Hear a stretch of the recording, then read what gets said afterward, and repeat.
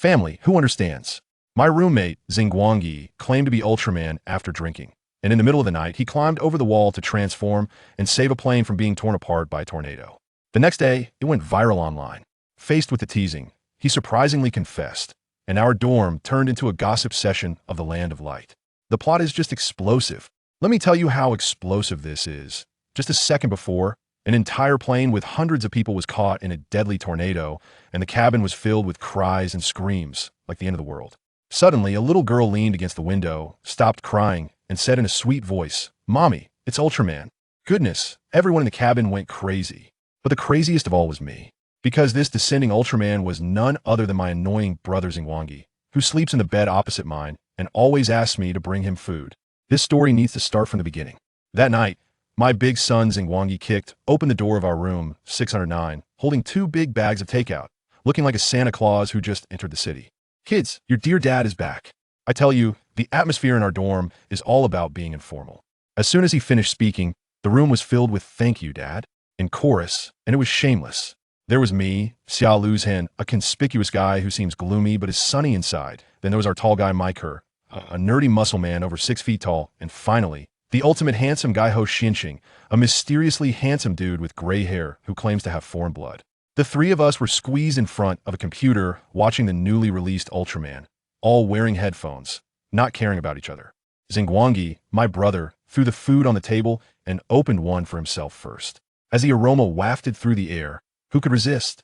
The 3 of us immediately rushed over like hungry wolves, dragging our gaming chairs with a whoosh. Ho Xinqing, this rich guy, noticed and dug out a dozen cans of beer from the bottom of the bag. "Nice one, Guangyi. Did your family give you living expenses?" Mike's eyes lit up at the mention of beer. Xingguang rolled his eyes at him. "Remember to transfer the money." After saying that, he glanced at the Ultraman on our computer screen and sat down to open a can for himself. Outside, heavy snow was falling, the heating was on in the room, and with a few cans of beer down, the atmosphere was just right. Xingguang, that kid, gets red-faced when drinking. Suddenly, he slapped the table and said mysteriously, "I have a secret to tell you." My gossip spirit ignited. What? Did you get a girlfriend?" "We'll just say it." Xingguang crushed the beer can in his hand. "I'm actually not human. I come from M78 Nebula, and I'm Ultraman." The air went silent for 3 seconds.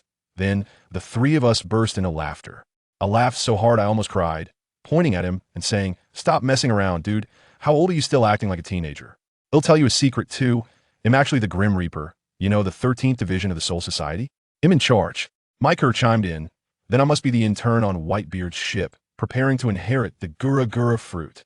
Ho Xinqing just laughed while grilling skewers, capping off her childish banter.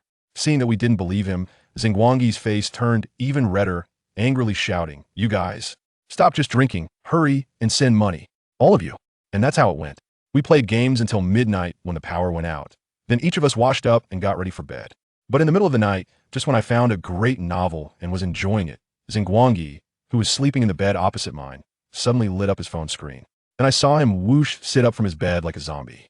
He didn't even have time to change clothes, just threw on a coat and rushed outside. I had just finished washing up and bumped into him. "Guangyi, where you going?" "Urgent matter. I'm going out." "The door is locked, man." Then I heard him shout from the hallway, "I'm climbing over the wall." Family, who understands, in the middle of the night, with heavy snow falling outside, climbing over the wall to go out. I immediately analyzed with my other 2 roommates that this guy was definitely in a relationship, and it was urgent at the stage of a hot date. But we guessed wrong. He really wasn't going on a date. He ran alone to the most remote grove on campus, pulled out a silver box I had never seen before, and with a click, a beam of light swallowed him. The next second, with a whoosh, a giant over 30 meters tall broke through the snowstorm and flew into the night sky. Then came the scene you later saw explode online. He appeared over a coastal city, holding the plane that was about to be torn apart by the tornado, like a true savior, steadily placing it on the airport runway. Everyone at the airport was dumbfounded. Countless phones were pointed at him filming, and the next day, he topped the headlines in every country worldwide. After delivering the plane, he wasn't done and flew back into that deadly tornado. Goodness, hidden inside the eye of the storm was a mysterious machine called Natural Control Machine Heaven Realm. My brother has a bad temper. Without a second thought, he drew a triangle with his hands in front of his chest, conjured up a sparkling energy ball, and shouted Delta Lightning Stream, directly blasting that machine to pieces. After finishing all this, he transformed into a streak of light and disappeared, hiding his achievements and name. The next day when we woke up, the dorm was quiet.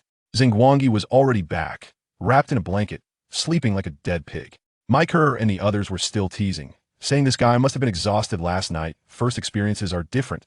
Look at how fake he is. But when I opened my phone, wow, it exploded.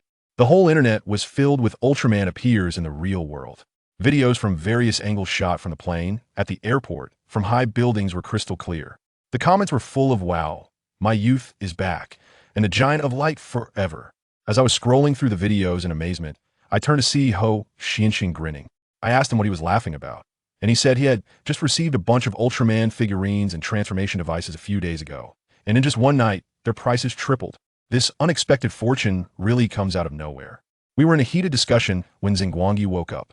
With a messy bedhead, looking dazed, he sat up and groggily asked what we were watching. I couldn't help myself and directly asked him, "Old Xing, honestly, who's your girlfriend? You must be exhausted from last night, right?" He stubbornly replied, "No, I don't have a girlfriend." Mike chimed in with a sharp remark, "Yeah, you can't tell us you didn't go on a date, but transformed into Ultraman to save a plane, right? Ha ha ha. I tell you, it was unbelievable." As soon as Mike said that, Xingguang, who had just been waking up, suddenly stopped talking. He stared at the two of us with a very complicated expression. My heart sank. Goodness, could it be? Did he really get exposed? I tell you, the next second, Xia, Lu's Hin, and Mike both focused their gazes on me like x-rays. The atmosphere was so tense, I could hear my own heartbeat. In that moment, I had a brainwave. Fine, let's come clean, no more pretending. After all, it's 4 years of college. If I ever transform and fight a monster, you'll need someone to cover for me, right? So I boldly leaned back in my chair, nodded. Yes, that's right, my buddy is Ultraman, the one who carried the plane last night. After saying that, I directly took out my transformation device from my pocket and, right in front of them, inserted the card. Let me tell you, as soon as the little image of Delta Ultraman appeared on the transformation device, the expressions on their faces were priceless. Their eyes were as wide as saucers, and their mouths were agape, big enough to fit an egg. Who understands, right? A handsome guy can look so ridiculous. I couldn't help it at that moment, and pulled out my phone to snap a picture. Hey, there was the best meme of 2025. The entire dormitory was so quiet you could hear a pin drop. Just then, someone's phone ringtone suddenly blasted. Just like the sunlight breaking through the night, dawn quietly sweeps across the horizon. Wow, the choice of BGM was just perfect. It turned out to be Ho Xianxing. This guy really had guts. He was still admiring the ugly photo I took when he finally reacted to the ringtone, slowly reaching for his phone on the bed. Hello, hungry group, right? Okay, he'll be right down. Then this guy, wearing pajamas and just draping a down jacket over it, shuffled down in his slippers. Before long, he came back up carrying a big bag of fried chicken and called out to us, come on, it's time to eat, stop dawdling." His shout immediately brought Xia, Lu Zhen, and my airco back from their petrified state. The two of them, as if waking from a dream, quickly moved their chairs over. I also sighed in relief, turned around to find a socket, and plugged in my precious transformation device to charge it. Once we started eating, the atmosphere immediately changed, shifting from the great secret revealed to the gossip talk from the land of light. Xia Luzhen picked at the chicken pieces and mumbled, "Hey Lao Xing, do you know Ciro?" "I know, he's a big shot. How would a small fry like me know him?" I answered casually. My airco immediately followed up with a question. "So what's your race? Red? Silver? Or blue?"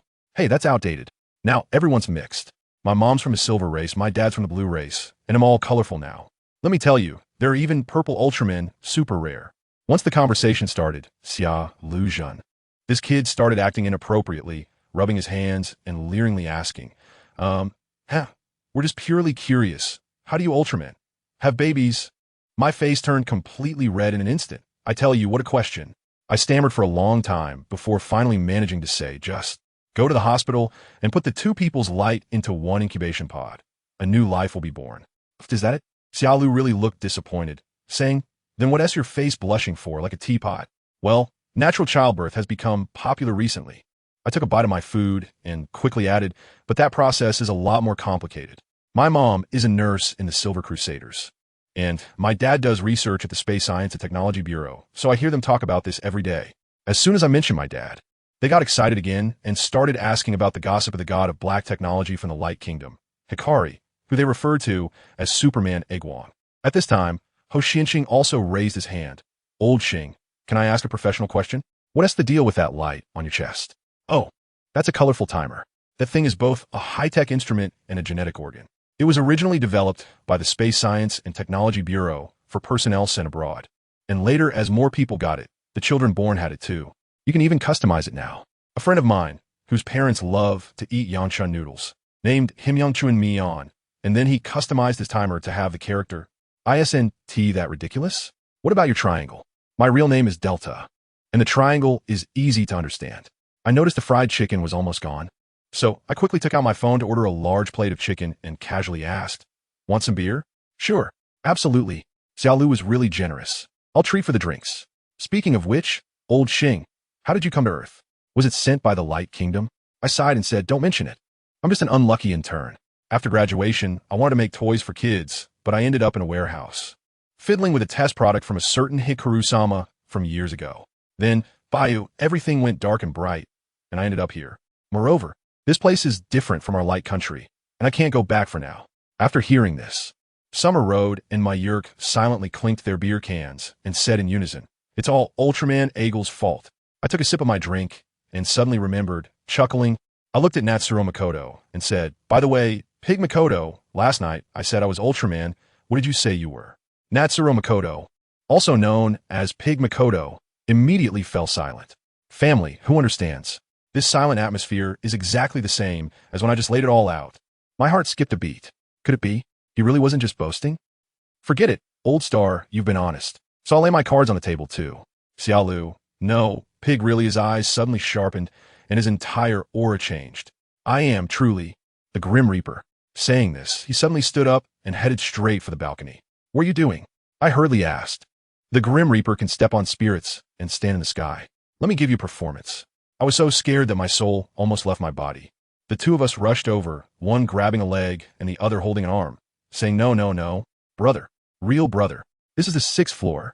It's no big deal if you fall and die, but if you hit the flowers and plants, that wouldn't be good." Exactly, it's broad daylight. It would be so embarrassing if someone sees. Jump at night instead. My Yerk's words were quite harsh. The pig was really amused by us. All right, let go. I'll show you in a different way." Back in the room, he held his head high and proudly said, "Of course, it's the Zampicket." I and my Yerk both had our eyes brightened, rubbing our hands in anticipation of the reveal. Guess what happened? This guy unbuckled his belt and started reaching inside. I was completely stunned at the time, covering my face and pointing at the balcony. "Pig, how about we discuss this? Why don't you just go jump off the building? Really, I think the world would be a better place because of it." "What do you mean?" He was not pleased. "What do you mean by that? Why are you digging in your pants?" I'm pulling out my Zampicket. Right before my shocked eyes, he really pulled out a katana from his pants. It was a genuine Zampicket, not that thing. Let me tell you, my worldview at that time was completely shattered. The Lingting really does have a unique way of attracting talent. I said stiffly, "Ahem, my situation is a bit special. I also traveled here. My Zampikudo can hide in the space around me, and recently it's been fond of crawling into my pants because of the cold weather. This Zampikudo really does take after its owner, equally inappropriate. I am Kisaragi Jinsuk." He tossed his hair, and he did have a bit of a noble vibe, though the unbuckled belt was a bit out of place. We checked, and sure enough, he is a noble from the Soul Society. His sister even appeared in the anime. To prove himself, he opened his computer, paused an episode of Bleach, pointed to a corner where there was a simple stick figure that was indistinguishable except for its golden hair, and proudly said, "Look, I'm right here." I, along with my Yerk and Ho Xianxing, leaned on the screen for a long time, looking at the subway elder looking at his phone. JPG. Sorry, we really couldn't see what was so impressive about this. After Zhu was honest, I decided, wow, 2 time travelers in one dorm. My Yerk quietly chimed in next to me. "No, actually there are 3. I silently picked up a can of beer with Pig, and we took a big gulp to calm our nerves. "Barley, are you in on this too?" Marco nodded and said his real name was Akfers, from the Whitebeard Pirates in the One Piece world. He was saved by Marco, so he gave himself a homophonic name, Marco. He also came from another world. Evidence? Pig asked what I was thinking. "Look at this," Marco said, dragging a large wooden box out from under the bed and prying it open with a crowbar. Inside the box lay a fruit that looked extremely bizarre. A devil fruit. The 3 of us recognized it immediately since we had all watched One Piece. "Yes, it's the rock fruit," Marco said. "I just found it and didn't have time to eat it before I crossed over. If anyone wants to eat it, go ahead. I have no use for it." "No, it's your opportunity. You should eat it yourself," I advised him. Marco didn't hesitate. He took a small knife, cut a piece, and stuffed it in his mouth. The next second, his whole face wrinkled up like a bitter melon, and he almost spit it out, quickly downing some beer to swallow it. "Damn, it tastes terrible." Guess what happened next? Ho Xianxing, looking curious, leaned over and asked, "Can I try some?" Not just him. I couldn't resist either.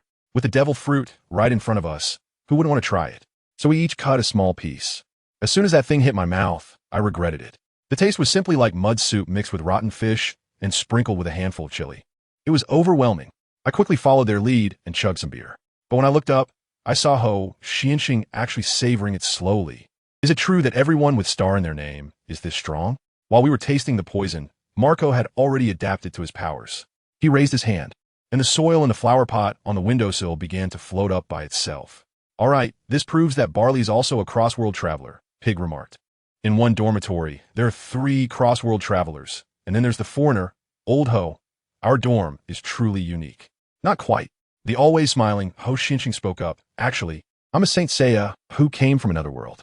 The beer I just drank almost made me spit it out. We were all stunned and went through the motions extremely perfunctorily. All right, as long as you're happy, prove it. That was exactly what Ho Xianxing was waiting for. He took a small silver medal from his neck and threw on the ground. Whoa, stop, stop, stop.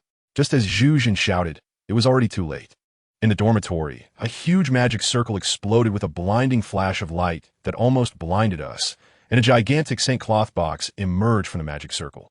Only I, being in the land of light every day, could still keep my eyes open. I am the Silver Saint of Ophiuchus. Ho Xianxing even dropped a huge bomb on us, saying that Athena from their world had secretly been married to Seiya for many years. Wow, isn't this more exciting than Boruto? Great, now it's clear. If you're not a traveler, please leave this room. All 4 of us in the room are from the 2-dimensional world. Me, Ultraman, Zhu Jun, the Grim Reaper, Demai, a crew member of One Piece, and Old Ho, a saint. Our dormitory 609 is practically the offline branch of the Traveler Alliance. After everyone cleaned up the mess, Mayurk was going to throw away the leftover devil fruits. But Old Ho actually took them with a happy face, saying he thought they were quite tasty. This guy has taste buds, must have some factory settings issues. I looked at him and casually asked, Old Ho, how did you find out about Athena and Seiya's secret marriage? Ho Xianxing just smiled at me, his expression inscrutable. After eating and drinking enough, it was time to get down to business. I returned to my seat, opened my transformation device, and projected a holographic screen and keyboard into the air, starting to analyze the remains of that monster machine from yesterday, hoping to find some clues. The pig next to me leaned over and asked, Old Xing, how long have you been in this world? I thought for a moment, scratching my chin, and said, it's been about 3 years, but this is the first time I've seen a monster. Speaking of which, how long have you all been here? Over 3 years. Zhu said, I tell you, good fellow, is our dormitory a meeting place for time travelers? Mayurk also mentioned more than 3 years.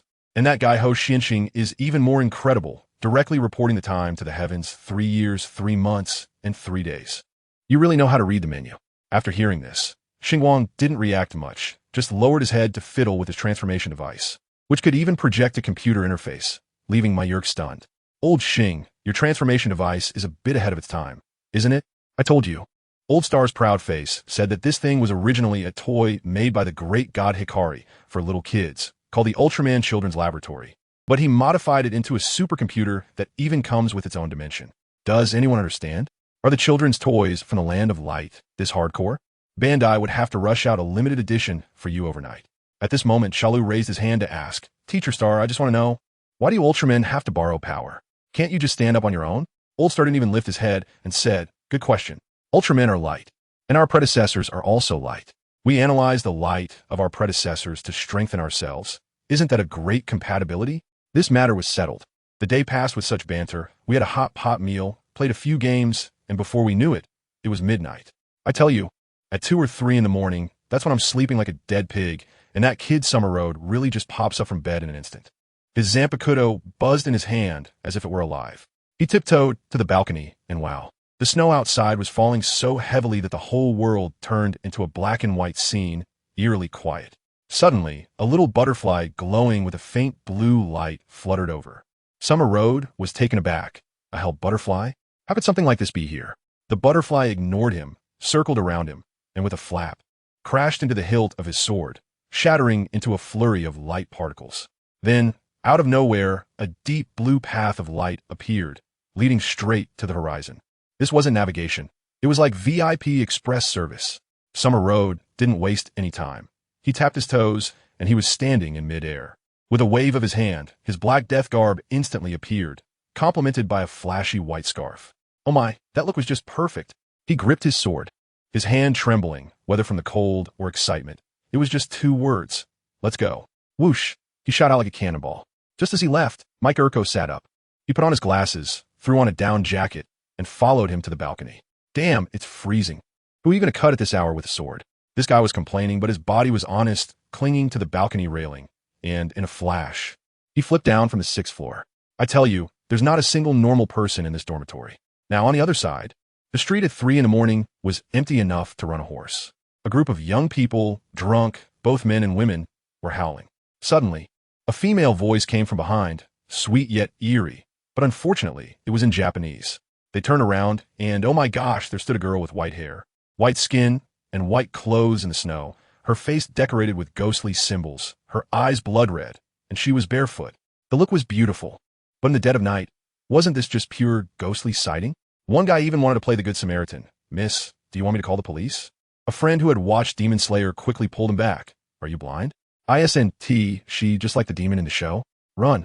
Seeing they couldn't understand Japanese. The ghost girl smiled. Well, I might as well fill my stomach first. As soon as she finished speaking, she lunged forward like a flash of lightning.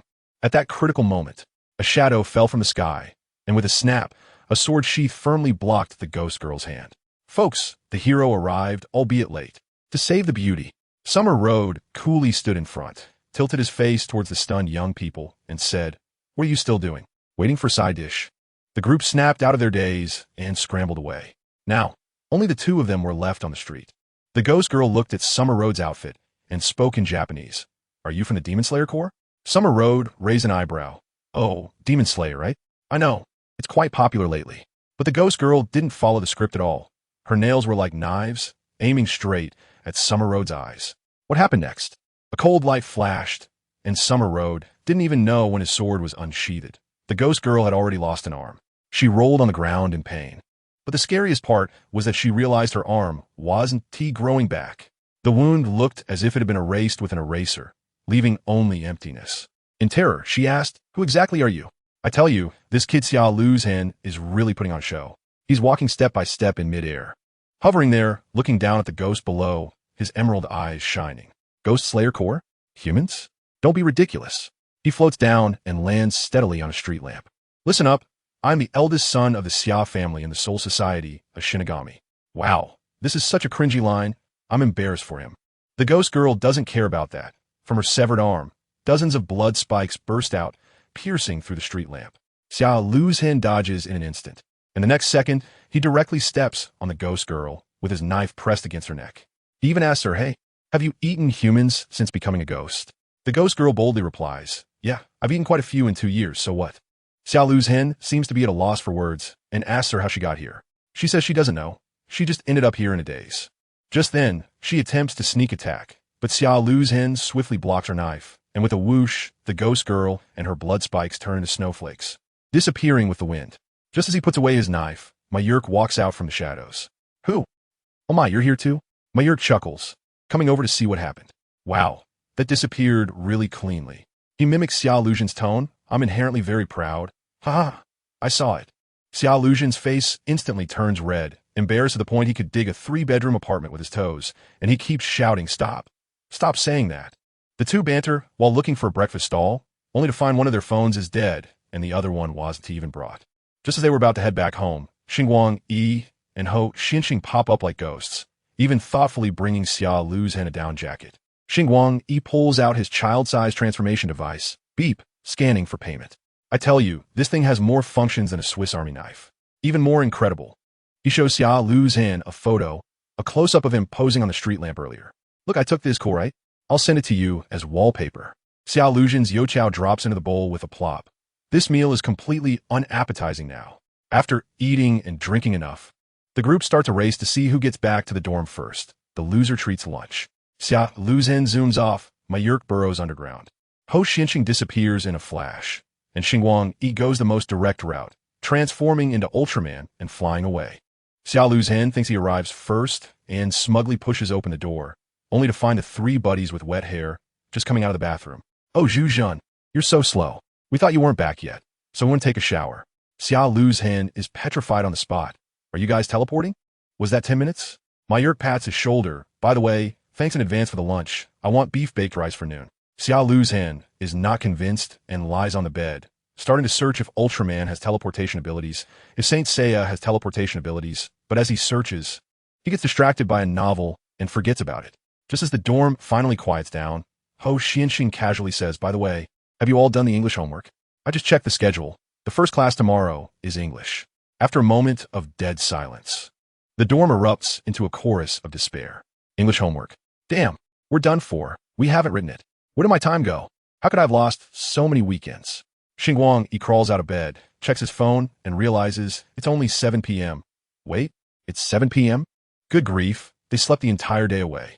This weekend ultimately ends with the four of them staying up late to finish their homework. Early Monday morning, the four, sporting dark circles under their eyes, head to English class. I tell you, the English teacher, Shun Daz, known as Brother Daz, starts the class by calling roll and requiring recitations. His eyes are like radar, and he immediately spots Xia Lu's hen, who has buried his head in his book. Asian, get up and recite. Xia Lu's hen can only reluctantly stand up, stammering out 2 or 3 sentences. Brother Daz sees his pitiful state and lets him off the hook. After calling 3 more names, he finally begins the official lecture. They barely make it to the end of the class bell. Brother Daz is not one to drag on. As soon as he hears the bell, he declares class dismissed and runs off to smoke in a secluded area. Ah, saved. I tell you, the whole school was in an uproar at that time. Everyone was shouting that Ultraman had arrived, and the scene was just like a New Year's celebration. But that kid, Xingguang E, also known as Delta, couldn't relax at all. The last time that robot called Tianjia had its defense system off, it was just a gift. Today was his first real combat debut. He glanced back at the chaotic school and had only one thought in his mind. The battlefield absolutely cannot be here. Turning back, he fixed his gaze on the giant milk teacup in front of him, over 50 meters tall. Wow, although he had never seen one before.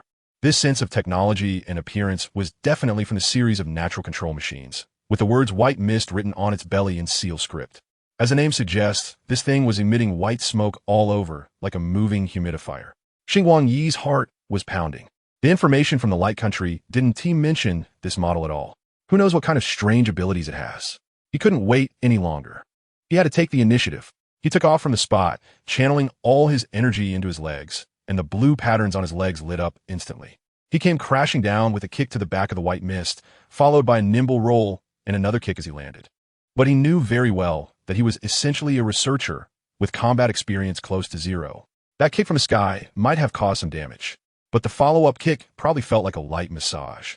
Sure enough, the milk teacup robot swayed a bit, then immediately turned around, smoke billowing. Charging at him like a locomotive, Delta remained calm, performed a backflip, easily dodging the charge, and as he landed, he shot out a few energy arrows, accurately hitting the joints of White Mist's legs. With a few explosions, that big guy immediately lost balance and sat down on the ground. An opportunity arose. Delta quickly crossed his hands above his head, preparing to unleash his big move. But that thing played dirty. Just as Delta was charging his attack, a large amount of white smoke suddenly enveloped it. When the smoke cleared, good heavens, both the robot and the mist had vanished without a trace. Who understands this? Fighting, and suddenly the enemy disappears. Delta quickly halted his big move, took a defensive stance, and scanned the surroundings cautiously. In the next second, he felt a solid hit on his back, and his whole body flew out like a rubber ball.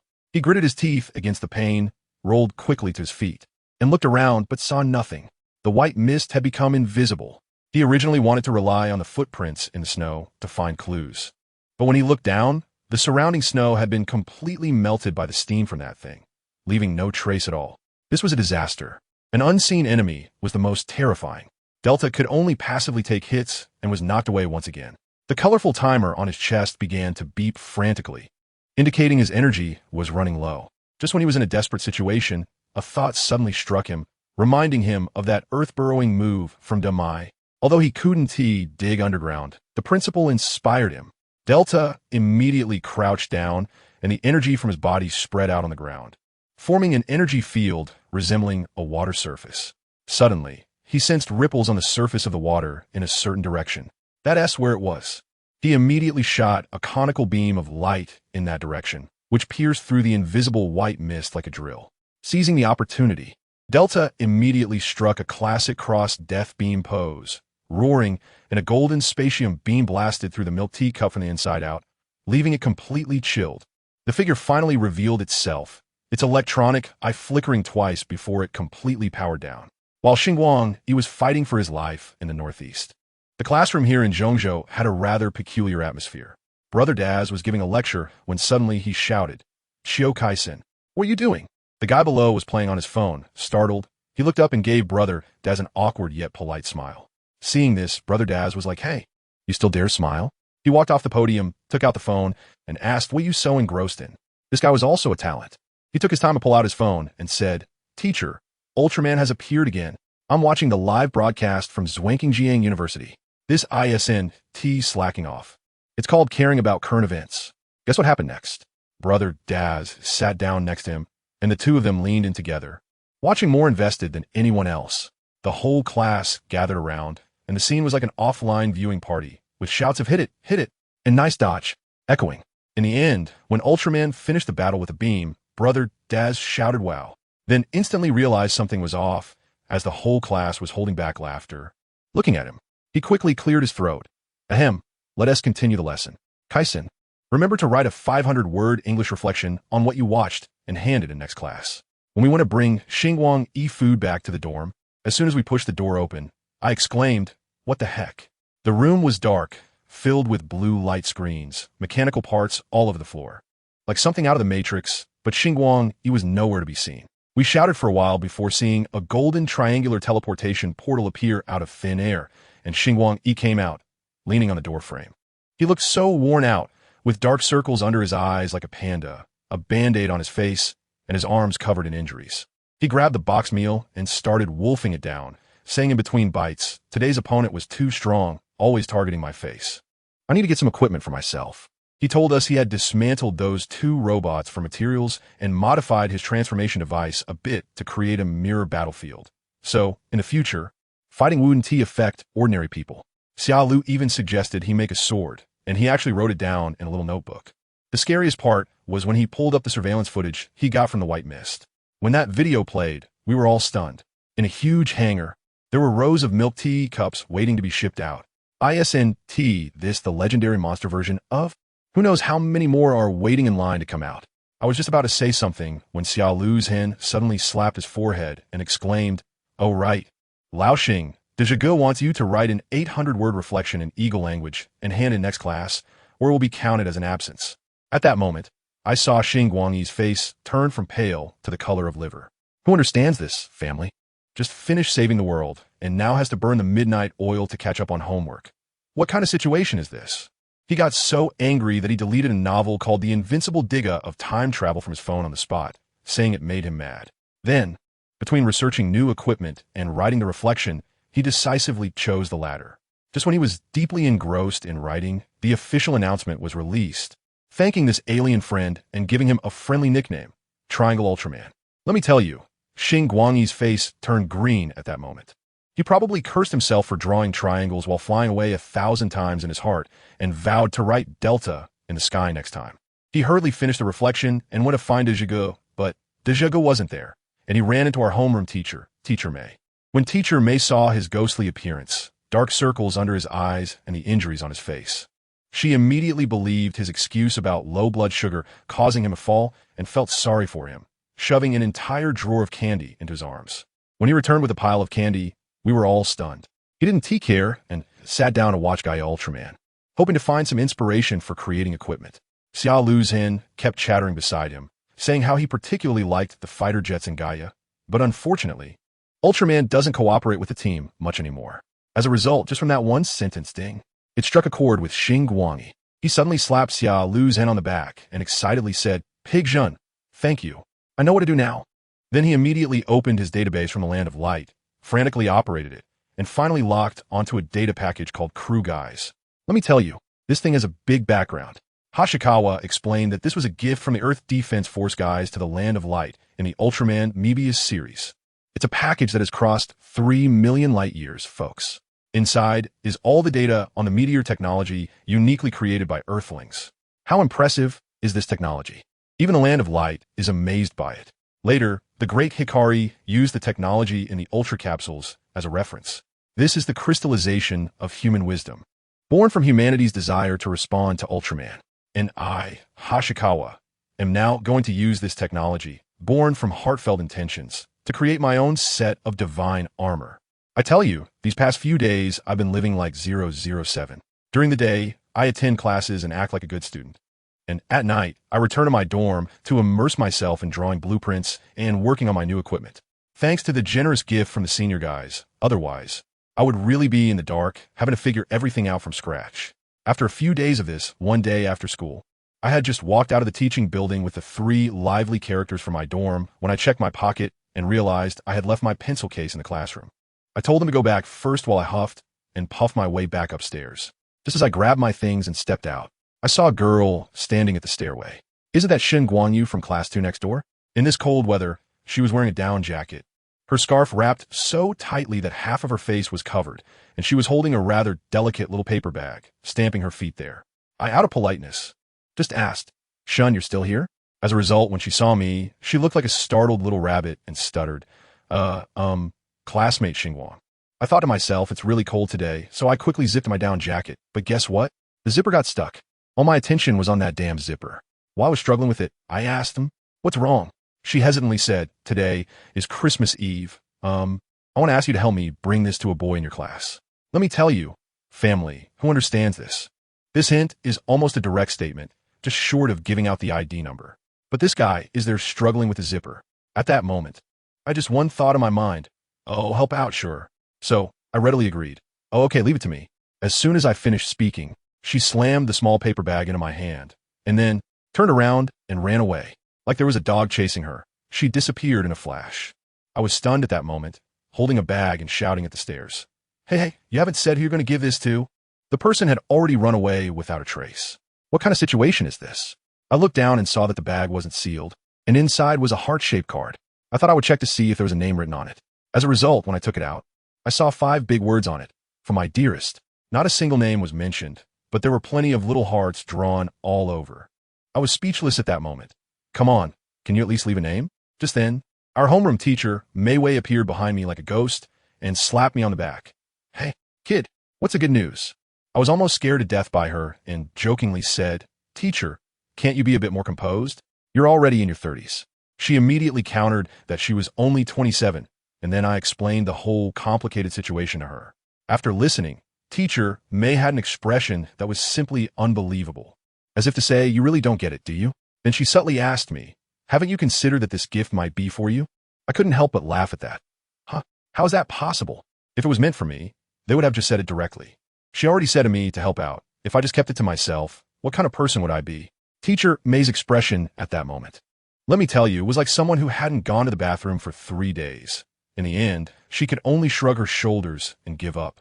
There was no other way, so I had to ask the class representative, Ling Xuanqi, for Xingguang's contact information. Ling Xuanqi was quite straightforward and sent me a string of numbers. I copied and pasted it, searched on social media, and guess what came up? A profile picture of a muscular guy. When I opened the homepage, the background picture was of a mohawk guy wearing only tiny underwear. I was stunned at the time. I didn't expect that Xingguang had such a hobby. While thinking about this, I clicked to send a friend request and added my name as a note. On the other end, Xingguang ran back to her dormitory, feeling like she was almost floating. She dove in her bed, hugged her pillow, and giggled foolishly, her mind filled with thoughts that he must have understood my meaning. Her roommate saw her like this and thought she had gone crazy from a failed confession. But it didn't take long before Ling Xuanqi from their dorm returned and doused her with cold water as soon as she walked in. "Xiao Yu, that Xingguang seems to have misunderstood your meaning."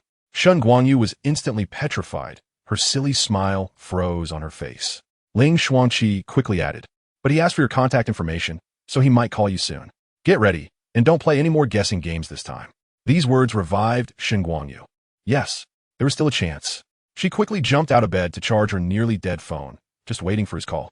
Soon, the phone rang. She took a deep breath, pressed the answer button, gathered all the courage she had in her life, and shouted into the phone, "Guangi, I like you. Please let me be your girlfriend." There was silence on the other end for a full 3 seconds, and then a cautious, unfamiliar male voice came through. Sorry, I'm not Guangi. Your express delivery from SF has arrived. Please pick it up at the campus business center." Merry Christmas to you all." After saying that, the delivery guy hung up the phone at lightning speed. When I got back to the dorm, those three were huddled together wearing headphones, watching Ultraman. I put the gift bag away first, then went over to take a look. Wow. It was Belial beating up the kids in Super Galaxy Legend. I was just wondering, why do you guys wear headphones while watching Ultraman? It feels like you're studying or something. When Summer Road really took off the headphones and said it felt great, this curious baby, Mayurk, asked me, "Old Star, did this really happen in your land of light?" I took a sip of water and almost burned myself. Then I started telling them about the real history. In the movies, it looks so calm. But let me tell you, the real situation was like a hellish scene. Bariat didn't come alone. He was followed by a bunch of remnants of the alien coalition, and the entire land of light was invaded. When the plasma sparks went out, most of the Ultramen were frozen into ice sculptures. That guy, Shalajun, wanted to persecute Senior Max and asked him what it was like back then. I gave him a sideways glance and said, "Let me tell you, Senior Max is a real man. Back in our shelter, he single-handedly held off a group of enemies. That silhouette I will remember for a lifetime." Later, it was Captain Melas who came to provide support, which stabilized the situation. By the time we finished watching the movie, it was already dark outside. Shalajun suggested going out for dinner, but Mayurk directly refused, saying, "No way, it's Christmas Eve today. Do we want to go out as 4 single dogs and eat dog food until he burst?" Later, when we talked about the people we liked, that guy Shalajun actually said he had someone. The three of us were burning with gossip, and after holding it in for a long time, he finally said, "I like Rukia Kachiki." I almost spat out my drink at that moment. Then this guy started, speaking with deep emotion. Although Rukia is short, has a bad temper, lacks taste, and has a poor figure, no breasts, no, but plus she has a troublesome brother-in-law at home, I really like her. Goodness. I almost dropped my phone like an old man on the subway. Is this a confession? This is personal attack. I silently activated my recorder and captured his nonsense. When Shalujini saw this, his face turned green, and he quickly begged for mercy. In the end, I deleted the recording in exchange for him treating us to dinner and promising to buy me drinks for a week. Just as we were in the middle of this, our takeout order was canceled by the restaurant, saying it was too busy on Christmas Eve and sold out. At that moment, an alarm went off on my transformation device screen. Seriously, not even a break on Christmas Eve. I stretched and stood up. Time to fight monsters again? Well, I don't need to take my food with me. I transformed into a human-sized Ultraman, just as the club outside was setting off fireworks. I took advantage of the colorful lights from the fireworks and darted out, aiming for stealth. I flew east all the way to the spot marked on the map, which was a snowy forest. As soon as I activated my enhanced vision, I quickly locked onto the target. When I clearly saw who it was, I was shocked. How could it be them? After I left, in the dormitory, Xiao Luzhin and Mayurk were also preparing to go out to find food, leaving Ho Xianqing alone in bed. Suddenly, a black butterfly flew straight through the glass and headed for the Zampakudo left on the chair by Xiao Luzhin. The mission was here. Before the butterfly could land, Ho Xianqing had somehow flashed to the side of the chair, grabbed the butterfly with a smile, as if negotiating with the Zampakudo. "Sorry, can I take this opportunity? I haven't moved in a while. My body is almost rusty." I don't know how he communicated, but the next second, the butterfly in his hand shattered into light particles. He didn't even put on his down jacket, directly walked to the balcony, and another wave of fireworks exploded. When the fireworks dissipated, there was no one left on the balcony. 3 minutes later, in a commercial plaza in the neighboring city, Ho Xianqing's figure appeared. The Christmas atmosphere here was incredibly strong, with couples everywhere and girls giving out gifts. Ho Xianqing's face, standing there, was directly as handsome as Nagisa from the second dimension, leaving the girl handing out flyers nearby in a daze. Just as he was about to search for who Nagisa was, his expression suddenly changed. Not far away, a guy over 2 meters tall, wearing a flashy cloak and a red-eye mask, appeared out of thin air. I tell you, that outfit looked like it just escaped from a Chinibu comic convention. The onlookers thought it was a cosplay performance for Christmas Eve. But then that guy opened his mouth and spoke pure Japanese, shouting at Ho Xianqing, "Where is this? Did you bring me here?" Ho Xianqing just laughed, squinting his eyes, fully in his sharp-tongued mode. "I'm curious, Mr. Whatever Beast, dressed like a circus clown. How do you have the nerve to ask questions with such arrogance? Didn't the circus teach you manners? Only how to do handstands and roll balls?" That guy immediately lost his composure and launched a brutal attack, whipping a bloody whip at him. Ho Xianqing dodged it, as if he were just taking a stroll, even adding a jab. Wow, that sound of breaking air almost matches the old man in the park spinning atop. The monster was furious, screeching loudly, and released a swarm of bats.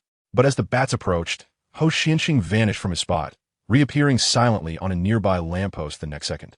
This move left that blood-sucking beast completely bewildered and excited the onlookers. Everyone was holding their phones up, and I even thought of a title for their live stream. Shocking. Christmas Eve sees EVA battle Digimon. I tell you, the live stream room exploded at that moment. The bullet comments were scrolling so fast, it was almost like a PPT. But guess what? The most confused ones weren't the netizens, but my two buddies, Xia Lu's Hen and my Yurk, who were eating in the school cafeteria. These two single guys, instead of going to crowded places on Christmas Eve, ran back to the cafeteria to enjoy the special single dog meal for bachelors, meat version combo, while scrolling on their phones. My Yurk almost spat out his sour fish and directly shoved his phone in Xia Luzhen's face. Zhuzhen, look quickly. Isn't that old ho up there showing off on the streetlight? Xia Lu's Hen was still chewing on a meat pie, glanced at the screen, and wow. It was indeed our dorm's gray-haired foreigner, Ho Xinqing. The problem is the live stream location is in a neighboring city. How did he teleport over there? The two stared at each other, and Xia Lu's Hen, not believing in evil, took out his phone and made a call. Then, the entire online audience witnessed an epic moment. The aloof male god on the streetlight casually pulled out his phone from his pocket and said, "Hello? Zhuzhen, what's up?" If I had been in the cafeteria at that moment, I would have laughed under the table. Xia Lu was so embarrassed that he was almost digging his toes into the floor, quickly saying, "It's okay, you carry on." He wanted to hang up the phone. But guess what that old ho on the other end said? He got excited. "Haha, are you guys watching a live stream? Hey, family, can you see me?" While saying this, he even started waving his hand. And the key point was that he was waving in the wrong direction. My Yurk next to him was covering his face. And the family members were like, who understands? At least he's a Saint Seiya, and he's acting like he's never seen the world before during a live stream. It's so embarrassing. On the other side, that vampire beast had a face as dark as a pot bottom. Just imagine that scene. He'd been posing for a long time, and then the guy on the opposite side, in front of the whole internet live stream, answered a phone call, chatting about daily life, and still waving over there. This is simply workplace bullying. Old Ho finally finished the call and politely said, sorry, it was a friend's call. Where were we? The vampire beast was furious to the point of almost having a stroke, but still squeezed out a sentence between clenched teeth. Where is this? Who are you? Oh, Old Ho smiled, his squinted eyes resembling a lucky cat. I am the silver saint of Ophiuchus under Athena. As for where this is, it's your grave. As soon as he finished speaking, the vampire beast exploded. His lower body disappeared, and with a bang, a sky full of blood bats burst out and charged towards the onlookers. The crowd screamed instantly. Old Ho just stood there, too lazy to even raise his hand, and simply said 2 words, crystal wall. Buzz. Several transparent walls rose from the ground, directly separating the bats from the crowd, and then instantly closed in, trapping the 2 of them in a duel arena. The bats crashed into the walls, and with a pop, they all shattered. Let me tell you, the wall was originally colorless, but this guy thought it looked bad and insisted on dyeing it a flashy light purple for visual effect. Then something even flashier came. He threw a necklace onto the ground, and a golden magic circle appeared, with a big box popping out with a bang. The live stream chat went crazy. Wow. It's a holy armor. You thought it was EVA, but it's actually my Saint Seiya. In the next moment, the stars in the sky began to spin wildly, and Ophiuchus directly moved above the box. I estimate that hundreds of astronomers around the world were scared to death on the spot. A beam of light shot out from the box, directly connecting to the constellation. Then click, click, click, the box transformed into a silver armor statue. And then whoosh. It broke down into pieces and automatically dawned Old Ho. And it wasn't over yet. His small universe suddenly exploded, and that silver armor began to glow, the color getting deeper and deeper, until it turned into a dazzling golden armor. Even the cape behind him was automatically generated. Wow, they just upgraded for free on site. Once the aura opened, the vampire beast was scared to pee. This pressure was even more intense than the ultimate form. At that moment, he wanted to transform into a bat and run away, but Old Ho flashed right in front of his face, so fast that there was no afterimage left. Don't rush to leave, buddy, give me some face. Before he could finish his sentence, he threw a punch. That wasn't just a punch. From our perspective, it looked like a golden electric net covering everything, instantly delivering 100 million punches. The speed completely surpassed the speed of light. The vampire beast was hit and suspended in midair, unable to even feel the pain, and his body began to collapse. When the electric light dissipated, that guy fell to the ground like a rag. Old Ho scratched his head, wondering if he was too heavy-handed. Then the vampire beast on the ground began to mutate, his body swelling wildly, wings spreading, arms growing 3 to 4 meters long, completely going mad, transforming into an incomplete ultimate form, howling as he punched over. Old Ho stood still, initially planning to extend a finger, but then perhaps thinking it was too insulting, he switched to his palm and gently supported it. Diamond Star Fist. With a backhand punch, this time accompanied by absolute zero frost.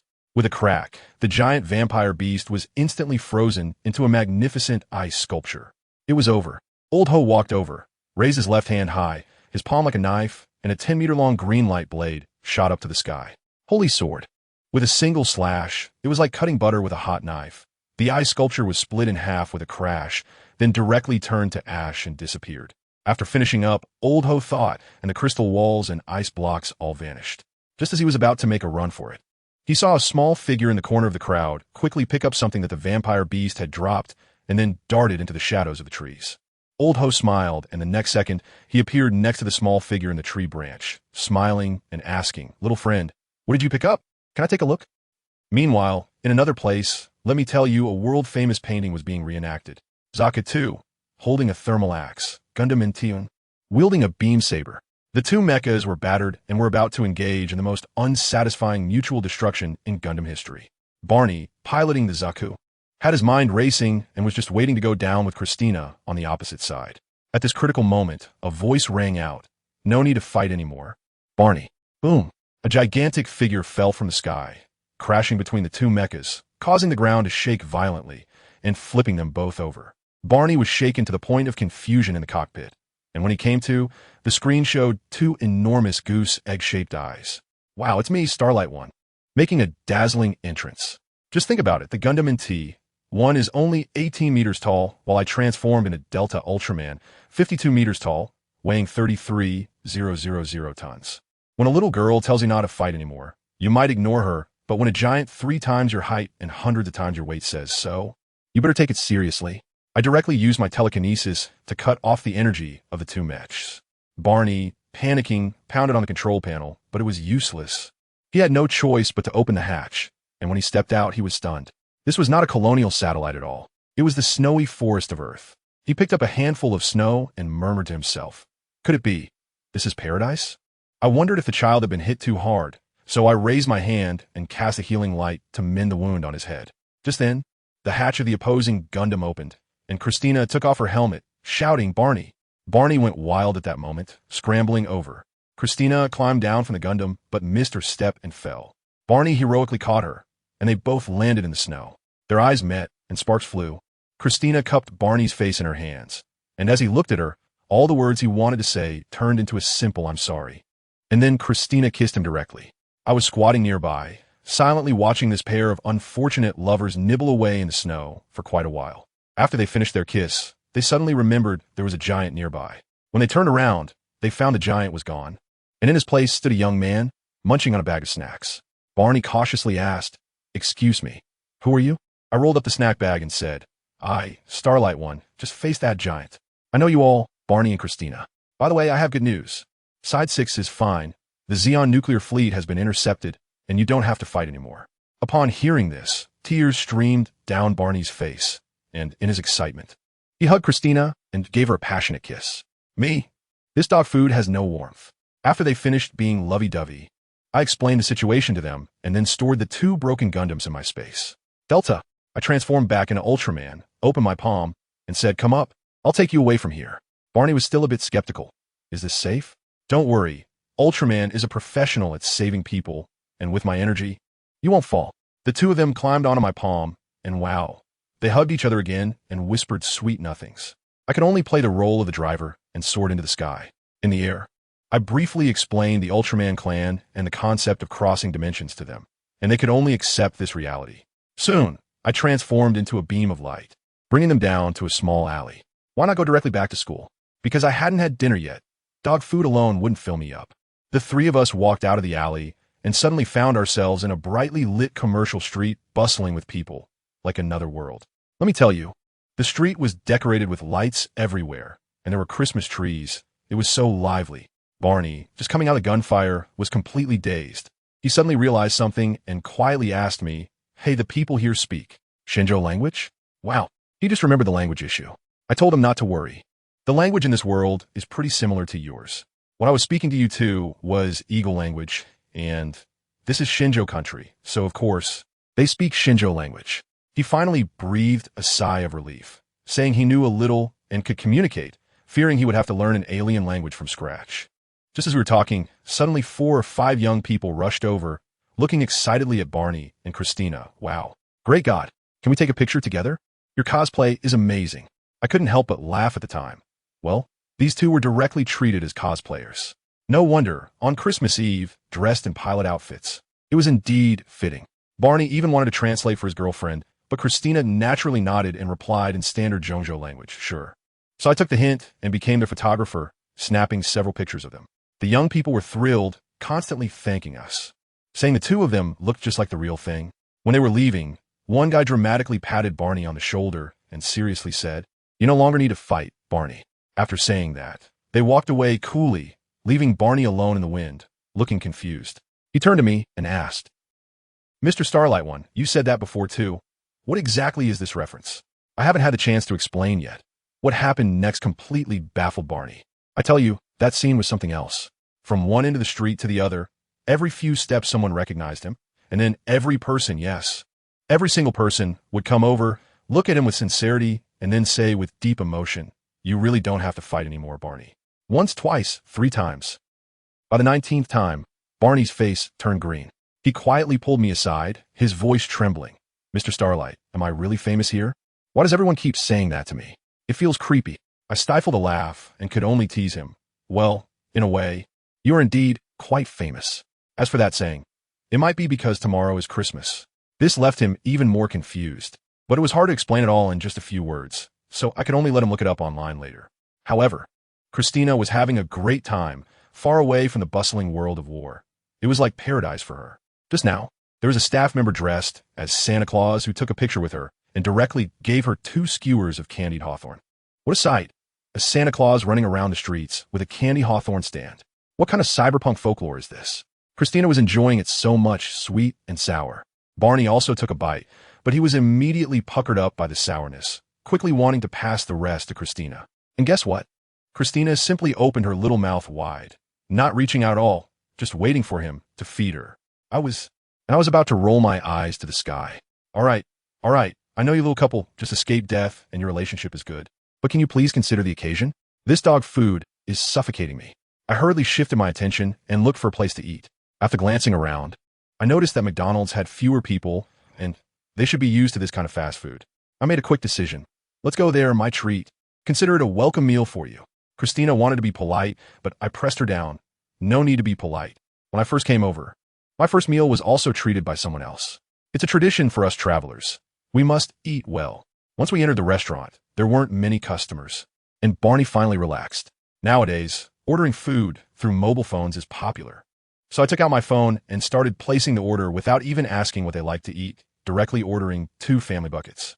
Before paying, I hesitated for a moment, realizing I forgot to use the coupon, feeling like I lost a fortune. After placing the order, I told them, by the way, a few of my buddies will be coming over later. They're also travelers like you.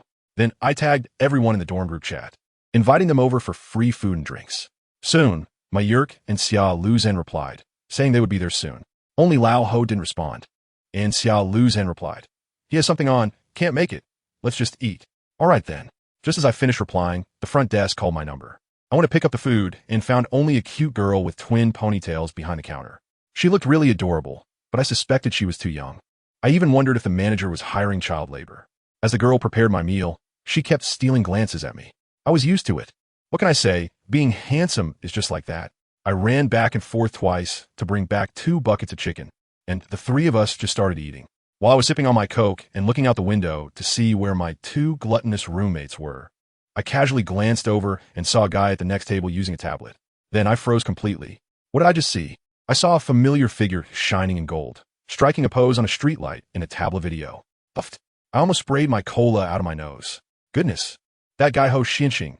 How did he go from my dorm to becoming the king of streetlights in such a short time? This whole situation is just absurd. Like a fever dream generated by AI. Christina noticed my reaction and quickly asked me what was wrong. I waved my hand, saying it was nothing, just saw something unpleasant, and needed to use the restroom. I rushed into the bathroom, splashed some cold water on my face, and barely managed to calm down. Back in my seat, my two gluttonous roommates, Xia Lu's Hen and my Yurk, had also arrived. Pig Shen, Dal Moi, over the head. I waved at them. Xia Lu's Hen plopped down, glanced at Barney and Christina, and his eyes lit up.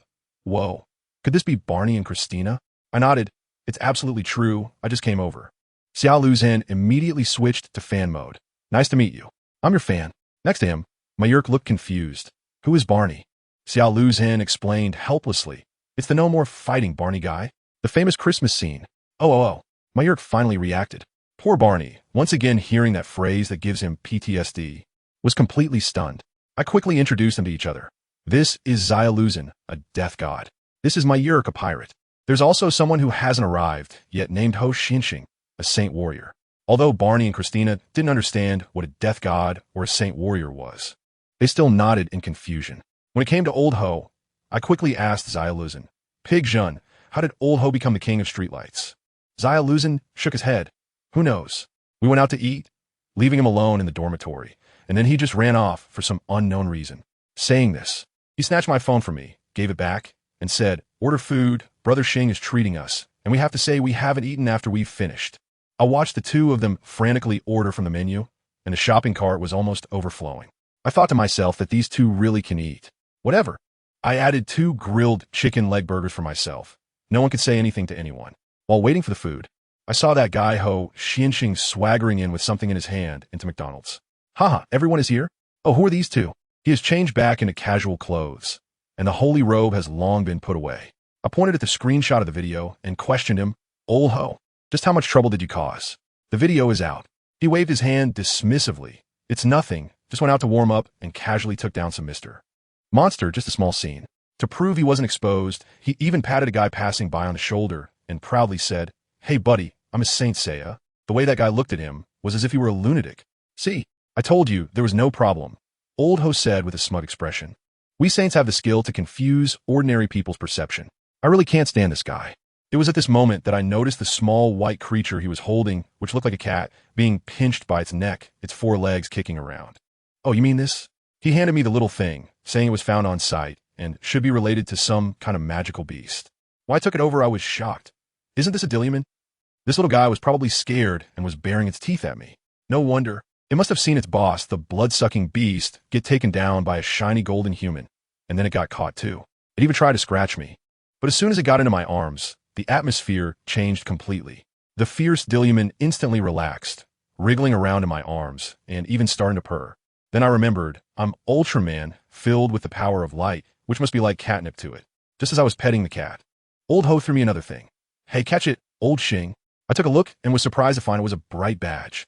Goodness, as soon as this badge touched me, it instantly lit up like a searchlight, emitting a blinding glare. I was so scared that I quickly cut off the energy connection.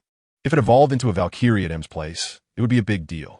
The drunken beast also woke up from its tipsy state, its big watery eyes staring at me, and suddenly spoke. You are the person I've been looking for. As soon as it said that, it stunned everyone at the table. Barney and Christina exclaimed in unison, the cat is talking. I quickly covered the mouth of the Dilliman, signaling everyone to stay calm. Seeing that we would soon be making the news, we hurriedly packed up the remaining food and left McDonald's in a grand procession.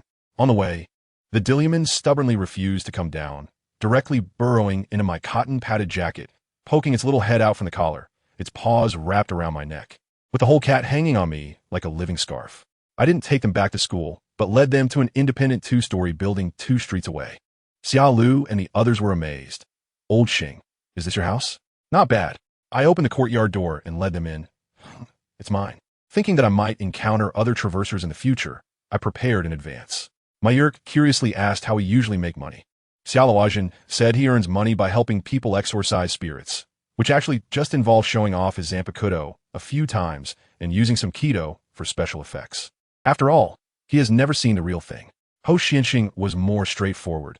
He brought his own gold when he went out, sold some for money, and now lives off the interest. As for me, I took out a piece of green crystal compressed using light energy technology and said I had sold some of this stuff. As a result, Delushu looked at the crystal, nearly drooling. While chatting, we ended up talking about our experience of making our first money after we just crossed over. I told them, when I first arrived, my first meal was treated by someone else. In fact, I had just crossed over in the middle of the night and was feeling extremely weak, only to encounter a group of drunkards looking for trouble to beat me up. Although I was weak, I was still Ultraman, and in just a few moves, I took them all down. When I left, I picked up some money from one person's wallet, and that's how I got to eat a warm meal. My Yerk was taken aback. Isn't that robbery? Nonsense. How can Ultraman's actions be considered robbery? It's just giving him a little lesson.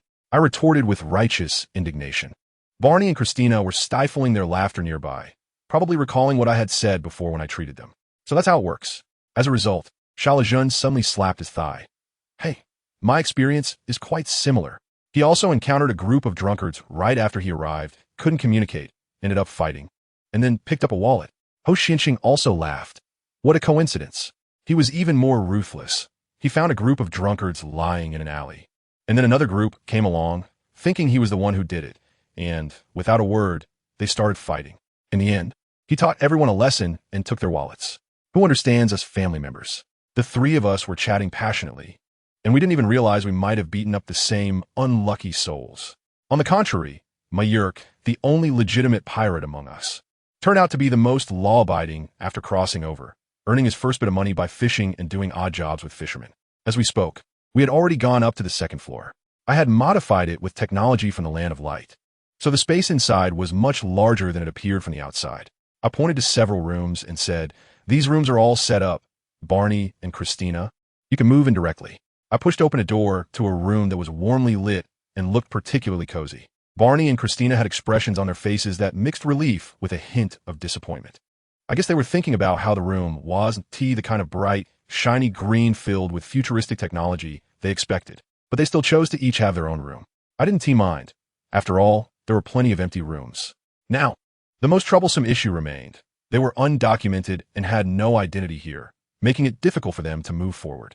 As soon as I brought this up, Myurko suddenly exclaimed, pulled out his phone, and started scrolling through his contacts, saying he knew someone who could help. Let me tell you, the expression on his face was so mysterious that I thought he was referring to some underground organization leader. But then he said he saw a small advertisement 2 years ago on a telephone pole offering professional document services for $200, and it was totally legitimate, could even be verified online. Wow, that was just like my old business. While he muttered about whether the number had changed, he found a contact labeled Professional Fake Document Services and called it right away. The next second, my phone in my pocket rang. The entire room fell silent in an instant. All eyes were suddenly focused on me. I awkwardly took out my phone and answered, "Hello, hi." On the other end, Mayeka, Ayu, E. Who understands this atmosphere? Family? It's like a major social death scene. My mind went blank for 3 seconds, and suddenly it hit me. Oh, right. I remembered. I used to do odd jobs like posting flyers and making fake IDs to earn money. Meyer's face looked like he had just swallowed a fly as he stared at me and managed to say, "Are you really an Ultraman from the Land of Light?" His expression seemed to say that I had completely disgraced the face of our Land of Light. I quickly tried to save face and said, "What is this called?" "This is called being flexible. Besides, as Ultraman, we often have to forge identities when carrying out missions in outer space. This skill is passed down in my family." The more I explained, the more their expressions towards me seemed off. My Yerk looked at Xia Lu's Hen and Ho Xinqing with despair. "You too. Didn't T also ask him to handle it?" "Did you?" Ho Xinqing shook his head and said he directly used his superpowers to break in. Xia Lu's Hen thought for a moment and said she indeed had someone handle it, but it was a young girl. All right, let's not talk about this anymore. The more I talk, the more I seem like a villain. I quickly urged, let us resolve their identity issues first. And you can witness my family skill. I brought the two of them to my room, and as soon as I opened the door, my precious computer shone brightly. Let me tell you, this thing is an ultimate patchwork monster, a bunch of second-hand junk pieced together with the black technology from the Land of Light. Barney and Christina, both mechanical enthusiasts, curiously leaned in to take a look, and the next second, their expressions froze. Honestly, who understands this? Which family has a washing machine, a refrigerator, and an air conditioner stuffed into their computer case? Christina's gaze was filled with doubt about this world's technological tree. I chuckled and powered it on. The drum washing machine inside the case started spinning with a hum, flashing colorful lights, showcasing a cyberpunk drum cooling system. I then plugged in the transformation device on top of the computer, and it was all set. For me, getting some identification is a piece of cake. With the technology from the Land of Light, hacking into Earth's database is like going home. I typed away on the keyboard, asking them their ages. Barney said he was 19, and Christina said she was 21. Barney was shocked. Wow, Christina, you're 3 years older than me. Goodness. That statement directly filled Christina's gaze with murderous intent. I shook my head internally. The road just got narrow for my brother. In a few minutes, a flash of light appeared on the small platform next to my computer, and 2 brand new ID cards printed out of thin air. I handed them the IDs. 2 spare machines I had, the room key, and a stack of cash, saying, "Welcome to this world. We college students have to roll back to the dorm to sleep." On the way back, the 4 of us completely let loose. Previously, we pretended to control our food intake, but now that our identities were revealed, why bother pretending?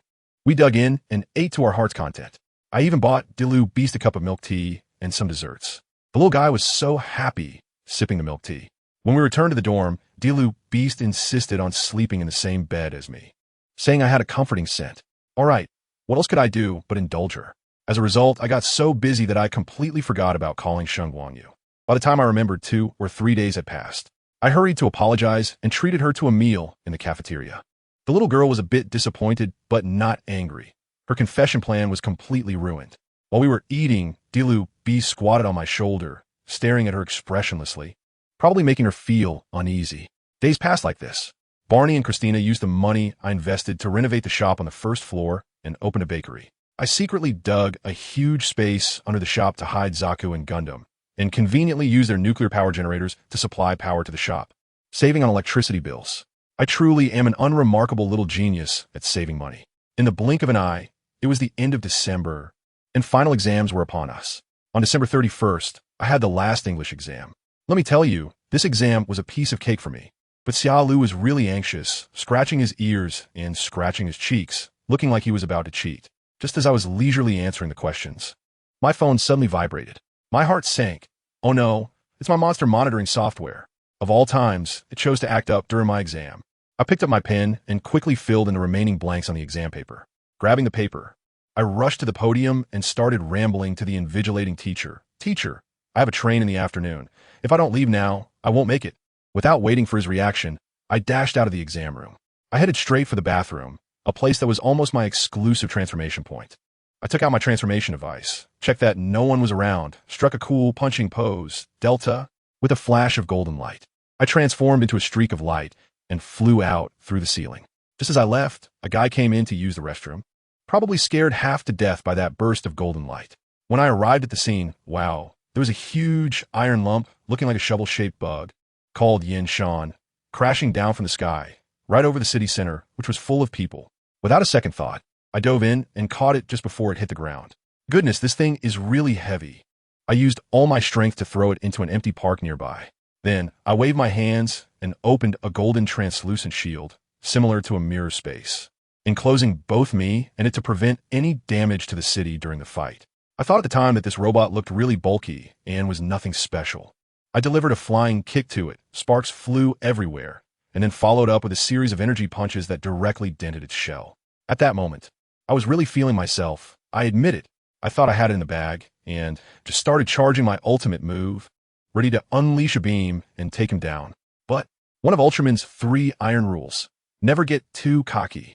I hadn't even finished the wind-up for my ultimate move when that guy shot out 2 red electro chains with his big horns, tie me up tightly, and then slammed me down to the ground. I tell you, at that moment, my CPU was almost burning out. I was completely dazed. Before I could react, it dragged me in front of it, and thousands of scorching fireballs hit my face like they were free. The intense pain nearly made me pass out on the spot. Immediately afterward, its 2 massive pincers clamped down on my neck, and the high temperature behind me kept roasting me. I felt like my back was about to burn through. The timer on my chest ticked away like a death knell. The immense pain actually cleared my mind. In a flash, I instantly shrank down to human size, wriggled out of the restraints, and then immediately created distance to return to my original size. It went back to its old tricks, sending red currents my way. This time, I learned my lesson and actively reached out to grab the current, engaging it in a tug of war. Just as it was pulling me back with all its might, I suddenly let go, using its immense pulling force to propel myself forward like a cannonball. I gathered all the remaining energy into my right fist and delivered a powerful punch that broke off one of its horns. But this move also drained my last bit of strength. My left arm was already numb, and my energy was running low, feeling like I was about to fall apart at any moment. In that dire situation, I suddenly noticed that in this open battle space, there were many energy remnants from the earlier fight floating around. Mine and the monsters all mixed together. Eureka! I shot my last bit of energy upward, directly triggering an explosion throughout the space. The entire area instantly contracted, sucking in all the scattered energy, twisting it into a twisted mass, and forming a cataclysmic energy torrent that exploded with a bang. It pierced right through that monster. This move was truly a limit 1-for-1. After taking it down, I could no longer hold on. I didn't even have the strength to fly away, and my body turned into light particles and dissipated. In the park's woods, I lay on the ground, too exhausted to even move a finger. My whole body felt like it had been scorched by fire, especially my left hand. I was so tired that my mind went blank and my eyelids grew heavier. Just before I completely passed out, I seemed to hear many footsteps rushing towards me. I thought to myself, it's over. I'm going to be taken away. I don't know how long it took, but I gradually regained some awareness. I couldn't open my eyes, but I felt like I was no longer on the grass. Beneath me was something soft with a slight rocking sensation, and I could hear the sounds of cars passing by. I must be in a vehicle. Oh no, has some authority taken me away? Meanwhile, in the dormitory, Delushu woke up from a nightmare. She looked around the empty room. Guangyi hadn't returned yet. She peeked out from her bed and saw that Xiao Lorenzen's knife was resting on a chair, aimed at the phone, watching anime. Delushu's little head was filled with question marks, wondering what kind of strange people and strange knives these were. She nimbly jumped off the bed and landed on my chair. As a result, I wasn't there, but there was breakfast I had prepared for her on the table. This little one was quite polite, even tilting her head to ask Xiao Lorenzen if the knife could eat. Goodness, that knife was a bit odd. It made Delushu think she was also acting strangely. She held a cup and took a sip of milk cereal, her little expression making her eyes squint with sweetness. After finishing breakfast, she began to feel bored, wandering around the dormitory, and eventually crawled back into my blanket. But for some reason, she felt anxious, as if something bad was about to happen, her little tail wagging under the blanket like a propeller. Not long after, footsteps could be heard outside the door, and Delushu's ears perked up instantly. When the door opened, it wasn't me who came in, but Xiao Lorenzen and the others. Delushu's little face fell, and she directly asked, "Where's Guangyi?" Xiao Lorenzen, being quite talkative, replied, "He's busy. Probably back soon." After saying that, he suddenly leaned closer with a sly grin and said to Delushu, "Hey, you don't know the true face of old Xing, do you? Want to see something thrilling? I tell you, cats are famously curious."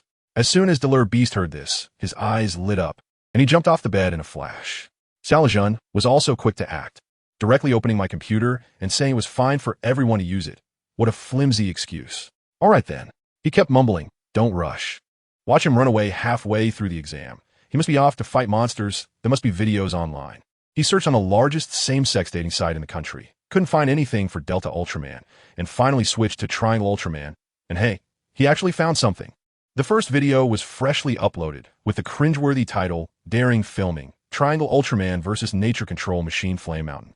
Xiao Lejun clicked on the video, went full screen, and proudly pointed at the towering giant on the screen, saying to Delur Beast, "See, this is Starlight 1, Delta Ultraman." Delur Beast was instantly shocked. Huh? Isn't Light 1 human? Human? That's just a disguise.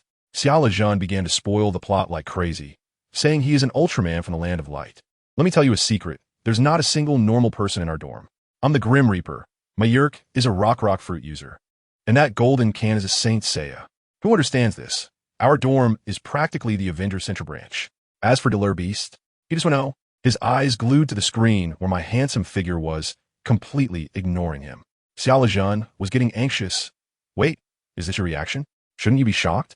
While they were talking, in the video, I was caught by the monster's red lightning and fell into a disadvantage. Delur Beast's heart instantly tightened, his little paws clenched. Thankfully, in the end, I managed to turn the tide and defeated that monster.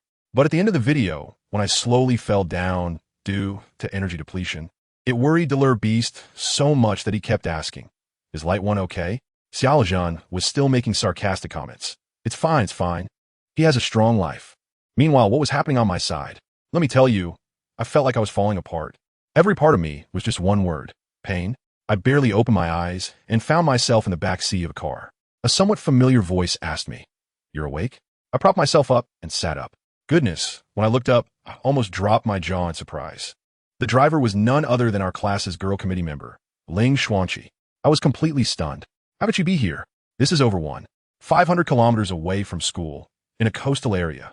She parked the car by the roadside, turned around, adjusted her glasses, her gaze sharp as ever, and said with a bang, "Hello, Mr. Triangle Ultraman." I was so excited that my wound burst. "It's Delta?" "No, Lin Xuangqi. Who exactly are you?"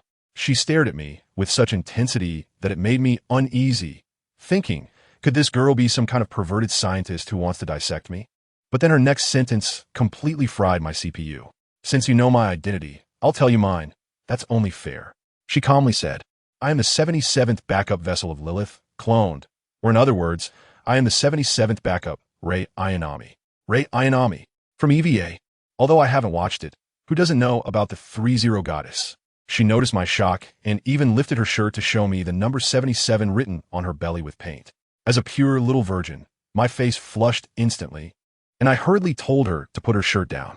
She explained that although she has the body of Rei Ayanami, a new soul was born. And then she inexplicably came to this world. It finally dawned on me. No wonder her name is Lin Xuangqi. It's a pun on Ayanami Rei's name.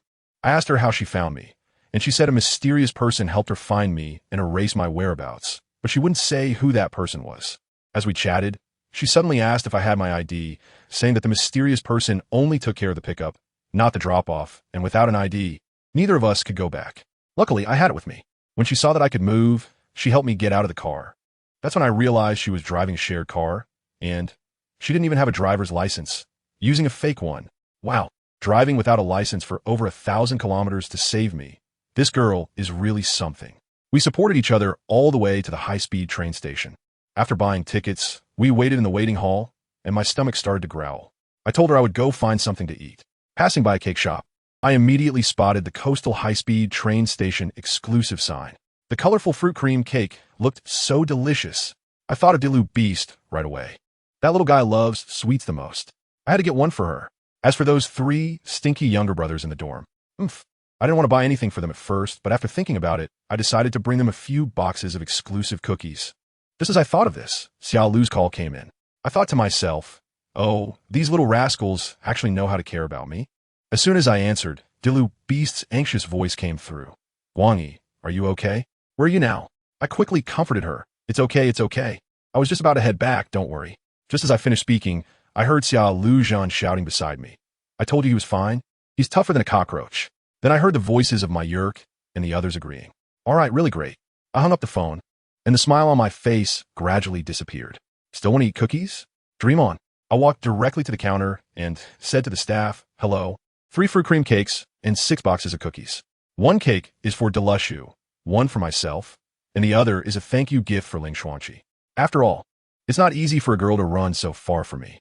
As for the 6 boxes of cookies, 1 each for me, Delushu, and Ling Xuangqi, and the remaining 3. I'll just take them back for those 3 rascals." At this point, the salesgirl spoke up, saying that there was an event for New Year's Day where we could write blessings on the complimentary cookies for free. I perked up at that.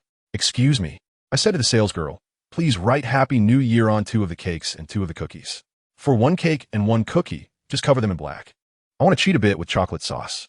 As for the remaining 3 cookies, I cleared my throat and wrote, "Wishing you all fail your exams." The salesgirl was stunned and even confirmed with me, "Sir, do you mean to write wishing you all pass your exams?" "No," I said firmly, "I mean wishing you all fail your exams. Thank you." Family, who understands, right? It's all about getting back at them on the spot. I carried a big bag of things back to find Ling Xuangqi. She was sitting on a chair looking at travel brochures. I handed her the cake, and she teased me. "Oh, Xingguang classmate, is this a standard straight guy's way of saying thanks?" I chuckled awkwardly. I don't know why, but ever since we laid everything out on the table, she seems to have become more vibrant. She complained verbally, but her body was very honest.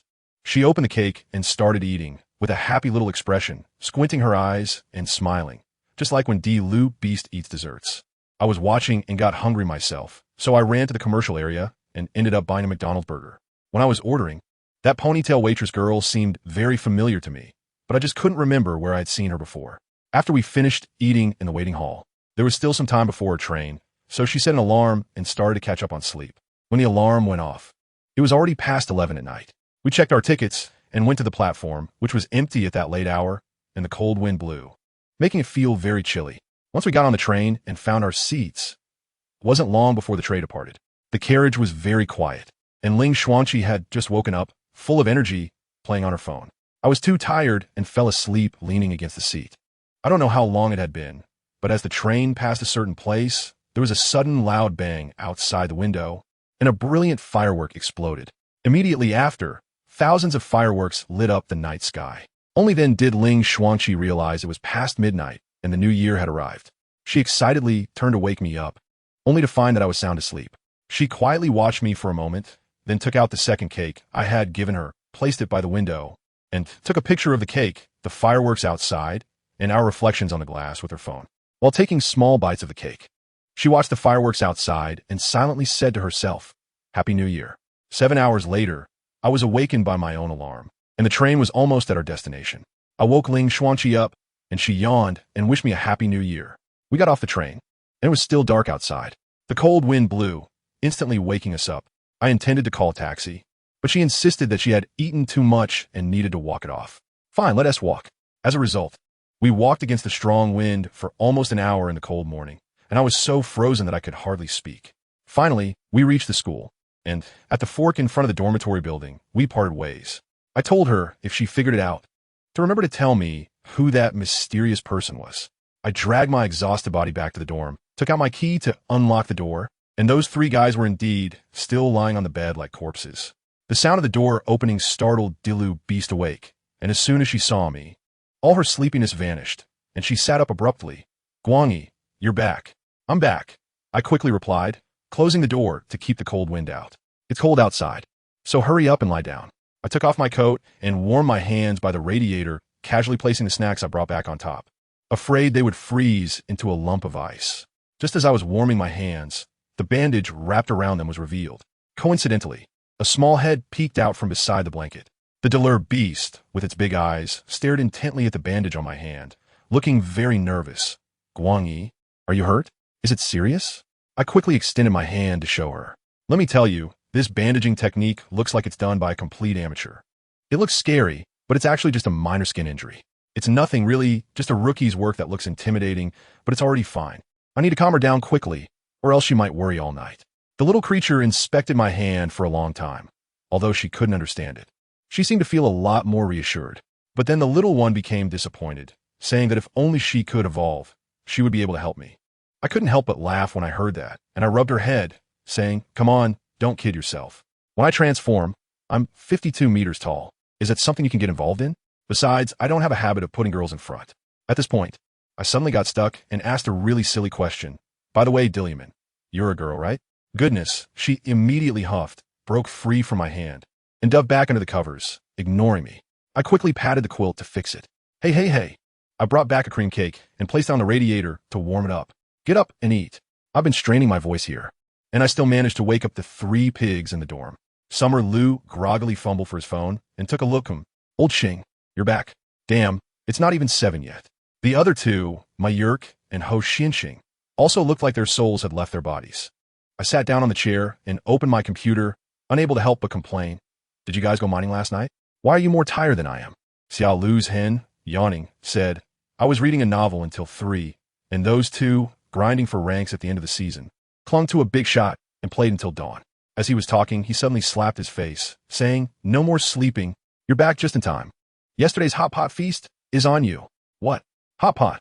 I was stunned, only to see Xia Lu's hen dragging out an induction cooker, a pot, and a huge foam cooler from under the bed. Opening it, wow, all kinds of meat rolls, balls, vegetables, and ice packs to keep them fresh, everything you could want. As soon as they heard it was time to eat, Ho Xinxing and Mayurk jumped up from the bed in a flash, faster than anyone. "No way. You guys are having hot pot at 7 in the morning? What did you prepare this?" After you left, there was that supermarket hot pot kit on the group chat, and it arrived yesterday afternoon. As Xia Lu's hen spoke, he grabbed a power strip and slipped out. I understood. This guy went to steal electricity from the corridor's emergency lights again. There's no choice. In this dormitory, as soon as you turn on the induction cooker, it trips the circuit. The corridor's electricity is free and filling.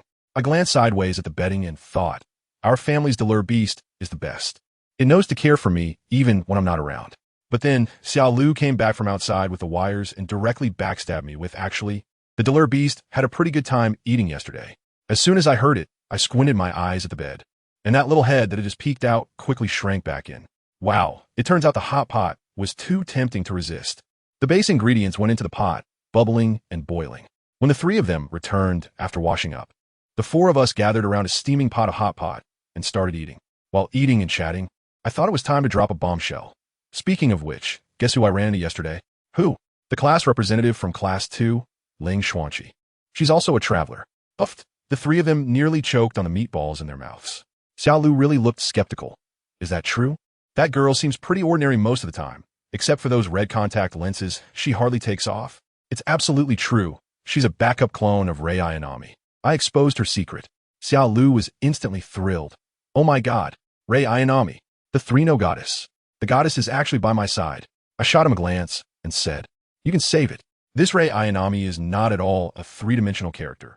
Her soul is entirely her own and has nothing to do with the original.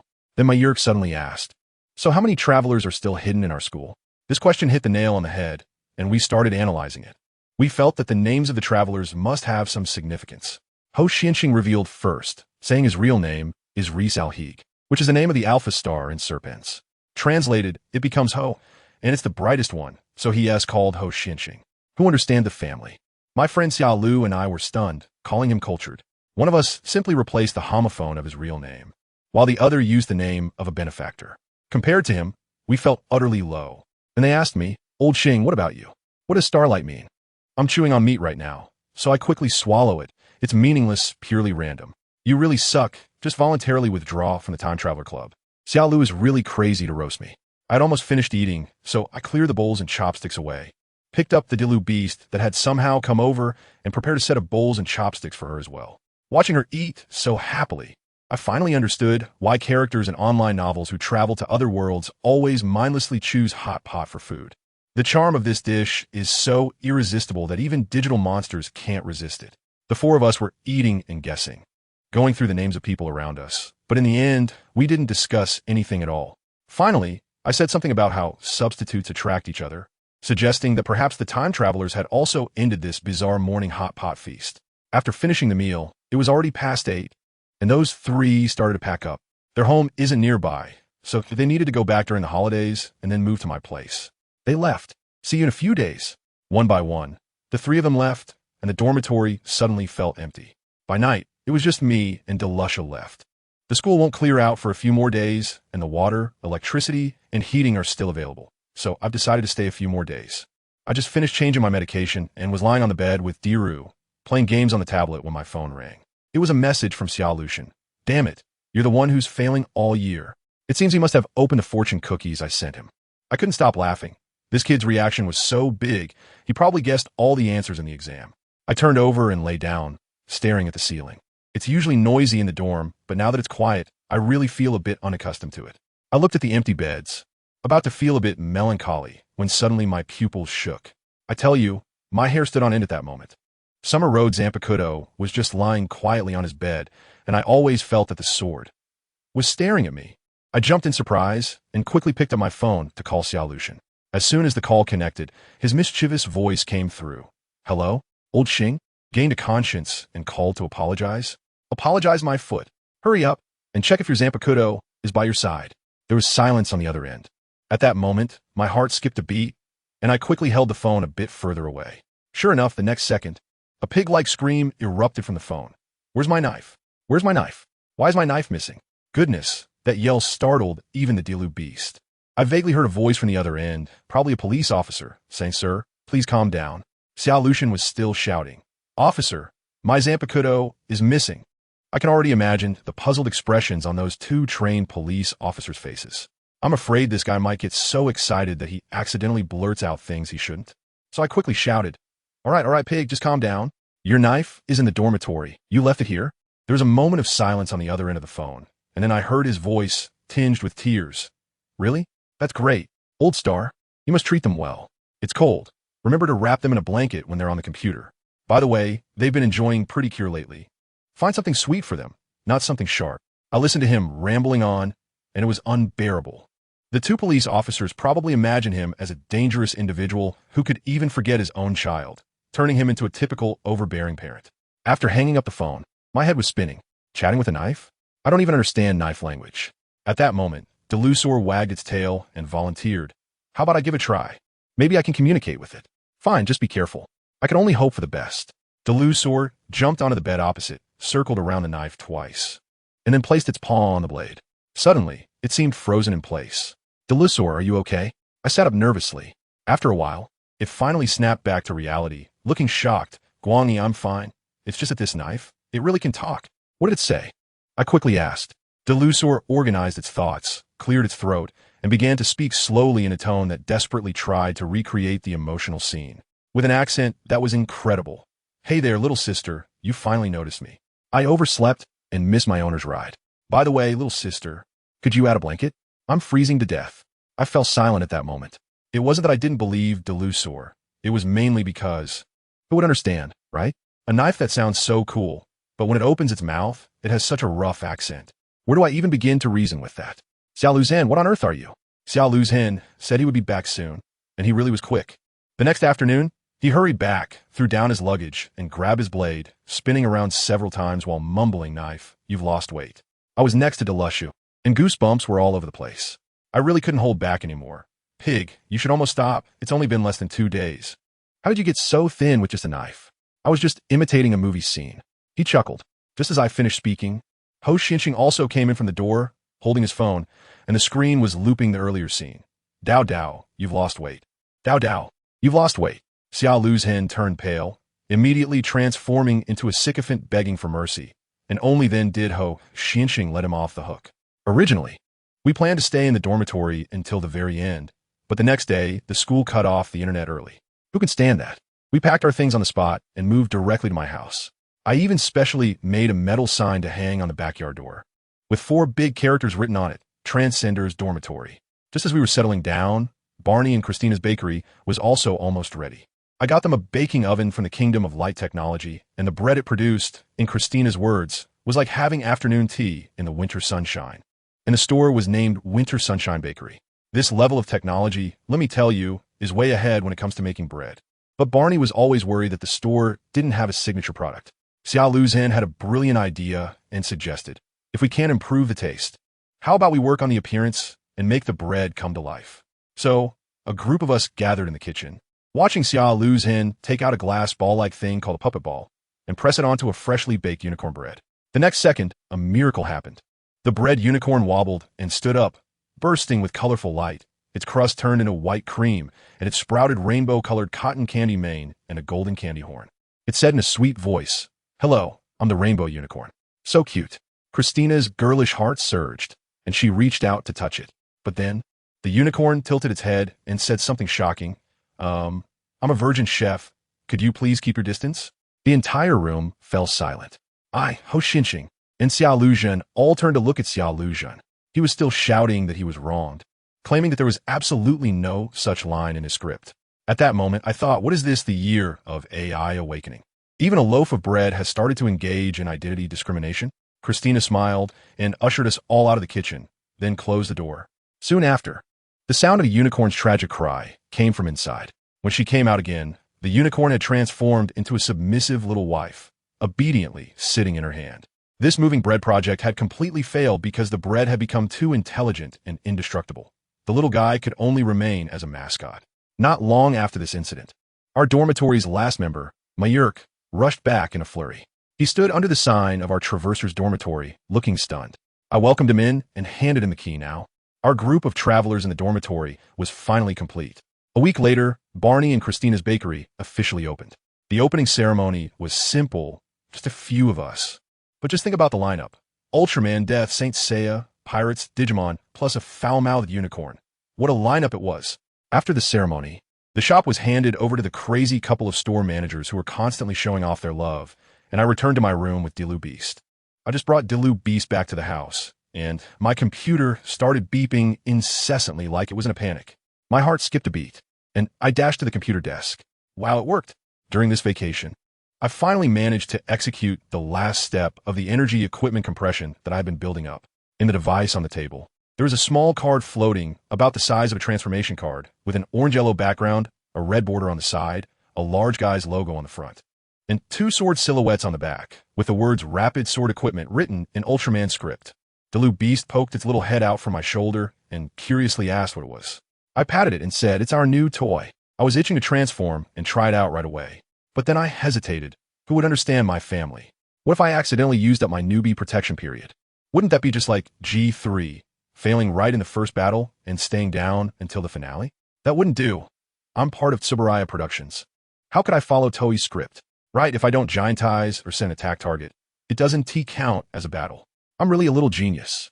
Dalu Beast looked at me in confusion as I indulged myself. I didn't bother explaining this complicated tokusatsu joke.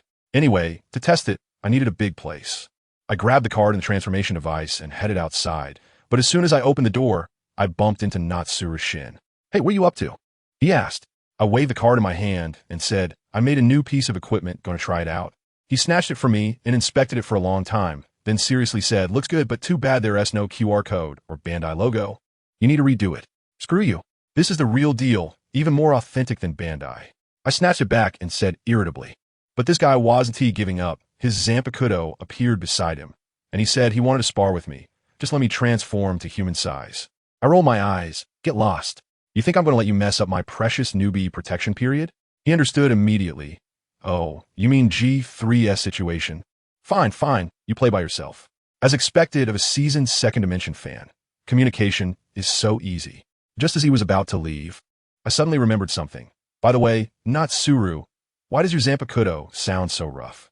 Natsuru thought for a long time and then slapped his thigh. "Oh, you mean that? It's nothing. That kid is just imitating what they learned, probably after watching the dialect version of Pretty Cure I found for it." Wow, a dialect version of Pretty Cure? What a magical resource. I'm kind of curious to see it now. Not wanting to chat with him any longer, I took Dalu Beast directly down to the first floor. In a very hidden corner of the stairwell, I fumbled and pressed a button, and the wall beside me opened a door with a click. Inside was an elevator with only two buttons, L1 and B1. I pressed B1, and the elevator slowly descended. When the door opened, Dalu Beast's eyes went wide. An enormous underground space. In the corner were two massive machines, Zaku 2 Custom and Gundam NT1. These were parked here after Barney and Christina fixed them up, and they also provided power for our building. I'm telling you, this place looks big, but in reality, it only takes up a tiny bit of space, all thanks to my Ultraman Family S spatial expansion technology. I almost had to dismantle my two backup robots for parts. Finding a clear area, I told Dalu Beast to stand back, then transformed into a human-sized Ultraman, ready to switch forms. Who? Who? I immediately canceled the transformation, exhausted like a dog, collapsing onto the ground, drenched in sweat. Forget about image, it doesn't exist. My little body is still too weak. Just trying out the special ability of the new equipment drained all my stamina. Dalu Beast, on the other hand, was sitting on a nearby device, resting its chin on its hands, looking at me with sparkling eyes, as if saying, "My Ultraman is so cool." I rested for a while before getting back up, taking it with me to the elevator to go back upstairs. The first thing I did when I got back was to charge the transformation device. This thing still needed back-end analysis, and, after using the new equipment, the power consumption was through the roof. I grabbed a towel and a change of clothes and headed to the bathroom, but when I turned around, there was Dalu Beast, innocently following me in. I grabbed it by the scruff of its neck and lifted it out, telling it to wait before washing, and to be careful not to raise any suspicions. As a result, its ears drooped, and it muttered pitifully, "I just wanted to take a bath with you." At that moment, my CPU was almost overheating. After thinking for 3 seconds, I sighed and said, "All right, just this once, no next time." It immediately brightened up, its tail wagging like a propeller, and it darted into the bathroom to fill the tub faster than I could. By the time I went in, it was already waiting in the bathtub. To avoid any awkwardness, I transformed into Ultraman Delta and stepped in.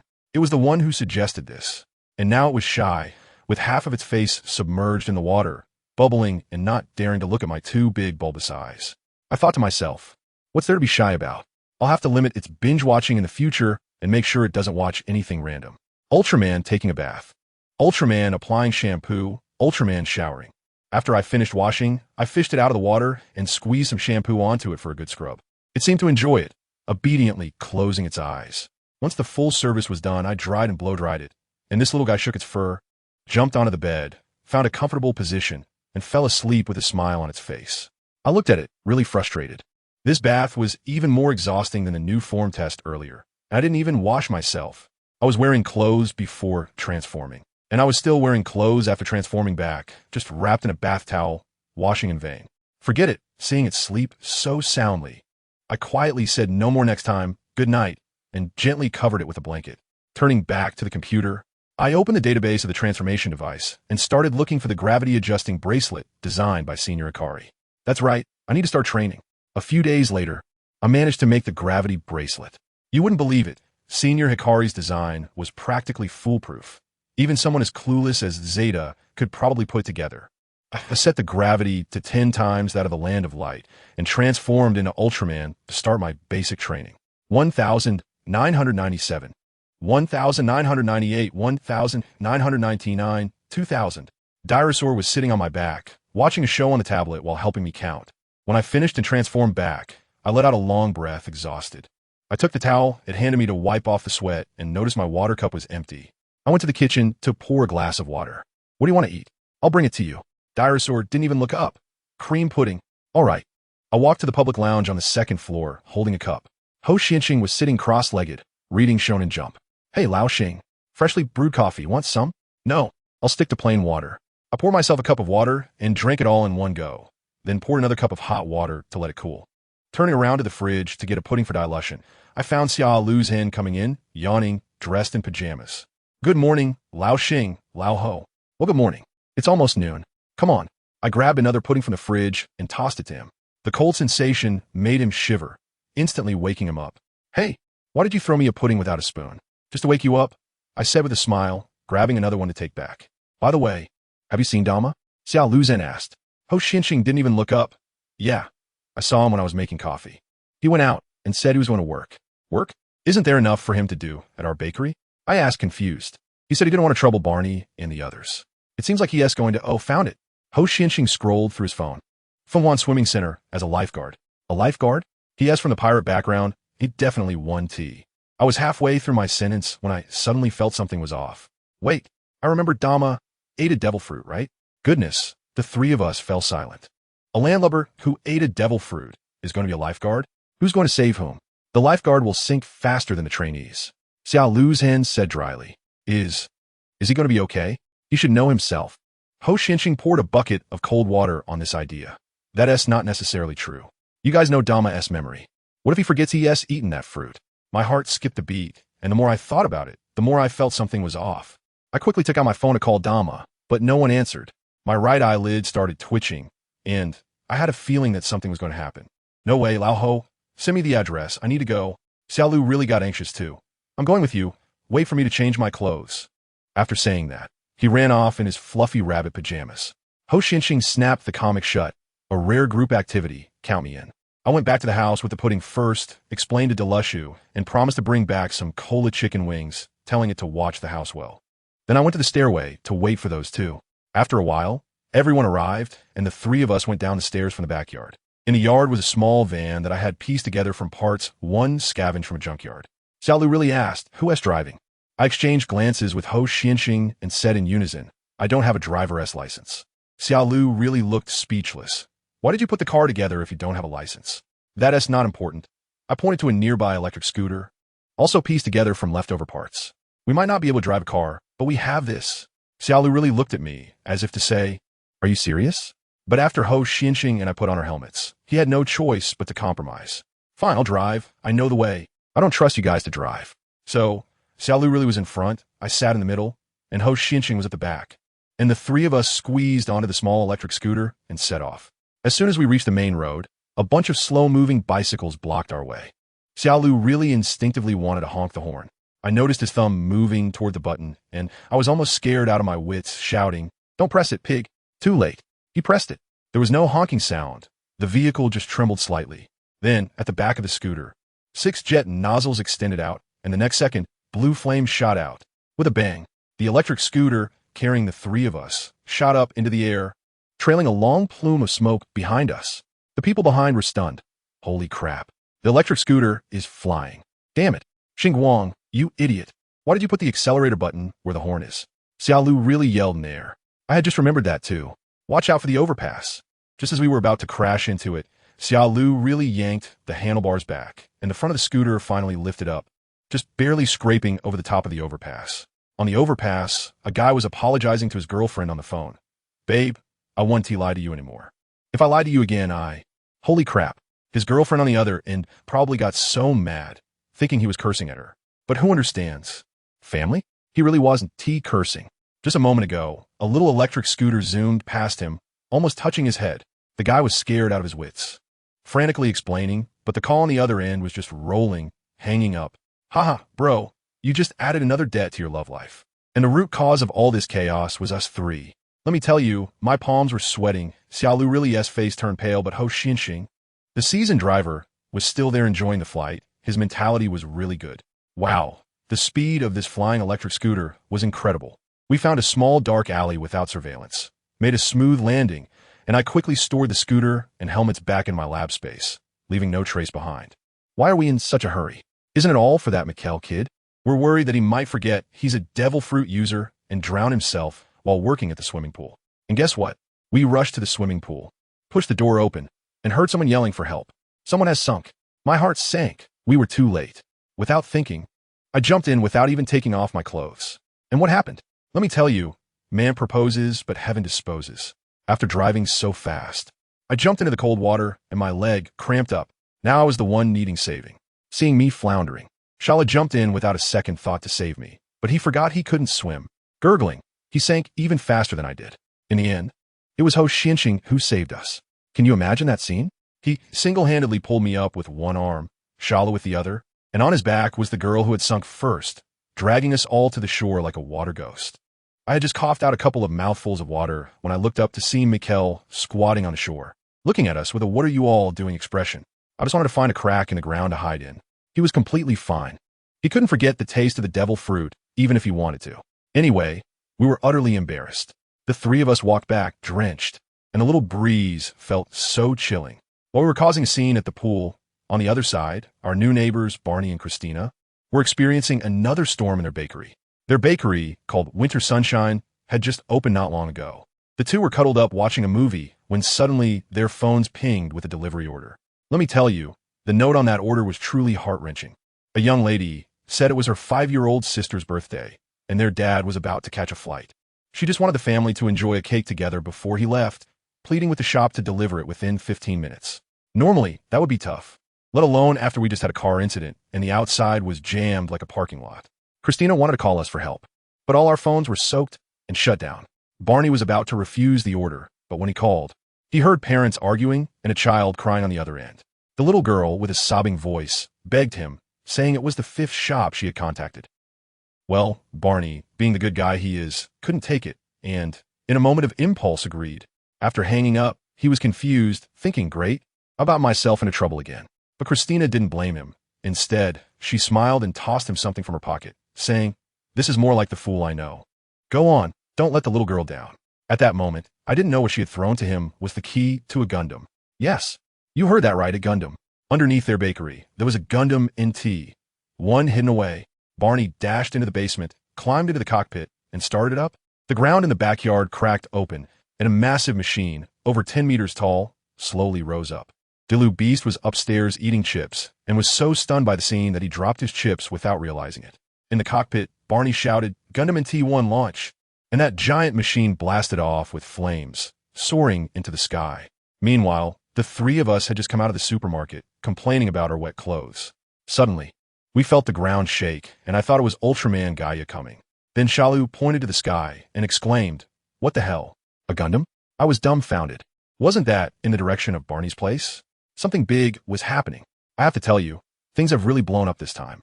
Originally, the road was completely blocked because of our flying electric donkey, and now a Gundam zooms by in the sky, making everyone get out of their cars to take pictures. This is simply the most hardcore cyber news of 2025. Barney is an honest guy. He flew the Gundam just to deliver a cake.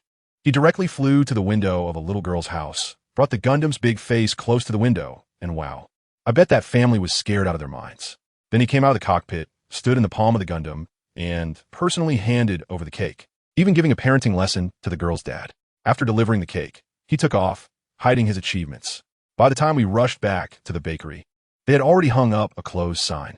Inside, Barney was sitting like a schoolboy who had made a mistake, while Ho Xinxing, and Xiaolu's hand were facing him, making it feel like a three-way interrogation.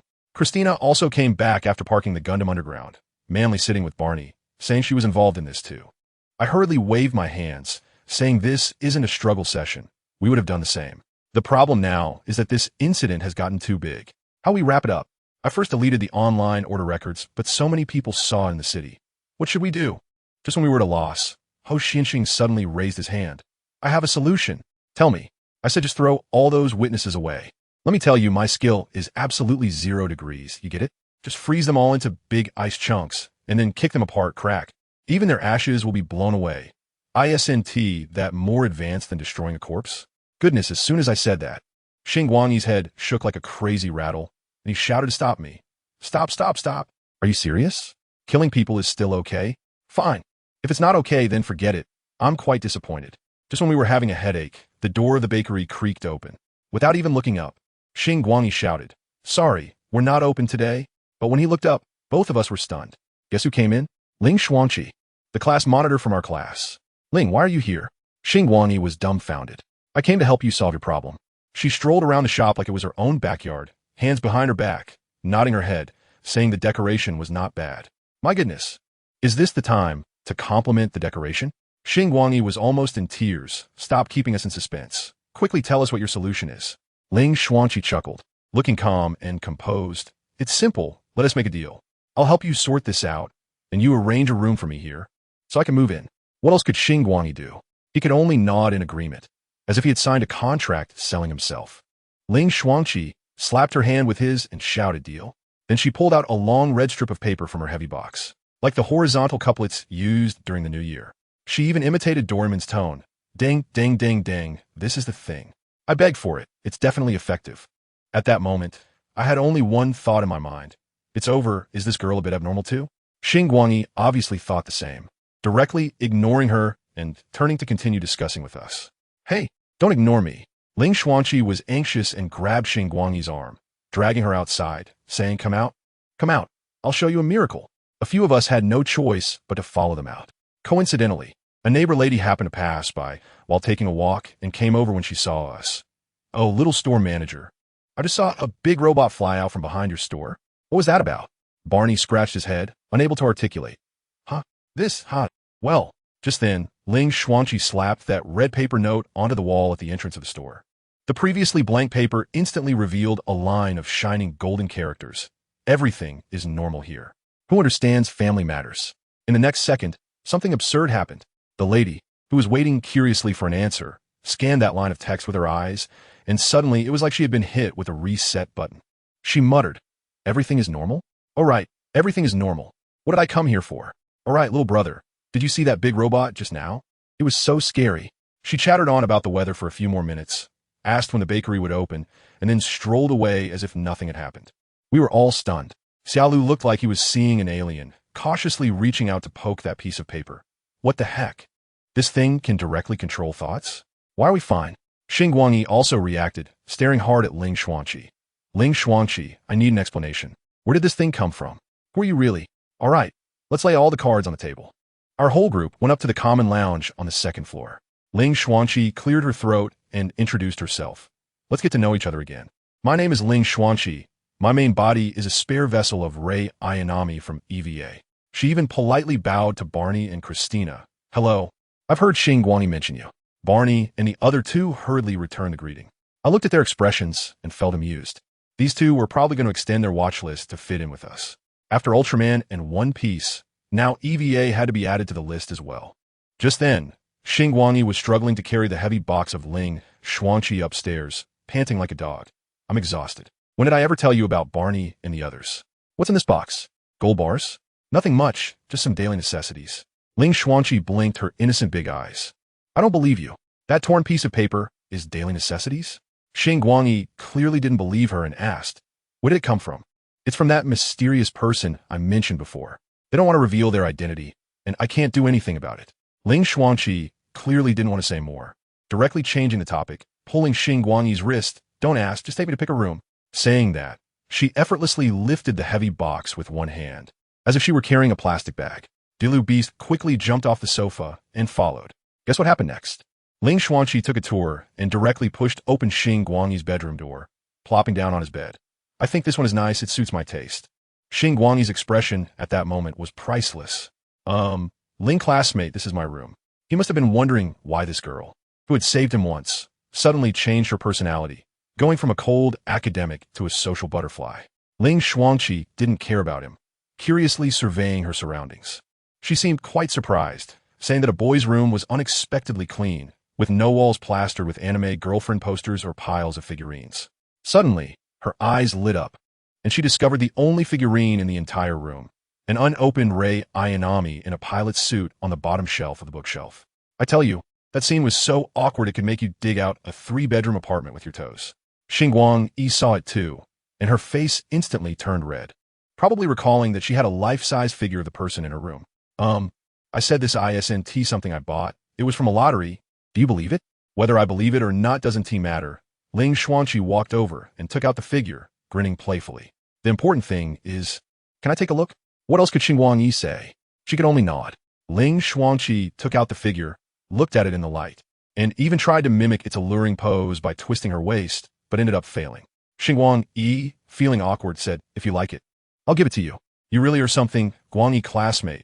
Ling Shuangqi chuckled, giving a figure to a girl, and it's her own figure at that. She glanced at the figure's chest, then looked down at herself, the corners of her mouth lifting as she silently thought, I won, but I'll accept it, she said, placing the figure in the most conspicuous spot on the bookshelf as a return gift. I'll give you this, but you're not allowed to do anything weird with it, okay? Where did you get that idea? Who would do weird things with a figure? Xingguang panicked. Her Ultraman spirit was being questioned. All right. Ling Shuangqi waved her hand, preparing to leave. Since it's your room, I want to take it. I'll go next door. Wait. Xingguang stopped her again, looking particularly serious. I still don't believe you. Rei Ayanami doesn't have these strange powers like you do. I checked it on a certain forum. Ling Shuangqi sighed, suddenly took off her glasses, revealing a slightly sad yet calm smile, just like the world-famous painting of Rei Ayanami from EVA. Honestly, she looked really beautiful at that moment. But Xingguang, the ironclad straight man, always had such unique focus. You do look pretty when you smile, but why are you taking a blue light picture with your phone? Huh? Ling Shuangqi's smile instantly faltered. You don't even know this? This is a famous scene. It seems you really haven't watched EVA. She put her glasses back on, tucked her phone away, looking like she was talking to a wall. I was going to use this to prove myself, but forget it. How about this? Don't you Ultramen possess people? If you possess me, I'll share a bit of my memory with you. Saying this, she spread her arms wide. Xingguang was so scared he kept retreating, refusing 3 times. No way. Don't need it. I refuse. What a pity. Ling Shuangqi shrugged. Fine. Let me tell you some news. That mysterious person who gave me the props, you've actually met them, and not just once. Everyone here has seen them. Once this was said, Xingguang was completely stunned. He tried to read something off Ling Shuangqi's face, but aside from her beauty, he couldn't see anything else. He pondered. This range is too broad. According to this, isn't the mysterious person Ling Shuangqi herself? But considering how he usually copies homework from her, he ultimately chose to believe. All right, I believe you. Let us go. I'll take you to see the next room. Just like that, Ling Shuangqi officially moved in. Right next to Xingguang. After settling down, she threw herself onto the bed, kicked off her shoes, and started rolling around on the bed, playing with her phone. Suddenly, a message popped up. Chi, there are 2 stickers in the bag I gave you. Remember to stick one in the house where you receive takeout. Kiss. Ling Shuangqi pouted, reluctantly climbed out of bed, put on her shoes, and ran to knock on Xingguang's door. Guang classmate. Come out with me. There's still some loose ends to tie up. She shook the other identical red paper in her hand. But I still need to cook. We can eat later. Hurry up and come back. Meanwhile, a reporter named Li Xiaoming was chasing after our group of time travelers to make some money. She had just finished an interview, ready to go home for the new year, when her studio called. Xiaoming, a Gundam has appeared in the neighboring city. You need to run over again. Sister, I've already bought my ticket. Don't contact me anymore. The boss said he'll give you a 2,000 yuan red envelope. Sister, I'm saying don't pity me, this damn input method. I'm going now. Wow, the life of a working person is still life. But a red envelope is my life. Li Xiaoming, pumped up, sat back on the high-speed train. She inquired along the way, relying on a blurry video online, and indeed found the community where the Gundam had landed. Just as she was about to dig up a huge news story, she skillfully climbed over the wall into the yard, her heart racing with excitement. But just as she was about to reach that building, she suddenly stopped, scratching her head. Why does this building look more and more ordinary? Forget it. There's no Gundam event here. I'm leaving. She didn't even realize that right next to the unit door of the building she was turning away from, there was a red paper with golden letters that read, "This place is very ordinary. There's no Gundam event." This incident later became a hot topic online, turning into an urban legend. Everyone knew that a Gundam had appeared, but they just couldn't find where it had landed and taken off, like hitting a wall. As for our lives, they temporarily returned to normal. Ling Xuanqi officially became the mysterious homebody neighbor. After Xingguang, he finished his first external card. He fell into a state of zen, spending his days cooking, exercising, and playing games, feeling so idle he was about to grow hair. One day, while he was lamenting life's emptiness with Digimon, a delivery call came in. He went downstairs to get the package, and the delivery guy was quite amusing, leaving him with a package and a string of hilarious laughter as he rode away on his tricycle. Xingguang, he took 2 packages upstairs. One was his own, and the other was addressed to Rukia Paranormal Agency. He thought, ISNT Rukia, just the romanization of Rukia? It must be from that brat, Xiao Lu Zhan. He entered the house just as Xiao Lu Zhan was in the kitchen looking for strawberry milk. Hey, Pig Zhan, Xingguang, he called out to him, your package. Rukia Paranormal Agency. Oh, mine, thanks.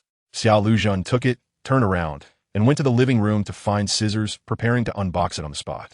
You really set up an agency? Xingguang, he curiously followed him. I used to earn extra money by exorcising spirits. And now that I'm on break with nothing to do, I reopened it on Bilibili. Xiao Lu Zhan said, while struggling to cut through the tightly wrapped black tape on the package. After finally opening it, a smell like a dead mouse that had been left out for half a month instantly wafted out of the phone box, making Ling Xuanqi, who was eating cake at the time, come out covering her nose and asking what that smell was. Xingguang, he tossed the box into the covered trash can, and the smell lessened a bit. When we leaned over to see what was in the box, that strange smell miraculously disappeared again. Inside the box were just 2 items, an old-fashioned videotape and a letter. Is this a prank? Xiao Lu Zhan picked up the letter and held it up to the light for a long time, but there wasn't a single word on it. Let me see. Xingguang, he took it, went to the window to look at the sunlight, then took a pencil and gently rubbed it on the letter. The person who wrote this letter must be a little confused, he said, as the pencil's pressure marks slowly revealed themselves on the paper. The 3 of us huddled together, nervously watching the line of text slowly appear.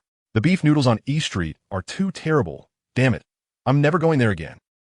But speaking of which, that crumpled letter and that old, worn-out videotape from yesterday were quite annoying too. I'll tell you, that letter was crumpled up and thrown away, and as for the videotape, we don't even have a machine to play it on now. It's 2025. Who still uses this thing? It's practically an antique. So I just stuffed it under the coffee table for now. Xiao Lu Zhan put on his headphones and went back to his room, completely ignoring everything. The next day, I slept in until past 8, and it was so refreshing. I reached out and grabbed my phone, squinting at the time. Holidays are great. But when I turned over, I found that Di Luo shoe was missing, and the little blanket was cold. My heart sank for a moment. I thought this little guy had run away, but then I found a note on the computer desk saying he went shopping with Ling Xuanqi and Christina, and he'd be back in the afternoon. There was even a cute little cat paw print drawn at the bottom. All right then, just a false alarm. I just changed my clothes and stepped out of my room when I heard Xiao Lu Zhan calling from his room. Xingguang, count me in for breakfast. Wow, this guy has some sort of human radar, doesn't he? I hadn't even said anything, and he already knew I was going to make breakfast. I teased him on purpose. You're thinking too much. I plan to go downstairs to buy some. Then Ho Xianxing from next door shouted too. Bring me a portion as well. Great, these guys are so eager when it comes to meal times. I casually knocked on Mayurko's door, and Shalazhan said he went to work early in the morning. Let me tell you, Mayurko is simply the king of hustle. He's busier during the holidays than when he's in school. In the morning, he helps out at the flower market, and in the afternoon, he delivers takeout. All about working hard to get rich. I shouted down from upstairs, wrap up Barney's order too. He's running the shop alone today and is probably swamped. The street behind our building has a feeling that instantly transports me back 20 or 30 years. I strolled over to buy breakfast and passed by a quaint little garden that exuded a strong sense of nostalgia. Before I even got close, I smelled the scent of firecrackers, and the festive atmosphere of the new year hit me right away. The garden was bustling with activity, as a group of elderly folks set up tables to play mahjong and poker, with stakes of 50 cents to $1, playing with great enthusiasm. Even the officers from the police station couldn't do anything about it, and in the end, they could only lay down some rules. No doubling the stakes, no physical fights. and anyone who wins 50 bucks has to leave the game. Family members, who understands? These rules are just too trendy.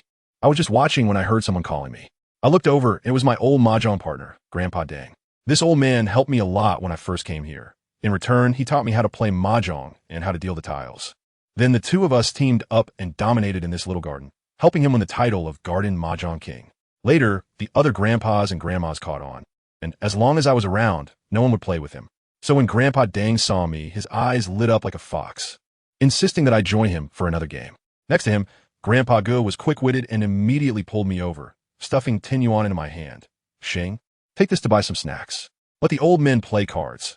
You young folks shouldn't get involved. Gambling is bad. Ha ha. These grandpas really spent money to keep me from helping Grandpa Dang. I skillfully took the money, ignoring Grandpa Dang's murderous glare. After a round, my pockets were stuffed with candies and sunflower seeds. I had practically won big. With the 10 yuan from Grandpa Ge, I instantly felt inflated and ran to a stall to buy a cool yo-yo called Photon Sprite. But just as I was showing it off, the ball hit my nose with a loud smack.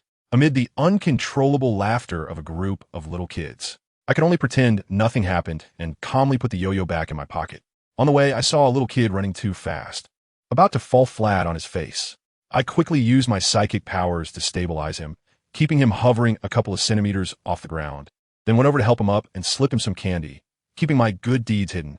The little kid kept thanking me. Thank you, uncle. I told him, call me brother. After buying breakfast, I glanced back at the garden, and wow, Grandpa Dang's face was as black as a pot bottom. It seemed he had lost badly. Without my assistance, the Mahjong King's glory was no more. I returned home with a big bag of food, and Xiao Lu's hen and Ho Xinxing, two hungry ghosts, were already sitting by the table waiting for me to feed them. Xiao Lu's hen was still wearing a gray fluffy rabbit onesie, which was quite a sight. He stubbornly claimed that he could cook too, and I said, dude, is that really cooking? Cucumber salad and egg tea? I should sponsor you to take a cooking class. Otherwise, how are you going to chase after Lucia? Are you relying on your videos about the secrets of the Soul Society on Bilibili? To be fair, his series called Getting Close to Science. The secret history of the Soul Society has quite a high view count and is leading in our little circle, but it can't be eaten. After dinner, I was idle and suddenly remembered something. I took out my transformation device and flew out of Earth in a flash of light to check on the surveillance satellite I had built 3 years ago using half a van. Guess what? When I got to space, that broken satellite had already been destroyed by space debris. However, the app on my phone that monitored global anomalies was still functioning well, showing everything was normal. I was instantly alarmed. No one understands this feeling. It's like thinking you're in an open book exam only to find out the proctor has been behind you correcting your answers without telling you. There must be eyes watching me from behind. I felt uneasy, but I still put in some effort to fix the satellite and even upgraded it a bit. When I got back home, I immediately started tracking the source of the signal that my phone received, and after some investigation, the signal source still pointed to my broken van satellite. This was truly bizarre. I'm feeling overwhelmed. Dilu Beast and the others just came back from shopping and showed off their new outfits, which are fluffy and super cute. She also told me that she had a special limited edition pearl milk tea flavored ramen for lunch during the spring festival. Just hearing that name makes me feel a bit nauseous. I was lost in thought about the satellite, and the whole afternoon went by. By midnight, I was dreaming that I had returned to the Land of Light, where Commander Hikaru personally awarded me, and it was quite a spectacle. Suddenly, a piercing scream shattered the silence of the entire building, and I jumped up from my bed.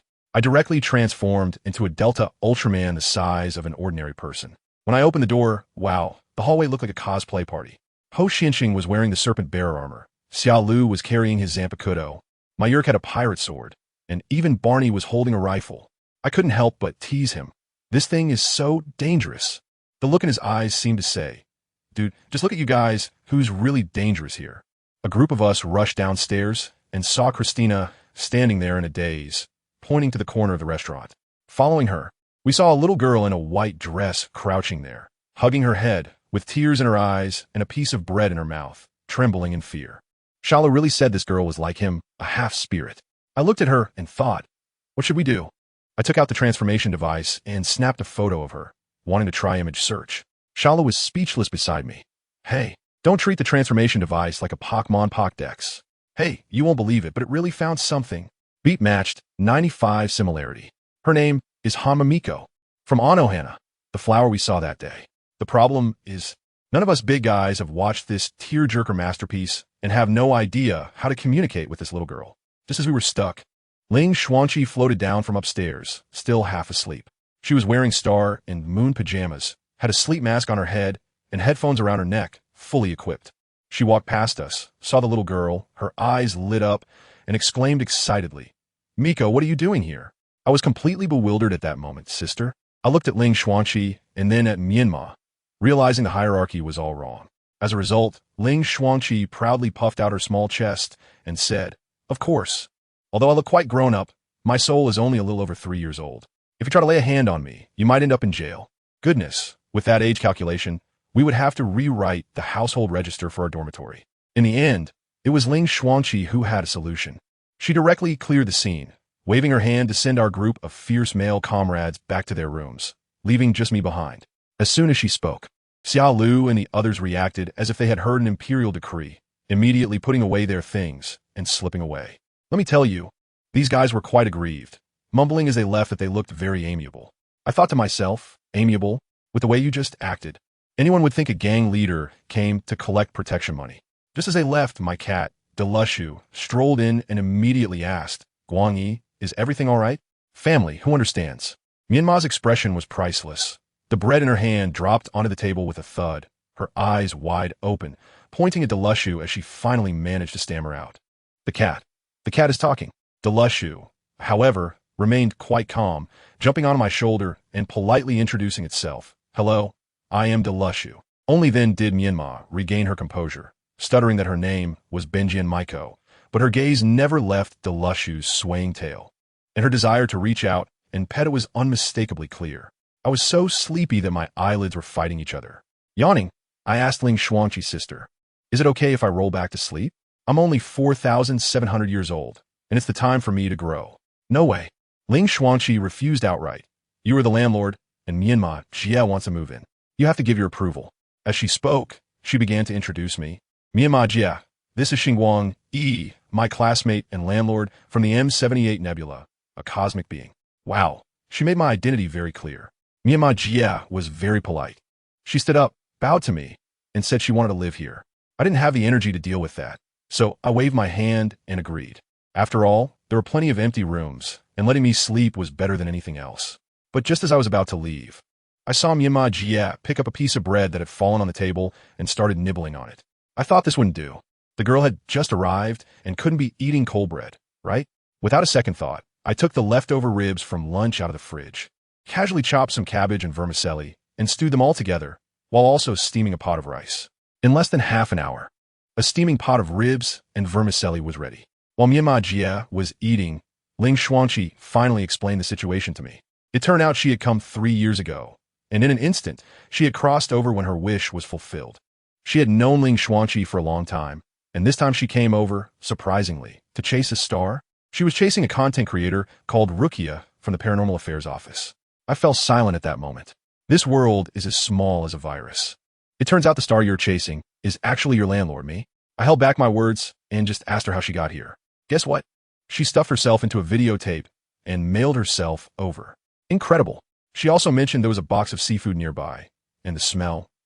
TSK to SK? I told her to hurry up and take a shower. Ling Xuanqi was particularly generous, directly letting her stay in the same room. Fine, problem solved. I could finally roll back to catch up on sleep, but I couldn't shake off the nagging thought that this trans-dimensional dormitory would really turn into a transit station for all worlds in the future. Would it? The next morning, I stepped out with dark circles under my eyes. As soon as I opened the door, I was startled. Sister Meima was there, cleaning with a mop, wearing Ling Xuanqi's clothes, which were loose and baggy. She called Ling Xuanqi Chi-Chi and said since I wasn't charging rent, she would take care of all the housework. While saying this, she even showed off her non-existent biceps. What a good girl, I thought to myself. This was so much better than her original world where she reincarnated as a pachinko advertisement. The morning passed just like that, and after breakfast, I had to prepare lunch. I took out a notebook and asked everyone what they wanted to eat, jotting down a long list of dishes. Today, Delushu was acting strange, not wanting to go out with me and being all mysterious. I didn't think much of it and changed my clothes to head downstairs. As soon as I got to the yard, I saw my Yerk dressed in a delivery uniform, getting ready to go out. I was puzzled and asked Demai, Weren't you working at the flower market this morning? He chuckled and opened his blue jacket to reveal a yellow one underneath. Wow, reversible clothing. Is he a double platform warrior for Hungry Group? This guy is basically a cyber coal seller, pushing himself to the limit. I thought about lending him my little electric scooter, but he wasn't interested, saying his fruit ability-s teleportation was much faster than a vehicle and more discreet. Just as he finished speaking, poof. He and the delivery box vanished into the ground. As soon as I left, the Diru beast sprang into action. She secretly practiced in the room, trying to evolve. And what happened? With a bang, she glowed all over and transformed into a stunning light shadow girl with a great figure. Before she could admire herself in the mirror for 2 seconds, there was a crash, the light shattered, and she turned back into that little kitten, rolling on the ground in frustration. I just bought groceries and was sitting on the slide in the park, staring blankly, feeling hopeless about life. I really wanted the whole system to send me some tasks. Then a kid next to me pointed at me and said to her Mom, look at that weird uncle. I was taken aback, and before I knew it, I slid down the slide, but my butt got stuck. I was so embarrassed that I was digging my toes into the ground. When no one was around, I secretly pried a piece of the slide open to rescue my precious butt, and then took out some tools to fix it without a trace. On my way home, I passed by the bakery under our building and noticed a police car parked in front. My heart skipped a beat, and I hurried over. It turned out a few uniformed officers were doing a pre-festival fire safety promotion. One of them, a guy named Xiao Tu, looked pretty fierce, but his female colleague kept calling him Xiao Tu, making his face turn dark. I asked them a couple of questions, and they said it was a routine check. After registering their information, the 3 of them drove off in a flash. Lately, I can't shake the feeling that there are more and more strange people around. As soon as I got upstairs, I almost lost it. A giant green caterpillar was sprawled across the hallway. I took a closer look and realized it was Ho Xinguang. He poked his head out of his newly bought caterpillar sleeping bag and proudly said he was trying out. I couldn't be bothered with him and carried the groceries into the kitchen. This guy wriggled around on the ground for a while, then suddenly had a bright idea and propped himself up halfway, shouting at me, Old Xing, let's go rule the world. I just kicked in without a second thought. What kind of spring and autumn dreams are we having? Hurry up and play your game. This guy's a bit too crazy right now. I came out holding a basin to wash vegetables while watching TV, and Ho Xinguang came over to watch too. As we were watching, he suddenly blurted out, why don't we deliver takeout too? With our teleportation, we could conquer the entire takeout market of Xingguang City. From now on, I'll be called Ho Bansheng, and you could be Xing Bansheng. As soon as I came out, I heard you guys not acting like humans. Xiao Luzhen really was wearing his rabbit pajamas, holding a box of strawberry milk, looking at us with disdain, saying we were like an Ultraman and a Saint Seiya fighting for a job against ordinary people. How shameless. After a pause, he continued, speaking of which, how much could we earn by delivering takeout with teleportation in a month? I casually guessed. It should be over 100,000. Xiao Luzhen fell silent, and I felt his desire to compete for a job was starting to stir. Of course, we were just talking big. Xiao Luzhen didn't go back inside. He directly turned on the TV to watch the finale of Ultraman Galaxy Fight 2, lamenting as he watched. Ah, the invincible Zero-san has failed again. I leaned over to take a look, and wow, Zero had a new form and charged into the enemy territory without a second thought. I immediately analyzed for him. Isn't this going to be a disaster? Our Universe Patrol training's first lesson taught us never enter enemy territory alone. Zero probably came from a juvenile detention center and hasn't taken this class. So he has in for it now. Xiao Luzhen was curious about how I knew this, and I was bragging that my cousin was in the Universe Patrol when my phone rang. It was Grandpa Deng, whom I knew before, urgently asking me to help him look after a store that night. Xiao Luzhen and Ho Xinguang insisted on tagging along when they heard there was excitement, and I had no choice but to agree.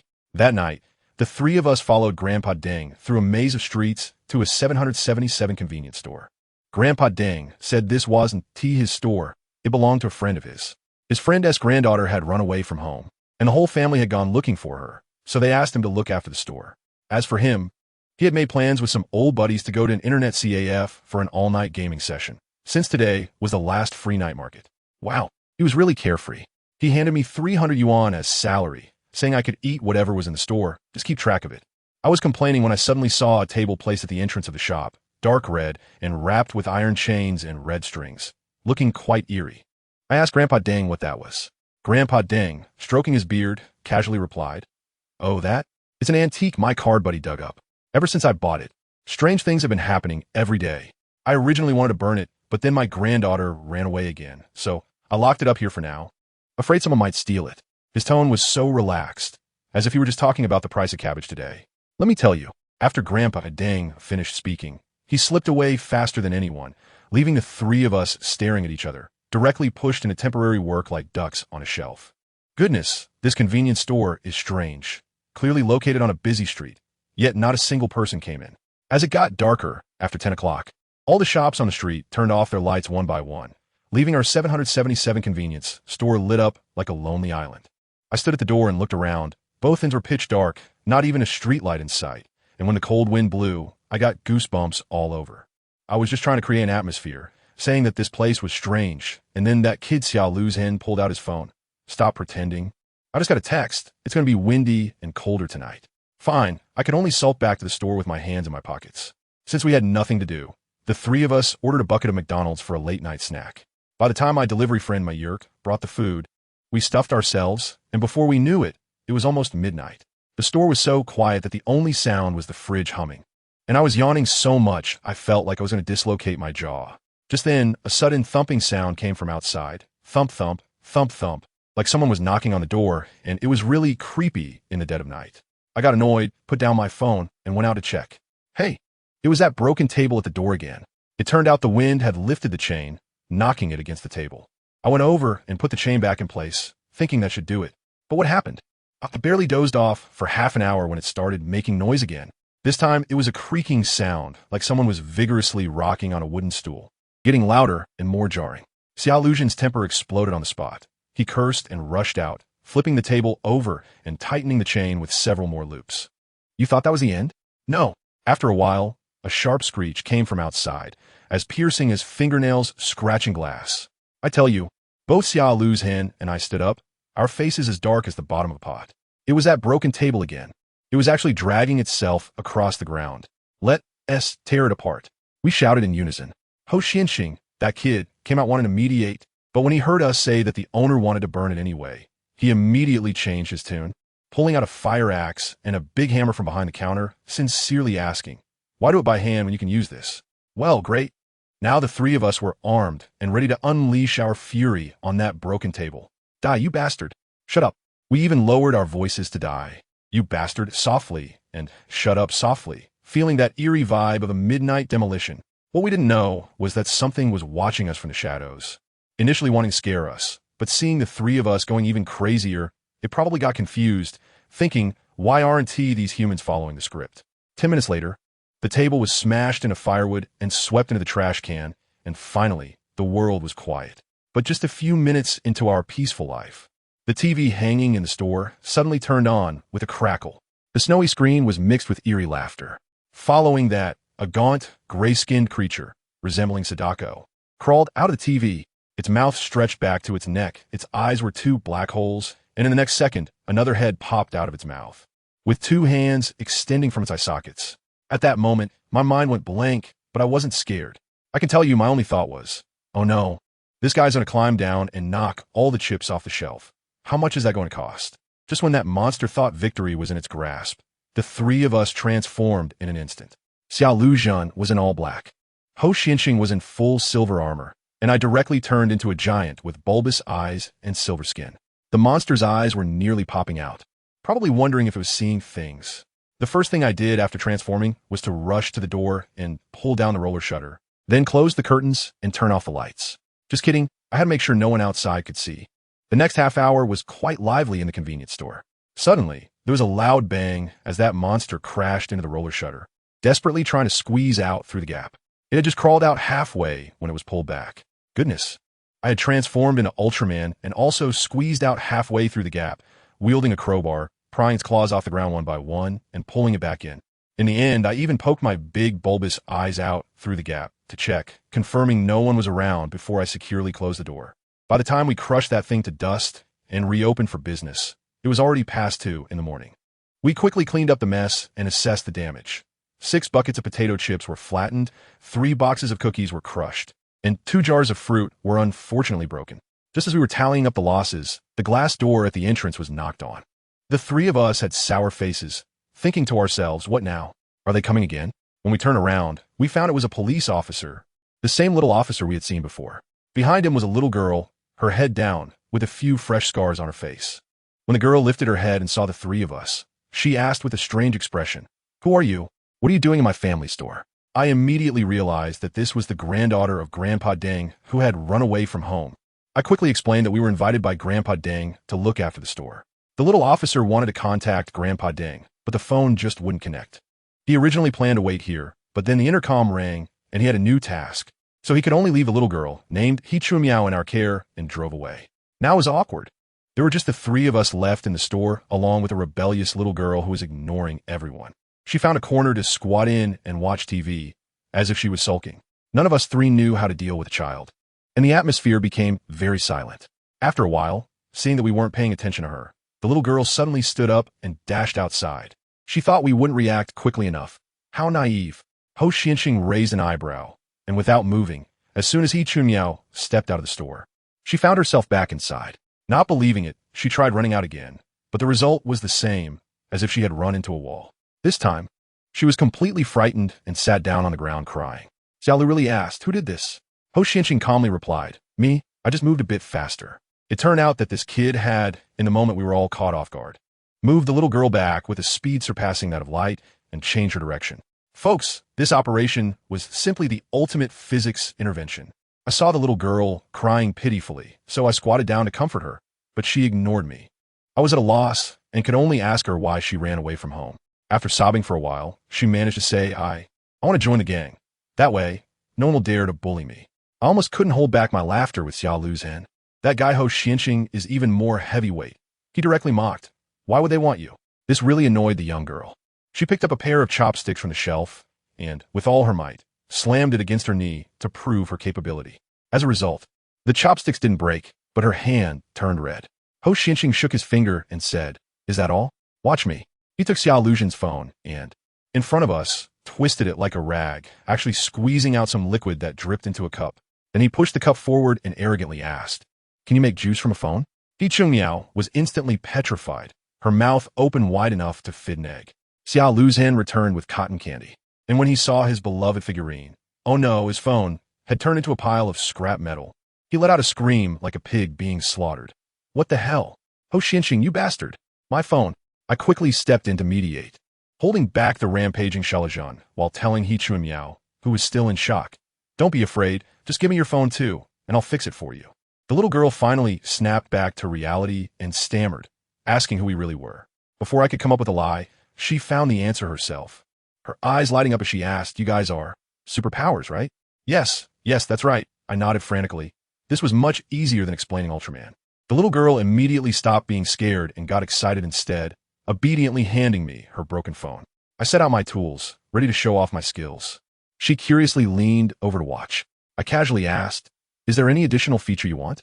She thought for a moment and looked at me seriously. "Can it transform into Kamen Rider? Just like Fuize's?"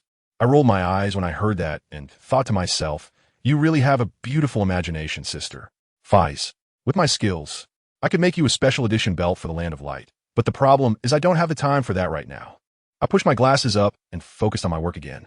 First, I fixed her phone so she could quickly let her family know she was safe. Then I turned around and saw Xiao Lujian's phone, which was twisted like a pretzel. Is there any hope for this thing? Let me tell you, even Ultraman isn't a miracle worker. With this level of physical damage, all I could do was try to save the data, and then I just made him a new one. When Xiao Lujian saw it, he was dumbfounded. "Dude, you call this a phone?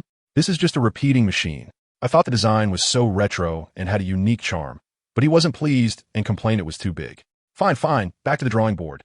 In the end, I finally made him a phone that looked normal. After all that fuss, it was almost dawn, around 4 in the morning. I noticed He Chumiao's hair looked like a dog had chewed on it, and since I had nothing better to do, I offered to help her fix it. She seemed quite nervous, sitting straight with her back to me. I grabbed the scissors and started snipping away. Although I had never learned to cut hair, I had steady hands. In no time, I had given her a fresh new hairstyle. After cutting her hair, I noticed she still had some wounds on her face. So I said, "Come on, give me your hand." She hesitated for a moment, but still placed it in mine. I activated my superpower, and a faint glow emanated from me, transferring to her through her hand. A warm current flowed through, and her facial wounds began to itch. I told her to peel off the Band-Aid, and when she looked in the mirror, wow, her skin was smooth and new, not a scar in sight. She was stunned. What is this?" I calmly replied, "Superpower, basic operation." Just as I finished speaking, The convenience store door was knocked on. I looked up and saw Grandpa Deng coming in with two black eyes like a panda. I asked him what happened, and guess what he said? He said he was losing in ranked matches and was stressed out. Family members, who understands? This reason was too abstract. An esports expert was right beside me. Seeing Grandpa Deng arrive, I felt relieved, settled the bill, and prepared to leave with Xia Lu's Hen and the others. Before we left, I told He Chumiao that if she needed anything, she could find us at the bakery. As soon as we stepped out, my mind went blank, and I realized I had forgotten to delete the surveillance footage. The three of us hurried back. After all that commotion, before I knew it, it was New Year's Eve. Early in the morning, Dilu Beast pulled me out of bed, saying we needed to put up the Spring Festival couplets. Let me tell you, this little guy is all about human customs and rituals. So, we stood at the gate for a long time, and the couplets were stuck more crookedly than my life plan. After finally getting it right, Dilu Beast peeked out from my collar. Let's go buy firecrackers. All right, let's buy. I put on my cotton coat and headed out. These days, it felt like a temple fair in the little garden. They were selling everything. We walked around, eating along the way. Sugar paintings, popcorn, the festive atmosphere hit me right away. We bought a bunch of things like Spider King, atomic torpedoes, and various fairy sticks. On the way back, Dilu Beast couldn't wait any longer and took out a box of firecrackers from my arms. I walked while she threw them, popping and cracking like she was providing me with a personal soundtrack. By evening, after the whole family finished their tasks, the New Year's Eve dinner was just served, and the Spring Festival Gala was about to start on TV. I hadn't even warmed my seat yet when the warning app started beeping. I had the same expression as an old subway passenger looking at their phone. No way, sir, this monster really knows how to pick a time. Showing up to work overtime on New Year's Eve. It's simply the overachiever of the monster world. I took off my apron and got ready to go out. But as soon as I opened the door, wow, a whole family was standing in the yard, as if they were sending me to the gallows. Summer Road was really ruthless, directly giving me a death order. Hurry up, you must finish the battle within half an hour. The New Year's Eve dinner won't wait for anyone. Just as I was feeling a bit moved, poof, it was gone. I took out the transformation device, and with a flash of light, Ultraman Delta soared into the sky. I thought about turning back to give everyone a cool wave, but they all turned pale and waved their hands at me, saying, go, hurry up, don't destroy the house. I have come to understand what it means for people to leave and the tea to cool. I rushed to the scene, a high-speed train station square, where the monster was almost tearing the station apart. It had a glaring big round ball on its head, clearly trying to show me its weak point, right? Without saying a word, I immediately opened up a mirror space to cover the battlefield and conveniently rescued a few ordinary people who hadn't managed to escape. In order to rush home to watch the Spring Festival Gala, I decided to stop pretending and reveal my true form. I directly transformed, ultra weapons loaded. After a flash of light, I was instantly covered in a set of tight-fitting armor in red and silver, with two long swords hanging at my waist, looking incredibly cool. The monster across from me saw my transformation and shot a light bullet at my face. As soon as my thrusters activated, I easily performed a flip to dodge it, while my shoulder armor opened up and light particles gathered, sending 3 fighter jets zooming out to unleash a barrage of firepower at it. I pulled out my long sword, accelerated into a dash, and with a swift movement, swish, it lost an arm in an instant. This monster was originally quite strong, capable of controlling plants. But in my mirror space, it was just a super soldier without skills. All right, time to finish this. I casually tossed aside the long sword, and countless golden light particles burst forth from the gaps in my armor. Mobility mode. I drew another short sword and silently chanted, Phantom Strike, my entire being transformed into a golden light and charged out, leaving only an afterimage behind. Let me tell you, the scene was like countless golden versions of me, surrounding it and hacking away, so fast that it couldn't even react. In the end, I stopped my movement, my fists collided, and sparks flew. Special spatium impact. A golden beam shot through its body, and with a thunderous roar, the world fell silent. The battle ended, and the timer began to flash. Snow began to fall from the sky, and the crowd erupted in cheers. Thank you, Ultraman. Happy New Year, Ultraman. Family, who understands this atmosphere. I gave him a thumbs up and flew away coolly. This time, I was smart. I drew my exclusive logo in the sky, the lowercase symbol for Delta. Later, I heard that the people below were discussing, look, Ultraman wrote a 6 in the sky, wishing us smooth sailing. All right, as long as you're happy. I hurriedly bought 4 large bottles of drinks on my way home. As soon as I walked in, Xia Lu shouted, hurry up, the Spring Festival Gala has started. Everyone was waiting for me, cups raised. At that moment, I tell you, it was worth it. Happy New Year, cheers. The television was filled with songs and dances, while outside, fireworks lit up the sky. However, while we were joyfully celebrating the new year here, far away in the conference room of Bandai, the atmosphere was quite tense. A group of designers and screenwriters had been working overnight to come up with a project proposal for me. The Triangle Ultraman, and the ashtray was piled high. Some suggested taking a retro route, but immediately someone countered that toys wouldn't sell that way. Others proposed to follow Zeta's lead and merge, suggesting this time to merge 4. Even more absurdly, someone suggested trying out a magical Ultraman. I wanted to say, you guys really know how to brainstorm. Anyway, the scene was a chaotic mess, and progress was at 0. Just when these people were about to pull their hair out, a savior arrived. Not me, but my latest battle video. Let me tell you, at that moment, a staff member kicked open the meeting room door like a cannonball, panting and shouting, New video? Triangle Ultraman is fighting again. Goodness. These people were like they had been injected with adrenaline, immediately turning on the projector. And then they saw my stunning guy's armor form. The entire meeting room exploded in an instant. It felt like throwing a ladle of cold water into boiling oil, sizzling everywhere. A designer jumped up on the spot and exclaimed, damn, with the defense team's power. How come we, a bunch of fools, didn't think of this? The inspiration hit like a bolt, and a guy named Goto immediately pulled out paper and pen, sketching out the armor designs for the MAT team and ZAT team in a flash. Now great, let's see who dares to say I'm always borrowing power online. This is something I borrowed with my own skills, and it's officially recognized. The head of Bandai's toy department had a grin that nearly reached his ears, probably calculating in his mind until smoke was coming out. He was thinking that those in used airplane molds could finally be put to use instead of being sold as scrap metal, just needing a new paint job to make a profit. Family, who understands? Here I am, working hard outside, and I end up being a cash cow for them. This sudden wealth has certainly been caught by them. Of course, I was completely unaware of all this. We were having a great time at the New Year's dinner. Barney and Christina, those two ordinary folks, were already stuffed and slumped on the sofa, looking lifeless. Let me tell you, eating with our table of non-humans requires a lot of capacity, especially Ling Xuangqi, who looks quiet and gentle. When she eats, she goes all out. Just as I was about to say that her foodie trait was quite cute, she shot me a glare, and I thought, never mind. This girl is not cute at all. Just then, her phone vibrated, startling me. I thought there was another monster on the loose. It turned out to be a girl named Xingguang in their dorm group, asking what we were having for the New Year's dinner.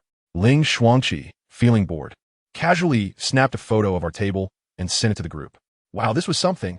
The girl Xingguang, who was originally wearing a nightgown with her long legs propped up against the wall, was bored scrolling through her phone.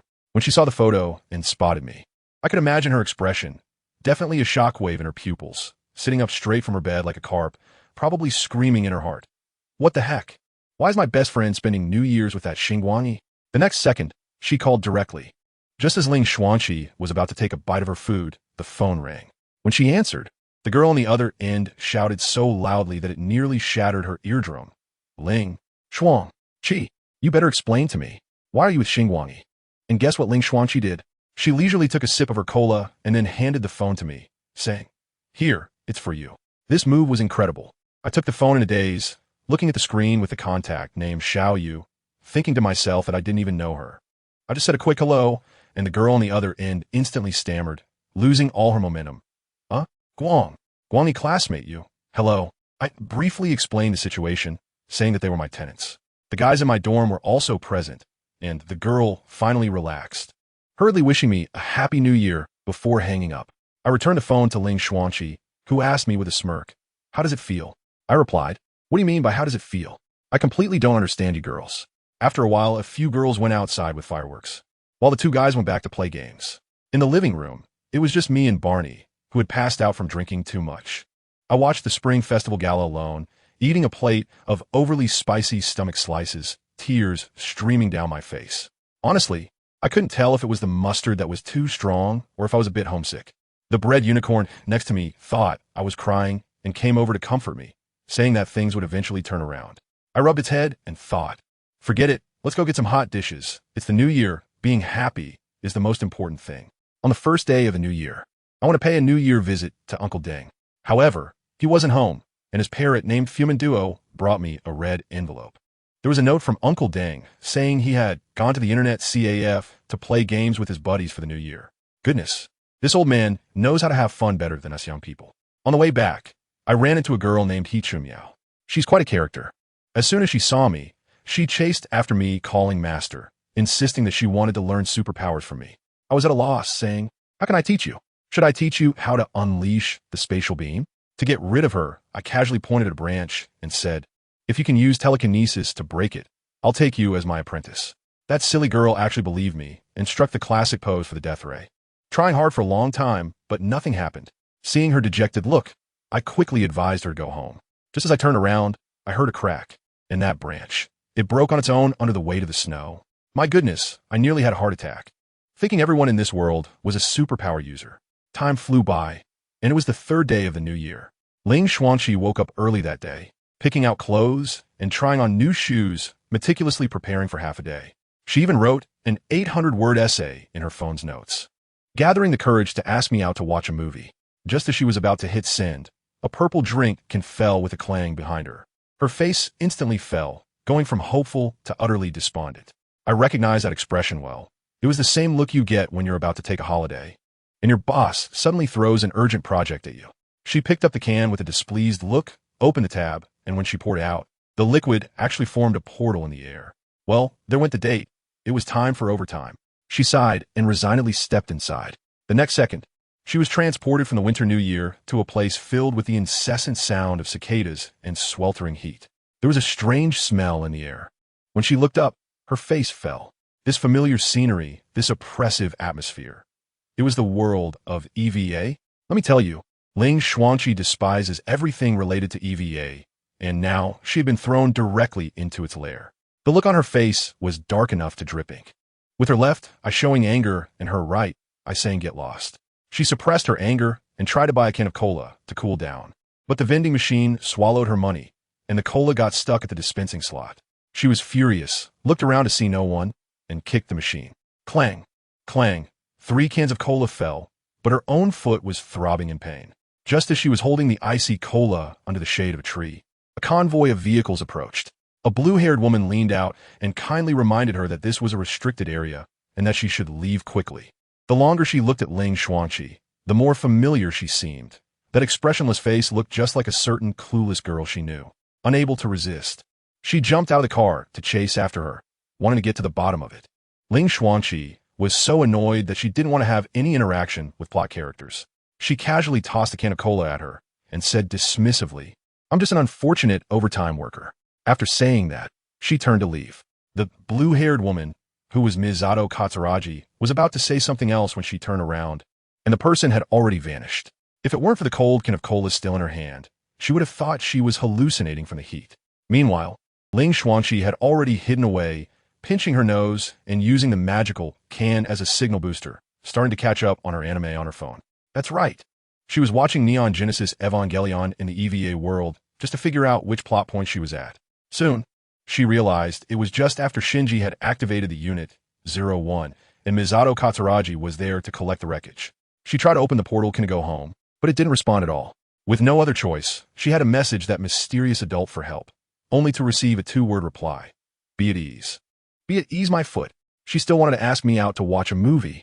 Just as Ling Xuanqi's mental state was about to explode, Misato Katsuragi had already picked Shinji up from the hospital. To celebrate the arrival of her new roommate, she took Shinji to the convenience store to buy beer. As soon as they entered, she spotted a familiar figure and couldn't help but smile, thinking, "Didn't expect to run into you here." I looked up, and good grief, Misato Katsuragi was leading Shinji Ikari right towards me. At that moment, I just wanted to bury my head in the ice cream and pretend to be dead. But they didn't give me that chance at all and just sat down next to me, as warmly as if we were long-lost sisters. I tell you, I almost rolled my eyes up to the sky at that moment. I said, "Sister, we've only met twice. Can you not be so familiar?" She thought my expression was really interesting. "Please, with my Rei Ayanami-like face, I usually look expressionless, okay? If I can give you this many expressions, it means I'm clearly annoyed." She kept staring at my phone on the table, with a look in her eyes as if she had never seen the world. Of course, this is the latest model from 2025. It's strange if you guys from the 90s tech tree can understand it. I quickly turned off the screen, not wanting to waste more words with her. But she got even more excited and insisted on shaking my hand, introducing herself as Misato Katsuragi. What could I do? I just bumped her hand. The guy behind her, Shinji Ikari, kept his head down the whole time, looking like a little quail, even weaker than in the anime. I seriously suspect that all the conversation KPIs were carried by Misato Katsuragi alone. Misato kept mumbling my name, asking if I was a foreigner. I said, to be more precise, I came from another world. Guess what? She didn't believe me at all, probably thinking I was just a late-stage Chinibu otaku. Who understands? These days, when I tell the truth, no one believes me. It's all about being abstract. Just then, I caught a glimpse out of the corner of my eye of a big object falling from the sky. I shouted, "Watch out!" And the next second, with a loud bang, the whole convenience store started shaking. The people outside were panicking, and Misato and Shinji were dumbfounded. Misato's face turned pale as she muttered, "Wasn't that guy defeated? The Eva is still lying in the ICU." What about me? I'm quite calm, resting my chin on my hand and thinking, oh, the KPI is here. The water angel, the fourth apostle. It seems this is the anomaly I need to deal with. Misato Katsuragi immediately reacted, turning to glare at me. "Do you know what this is? Who exactly are you?" I said, "Sister, didn't I tell you? I'm from another world. And that thing might even be from the same hometown as me." After saying that, I was too lazy to explain, so I directly yanked the bracelet on my wrist. Transforming on the spot, a metallic glove inlaid with 6 gems covered my hand, and even Thanos would have to call me sister. You get what I mean? Misato Katsuragi's eyes nearly popped out as she asked what it was. I cleared my throat and told her this is called the Dog Management Authority Proxy Glove. Just look at her expression. It was like she had been constipated for 3 days. I knew this name had a lot of issues, but I didn't come up with it. I didn't explain much, just picked up the purple can on the table and shouted into it like a walkie-talkie. "Anomaly detected, boss. Give me some permissions." The next second, the progress bar on my glove suddenly shot up and quickly reached 100. I thought to myself, not bad. The ruler of this world is quite generous. But guess what? It didn't stop at all. It kept soaring and ultimately shot up to 1,000. At that moment, I felt like I was invincible, and that feeling was simply amazing. I gulped down the drink in one go, put away my phone and the can, and with my gloved hand, I snapped my fingers, creating a hole that directly dented the space in front of me. Without saying a word, I stepped in. Misato Katsuragi shouted from behind for me to wait, and she clumsily followed me in. In the end, only Shinji Ikari was left alone. That kid was probably too scared to think, but with the angels outside, he had no choice but to follow us in, gritting his teeth. We were directly transported to a small hill, and the apostle was not far away. The sense of oppression, let me tell you, made Shinji Ikari's legs go weak. That big guy also saw us, and an arm like a whip came crashing down. The wind was so strong that it made it hard to open our eyes. Shinji instinctively covered his face, while Misato Katsuragi was holding up well, staring intently at me, but her back was probably completely soaked. I just stood there, not moving at all. The apostle's arm, hey, was just a meter above our heads, no matter how hard it tried to smash down. It was like hitting a wall of air. It got anxious. Both arms started pounding like a pile driver, but aside from the loud wind, it was useless. At this point, NERV headquarters must have been in chaos, and that old fox, Jindo Ikari, surely saw it too.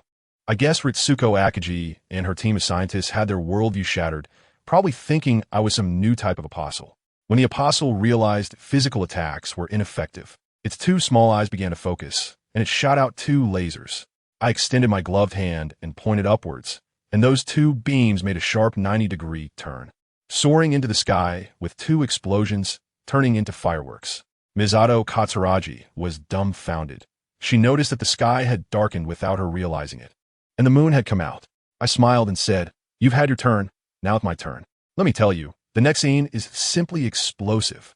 I tightened my fists, reached out to the moon in the sky, pulled it down, and used it like a brick to smash that apostle to the ground with a bang. The noise was earth-shattering. Misato Katsuragi was so scared that she fainted.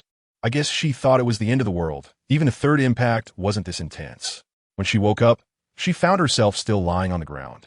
The sky had brightened again, the world was fine, and everything was perfectly normal. I explained to her that the moon is fake, that it was the glove that turned the illusion into reality, and I was measured in my words. Only then did she relax and quickly ask about the apostle. I said it was crushed flat. She ran over to take a look and exclaimed, "Wow, that apostle was really smashed into a piece of paper." A physical piece of paper, lying flat on the ground, particularly cartoonish. I raised my hand, and the glove glowed.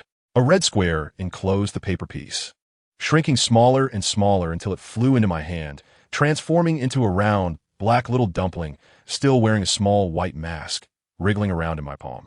I asked Mirai, "Cute, right? Do you want it? I'll give it to you." She was so scared that her face turned pale, and she waved her hands frantically. Just then, my glove made a series of crackling sounds and transformed back into a bracelet, probably due to overload. Having finished what I needed to do, I took out the purple canister, poured out the liquid, and opened a teleportation portal, preparing to leave. Mirai Katsuragi still wanted to keep me there, saying she hoped I would stay and help them fight against the angels. I directly refused the 3 invitations, saying she was overthinking it. I really hated this place. If it weren't for work, I wouldn't even want to come here. Seeing her face full of bitterness, I softened a bit and pulled out a tiny gadget the size of a matchbox, tossing it at her chest. I told her it was a distress signal transmitter, single use. And if it got broken, no one would come and help them. After that, I walked straight into the portal, keeping my accomplishments hidden. As soon as I got home, the first thing I did was take off my shoes. Let me tell you, these new shoes are so painful. My heels are all blistered, it drove me crazy. I casually placed that little dumpling apostle under a glass cup and went to find someone. Then I saw Xingguang eating noodles alone in the public lounge. I felt energized and walked over, pretending to be nonchalant, and asked him, "Hey, I won 2 movie tickets in the New Year lottery. Want to go watch a movie together?" He stupidly asked me why I wasn't with the noodle girl. I thought to myself, does this guy even get it? I quickly said she didn't know where she ran off to. Anyway, she could turn invisible to skip the ticket. He thought for a moment and agreed. I felt so pleased and then asked him if he had any Band-Aids at home. After he told me where to find them, he asked me what was wrong. At that moment, I had a mischievous thought and leaned close to his ear, whispering, "I'll wash my underwear, and it's not dry yet. So I'm just going to use a Band-Aid for now, the pink one." Goodness, he choked on his noodles and coughed for a long time, almost becoming the first Ultraman to choke on noodles in the land of light. I quickly stifled my laughter and poured him a glass of water, saying, "Just kidding." Then I bounced off to find a Band-Aid for my foot wound. But guess what happened?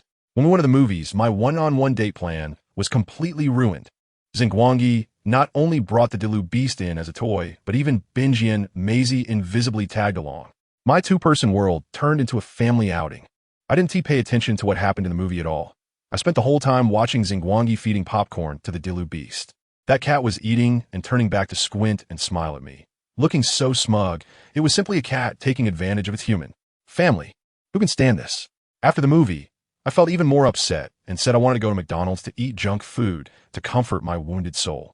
But when I got to the store, I saw that the girl at the front desk with pigtails looked familiar. I made an excuse to go to the restroom, gave her a glance, and the 2 of us slipped away to the dark 2nd floor to meet up. I became a bit serious and said to her, "Hello, it's been over half a month since we last met." The girl with the twin ponytails waved her hand, telling me not to be so serious, and even said I'd worked hard. I took out 5 cans of different colors from my bag and handed them to her, including the purple one. She picked it up and shook it, and the can displayed a line of text. Neon Genesis Evangelion TV 001. She even asked if that was my world, and I replied that it wasn't, but it was similar and I didn't want to go back anyway. Then I handed her the overloaded broken bracelet and said, "Excuse me, this is broken. Could you please fix it?" She seemed quite interested and asked if I had encountered a strong enemy. I said no. It was just that the ruler of that world was too generous and gave me 10 times the permissions, which caused it to burn out. She then said it was just right and would help me raise the limit a bit. After that, she hugged the can and the bracelet and entered an employee dormitory. The dorm was messy, filled with books and radish stamps. I didn't expect this lady to have a side business. She threw all the cans into a vending machine-like device, saying that I wouldn't have to run errands anymore because the cans could be automatically recycled. Then, amidst the clutter, she quickly repaired my bracelet in just a few minutes and even leveled it up. She looked so relaxed, like making a soft serve ice cream. She returned the repaired bracelet to me and then asked with concern, "By the way, how have you been feeling lately?" Let me tell you, Ling Xuangqi has it tough too. Her body is essentially a defective clone, with her soul and body forcibly bound together, making it easy to run into bugs if she's not careful.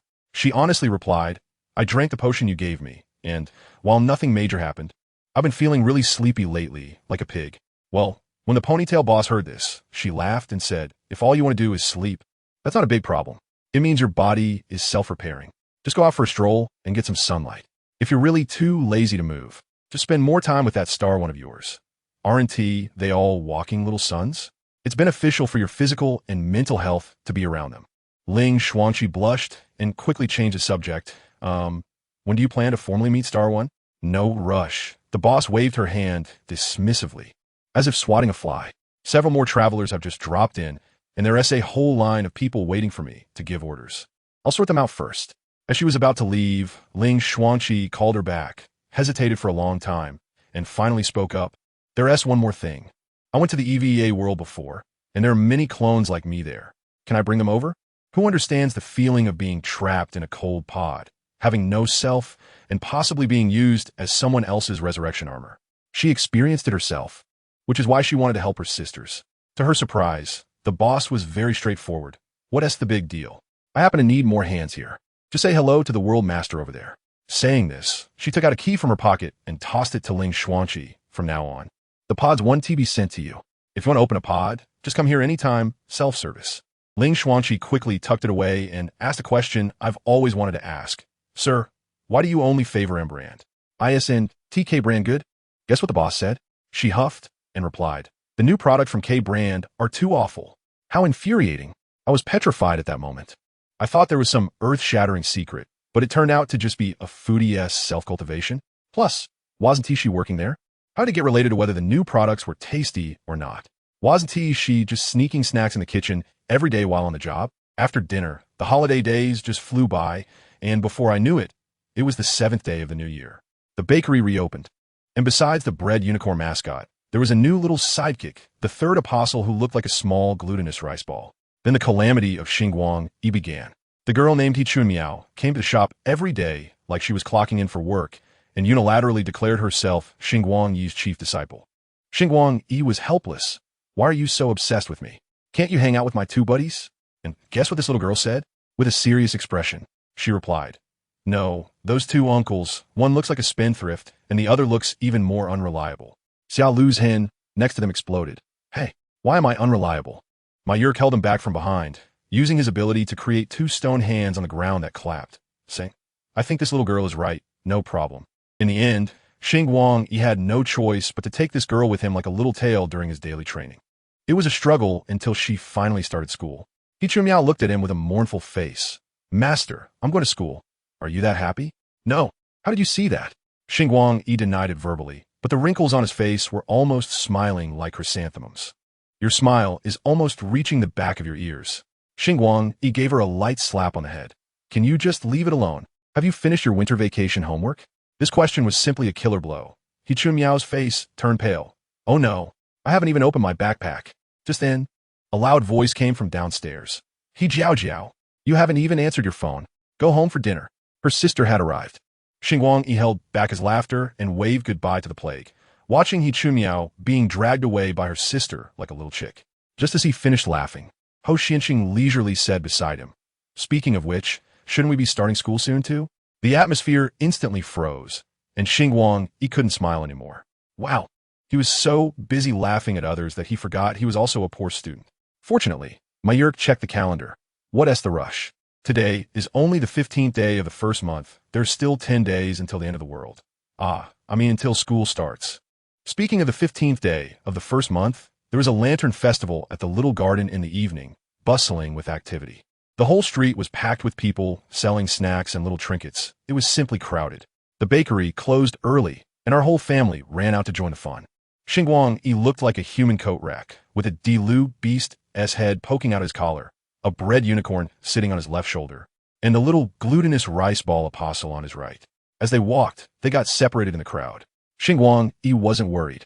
He bought a cotton candy and was watching others set off fireworks when he heard a familiar shout, Master! Before he could finish his sentence, Chun Miao was covered by her sister's hand and dragged away, with her sister roaring in the background. Didn't you say you were going home to do homework? Xingguang Yi silently gave her sister a thumbs up in his heart. Then, he wandered over to a ring toss booth. Let me tell you, you can always encounter some experts at such places. Xingguang Yi squeezed in and was dumbfounded. Ho Xianxing, Xiao Lu's hen, and my Yerk were all squatting there, with a pile of prizes stacked like a small mountain next to them, while the booth owners' faces turned green. The booth owner had really invested a lot. The grand prize was actually a PS5, but the angle it was placed at was extremely tricky, making it impossible for an ordinary person to win. But the problem was, these 3 guys were not ordinary. My Yerk was eating candy while watching the show, and Xiao Lu's hen and Ho Xianxing each held the last ring, ready for a duel. Bro, let's see what you've got. Go. The two launched their rings simultaneously. Xia Lu's Hen's ring flew quickly, looking like it was about to land on the PS5. But suddenly it took a strange turn. Ho Xinqing's ring was even more outrageous. It came from behind and directly knocked Xia Lu's Hen's ring away, making a graceful arc, like a boomerang aiming to hit. As a result, the knocked-away ring bounced on the ground and surprisingly flew back up, directly colliding with Ho Xinqing's ring in midair. I'll tell you about that scene. Two bamboo rings were wildly battling in the air above the PS5 like a martial arts film, clanging and clattering. This operation was all about a Newton-style resurrection. More and more people gathered around to watch, all taking out their phones to film, thinking it was some kind of magic show. Just when everyone's attention was drawn to those two celestial rings, the three culprits had already slipped away with the prizes. Xingguang quickly squeezed out of the crowd and just asked, "Where's the big barley?" When Mayurk suddenly popped up from the ground. With everyone gathered, they quickly made their exit. The four of them disappeared into the crowd like that. Later, everyone just went about their own business, and Xingguang, like a community volunteer, encountered a delivery guy, met Officer 2, and even ran into Grandpa Deng, who was walking his bird, and casually snagged some stinky tofu. He walked from one end of the street to the other, and finally bought a big pile of freshly made yuan xiao before returning home satisfied. We got back to the traveler's cabin. He was the first to arrive. He placed the yuan xiao in the kitchen, and Dilu Beast skillfully jumped out to turn on the lights. He put the two little guys on the sofa to watch TV and went into the kitchen to prepare dinner. Speaking of which, when that little soup dumpling apostle first arrived, Bread Unicorn wanted to show off his seniority and take him under his wing, but ended up getting pinned to the ground and rubbed, losing status once again, which was quite pitiful. When the evening party started, everyone gradually returned. Over the weekend, this group seemed to be in hibernation. Even the workaholic Mayurk stayed holed up in his room. By Sunday afternoon, a guest arrived at the house. When Xingguang opened the door, he saw a quiet girl who looked quite similar to Hichun Miao, but her aura was completely different. "Hello, I'm Hichun Miao's sister." "Oh, the main character has arrived." This sister was very polite and brought a big pile of things, saying it was to thank Xingguang for taking care of her sister. Xingguang felt quite emotional inside. If only Hichun Miao could be half as sensible as her sister, he would save so much hair. The two were chatting when they heard thumping footsteps coming from the stairs, and Hichun Miao rushed in like a little cannonball. "Master, I'm here." But upon seeing her sister as soon as she entered, she froze. "Sister, what are you doing here? Aren't you supposed to be at school to pick me up?" Her sister pushed up her glasses and smirked. "You knew I would go to pick you up, so I came here early to wait for you." As soon as I saw that expression, I understood. This girl is probably someone who has just recovered from being a bit of a weirdo, truly worthy of being a sister. In the end, Hichun Miao was once again taken away by her sister. On the other side, in a pitch-black room, where you couldn't see your hand in front of your face, only a small desk lamp was lit. A circle of people sat around the table, all wearing glasses, with the lenses reflecting white light, looking like they were in a movie. This time, the higher-ups are paying a lot of attention. That's right, the first batch of people is about to arrive. After all, our Abnormal Incident Investigation Bureau reports directly to the capital. I've looked over the materials, and they're all drawn from various units with pretty average backgrounds. I've heard that this group of comrades has a common strength. What is it? They're all level 6 users of Beer Pair. What use is that? Hey, these new characters like Gundam and Ultraman. How we old folks understand them? We must find experts. As my granddaughter puts it, this is called the second dimension. To deal with them, we need people who understand the second dimension. I was listening nearby and almost burst out laughing. Family, this wave is truly professional. By the way, why don't we turn on the big lights? Oh, the lights in this room are broken. Just reported for repair. Let's manage for now. The holiday is completely over. The school day has arrived. As soon as Xingguang has to go back to school, he has to leave Delushu in the little room. Now that's really stirred up a hornet's nest. I refuse. Delushu bared its teeth at Xingguang, although it still looked adorably fierce. Xingguang tried every means, even using the cat petting method, but Delushu wouldn't budge, swatting his hand away. "I don't care. I want to go to school with you." Seeing that a peaceful resolution was hopeless, Xingguang had to resort to the ultimate weapon, saying expressionlessly, "The school's internet is so bad, it buffers like a PowerPoint." Huh, think about it. When you watched videos at school, didn't it buffer every 3 seconds? Well, I guess so. The mobile games you play now would probably get a 460 milliseconds warning at school. Delushu immediately broke down. Family, who understands, for today's internet-addicted youth cats? Internet speed is the primary productivity. In the end, It could only agree reluctantly, its little tail drooping down to the ground. Xingguang promised repeatedly that he would definitely come back on weekends and when there were no classes, which finally appeased the little guy. Around 4 in the afternoon, Xingguang slowly trudged out with his bag. As soon as he left the backyard, the alley was filled with lazy cats soaking up the sun, each one fatter than the last. Suddenly, one cat came up and rubbed against his pant leg, meowing at him. Xingguang had no choice but to pull out the bread he had planned for dinner. Wow, it was like poking a wasp's nest. All the cats surrounded him, staring at him with watery eyes. In the end, dinner was completely robbed by these cat bandits. On the way, Xingguang ran into a familiar face. Alan from the dorm across the hall. This guy was pulling a suitcase with his left hand and holding 2 pancakes in his right hand, munching away. As soon as Xingguang greeted him, a car stopped nearby, and a guy wearing sunglasses stuck his head out. Old Xing, Alan, get in. This guy is called AI Ruman, also their classmate. Xingguang teased him. Can you see the road clearly with those sunglasses on? Don't waste time, get in quickly. Once in the car, AI Ruman stepped on the gas, and the car shot off like a rocket, reaching the dorm building in no time. AI Ruman opened the trunk. No, he didn't grab his luggage, just pulled out a big plastic bag. Where's your luggage? Xingguang asked. This is it.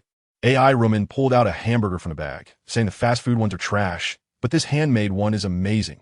Want to try?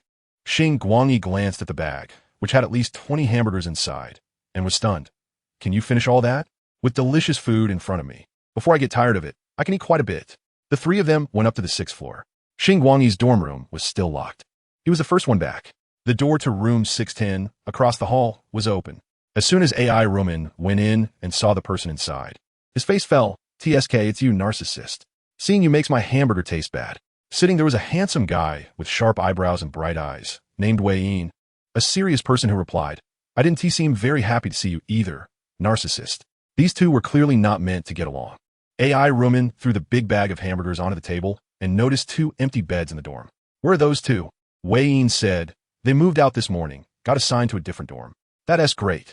AI Ruman immediately laid down, finally free from foot odor and blasting speakers. Life could finally be lived. By the way, narcissist, want a hamburger? Can I? Then I'll have one. Also, I still suggest you move out. Put the hamburger down. Seeing them bicker, Xingguang went back to his dorm to pack his things. Meanwhile, in the traveler's little room, Ling Xuanqi was sleeping soundly. She suddenly rolled over, kicking the covers off, her sleeping posture extremely twisted. After a while, perhaps feeling cold, she closed her eyes and reached out to grab the blanket, but couldn't find it, so she reluctantly opened her eyes. She sat up groggily, a few messy strands of hair sticking up on her head. She instinctively touched her hair and then froze. Her hair had grown longer. It was originally short, but now it had actually grown to waist length. The long blue hair hung down, with only the tips being black. She grasped her hair, a bit surprised, but also not too shocked. Looking at her phone, it was already past 5 in the afternoon. She had slept for almost 7 hours. The big boss had mentioned before that her body had a flaw, and this kind of deep sleep was actually her body self-repairing, but the process was completely uncontrollable. Clearly, the number of deep sleeps had decreased before. Why was it back again? Ling Xuanqi got out of bed barefoot, picking up clothes from the floor to put on while mumbling softly, if only I could just switch to a new body. Of course, that was just a thought. After all, after coming to this world, her body was affected by the abundant energy here, and such changes were especially pronounced for her. Of being already flawed, the particularly obvious result was, let me tell you, this waist-length long hair suddenly popped up. Wow, I was originally a short hair fan, and now I have to deal with this long hair. What a hassle. Without a second thought, I grabbed scissors and snipped off the bottom black part, then casually grabbed a hair tie to tie up my striking blue long hair, picked up my bag, and hurried to school. On the other side, our 2 other dorm sisters had also arrived at school.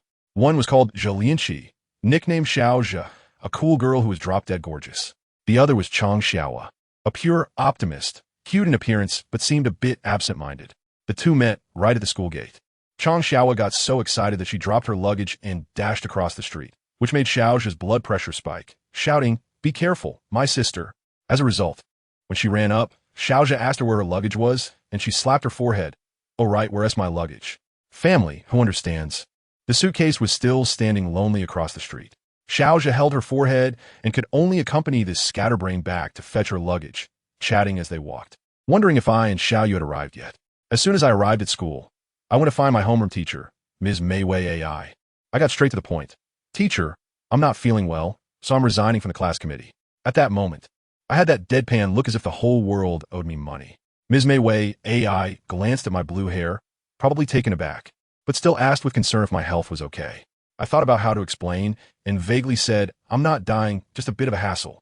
Seeing me like this, she probably thought I had some terminal illness and quickly told me to call her anytime if I needed anything. Once I settled the class committee issue, I hurried away. My big blue hair was too eye-catching, so I put on a hat and rushed with my head down to the dorm. The dorm door was unlocked, which meant someone had arrived before me. When I pushed the door open, I saw Xingguang lying alone on the bed. As soon as she saw me, her expression changed. It was quite something, instantly becoming awkward. No wonder, during the new year, I had posted that photo with Xingguang, and everyone in the dorm knew she liked him. She was probably playing out a drama in her mind about how my best friend was stealing my man. She hesitated for a long time, and just as she was about to ask me, "Chi-Chi sis, are you with that?" Before she could finish, I walked over and sat down on her bed, staring at her intently. This made her nervous. She probably thought I was up to something. As a result, her gaze drifted and caught a glimpse of the blue hair peeking out from under my hat. And her thoughts instantly spiraled into why Chi-Chi dyed her hair such a strange color. I just shouted Xiaoyu. In the next second, everything went black in front of me, and I fell forward uncontrollably. Xingguang was so scared that her soul almost flew away. She quickly hugged me tightly. She kept shouting, "Chi-Chi Jia? Chi-Chi Jia, don't scare me." She felt my forehead and my face, realizing that I wasn't hot. Seeing my face rosy and my breathing steady, it didn't seem like I was sick. It looked more like I was asleep. She must have been confused at that moment, murmuring softly, "No, Chi-Chi Jia's sleeping face is so cute. Wait, what am I thinking? Hurry up and call 120." While chaos erupted in the dormitory, Xiaozhe and Chang Xiaomao had also sneaked to the dorm door. On the way, they were analyzing the situation between me and Xiaoyu, when suddenly, Chang Xiaomao threw out a bombshell, saying, "Xiaozhe, don't you find it a bit strange? Every time that guy Xingguang isn't around, Ultraman and the monsters come out to fight. He skipped the English exam, and the monsters showed up. He wasn't in his English class, and Ultraman appeared again." Xiaozhe was stunned for a moment, then laughed. "Are you saying Xingguang is Ultraman? That's impossible." Chang Xiaomao laughed mysteriously. "Who knows? I'm just rambling." Goodness. This girl is like the Detective Conan of the dorm. As they reached the dorm door, they pushed it open and shouted, "We're back." Then, they were met with a scene that left them frozen. I was leaning against Xingguang, my head resting on her shoulder, one of her arms around my waist while the other was gently touching my face. The position, the atmosphere, tsh. Xiaozhe's brain crashed, and she stammered, "Sorry, we're interrupting." After saying that, she pulled Chang Xiaomao out and slammed the door shut. Outside, the two of them were still in shock, while Xingguang inside was anxious, trying to adjust me and put me on the bed. But Xiaozhe was not giving up. She pushed the door open a crack to check what was going on. Goodness, this was even more stimulating. From her perspective, it looked like Xingguang pushed me onto the bed. I'm sorry. Xiaozhe was so scared that she apologized again and slammed the door shut. Xingguang inside was blushing furiously, almost going crazy. What the heck? Why is this person opening the door at the most easily misunderstood moment? Outside, Xiaozhe was blushing and her heart racing, exclaiming, So brave, I didn't expect Xiaoyu to be so bold." Chang Xiaomao was fanning the flames beside her. This is great. If they get together, then Xingguang is out of the picture." In the end, it was Xingguang who blushed and came out to pull them in, explaining that I had suddenly fainted. Only then did they approach cautiously to check on me. But no matter how they called me, I didn't respond. Chang Xiaomao immediately wanted to take out her phone to call 120, but Xingguang said she had already called. Just a couple minutes later, someone really came. There was a knock at the door, and the two outside said, "Hello, we are from the hospital." Xingguang muttered that their efficiency was too high. When the door opened, two people in white coats came in, completely covered from head to toe. I tell you, their height and build were like they were molded from the same template, looking suspicious. Without saying a word, they lifted me onto a stretcher and were about to leave. Xingguang asked if they needed a companion, and they coldly replied that they didn't. Then they carried me away. The more outrageous part was that Xiaozhe stood on the balcony looking down. Not to mention an ambulance, she didn't even see a tire track. Those two medical staff carried me, turned the corner of the hallway, and poof, they vanished. All three of them disappeared. Chang Xiaomao shrugged and said, "Looks like our Chi-Chi Jia really isn't an ordinary person." When I opened my eyes again, I was in a familiar place, the employee dormitory of that double ponytail boss from M. I was so scared that I shivered, fearing I had really been taken to the hospital for some research. The boss saw that I was awake and calmly said, "No need to panic, I brought you back."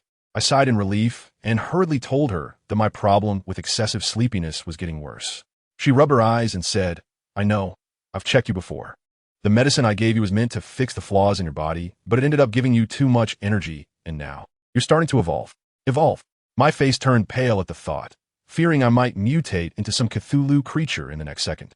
Seeing my scared expression, she made an analogy. "Let's put it this way. Your body used to be like a battered ship full of holes. I only wanted to patch it up, but now it's upgrading itself toward becoming the battleship Yamato." Wow, I understood that metaphor, but the problem was, what would I do in the future? I couldn't just suddenly shut down while walking, could I? She handed me a watch-like device and said that this thing could predict when I was about to evolve and could temporarily suppress my drowsiness.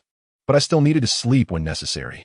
It was like a sleep limiter, allowing me to choose a place to rest. When I heard this, I thought it was great. Otherwise, it would be too embarrassing to face-plant into my soup while eating. I asked her what this thing was called, and after thinking for a moment, she said with a rather mischievous tone, "How about calling it Drowsy Red Tea?" I rolled my eyes at her. Not a good name at all. In the end, I still put on the sleep limiter I named and teleported back to school. I checked the time. It had only been a little over an hour, so I told my roommate I went to the school hospital for a checkup. Before I knew it, it was Monday, the first day of school. Early in the morning, the school's persistent broadcast started blaring again. Xingguang's dorm was right across from the playground, with the loudspeakers the most numerous, creating an almost 360-degree surround sound that was deafening. Just as he was waking up, he heard some irritable guy from an unknown dorm shouting out the window, "Damn it, the cafeteria isn't even open yet. What is all this noise for?" Hearing this familiar outburst, Xingguang turned over contentedly and went back to sleep. When he woke up again, it was nearly 10 o'clock. Ho Xianxing was nowhere to be found. That guy, under the guise of foreign student, had been taken to give a speech at the opening ceremony. Xiao Luojin and Ma Yurk were still lying in bed, starving and refusing to get up, even asking Xingguang to go downstairs to grab takeout for them. Xingguang ignored them, opened his transformation device, and started checking the progress of his new gear. Let me tell you, this kid was really focused now. He was contemplating that his stamina wasn't enough and his energy was low. He couldn't confront things head-on like his predecessors. The energy consumption of his light skills was high, and his big moves relied on a skill called the Delta Triangle Lens for a boost. So, he had to figure out a way to take a shortcut. He currently had two plans. One was inspired by the Euro, to create a heavy armor that could be used for charging. The other was even more creative. He wanted to attach light energy to his fists and feet, directly delivering physical attacks with energy damage, like a basic attack hiding a big move. Thanks to you, Driambi is senior, and you, Konga senior. Now, this energy card that would allow him to punch down the South Mountain nursing home was finally ready. Just as Xingguang put away the new card, Ho Xianxing returned. He had a sly smile on his face as he said that during the speech, he and T said anything serious at all. He just made up a bunch of incomprehensible alien language, and the teachers and students below applauded enthusiastically. Wow, that was quite a performance. In the afternoon, during the class meeting, the teacher rambled for less than 20 minutes before dismissing the class. Xingguang noticed I hadn't come. The teacher only mentioned that I had resigned from the class committee due to health reasons. After the meeting, the three clowns from their dorm patted Xingguang on the shoulder, exchanged knowing looks, and left, leaving space for the shyly approaching Xingguang. Xingguang kept her head down, her face as red as a monkey's bottom, and only dared to call out softly, "Classmate Guangi." Xingguang was quite considerate and suggested they walk and talk. So the two walked along a sparsely populated tree-lined path, and the atmosphere was quite ambiguous. Xingguang's heart was pounding like a drum. Thump, thump, her mind filled with pink bubbles. On Xingguang's side, relying on Ultraman's hearing, he could hear everything clearly, but he was thinking, Xingguang's heart is beating so fast. Could it be a heart problem? I should remind her. Just as Xingguang mustered the courage to speak, Xingguang's phone suddenly vibrated. He sneakily glanced at it, and his expression changed instantly. Oh no, another monster had appeared. Just as Xingguang was about to say something, Xingguang interrupted her. I'm really sorry, classmate Xingguang. I suddenly have an urgent matter. I need to leave first. You should head back too. With that, he dashed off, leaving Xingguang alone in the wind, utterly confused. Let me tell you, Xingguang is in a hurry too. He's really anxious inside. Is that monster equipped with a locator? How come it always shows up right when I'm about to go on a date? He hurriedly slipped into a secluded corner, took out the transformation device, and had to look around first to ensure safety. Hey, you can't say he's not ceremonious. He had to shout Delta before he transformed into a beam of golden light and shot up into the sky. On the other side, Xingguang was utterly disheartened, dragging herself back to the dorm. Her roommate, Zhilianqi, didn't even lift her head and asked, "How was it? Did it work?" After a long silence, when she finally looked up, she saw Xingguang's face that was about to cry and realized, oh no, she got rejected. Xingguang sat down with a pitiful expression, and after a while, managed to squeeze out a sentence. I didn't even say anything, and he said he had an urgent matter and ran off. Zhilianqi quickly comforted her, saying that what if he really had an urgent matter? They could always reschedule for tomorrow. But listen up, everyone. The key point is coming. There's a girl in their dorm named Chang Xiaoma, who, upon hearing Xingguang an urgent matter, her DNA went in action. She had previously suspected that Xingguang was related to that Ultraman, and now she directly pulled out her phone and started searching the entire internet. Guess what? She actually found something. An outdoor streamer was live broadcasting. The camera focused on a reservoir park, and suddenly, a giant robot emerged from the water with a splash. It was covered in metal lumps, with a ring of orange bulbs on its head like searchlights, walking step by step towards the shore. The scene resembled Godzilla entering the city. The streamer, who usually had a way with words, was completely flustered at this moment, only managing to utter two words. What the hell? What the hell? The comment section went wild, with some science enthusiasts saying this was a robot from Diga, while others urged the streamer to run away.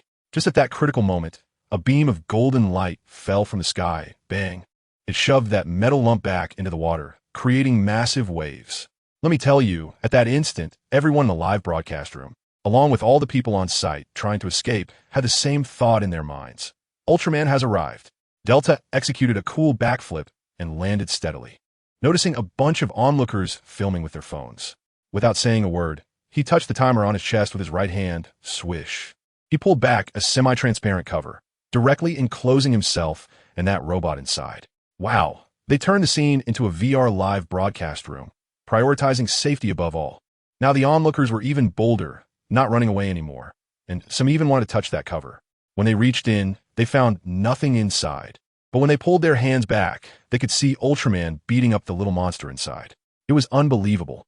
The streamer also found a perfect angle and started narrating live. He saw Delta Ultraman cross his arms in front of his chest, the timer flashed, and hey, he transformed. I tell you, Delta knows exactly what's going on in his mind. This robot is just a mass-produced machine with no special abilities, tough skin, and the potential to self-destruct. It's simply the best target for practicing with his new gear. He directly loaded the semi-finished attribute-enhanced combat mode, and instantly, a layer of purple gauntlets covered his arms and legs. The next second, the gauntlets turned blue, exuding a chilling aura as he charged forward. He pounded his fists against the robot, and wherever he hit, ice formed with a cracking sound, slowing its movements. The robot attempted to fight back, throwing a punch, but Delta bent at the waist and dodged it, pressing both hands onto the water surface, which instantly froze into a massive chunk of ice. One of the robot's legs was trapped inside, unable to move, while Delta had already jumped onto the ice. Following that, the armor on his legs transformed into a crimson red, with the air around him growing hot and distorted. He leaped down from height, delivering a flaming flying kick that severed the robot's upper body. With a sizzling sound, ice and fire created a dramatic contrast, and steam filled the entire area. The light in the robot's head went out, and just as Delta was about to conclude, the light began to flicker wildly again. Good heavens! It was going to self-destruct in exchange for a final blow. Delta ignored it and flew out of the energy shield, watching as it exploded inside, turning into a magnificent firework. Once the explosion ended, he regained his composure and flew away stylishly. In the dormitory, Chang Xiao watched the entire live stream and now had a rough idea of what was going on. That Starlight one was definitely not simple. She murmured to herself, "Oh no, I think I'm also interested in him." Saying that, she rolled out of bed, started changing clothes, and told her roommate she was going out to meet someone before disappearing. As for Starlight One, after dealing with the monster, he returned to school, and it was already dark. Feeling guilty for having stood up Xingguang, he specifically took a detour to his family's bakery to buy 2 pieces of cake as an apology. However, as he took a shortcut to the girls' dormitory, the streetlights flickered as if haunted. Suddenly, a figure stood in the shadows ahead, wearing a hood that obscured their face.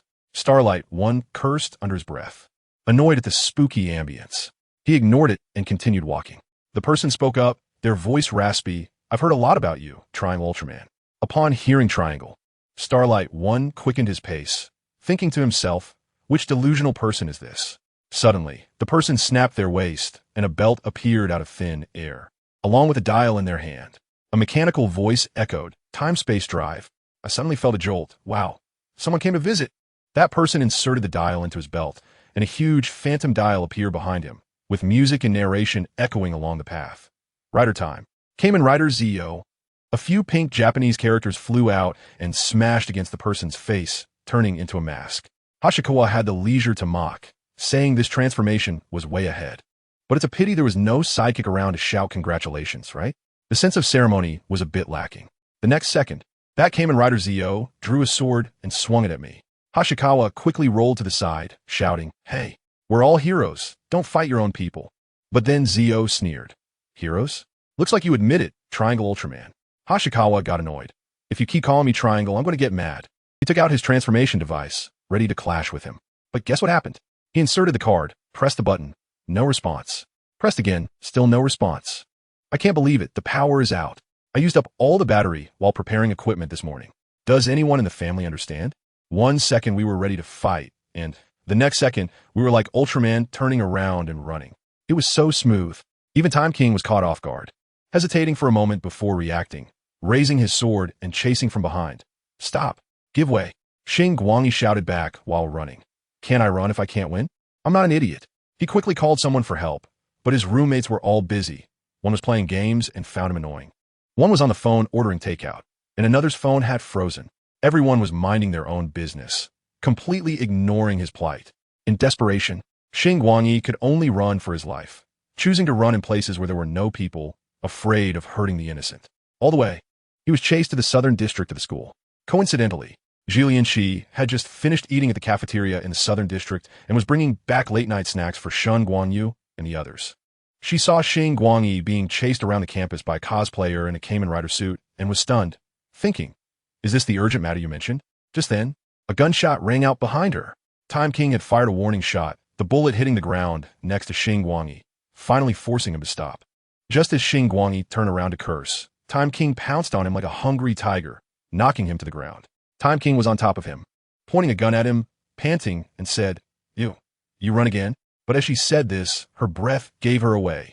Xingguang realized, You're a girl? Does it matter whether I'm a girl or not?" Time King lowered her voice and quickly transformed into Triangle Ultraman. "I told you there's no power left. And I'm Delta." Xingguang was about to collapse. "Hey, you're so heavy. Can you get off me first?" Just then, while Time King was dazed, someone suddenly rushed out and kicked her off Xingguang. Time King fell backward to the ground and was stunned. The newcomer wore a black and gold tight-fitting suit, tugged at her collar, and said in a high-pitched voice, "Nice to meet you. I am the brave knight of the pirate squad." Wow, even the pirate squad is here for a team-building event? And she was a curvy female knight. Time King got up and asked Xingguang, "Do you know this person?" Xingguang shook his head, never seen her. Then he realized, "Why are you asking me? We're not familiar." The brave knight spoke up. "Aren't you going to run?" Xingguang, waking up from a dream, quickly thanked her and slipped away. Time King was so angry she stomped her feet and wanted to chase, but was blocked by the brave knight. The two started fighting as soon as they disagreed. One used a time-limit sword, and the other used a brave saber, clashing and creating sparks. These two ladies could really fight. As they were fighting, they even started to change forms.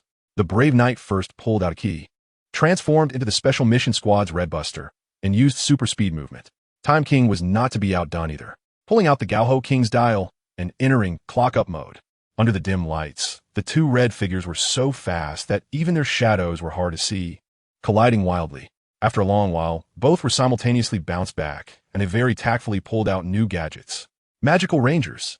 "Armor time, please, Wizard." One transformed into a Magical Ranger, and the other into Kamen Rider Wizard, standing still and starting a live magic duel, conjuring fireballs and launching them at each other. The scene was incredibly loud and attracted many passing students who pulled out their phones from a distance and started taking pictures, probably thinking that tomorrow's campus forum headline would be, "Our school witnesses a midnight duel between two magical girls." I tell you, this video spread like wildfire. In just a few minutes, it was all over forums, QQ groups, and even on social media, everywhere that special effects fans gather. People were going crazy sharing this video of the two girls in suits fighting. Many people looked and said, "Wow, isn't this our school?" Friends called each other, and the crowd kept getting bigger. The two girls who were fighting finally noticed something was off, as they saw a sea of students holding up their phones. The heroic knight spoke up first, asking, "Hey, there's so many people watching, are you still going to fight?" Upon hearing this, Time King got extremely annoyed and put away his weapon, saying, "No more fighting, I'm so annoyed." Anyway, that guy I was looking for has already run away. The magic circles and flames on both of them disappeared in an instant. Time King asked irritably, "What is your relationship with that guy? Why are you protecting him?" The heroic knight replied honestly, "He is a friend of friend, so I guess that makes him my friend too. By the way, with so many people around, do you want me to help you get out of this?" Time King gave a nonchalant attitude, as if to say, "Do whatever you want." "All right, then I'll give you a hand. No need to thank me, you little hothead." Let me tell you, this brave knight really has some tricks up her sleeve. She pulled out a small key, inserted it into her phone, and shouted, "Invisibility!" With a flash of light, she transformed from her pirate ranger look into ninja red. Then she threw something on the ground, and bang, bang, two smoke bombs exploded, instantly engulfing both of them in a cloud of white smoke, creating quite the scene. Time King, still in the smoke, stubbornly said, "I thought it was something serious. Turns out it's just smoke bombs. Next time we meet, I will definitely blow you up." The brave knight calmly crossed her arms and replied, "I'm happy to oblige." By the time the white smoke cleared, the two had long vanished, leaving behind a crowd of excited onlookers. But the story wasn't over yet. Not far away on the rooftop of Building 3, there stood a shadowy figure. This guy was all in black, his cape billowing in the wind, looking just like Batman. As soon as the smoke was released, he activated some special imaging device to track them, but ended up seeing nothing. It seemed those two ladies used not just ordinary smoke bombs, but ones with invisibility effects. However, this guy didn't leave empty-handed, as he had already set his sights on our protagonist, Xingguang, and thought to himself, "All right, I'll start my investigation with this guy." Then he turned and swiftly melted into the darkness. A true master, definitely a master. The scene shifted to a boys' dormitory in Class 2. A guy named AI Ruman was comfortably leaning back in a chair, holding a game controller. But the computer in front of him wasn't playing a game at all. It was the surveillance footage of the earlier battle. The perspective was from above, clearly from a school camera that had been hacked. He calmly said in his headset, "Create 2 encrypted files." An AI voice responded, informing him that the identities of the 2 individuals resembled those of the brave knight and Kamen Rider Time King from a special effects drama. Wow, this guy even had a Jarvis? Huh? He stretched and instructed the AI, "All right, let us name it that. Oh, and remember to cut out all the footage of old Xing." He muttered, "Old Xing, it seems you have your own secrets too." The AI then asked if he wanted to create a separate file for Xingguang, and after thinking for a moment, he said, "Sure, create one." As soon as he finished speaking, a new interface popped up on the computer screen. Let me tell you, that file list was like a hall of fame for 2-dimensional characters. Ultraman Tiga, Death Note, Saint Seiya, Gundam, and even someone called the Documenter. What even is that? The names Xingguang and Shin Mo were also prominently listed. Just then, the AI suddenly reminded him, "Sir, Mr. Chio Kaisen and Mr. Allen have returned. Just enter the 6th floor." AI Roman raised an eyebrow, pressed a button on his controller, and the screen instantly switched back to the normal desktop. He tossed the headset and controller onto the table, unlocked the door, and casually lay down on the bed with his phone, his movements smooth and flawless. In no time, his 2 roommates pushed the door open and saw him lounging on the bed playing on his phone. AI Roman dramatically exclaimed, "You guys are finally back. I'm starving. Where's my burger?" One of his roommates handed him a paper bag, and he grinned, "Thanks, I'll transfer you the money later." He was acting so convincingly. Meanwhile, our unfortunate protagonist, Xingguang, after escaping the battlefield, ran all the way back to the North District. But he even took a detour along the way. Why? To retrieve the cake he had bought for Shun Guanyu. But when he got back, he saw that the cake box was completely flattened. The cream smeared all over the lid. What a disaster. With no choice, he had to eat it himself.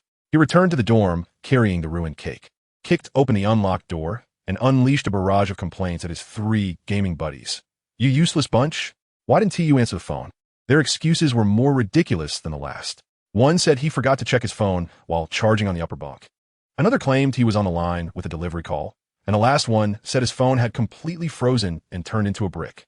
After hearing all this, Xingguang was speechless. What a coincidence. His roommate, Xiao Lu's Hen, finished a game and turned to him, asking, "What is up, Teacher Xing? Weren't you supposed to be whispering sweet nothings to Xingguang? Don't mention it." Xingguang exploded with frustration. "I ended up fighting monsters instead. I wanted to apologize to her, so I bought this cake." He slammed the bag on the table. And then, that Kamen Rider time, King suddenly jumped out and attacked me, demanding I hand over my form. Xiao Lu's Hen was shocked. "Really? Why didn't you transform and fight her? What were you afraid of?" "My transformation device ran out of battery." Xingguang exclaimed otherwise. "I would have beaten that crazy woman a long time ago." He quickly pulled out the transformation device to charge it. Xiao Lu's Hen scratched his head. "Wait, there are too many issues here. First, your transformation device can't transform because it ran out of battery? That's pretty lame. Secondly, did you just say crazy woman? That time King is a woman?" As soon as he said this, the other two gamers also gathered around. Xingguang affirmed, "Absolutely. She was pretending at first. But when she chased me, she couldn't hold it together and revealed her female voice." Another roommate, Mayurk, urged him, "What happened next? Did she drain you dry?" "Later, she pinned me to the ground, gun pointed at me, and I was freaking out. Then suddenly another woman appeared, dressed in a pirate suit, calling herself the Brave Knight, and saved me.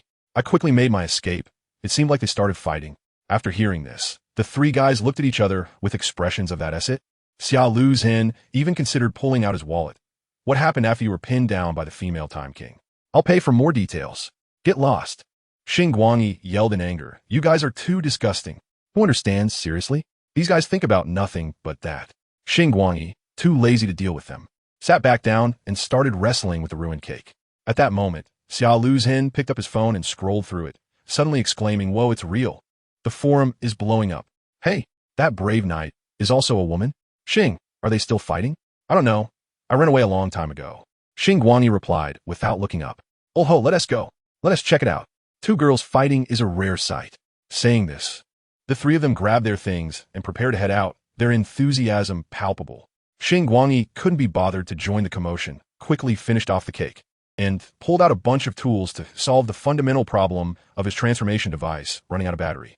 He thought to himself, "I need a power bank." With that, he got to work, taking some energy core and tinkering away. Before long, a translucent, light blue cassette-style power bank was completed. Let me tell you, if this were a limited edition from Bandai, it wouldn't be less than $500. It looked that good. He plugged it into the transformation device, and hey, it actually charged. Done. Just as he was feeling happy, the three goofballs returned, looking dejected, holding snacks, drinks, and small stools. Ugh, don't mention it. By the time we got there, everyone was gone. Hilarious. We bought all the gear, but the show was over. On the other side, the female Time King, taking advantage of the smoke, also removed her transformation. She ran to a deserted area and took off her hood, revealing her face. It was actually Chang Xiaowei. She wasn't really angry. In fact, she felt a bit excited, thinking that for the first time in this world, she wasn't alone. But when she thought about that Brave Knight, she was furious, muttering to herself, "Who the hell is that annoying woman?" Just as she was thinking about it, she saw her good friend Zhou, who immediately pounced on her back like a koala, and the two of them started playfully roughhousing, making the air almost bubble with pink. When they returned to the dormitory, there were two roommates inside.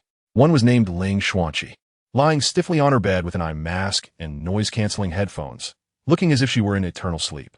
The other was Xingguang, who was distractedly scrolling through her phone, clearly waiting for news from Xingguang. Zhou divided the dinner she had bought, and then took her basket to the communal bathroom to shower. She was the only one in the bathroom, and as hot water poured down from above, she suddenly let out a soft hum when the water flowed over her chest, muttering to herself, "The Time King, huh? I don't know who you were under that mask, but I definitely remember that kick." Goodness, I was shocked. It turns out that the bold knight was her. These two close friends who live in the same dormitory were actually the rivals who had just fought fiercely. What a love-hate script. At this moment, the usually calm Xiao when the dormitory felt increasingly awkward. I just pinned my best friend's crush down and even stole her stuff. What kind of situation is this? She scratched her head in embarrassment, making the sound of a kettle boiling. Suddenly, she recalled the question Xingguang asked about whether the transformation device had unlimited energy, and her curiosity surged. She took out her Time King dial, feeling an irresistible itch to take it apart and see what was inside. I tell you, people really shouldn't have such dangerous thoughts. As soon as she thought that, the watch face suddenly fell apart into a pile of parts. She was stunned at that moment and quickly chanted in her mind for it to restore quickly, but it was useless. She could only piece it together herself. Guess what happened? After finishing it for the first time, 3 parts were left over. Not believing in evil, she took it apart and reassembled it. Goodness, this time 7 parts were left over. The more she pieced it together, the more parts there were. In the end, she completely gave up, slumped in her chair like a salted fish, feeling hopeless. The next morning, there was an English class that left Xingguang and the others feeling groggy. After class, Xingguang walked back to the dorm with Ling Xuanqi, and he finally asked her, "How did your hair turn blue?" He also casually asked for Shun Guangyu's contact information, wanting to add her again. As a result, Ling Xuanqi looked at him speechlessly. "The one I gave you last time is my phone number. Did you think it was a QQ number to add?" Xingguang then suddenly realized, "I really can't believe it, this clueless guy, no wonder he's single." After getting the correct contact information, Xingguang finally managed to arrange a meal with Shun Guangyu, saying he wanted to treat her to apologize. When they met, Shun Guangyu didn't mention what happened yesterday and suggested they stroll around the campus first. She originally wanted to confess, but when the moment came, she got cold feet, feeling like something always went wrong every time she wanted to confess. It was toxic. So she changed her approach and tried a roundabout way to save the situation. She secretly watched Xingguang and asked, "I heard your family has a house for rent. I want to stay here to work during the summer vacation. If it's convenient, can I rent a room from you? I'll pay the market price for rent." Xingguang thought for a moment and felt it was hard to refuse, so he agreed. "Sure, you're welcome anytime. But let us waive the rent. Since Ling Xuanqi didn't pay me when she stayed, I can't take your money either." With this response, Shun Guangyu's mood brightened immediately. So happy that she probably didn't even taste what the lunch was like. She was happy on her side, and after finishing the meal, she dashed off, saying she needed to find the homeroom teacher. "I told you." She just left when I shouted into the nearby little grove, "I know you've been following me for a while. Come out." As soon as I finished speaking, a bright splash of blue jumped out from behind the trees. Ling Xuanqi. I knew it was her. That blue hair under the sun made it nearly impossible to go unnoticed. She was practically a walking traffic light. She seemed quite pleased and jumped in front of me, asking how I had spotted her. I was at a loss for words and said, "Sister, with that hair color, you've pretty much said goodbye to the art of stealth and tracking for life." She wasn't angry at all. She patted my shoulder and casually said, "I finally got to come to the South District with you, so treat me to a meal, okay? Family, who understands?" I had just finished eating. I pulled out my student card and handed it to her, saying, "You can go by yourself. The password is 123,456. Just don't spend too much. The landlord's family has no surplus." She stuck her tongue out at me, snatched the card, and ran off. I stumbled back to the dormitory alone and found that not a single one of Xia Lu, Zhun, or the others was there. They probably went out to eat together, I thought, so I didn't think much of it and booted up my computer for some intense gaming. There were no classes in the afternoon, which was great. After playing for over an hour, I was stretching when I suddenly heard a loud banging sound. I turned my head and my heart nearly jumped out of my chest. What the hell? There was someone standing on our dormitory balcony. This person was wrapped up tightly from head to toe, looking like a zongzi, and I couldn't tell who it was at all. I immediately stood up, on high alert. "Who are you?" The person didn't say anything, knocked on the glass, and directly pushed open the balcony door and walked in. I had already slipped my hand into my pocket, gripping the transformation device, ready to fight at any moment. Then the person spoke in a high-pitched voice. "It's me, Kamen Rider Zio." "What guy, Zio?" "The one who chased me with a sword last night." "What's she doing here?" As I narrowed my eyes to examine her, she suddenly jumped in shock, crossed her arms, clamped her legs tightly, and assumed a very strange defensive posture, shouting at me. You. Did you use Ultraman vision? Are you trying to see through me? Pervert." I was completely stunned at that moment. I just frowned. How did her thought process work like that? I quickly told her to stop and said to get to the point. She was still reluctant, mumbling that my tone wasn't nice. I thought to myself, "Sister, do you have any sense of reality? Who was the one chasing me yesterday?" Only then did she pout and apologize, saying she just wanted to see what I looked like. Fine. I didn't want to argue with her, so I asked her what she was actually there for. That's when she pulled out a paper bag from her pocket and handed it to me. I opened it, and inside was a bunch of parts. Isn't this her transformation dial? It was all broken like this. I asked her what happened, and her voice got quieter and quieter. She said it was because I previously asked her if the transformation device had unlimited energy. Out of curiosity, she went back to research it, and, as a result, she ended up disassembling it herself and couldn't put it back together. I really can't believe it. Is my one sentence that powerful? I had no choice but to take on this job, and I first gave her a warning. We're working on opposite ends of the set, Ultraman repairing a Kamen Rider. Our specialties don't match, so if something goes wrong, don't blame me. She nodded slightly, wrapped up in her clothes, and her expression was hard to make out. I cleared off the table and dumped all the parts out. To be honest, I don't recognize any of the parts. I just relied on my instincts to piece it together. I thought it would take a lot of effort, but guess what? After a bit of random arranging, in less than 10 minutes, I put it back together. Not a single part was left over. I was amazed myself. I handed her the driver. You try it. She looked just as shocked. So fast? She pulled out a driver from somewhere behind her waist and transformed. Rider time. Kamen Rider ZO. With a flash of light and sound, she transformed. She was thrilled, deactivated her transformation, and hid the driver behind her again, and it was gone. I didn't see where she kept that driver at all. It was so magical. She thanked me, said she owed me a favor, then turned and walked towards the balcony, stepping on a stool and swinging one leg out. I couldn't hold back at that moment, and I exclaimed, "What are you doing climbing walls in broad daylight?"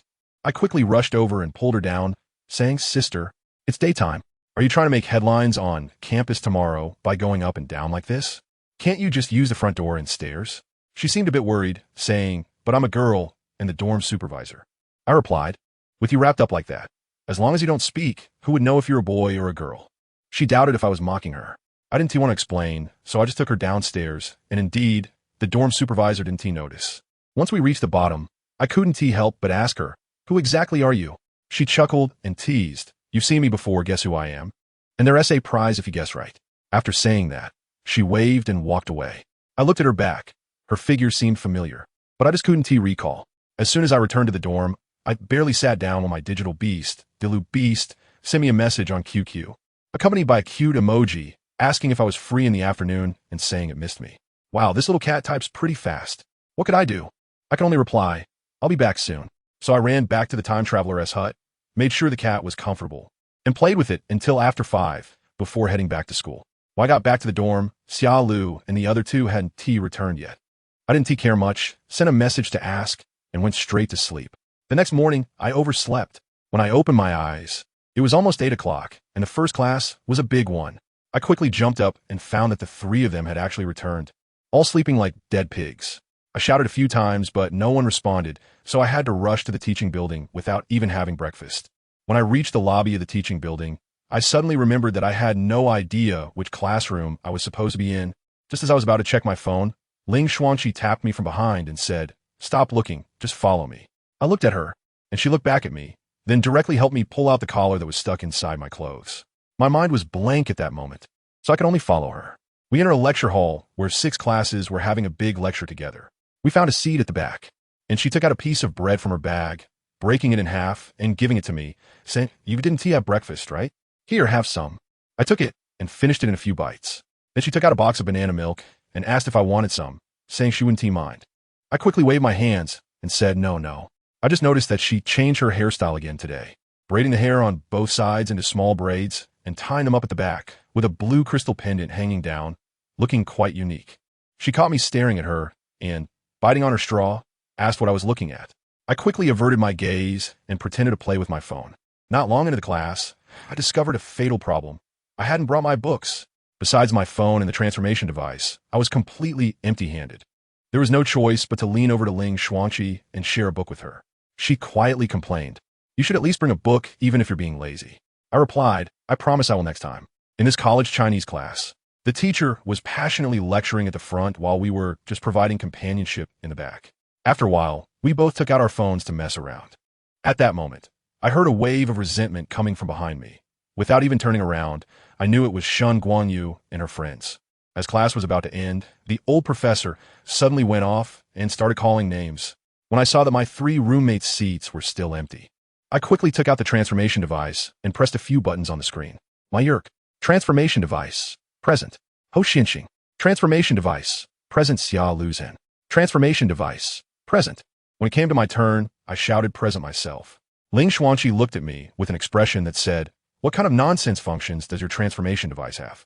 After class, Ling Xuanqi returned my student card and left with her roommates. When I got back to the dorm, my 3 roommates had finally woken up, each slumped on their beds, playing with their phones. I asked them where they went yesterday, and Xia Luzhen lazily replied that a hell butterfly had flown in yesterday afternoon. telling him that something strange had happened somewhere. Goodness, the setting of the Grim Reaper is coming out. He said the three of them followed the butterfly all the way to the outskirts and discovered a large building that looked like a Rubik's Cube. Once inside, they found it was like an escape room, filled with deadly traps. I asked if there were any monsters inside, and he said there weren't. If there were, they could practice their skills. At that moment, Mayurk also woke up and complained if those two hadn't insisted on solving puzzles. I would have already dug through that broken building. I asked, so did you clear it? Mayurk yawned. No, we couldn't solve it past midnight, and in the end, we just broke through the wall.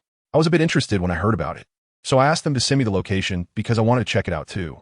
But then Mayurk said, it's too late. That place has been completely torn down by the three of us. Not even a brick is left. I roughly understand. It's another dangerous thing that came from who knows where. However, since these three guys dismantled it, it can be considered a physical exorcism, so I'm not worried. But what I didn't know is that there's more to this story. Let's go back to early this morning, when Xiao Lu and the other two just finished demolishing that building into a pile of rubble and left satisfied. Not long after they left, in our school's dormitory building 9, a guy named AI Ruman was sleeping with headphones on when he suddenly woke up. He quietly got out of bed, sneaked into the storage room on the floor, and pressed a disguised fingerprint scanner that looked like tape. A hidden door opened in the wall with a click. After he crawled in, guess what? On the roof of Building 9, a solar panel suddenly moved aside, and a lift platform slowly rose up, on which stood, can you believe it? Iron Man. That's right, this AI Ruman is the young version of Tony Stark.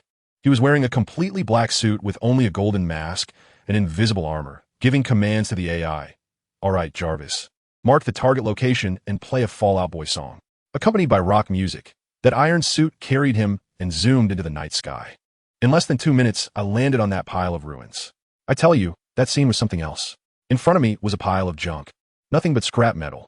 I squatted down and casually picked up a piece, scanned it with my battle armor, and aside from telling me that this thing was titanium alloy, who knows what it originally was. It was completely destroyed, feeling like a husky had been locked in the house all day, tearing everything apart. I was a bit annoyed at the time, so I snapped at Jarvis. Hey Jarvis, is your satellite like a mobile network? The delay is so high. I only get called after the fight is over. I had to get out of bed in the middle of the night just to see this pile of garbage. Jarvis's AI always had the same tone, seriously explaining to me, Sir, our surveillance network is not fully deployed yet, and the sensitivity is not enough.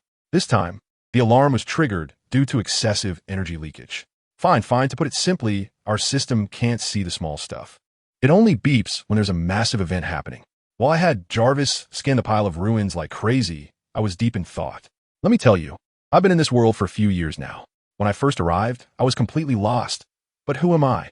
Tony Stark, a genius wherever I go. No money? That's not a problem. I casually got some startup funds from robbing the rich to help the poor, of course, the poor being myself. Then I started a tech company.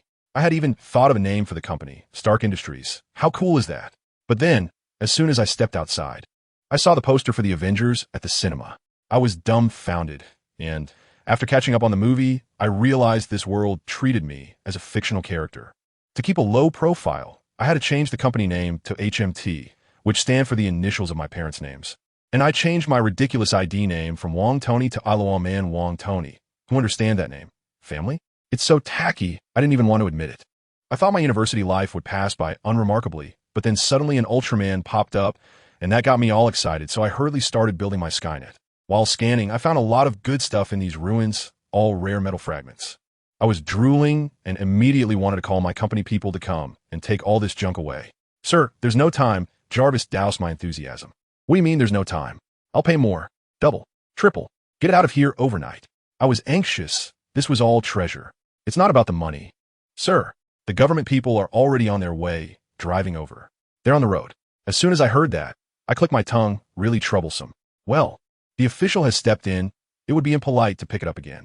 I asked Jarvis, how much have you scanned? 63%, sir. That's enough. Let's wrap it up and go home to sleep. I waved my hand. Energy burst from my palm, and in a flash, I flew back into the night. I had just left when someone arrived right after me. Guess what? First, a mysterious person in a cloak jumped down from a tree like a ghost and started picking up fragments. Then, when the headlights of a car flashed from a distance, he slipped away. Shortly after, a group of young people in uniforms arrived, set up a cordon, and brought various equipment. Judging by their excitement, They were probably from the Abnormal Situation Investigation Bureau, and after always coming up empty-handed before, they finally had something to show for their efforts today. Goodness, what is with these people? It seems like their main job is picking up trash, right? Even our main character, Xingguang, heard about this and rushed over after school in hopes of getting a piece of the action. But from far away, he saw a bunch of cars surrounding the area, so he had to leave disappointed. This matter came to a close, and life at school was just absurd. Before I knew it, it was Friday gym class. Let me tell you, the four of us in the dorm, when we chose our classes, our minds were filled with images of pool parties from anime, sunshine, splashes of water, and, you know what I mean. So without a second thought, we all chose swimming. What happened? On the first day of class, we were shocked. This crappy school didn't even have a swimming pool. The gym teacher made us run with the track team, and while running, he asked us to paddle with our hands, calling it dry swimming. At that moment, Mayurko blurted out a curse. This is so fucking ridiculous. I can only say that I completely agree. After finally making it to the end of class, this week's lessons are finally over. I returned to the dorm to pack my things, getting ready to go back to my time traveler-esque cabin. As for my three roommates, they seemed like they were glued to their chairs, not moving at all. I shot a glance at Natsuro Shinichi. Zhuzhen, didn't you say you were going to go back this weekend to work hard on your videos? This guy used to run some paranormal office, and now he has transitioned to being a content creator, but he has been slacking off for over a week. He pounded his chest confidently and said, "Tomorrow. I will definitely start tomorrow." Does he even believe that himself? I couldn't be bothered with them and continued cleaning up. Suddenly, I felt a shiver run through me. As if something had happened. I immediately checked my phone, but there was nothing. Strange. Could it be my imagination? Meanwhile, on the other side, our class's aloof goddess, Ling Xuanqi, received a notification on her phone. It was an urgent help message. She clicked her tongue in annoyance. Let me tell you, this girl had visited the EVA world before and left an emergency communicator with Misato Katsuragi. She greeted her roommate and hurried off.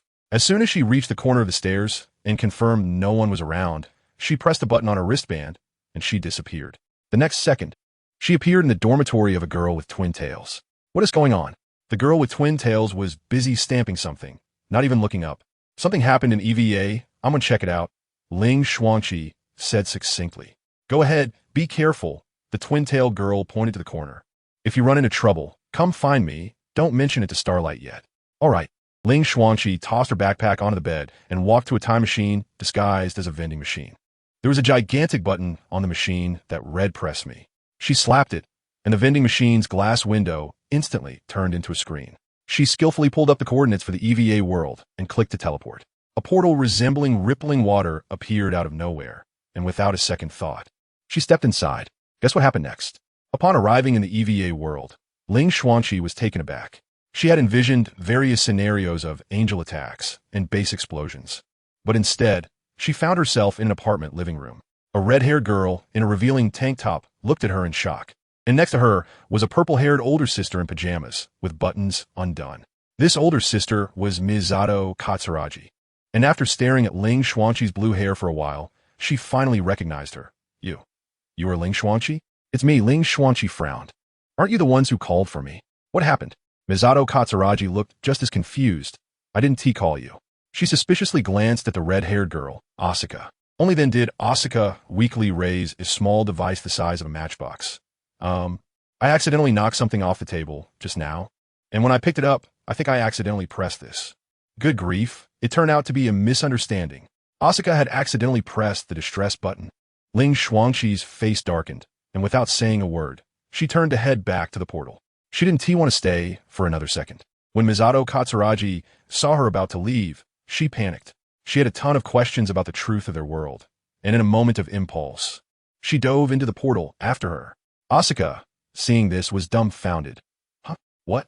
Ugh. She sighed and stomped her foot, following them in. The next second, Misato Katsuragi and Asuka found themselves in a completely unfamiliar place, a room filled with books and stamps. What on earth are you all doing? Where is this? Asuka shivered, hugging her arms. It was summer on their side, but here it was still chilly, cold as hell. Ling Xuanqi rummaged through her bag and tossed them 2 jackets. This is my world. You've crossed over. Hearing this, Misato Katsuragi became even more excited. She felt Ling Xuanqi knew the secrets of their world. Ling Xuanqi didn't hide anything and said she could tell them, and even set a time anchor to ensure that when they returned, Less than a minute would have passed in their world.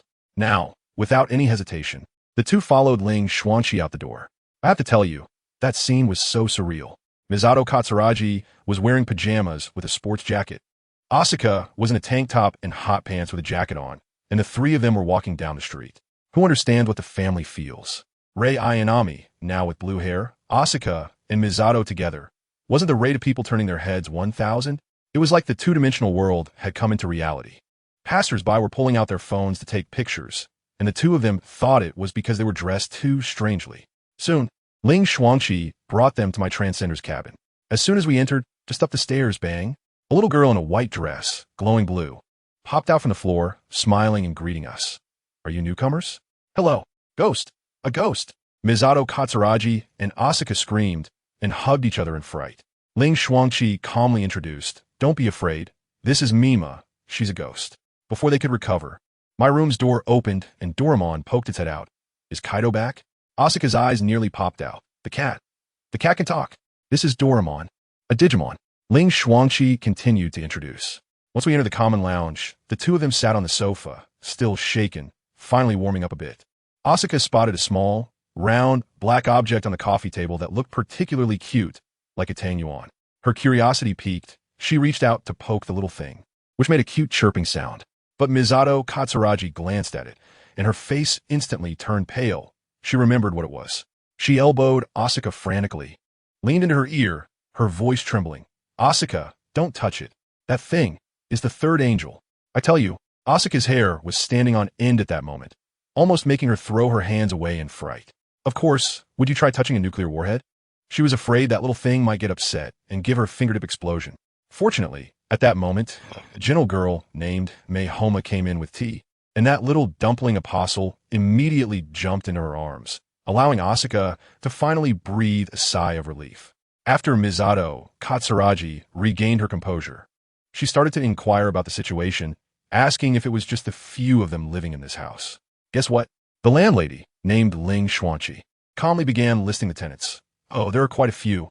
One undead, one clone, two Gundam pilots, one Shinigami, one pirate, one Saint Seiya, oh right, and one Ultraman. Goodness, I wanted to give Misato a voiceover. Are you opening a branch of the Avengers here? But she held it in, forcing a smile that looked worse than crying, saying, you really have a lot of talent here. As the conversation drifted further, Ling Xuanqi directly cut to the chase, asking what they were really here for.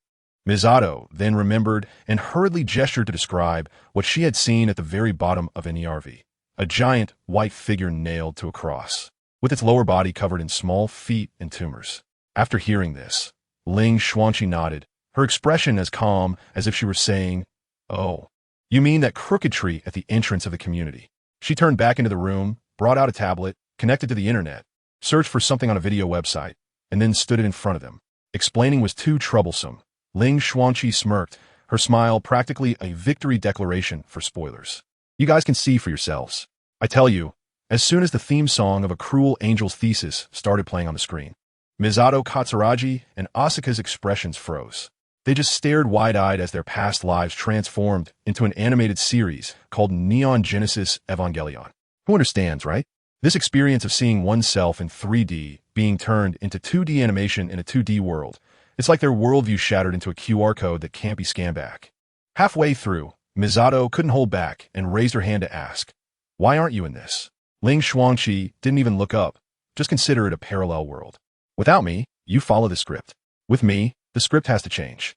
Misato nodded as if she understood, but soon she lost interest in pondering this. Because the version of herself on the screen was quite unrestrained, wearing a tank top and big shorts, lying on the bed in a totally unrefined manner, kicking the blanket aside, and even scratching her belly. Her face turned red all of a sudden as she instinctively wrapped her clothes tighter, stammering to Ling Xuanqi. This animation, not many people watch it, right? Ling Xuanqi smiled warmly. Not many, just a few billion views. A few billion? Misato completely gave up on herself, starting to comfort herself through gritted teeth. No worries. At least there's no nudity. Just as she finished speaking, the version of herself on the screen started scratching her chest again. She finally broke down, grabbing the tablet and shouting, cover yourself up. Don't spread your legs so wide. Stop scratching. Oh my God. Beside her, Asuka was still there, hugging her arms and snickering, but soon it was her turn. The animated version of her was showing off all sorts of benefits, exposing her thighs and back, and even had that classic accidental kiss with Shinji Ikari. Asuka's head went blank, and she felt her face burning hot enough to fry an egg. I can't take it anymore. They both slumped like they were cramping, each occupying a corner of the sofa, in a standard Guyu pose, staring blankly, feeling lifeless. Ling Xuanqi watched their expressions and asked leisurely, "It's just an animated series. Is it that serious?" Asuka retorted with her little fangs, "It's easy for you to say. Rei Ayanami shows a lot too. Why don't you have any reaction?" Ling Xuanqi tilted her head and threw out a philosophical question. "What does Ayanami showing off have to do with me?" "Ling Xuanqi? Aren't you Rei Ayanami?" Asuka was completely dumbfounded. "I'm her spare body, born from her soul," Ling Xuanqi said lightly, as if she were talking about having a bowl of ramen for lunch. This made Asuka even more terrified, feeling like her world was a bottomless pit. Seeing the atmosphere was right, Ling Xuanqi went straight to the kitchen and brought back a pile of snacks and drinks, tearing open a bag of chips and munching away, inviting them to join. Misato was also a tough character, grabbing a can of ice-cold cola and chugging it down, as if she had injected herself with adrenaline, slapping her face and clicking on the video to continue the torture. While the three of them were mentally reconstructing themselves, on the other side, a certain Ultraman landlord named Xingguang, he had just been called back to school by their homeroom teacher, Mei Wei-ai. What was it about? To evaluate outstanding students. Teacher Mei wanted to recommend him and Ling Xuanqi. Xingguang, he looked at her with "Are you serious?" expression. "Teacher me? Outstanding student?" Teacher Mei, crossing her legs, said helplessly, "Do you think I want to recommend you? I looked at the data, attendance rates, grades, and it turns out you're the highest among the boys. No choice. It's decided." Xingguang, he shook his head like a rattle. This kind of honor that comes with no money and just trouble no one wants. Teacher Mei tried soft and hard tactics, first persuading, then ordering, and finally seeing he wouldn't budge, she had to pull out the big gun. "I'll treat you to dinner." Xingguang, he immediately sat back down, looking all righteous. "I absolutely comply with the teacher's arrangements." Shameless little brat. Teacher Mei laughed and scolded. "All right, what do you want to eat?" "The new barbecue place on Walking Street." Okay, got it." Teacher Mei casually handed him Ling Xuanqi's application form, saying to bring it to her too. "I heard you two are living together. Keep it in check."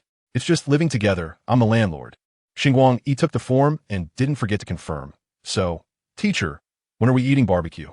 "Sunday noon. Get lost." Xingguang, he happily left, planning to buy some groceries on the way home.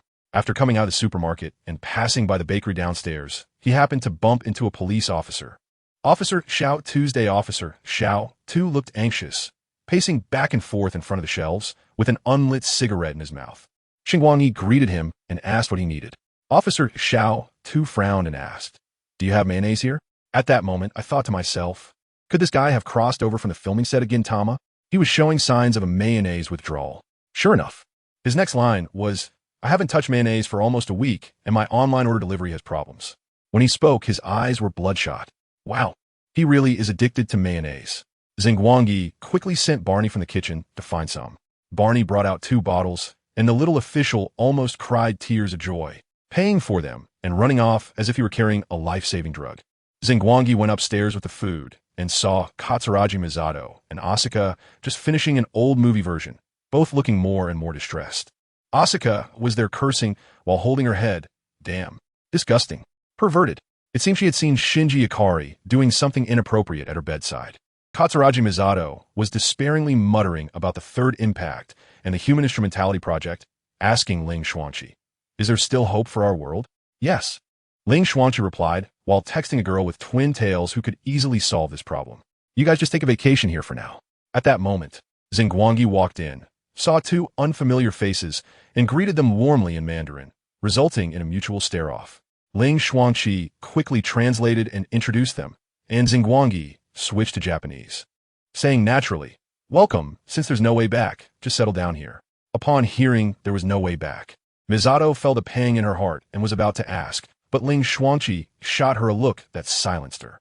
Ling Xuanqi took the 2 to choose rooms, and as soon as Asuka entered her room, she rushed into the bathroom to wash away all the trouble from the anime, only to realize afterward that she had forgotten to bring a change of clothes. Then, who understands family matters? She wrapped herself in a towel and went to find Ling Xuanqi, but somehow, right at the door, she tripped and fell, landing right on top of Ling Xuanqi, her hand precisely pressing down on an inappropriate spot. Ling Xuanqi lay on the floor, looking helpless, probably thinking, wow, does the Ayanami Ray bloodline come with a mandatory chest assault passive skill that has somehow passed down to me? After getting up, Ling Xuanqi found a set of her own underwear for her, and Asuka awkwardly tried it on, saying, "It's so loose." Great, now her figure has been publicly scrutinized.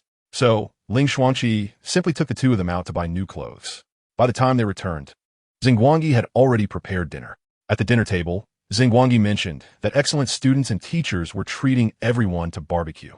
And as soon as Ling Xuanqi heard there was meat, she immediately agreed.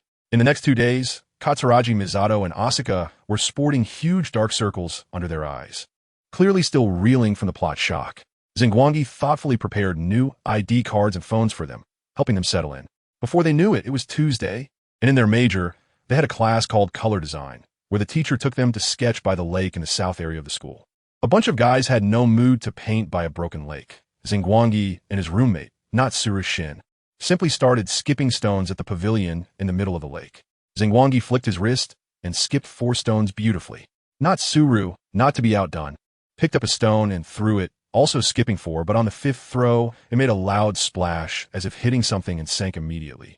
Natsuru lamented about the lost stone, but the next second, Xingguang's expression changed dramatically. He sensed something was lurking beneath the water, spying on them.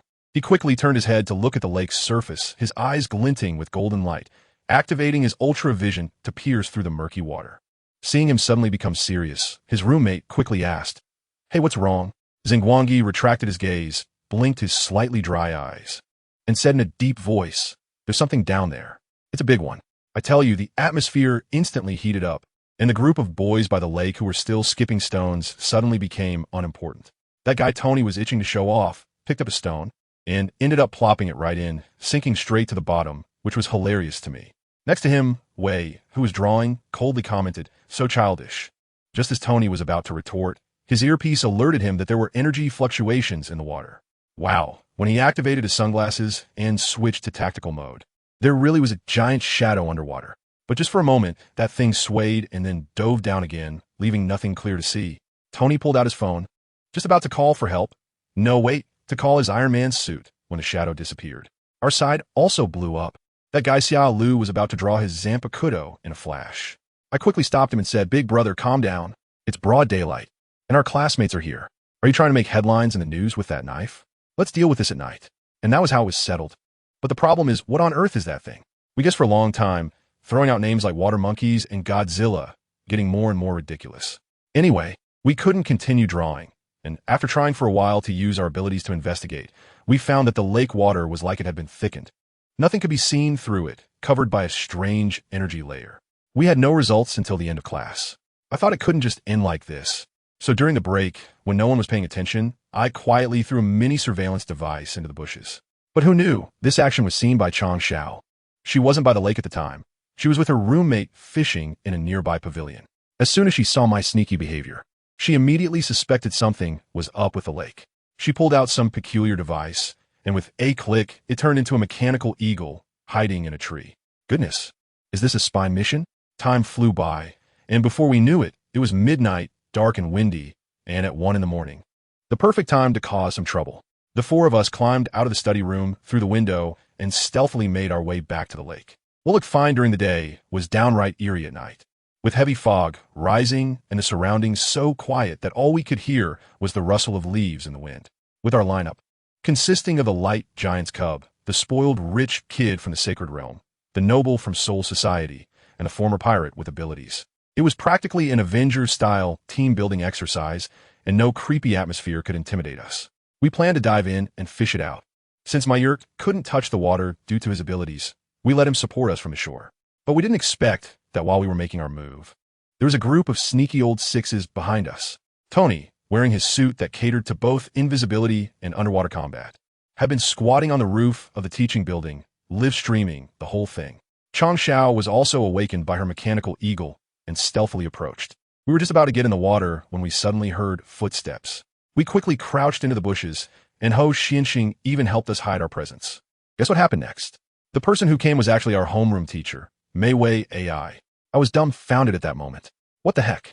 What is the teacher doing here in the middle of the night? Is she having an emo moment on the internet? She had also sneaked past the surveillance cameras, and when she reached the lake, she looked around cautiously. The next second, the water splashed, and several long, thorn-covered tentacles shot out straight at our teacher. Immediately after, a head the size of a truck emerged, covered in lumps that had human faces on them. I tell you, that scene made my sanity drop. It was like a graduation project for someone with deep-sea phobia. But our teacher remained calm and pulled out a flashy music box from her pocket. Then, folks, the most surreal scene happened. She started transforming. The background music kicked in. She clapped her hands to conjure gloves. Then she patted her shoulders and chest. And her clothes instantly transformed into a modified blue-patterned princess dress. The monster was stunned, sensing the threat, and the tentacles came crashing down, only to be blocked by a layer of soft light. The transformation wasn't over yet. She pointed her toes and tapped her ankle, changing into knee-high boots. Finally, she tapped her forehead and put on a wide-brimmed witch hat. The best part was she had to recite her transformation lines. She mumbled, "I am the beautiful little witch Izzy." My goodness, her voice was so soft it was like a mosquito buzzing. I could have whispered a 3-bedroom apartment layout from afar. This homeroom teacher is serious. She really transforms when there's a situation. It was like a major social embarrassment. After the transformation, she took out a harmonica and blew into it, turning all the water in the lake into her soldiers. The water morphed into sharks and chainsaws, beating up that monster relentlessly. At that moment, I thought, thank goodness I'm Ultraman and not a magical girl. This transformation is too embarrassing. I quickly took out my phone to record this precious moment to check later which anime character this was. The monster looked terrifying, but was actually weak, being pinned down by our teacher's water army. In the end, the teacher unleashed her ultimate move. The background music switched to a symphony, and a water-made sailing ship crashed into the monster, sending it flying into the sky, followed by a beam of light that took it out. After the fight, our teacher was exhausted, leaning on her knees and gasping for breath, and her magical girl skin started to fade, returning to her original clothes. Her music box also dimmed completely. It seemed it was her last transformation. However, her big move attracted the school security. When she heard people coming, she put on her hat and bolted. Seeing the situation was not good, we hurried to escape as well. Before we ran, I managed to collect a bit of her dissipated energy with my device. This was valuable research material. Tony, having watched the show from the rooftop, flew away satisfied. Chang Xiao was even more clever. Seeing people coming, she had already made a quick escape. She sneaked back to the dorm, thinking she was undetected. But as soon as she lay down, her roommate on the other bed asked, "Xiao, where did you just go?" She was startled and had to come up with some excuse, saying she was listening to an audiobook and hadn't slept. The next day, she slept until noon and missed class. To make matters worse, the deputy dean was attending class and called the roll, catching everyone red-handed. It was the end of the world for her. When she was called to the office by the homeroom teacher, she opened the door and was amused. All 4 of us from the dorm, along with Tony, were there. The peeping squad from last night was having a neat meeting in the office today. Let me tell you about that scene. It was something else. None of us dared to look the teacher in the eye. And all we could think about was the image of her from last night as the beautiful little witch AIZ, fearing that if we smiled, we would graduate on the spot. The teacher herself had dark circles under her eyes, probably exhausted from last night, and feeling awkward. She scolded us a bit before sending us off to write a 1,000-word reflection. Chang Xiao was even more extreme. She actually had 3 copies of the reflection printed out in advance and handed them in right there, leaving our teacher at a loss for words. After coming out of the office, Chang Xiao tried to get closer to me, but she forgot that her current persona was not familiar with me, and she awkwardly stumbled over her words halfway through. As for me, I didn't pay attention to what she was saying at all. My mind was occupied with whether to eat the roast duck rice that just opened in the south area or go to the north area for the spicy hot pot with a discount. Family, life is truly full of difficult choices. After lunch, Wayne also went to the lake to join the excitement. But that place was already surrounded by a group of officials in black clothing. Tony also wandered over, and after exchanging a few playful remarks with Wayne, he noticed that Wayne was wearing high-tech glasses, instantly realizing that this guy was not simple. However, for him, getting a burger off campus was still more important. I have been walking alongside Chang Xiao in silence, both of us with our own hidden agendas. Little did we know, there was a conspicuous bag following us. Let me tell you, this girl, Zilianki, her inner monologue at that moment was even more exciting than an 80-episode palace drama. She was hanging around, neither too close nor too far, watching me walk side by side with Chang Xiaomao, And in her mind, she was probably staging an annual blockbuster. She couldn't figure it out. In a dorm with 4 girls, how did it feel like I had almost captured 3 of them by myself? Am I a reincarnation of walking hormones? Or do I carry some debuff that makes beautiful women lose their wits? Anyway, she was baffled and decided she had to give Chang Xiaoma a good talking to when she got back.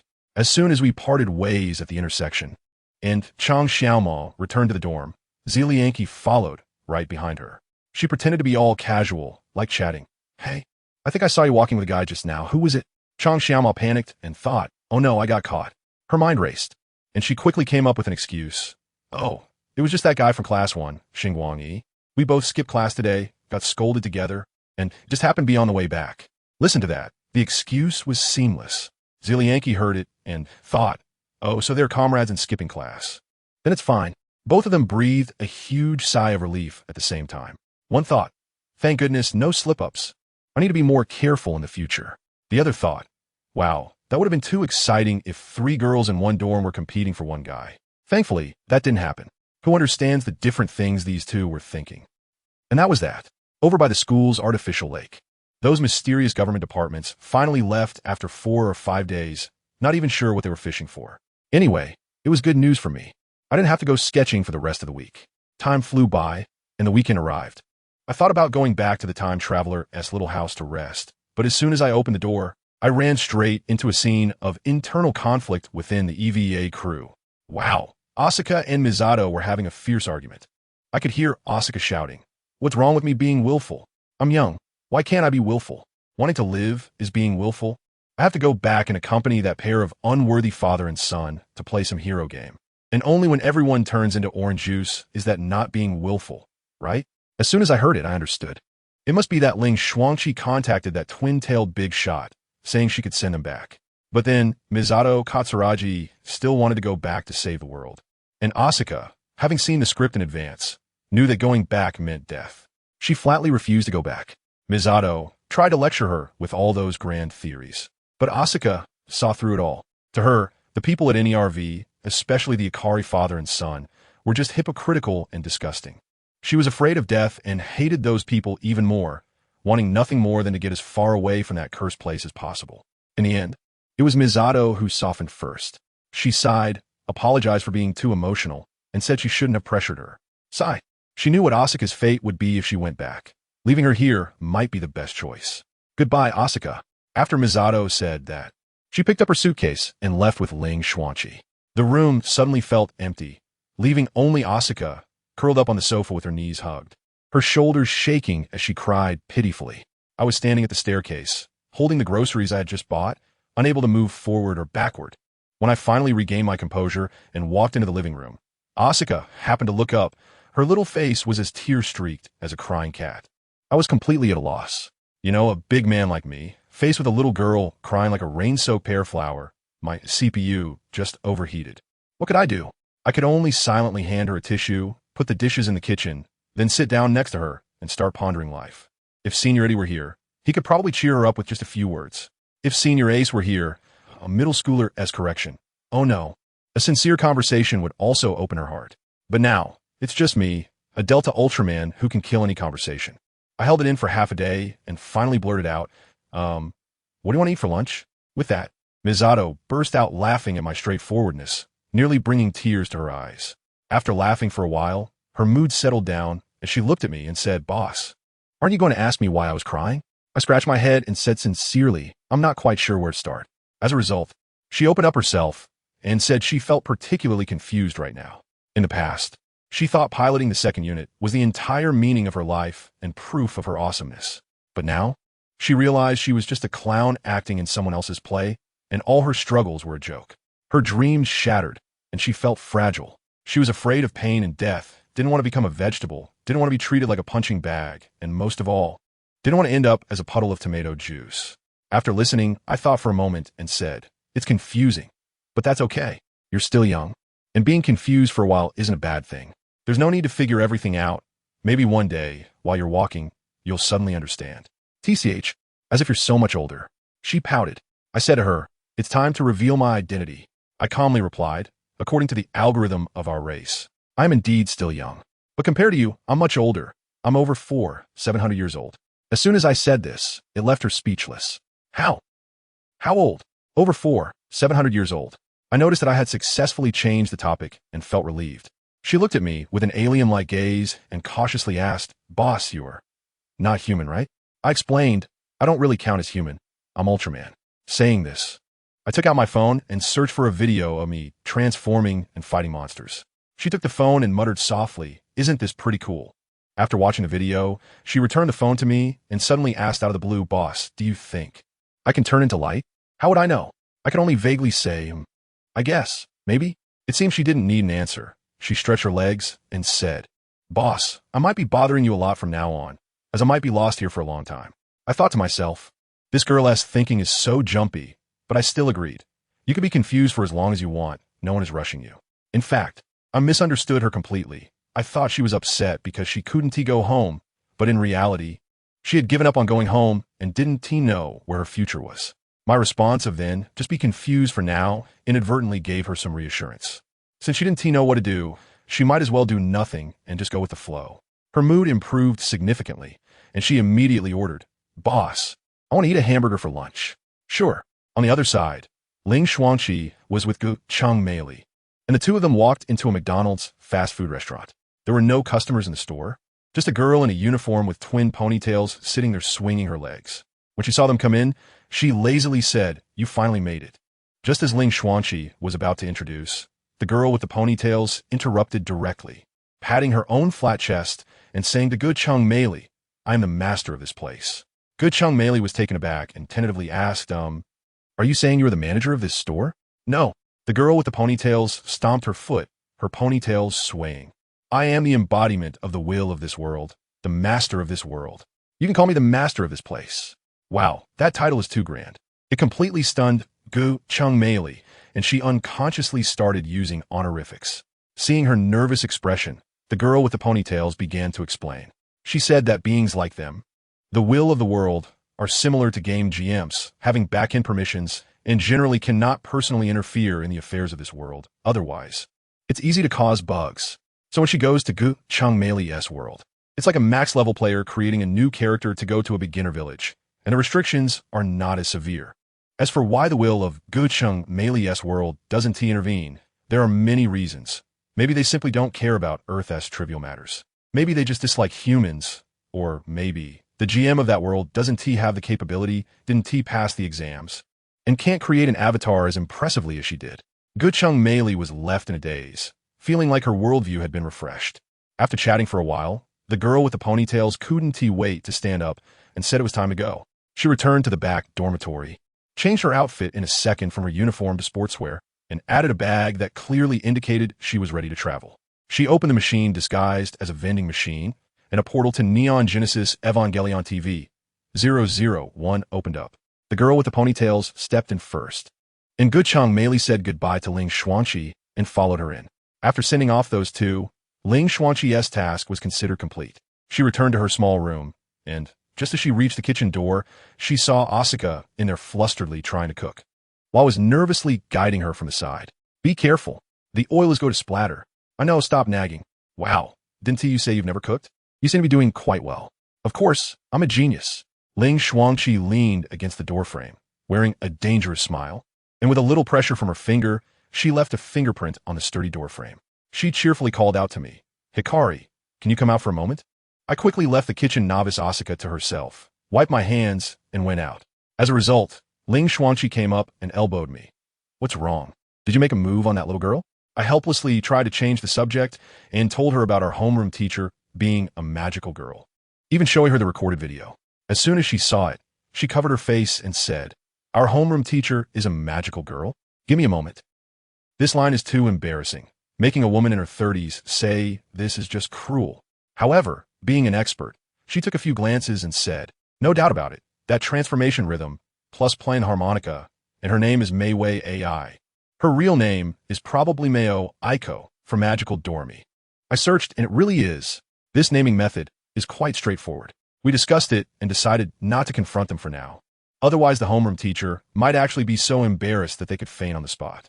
I was about to say something else when suddenly, thick smoke started pouring out from the kitchen door. Great, something must have gone wrong again on Misato's side. I quickly rushed back to put out the fire. Although the process was bumpy, we finally managed to prepare lunch. I served the dishes on the table, went to call Christina and Barney downstairs, and then went back to my room to call Gilgamesh. As soon as I pushed the door open, I saw the curtains drawn, the computer still on, and a pile of snacks on the table. Deluashu was sleeping like a dead pig on the bed. I had a bad feeling about this. It was definitely the rhythm of turning into an internet-addicted girl.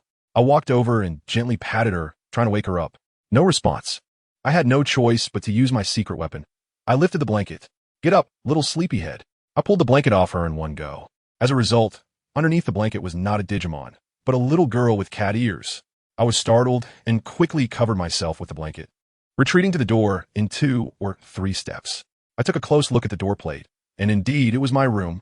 Could it be that I've been under too much stress lately and am experiencing hallucinations? I carefully lifted the blanket again, and this time, lying inside was a Delu beast. I'm scratching my head, and finally, I managed to wake up the Delu beast. It turned around and glared at me with a feisty look. But as soon as it saw me, its grumpiness vanished instantly, and it jumped up to pounce into my arms. I held her and changed the subject. So, what time did you go to bed yesterday?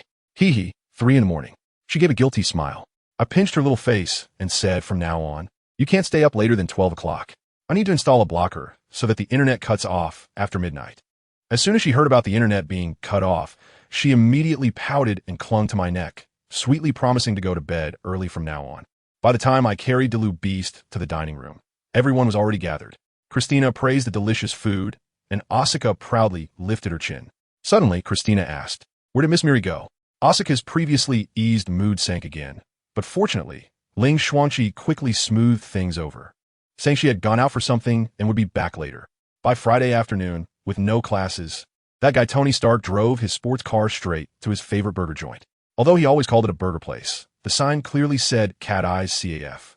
In his opinion, it was a waste of talent for this place to make burgers and not open a dedicated burger shop. He parked his car and swaggered in. As soon as he entered, he heard a short-haired girl shout, "Sister, that weirdo who only orders burgers is back." Tony rolled his eyes and replied, "What's wrong? Is a customer who buys burgers not considered a customer? Let me tell you, this little girl is quite tough. She insisted that this was a coffee shop. And if you're eating a burger, at least have a cup of coffee." I couldn't help but laugh at that. I said, with the kind of coffee you have that tastes like dishwater, pairing it with my delicious burger is simply the ultimate insult to the burger.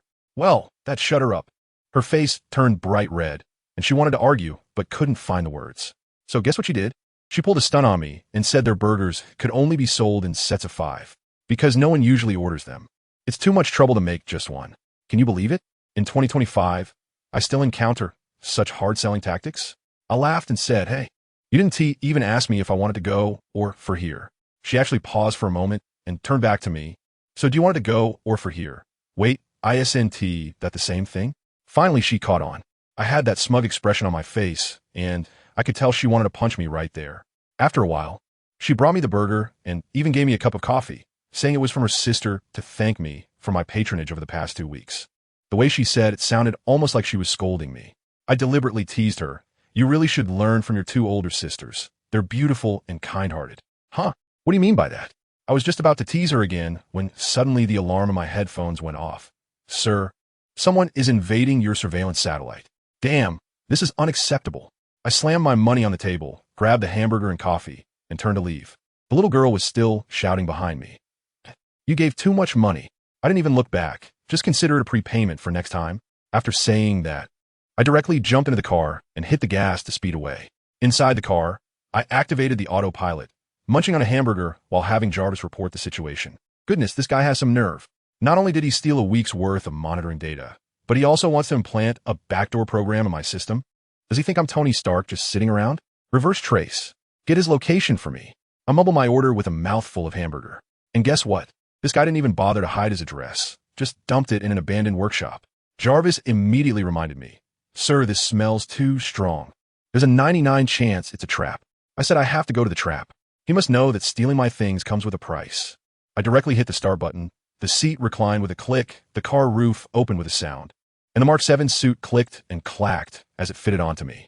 Just before the mask closed, I didn't forget to shout to Jarvis, park the car properly, find a spot where I won't get a ticket. Whoosh, I shot up into the sky. After flying for about 20 minutes, I arrived at that godforsaken place. Let me tell you, it was desolate. There was a big hole in the roof of the factory, and the surroundings were all overgrown with weeds. I thought to myself that there wasn't even a ghost around, and just as I was about to have Jarvis scan the area and leave, suddenly, with a whoosh, a steel rebar thicker than my arm shot out from a nearby garbage pile. I made a sharp turn in midair to dodge, and when I focused my eyes, I couldn't believe it. What the hell? This isn't rebar. This thing is segmented, looking like a metallic tentacle. Before I could react, there was a deafening roar, and the entire garbage heap exploded. A massive mechanical octopus drilled out from beneath the ground. Its body was covered in glowing red electronic eyes and dozens of metallic tentacles, showcasing a cyber Cthulhu vibe that just makes you want to lose sanity. I couldn't help but complain at that moment. How did this thing fly? Anti-gravity, right? That's just too unscientific. But my mind was quick, and I immediately thought, this thing definitely doesn't belong to our world. It must have come out of some sci-fi movie. What does this kind of AI love to do? Leave backdoors. Leave backups. If it ends up creating a Skynet, all of humanity is doomed. I made a decisive decision and said, Jarvis, immediately cut off the satellite network and block whatever that thing implanted. Then, initiate the satellite's self-destruct program. That's right. Physical destruction is the deadliest. It seemed that the mechanical octopus sensed its backup was about to be wiped out and instantly went berserk. Just then, a black dart shot through the air and accurately pierced its brain case. With that, the octopus immediately wilted, electric sparks flying from its body, and half of its tentacles drooped down. I saw my opportunity and thought, why bother with chivalry? The missile pod on my shoulder opened up, and 16 micromissiles shot out with tails of flame. Boom, boom, boom. A series of explosions directly blew off its top. I quickly charged the energy of the chest arc reactor to the max, and a thick beam shot out, directly piercing through its head. Done. I carefully landed, raised my hand cannon, and fired a few more rounds to completely turn it into a pile of scrap metal, ensuring it was beyond repair, even with a manual. Then, among the pile of scrap metal, I discovered that thing, a bat-shaped dart, entirely matte black and extremely flashy. At that moment, my mind buzzed. A bat dart? I immediately turned around and flew back to the factory, crashing through the wall to get inside. Sure enough, by the edge of the hole in the ceiling stood a black silhouette. I flew up directly and blocked his path. Wow, it really was Batman. Those pointed ears. That long cape, definitely the real deal, not cosplay. I thought I should say something to ease the tension, so I asked, buddy, doesn't your cloak get dirty dragging on the ground? He ignored me, just looking coldly with a white light shining from the visor of his helmet. The atmosphere was so awkward it felt like you could scrape out a 3-bedroom apartment. After a long pause, he finally spoke, his voice raspy, as if it had been rubbed with sandpaper. Is there something you need? I'll get straight to the point. Is this mechanical fish you arranged? No. Then what are you doing here? Are you following me or investigating it? A bit of both. He actually admitted it. I've been watching you for a long time. Iron Man, who understands families. I can't believe I've been spied on for so long without noticing. This guy is really good at hiding. I was about to try to get closer, saying let's be friends, but he replied, I'll contact you when necessary. Just then, Jarvis reminded me that the officials had arrived. I glanced back at the convoy in the distance, and when I turned back, Batman was gone.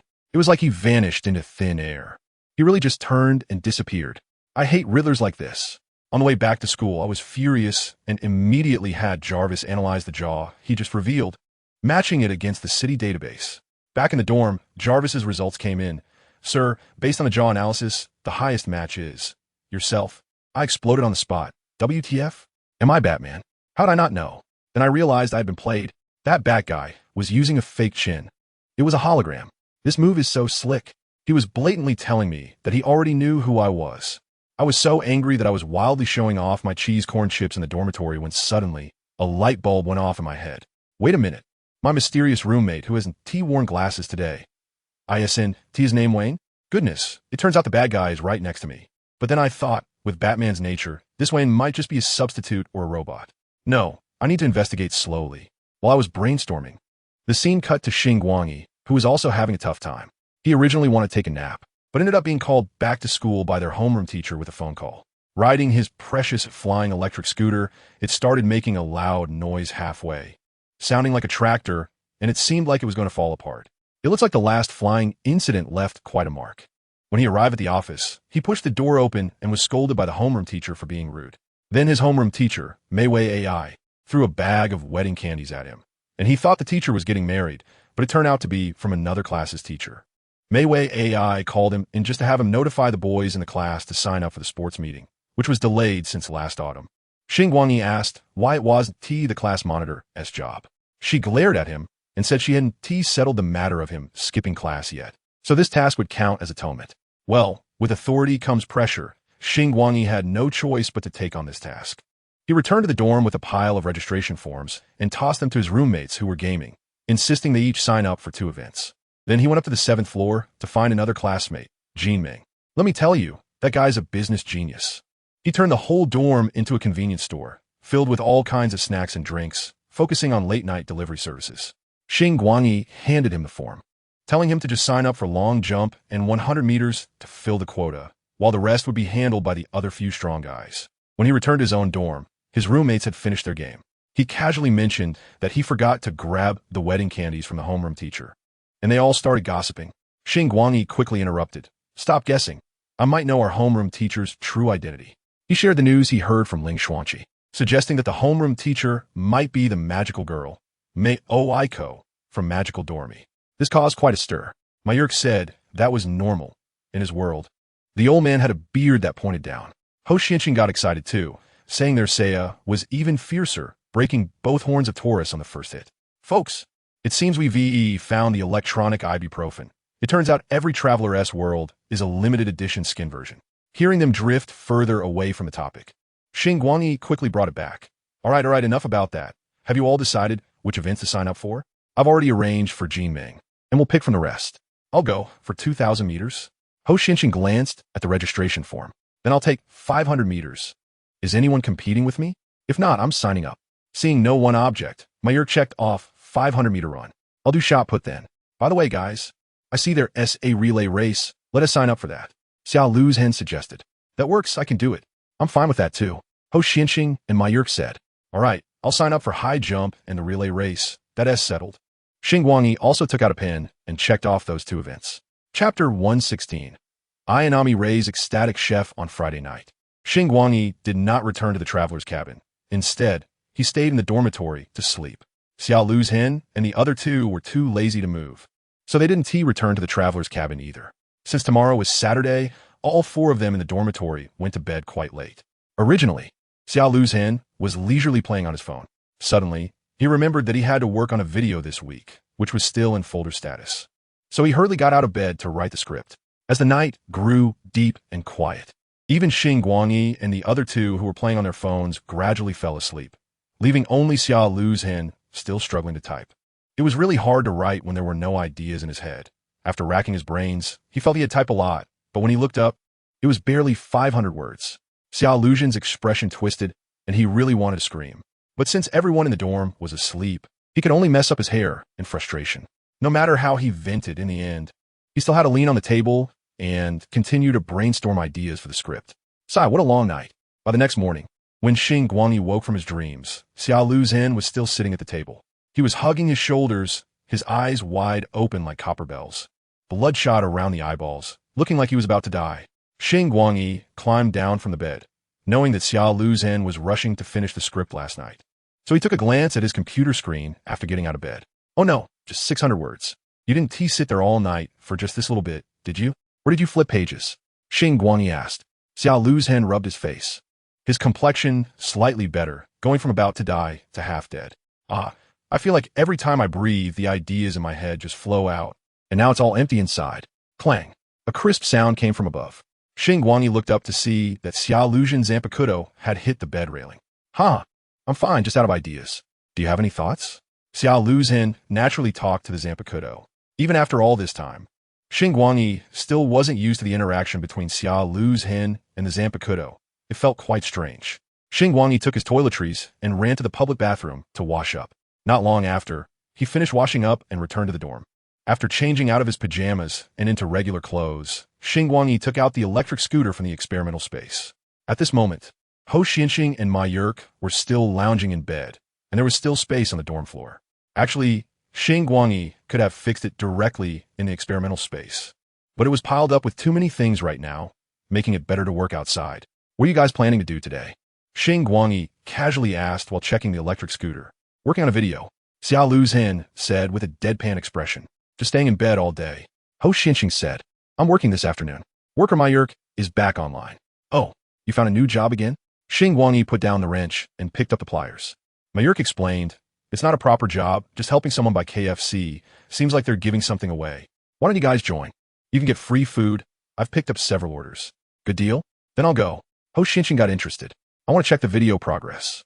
It's probably not good, so please bring me back a portion. Xiao Lu's hen, dead fish, eyes still looked vacant. I'll pass. That Asuka girl has to cook for herself at noon today, so I'll go back and keep an eye on her. Just as Xingguang was speaking, Asuka in the traveler's cabin had actually already gotten up to make breakfast. In the morning, Ling Xuanqi poked her head out from under the covers and picked up her phone to check the time. The brightness of the phone made her sleepy eyes uncomfortable, so she turned the phone upside down beside her, blinked to adjust, and then picked up her phone again. After a while, she reluctantly got out of bed. After changing her clothes, Ling Xuanqi picked up a box and gently shook it. There was nothing inside. It's all gone. Ling Xuanqi rubbed her messy hair, which was already chaotic and now even more so. This was the energy potion given to her by the twin-tailed girl, and now it was already finished. With such a hairstyle, she left her room, preparing to grab something to eat in the common lounge.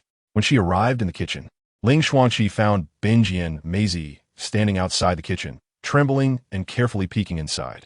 Good morning, Myanmar. What happened? Ling Xuanqi asked while looking into the kitchen. Soon, she understood why Benjian Maisie had that expression. Asuka was currently dominating the kitchen. The way she was cooking. Well, how should she put it? Ling Xuanqi could only sigh that the kitchen was also a battlefield. Seeing the chaotic scene of flying knives and the smoke rising, Ling Xuanqi decided to just grab a bread downstairs or eat outside. She turned around, tidied herself up, casually changed into a loose set of sportswear, and left the traveler's cabin. In the end, she decided to eat outside and make a stop by the twin-tail girl's place to see if there were any energy potions left. After having a meal, Ling Xuanqi arrived at the McDonald's, which served as the twin-tail girl's base, but it was still closed, indicating she hadn't returned yet. Although the twin-tail girl said she had set a time anchor, it was unclear at which point in time she had set it. Ling Xuanqi opened the roll-up door, went upstairs, and arrived at the staff dormitory door. Originally, she just came to find something, feeling quite relaxed, and naturally didn't make any preparations. She casually unlocked the door and pushed it open. Upon glancing inside, she was instantly stunned. The floor of the staff dormitory was covered with a large mat, and on the mat were over 20 girls sleeping nude. Of course, they were covered with blankets. These 20 girls all looked identical, and they all had Ling Xuanqi's face. For an LSP, seeing this scene would surely bring immense joy. For a Rei Ayanami fan, witnessing this scene would probably send them straight to heaven. But Ling Xuanqi didn't feel that way. She was a bit dazed. After a moment, she managed to regain her composure. She remembered that she had once told the twin-tail girl that if possible, she wanted to bring other Rei Ayanami clones to this world. Even so, the impact of the scene was still quite overwhelming. Ling Xuanqi quietly walked into the room, approaching the box where the twin-tailed girl usually kept various props. At that moment, one of the Rei Ayanami clones opened her eyes. Chapter 117, 20+ Divided Brides, Misunderstanding, Sister? A clear and pleasant voice rang out. One of the Rei Ayanami clones sat up from the mat, the blanket slipping from her body, revealing her youthful and alluring figure, her milky white skin seemingly shining in the sunlight. Even though Ling Xuanqi had seen this body many times in the mirror, she still felt a bit dizzy. However, she noticed that on the right side of this clone's lower abdomen, there was an 11 mark. The Rei Ayanami clone, Little 11, stood up, wrapped in a blanket, and crossed over the other clones, slowly walking towards Ling Xuanqi. Ling Xuanqi took 2 steps back, but Little 11 quickened her pace and came right in front of her. They were so close that their noses almost touched. Ling Xuanqi could clearly see Little 11's eyelashes and her ruby-like pupils. What am I feeling? I have those too. Ling Xuanqi steadied her mind and took a step back. However, Little 11 took a step forward again, her delicate nose wrinkling as if she was sniffing something. Seemingly confirming something, Little 11 joyfully pounced on Ling Xuanqi. Sister, is this child a dog? When Little 11 pounced on her, the blanket she was wrapped in almost fell off but was caught by Ling Xuanqi, wrapping it tightly around her. Little 11 was very close, and Ling Xuanqi could smell a scent coming from her. It wasn't unpleasant. It smelled like herbs mixed with some floral fragrance. Do you know me? Ling Xuanqi asked. Little 11 nodded vigorously, saying, I heard the world adult say that it was Sister who asked the world adult to rescue us. This world adult should refer to the twin-tailed girl. Little 11 buried her head in Ling Xuanqi's embrace and rubbed against her, showing a very comfortable expression. In this situation, Ling Xuanqi felt a bit flustered. She initially made the request to the twin-tailed girl out of sympathy. Now, Little 11's unexpected closeness left her at a loss.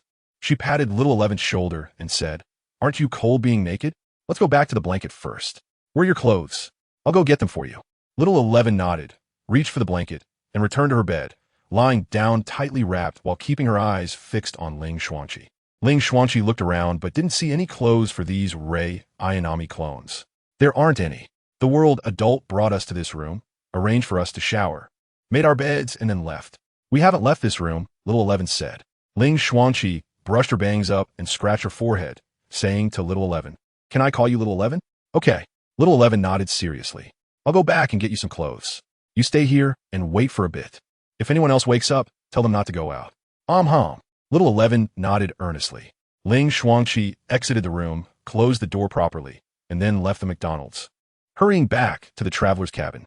Just now, Ling Xuanqi checked, and there were a total of 21 Rei Ayanami clones in that room. But Ling Xuanqi didn't have that many sets of clothes, so she could only bring one set for Little 11 to wear first and then take her out to buy more. After all, their bodies were currently identical. Back in her room, Ling Xuanqi rummaged through her closet and found a whole new set of clothes. After putting the clothes in her backpack, Ling Xuanqi left the traveler's cabin again. On her way out, she ran into Xingguang, and Ling Xuanqi only exchanged a few vague words with her before leaving immediately. Back at the second-floor staff dormitory of the McDonald's, other Rei Ayanami clones had begun to wake up one after another, all curled up in their blankets. Only their eyes were visible, looking at Ling Xuanqi with curiosity, happiness, or excitement. "Sister, sister, sister, sister, hello, sister." Although each of them had different personalities, they all had the same face and used the same voice, which made Ling Xuanqi feel a bit face-blind. Ling Xuanqi nodded in response to each of them, trying to find Little 11. But without the number mark on her abdomen, she was unable to accurately locate Little 11 among the crowd. "Little 11, Ling Xuanqi called out. Little 11 immediately crawled out of the bed. "You don't have to come out, just stay in the bed first," Ling Xuanqi hurriedly said, the pink color of Little 11 dazzling her eyes. She took out some clothes from her backpack and handed them to Little 11.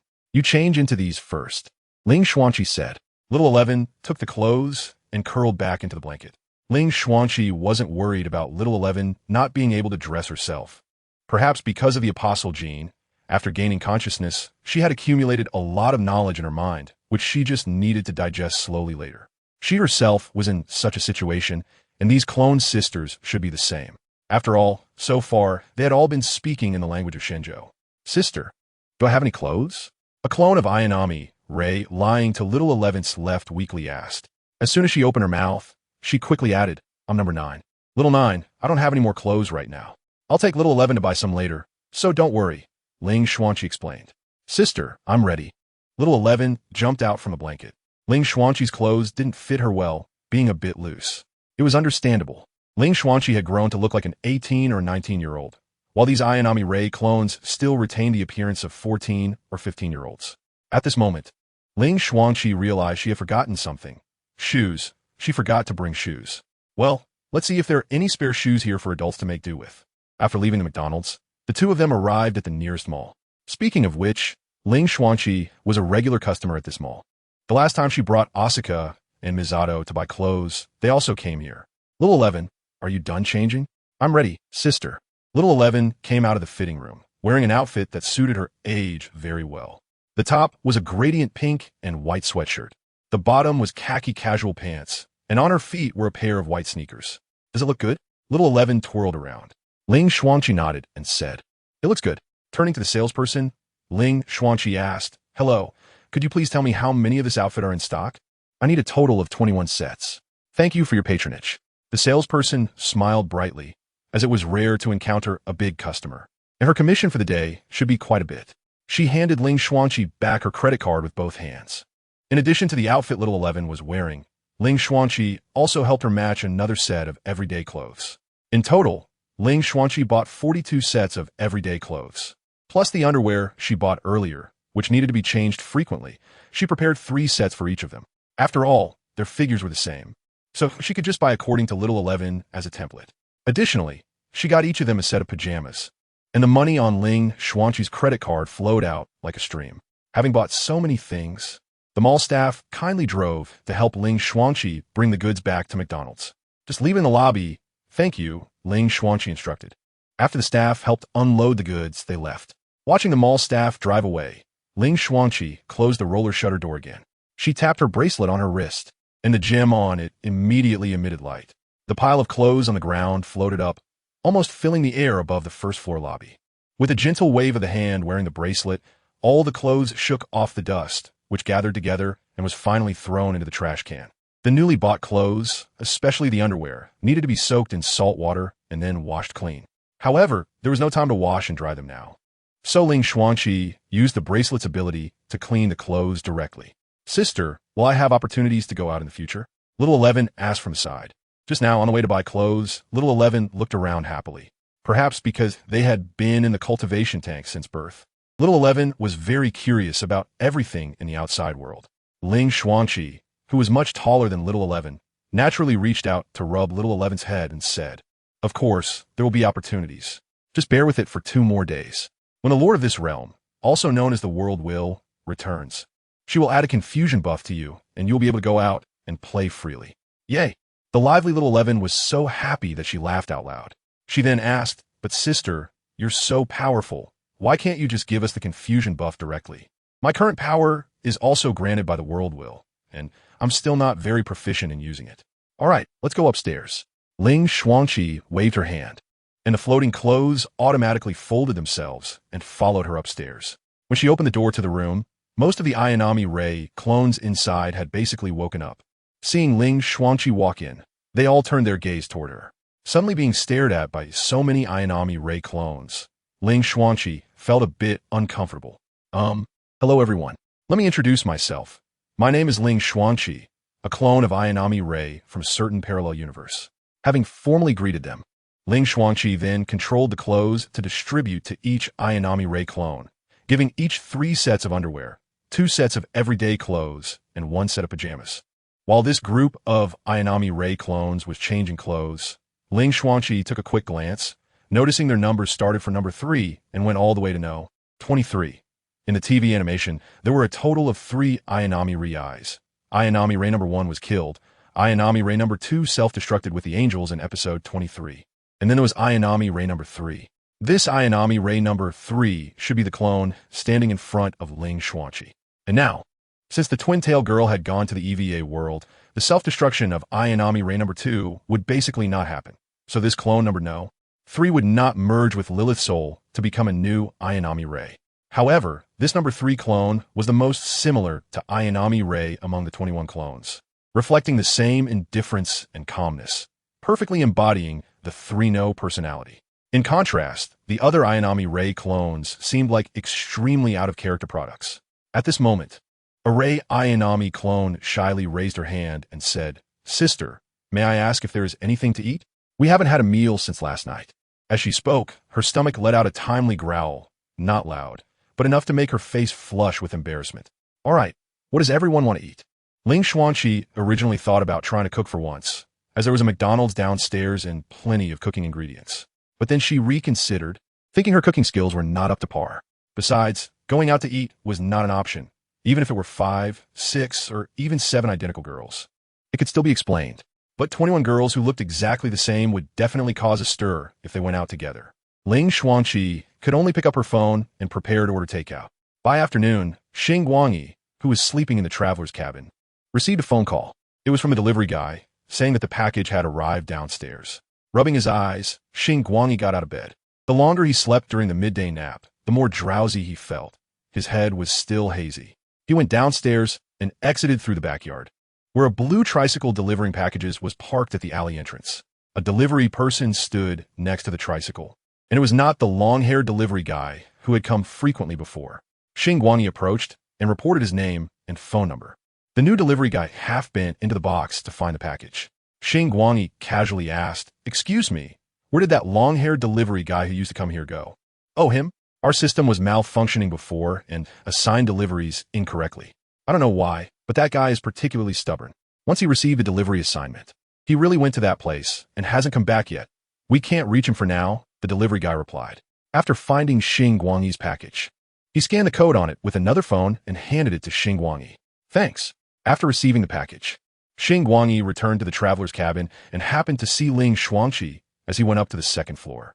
Xingguang wasn't sure what had happened, but he could tell Ling Xuangqi looked very tired. What's wrong? You left right after saying hello in the morning. Is something going on? Xingguang asked. It's nothing. Ling Xuangqi rubbed her forehead and smiled at Xingguang. I'm not staying here tonight. I'm just packing up my things and leaving. All right, I'll keep my phone on tonight. If anything comes up, remember to call me, Xingguang instructed. Chapter 119. The fog arrives. The girl with twin tails, also known as the World Will or the Master of this realm, had temporarily left this world to go on vacation in another world. After her departure, it seemed to have no effect on this world.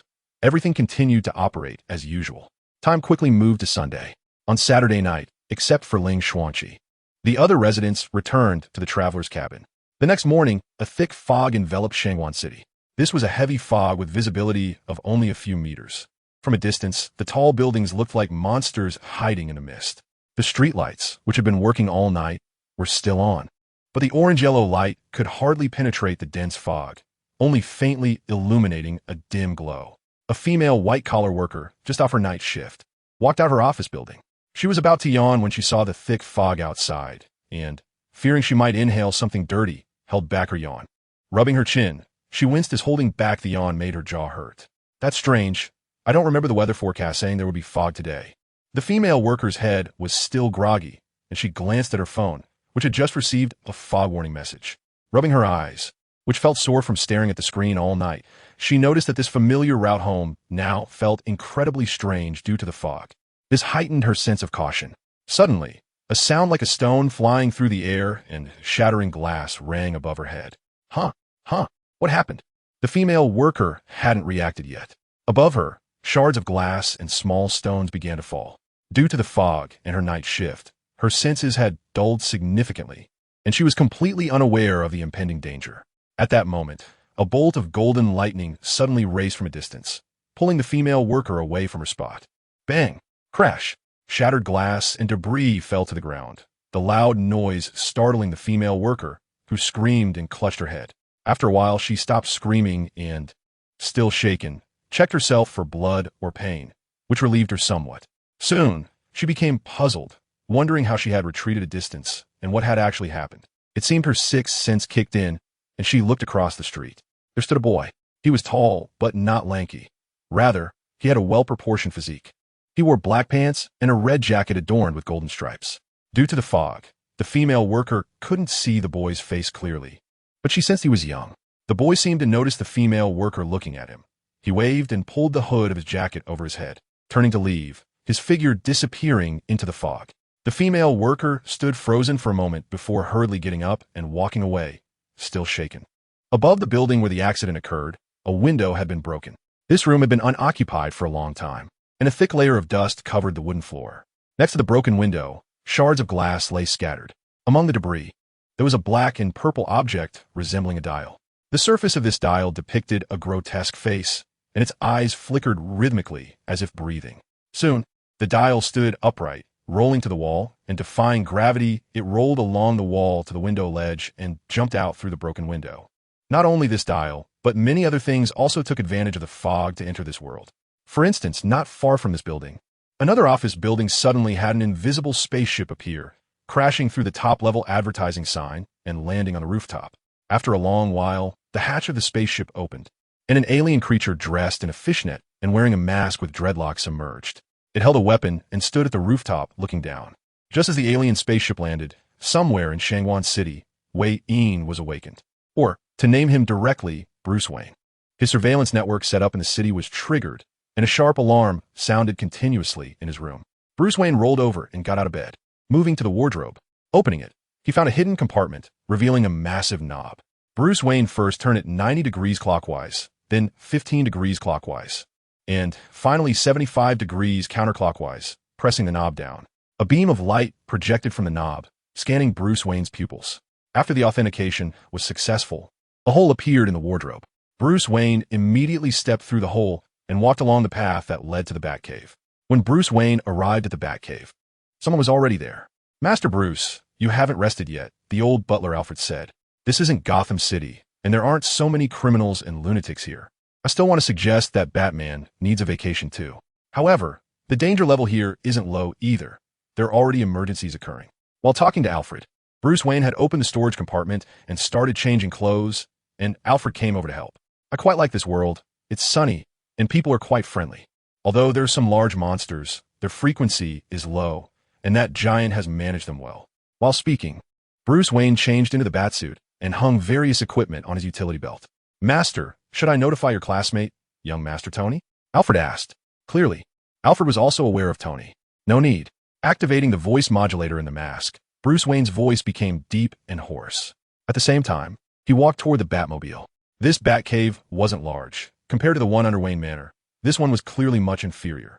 A supercomputer, a storage compartment, a workbench, and a Batmobile were almost filling up the space here. Master, since you've come to this world, I hope you can let go a little and do more of what someone your age should do, Alfred still advised. After coming to this world, he had also read those Batman comics. Regardless of which comic it was, Bruce, as Batman, would walk a path of endless suffering. Therefore, Alfred wasn't very supportive of Master Bruce continuing to be Batman in this world. He had no reason to be Batman here, and this world didn't need Batman. Master, since you're back this time, we still need to discuss the matter of Batman, Alfred said seriously. You know, Alfred, after coming to this world, I fell in love with his saying, because I am Batman. This quite young Bruce Wayne also started to play with his own catchphrase. He activated the jaw projection on the mask and then entered the rather low-profile Batmobile. Open the passage, Alfred. Understood, Master. Safe travels. Under Batman's control. This ordinary Batmobile suddenly sprouted 6 jet ports at the rear, instantly making it look sci-fi. The jet ports emitted blue flames as the Batmobile roared away. Chapter 120. Time. It's time to get to work at 6 in the morning. People began to emerge from their homes, with students going to school and workers heading to their jobs. At this time, whether from night shifts or other reasons that caused them to stay up all night, those people were also gradually returning to their residences. The thick fog enveloping the city showed no signs of dissipating, still blocking out the sun.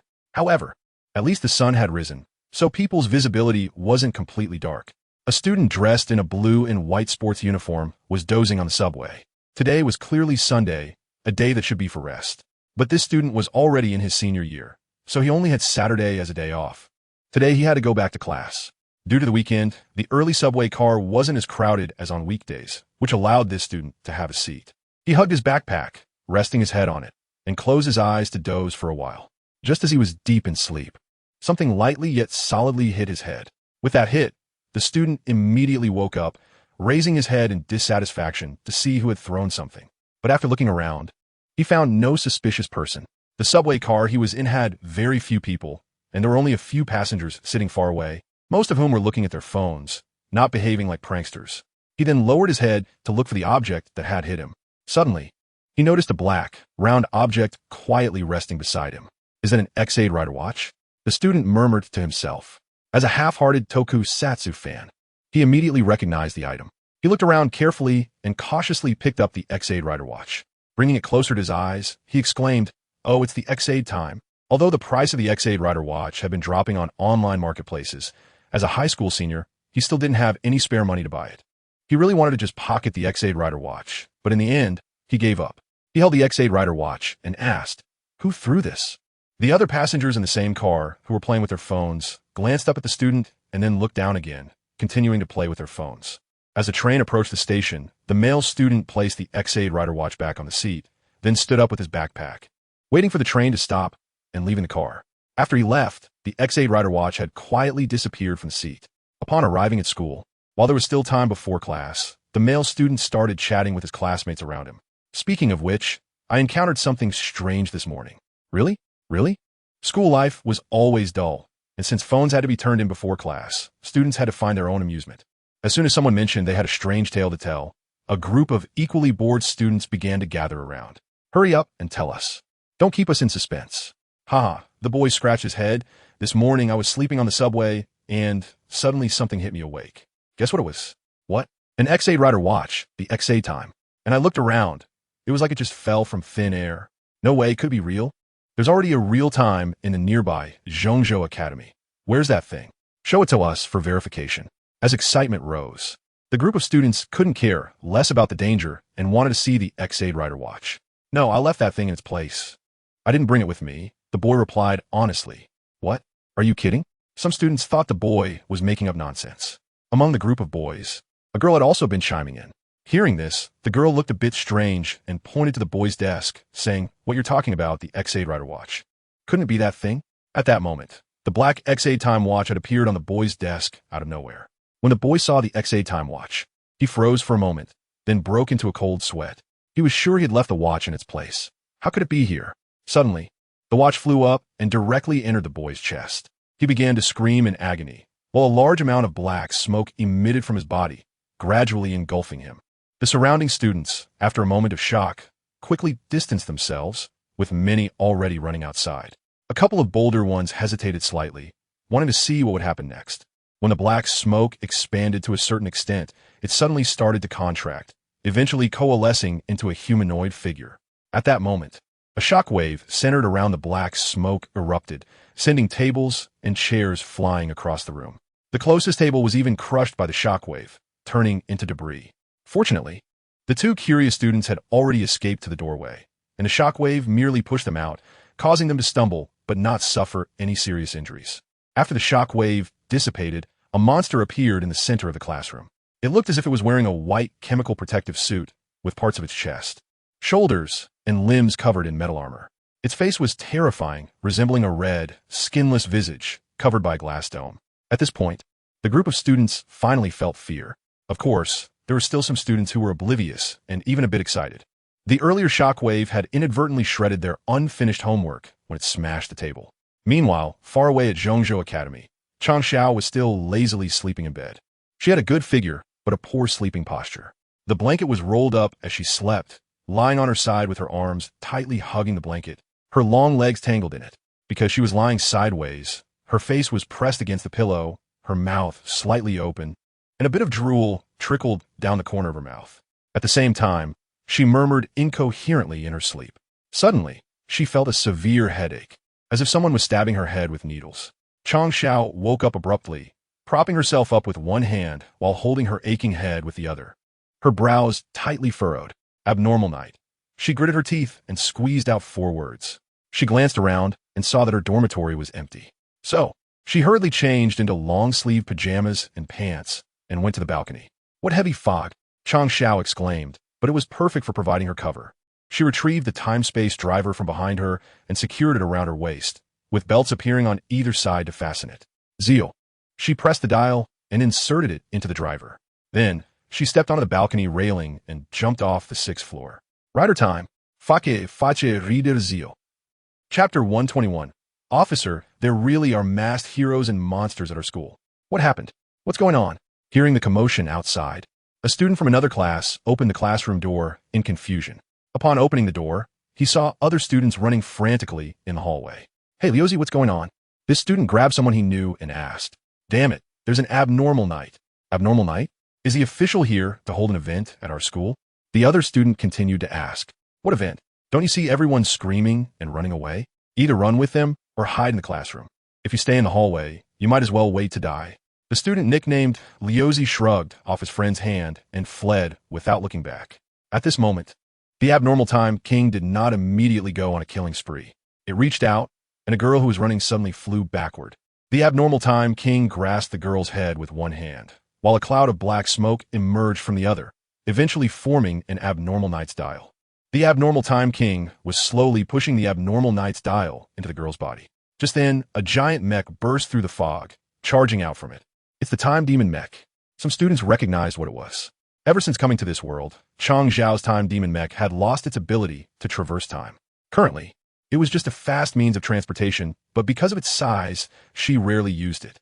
Today, the heavy fog provided excellent cover, allowing her to take the time demon mech out for a spin to prevent it from getting moldy. The time demon mech hovered at the 4th floor level. The cabin door opened, and Chang Xiao, transformed into Kamen Rider Zio, jumped out. Wow, it's the abnormal time king. She wielded the time limit sword and directly slashed at the arm of the abnormal time king that was holding the girl. Unlike her previous encounters with Starlight 1 and the battle with the Brave Knight, this time she was genuinely serious. The time limit sword struck the abnormal Time King's arm, causing it to recoil in pain, naturally releasing the girl, who then fell to the ground. Immediately, Chang Xiao executed a spinning kick to the abnormal Time King's face. The abnormal Time King was kicked away, crashing into the railing, which broke apart and flew out with it. Chang Xiao glanced at the girl and suddenly noticed an abnormal knight's dial lying on the ground. Abnormal Fui's dial? She reached down to pick it up, squeezing it hard until it shattered into black smoke, rapidly dissipating and vanishing. She then leaped from the fourth floor to pursue the abnormal Time King. After being kicked down by Chang Xiao, the abnormal Time King rolled several times on the ground before crashing into a flower bed. It struggled to get up, only to be met with a rider flying kick from Chang Xiao. The kick landed squarely on the abnormal Time King's face, and the tremendous impact caused it to lean back involuntarily. The back of its head smashed into the brick of the flower bed, sinking into the soil. Leveraging the force, Chang Xiao spun mid-air and landed steadily on the ground. Roar! The abnormal Time King roared, its body stiffening like a zombie. At this moment, Chang Xiao noticed that the abnormal Time King seemed to lack any sense of awareness.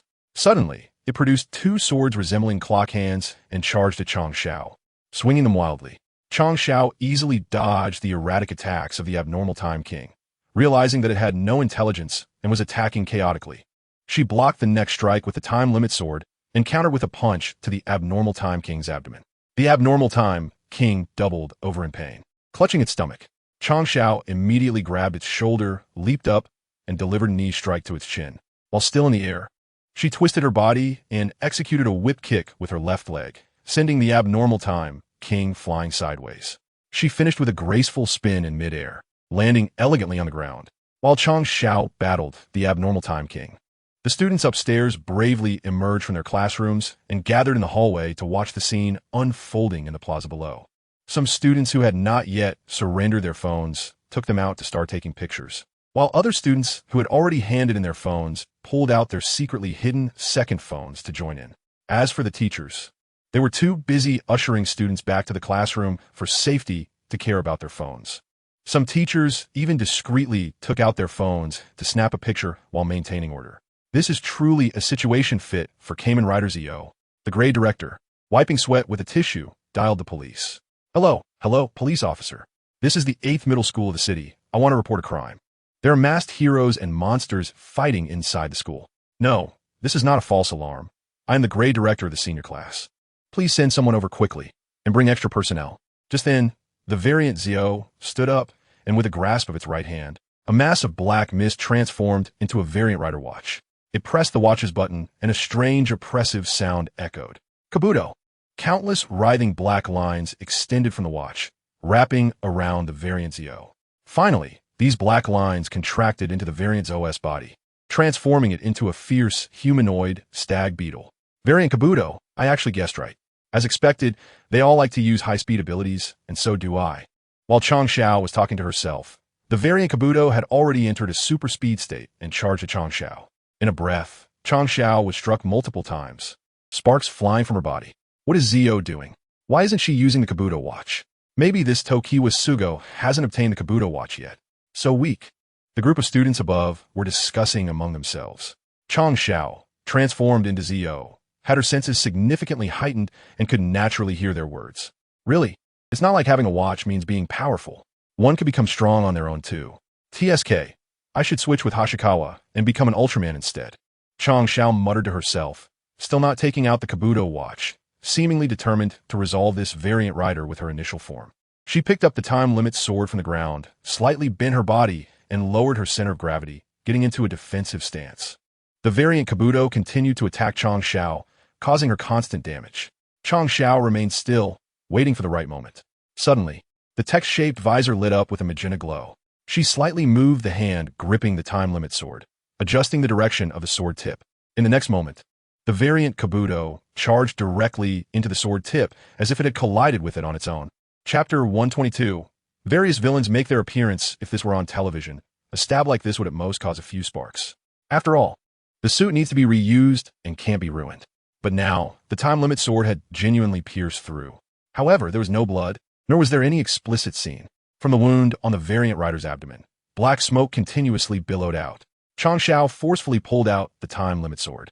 causing the variant Kabuto to stagger back 2 steps while clutching its wound, then transforming back into the variant Zio form. It should end here.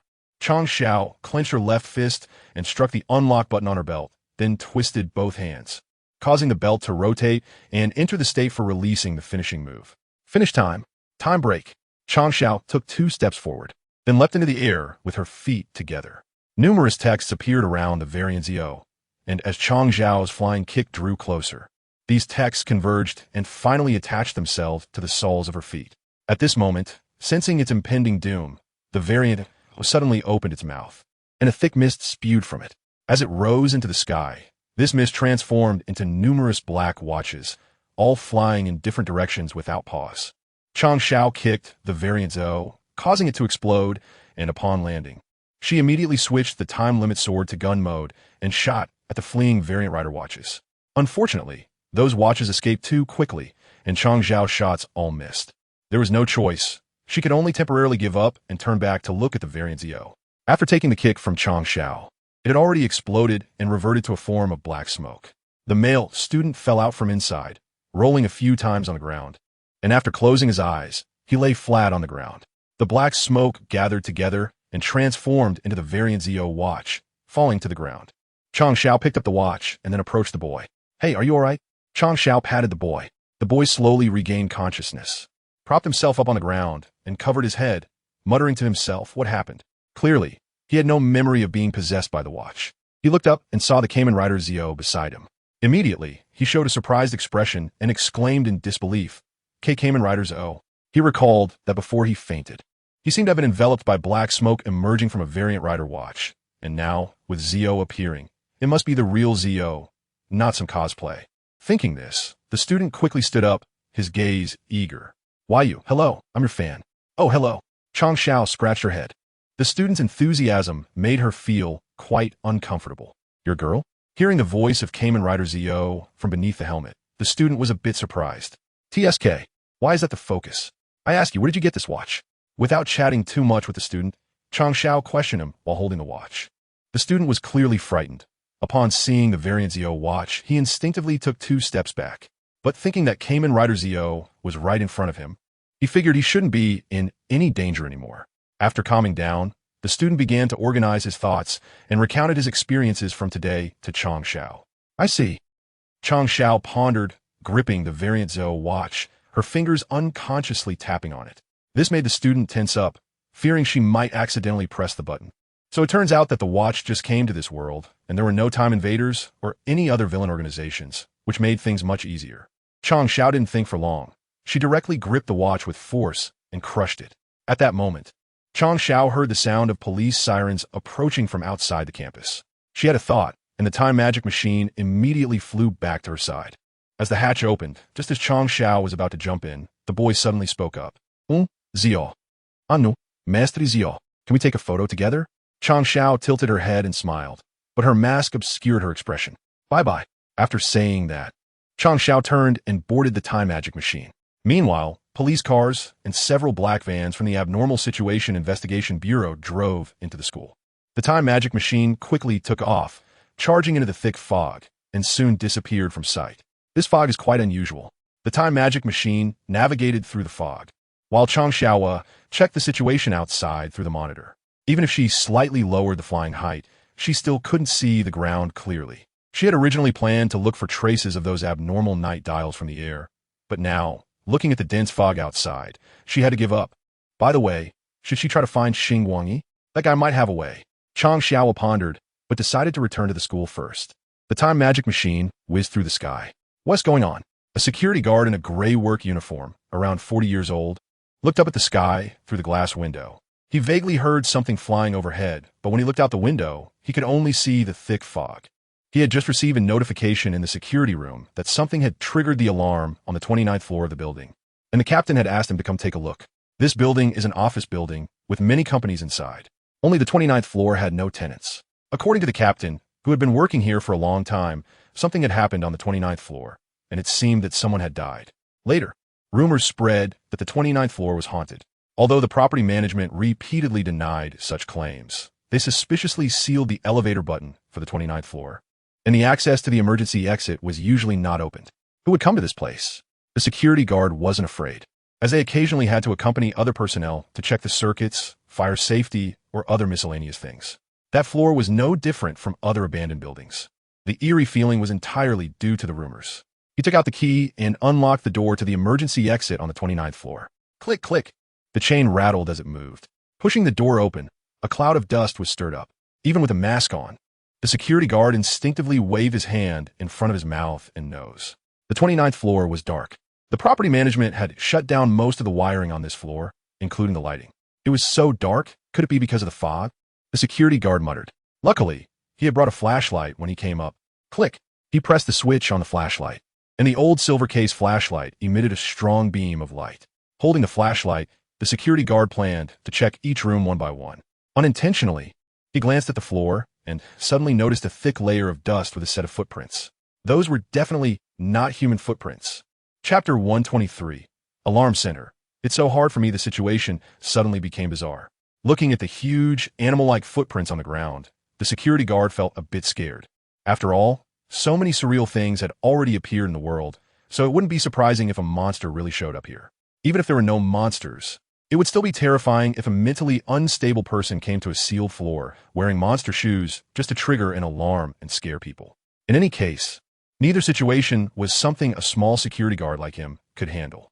Years of watching movies told him that when encountering bizarre situations, if he recklessly continued to explore, he would surely meet his demise. He was not far from the emergency exit, and if he turned around and ran immediately, he should be able to escape.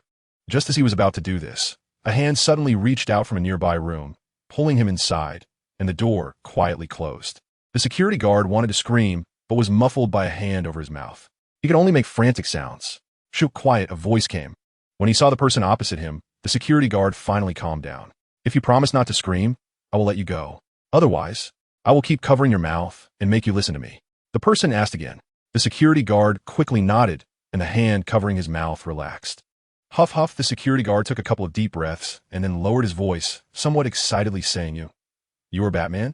Batman nodded and spoke in a hoarse, deep voice. That door was rigged with a trap. When you came in, it was already activated. If you had blindly run out just now, you would have triggered the trap. A trap? Then, what should I do? The security guard stammered. Two options. There's a window here, and I can let you down. The security guard thought about the height of the 29th floor and felt a bit weak in the legs, so he said, What about the second option? You stay here and wait for me to deal with that monster before leaving. This plan sounded quite reasonable, and the security guard noticed Batman's mention of that monster and asked, What kind of monster is it? Most likely a predator, Batman said. A predator? Isn't it worse to stay here? Although Batman was strong, if two supernatural beings fought and collateral damage affected him, he would be done for. Why can't you use a bat dart or something to trigger the trap at the door? The security guard quickly said, feeling that all the brain cells he hadn't used in the past 40 years were now working. The uncertainty is too high. What if the trap can be reactivated, or if there are other traps nearby that I haven't noticed? The cost of trial and error is too high. Batman glanced at the door direction and urged, We need to decide quickly. That guy is coming. I'll go down from here. The security guard finally made up his mind. Batman nodded and said, Okay. As soon as he finished speaking, a black vehicle flew up outside the room's window. Is this the Batplane? The security guard asked excitedly. It's the Batmobile, but modified with a flight system. Stay away from the window. Such high-rise windows are usually sealed, leaving only a small opening. Batman instructed the security guard to stay away from the window, while he approached the window and installed a suction cup hook on the glass. At the same time, the front of the Batmobile shot out a laser, carving a circle on the glass. Batman pulled hard on the rope, and the glass fell, creating a large circular hole in the window. The Batmobile adjusted its direction, and the passenger side faced the window. The door opened and moved closer. Go ahead, Batman said. Oh, okay. The security guard slowly walked to the window, and to be honest, he was still a bit scared.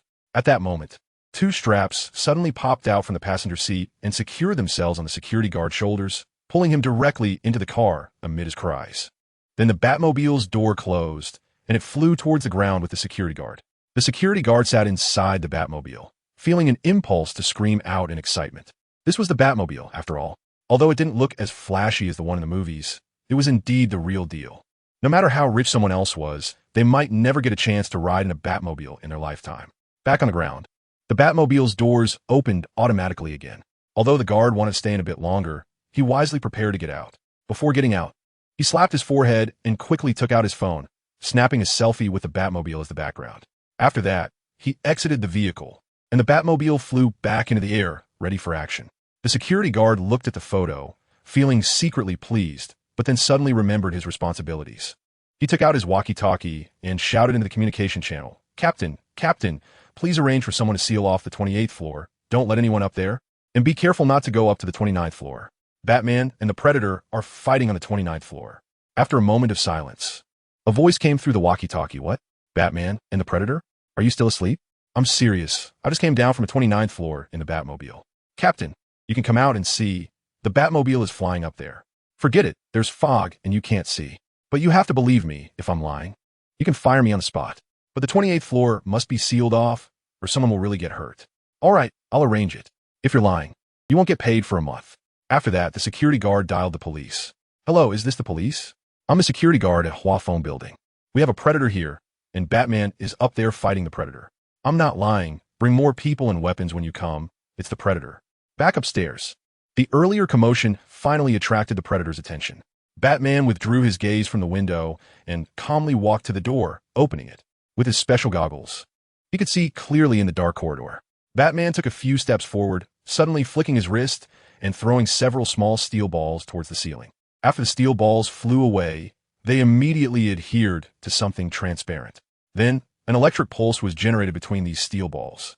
A faint buzzing sound was heard as the optical cloaking device on the Predator was temporarily disabled. The masked alien hunter, clad in various bizarre equipment, appeared in a corner of the ceiling.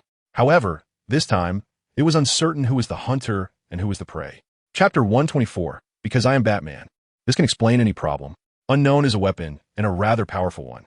Just like the current situation, Batman knows relevant information about the Predator, while the Predator knows nothing about Batman. The Predator is at a disadvantage. The lore surrounding the Predator race has its inconsistencies, with comics, novels, and films contradicting each other on certain details. However, some aspects remain consistent, such as their vision not being like that of humans, but rather a heat-based imaging system. Therefore, the Predator's mask is equipped with instruments that enhance vision and can switch between several visual modes. Even so, they still cannot directly see the surface of objects. In the first Predator film, the Governor managed to evade detection by the Predator by covering himself in mud. This Predator is currently blind. It can sense that it is being attacked, but cannot see the enemy in its vision. Before arriving here, Batman did not know that his opponent was a Predator. However, he always carries enough equipment of various kinds to deal with different situations before any battle. After all, this is Batman. Currently, the suit Batman is wearing can conceal his heat and match the surrounding environment while reflecting as little light as possible. The bat helmet on his head can hide Batman's breathing, and his combat boots have a silent effect, making Batman effectively invisible to the Predator. After a brief silence, the Predator suddenly pulled out a short stick which extended outward on both ends, ultimately transforming into a spear. The Predator lunged towards Batman with the spear, but it was more of a general direction rather than an accurate aim. Batman calmly dodged to the side, creating distance between himself and the Predator. Can he use other methods to determine the opponent's location? But it didn't seem precise. Batman pondered. Just as he steadied himself, he suddenly detected a faint beeping sound coming from his right rear. Without hesitation, he took out his grappling gun and hooked it onto the ceiling, lifting himself up. Just as Batman left his original position, a metal net sprang out, nearly brushing past him with a whoosh. Indeed, the Predator's traps are quite dangerous. Batman is particularly wary of this metal net. Being ensnared would be quite troublesome. Hanging in the air, it is difficult to gain leverage, and if ambushed, it would be very dangerous. Batman immediately pulled out something resembling a grenade from his utility belt, pressed the button on it, and smashed it to the ground. Instantly, a large amount of smoke billowed out, gradually obscuring Batman's figure. This is not an ordinary smoke bomb.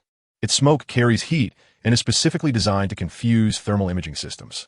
Consequently, the Predator's vision became chaotic, with heat sources appearing everywhere. In the smoke, Batman threw out 7 bottle cap-shaped objects in all directions. These objects adhered to various walls and then activated, starting to emit different waveforms of sound. Naturally, these sounds would not affect Batman, the creator of the devices. With the aid of his bat helmet, the smoke and noise had no effect on him. It's not that Batman is targeting the Predator. It's just that there are too many gadgets in his utility belt.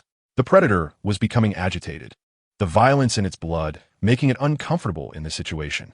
Clearly, it is the hunter, yet now it is being toyed with as the prey. The smoke gradually spread, filling the entire floor with this strange substance that carries its own temperature. Moreover, sounds were coming from all directions. This completely turned the predator into a blind and deaf creature, shifting the balance of offense and defense entirely.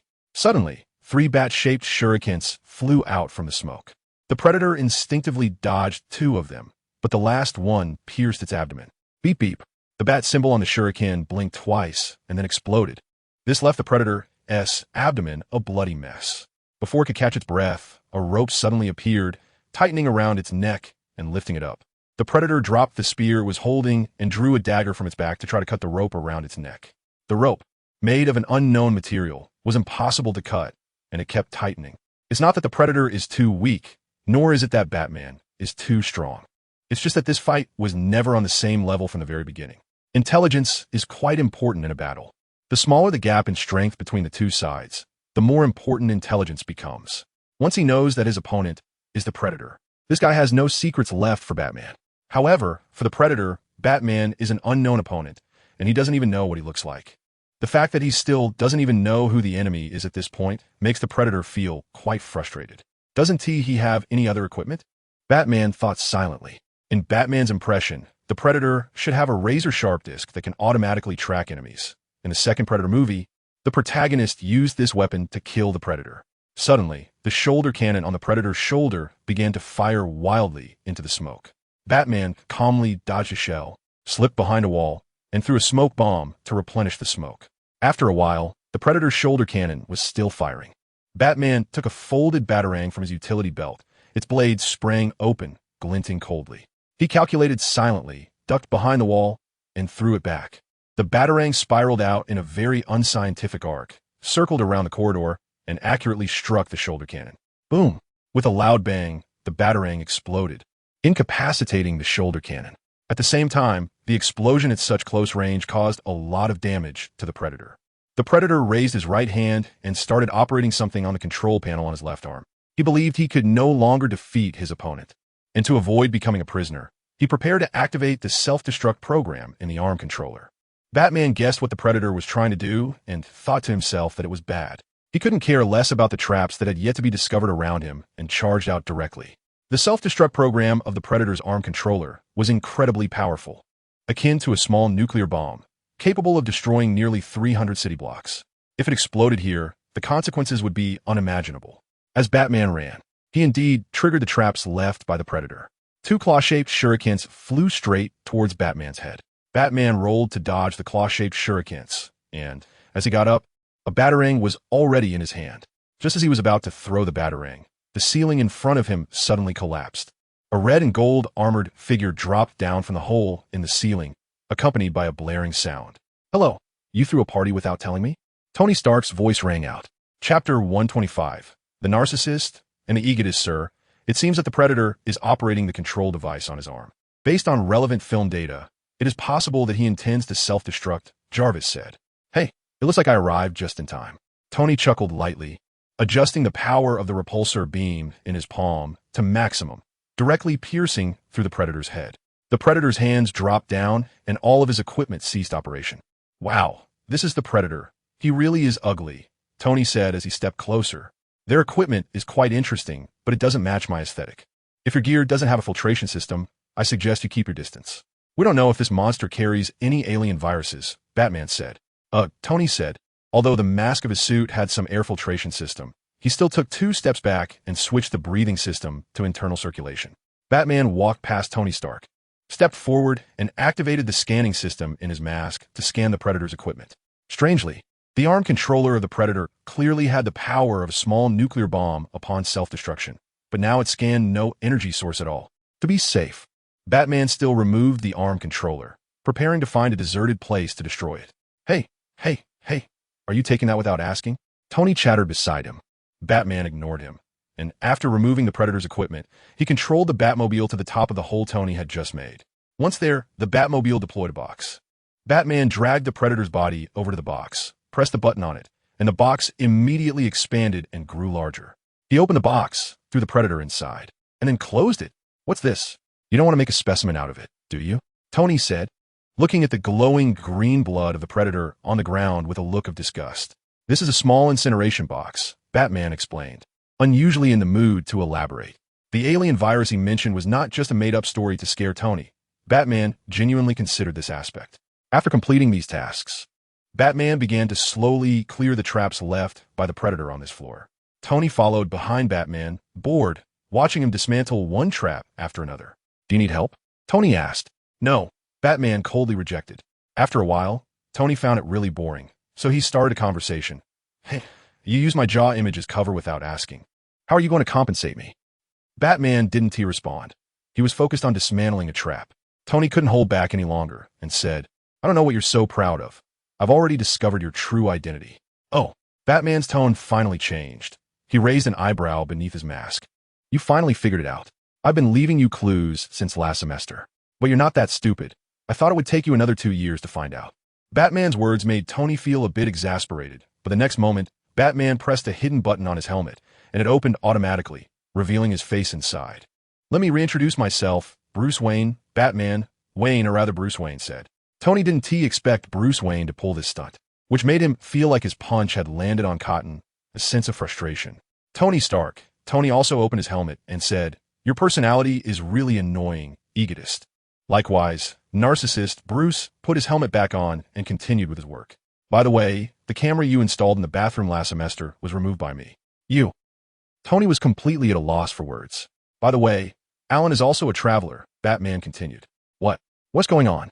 Tony was a bit confused. He really didn't realize that the harmless Alan could be a traveler. Who is his true identity? And how do you know? I knew last semester. Then talk to him about it. He knows my identity too, Bruce said. As for his identity, you need to find the clues yourself. What? You told him last semester? I'm so hurt. I thought we were friends? Tony shrugged. What is so happy about that? Is happiness a traveler? I don't know. He's too well hidden. And I haven't found more useful information, Bruce replied. At this moment, a noisy sound of footsteps came from the security passage, and Bruce and Tony both looked up towards that direction. Hey, with so many traps, are these people really planning to just charge in? Tony flew over and ducked into a room next to the safety passage exit. He looked at a wall. Outside this wall was the safety passage. Jarvis, scan this wall. Is it a load-bearing wall? Tony asked. No, sir, Jarvis quickly replied. Thanks, and please mark the load-bearing walls. As he spoke, Tony punched a hole in the wall and kept expanding it with his hands. His sudden action startled the people in the safety passage.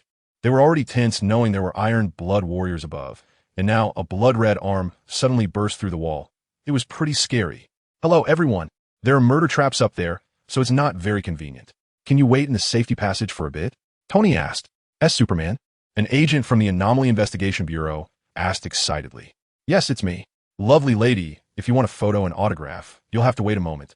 Iron Man said, then went back to clear traps with Bruce. However, compared to Bruce's meticulous handling, Tony was much more brute in his approach. After discovering hidden traps, he simply blasted them away with his repulsor beams. Aren't you worried about bringing the building down? Bruce asked. Not at all. I set it to the lowest power. Tony replied.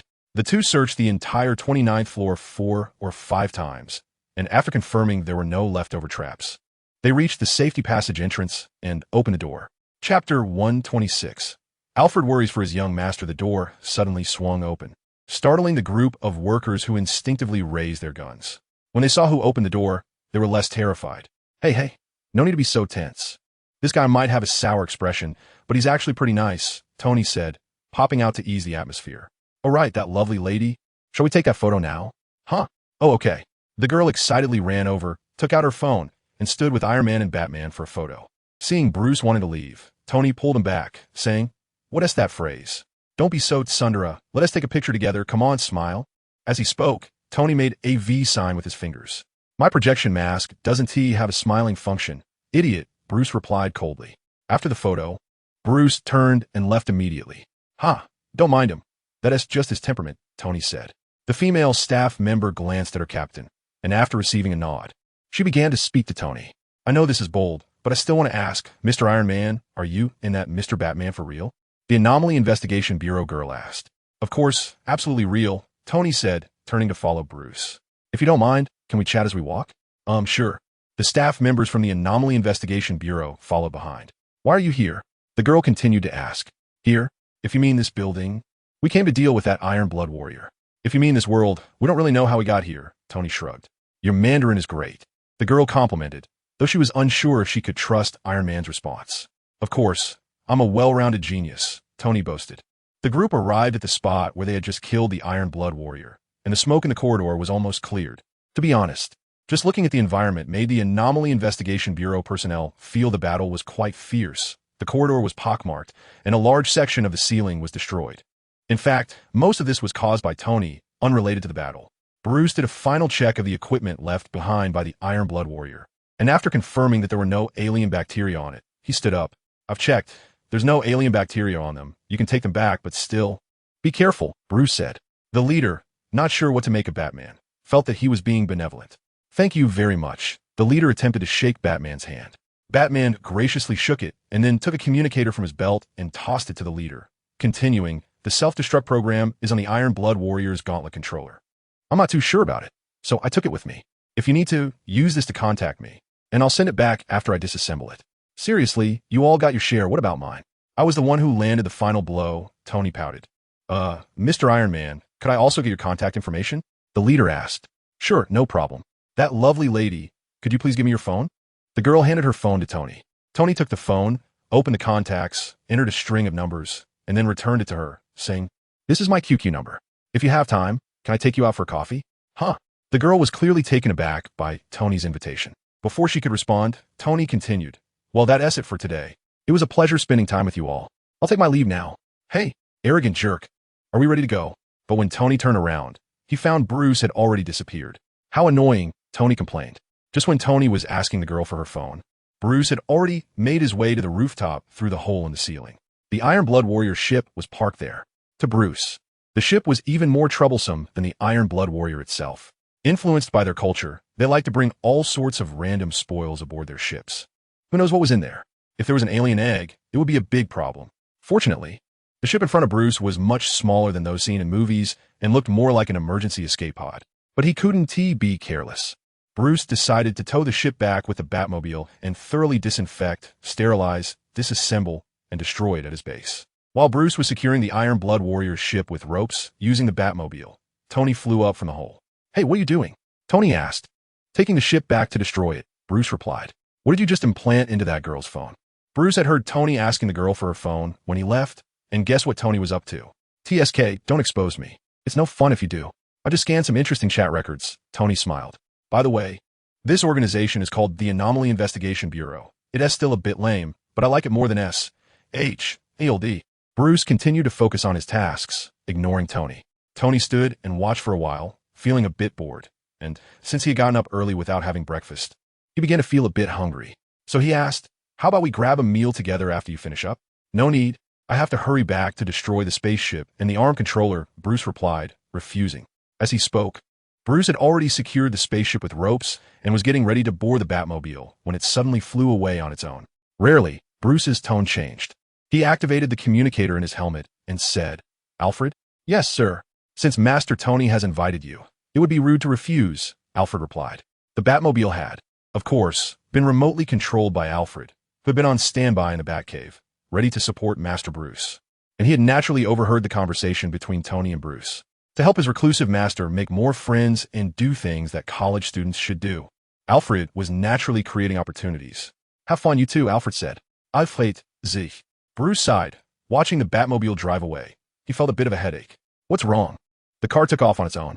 Although Tony didn't know what had happened, it didn't stop him from taking pleasure in Bruce's predicament. I guess you'll have a chance to treat me to breakfast now, young master. Bruce looked at his outfit and then at Tony's. Are you sure you want to wear that outfit to breakfast? Of course, why not? Tony said confidently. Chapter 127, Otherworldly Encounter, Enjoying Delicacies. Is this what you plan to treat me to? Bruce, still in his bat suit, looked up at the nearby KFC sign, glowing faintly, and said helplessly, You really are something. Breakfast should be casual, Tony said shamelessly under his Iron Man mask. The two, dressed in unusual outfits, strolled down the street as if nothing was amiss. What do you think of this fog? Bruce suddenly asked. It's not ordinary fog. It's made up of a complex energy entity that affects space, Tony replied, tilting his head. He was as tall as Bruce, but the thick soles of his Iron Man suit made him appear taller. About the same conclusion as you, Bruce said. Such a simple explanation made Tony feel like Bruce was fishing for his opinion. As they walked and talked, they slowly arrived in front of the KFC. As they passed through the fog, a monster suddenly appeared in front of Bruce and Tony. Bruce reached for a batarang, and Tony began to charge his repulsor beam. The monster, seeing Iron Man and Batman, was momentarily stunned. Then, excitedly approaching, it whispered, "Otherworldly encounter, enjoy deliciousness?" Iron Man and Batman tilted their heads, puzzled, wondering what it meant. Seeing that the two had no reaction, the monster thought its voice was too low and said louder, "Otherworldly encounter, enjoy deliciousness." Oh. Tony had just learned from Jarvis that this was likely a password for some kind of offline event, but he couldn't bring himself to say it. Hello. Nice to meet you. By this time, Tony and Bruce had already realized that the monster was just an ordinary person in a monster suit. "Hey, your outfits look really convincing. Can we take a picture together?" The monster opened its jaw, revealing its face inside, then took off a glove and pulled out a hidden phone from its side pocket. "Sure, let us do it. I already took a picture with someone else today, anyway." Tony said. Thank you, the Monster Man said repeatedly. After taking the picture, the Monster Man left. "Narcissist, if you go to the front desk and say otherworldly encounter, enjoy deliciousness, I'll give you 100,000, Bruce suddenly said. "Cut it out, if you dare to say at the front desk." "I'll give you 100,000, Tony replied, crossing his arms. Who doesn't have money? The closer they got to KFC, the more people there were. It looked like everyone was lining up, stretching from inside the building to outside. Many people were dressed in cosplay, turning the offline event into a small comic convention. "Well, given this line, let us not even bother talking. Let us eat somewhere else."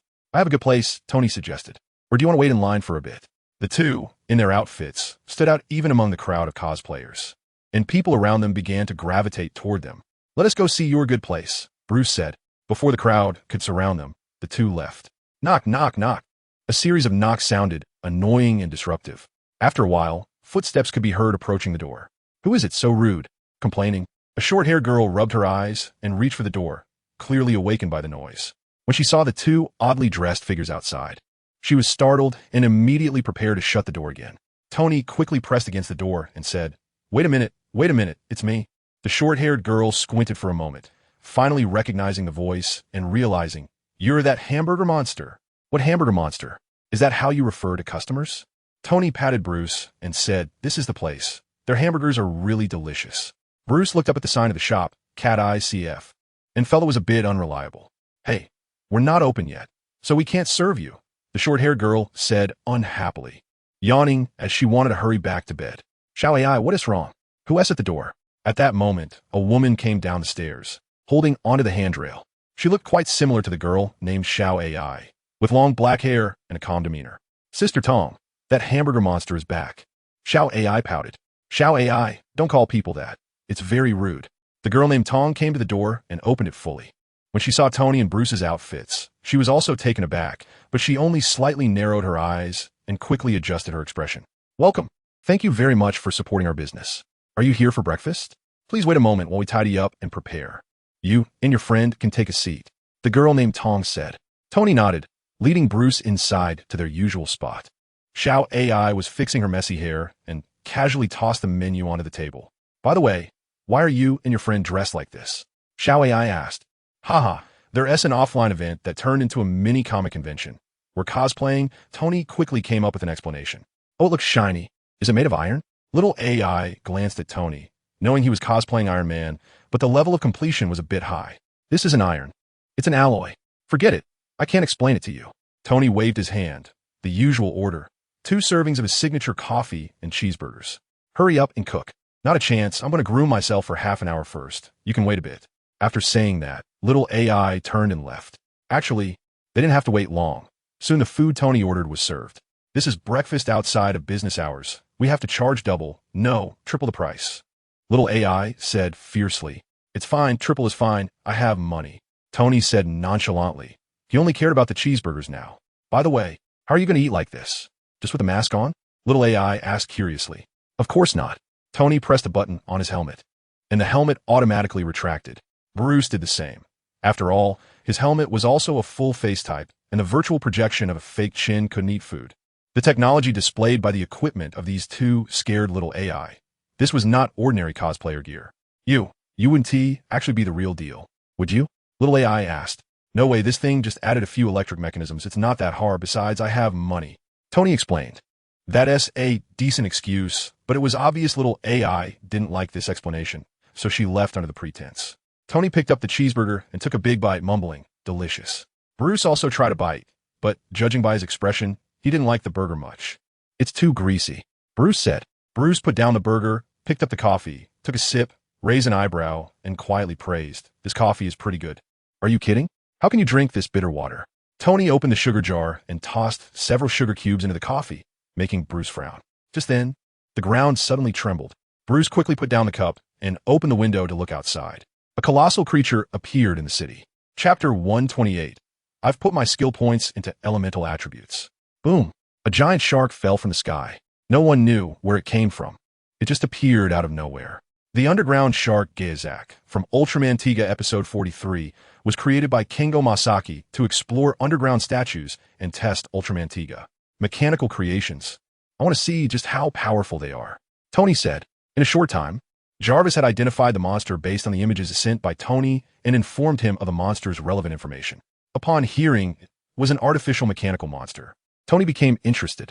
This kind of artificial machinery that could fight against the unscientific giant of light contained technology that Tony was very concerned about. Arrogant fool, let us go. Facing such a giant enemy for the first time, young Tony felt a mix of nervousness and inexplicable excitement. This feeling reminded Tony of the last time he showed his first creation to his father. Don't panic, someone is already here, Bruce said. As soon as he finished speaking, a beam of light flew from the horizon and the giant of light appeared. After landing, the giant of light immediately activated a special battle space, trapping itself and Xingguang inside. Another one of these spatial skills, so convenient. Tony sighed. Bruce nodded and said, this effectively prevents further damage. That's a good idea. It's Ultraman Delta. Little AI rushed to another window, leaning against the window frame to look outside, excitedly saying, Delta? Isn't that the official name, Triangular Ultraman? Tony wondered. You wouldn't understand this. During the new year, Ultraman Delta had a duel with the nature-controlling machine Deep Green, and after the duel, the Ultraman drew a symbol resembling in the air. Plus, the Ultraman had been drawing symbols resembling triangles, so it should be the uppercase of Delta. And besides, Triangular Ultraman sounds terrible. Little AI spoke like a seasoned fan, recounting the details. You seem quite familiar with this. After thinking for a long time, Tony could only muster this sentence. Of course, I'm a big fan of Ultraman Delta. Little AI leaned on the windowsill, resting her chin on her hands, exclaiming, so handsome, Delta, and such a great figure. That slim waist, slurped. Tony rubbed his head, wondering what goes on in the heads of kids in this world, and asked, aren't the objects of fantasy for girls supposed to be princes on white horses? Why are you drooling over an alien? What's wrong with aliens? An extraterrestrial prince of light is way better than a prince on a white horse. By the way, what era are you from, uncle?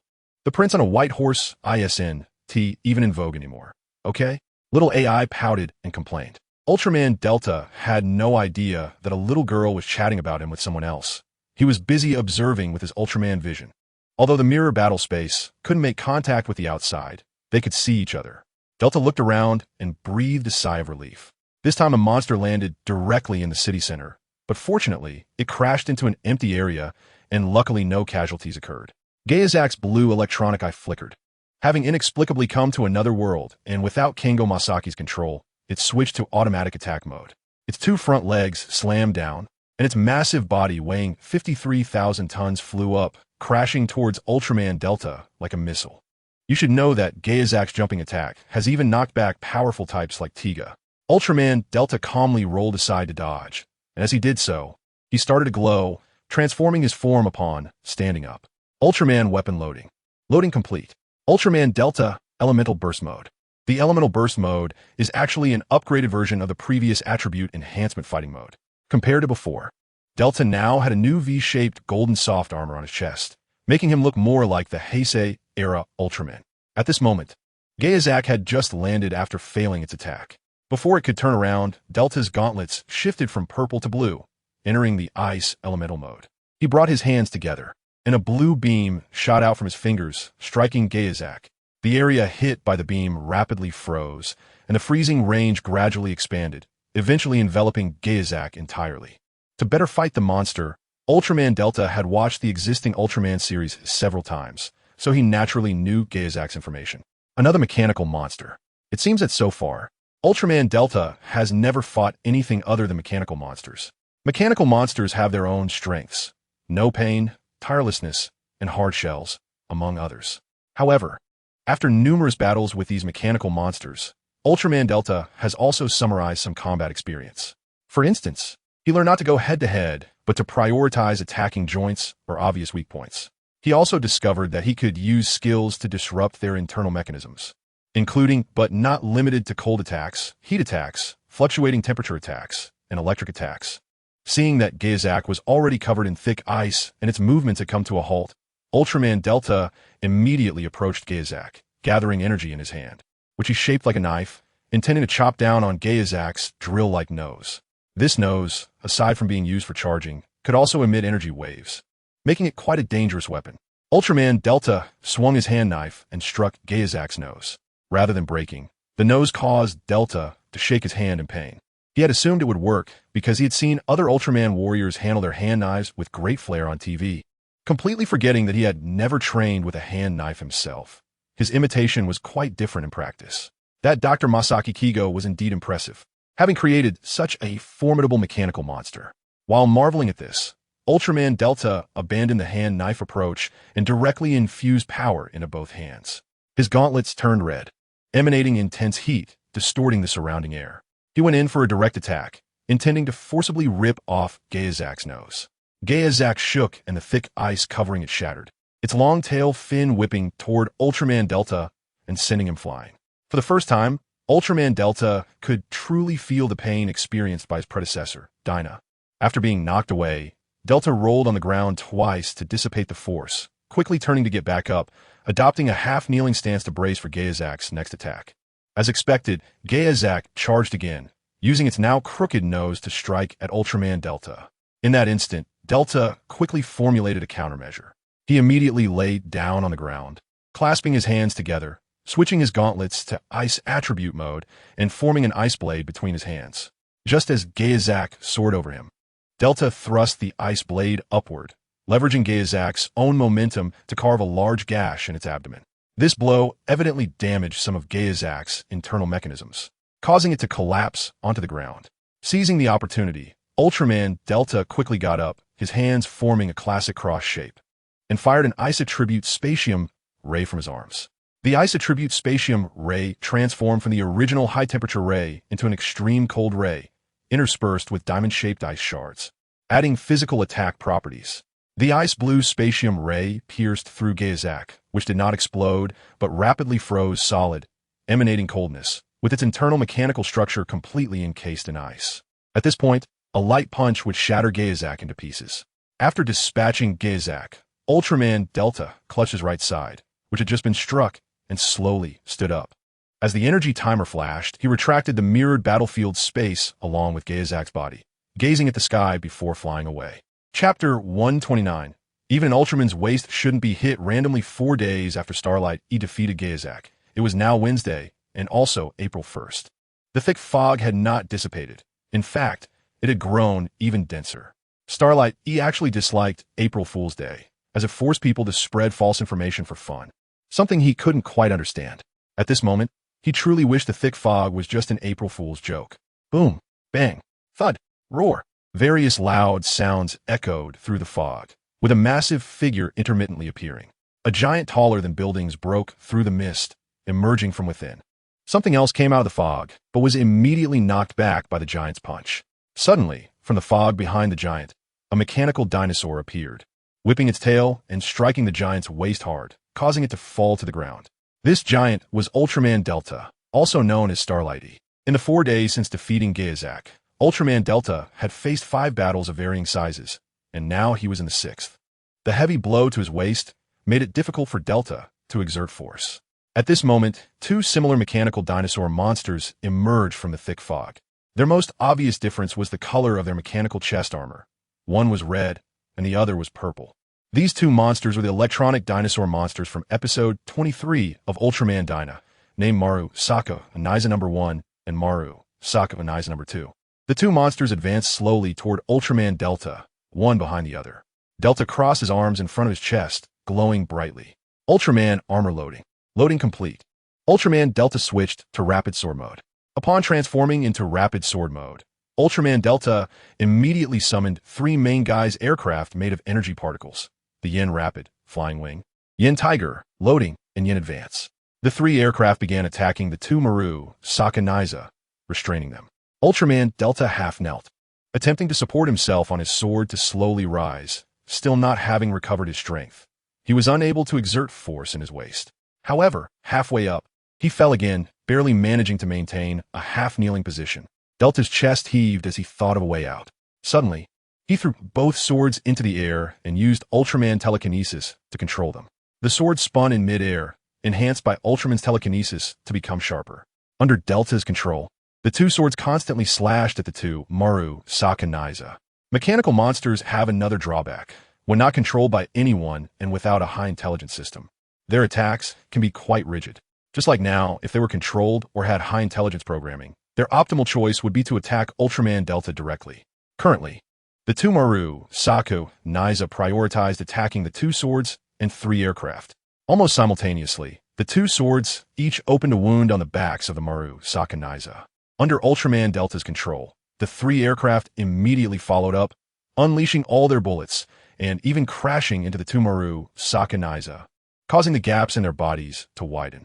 At this moment, Ultraman Delta activated his armor's mobility mode. The armor opened, revealing golden reaction plates inside, and countless golden particles surged out, dyeing Ultraman Delta's body gold. Ultraman Delta began to gather energy, his right arm enveloped in dazzling golden light. Suddenly, he made a punching motion towards the sky, and a golden beam was launched from his right arm. This was the exclusive skill of the Rapid Sword mode, Special Spatium Impact. The golden torrent of the Special Spatium Impact shot straight up into the sky. At that moment, Delta used Ultraman telekinesis to control two swords, placing them in the path of the Special Spatium Impact. After absorbing the light from the Special Spatium Impact, the two swords also turned golden. They then adjusted their direction and, as a relay station, released the Special Spatium Impact again, hitting the gaps on the two Marupakun and destroying part of the machinery inside them. The machinery on the surface of the two Marupakun lost their glow and then fell heavily to the ground, ceasing to function. After doing all this, the equipment on Delta Ultraman and the two swords slowly disappeared, and the mirrored battlefield space along with the two Marupakun were also collected by Delta Ultraman. He remained half-kneeling on the ground, panting. This time, Delta Ultraman's form turned into light particles and gradually dissipated, too tired to even fly. Fortunately, the fog was thick enough that very few people noticed the figure of Xingguang. Xingguang leaned against the wall and slowly made his way to the nearest pharmacy, buying 2 patches to stick on his waist. After resting for a while, he was able to stand up by himself, thanks to Ultraman's recovery ability. Leaving the pharmacy, Xingguang found a deserted spot and took out his small electric bike from the laboratory space. He rode the bike back to campus. No way, there's still class. Xingguang originally wanted to go straight back to the dorm, but after glancing at the schedule, he realized that the next class was actually Shundas. He had no choice but to grit his teeth and run to the class location. During the previous battle, Xingguang had used a large amount of Ultraman telekinesis, and coupled with his small frame, he was already weak, resulting in his pale complexion now. Even though he hurried, Xingguang was still late. When he arrived at the teaching building, class had already been in session for 10 minutes. Xingguang parked his small electric bike, and at that moment, a motorcycle also parked in the spot next to him. Because the motorcycle was too tall, or rather, Xingguang's small electric bike was too short. He looked up to see the person coming and found it was a familiar face. It's Chang Xiaowei, isn't it? Why are you late too? Xingguang asked. Chang Xiaowei took off her motorcycle helmet, shook her hair, revealing a bandage on her forehead, and there was a scent of herbal medicine on her body.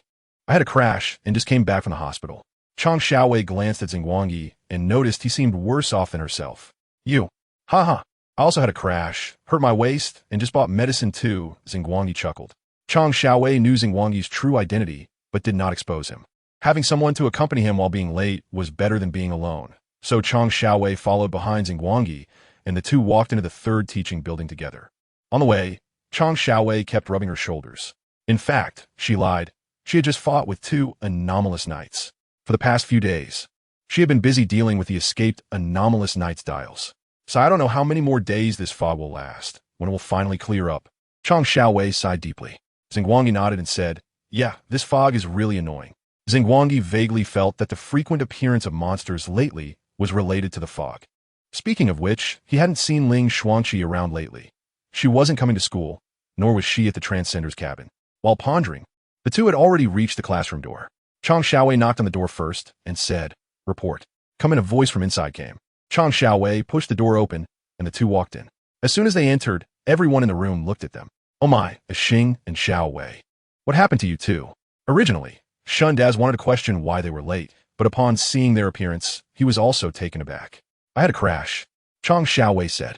I also had a crash, Xingguang said with little confidence. You two crashed in each other?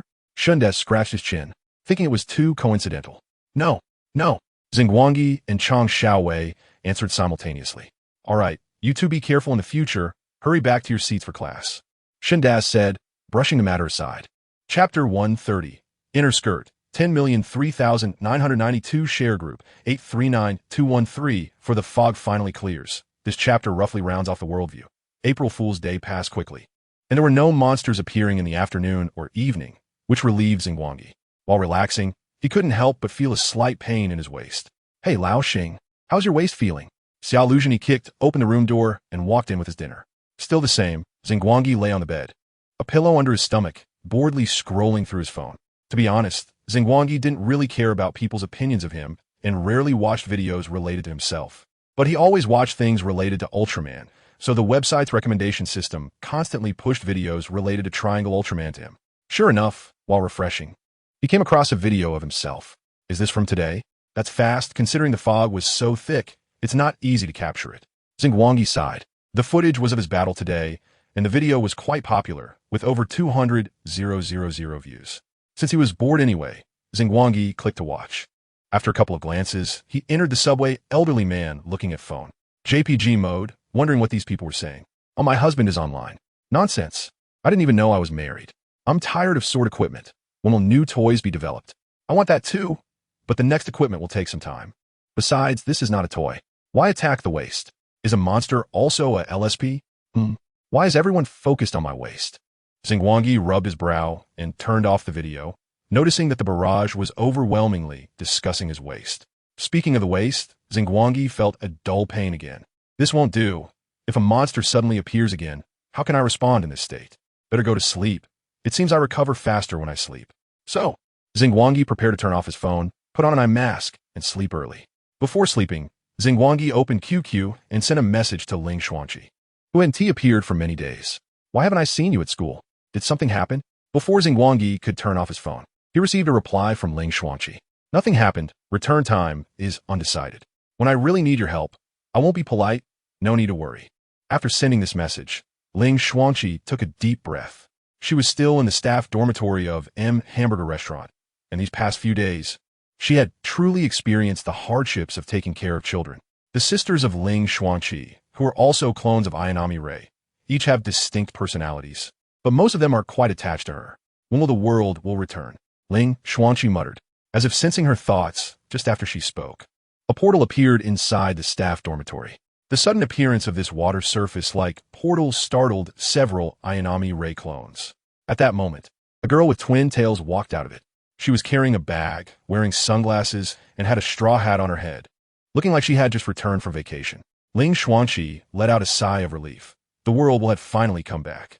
Welcome back, my lady. Ling Xuanqi stepped forward to help the twin-tail girl with her backpack. Has the EVA world issue been resolved? Well, it's just the angels, easily taken care of. I played around for a while longer. How are you all doing? The twin-tailed girl looked around, found an empty spot, and sat cross-legged against the wall, looking relaxed. We're doing okay, but these kids have been here for several days now. One by one they want to go out. Could you help give them a confusion buff? Ling Xuanqi said.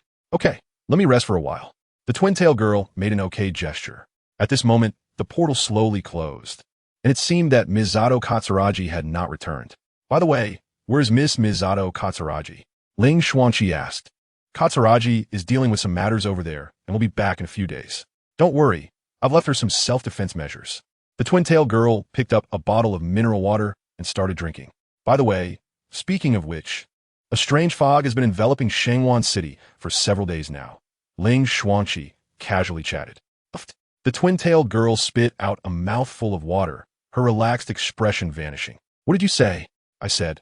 The fog, Ling Xuanqi replied, not understanding why the twin-tailed girl reacted so strongly. Forget it, I won't tell you for now.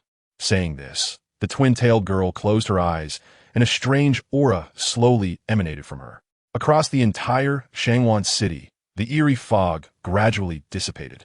Once the fog had completely cleared, the twin-tailed girl opened her eyes, let out a long sigh, and said, "Phew, thankfully, there were no particularly severe problems." After speaking, the twin-tailed girl looked up at Ling Xuanqi and said, "Ask away. I know you have many questions." Whirlpool, what exactly is this fog? Ling Xuanqi asked. The twin-tailed girl scratched her chin, thought about how to explain, and finally decided to start from the beginning. By the way, have I told you how you crossed over to this place? I don't think so. Ling Xuanqi shook her head. Then let me start from the beginning. The twin-tailed girl clapped her hands, and as she opened them, the lights in the room dimmed, and a holographic projection appeared in midair.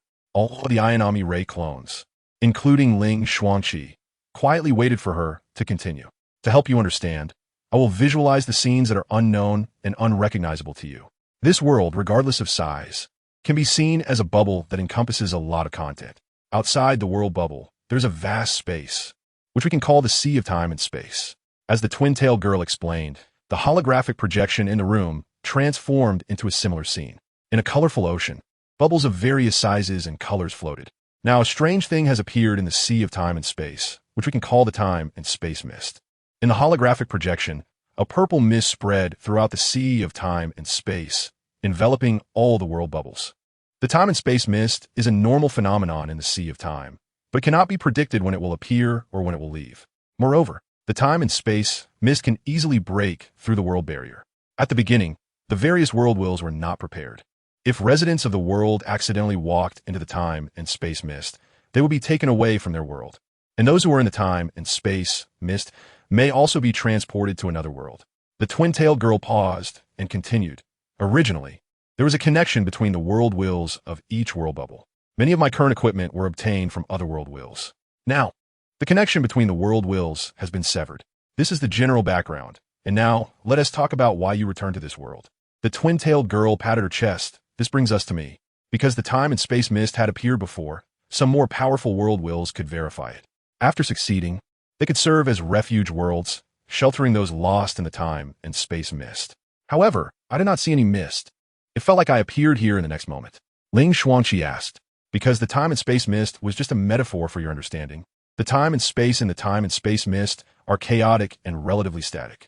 You may feel like you appeared here in the next moment, but perhaps you have been drifting in the Time and Space Mist for a long time. The twin-tailed girl explained. She sighed and said, this time because I left. A portion of the lost in the Time and Space Mist crossed the world barrier and came here. Since I had left an emergency protection program in advance, all the arrivals from the Time and Space Mist were concentrated in Xingguang City. This mist appeared to temporarily gather the travelers here. That is why I've been keeping an eye on Xingguang. I want him to become a proxy, so I can take a break. The twin-tailed girl had made up her mind to expedite the process and let Xingguang get in touch with some matters earlier. Chapter 131. The sports day has arrived. In the early morning, Xingguang was awakened by the broadcast outside the house.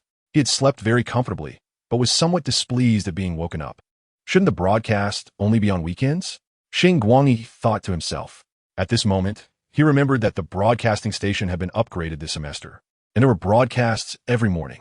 Reluctantly opening his eyes, Xingguang sat up in bed. He twisted his body. His back no longer hurt. Getting out of bed, he walked to the window, preparing to pull back the curtains. In the dormitory, the other three were still asleep. He pulled open the curtains, and a beam of sunlight streamed into the room. The fog has cleared. Xingguang squinted at the sky. Ah, what great weather. He stretched, letting the warm sunlight bathe him. As an Ultraman, he naturally loved the light, and now that the sun was out, Xingguang felt much better. With the fog dissipating, it seemed the monsters had also vanished. For several days, no monsters had appeared. In the blink of an eye, it was already mid-April, and the long-awaited, not really, sports day was about to begin. Early that morning, the loudspeakers in the playground blared to life, but instead of the daily broadcast, they began playing the Athlete S March over and over on a loop. However, this did not stop the residents of dormitory 609 from sleeping in. After a while, there was a knock on their dormitory door. Knock, knock, knock. After one round of knocking, the person outside began a second round. But this time it was clear that the person was getting impatient. It seems they couldn't wait any longer. Someone outside suddenly kicked open the door. Hey, you lazy bunch. Get up. The sports meet is about to start. A girl barged in. Startled, Xingguang and the other three immediately woke up, wrapping themselves in their blankets. What the heck, class monitor? What are you doing in the boys' dorm? And how did you get in here? Xingguang asked. The girl who kicked the door open was indeed the class monitor of their class. By the way, all the class officers in their class were girls. What are you all still dawdling for? Don't you know there's a sports meet today? I repeated it so many times yesterday. Don't be late. You all overslept. And the competition is about to start. Are you going to run in your pajamas? Hurry up and get dressed. The girl shouted. Of course, because this girl was very pretty, her shouting also seemed cute. At this moment, several other girls rushed in from outside, all from Xingguang's class, which made the four of them wrap their blankets even tighter. The new girls came in and dragged their class monitor out. Class monitor, calm down. Yes, yes. We've communicated it. So hurry up and get out. It's not a good influence. The girls all advised, and one of them turned to Xingguang and the others, saying, You four, quickly change your clothes. The competition is about to start. There is no time left. After all the girls left, they began to whisper among themselves. Class monitor, did you see that just now? I didn't see anything. As soon as I entered, they wrapped themselves up like rabbits. I saw nothing, the class monitor said with some regret. Putting aside the girls, Xingguang and the others finally got out of bed and started changing clothes. Our door lock is broken. Mayur glanced at the door and said, It's fine. We still have a big lock. We'll hang it up when we leave. Afterward, we'll report to the dorm manager for repairs, Xingguang replied. The boys changed and washed up relatively quickly, and before long, the four of them left the dormitory and headed to the sports field. 3 strikes disqualified. A boy responsible for recording said as he noted it down on a form. Xingguang's first event was high jump, and he had been eliminated after 3 strikes. If you had extraordinary abilities and happened to encounter the school sports meet, what would you do? Use your extraordinary abilities to dominate the field? Don't be ridiculous. This mandatory sports meet doesn't give any credits. Isn't it better to get eliminated casually and then slack off on the side? No one knows what others think. But this is how Xingguang felt. After hastily finishing his first event, Xingguang hid in the stands and started playing on his phone. Are you doing this on purpose? The class monitor patted Xingguang and asked. Just now he had jumped so casually. He was only wearing a short-sleeved shirt on the upper half, and didn't even show his belly button while jumping. It was clear he was just going through the motions. This made the class monitor and the girls behind her, who were ready with cameras, somewhat disappointed. No, I tried my best. Xingguang laughed it off, not caring, thinking who would actually show their true abilities here. Now the track was cleared, and Xingguang listened to the announcements on the broadcast, learning that the next event was the 2-kilometer long run. Isn't this guy, Ho Xianxing's event? Xingguang looked up and saw that Ho Xianxing had indeed taken to the track. It seemed this guy was quite popular. As soon as he appeared, many girls began to scream. Prince Charming. Go, Prince Charming. Prince Charming? Where did that guy get this nickname?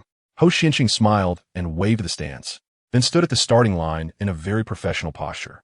His wave elicited another round of screams from the girls in the stands. The student to Ho Xianxing's left scoffed, thinking this pretty boy looked weak with his hair dyed gray, clearly trying to be non-mainstream. He thought to himself how he would crush this pretty boy later. Suddenly, this student felt something was off. The dust and various debris on the ground seemed to float up unnaturally. Looking over at the pretty boy, he was shocked to see his hair floating up. Was he about to unleash a big move? Xingguang in the stands thought to himself that this was bad. How could someone take this sports meet seriously? He quickly ran down from the stands, forcing his way onto the track and grabbing Ho Xianxing, whispering, What the heck, Ho? This is just a school sports meet. You don't plan to burn your little universe running with them, do you? It's not worth it. Let us get eliminated quickly and go back to play games. Got it. I was just feeling inspired. Ho Xianxing replied with a grin. Hey, that student. A teacher by the track blew the whistle and shouted at Xingguang. The race is about to start. What are you doing? If you're not a contestant, get off the track. Sorry. I'll leave right away. Xingguang let go of Ho Xianxing and went back to the stands. Chapter 132. The anomalies on the sports field. Fortunately, the long-distance race went smoothly. Throughout the race, Ho Xianxing had been trailing at the back, naturally ending up without qualification. However, he still revealed some hints. After the long run, the other contestants were all drenched in sweat, gasping for air, bent over holding their knees, or simply lying on the ground. In contrast, Ho Xianxing didn't even get his clothes wet. In fact, he barely even broke a sweat and stood there upright. It seemed he noticed he was somewhat out of place and symbolically breathed heavily a couple of times, but it looked more like he was trying to provoke envy. Even so, the girls in the stands rushed down en masse, handing Ho Xianxing water and towels and fanning him with their hands. As mentioned before, Ho Xianxing was the most handsome in Xingguang S-Dorm, or arguably the most handsome in the whole Zhongzhou Academy, being Athena S-Son. If he weren't handsome, it would be strange, so it was only natural for him to receive such treatment. Only the first round was held this morning, and the next round would be in the afternoon or the next day. While Ho Xianxing was running the 2-kilometer long run, Ma Yurk and Xia Luzhen also finished their first events. Like Xingguang, they both thought they would just run casually and get it over with, then get eliminated quickly. After all, this sports meet would last 3 days, meaning no classes for 3 days. Getting eliminated and going back to the dorm to relax was a much better option. After Ho Xianxing finally broke free from the girls' clutches, he came over to Xingguang and the others. Before he could rest for a moment, he heard the broadcast call out, "Students participating in the 4-100 relay, please gather on the track. Students participating in the 400 relay, please gather on the track." "It seems it's our turn." Xingguang put away his phone and said, "The schedule arrangement is really unreasonable," Xia Luzhen complained. "Yeah, but there's nothing we can do. The earlier we go, the sooner it ends." Mayurk patted Xia Luzhen on the back and left. "Ugh, I just wanted to rest for a bit. I didn't even finish a chapter of my novel," Ho Xianxing grumbled. The four of them left the stands and headed to the track to gather. After signing with the referee and arranging the order, the four of them stood in their respective positions. Xingguang was responsible for the first leg, holding a plastic baton and looking around. There were a total of 8 lanes, and the other 7 competitors were also in place. At this moment, the referee shouted, and everyone started running. Xingguang was a beat slow, but he was fine with it. However, he soon realized that something was off. The 8 people in this group seemed to share the same thought, which was to avoid advancing if possible and to be eliminated as early as possible. The 8 of them turned the running competition into a walking contest, all while pretending to be very serious about it. The judges on the sidelines were furious, repeatedly shouting reminders to these 8 people. But no matter how slow they went, it was only 100 meters, and soon they reached the exchange zone. Xingguang handed the baton to Xia Luzhen, looking apologetic as he said, "Sorry, Zhu Zhen, it's my fault. I ran too fast." Xia Luzhen looked speechless, wondering what nonsense Xingguang was talking about. Just then, an even more ridiculous scene occurred. Some students deliberately dropped the baton during the exchange to delay time. This competition was like a farce, but even farces have an end. After all, it was just a 4-100 meters. In the end, through the relentless efforts of Xingguang and the others, they finally managed to get themselves eliminated. "Woo, finally eliminated. We can rest for 2 days, Xingguang said, stretching. As he came down from the track, he unexpectedly saw his classmate, the chubby Jin Ming, getting ready for his own 100-meter race. Speaking of which, he still hadn't seen Chunemo during this sports meet, or perhaps he had found a substitute teacher to take his place. Just as Xingguang was looking for Chunemo, Jin Ming's race began. The 100 meters wasn't far, but given Jin Ming's size, it was nerve-wracking for outsiders to watch him run. Suddenly, Jin Ming tripped over something and fell to the ground. Xingguang was not far from Jin Ming and quickly ran over to help him up. "Hey, Jin Ming, are you okay?" Xingguang asked. "Phew, I'm fine. Just a bit out of breath," Jin Ming replied, trying to smile at Xingguang to indicate he was all right. But when he looked up, he found Xingguang staring blankly. From Xingguang's perspective, a rather terrifying scene unfolded. Jin Ming's fall had distorted his face. Xingguang immediately squinted, tried to use his special vision to investigate. But Jin Ming suddenly pushed Xingguang away and fled without looking back. The playground was crowded, and Jin Ming squeezed into the crowd, disappearing after a few turns. "What is wrong, Lao Xing? What happened?" Xia Luzhen walked over, seeing Xingguang frowning seriously, and asked. After a while, Xingguang replied, "Nothing for now, just for now. I see. If you need anything, just say so," Xia Luzhen said, knowing there was something going on, but not pressing further since Xingguang wasn't talking. Xingguang also had his own thoughts. Jin Ming was usually a good person, and he needed to figure things out before telling others. After staying in the dormitory for a while, Xingguang found an excuse to slip out of the room and headed to the 7th floor to find Jin Ming. Xingguang knocked on the door and said, "Jin Ming, are you in the dorm? I need to talk to you." After calling a few times, no one answered from inside the room. Using his special vision, Xingguang looked through the door and saw that the room was empty. So, he used his telekinesis to unlock the door. With a soft click, the lock was opened.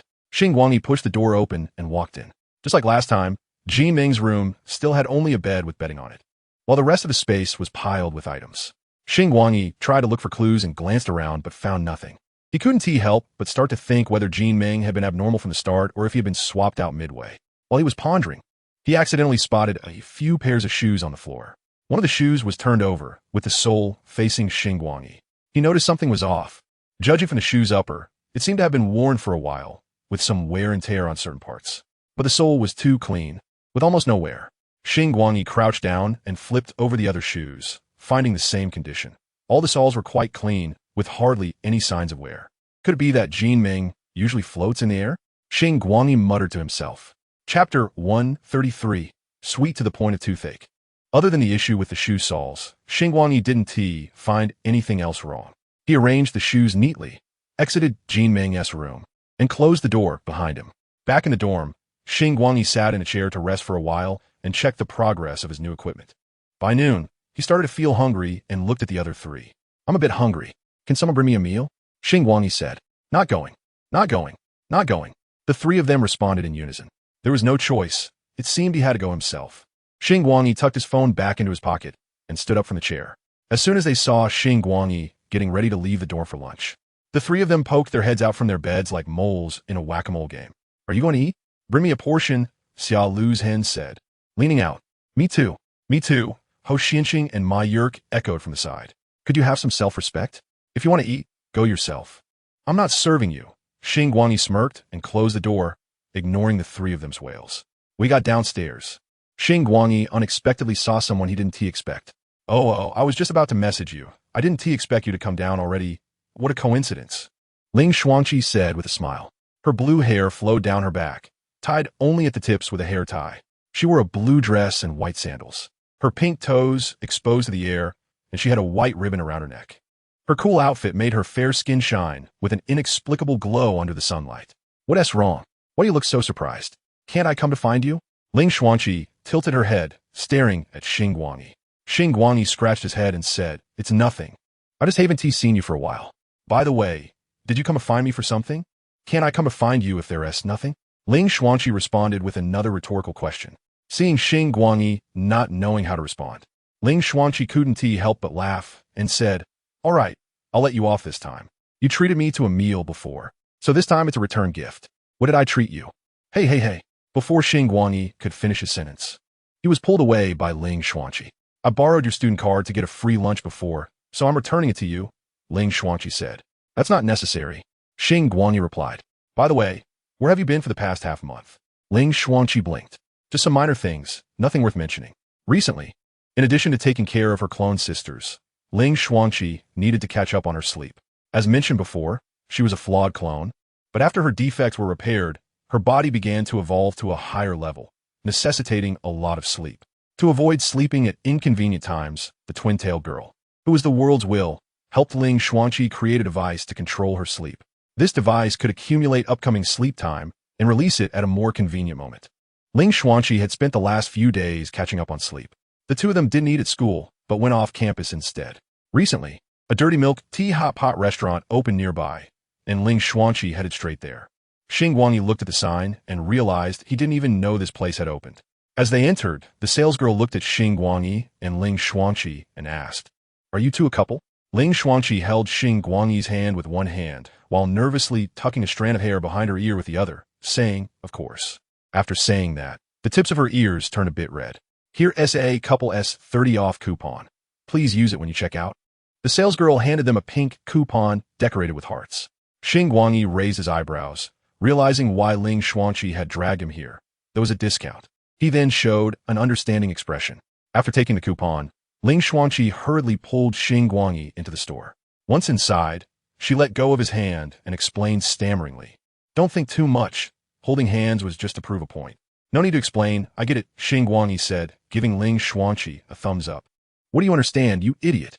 Ling Xuanqi suddenly felt a surge of annoyance, puffing her cheeks and heading to find a seat first. At this moment, Xingguang was looking around at the store's decor which had a simple style that left a good first impression. By the time he realized, Ling Xuanqi had already walked away, so he quickly followed her.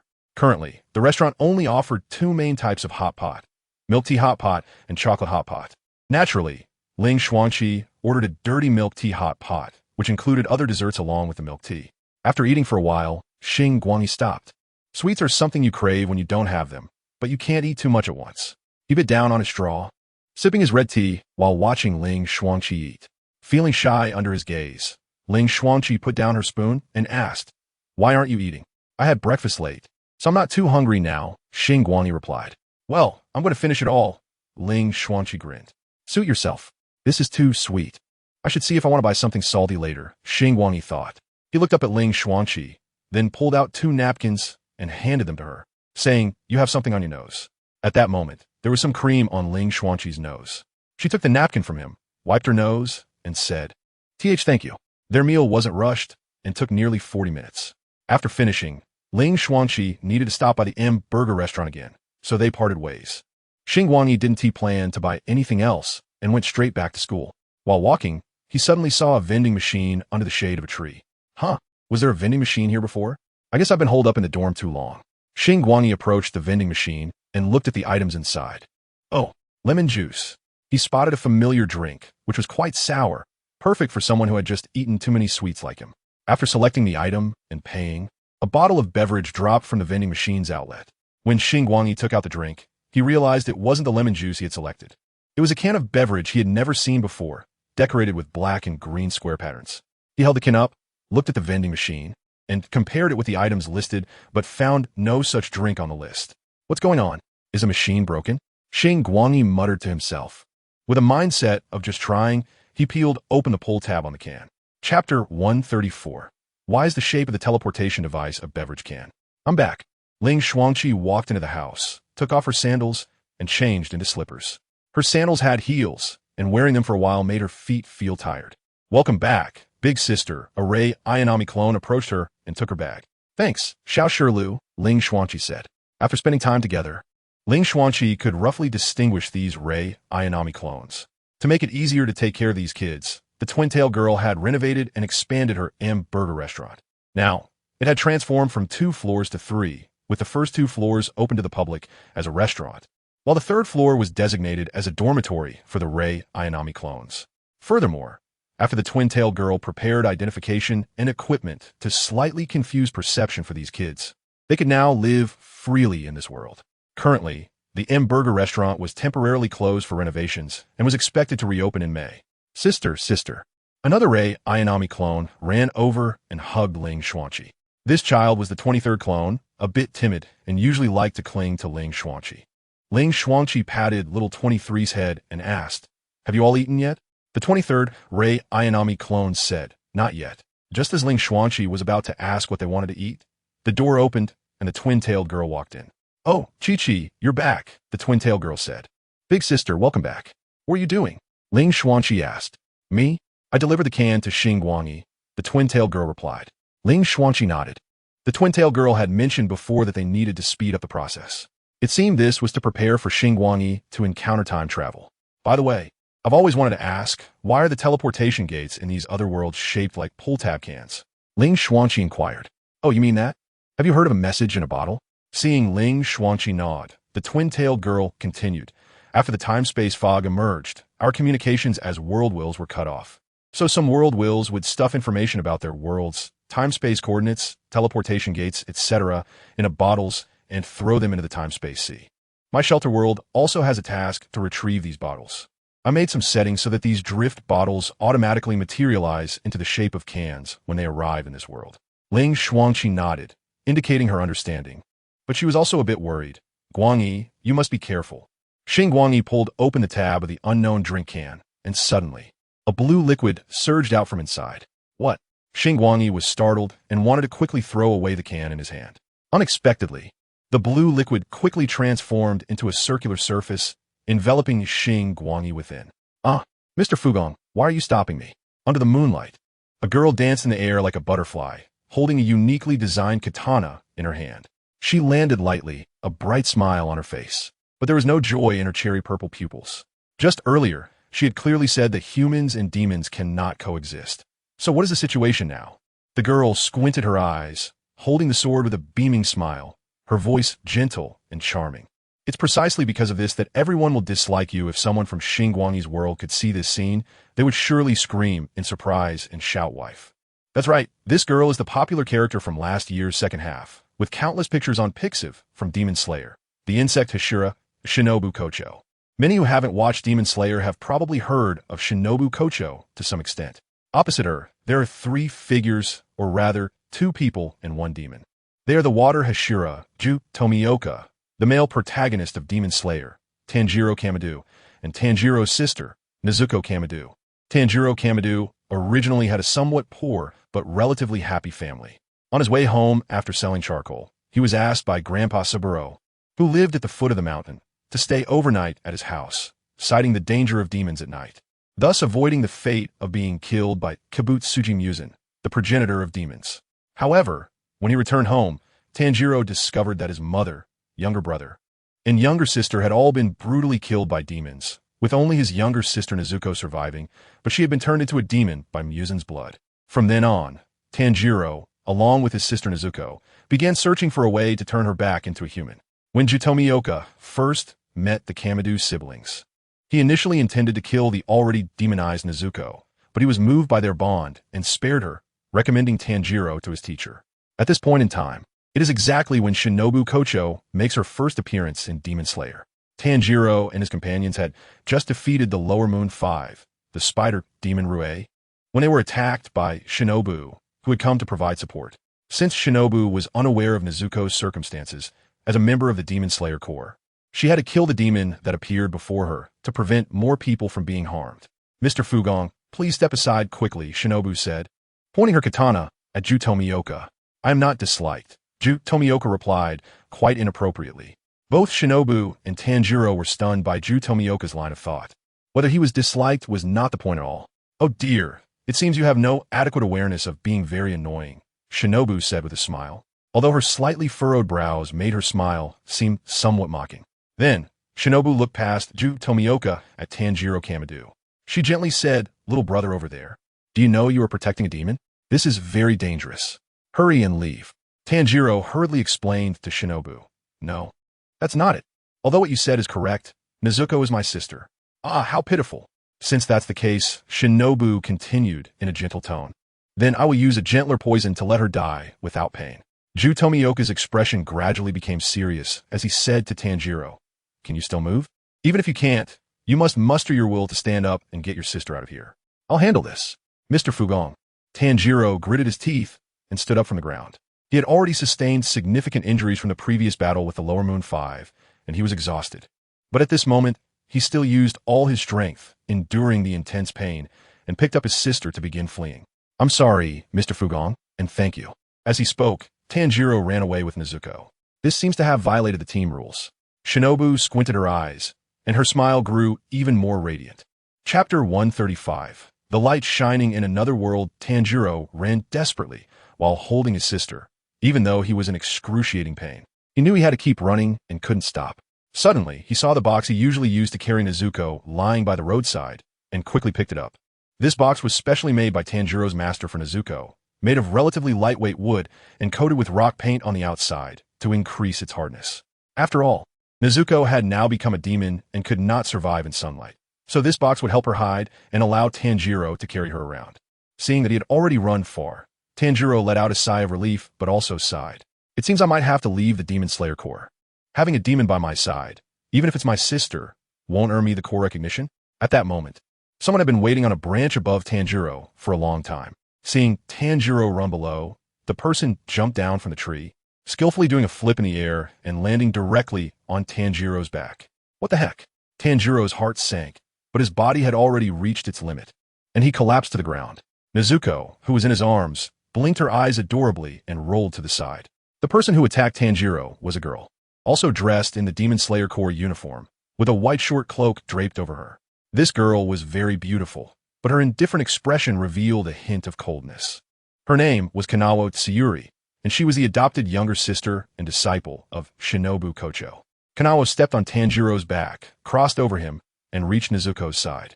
She raised a long knife in her hand and, in the next moment, swung it down towards Nezuko. Tanjiro quickly crawled up, grabbed Kanawa's cloak, and pulled her back with force. This pull caused Kanawa to fall, leaning backward and sitting down on Tanjiro's back. The trajectory of the knife in her hand was also affected, so it naturally missed Nezuko and swiped past her. "Nezuko, run!" Tanjiro shouted loudly. Kanawa looked at Tanjiro expressionlessly and kicked him in the back of the head with her heel. She then got up and chased after the direction Nezuko had run. Nezuko was not slow in her escape, but Kanawa was even faster. Before long, Kanawa caught up with Nezuko. She swung her knife down, but Nezuko's figure suddenly shrank, transforming into a childlike form, evading the attack. With a missed strike, Kanoho Kurikahala continued to attack, while Nezuko dodged perilously each time as if she had eyes on the back of her head. Gradually, Kanoho Kurikahala began to feel puzzled. This demon was unlike others. She had no aggression at all and was merely running away. However, Kanoho Kurikahala didn't think too much about it, as she was not good at making decisions and only needed to carry out the tasks assigned by the adults. Nezuko wasn't always running in a straight line either. She unexpectedly circled back near Tanjiro. Suddenly, Nezuko stopped. She came to Tanjiro's side and protected him behind her. Nezuko looked deep into the jungle, veins bulging on her forehead, revealing a fierce expression. Kanoho Kurikahala also stopped, suddenly feeling an ominous sensation that made her temporarily halt her pursuit of Nezuko. It was a cold and uncomfortable feeling, as if all the negative emotions of humanity were mingled within it.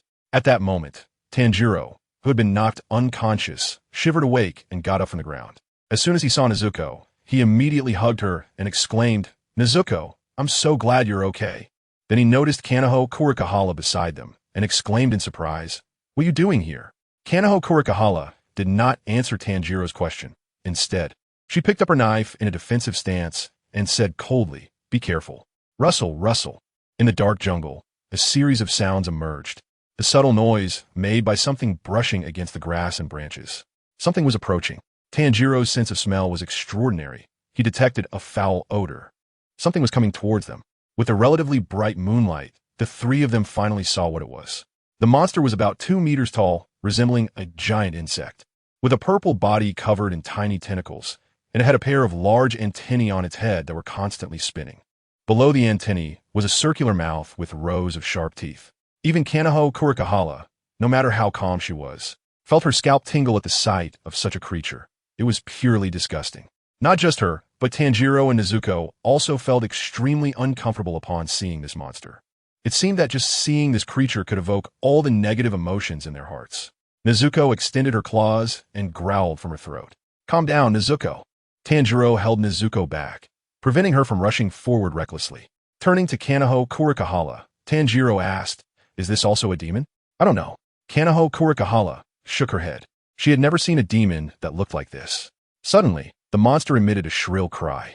Another rustle of sounds echoed, and 2 identical monsters crawled out of the dark forest. "There are so many of them," Tanjiro exclaimed, picking up his fallen Nichiren blade. Suddenly, one of the monsters sprayed a stream of green slime from its mouth. The 3 immediately moved. Kanoho Kurikahala performed a flip to evade it, while Tanjiro jumped aside. Holding Nezuko, Tanjiro set Nezuko down and swung his Nichiren blade at the closest monster. However, the blade had no effect on the monster. It didn't even leave a scratch. How could this be? Tanjiro looked on in disbelief. At that moment, the monster sprayed another stream of slime, prompting Tanjiro to quickly create some distance. The 3 monsters slowly closed in on Tanjiro and the others, inching forward. Just then, a beam of light shot up into the sky. Startled, Tanjiro quickly wrapped his clothes around Nezuko to shield her from the light, and Nezuko timely shrank her body, nestling in her brother's embrace. With a loud boom, a massive glowing fist landed in front of the 3, directly crushing the 3 monsters and leaving a large crater in the ground.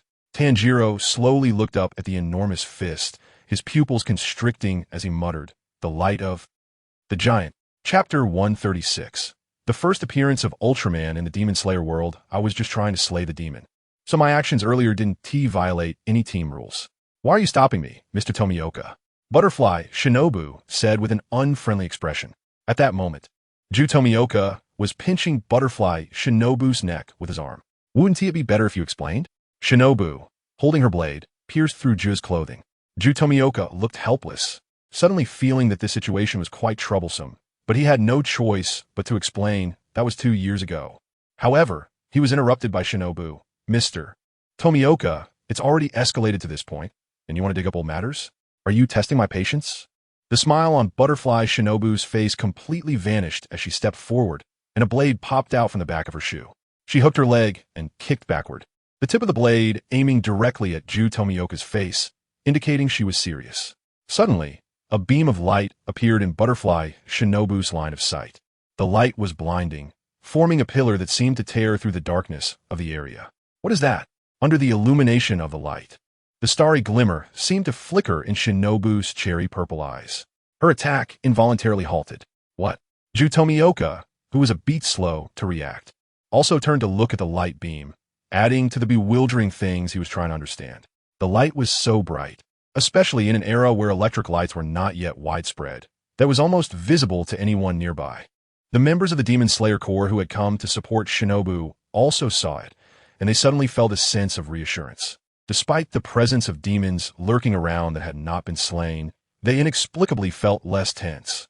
With a loud rumble, an arm suddenly extended from the light, smashing down to the ground. What is happening? Is it an enemy attack? Feeling the tremors of the earth, Ju Tomioka stared at the light. Meanwhile, Tanjiro, closest to the light, was looking up and muttering, "The light of the giant."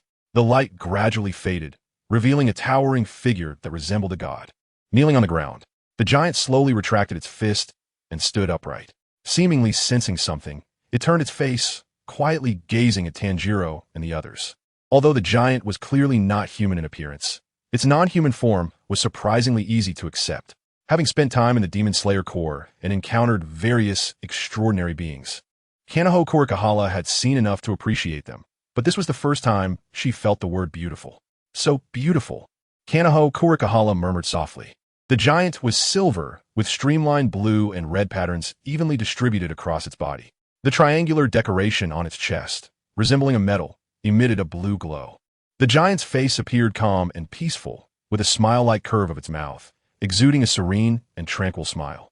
Alala, what a crazy era! Are even the gods coming, besides the demons? In the reflection of the giant's figure in Shinobu Kocho's pupils, her inner turmoil is not as calm as her expression suggests. The giant suddenly lifts his head and looks in one direction. It is a large tree, with many cocoons wrapped in spider silk hanging from its branches. Beneath the tree are many people dressed in black with masks. They're the aftermath handling team of the Demon Slayer Corps, Inasuk. These Inasuk members begin to break open the cocoons, pulling out the Demon Slayer members one by one. These cocoons are the abilities of a demon from a previous battle, where the people wrapped inside would be slowly melted away. Even though that demon has been eliminated, some of those who were melted may never return. From the broken cocoons, the Inasuk members discover some survivors, but they look dreadful, except for those fortunate ones who were just wrapped and rescued. The remaining survivors have lost 1 or 2 arms or legs at best. The worst off have half their bodies melted away, with only a breath left. Thud, thud. Thud the giant did not intentionally stomp down hard, but his massive body caused the ground to tremble as he walked. He approached this group of people, making the Inasuk members a bit nervous. The giant raised his fists in front of his chest, and blue light emanated from the blue, triangular decoration on his chest, enveloping his fists. Then, the giant transformed his fists into palms and slowly pushed them forward. The blue light on his hands turned into golden light, showering down on the injured. Soon, a miraculous scene unfolded. The bodies of those who had already been melted began to slowly restore. One Inasuk member pinched his face, saying, "Is this the god?" After healing the injured, the giant's form transformed into light particles and slowly disappeared. At that moment, a noisy voice came from above everyone. "Ka ka ka! Order! Order! Order! Capture Tanjiro and Nezuko and bring them back to headquarters for trial." A crow capable of human speech circled in the sky. This crow is called a Tsujikage, a messenger that transmits information between the Demon Slayer members and headquarters. When the Tsujikage called out in the sky, it snapped Shinobu Kocho and Ju Tomioka back to reality. Shinobu Kocho, not wanting to linger with Ju Tomioka, directly ran toward the direction where the giant had disappeared. That giant was naturally Hashikawa, and after returning to human form, he stumbled through the forest. For some unknown reason, after coming to this world, a force that did not belong to him suddenly surged within his body. This energy is not simply better in larger quantities. Hashikawa now feels very uncomfortable. He leaned against a tree and slowly sat down, wanting to rest against the trunk for a while, but unexpectedly, his vision went dark, and he passed out. Shinobu Kocho and Ju Tomioka rushed to this place one after the other. Although they did not find the giant's trace, they immediately spotted Hashikawa collapsed under the tree. Why is there someone here? Shinobu Kocho wondered. As this place served as a battlefield for demons and the Demon Slayer Corps, she had already searched when she came to assist, so there should not be any civilians here, especially at this late hour. It was very unusual to find a person here. Moreover, the person's clothing style was very peculiar. Saying he was a noble was too thin, as his arms were exposed. Saying he was a commoner, the fabric of this clothing did not seem like something an ordinary person would wear. Could it be that this person is related to that giant? Shinobu Kocho thought of this. After considering it, she called over the Inasuk members and instructed them to take this stranger away.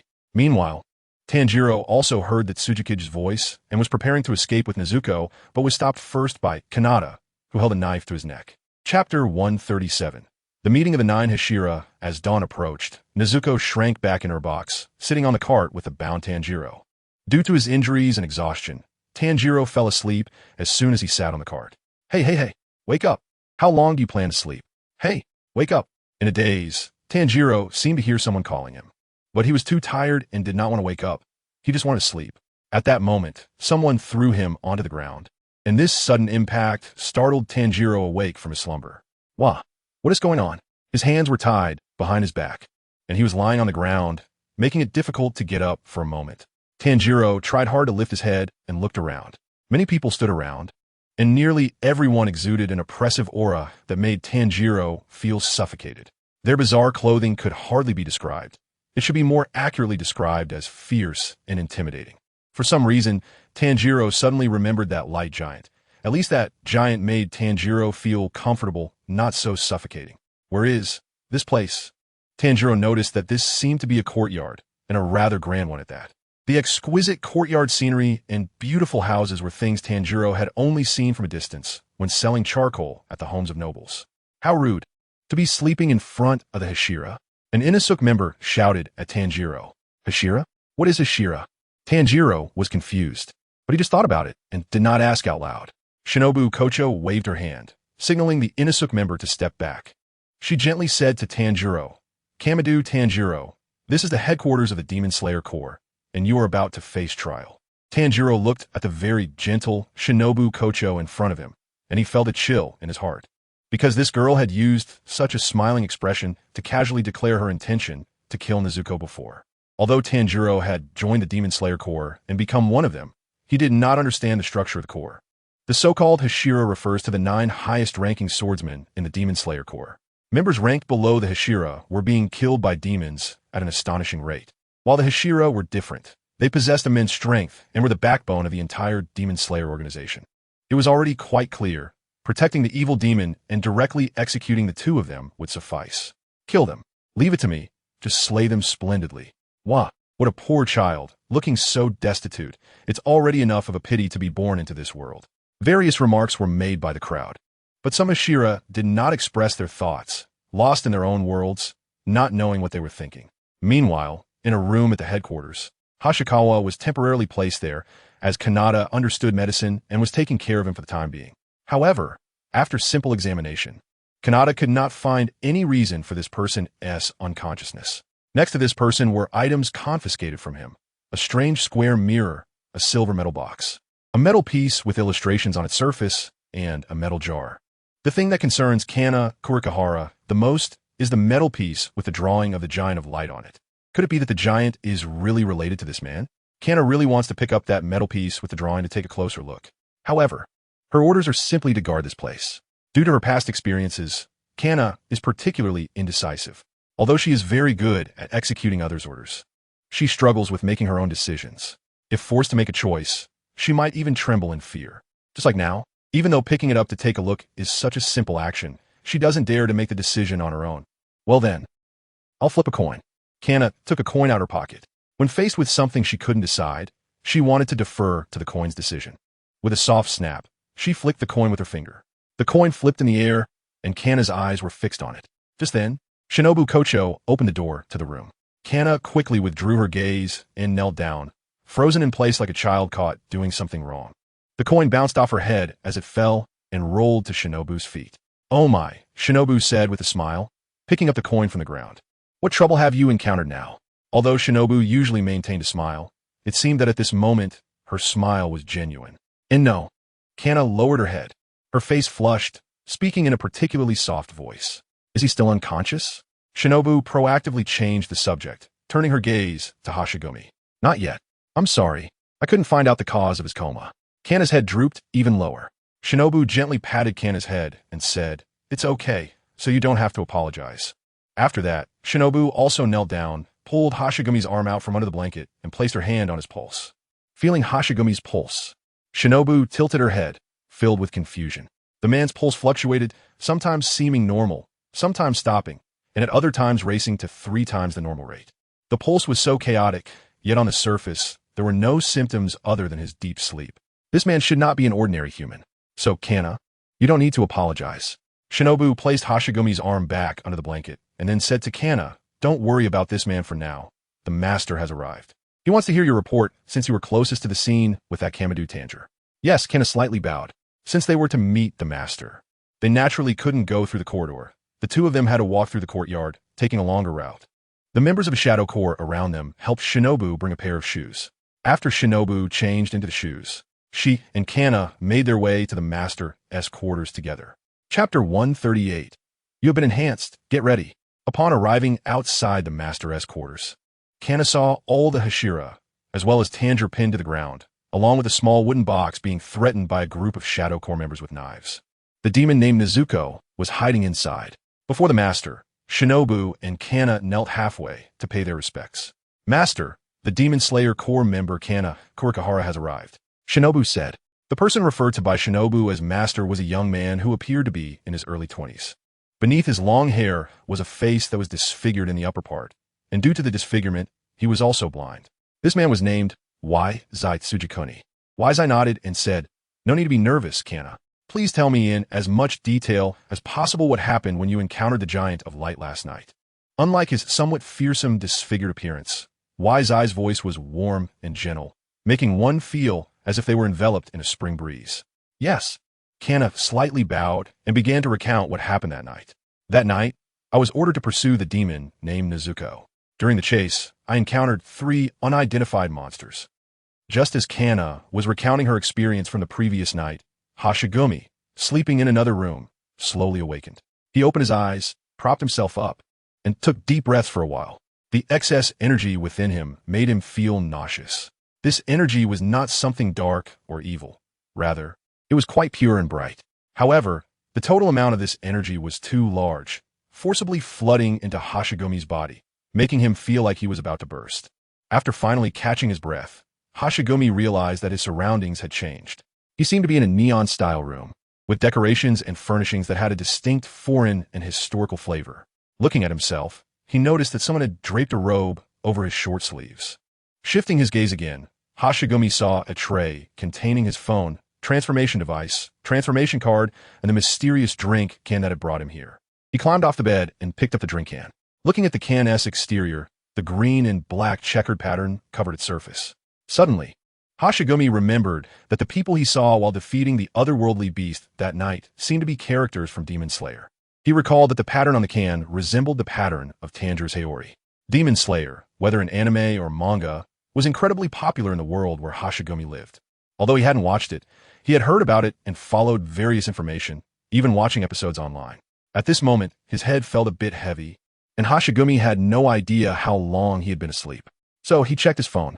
The time on it showed that less than 8 hours had passed since he crossed over, indicating that he hadn't slept long. Hashigumi put down his phone and tried to open the drink can again, but no liquid came out. He shook the can, hearing the sound of liquid inside. Looking into the can's opening, he could see the liquid. However, some force was preventing it from flowing out. "What's going on?" Hashigumi scratched his head.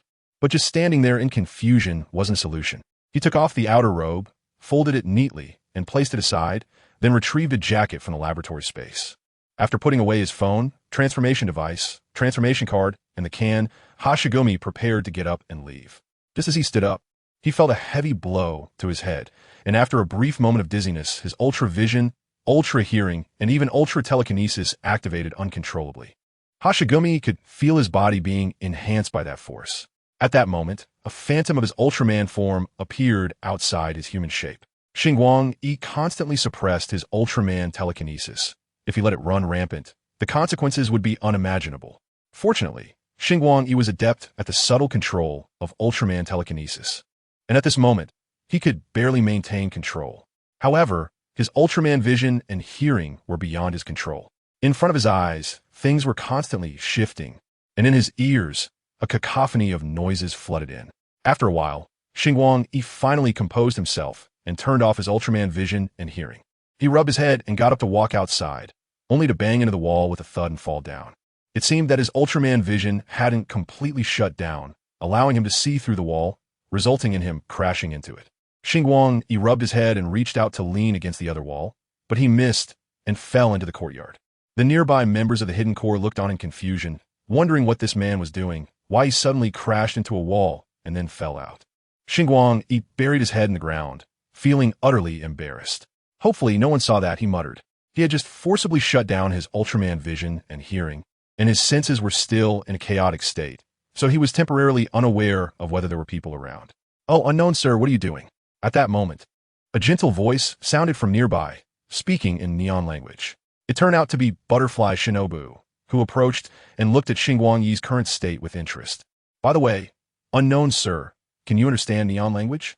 Butterfly Shinobu squatted down next to Xingguang and asked softly.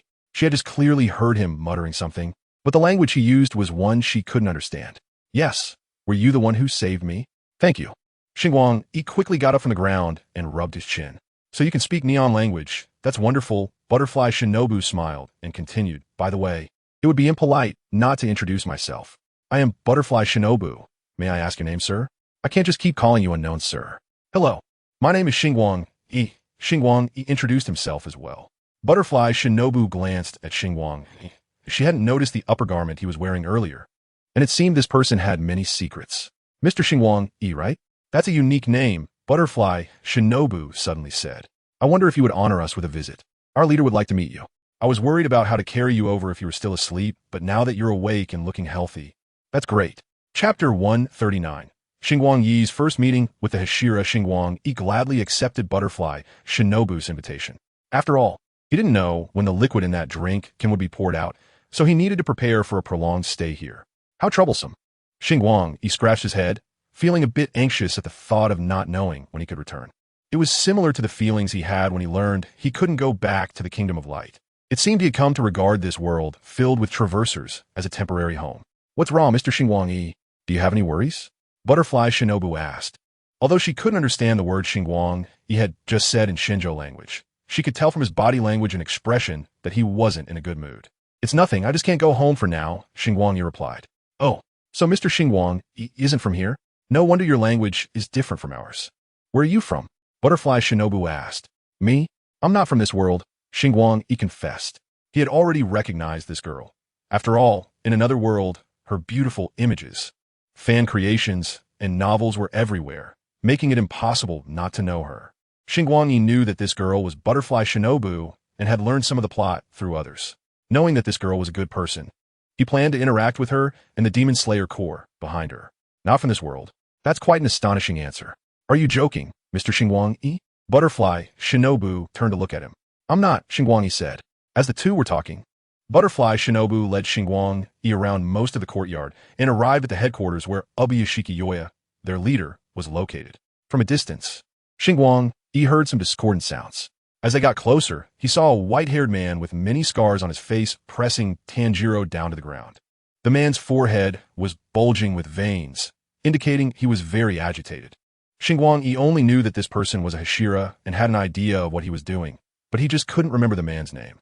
He was familiar with characters from Demon Slayer besides the main character Tanjiro and the despicable villain Musen Kabutsuji, leaving only a bunch of female characters. The abundance of beautiful images and fan works made it difficult to ignore. This white-haired man was actually the Wind Hashira, Sanemi Shinazugawa. He was extremely agitated and did not agree with Tanjiro's defense of Nezuko. Sanemi released Tanjiro and turned to stab the small box where Nezuko was hiding. "No, don't hurt Nezuko," Tanjiro shouted, trying to struggle to his feet. Xingguang could understand Sanemi.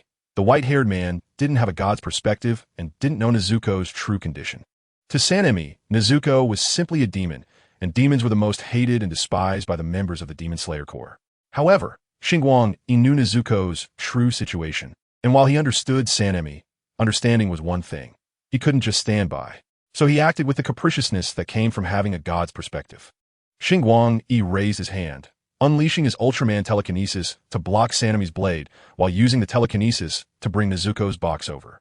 Nezuko's box flew through the air in full view of everyone and landed in the hands of a stranger. This extraordinary display instantly heightened the tension in the room. Almost all the Hashira drew their swords, aiming them at Xingguang. Even Butterfly Shinobu had drawn her Nichiren blade with her thumb. "Who are you?" "Protect the leader." In the tense atmosphere, two people were not so nervous. One was the stone Hashira, Jaomi Himejima, a rugged man around 27 or 28 years old, who had his hands clasped together with a string of prayer beads hanging from them, and his dark green Haori covered in Namu Amida Butsu. The other was the leader of the Demon Slayer Corps, Ubuyashiki Yoya, whose expression remained calm, even smiling. The commonality between these two was that they were both blind. In their mind's eye, Xingguang appeared as a warm light, an incredibly dazzling light, like the sun. Tears streamed down Jaomi Himejima's blind eyes. Wiping his tears, he said, "If I'm not mistaken, you must have some connection with the giant of light that Kanao mentioned earlier." "What light giant?" Inosuke Hashibara interrupted. "I think this guy is just like a demon. Will my blade test him?" "Wait a minute, Inosuke," Yoya Shinjiro intervened. "I believe this gentleman means no harm. Judging by his earlier actions, if he had wanted to kill me, I would already be dead." Inosuke half knelt and said, "I apologize, my lord, I lost my composure. However, this mysterious guy is actually defending a demon." Yoya Shinjiro also turned his face toward Hikaru Ichinos, seemingly hoping he could provide an explanation. I don't really know how to say it, but I can assure you that Nezuko is different from other demons. She won humans," Hikaru Ichinos said. Thank you very much, sir. Thank you for speaking up for Nezuko." Although Tanjiro Kamadu didn't he know how this man, with unusual abilities, knew Nezuko's name. He was genuinely grateful. "Shut up, don't interrupt casually," Inosuke said. He grabbed Tanjiro and pressed him to the ground. To Inosuke, anyone who spoke for a demon was no good. Even with your assurance, it's not convincing. Another man stepped forward and said. This man had fiery hair. He was Kaijiro Rengoku, the Flame Hashira of the Demon Slayer Corps, who shone in Demon Slayer, Mugen Train, and was known in another world as a man worth 31.7 billion. "Can I reveal my identity?" Hikaru Ichinos said. "I'm the light giant from last night. I wonder if that reason is sufficient?" Chapter 140, Abnormal Beasts. These things are like cockroaches. Seeing one is already too much. Is that so? Or rather, it should be. Yoya Shinjiro was not surprised by Hikaru Ichinos' statement. "You don't doubt my words?" Hikaru Ichinos was somewhat curious about Yoya Shinjiro's reaction. "No, I don't doubt it."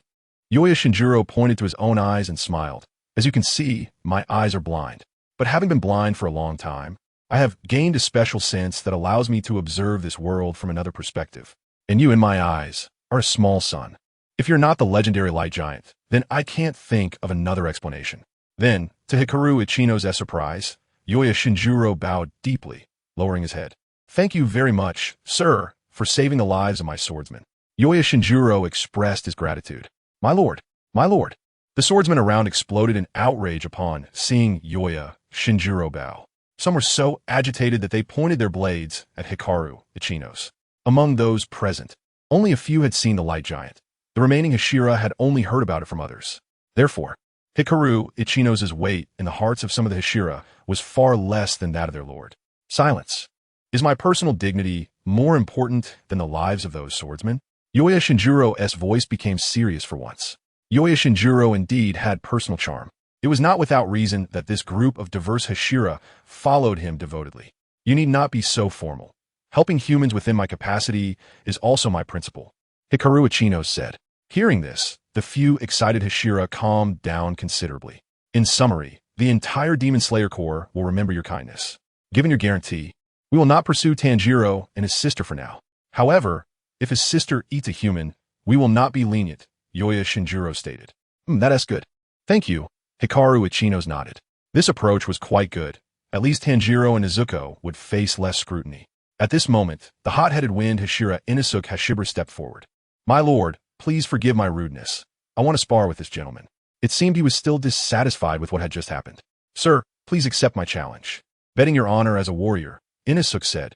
Hikaru Ichinos didn't know what mood this man was in, but judging by the veins bulging on his forehead, he must be quite agitated. "I'm sorry, I refuse," Hikaru Ichinos decisively declined. "What?" Inosuke's pupils contracted, and the veins on his head bulged even more.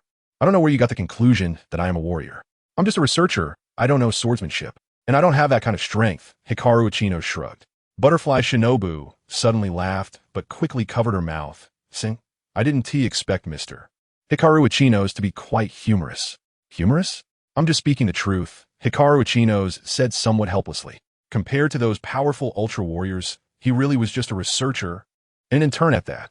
"So your name is Hikaru Ichinos." Tanjiro, still on the ground, remembered Hikaru Ichinos' name, thinking about how to thank this benefactor who helped him and Nezuko.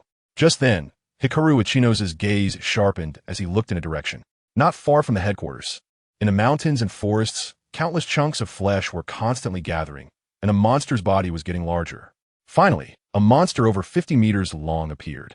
This monster resembled the insect-like monster that Kanawa Kurahara encountered before, but this giant monster walked upright and had 3 massive tentacles on both sides of its body. This was the abnormal beast Pedron, the first giant abnormal beast to appear in Ultraman Nexus. As the monster appeared, alarm bells rang throughout the headquarters.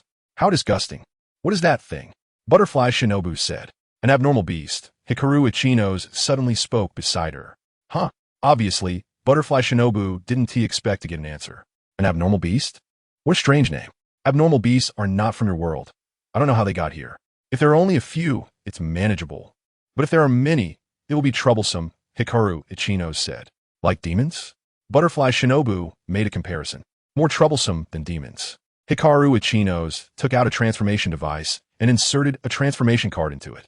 At this moment, the box that Hikaru Ichinos had placed beside him was secretly opened a crack, and Nezuko peeked outside through the gap. Hikaru Ichinos noticed Nezuko's behavior and said, "Be careful. The upcoming light might be very bright." Nezuko nodded and closed the box again. Hikaru Ichinos held the handle that popped out from the back of the transformation device, pressed the button on top, and shouted, "Delta." Then, he transformed into a beam of light and flew into the sky. The dazzling light made everyone present instinctively shield their eyes.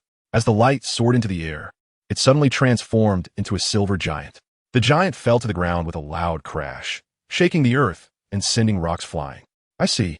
Now I understand why it's called the Light Giant. Incredible. How can humans become so large?" The pillars in the courtyard were discussing among themselves, even though they had already heard descriptions of a light giant from Kurahara Kanai. However, seeing it with their own eyes still left them in shock. A giant over 50 meters tall battling a similarly sized monster is a scene that would astonish anyone who witnessed it up close. After transforming, Saikuchi normally directs a beam of light from the colorful timer to summon the mirror battlefield space. But this time it failed. The mirror battlefield space flickered twice and then disappeared. "Huh." Slightly puzzled, Saikuchi temporarily set this matter aside, as the alien beast Pedron was already charging at him. Now, Saikuchi had to fight even more cautiously. "Hiya!" Ultraman Delta let out a battle roar, facing the incoming alien beast Pedron. Ultraman Delta stood up and kicked Pedron in the abdomen. "Hiss!" Pedron roared, being knocked back a considerable distance. Ultraman Delta moved forward, firing arrow-shaped light beams that severed Pedron's tentacles. Then he grabbed Pedron's head and threw it over his shoulder, sending it flying to a considerable distance. Boom! With a loud crash, Pedron hit the ground heavily. Taking advantage of Pedron not getting up, Ultraman Delta began to charge energy, tracing a triangle with his hands in front of him, a preparatory skill to amplify light known as Delta Triangle Lens. Just as Ultraman Delta was about to fire his beam, he was suddenly attacked from behind by another alien beast. Chapter 141. The 9 consecutive throws of Guy's Bone setting just as Ultraman Delta was charging up to finish off the alien beast Pedron with a light skill. A massive silhouette slowly emerged behind him. It was an alien beast different from Pedron, with 3 heads on its shoulders. The 2 heads on the sides resembled wolf dogs, while the middle head had only a large mouth and a fleshy tumor, looking quite deformed. Its 2 wolf heads opened wide, shooting out several fireballs. Ultraman Delta, caught off guard with his back turned, was directly hit by the fireballs. Struck hard in the back, his charge was interrupted. He quickly turned around and assumed a defensive posture. Upon seeing the alien beast with 3 heads, Ultraman Delta recognized it. This was the demon-type alien beast Guruburos, capable of firing fireballs, going invisible, and using illusions. Additionally, when it bites enemies, it injects a virus into their bodies. This alien beast also had a very strong vitality, regenerating multiple times in the Ultraman Nexus TV series, causing significant trouble for Nexus. However, there were also reports indicating that Guruburos was not good at close combat and might experience fear when subjected to high-damage attacks. Thus, Ultraman Delta immediately transformed into elemental burst mode. Ignoring the pain in his back, he jumped off the ground and leaped into the air. Upon reaching a certain height, Ultraman Delta's form suddenly descended, his leg armor turning red and flames igniting around his legs. Just as his fiery kick was about to hit Guruburos' body gradually became transparent and eventually vanished. Ultraman Delta's fiery flying kick landed in empty space. After landing, Ultraman Delta quickly got back up, warily observing his surroundings. Earlier, during his battle against the nature-controlling machine, he had developed a detection skill using energy sonar. Now, Ultraman Delta utilized this skill again. The principle of this skill was to spread Delta's own energy across the ground to detect hidden enemies. Just as Ultraman Delta was using this skill, Guruburos suddenly appeared behind him, the middle head opening its blood-filled mouth and biting down on Ultraman Delta's shoulder, accompanied by the injection of a virus. The immense pain made Ultraman Delta let out a pained roar. He immediately gathered energy in his left hand, clenched his fist, and delivered a fiery punch to Guruburos' head, forcing it to release its grip momentarily. Following that, Ultraman Delta rolled away, quickly creating distance between himself and Guruburos. At this moment, the injury on his right shoulder was still torturing him, and he could barely move his entire right arm. The previously knocked down Pedrin was also back on its feet, closing in on Ultraman Delta alongside Guruburos. Suddenly, Pedrin spewed flammable gas from its mouth, while Guruburos simultaneously launched dozens of fireballs. The combination of the flammable gas and fireballs resulted in a massive explosion beside Ultraman Delta. The force of the explosion sent Ultraman Delta flying. Once again, he stood up with his battered body, but his colorful timer had begun to flash. Damn it, do we just have to watch? The irritable brother, Fukatsu Kinzuya, slammed his hand against the wall, venting his frustration. This brother was indeed a bit hot-headed, but he wasn't a bad person. There was nothing to be done.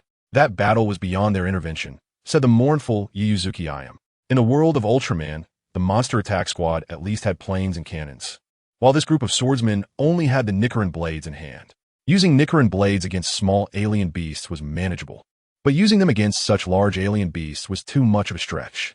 Just when everyone was at a loss, a beam of light suddenly emerged from the ground, enveloping Ultraman Delta. This beam of light contained immense energy, helping Ultraman Delta to repair his body and upgrade his power. Ultraman Delta could sense that this energy was the same type that had nearly burst him apart before. He also made an effort to absorb this energy. After the light faded, Ultraman Delta's appearance changed. Originally, he had 3 colors: red, blue, and silver. Now, the silver was nearly gone, with red and blue occupying most of his form. A black base with gold-edged V-shaped chest armor appeared on his chest, and similar black base gold-edged armor appeared on his shoulders. A diamond-shaped crystal appeared on his forehead.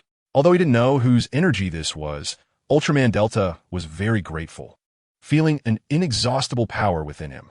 As he stood up again, 2 alien beasts charged at Ultraman Delta. Unafraid, Ultraman Delta met the 2 alien beasts head-on, running toward them. With each step he took, the ground trembled and dirt flew up.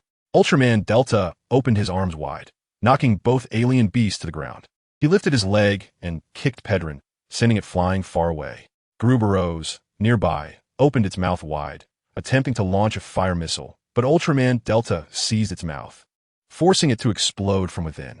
Ultraman Delta clearly had no intention of letting Guruburos off easily. He grabbed Guruburos, lifted it overhead, and slammed it hard into the ground, creating a large crater. Guruburos struggled to get up, but before he could, he was grabbed by Delta Ultraman and slammed down onto the ground again, shaking the earth. After being thrown down 6 or 7 times in a row, Guruburos was left disoriented by Delta Ultraman's attacks. Then, grabbing Guruburos by the tail, Delta Ultraman spun him around twice before throwing him towards Pedron.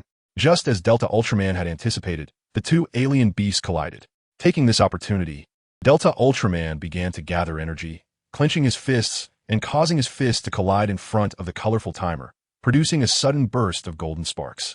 Then, Delta Ultraman extended his arms out to the sides, forming an L shape, and a torrent of golden beams shot out from his right arm. Dram Beam. The beam struck the two alien beasts, which flickered twice before completely turning to ashes and disappearing. Chapter 142. Strike a pose. If I can't use my skills, I'll lose. Just as the members of the Demon Slayer Corps were still worried about the Giant of Light, a sudden beam of light emerged from the ground, enveloping the giant's figure. When the light faded, the Giant of Light appeared in a completely new form. Ah, the patterns on his body have changed, Butterfly Shinobu remarked. It seemed that with the change in form, the giant's strength had also increased. The demon slayers present, although all swordsmen, also practiced martial arts. To them, the giant's movements appeared chaotic, with each strike seeming rather juvenile. However, the giant relied purely on his overwhelming strength to continuously attack the monsters, or rather, to unilaterally trample them. The giant repeatedly lifted the mountain-like monsters and slammed them back down. Throughout this process, the earth trembled continuously, and Kanao had some concerns about whether the headquarters would collapse. The simplest attacks and the purest collisions made the spectators' blood boil and their scalps tingle. The hot-headed Inosuke was also feeling a bit overwhelmed. He began to consider whether he should change his temperament, as he realized that if he were to spar with that guy, his small frame would likely not withstand many blows. In the end, Delta Ultraman used a Dram Beam to eliminate the two alien beasts. After completing this, he stood still, his chest rising and falling twice before calming down. After just gaining new power, the colorful timer reverted to its blue state, symbolizing full power. Delta Ultraman had his own conjecture about this power. It should be something similar to Light of the Earth or Light of the Planet, because now he stood on the ground, feeling an endless source of energy flowing through him. Additionally, he had gained many new understandings of how to use his abilities. Ultraman's body was already quite miraculous. Like the previous generations of Ultraman brothers, they often used many strange skills to counteract monsters with peculiar abilities. Now, Delta had realized that he had learned many odd skills himself. For example, the Purification Beam, which was somewhat similar to Dyna Ultraman's Cell Transformation Beam, combined the abilities of soothing and purifying recovery into one skill. Hut.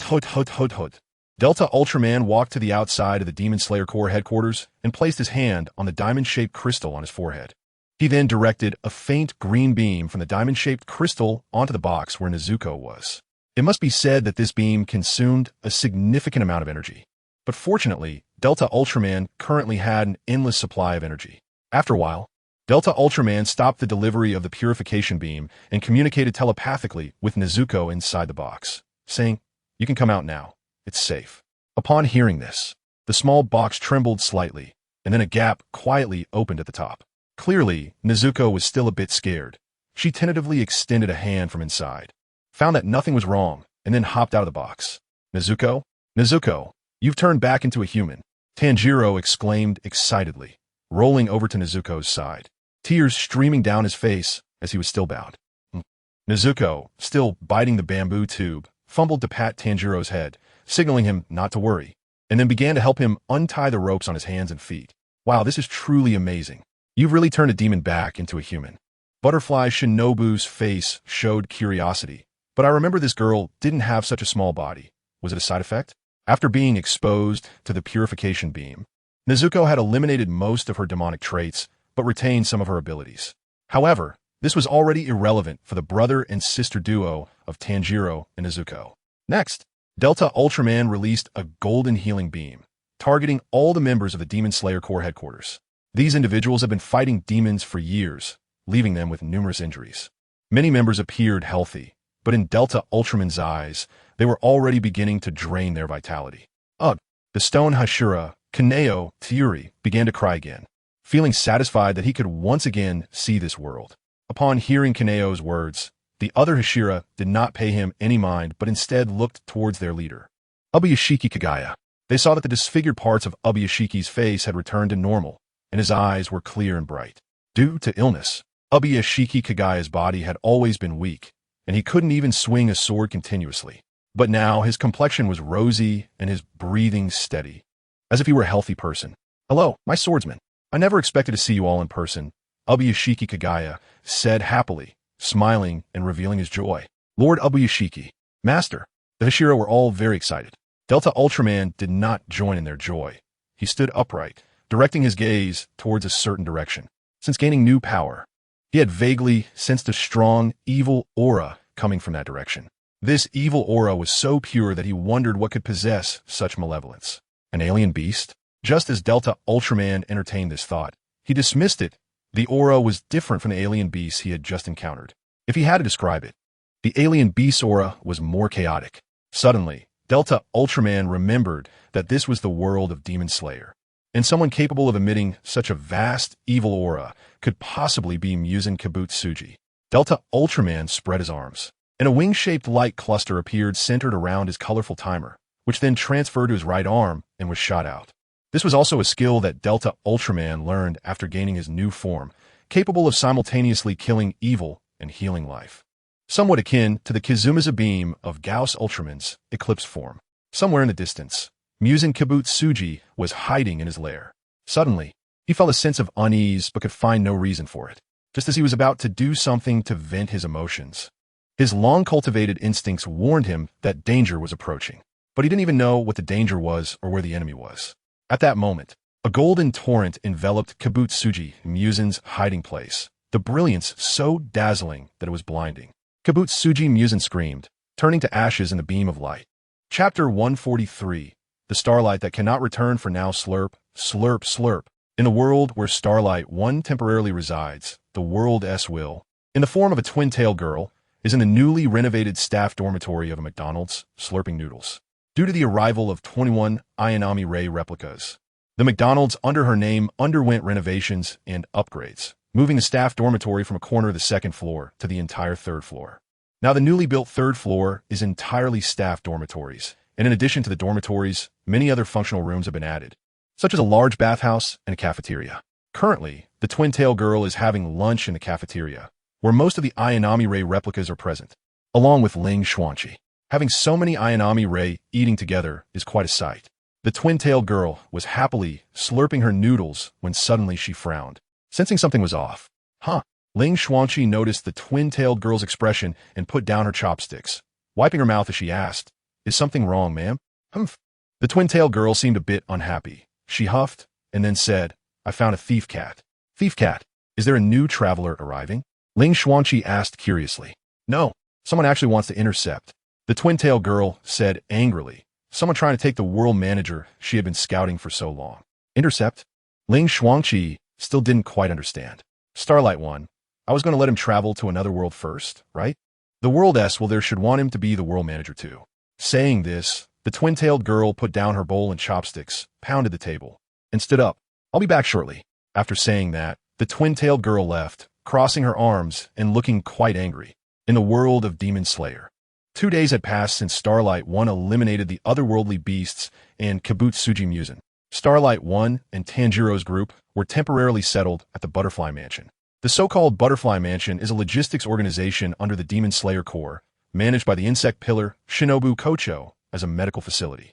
It mainly provides treatment and rehabilitation for injured members, and the caregivers are mostly comprised of members without swordsmanship abilities. Perhaps due to the importance placed on the members by the past leaders of the Demon Slayer Corps, the Butterfly Mansion's architecture is quite impressive, comparable to the headquarters dormitory. Tanjiro, Zenitsu Agitsuma, Inosuke Hashibara, and others came here mainly for rehabilitation training, such as blowing gourd and cup snatching. Nezuko is also here, staying for further observation. Starlight 1 came here purely because he had nowhere else to go, and it was a bit quieter here. Ever since he healed Yoishinjiro, people have been coming to find him one after another, with various reasons. Some came simply to thank him, some wanted to spar with him, and others tried to persuade him to join the Demon Slayer Corps. Starlight 1 couldn't turn people away and could only hide here for now. After all, this was a medical facility with Shinobu Kocho present, making it much quieter. Starlight 1 sat on the eaves, thinking he could return home after solving the otherworldly beasts. But now, the liquid in that strange beverage can still wouldn't come out. He had tried to destroy the can directly, but he found it completely unmanageable. He even tried transforming and then destroying the can, but it still didn't yield any results. Maybe the otherworldly beasts in this world haven't been completely cleared yet? But the problem is, after Starlight 1 transformed into a new form, he sensed the surroundings and detected no trace of any otherworldly beasts. Sigh. Starlight 1 sighed, leaning back and gazing at the starry sky, his thoughts drifting elsewhere. Ah, there you are. A voice came, and Starlight 1 turned his head to see Shinobu Kocho approaching. Why the sigh? Shinobu Kocho asked as she found a place to sit beside him. It's nothing, just that I can't return for the time being, Starlight 1 replied. By the way, I remember you said you came from another world. Can you tell me about your homeland? Shinobu Kocho expressed curiosity about other worlds. Starlight 1 sat up and scratched his head, saying, I've actually traveled twice. I crossed over from my homeland to another world. Just when I finally adapted, I ended up in this place. Huh, so you call that traveling? Shinobu Kocho exclaimed. Also, can you tell me more about your homeland? Please? Please? Her eyes sparkled with interest. I'm very curious about your kind. I really want to dissect you. Hey, can you not say dissect with such a cheerful expression? Starlight 1 retorted. Nevertheless, he briefly shared information about the Land of Light with Shinobu Kocho. My homeland is the Land of Light located in the M78 Nebula, which is 3 million light years away from Earth. A light year can be understood as the distance light travels in a year in the universe. That's really far, Shinobu Kocho said. Starlight 1 continued. We are a race. The people of Earth in our world refer to us as Ultraman, Ultraman clan, or Light clan. At first, we had the same appearance as humans, but later, our sun went out. To cope with the crisis, the scientists of our clan built an artificial sun called the Plasma Spark Tower. After that, we Ultramen gained superhuman powers from the Plasma Spark Tower. Huh, you can actually build a sun? That technology is beyond common sense, Shinobu Kocho remarked. Just then, a portal suddenly appeared in the space beside Starlight 1 and Shinobu Kocho. Starlight 1 immediately stood up, took out his transformation device, and inserted the transformation card. Shinobu Kocho also stood up, drawing her sword and keeping vigilant. The portal started small, and then grew larger until it reached a fixed size. Starlight 1 squinted his eyes, having already seen the scenery beyond the portal, which appeared to be the surface of the moon. Suddenly, a person in a heavy spacesuit stepped through the portal and arrived on the roof where Starlight 1 and Shinobu Kocho were. A spacesuit? According to this world's timeline, there shouldn't be such a thing yet. After crossing through the portal, the person stood still without saying a word. The glass visor of the spacesuit reflected the figures of Starlight 1 and Shinobu Kocho, making it impossible for Starlight 1 to see the person's face clearly. Huff huff, heavy breathing came from inside. Chapter 144. A familiar face from memories. A perfect ending is the best. Who are you? Starlight 1 asked warily. The appearance of something so clearly out of place in this era made him feel quite strange. Huff, huff. The heavy panting sound coming from within the spacesuit made the atmosphere on site increasingly tense. Sorry, the person in the spacesuit suddenly spoke up, due to the suit. Their voice sounded muffled. Sorry, Mr. Ultraman, I'm just a bit nervous. Saying this, the person reached up and removed their helmet, revealing their face beneath. I haven't seen my sister in a long time, so I'm feeling a bit anxious. Underneath the helmet was a face very similar to that of Shinobu Kocho. Shinobu's pupils contracted, her expression no longer calm. She completely drew her sword from its sheath and shouted excitedly, My sister is all ready. Who are you? Why are you using my sister's appearance? Don't be angry, Shinobu. Now that Mr. Ultraman is here, I can't be a fake. Kane Kocho spoke gently. Hey. She took off her heavy spacesuit, revealing the Demon Slayer Corps uniform underneath. Through the dialogue between Shinobu Kocho and Kane Kocho, Hikaru Ichiji recognized this person. Kane Kocho. She is the flower Hashira of the Demon Slayer Corps and also Shinobu's older sister, who according to the story should have died at the hands of Upper Moon 2. Doma. Hikaru Ichiji used his Ultraman vision to observe Kane Kocho's condition. After observing for a while, Hikaru Ichiji said, Ms. Shinobu, this should indeed be your sister. However, her current situation is a bit special. She seems to exist in a semi-spirited state. With a clank, the sword in Shinobu's hand fell to the ground. Sister? Shinobu whispered, quickly walking over to Kane Kocho's side. She originally wanted to rush into Kane's embrace, but feared that her sister might suddenly disappear. Shinobu reached out, touching Kane Kocho's face, the sensation on her fingertips bringing tears to her eyes. I'm back, and also, thank you for your hard work, Shinobu. Kane Kocho reached out her arms and embraced Shinobu. Unable to hold back any longer, Shinobu buried her head in her sister's shoulder and cried out loud. After her sister's death, Shinobu inherited her sister's will and thus wore a gentle mask, hiding her anger, sadness, fatigue, and more behind it. But today, she finally took off the mask and vented all the pin-up emotions through her tears. Kane Kocho gently patted her sister's back, looking at her tenderly. Hearing the commotion in the courtyard, some staff members of the Butterfly Mansion hurried out to check. Kaneo, Teary, also rushed out from the house, and when she saw the person standing on the roof, she couldn't help but exclaim, "Sister, it's Kaneo, and everyone, how have you been lately?" Kane Kocho greeted the people of the Butterfly Mansion. Hearing that gentle voice from her memories, Kaneo, Sayuri's eyes also misted over. Tanjiro Kamadu, Nezuko Kamadu, Zenitsu Agatsuma, Inosuke Hashibara, and others were also awakened by the noise outside and came out of the room to see what was happening. "Miss Aoi, who is that person on the roof who looks a lot like Miss Shinobu?" Tanjiro quietly asked the girl next to him. Aoi Kanzaki, also a caregiver at the Butterfly Mansion, wiped her tears and said to Tanjiro, "That is Lady Shinobu's sister, Lady Kane Kocho, the Flower Hashira of the Demon Slayer Corps." After explaining to Tanjiro, Aoi Kanzaki murmured to herself, "Although I don't know what happened, it's so good, so good." After crying for a while, Shinobu calmed down a bit, and at that moment, she suddenly remembered that there seemed to be quite a few people standing below. When she came out of her sister's embrace, her face turned bright red. Little Shinobu is still as shy as always. Kane Kocho teased gently. "Sister," Shinobu huffed. "All right, let's go down first. It's always safer standing on the roof." "Mr. Ultraman, what do you think?" Kane Kocho turned to ask Hikaru Ichiji, having been silently observing for a long time. Along with secretly filming with his transformation device, Hikaru Ichiji didn't expect to be called out. He nodded and said, "Okay, let's go down first. Then the spacesuit and Shinobu's sword will be trouble for you." Saying this, Kane Kocho picked up Shinobu and a princess carry and jumped down the house amidst Shinobu's surprised exclamation. Hey, sister, I can go down by myself?" Looking at the two jumping down, Hikaru Ichiji scratched his head, put away the transformation device, and silently tidied up the pile of things on the roof. Then, holding the pile of things, he climbed down the ladder. "All right, everyone, let's go back inside and rest. It's getting late." Once on the ground, Kane Kocho greeted the people around her, urging them to go back and rest. Shinobu, cradled in Kane's arms, was already blushing, and with so many people around, she had to cover her face and curl up in her sister's embrace. The authority she had built up before had completely vanished. Although Kane Kocho said this, most people did not want to go back inside.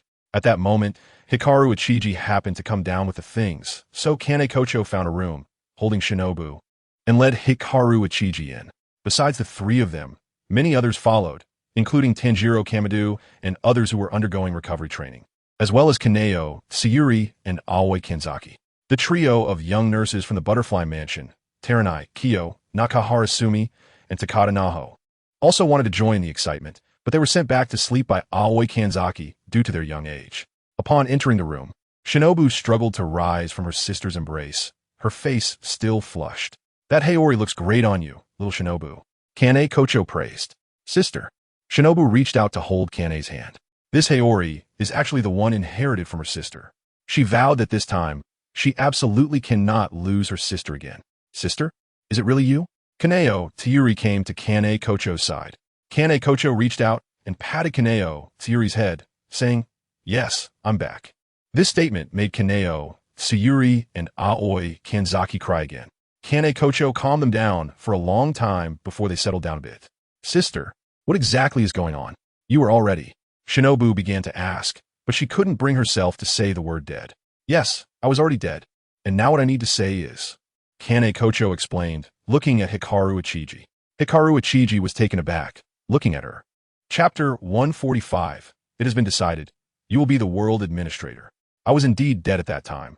But speaking of it, Shinobu's crying face is quite unflattering. "You should smile more, Shinobu. It looks much better," Kane Kocho said. "Sister." Shinobu pouted in dissatisfaction. It seemed that due to Kane's return, Shinobu completely removed that gentle mask, and now she was speaking with a bit of a petulant tone. Sorry, let's continue the topic. I was indeed dead, and my soul wandered around the world for a long time. One day, I suddenly encountered the world will of this world, and I temporarily followed her, helping her handle some matters.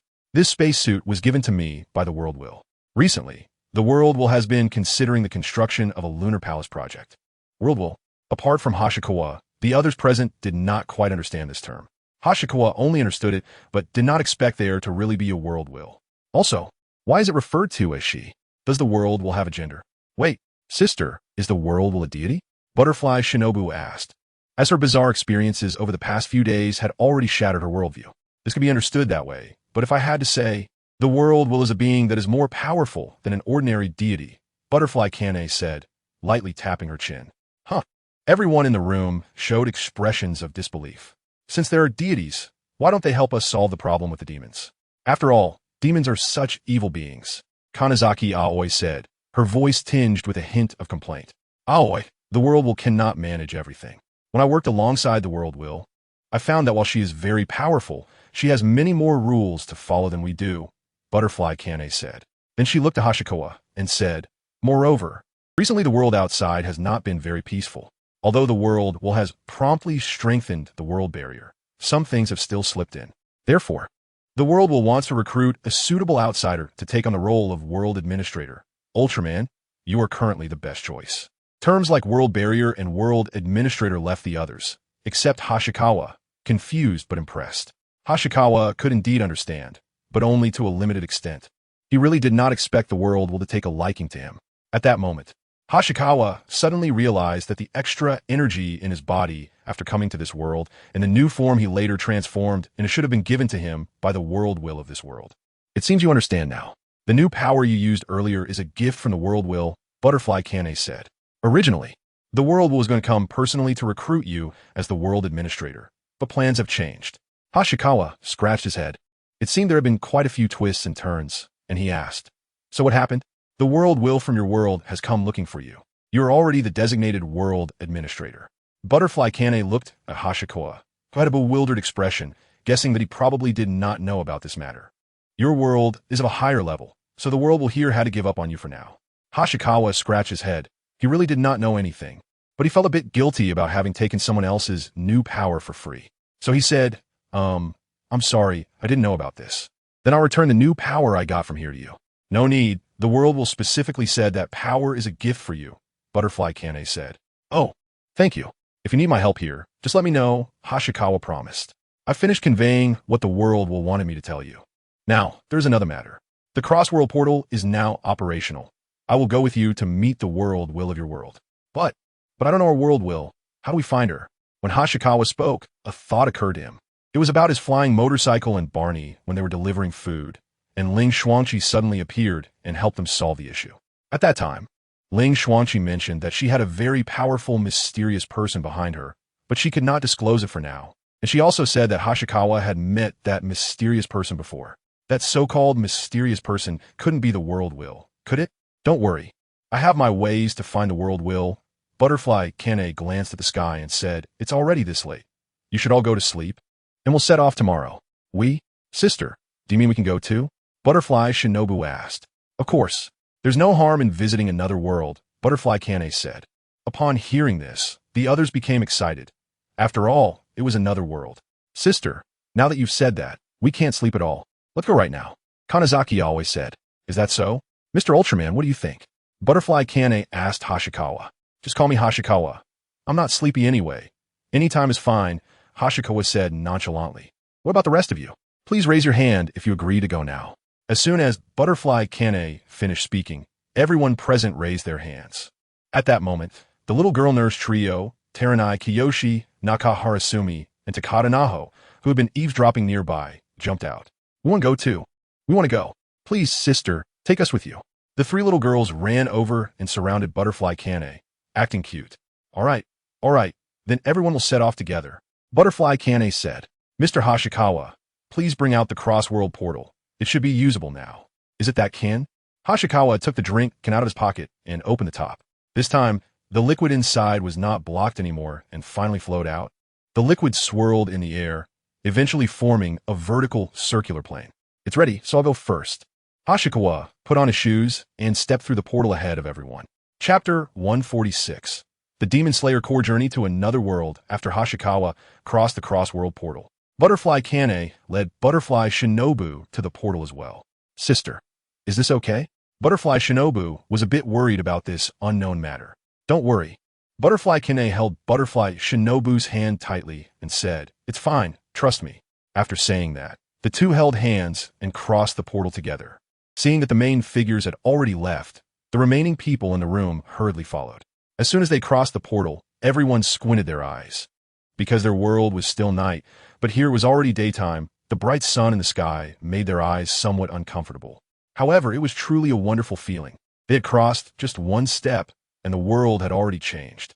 Everything around was different. Tall buildings came into view, and people in colorful clothes were bustling about, with a lively and noisy sound constantly entering everyone's ears. Amazing. Has another world developed to this extent? This building is so tall, Tanjiro exclaimed. When he previously left his small village to go to the big city in his Demon Slayer world, he would marvel at how quickly the world was developing, let alone coming to such a modern city. When Xingguang returned this time, he immediately recognized that this was the same spot he left from, with the vending machine still standing quietly beside him. In fact, as a university, the buildings at Zhongzhou Academy weren't particularly tall, but that depended on what you compared them to. Compared to the neon lights of the Taisho era, they were definitely much taller. The road was originally a bit off the beaten path, and at this time, college students were either in class or holed up in their dorms. Therefore, when Xingguang and the others first emerged from the portal, it did not cause a stir. However, slowly, some people began to notice this group of oddly dressed individuals by the roadside. The Shinjo people's innate love for excitement was quickly ignited. A passing student took a photo and uploaded it to the Tieba forums and QQ groups. This immediately spread the news. The popularity of the Demon Slayer anime had not yet faded in this world, and many people quickly recognized that the costumes of this group were inspired by Demon Slayer. Initially, everyone thought that Tanjiro and his group were just high-quality cosplayers. Suddenly, someone in the QQ group commented, "This can't be cosplay, can it? I'm from our school's anime club, and I should know about any high-quality cosplay groups in the Xingguang City area. I haven't heard of any recent events. We've already seen Ultraman, Kamen Rider, and Super Sentai here, so this group can't be the real deal that crossed over, right?" This comment excited people, as it seemed possible. After all, the real deal had already appeared once, so it wasn't impossible for it to happen again. The QQ group suddenly started flooding with messages. "OMG, is this for real? Were they at our school? I need to skip class. I know.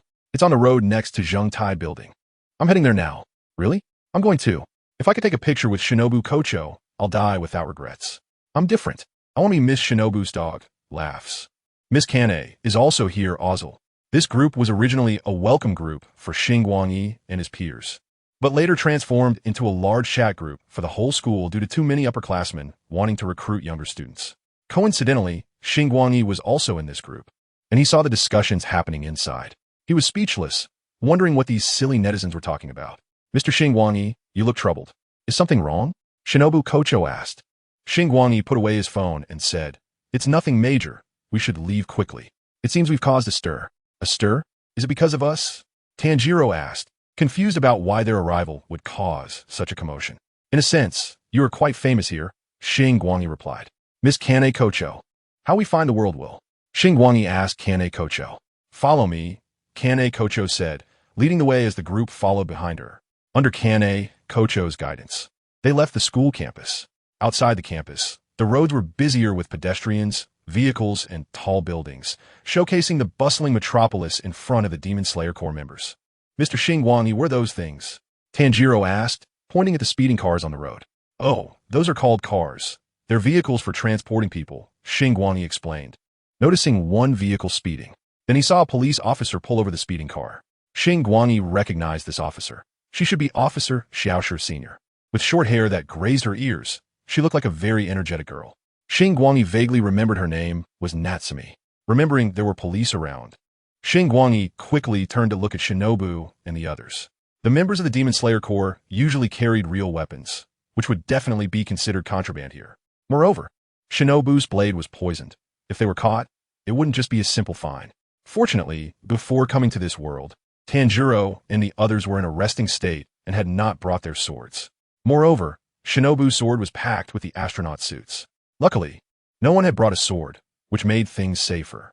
As they walked, Tanjiro looked around, occasionally pointing out unfamiliar objects and asking Xingguang about them. The others were not much better off. After all, the way of life in this world was vastly different from theirs. Even Shinobu frequently showed curiosity. As they passed by Officer Natsumi, she was focused on handling her work and did not notice Xingguang and the others, which spared him a lot of trouble. While walking, Shinobu noticed that many passers-by were looking at their group, some even holding strange square devices pointed in their direction. Tanjiro couldn't hold back and asked Xingguang, "Mr. Xingguang, why are so many people looking at us? Is it because of our outfits? And what are those things they're holding? You are quite famous in this world." As for the devices in their hands, those are called smartphones. They are communication tools with many functions. They're all taking pictures. "Don't worry," Xingguang reassured them. He looked at the group. Shinobu and Kane were fine, but the others were somewhat uncomfortable under the gaze of the onlookers, especially Inosuke, who seemed like he might charge at the crowd any moment. Led by Kane Kocho, the group made their way through the streets. Finally, Kane Kocho stopped. "Everyone, this is it," she said with a smile. Xingguang looked up and saw the familiar M-Store burger restaurant, his mouth twitching. No way. A figure of a twin-tailed waitress suddenly flashed in Xingguang's mind. Chapter 147. Xingguang's first official meeting with the world will by mid-April. The weather in the world where Xingguang was had started to heat up. Even Xingguang had changed into short sleeves, while the members of the Demon Slayer Corps were still wearing thick uniforms. By the time they reached the M-Store burger restaurant, many were already sweating profusely. Shinobu took out a handkerchief and wiped the sweat off the three young nurses, then looked at Kane Kocho and asked, "Sister, is this the place?" "Yes, let's go in," Kane Kocho replied, pushing the door open. As soon as they entered, Xingguang saw a familiar figure approaching them. "I'm sorry, everyone. Our store is currently under renovation and is not open to the public," a Rei Ayanami clone said with a slight bow. "Ling Xuanqi?" Xingguang called out, but quickly realized the person was not Ling Xuanqi. No, the physique was different. "Yes, I am number 9, just like Sister Chi-Chi. I am a clone of Rei Ayanami," the little girl explained. After that, she leaned close to Xingguang, staring at him with her red eyes, carefully observing him. Her face broke into a classic smile, and she teasingly said, "You must be the Xingguang that Sister Chi-Chi often mentions. You look like a good man." After speaking, she took 2 steps back, shifted to a calm tone, and said to Butterfly Kine, "Since Mr. Hashikawa is here, it means you are guests from another world, right? Please follow me." As soon as she finished speaking, she turned and went upstairs. "Mr. Hashikawa, what does copy mean?" The curious Tanjiro began to inquire again. It's a bit complicated for you. I'll explain slowly later. For now, let's go upstairs," Hashikawa said. To be honest, he was eager to see who the world was in this world. "Okay, let's go," Butterfly Kane said the same. The group followed the little Kuu and climbed the stairs, arriving at the 3rd floor. Mr. Hashikawa, I think I know what a copy is," Tanjiro murmured as he saw the scene before him on the 3rd floor. The scene on the 3rd floor was indeed astonishing, with many identical girls walking around on this floor. "Hashikawa?" Suddenly, someone called out Hashikawa's name. Following the direction, Hashikawa finally saw a familiar face, confirming that it was indeed Ling Xuanqi. Ling Xuanqi came to Hashikawa's side, and he asked her, "Ling Xuanqi, the mysterious person you always talk about, wouldn't it be the world will, right?" Ling Xuanqi clapped her hands and stuck out her tongue, saying, "That's exactly it." "Sorry, Hashikawa, I've been hiding it from you." "It's fine," Hashikawa waved his hand, indicating that he didn't mind. Ling Xuanqi's gaze crossed over Hashikawa and looked at the members of the Demon Slayer Corps behind him. Meanwhile, the members of the Demon Slayer Corps were also observing Ling Xuanqi, another person who looked very similar to the other blue-haired girls. Could they be sisters? "You're the members of the Demon Slayer Corps from Demon Slayer, Kimetsu no Yaiba, right? Please follow me. The world has been waiting for you for a long time," Ling Xuanqi said. At that moment, the little Kuu who had just led them up ran to Ling Xuanqi's side and said, "Sister, I brought the people here. Can I go play now?" Ling Xuanqi patted Kuu's head and said, "Yes, but remember to rest." After receiving the answer, Kuu happily ran back to her room. Under Ling Xuanqi's lead, the group was ready to head to the room where the world was located. The entire 3rd floor was very spacious, likely utilizing some spatial technology. Along the way, Hashikawa and the others encountered many Ayanami Rei copies, all busy with their own tasks. Passing by the swimming pool, 2 Ayanami Rei copies came out, dripping wet. They were both wearing the same style of swimsuits, covered with towels, and were drying their hair with the towels. This scene was too stimulating for the members of the Demon Slayer Corps from the Taisho era. They all hurried past with their heads down and faces red. Soon, the group arrived outside a room with a sign on the door reading Chumi, with a cat paw print on it. Ling Xuanqi knocked on the door, then pushed it open and walked in, followed by the others who hurriedly entered. This was the World Will's room, or rather, the room of the twin-tailed girl. Although it had now moved to the third floor, her room had not changed much from before.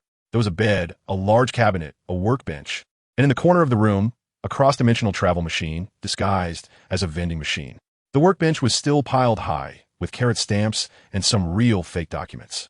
The twin-tailed girl sat on the bed, her long legs crossed under her hot pants. She had clearly been waiting for them for some time. "Hello, esteemed World Will of this world," Butterfly Kane said with a slight bow. Upon hearing Butterfly Kane say this, the people from the Demon Slayer world realized this was a significant figure and all bowed. Hashikawa frowned as he looked at the twin-tailed girl, searching his memory. He had indeed seen this girl many times, but he couldn't remember why each time. The twin-tailed girl waved her hand and said, "No need to be so formal. All bowing makes it seem like I'm dead. The floor is covered with a clean carpet, so just sit." Hearing this, everyone sat down. Once everyone was seated, the twin-tailed girl nodded and also got down from the bed, sitting cross-legged on the floor. She first looked at Hashikawa and said, "Hello, Hashikawa, or rather, Delta Ultraman. You must be wondering why you have seen me many times but can never remember. Let me apologize first. It's my doing. Each time we meet, I add a layer of something similar to a confusion spell on myself, so you can't notice me. Moreover, your acceptance letters and the stickers Chi-Chi brought to you after the previous Gundam delivery incident all have similar things on them. This is because I've been observing you. I want to invite you to be my world administrator." After that, the twin-tailed girl shared information about the world bubble, the Sea of Time, the Fog of Time, and the Shelter World with everyone. "Wait a moment, let me catch my breath." Hashikawa rubbed his temples. This was the first time he was hearing this information. After a while, Hashikawa asked, "Miss World Will, I want to ask, isn't the connection between worlds currently interrupted by the Fog of Time? Can I still find my original world?" Although Hashikawa usually wandered aimlessly, he still had a wish in his heart, to one day find his hometown, which was the world where the Land of Light was located. The twin-tailed girl nodded and said, "It is possible. As I mentioned before, communication has been interrupted, and the various world wills are using message bottles to search for other worlds. My world is the Shelter World, and one of its duties is to collect message bottles and establish communication between worlds." "I see. Well then, I'd accept this job." Hashikawa nodded in agreement. Chapter 148. The world will also needs to work. Becoming a world administrator doesn't require signing any contract. Once both parties truly agree, the contract is already established. "What I need to do?" Hashikawa asked again. "Nothing much, just like usual. However, if message bottles from other worlds come in, you may need to go to that world to deal with dangerous invaders there if necessary," the twin-tailed girl said. At the same time, she took back the message bottle of the Demon Slayer world from Hashikawa, numbered it, and placed it into the vending machine in the corner of the room. After that, Hashikawa asked many of his questions and received answers from the twin-tailed girl. For example, the source of information for his monitoring satellite was provided by the twin-tailed girl. Not only that, but the guiding hell butterfly of Natsuru's blade was also arranged by the twin-tailed girl. Another example is why the monsters Hashikawa had encountered in this world so far were all mechanical monsters and not other types. This was because the twin-tailed girl had set up 2 layers of world barriers, leaving a time-stopped buffer zone in between. Some large creatures and troublesome things would temporarily stay in the buffer zone while the twin-tailed girl slowly dealt with them. There's another question. At the beginning, our landing spots were not all in Xingguang City. Why is it that now everything revolves around Xingguang City? Xingguang asked. The twin-tailed girl stuck out her tongue, scratched her head, and said, "Because after upgrading to the Shelter World, it was the first time encountering the time-space fog. So we didn't know what to do at first. Now we have finally decided to concentrate the travelers and the items they bring in Xingguang City. All right, I have no problems for now. Miss World Will, we've kept these guests waiting for a long time. Why don't you talk to them for a bit?" Xingguang suggested. The twin-tailed girl nodded, looked at Butterfly Kanai, and said, "Thank you for making the trip." "Not at all," Butterfly Kanai replied. "This is a letter from our world will to you." The twin-tailed girl took the letter, glanced at it, pouted, and said, "This little thief cat is still the same." Clearly, the communication has been established. She could just send a message directly, yet she still writes a letter. Our world will said it seems more formal this way. Butterfly Kanai explained for her superior. "It's fine, I'll prepare what she needs and give it to you."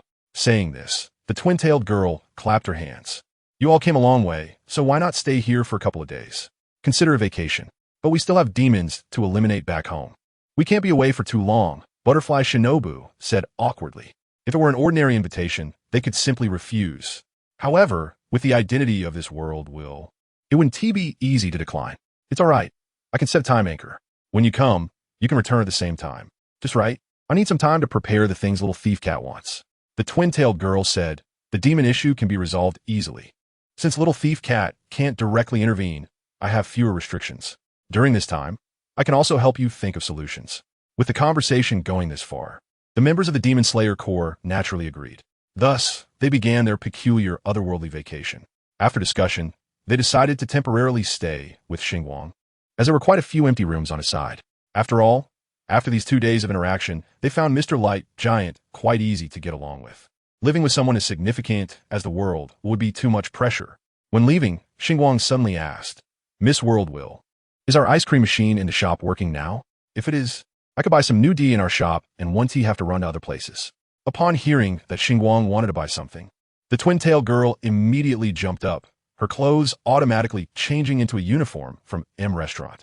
Of course, thank you for your patronage. The twin-tailed girl made an okay gesture and slipped downstairs to make the new tea.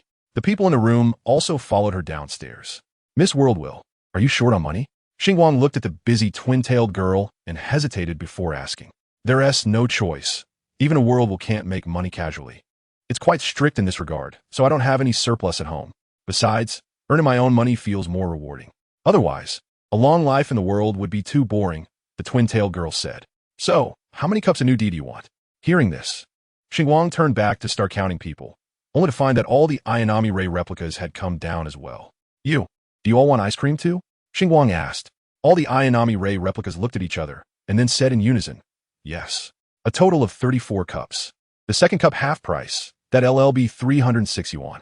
Thank you for your patronage, the twin-tailed girl said with a smile. After paying and receiving the ice cream, Xingguang and the others left the M Restaurant. It must be said that modern food easily leaves a good impression on visitors from other worlds. Butterfly Shinobu walked alongside her sister, holding a small spoon, scooping a small spoonful of the cold dessert drizzled with strawberry sauce into her mouth. The silky milk flavor mixed with the sweet and sour strawberry sauce burst on Butterfly Shinobu's tongue with a chilling sensation. A wave of cold rushed to her head, causing her to shiver slightly. Butterfly Kanai looked at her sister's expression and smiled, saying, Little Shinobu, do you want to try my cup? It's chocolate flavor. Sister, what is chocolate? Butterfly Shinobu asked. You'll know when you try it. A Butterfly Kanai scooped a small spoonful and, like coaxing a child, brought it to Butterfly Shinobu's mouth.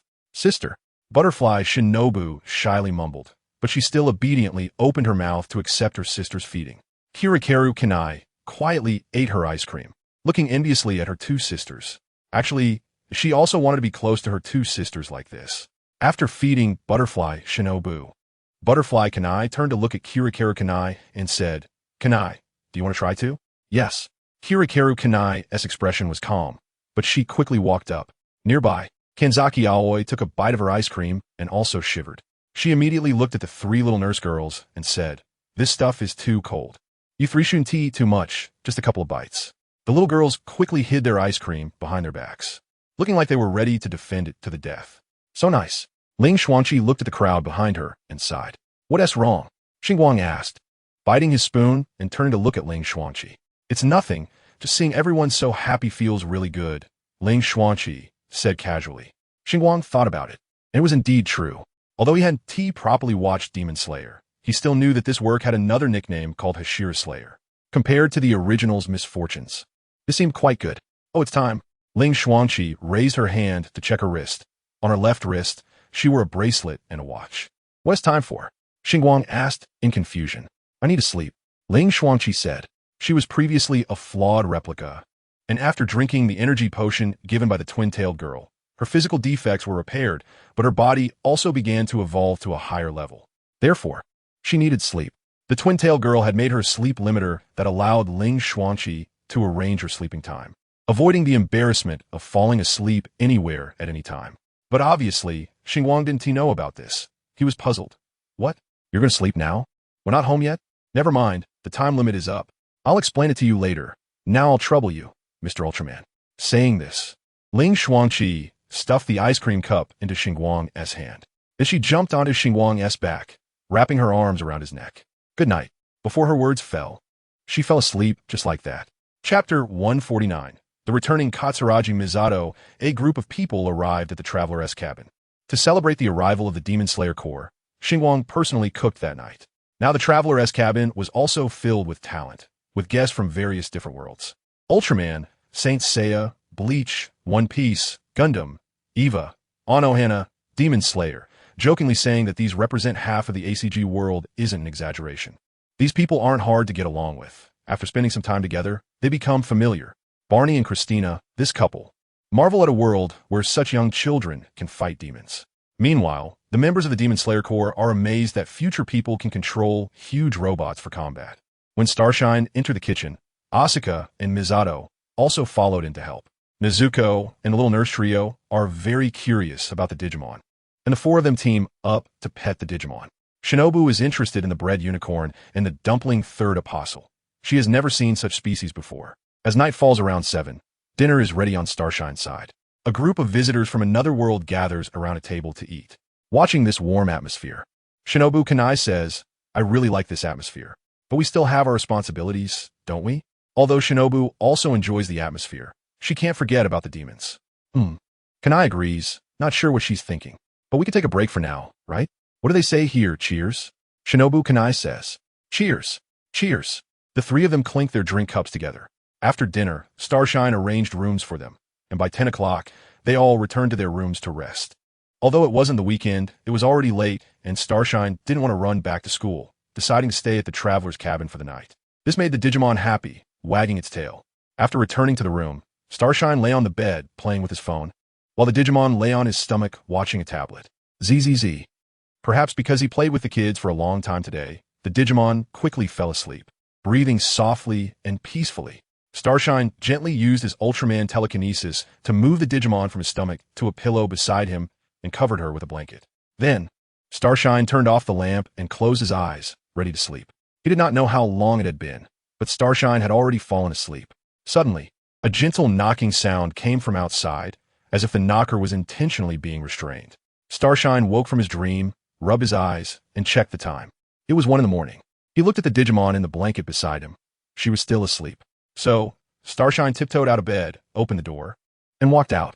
The knocking sound did not come from a hallway, but from outside the yard. He walked to the end of the hallway, went down the outside stairs, and opened the yard door. "Hey, long time no see, Starshine." Outside the yard stood Misato Katsuragi, dragging a large box. "Miss Katsuragi, long time no see." Starshine moved aside to let Misato in and helped her take the box. "Haha, thanks. Sorry for disturbing your rest in the middle of the night. I might be staying for a while." Misato said, "It's no problem. I've kept a key for you," Starshine replied. As they chatted, they returned inside. After placing the box in the room, Misato went to the common lounge. "Ugh, I'm so thirsty," she exclaimed. "Starshine, do we have any beer here?" Misato fanned her collar. She was sweating. Of course, it's classic Misato. Wanting beer when thirsty, Starshine said, "There should still be some in the fridge. By the way, Miss Katsuragi, have you eaten?" "Not yet. I came back directly." While talking, Misato opened the fridge and took out several cans of icy cold beer. As soon as she got the beer, Misato's face lit up. Crack! She immediately opened a can, tilted her head back, and gulped it down. On Misato's side, comfortably, stretching her back. "This place is so nice. Even the beer tastes better here. Take it easy, Miss Katsuragi. I'll go check the kitchen and get you some food," Starshine said, standing up and turned to go into the room. There were still plenty of ingredients left from today, so it wouldn't take much effort to prepare. A cold dish of sliced stomach, lemon spicy boneless chicken feet, and stir-fried lamb with green onions. All good dishes to go with beer. Starshine glanced at the rice cooker. There was still leftover rice, so he also made a stir-fried rice. After downing 2 cans of beer, Misato felt even hungrier, and she followed the delicious scent into the kitchen. "It smells so good. Starshine, is it ready yet?" Misato asked. "Almost done. You wait outside for a moment, Miss Katsuragi." Starshine finally managed to convince Misato to wait outside. As Starshine said, he didn't keep Misato waiting long. He came out of the kitchen with plates and placed the food on the table. Then I'll dig in." Misato clapped her hands, grabbed her chopsticks, and picked up a piece of lemon spicy chicken feet, popping it into her mouth. "It's spicy, but pretty good." Along with the chicken feet, she took a big gulp of beer. "Slow down. This beer is quite cold." Starshine opened a can of beer as well. "By the way, Miss Katsuragi, where have you been for a while?" "I went back to my world to handle some matters," Misato replied, recalling the scene of the twin-tailed girl dealing with the apostles in the evil world.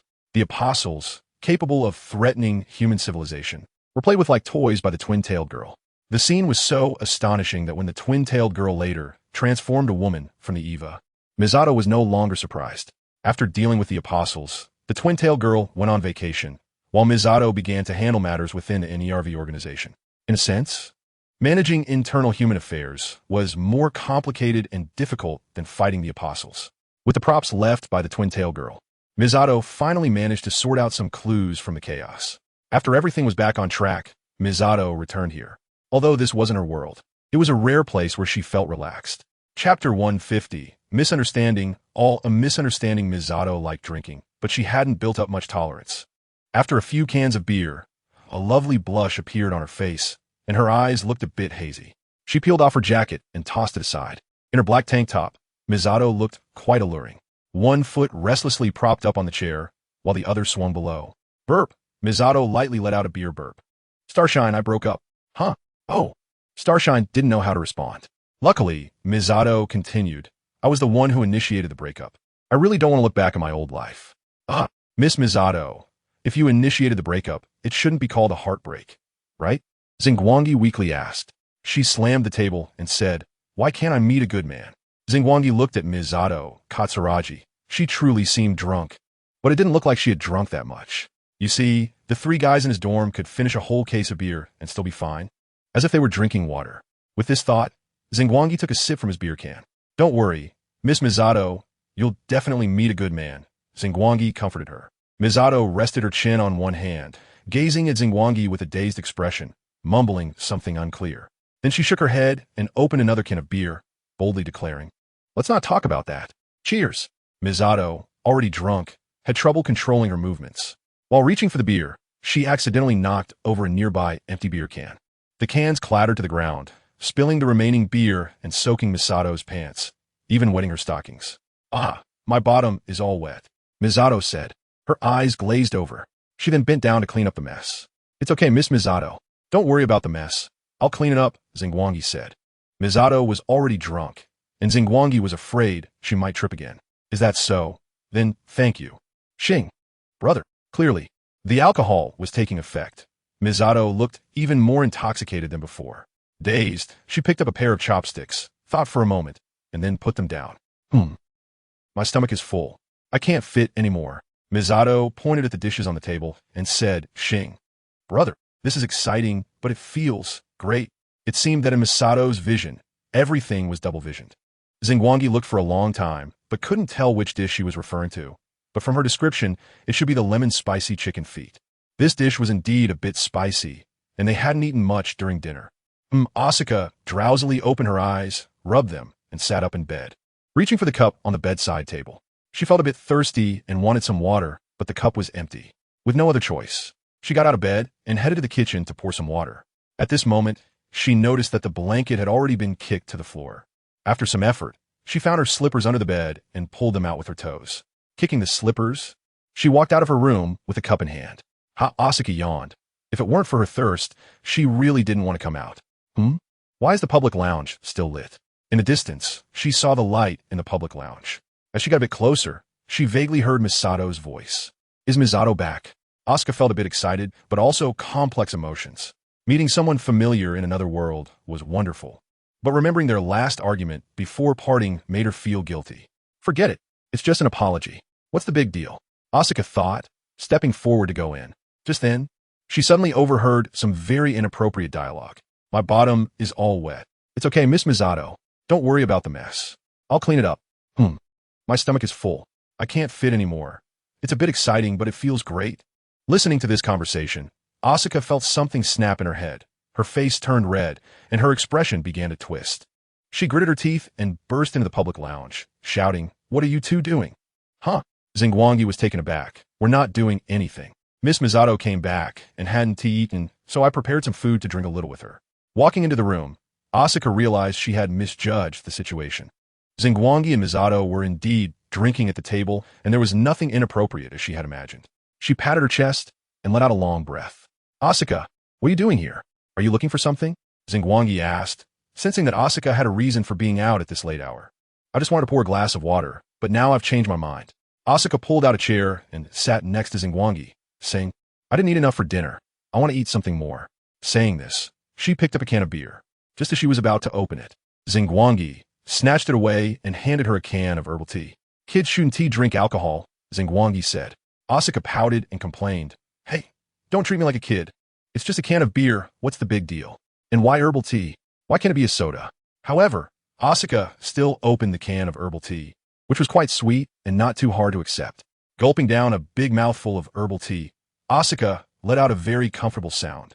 Then she casually grabbed Xingguang's chopsticks to pick at the dishes on the table. Wait, those chopsticks are mine. I'll get you another pair, Xingguang advised, preparing to get up. No need, why be so formal? I don't mind using your chopsticks. Are you looking down on me? Asuka quickly grabbed a piece of food and stuffed it into her mouth, chewing a couple of times before chugging more herbal tea. Ugh, it's so spicy. What is this? Why is it so spicy? Lemon spicy boneless chicken feet. I remember this dish was served at dinner, Xingguang said, confused by Asuka's reaction. Gulping down more herbal tea, Asuka wiped her mouth and said, During dinner, this dish was far from me, so I didn't get to eat any. Xingguang simply stopped eating and sat there drinking beer. After a while, Misato was too drunk to continue and slumped over the table, dozing off. Xingguang stood up and said, Asuka, you keep eating. I'll take Miss Misato back to her room. Wait, I'll do it. Asuka put down her chopsticks and stepped up beside Misato, saying to Xingguang, Let me handle it. It's not convenient for you guys. She draped Misato's arm over her shoulder, tried to lift her, but Misato didn't budge, making Asuka feel a bit embarrassed. Maybe I should do it after all. No need, it's such a simple task. I can handle it myself. Asuka's face turned bright red. This annoying woman looks so slim. Where did all her weight go? With some effort, Asuka finally managed to lift Misato, with Misato's entire weight pressing down on her. Asuka half-carried, half-dragged Misato back to her room. Sorry, Asuka. Suddenly, the drunken Misato Katsuragi murmured beside Asuka's ear. Asuka was taken aback for a moment and then said, Forget it. I'll forgive you this time. Back in Misato's room, Asuka placed Misato on the bed. Unexpectedly, Misato inadvertently pulled Asuka onto the bed as well. Misato clung to Asuka like a pillow, her arms and thighs pressing down on Asuka, making it hard for her to breathe. Misato's face was almost touching Asuka's, and the strong smell of alcohol made Asuka's ears itch. This fat woman. Asuka felt she had acted rashly and shouldn't have forgiven Misato so early. Chapter 151. For inappropriate school activities, just skip them. So comfortable to sleep. Misato Katsuragi lazily sighed. However, she didn't open her eyes and intended to stay in bed a little longer. Hey, if you're comfortable sleeping, hurry up and get up. Suddenly, a voice came from beside Misato, and the owner of the voice sounded very unhappy. Misato opened her eyes and saw Asuka, who was being held in her arms. Asuka had a sour expression on her face, with dark circles under her eyes. Last night, she had been hugged by this stinky woman all night, and the useless fat on this stinky woman almost suffocated Asuka. Annoyed, Asuka slapped the 2 lumps of useless fat and bounced them a bit. The more Asuka looked, the angrier she got. What use is such a thing other than to attract men? Hey, since you're up, let go of me quickly, Asuka said with a sulky face. Oh, sorry. Misato hurriedly sat up. Asuka, why are you in my bed? Don't you remember what you did last night? Asuka asked. What? I did something to you? Misato looked panicked. No, I'm just asking if you have any memory after getting drunk. Asuka hit the bed angrily. Misato thought for a moment and said apologetically, Sorry, I can't remember anything when I'm drunk. Sigh, I really can't deal with you. Forget it, I forgive you. Asuka jumped off the bed, sniffed herself, and smelled of alcohol. I'm going to take a shower and catch up on sleep. After saying that, Asuka left Misato's room. After Asuka left, Misato lay back on the bed. She turned her head and looked at the sunlight outside the window. Huh, I'm back here again. I might feel like I can relax for a long time. Misato stretched. At this moment, she also sniffed herself, a mix of alcohol and sweat. So she got out of bed, took off her clothes, and walked barefoot into the bathroom. She hummed an unknown song, looking in a good mood. 2 days passed since Misato returned to the Crosser's house, and another weekend arrived. On Friday, Hashikawa and the other 3 were idly lounging in the dormitory. As today's classes had ended, even if they returned to the Crosser's house, it was still too early, so the 4 played Monopoly in the dormitory to pass the time. Hey, Hashikawa, it's your turn. Stop looking at your phone. Natsuru urged, handing the dice to Hashikawa. Hashikawa took the dice and rolled a 1, causing his character to be hit by a car and sent to the hospital for 3 turns. TSK, what luck? You guys play first. I'll take a break. Call me when it's my turn. Hashikawa moved his chair aside, found a spacious spot, and leaned back a bit. After looking at his phone for a while, Hashikawa suddenly said, "Guys, we have a problem." "What is it?" The other 3 turned to look at Hashikawa, curious. I just got a notice from the homeroom teacher that we need to go for a physical examination tomorrow morning." Hashikawa said, "Physical examination? Just a formality, right?" Not Suru asked. "No, I took a look, and there are quite a few items this time, including blood tests." As soon as Hashikawa finished speaking, the other 3 started wailing. "No way. How awful. How are we going to do this?" After a while, Hashikawa suggested, "Why don't we skip it? We definitely have to skip it. 1 Ultraman, 1 Death God, 1 Saint Seiya, and a dirt block person. What are we going to do, get blood drawn? We could scare the doctor to death." Not Suru complained. "So, is that decided?" Hashikawa asked. "Decided, that's how it is." Thus, the dormitory collectively decided to skip the school's physical examination the next day. Time flew, and it was now noon the next day, Saturday. In the number 2 teaching research building, their homeroom teacher, Meiwei AI, was still working in her office. After finishing the draft at hand, Meiwei AI put down her pen, shook her slightly sore fingers, and then looked up to stretch her neck. "Xiao AI, Xiao AI." At that moment, a voice called out from the hallway, shouting for Meiwei AI. The voice grew closer, and a person entered the room. It was the homeroom teacher of classes 3 and 4, Gongming AI. Gongming AI and Meiwei AI not only worked in the same office, but also lived in the same teacher's apartment. The 2 were very good friends. "What's wrong?" "Xiao AI, you seem in a hurry. What happened?" Meiwei AI asked. Because both of their names contained the character AI, they usually called each other Xiao AI in private. Actually, Meiwei AI felt a bit guilty towards Gongming AI. She had a secret she had never told her. Meiwei AI was actually from another world, and her real name was Mei-O AIZ. Huff, huff, Gongming AI sat down in a chair, calming herself before finally saying to Meiwei AI, "Xiao AI, isn't there a physical examination today? Your class skipped it." "Skipped it? If they skip it, they skip it. I heard from teachers in other classes that there's always a few students who skip the physical examination every year, and the school turns a blind eye to it. It's not a big deal." Meiwei AI leaned back in her chair, waving her hand dismissively. "It's not like that.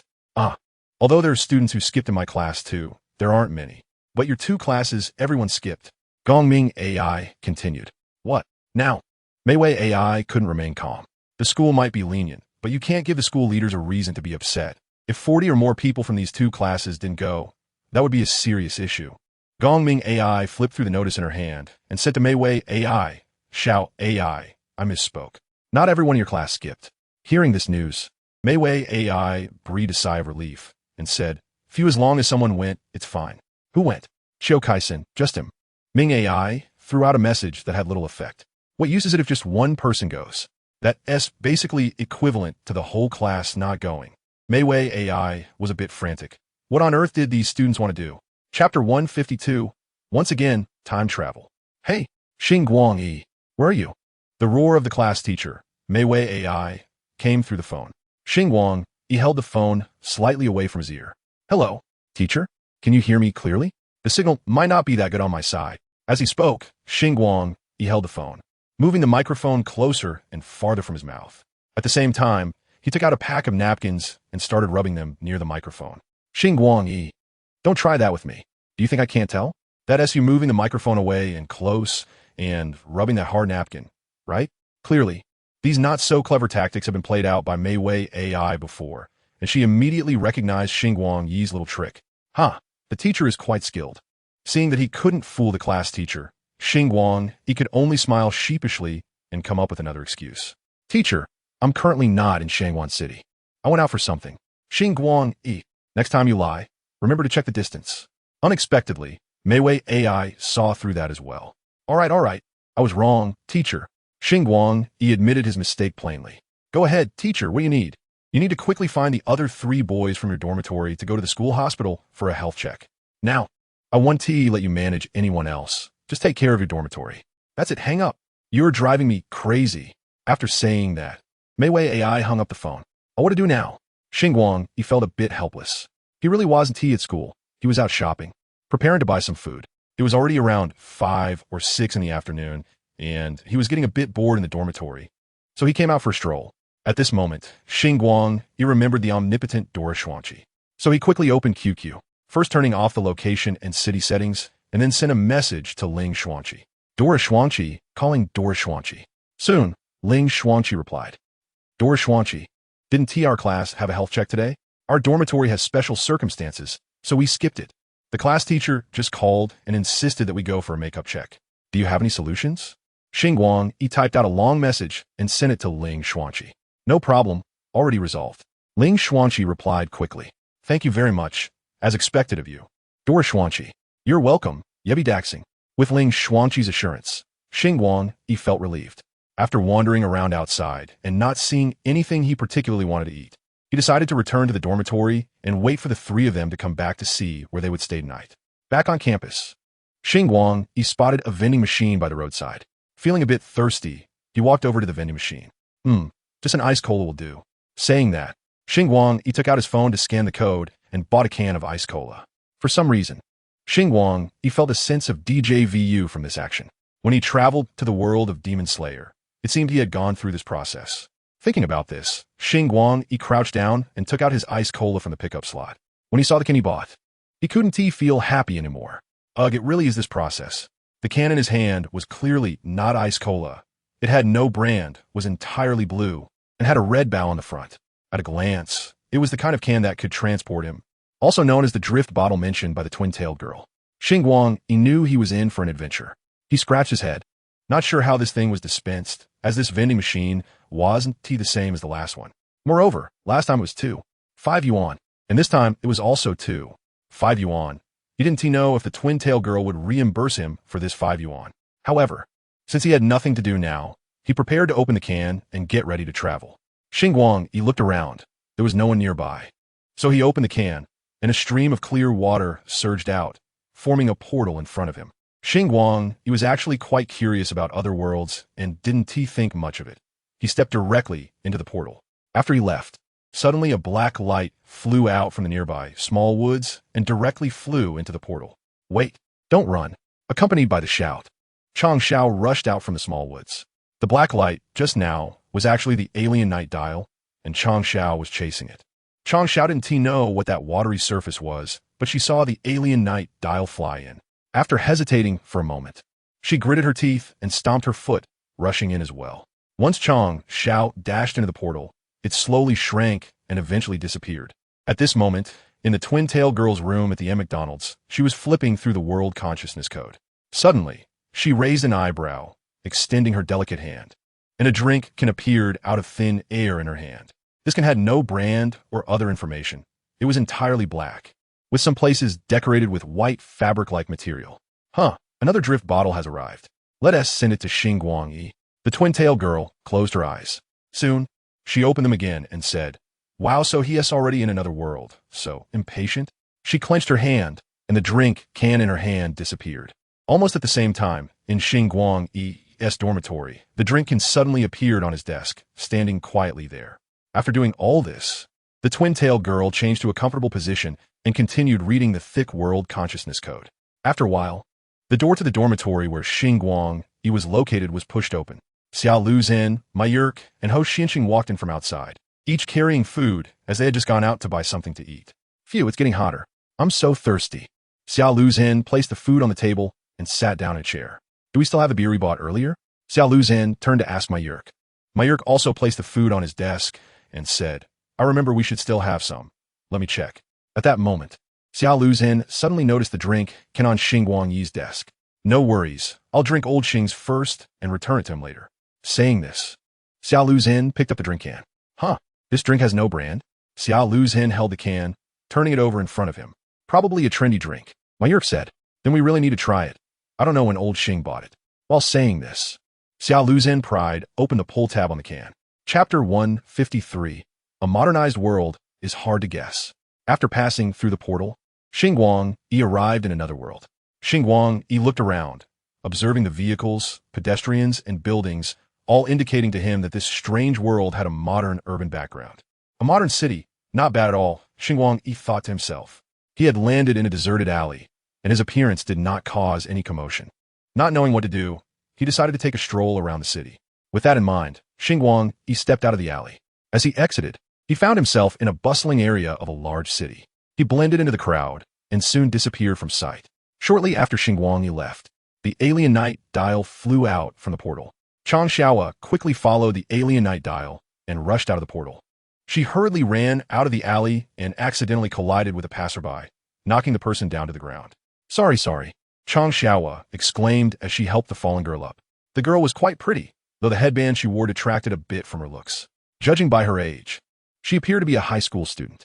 Ouch, ouch, ouch, the headband girl rubbed her sore backside and, upon hearing Chang Xiaowa's voice, exclaimed, a foreigner? Having gotten used to speaking in Xinzhou language in Xingguang City, Chang Xiaowa was surprised to realize that she had ended up in a place that seemed to resemble Neon Country after hearing the headband girl speak in Neon's language. Remembering the strange portal, she turned back to look into the alley, only to find that the water-like portal had vanished. Turning back again, she could not find any trace of the alien night dial either. Damn it, what am I even doing? Chang Xiaowa scratched her head in frustration, feeling a bit annoyed. At that moment, 3 children approached her, 2 boys and a girl. One was a chubby boy with a sturdy build, another was an ordinary-looking boy with freckles, and the last was a cute little girl. They were all wearing shirts featuring unknown anime characters and matching red scarves around their necks. Yuanzi, is this big sister a friend of yours? The adorable little girl asked. Since Chang Xiaowa was still holding the headband girl's arm, the little girl mistakenly thought they were familiar. No, Bumei-chan, this foreign lady isn't my friend, said the girl referred to as Yuanzi, still considering Chang Xiaowa as a foreigner. Sorry, I was too rushed just now. Chang Xiaowa apologized again in Neon language. Huh, not a foreigner? Yuanzi replied in surprise. Chang Xiaowa released Yuanzi's arm and walked in a direction that was roughly where the alien night dial had flown off, wanting to search for it. As she walked away with her hands in her pockets, the chubby boy remarked, Who is that big sister? So rude. Yuan Tai. She already apologized to me, Yuanzi said, slightly stopping Yuan Tai's complaints. Maybe she has something urgent. Speaking of urgent matters, the kabuki superhero stage play was about to start, noted the seemingly ordinary freckled boy. Nanny, Yuanzi, let's hurry, Yuan Tai urged. All right, you little brats. I don't even know what's so great about that kabuki superhero, Yuanzi mumbled. Originally, according to the plan, Yuanzi was supposed to attend a launch event for a new magnetic levitation train with Xiaolan, but due to some issues, she had to take this group of kids to see the kabuki superhero's live stage play instead. Sigh, so tiring. Just thinking about having to watch a stage play for over an hour with those 3 kids made Yuanzi feel exhausted. Meanwhile, back to Xingguang, he was aimlessly strolling down the street, observing the scenery of this strange world, but not noticing anything particularly unusual. As he passed by a parked car on a roadside, he suddenly stopped. He looked at the car's glass, glancing left and right. It wasn't he the car that had a problem, but rather something was off with him. His appearance had changed. To be precise, Xingguang Yi's face had taken on a different look. How strange. Why has my appearance changed? I didn't feel anything uncomfortable when I crossed over to this world.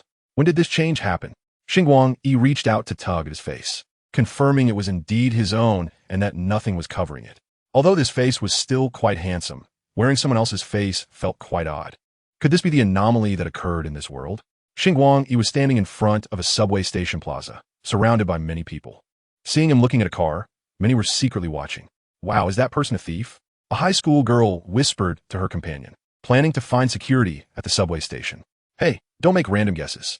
Also, don't you think that guy looks a bit familiar? Her companion, another high school girl, replied. There were more than just these 2 girls pointing and whispering about Xingguang Yi. Just then, a large screen in the subway station plaza began broadcasting news, capturing Xingguang Yi's attention and temporarily diverting him from his face-changing concerns. Good morning, everyone. The pride of Neon, the new magnetic levitation train Neon Bullet, is set to make its inaugural journey today. The Neon Bullet will depart from Shin Nagoya Station and ultimately arrive at Tokyo Shibuya Station. At the same time, the opening ceremony of the World Sports Games, WSG, will also take place. Our KCB TV station will provide full coverage of the Neon Bullet launch process. After the host finished speaking, the screen cut away to play promotional advertisements related to the World Sports Games, WSG and the Neon Bullet. Watching the screen, featuring the high-tech Neon Bullet adorned with glowing patterns, Xingguang Yi felt he was finally seeing something different. However, based on this alone, he still couldn't recognize which work this world belonged to, or perhaps there was no corresponding work in his own world. Chapter 154. I am not Kudo Shinichi. Xingguang Yi was still at the subway station plaza, not knowing where to go next, so he stood there watching the large screen. The weather in this world was similar to that of Xingguang Yi's, with the sun out and it feeling somewhat hot in the morning. After a while, he felt thirsty. It seemed he had only intended to buy a can of drink, but inexplicably ended up crossing over to this strange world. Thinking of this made Xingguang Yi remember the 5 yuan he had lost. Sigh, what a pity. 2 cans of ice cola could make Xingguang Yi happy for a long time. Although there are a few vending machines around the square in front of the subway station. Xingguang Yi doesn't have any coins from this world, and he probably can't even scan the payment QR code from this world. Sigh. Xingguang Yi sighed, took off his coat, and casually found a long bench to sit down. He still had no clue about anything and could only wait for an unexpected event to happen. Meanwhile, Suzuki Sonoko hurriedly led the 3 young members of the detective boys to the subway station. Phew, I don't know why we have to run. We would have made it in time anyway. Suzuki Sonoko rested on her knees for a moment and complained while catching her breath. It's different, Jinta retorted, pulling out a flyer for a Kamen Rider stage show, pointing to a section that said the first 100 people to enter would receive rare venue-exclusive toys and a chance to take a photo with Kamen Rider. Uh-huh. Ayumi and Mitsuhiko nodded in agreement beside him. For these kids, rare toys and a photo with Kamen Rider were quite tempting. You should have said that earlier. Sonoko felt increasingly tired, thinking that it wasn't worth running a whole street in heeled shoes just for this. Given the Suzuki family's connections, there would be plenty of those so-called rare toys and photo opportunities. As she thought about this, Sonoko felt some soreness in her feet. Suddenly, Ayumi exclaimed, "Look, isn't that Nichian II?" She pointed in a direction as she spoke. Suzuki Sonoko, Jinta, and Mitsuhiko followed Ayumi's finger and saw a young man slouched on a bench, leaning back against the seat, boredly staring at the big screen in the square. Sonoko leaned forward, shielding her eyes from the light with her hand and squinting to take a closer look. Her expression changed from indifference to surprise. That guy is really Kudo Shinichi. Yes, it's definitely Nichian II, Jinna confirmed. That's right, I see it too, Mitsuhiko chimed in. Hey, Kudo Shinichi. Suzuki Sonoko immediately waved her hand and called out. Xingguang Yi was slouched lazily on the bench, looking quite unkempt, but because he was handsome, most people probably just thought he looked carefree. While he was lost in thought, he suddenly heard someone calling out. His ears perked up and he listened carefully, catching a familiar name, Kudo Shinichi. Kudo Shinichi? This can't be the world of Detective Conan, right? Xingguang Yi scratched his chin, thinking to himself. However, it seemed that Kudo Shinichi wasn't responding to the girl calling him. She kept yelling, and he could hear the growing impatience in her voice. Now, curious, Xingguang Yi wondered why Kudo Shinichi wasn't replying. Could it be another case of Ranne chasing after him? With a mindset of watching the drama unfold, Xingguang Yi turned to look in the direction of the voice. But before his head could fully turn, he received a light slap on the back of his head. Then, a short-haired girl with a headband walked up to him, arms crossed and looking furious. Hey, Kudo, how many times do I have to call you? Why are you pretending not to hear me? Suzuki Sonoko questioned angrily, her small fangs glinting menacingly. Initially, Xingguang Yi wanted to angrily scold the person who slapped him, but he was taken aback by the tirade from the girl in front of him. Rubbing his head, he weakly asked, Are you calling me? As soon as he spoke, he noticed something was off. His voice had also changed. Just as Xingguang Yi looked confused, Sonoko grabbed his collar impatiently and said, Kudo Shinichi, are you still a man? If you're a man, just admit it boldly. Your little tricks might fool Ran, but they won't work on me. No, you really have the wrong person. Listening to what the girl was saying, Xingguang Yi guessed that she was most likely Suzuki Sonoko. Sonoko's aura was so strong at the moment that it made Xingguang Yi feel as if he had done something wrong. He could only weakly say, well, I actually really like this outfit, could you not pull? Just then, the 3 kids popped up behind Suzuki Sonoko. Seeing these 3 kids, Xingguang Yi deduced from their features that they must be Jinta, Mitsuhiko, and Ayumi from the Detective Boys, meaning this world was indeed the world of Detective Conan. But why had he turned into Kudo Shinichi? Could it be that in this world, important characters all had Kudo Shinichi faces? It's really Nichian II. It's definitely Nichian II. No mistake. Long time no see, Nichian II. The 3 kids called out Nichian II upon seeing him, making Xingguang Yi momentarily think he really was Kudo Shinichi. Haha, I didn't expect to catch you here. Suzuki Sonoko let go of Xingguang Yi's collar, but then hooked her arm through his to prevent him from escaping. At the same time, she took out her phone, ready to quickly share the news with her good friend Ran. Beep, beep, beep, beep. After a long time, no one answered on the other end of the line. Suzuki Sonoko muttered, that's strange. Why isn't Ran answering the phone? After grumbling, she turned to Xingguang Yi and said fiercely, But you better not try to run. You've been avoiding Ran for so long. Do you have no conscience at all?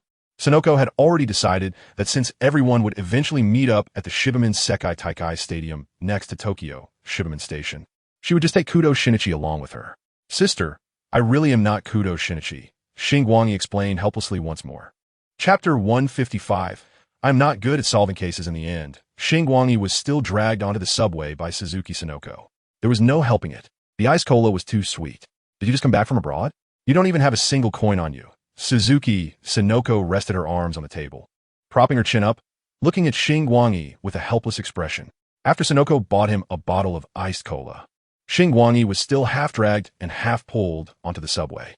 Although it was called a subway, this train had several carriages that resembled hard seats on a train, with seats facing each other and a table in the middle. Phew, I'm saved.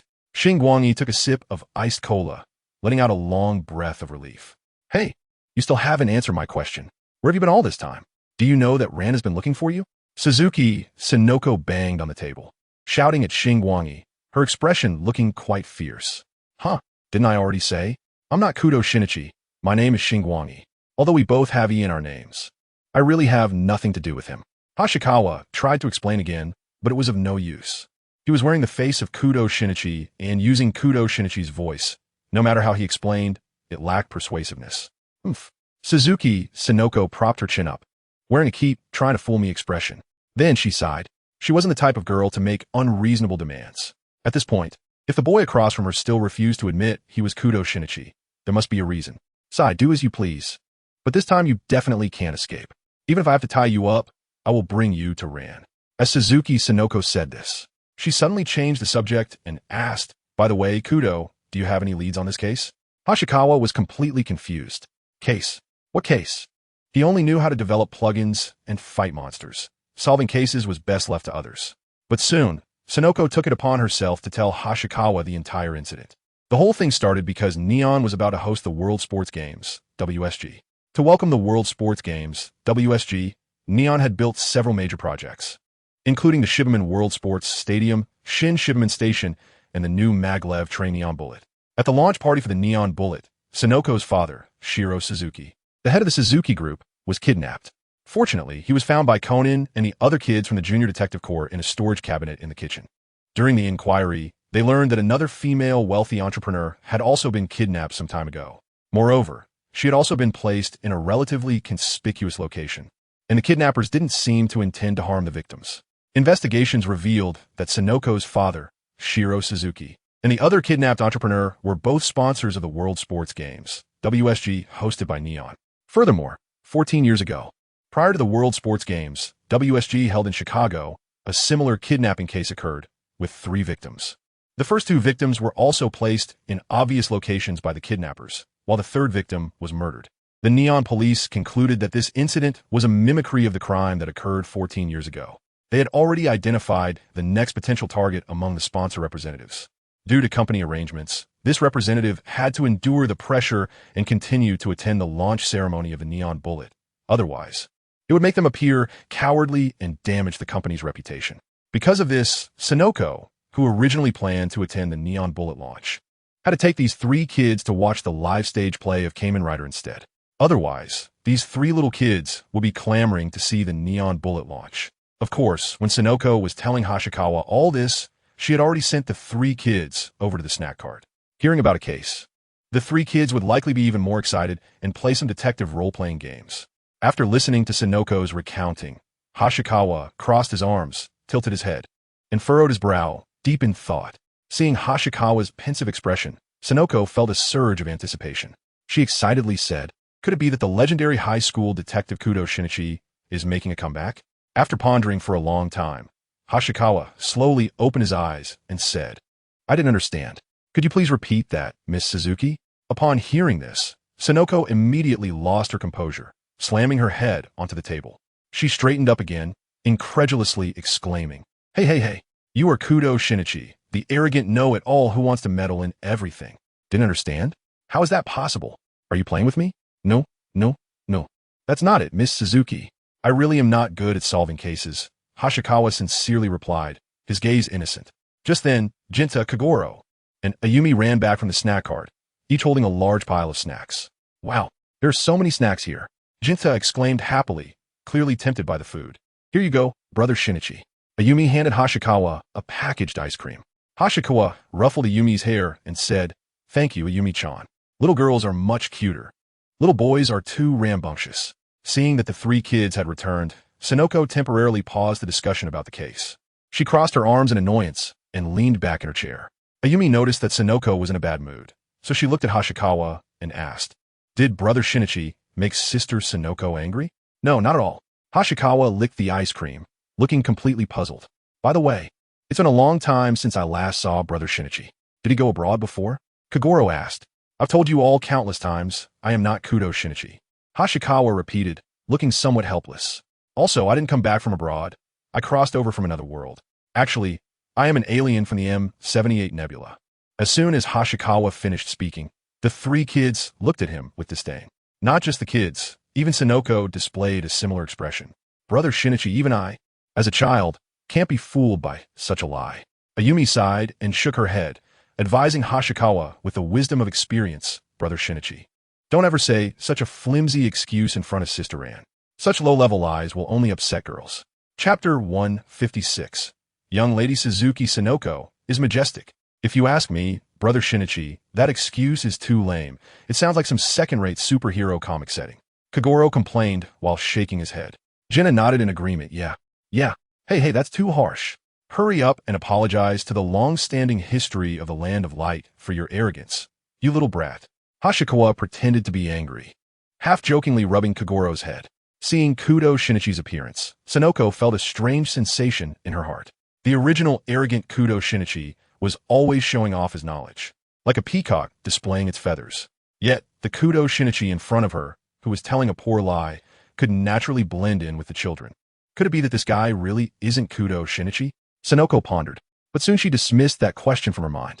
This guy looked just like Kudo Shinichi, and his voice was the same as Kudo Shinichi's. How could there be someone so similar in the world? If this guy really wasn't Kudo Shinichi, it would turn into a family drama. Who knows if Uncle Yusaku wronged Aunt Yukiko, or if Aunt Yukiko wronged Uncle Yusaku. That would be quite troublesome, wouldn't it? Sonoko shook her head, trying to dispel that thought. This guy must be Kudo Shinichi. He definitely is. Sonoko reaffirmed her belief, her gaze becoming resolute. Hashikawa watched Sonoko as her expression shifted from doubt to fear, then to breakdown, and finally to determination. Xingguang, he was puzzled as he licked his ice cream, filled with confusion. What's wrong with me? What did I do wrong again? Suzuki Sonoko took a moment to calm herself, let out a long sigh, and regained her composure. She decided not to dwell on this matter any longer. If this Kudo Shinichi claims to be an alien from the M78 Nebula, let him be. Suzuki Sonoko's goal was to keep an eye on him and then hand him over intact to Ran. She didn't need to worry about the rest. Hey, you little brats. Don't finish all the snacks. If you eat them all now, what will you eat later when watching the stage play? Suzuki Sonoko turned to the three children. TCH, Sister Sonoko is so stingy, Janice said. Huh, we can't finish them? That's such a buzzkill, Kagoro added. What does that have to do with being stingy? I'm just looking out for you kids, and I paid for your tickets. Are you trying to burn the bridge after crossing it? Suzuki Sonoko said, her eye twitching as she began to bicker with the three little ones. Soon, the train arrived at its destination. Attention passengers, we have arrived at Shibumen Station. Passengers heading to Shibumen Station, please disembark. The train's announcement echoed as the female attendant called out the station. This is the stop. Hurry up and get off. Suzuki Sonoko urged. A group of people stood up from their seats. Xingguang didn't know where they were headed, but he followed Suzuki Sonoko and the others off the train. Shibumen Station, or rather New Shibumen Station, was specifically built for the World Sports Games, WSG. Rather than just a station, it resembled a large venue. The overall design of Shibumen Station was quite unique, resembling three spheres connected in a row, with the middle sphere being the largest and the ones on either side slightly smaller. Behind Shibumen Station was the venue for the World Sports Games, WSG, the Shibumen Sports Stadium. This stadium was also newly built, and although its main structure seemed a bit more ordinary compared to the uniquely designed Shibumen Station, the area it occupied was indeed vast. Moreover, it wasn't just the main structure, there were also auxiliary squares surrounding it. In the land-scarce Tokyo, allocating such a large area was indeed a significant investment. Exiting the platform of Shibumen Station, there were two ways to reach the Shibumen Sports Stadium, an above-ground and an underground passage. With the underground passage leading directly to the stadium's main building. However, under Suzuki Sinoko's guidance, they took the above-ground passage, crossing the square to the vicinity of the stadium's main structure. Next to the main building was a small open-air theater, which could also be considered an auxiliary building of the Shibuya Sports Stadium. This time, the Kamen Rider stage play was performed here under the banner of a limited event for the World Sports Games. It must have cost a hefty sponsorship fee to secure this opportunity. But that was an adult issue, and the children didn't need to think about it. They just had to enjoy watching Kamen Rider. Before they even reached the venue, Xingguang had already seen staff wearing Kamen Rider shirts, distributing brochures and small gifts. In the distance, Kamen Rider standees and large balloons were already set up. This Kamen Rider stage play had actually been a limited event that ended online reservations a long time ago. The tickets for Jinta, Keigoro, and Ayumi were obtained by Lady Suzuki Sinoko. However, for Lady Suzuki Sinoko, such matters that could be resolved with money and connection from the Suzuki Group were not considered issues at all. As they approached the ticket-checking area, Xingguang remembered he didn't have a ticket. So he said to Suzuki Sinoko and the others, "I don't have a ticket for this stage play. You guys can go in first." Xingguang had no intention of waiting outside. He actually wanted to find a place without people to sneak in. Don't get it wrong. Xingguang wasn't particularly eager to see this Kamen Rider stage play. He just wanted to follow the main cast to see if he could trigger a mission. Sneaking in was out of the question. However, in Lady Suzuki Sinoko's eyes, this statement was a sign that Kudo Shinichi was trying to run away again, and naturally, she couldn't let him have his way. "Don't worry. This little stage play is no problem for me. Sinoko, Kudo, don't even think about running away," Suzuki Sinoko said. Wait a moment. After giving Xingguang and the others a reminder, Suzuki Sinoko went alone to find the staff at the ticket-checking area. She said something to the staff, who took out a phone and seemed to call someone. Soon, a man in a suit walked out from the theater.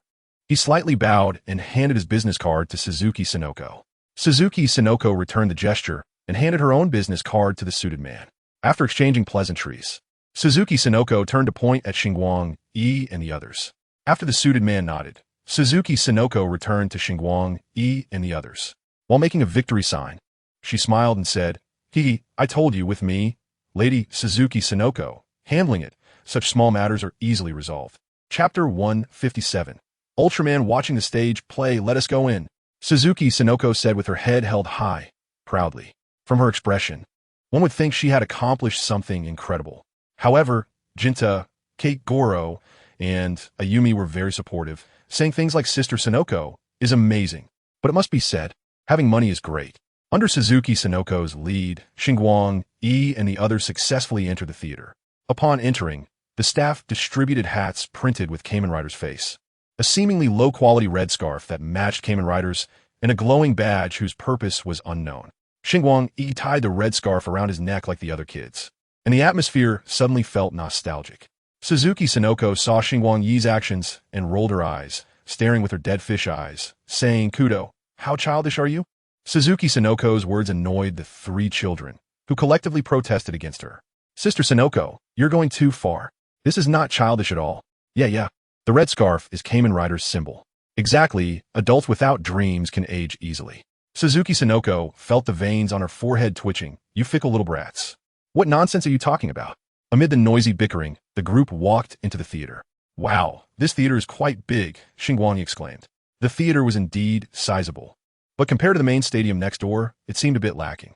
The open-air theater had no numbered seating, with a total of 11 rows arranged in a semicircle around the main stage, and the number of seats exceeded the number of reservations for the stage play. So, they could sit wherever they wanted, and there was no issue with available seating. At this time, there weren't too many people, and Xingguang and the others found a spot that was shaded, yet offered a good view, and sat down. More than 10 minutes passed, and as the start time for the stage play approached, the number of people in the open-air theater gradually increased. Soon, the stage play began. At first, a mist-like gas sprayed out from the perimeter of the stage. Suddenly, a masked hero jumped out from the smoke, struck a few poses, and after fending off a monster, the hero temporarily left the stage. At this moment, a beautiful young lady came out to host. Xingguang was quite indifferent to this masked hero, perhaps because he had never watched the TV series and was unfamiliar with this tokusatsu hero. He felt that the design of this masked hero was too ordinary, lacking any distinctive features. In contrast, the several young ladies participating in the stage play were quite impressive, both in looks and figure. "No way. Suzuki Sonoko was closely observing the actions of Kudo Shinichi next to her, constantly criticizing him in her mind as she noticed how focused he seemed. This Kudo Shinichi looked quite strange. In Sonoko's impression, he would usually point out the absurdities of such stage plays to the kids. But now he seemed to be enjoying it. In fact, Sonoko was completely unaware that Kudo Shinichi wasn't even watching The Masked Hero. After watching for a while, the plot progressed to the halfway point. The masked hero was defeated by the enemy's scheme and was tied to a cross, a scene that seemed quite familiar to Xingguang. Subsequently, to increase interaction with the audience, actors dressed in monster costumes began to walk off the stage. At the same time, the host with the long, fair legs picked up the microphone and said, "Oh no, the monsters are going to attack the kids in the audience. Wake up, masked hero." The monster actors approached Xingguang and the others, professionally saying, "Let me see which humans I will capture for experiments this time." Saying this, he attempted to grab Xingguang and Suzuki Sonoko nearby. Sonoko was disinterested and ignored the monsters, just wanting to finish watching and leave quickly. Xingguang, however, looked up at the monster actor in the costume. As he did, the actor suddenly felt an immense pressure, as if he had encountered a natural enemy. But he was just an ordinary suit actor. How could he have a natural enemy? Perhaps it was because he had been in a monster suit for too long? He thought he should apply to wear the masked hero suit more often. The suit actor paused for a moment, then awkwardly ignored Xingguang and continued walking back. "Huh? Why'd he leave? I was just about to praise the detail of the suit." Xingguang scratched his head, unsure of what had happened, and continued to watch the young ladies on stage. After the monster made a round of the stage, the host with the long legs suddenly said, "All right. We also have the masked hero badge that the doctor gave us. Minasan, quickly take out the masked hero badge and call out for the masked hero." The children in the audience excitedly stood up, raising the so-called masked hero badges. "Minasan, shout out masked hero with me, 1, 2. Masked hero." Xingguang and the 3 kids next to Suzuki Sonoko were even more excited, jumping up and down while shouting. Looking at the cheap badge, Xingguang suddenly realized that this was what it was for. After the children shouted the masked hero's name, a shadow suddenly loomed over the audience. Xingguang looked up to see an actor dressed as the masked hero descending from above with a parachute. Upon landing, he skillfully untied the parachute straps, did a front flip, and jumped onto the stage. Tak! After a loud shout reminiscent of the Showa era, the newly appeared masked hero landed beautifully on stage. Then he stood up and performed a set of stretching movements toward the audience, making his debut. "I am masked hero number 2. This further heated up the atmosphere. It seemed that the kids were cheering for this new character. Meanwhile, outside the open-air theater, Chang Xiaowu had also arrived. She had tracked the presence of the Alien Knight's dial all the way here, which was quite a distance. But fortunately, she had brought the motorcycle driving dial with her. After arriving outside the theater, Chang Xiaowu got off her bike and transformed it back into a dial to store it away. She frowned, looking quite unhappy. It seemed that someone, or rather, some dial was going to have bad luck. Chapter 158. Now it's my performance time. Chang Xiaowu was feeling quite unhappy. After finally getting familiar with Xingguang City, she had to leave again. She felt like a little cat or some other small creature that had left its familiar territory, with anxiety and unease rising in her heart. During her hurried journey here, she had gathered some information about the place. From the conversations of passersby and what was happening in this world, Chang Xiaowu guessed that this was likely another world, and she had crossed over again. The thought of possibly not being able to return to Xingguang City only made her more frustrated and angry. While pursuing the Alien Knight's dial, she had not seen Xingguang, so she assumed that the liquid-like portal was also the work of the Alien Knight's dial. And now she just wanted to vent her anger on it. At the entrance of the open-air theater, 2 staff members responsible for checking tickets were sitting on chairs, resting. Since the stage play was about to end, they figured there wouldn't be many people coming in at this time, so it was no big deal to take a break. Just as they were thinking this, they suddenly saw a girl running quickly toward them, the entrance of the theater. "Hello, miss. Please show your ticket." One of the staff members hurriedly stood up and said. Normally, Chang Xiaowu might have smiled and said something nice to them before finding a chance to sneak in. But she wasn't in the mood for that now. She was determined to force her way in. Seeing Chang Xiaowu burst in, the 2 staff members were taken aback. They exchanged glances, and one quickly chased after her, while the other immediately called the supervisor. Inside the open-air theater, the stage play was going smoothly, with Masked Hero No. 1 and Masked Hero number 2 teaming up against the enemy in an intense battle, and it was about to conclude. Just then, the theater's door was kicked open, and a young girl barged in, jumping onto the stage. This left the performers on stage dumbfounded. What was going on? This scene wasn't in the script. However, The unsuspecting audience below found it quite lively, discussing what this newly appeared female character was doing and how the plot would unfold. Suzuki Sonoko was also rarely interested, saying, "Wow, now the plot is getting interesting." She turned to look at Kudo Shinichi, only to find him with a surprised expression. Hey, Kudo, are you really that engrossed? You look so surprised," Sonoko teased, with her legs crossed and her elbows resting on her knees, propping her chin up with her hand. Xingguang was truly shocked. He had no idea why Chang Xiao appeared here. Wait, this might not be the real. She could be an alternate version of from the world of Detective Conan. But if she really is, how did she get here? Could it be that she followed me through the portal? How should I explain this to her? On stage, was searching around with a grim expression. The nearby host realized something was off, turned off the microphone, and quietly urged this uninvited guest to leave the stage to ensure the normal performance of the play. Just then locked onto someone, rushed over, and delivered a flying kick, sending that person flying off the stage. The audience below instantly erupted in excitement, cheers rising and falling. This plot twist was so thrilling, like a roller coaster, with a newly appeared character attacking without a word. All the spectators were eager to see what would happen next. However, the actors on stage felt a chill down their spines. This girl clearly came looking for trouble. Moreover, her kick seemed to have no restraint, sending the person flying so far that he hadn't gotten up yet, indicating he was seriously injured. Hey, what are you doing? The actor in the suit of Kamen Rider number 2 could no longer focus on acting. He grabbed, trying to stop her. Meanwhile, the actor in the suit of Kamen Rider number 1 moved forward to check on his colleague, who had been kicked off, and coincidentally, this kicked actor was the one who had just approached and was frightened by him. Get away! Swung her arm, shaking off Kamen Rider number 2. Her expression was fierce, with veins appearing on both sides of her forehead. Saying this, she took out a time-space driver from behind her. Upon seeing pull out a large prop out of thin air, Kamen Rider number 2 and some actors watching her were momentarily stunned. They couldn't see where she pulled the prop from. What's going on? Is she performing magic? Was completely unsettled, covering his face and exclaiming, "Oh my God!" Next to him, looked at with a sideways glance, complaining, "It's just a stage play. Why are you so excited? Are you a child?" "No, it's not what you think. This person is actually someone I know," said with a bitter smile. "Oh, a familiar face?" Tilted her head. Upon seeing the time-space driver, understood. He really didn't expect that was Kamen Rider Zio. No wonder he always felt her figure and voice were so familiar when she came to him to fix the dial. At the same time, an unexpected event occurred. The actor in the suit who had been kicked down stood up stiffly, as if ignoring gravity. Countless black lines emerged from his body, wrapping around him. The mass of black threads gradually shrank, condensing into a humanoid shape. A new monster appeared. This monster had orange limbs and a head, wearing a black outfit similar to leather, densely embedded with sharp spikes, and a grotesque large eye on its chest. Its eyeball continuously rotating. Seeing this new monster make such a cool entrance on stage, the children in the audience were thrilled. The adults were discussing what method could have created such realistic special effects on stage. Unlike the audience, the actors on stage felt a chill. They all knew there was no such plot, nor such special effects. Everything was real. There was indeed a monster appearing. The host with the long legs opened her microphone, just about to instruct the audience to evacuate. At that moment, spoke up, grinning, "So, it's the ghost, huh? Good, I hope you could take a few hits." The host was stunned. This young girl who suddenly barged and seemed to know the monster across from her. She instinctively asked, "Who exactly are you?" "Me?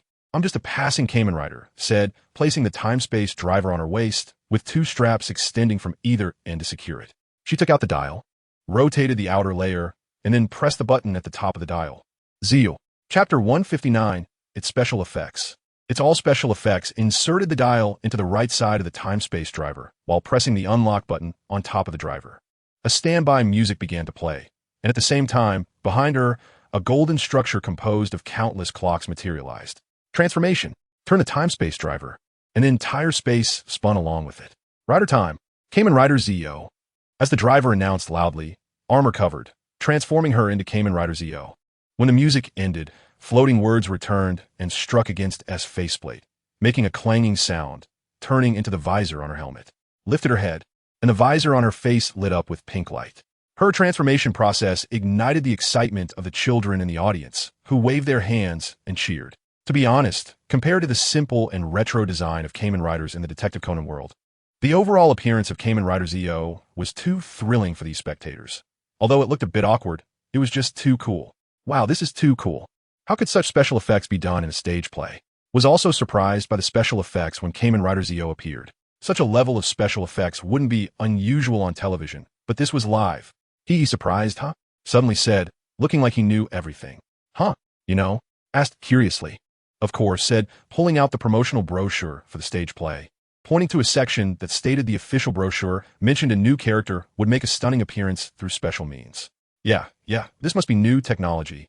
Probably something like nanorobots projecting images out of thin air, chimed in, acting like he was knowledgeable. No. The stunning appearance probably refers to that Kamen Rider now.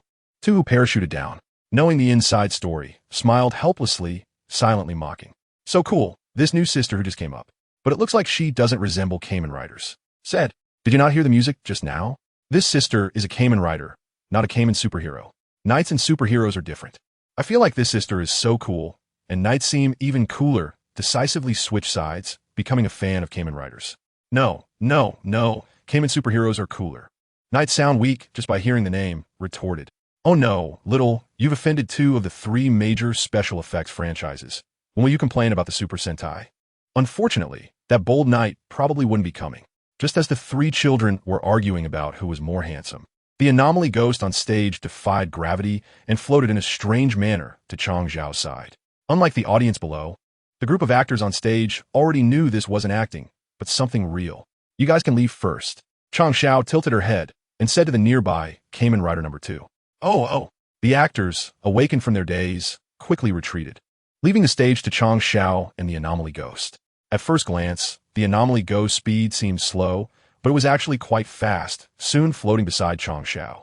Chang Zhao raised her leg and kicked, but the anomaly ghost floated away gracefully. In the next moment, it hovered next to Chang Zhao, and a cloud of black mist appeared in its hand, quickly transforming into a twisted large sword. The anomaly ghost swung the sword down towards Chang Zhao with force. Chang Zhao sidestepped and easily dodged the attack. The time limit sword had somehow appeared in her hand.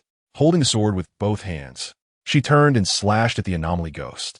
Once again, the anomaly ghost evaded the strike with its bizarre, floating skill. TSK, so slippery it's annoying. Chang Zhao tossed the time limit sword aside. I'll deal with you using this. Saying that, she retrieved a dial from the storage compartment on her arm. She rotated the dial surface and pressed the button on top, which emitted a sound. Ghost. Then, she inserted the dial into the right side of the time-space driver, pressed the unlock button on the driver, and spun the driver counterclockwise. The driver began to sing again. Rider time. Kamen Rider Zio. Armor time. Kagan. Ghost. In front of her, an orange eye-shaped emblem floated in midair, which quickly ignited and transformed into a suit of armor that enveloped Chang Zhao. This has surpassed the realm of special effects. Suzuki Sonoko and the audience exclaimed, these effects look too real. TSK, Sonoko, you have no experience, Jina stood up to say. On stage, Chang Zhao, now equipped with the ghost armor, held one hand like a sword and the other underneath in support. As she moved, the eye-shaped emblem on the chest of the ghost armor lit up, emitting orange ripples outward. The floating anomaly ghost, upon being touched by these ripples, suddenly could no longer float and fell to the ground. But in the next moment, the anomaly ghost immediately got back up and swung the large sword at Chang Zhao. At that moment, several cloaked ghosts flew out from the eye-soul-shaped shoulder armor on Chang Zhao's shoulders. The cloaked ghosts danced around while attacking the anomaly ghost, causing sparks to fly from the areas they hit. I'll finish you off with this. Chang Zhao pressed the button on the ghost dial again, while simultaneously rotating the time-space driver. Finish time. Ghost.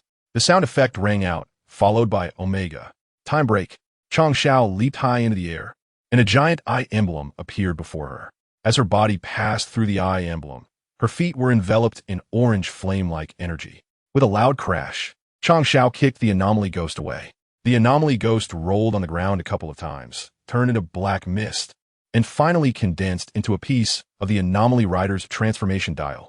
The actor in the suit collapsed to the ground.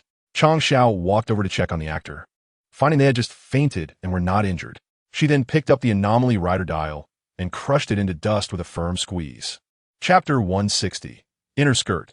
10,003,992 Sharing Group. 8392134 He, Starlight, has nothing to do with Kudo Shinichi's affairs. Having defeated the anomaly ghost, Chang Zhao couldn't feel happy at all. Her heart felt empty. After the anomaly rider's death, the portal did not reappear. Chang Zhao scratched her head.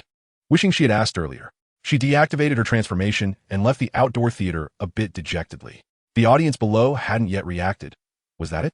Watching Chang Zhao's somewhat lonely back, Ayumi's eyes sparkled as she said, So cool. I guess this new character is a lonely knight. Just as Ayumi was doing her reading comprehension, Starlight hurriedly chased after Chang Zhao. Hey, Kudo! Seeing Kudo Shinichi trying to escape, Suzuki Sonoko also chased after him. When these two ran off, Jinta, Hikaru, and Ayumi all got up from their seats and followed behind with their little legs. So I can't go back now. Chang Zhao sighed deeply. She shoved her hands into her pockets and strolled slowly down the corridor. In her mind, she kept recalling the appearances of her 3 roommates from the dorm, and the nearly year-long college life was swirling in her thoughts, eventually leading her to remember Starlight's face. Sigh, if only the all-powerful Ultraman were here, Chang Zhao muttered to herself. Hey, wait a second. At that moment, a voice called out from behind her, accompanied by footsteps. Chang Zhao was feeling annoyed and didn't want to pay attention to anyone. But the person caught up to her in 2 steps and grabbed her. Let go. Chang Zhao, in a bad mood, responded harshly, shaking off the person's hand. Chang Zhao, it's me. The person pointed to themselves. Hearing her name called, Chang Zhao was a bit surprised. But when she looked up at the person in front of her, she found it was a stranger she didn't recognize at all. Who are you? Chang Zhao frowned and asked, taking a couple of steps back to create distance from the stranger. It's me, I'm Starlight. The person said earnestly. Huh? Chang Zhao pouted, not believing it, as this person's appearance and voice had nothing to do with the Starlight she knew. It really is me.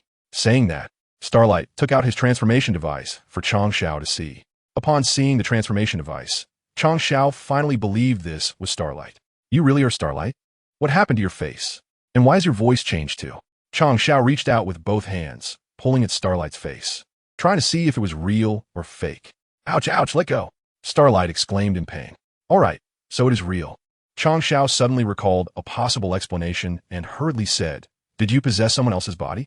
No, this is my own body. I don't know why, but after coming to this world, my appearance changed like this. Can you believe it now? Starlight asked, rubbing his face. Chang Xiaoma was so excited that she suddenly jumped up, wrapping her arms around Xingguang's neck, her eyes brimming with tears as she happily said, That's amazing. Are you an angel? I was just talking about you, and now you've appeared. Now, there's hope for going back. All right, of course we can go back. Now let go of me, Xingguang said. Chang Xiaoma was still hanging on Xingguang, leaving him with nowhere to put his hands. At that moment, a scream came from behind Xingguang. Both Xingguang and Chang Xiaoma quickly turned to look in the direction of the sound, only to find that it was Suzuki Sonoko who had made the noise. K. Kudo, what are you all doing? Suzuki Sonoko said incredulously. This is bad, this is really bad. Suzuki Sonoko never expected to see such a scene. It turned out that the bad guy Kudo Shinichi hadn't contacted Ran for so long because he had already changed his heart. Perhaps all those times he was supposedly investigating cases were just an excuse. He had actually been avoiding Ran the whole time. Meanwhile, in another location, Idagawa Konan sneezed. Behind Suzuki Sonoko, Jinta, Hayu, and Ayumi, those 3 little ones also ran up, panting. When they saw Xingguang, they all exclaimed in surprise. Brother Shinichi, you're actually hugging another woman. Jinta said, No wonder you haven't shown up for so long. It turns out you've changed your heart, Brother Shinichi, Hayu chimed in. Brother Shinichi is a bad guy. Ayumi also accused Xingguang. At this point, Xingguang and Chang Xiaoma had separated. Chang Xiaoma rubbed her eyes and stepped aside. Suzuki Sonoko walked up quickly, grabbing Xingguang by the collar, angrily asking, Kudo Shinichi, what on earth are you thinking? Do you know how long Ran has been waiting for you? Kudo Shinichi? Chang Xiaoma, standing aside, asked, Is this the world of that famous detective or something? Chang Xiaoma had casually seen some related information, but had never seriously watched the anime Detective Conan, so she only spoke in general terms. Luckily, she only spoke vaguely. Otherwise, she would have leaked a lot. Yes, it's just as you think, Xingguang replied. Seeing Kudo Shinichi still looking indifferent, Suzuki Sonoko was really angry, feeling her blood pressure rising. Hey, even at this point, you're still so carefree. What is this world of a famous detective all about? Suzuki Sonoko shouted at Xingguang. I've said from the beginning that I'm not Kudo Shinichi. I come from another world, Xingguang explained. I can vouch for that, Chang Xiaoma added. His name is Xingguang. He is a different person from Kudo Shinichi. How is that possible? Are you treating me like an idiot? Suzuki Sonoko still didn't quite believe it. Coming from another world sounded too sci-fi. Then, Miss Suzuki, could you please let go for now? If you want to verify, I can show you, Xingguang continued to explain. He was genuinely a bit concerned about his clothes, which had already been tugged at twice today. He quite liked this outfit and wanted to wear a bit longer. Suzuki Sonoko sighed and released her grip, still speaking irritably. Fine, I'll believe you for now. Let me see how you prove it. All right. With that, Xingguang picked up his transformation device. Just then, an announcement suddenly echoed in the theater. Please evacuate quickly under the guidance of the staff and proceed to the designated area for shelter. Repeat, please evacuate quickly under the guidance of the staff and proceed to the designated area for shelter. Chapter 161. This train has already been inspected by Idagawa Conan, just as Xingguang and Suzuki Sonoko were watching the stage play. The protagonist of Detective Conan, Idagawa Conan, along with the high school girl detective, Sarah Masumi, sneaked onto the maglev train Neon Bullet. Originally, according to the organizer's plan, the guests attending the launch ceremony of the Neon Bullet would ride the train directly to the Shibuya Sports Stadium, where the opening ceremony of the World Sports Games, WSG, would also be held. However, due to a kidnapping case, while the launch ceremony of the Neon Bullet would still take place as scheduled, there would be no passengers on the train. It would actually run empty.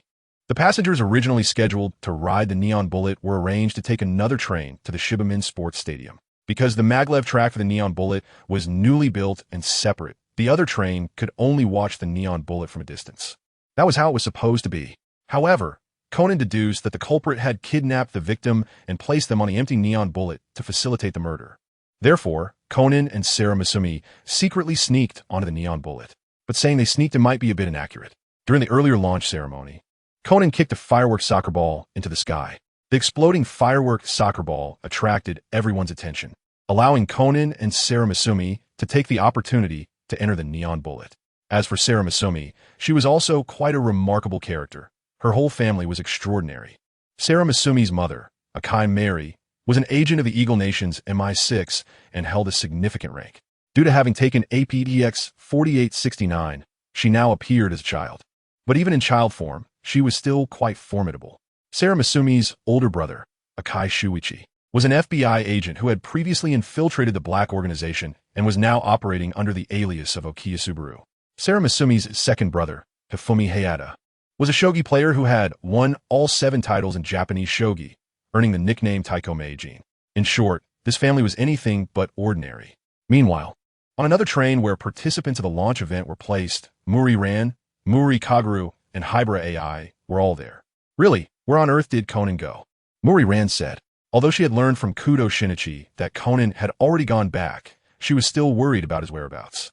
Hybra AI glanced at Muri Ran and then turned her gaze to the onboard television embedded in the back of the seat.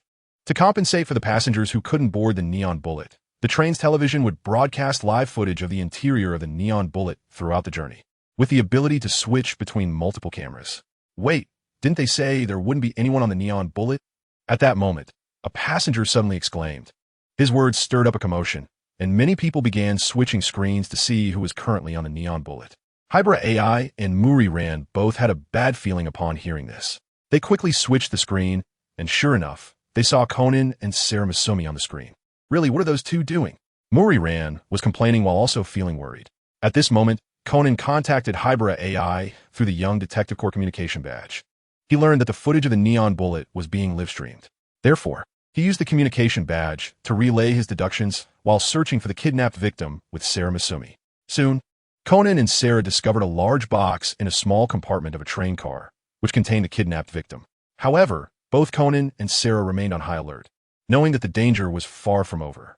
Meanwhile, on a bridge far away from the maglev track, an old white business vehicle, belonging to KBC TV, as indicated by the letters KBC on the front, was parked on the bridge. 2 men and 1 woman got out of the vehicle. One of the men, who looked a bit silly with a headscarf, said to the tall man beside him, "Brother, how see? I told you I could find a good spot. This is nice, right? We can capture the Neon Bullet in action here.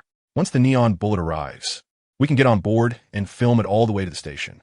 The tall man, referred to his brother Hao by Lunwin, praised him, saying, "Good job, Lunwin. By the way, how did you find this place?" It's nothing much." Lunwin scratched his head, looking a bit shy. This was actually the place where he had failed to confess his feelings, and on the day of that failure, he happened to see the Neon Bullet test run by. So he remembered the location. The wind here feels so nice." The only woman in the trio stretched lazily at the edge of the bridge. After resting for a while, they suddenly received a notification that the neon bullet was approaching. The three quickly prepared. Brother Hao entered the vehicle, turned on all the equipment, and got ready to connect with the TV station. Lunwen also hoisted the camera, ready to film at any moment. The female reporter tidied herself in the mirror, then put it away, picked up the microphone, and awaited instructions through her earpiece. Brother Hao leaned out of the vehicle and signaled a countdown to the reporter. 3, 2, 1. As the countdown ended, the reporter skillfully picked up the microphone and said, "Hello, viewers. This is Reiko. We are now on the Zhihai Bridge, bringing you the latest news on the neon bullet. Please look to my right. That is the dedicated track for the neon bullet. Soon, the neon bullet will pass by here. This is also the deceleration section, so we can clearly see the entire shape of the neon bullet. Look, the neon bullet is already coming." Brother Hao, watching the screen in the vehicle, looked puzzled. Strange, why isn't it slowing down? At that moment, a large amount of white vapor erupted from the body of the neon bullet, and its speed did not decrease at all. The excessive speed caused the neon bullet to emit a loud, grinding noise that was unbearable, even audible to the KBC trio. Chapter 162. Hold on until the last second. Strive until the last second. The sudden emergency situation caused the female reporter Reiko to momentarily freeze. But she quickly regained her composure due to her professionalism. Viewers, as you can see, the neon bullet is currently not slowing down. It is passing through the deceleration zone at an extremely high speed. At the same time, the entire train is emitting an unknown white mist, and the loud noise from the train has reached my location. What exactly is happening with the neon bullet? KBC TV will continue to follow the report. Reiko explained while holding the microphone. Brother Hao came out of the vehicle and made a pause gesture to Reiko. Only then did Reiko put down the microphone and breathe a sigh of relief. Phew, finally a moment to rest. That noise was so scary. What was that? Lunwen also lowered the camera from his shoulder, intending to take a break. Now is not the time to rest. Lunwen, come over and secure the camera. We need to chase the neon bullet. Brother Hao splashed cold water on him, urging him on. Reiko and Lunwen had already anticipated that they could not miss this huge news of a neon bullet being in an accident. So the two quickly returned to the vehicle and got everything ready. Subsequently, the old business vehicle with the KBC logo started up and began to chase the neon bullet. On the neon bullet, Conan had already deduced the identity of the criminal hiding in the train and, with everyone's cooperation, subdued him. Unexpectedly, the criminal's accomplice outside the train was still unyielding. This person remotely controlled the train's liquid nitrogen, which was used for cooling, and simultaneously locked the brakes and all deceleration methods. He intended to use the neon bullet as a bullet to complete his revenge. At the vehicle dispatch center in Tokyo, the place was in chaos as everyone was trying to find a way to slow down the neon bullet, but to no avail. If this continued, the neon bullet would crash directly into Zhihai Station, and even worse, there was a possibility of it derailing completely. On another train filled with launch event participants, everyone was also tense. Although their train was very safe due to being on a different track, they were still worried about the situation with the neon bullet. Not to mention there were now 3 adults and 1 child aboard the neon bullet. Conan, Muri Ran was extremely worried, feeling her heart racing as if it would jump out of her chest. Hybra AI felt the same but forced herself to stay calm, continuing to communicate with Conan using the Young Detective Corps communication badge. Idagawa, you could try the manual brakes, Hybra AI suggested. We've already tried. All the brakes are malfunctioning. However, we plan to head to the driver's cabin at the front and try our luck, and we will contact you again. Conan's voice sounded quite calm. At that moment, Muri Ran's phone rang. She glanced at the caller ID and saw it was Sanoko's call, so she composed herself and answered. Xiaolon? Xiaolon. We have already started organizing an evacuation. They say the neon bullet has a problem. Are you all okay? You must not be on the train.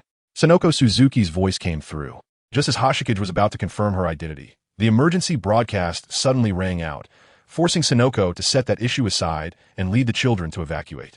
After arriving at the evacuation site, Sanoko immediately called Muri Ran because she knew that Uncle Muri had taken on the case regarding the kidnapping, and Muri Ran and Conan had participated in the launch ceremony of the neon bullet. Hey, Sanoko, don't worry, I'm fine here. It's just that Conan. Muri Ran had just started to speak when she was interrupted. On the other end of the phone, the excited voices of Jinta, Mitsuhiko, and Ayumi could be heard. They were clamoring to talk to Hybra AI. Muri Ran smiled bitterly and handed her phone to Hybra AI. In fact, Hybra AI wasn't in the mood to listen to the 3 kids talking, but she still suppressed her impatience and listened to what they had to say. Hey AI, Are you listening? Hikaru asked. It's such a pity you didn't come to the stage play. There were so many new characters today, said Jinta. Yeah. The way the new characters appeared today was so cool. Kamen Rider number 2 came in with a parachute, and then another came in. Hearing Ayumi's words, Hibara, AI, suddenly froze. She had caught a key piece of information, parachute. This information was crucial enough to save the lives of those on a neon bullet train. So much so that she completely missed what the other kids were saying afterward. Hibara, AI, looked up and found Muri Ran also looking at her, clearly having heard the word parachute as well. The two exchanged a glance and nodded. Hibara, AI, immediately contacted Idagawa Konan through the badge communicator. Idagawa. There's still a way to slow it down. A parachute, it's a parachute. Hibara, AI, said urgently, her voice unconsciously rising. A parachute? I understand. Thanks, AI. Upon hearing Hibara AI's hint, Conan immediately reacted. According to the original plan, the neon bullet train would release the flags hidden in the carriage after reaching Shibuman Station, and these flags would serve as parachutes. Meanwhile, at the evacuation area next to the Shibuman Sports Stadium, Suzuki Sonoko snatched the phone back from the three kids. Just as she was about to continue talking to Ran, she realized the call had already been disconnected. Sai, what on earth happened? Suzuki Sonoko was about to call back, but then gave up. She didn't know how to tell Ran about Kudo Shinichi. Suddenly, a loud sound like metal grinding came from afar. The noise was so loud that even the evacuation area could hear it. Soon, the people in the evacuation area saw the entire neon bullet train fly up into the air.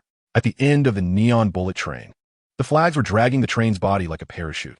The idea of using the flags as a braking parachute was reasonable, but the neon bullet train, being a new type of maglev train, was very light and coupled with its current high speed, it resulted in the train derailing and being dragged up into the air by the flags. Chapter 163. When Crisis Strikes Again and Again. Ultraman is here. The situation was extremely urgent. Suzuki Sonoko looked at the neon bullet train in the sky, so shocked that she couldn't say a word. At this moment, Hashikawa Ikki stood up. I'm going. This is too dangerous. Even I might not survive this kind of accident in my human form, Hashikawa Ikki said. Go ahead, be careful, Chosho said, patting Hashikawa Ikki's back. Suzuki Sonoko came to her senses. She heard the conversation between Hashikawa Ikki and Chosho and hurriedly asked, Kudo, what exactly are you going to do? Of course, I'm going to do what I can. Hashikawa Ikki smiled at Suzuki Sonoko. Then he took 2 steps forward, raised his transformation device, and shouted, Delta! In an instant, he was enveloped in brilliant light, so bright that it was blinding. Soon after, Hashikawa Ikki transformed into a streak of light and flew away. Wow, that's so exaggerated, Luwenwen said, looking at the neon bullet train flying in the sky while driving the vehicle. When such a disaster occurs, humanity really feels pitifully small. Muri Ran and Hibara AI also saw the scene of the neon bullet train flying from the train window. Both of their hearts sank. At that moment, a dazzling golden light streaked across the sky, gradually flying toward the neon bullet train. What is that? Muri Ran and Hibara AI both thought, shielding their eyes slightly from the light. What is that? Luwenwen also voiced the same question. The light was so bright that he couldn't open his eyes. So Luwenwen slowly stepped on the brakes and safely pulled the vehicle to the side of the road. Luwenwen, Reiko, and Hao Gu all got out of the vehicle, looking at the golden light in the sky. Ah, so beautiful, Reiko exclaimed. At this moment, Hao Gu came to his senses and quickly patted the dazed Luwenwen and Reiko. Hurry up and film. This is big news, just a little more effort. After saying that, Hao Gu crawled back behind the vehicle to start adjusting the equipment. Luwenwen also took out his camera, getting ready to film. Reiko adjusted the instruments and gave an OK gesture to indicate they could start filming. Now, Reiko reports urgently. Just now, the neon bullet train derailed due to an accident and flew into the sky. Meanwhile, an unidentified golden light is flying toward the neon bullet train now. As she spoke, Reiko looked back at the sky, and this glance left her speechless. In fact, others were not doing much better than Reiko. In midair, that golden light transformed into a giant. The giant steadily caught the neon bullet train in its hand, seemingly possessing some kind of power. A layer of gold covered the surface of the neon bullet train, keeping it level for the giant to hold. Hey, a giant has appeared. A giant emerged from the light. Reiko stammered as she continued her report. In the train where Muri Ran and Hibara AI were, everyone was also dumbfounded. Many started to question their worldview. A giant of light? Hibara AI murmured. The image of the silver giant was reflected in her pupils. Suzuki Sonoko, being one of the closest people to Hashikawa Ikki aside from Chosho, had been so scared that she fell to the ground. What is happening? Suzuki Sonoko stuttered. The three kids were also stunned, standing there in shock, unable to say a word. Did I not mention before? Neither he nor I are from this world. He is an alien from the land of light in the M78 Nebula, and Earthlings call them Ultraman, Chosho explained. Meanwhile, Conan and the others in the Neon Bullet Train were even more shocked. Especially Conan, a detective who strictly adhered to logic, was bewildered by the sudden appearance of the giant. Shiraishi Masaru, sitting next to Conan, quickly regained his composure and exclaimed, "Wow, I didn't expect there to be such beings in the world. Their size is enormous." Ultraman Delta held the Neon Bullet Train and slowly descended to the ground, placing the train back on the track. The people on the train got off and looked up at the giant. Ultraman Delta exchanged glances with them and slowly nodded. Just then, from the main structure of the Shibuman Sports Stadium, which had already been evacuated, liquid metal began to emerge from underground. The liquid metal kept gathering, eventually forming a high mound over 50 meters tall. Delta Ultraman immediately sensed the presence of the metallic liquid and quickly turned to face that direction, preparing for battle. After accumulating enough metallic liquid, the pile gradually coalesced and transformed, ultimately becoming a metallic giant. Delta Ultraman recognized this creature as the metallic life form Argelos from Ultraman Gaia. The metallic life form Argelos looked at Delta Ultraman and emitted a strange laugh. It then took a step forward and charged at Delta Ultraman. Each of its steps was heavy, shaking the ground and kicking up dust and debris over 10 meters high, nearly causing the road workers nearby to faint from shock. Delta Ultraman also ran toward it, during which he directed a beam of light from his colored timer into the air. Last time in the world of Demon Slayer, Delta attempted to use the mirror battlefield space, but failed. After returning, he adjusted and upgraded the mirror battlefield space.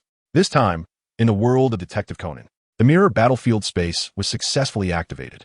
From the triangular light array in the sky, a semi-transparent golden dome quickly descended, enveloping both the metallic life form Argelos and Delta Ultraman inside. The two collided directly, resulting in a loud crash. Both Argelos and Delta Ultraman staggered back, creating some distance between them. At this moment, Delta Ultraman noticed that there was no color timer similar to Aga's on Argelos' chest.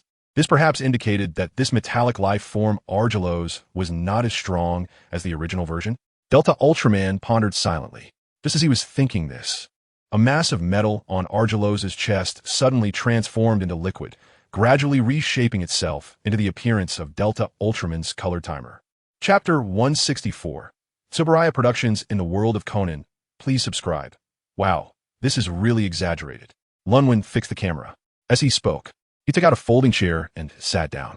The two colossal figures, over 50 meters tall, were still fighting in the city. Although he didn't know why their fight didn't affect the surrounding buildings, the visual impact sent chills down Lunwin's spine. He felt a shiver run through him and quickly rubbed his arms. At this moment, Lunwin, Reiko, and Hao Ge had completed their task, and the battle between the giant and the monster was now left to another group. Lunwin had just set up the camera to shoot from another angle for convenience in post-editing. Reiko got out of the car, holding several bottles of mineral water. She walked over to Lunwin and handed him one, saying, "Here, senior." "Oh, thank you." Lunwin took the water, twisted off the cap, and gulped down a couple of swigs. Reiko then approached Hao Ge, also preparing to hand him a bottle of water. Having just finished filming, Hao Ge couldn't wait to get out of the car and walked ahead to see the light giant. "Hao Ge here," Reiko said. When Reiko handed a bottle of mineral water to Hao Ge, she noticed he was gazing at the giant in the distance, tears streaming down his face. "Hao Ge, what's wrong? Why are you crying?"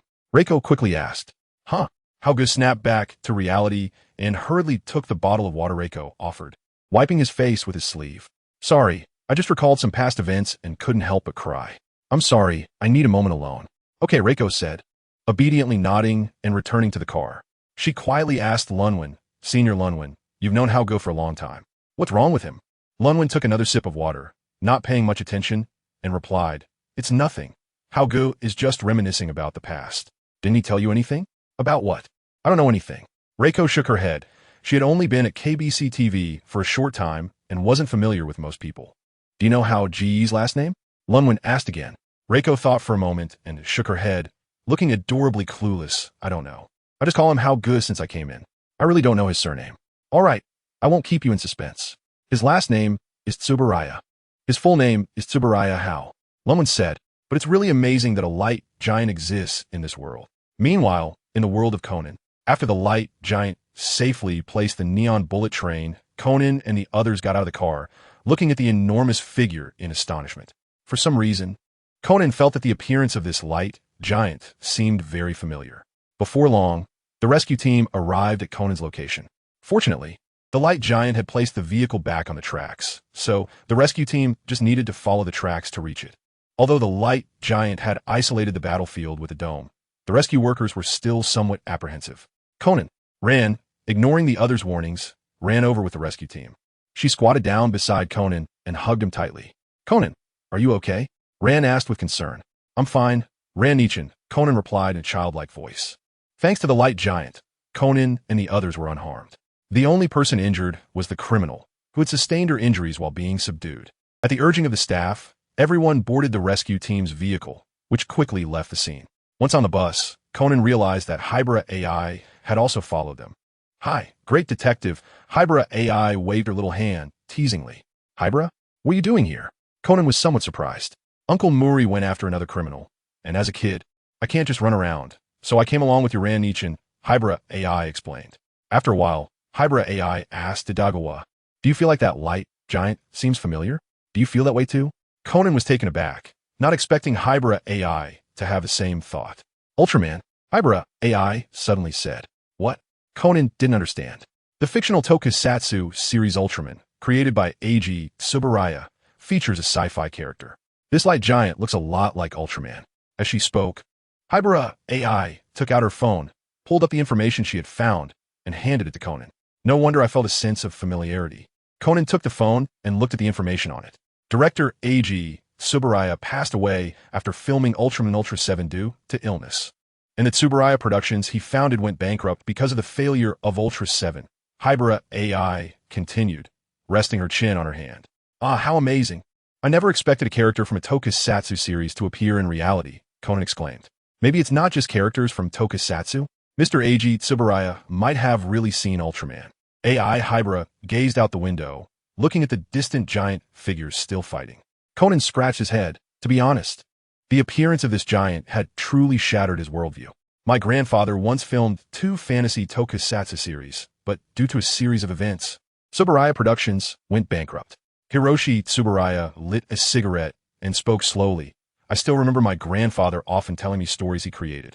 After my grandfather passed away, my father and uncles wanted to shoot a new Ultraman series, but no one believed in it. Eventually, our family switched to other businesses, slowly paying off the debts. And life got better.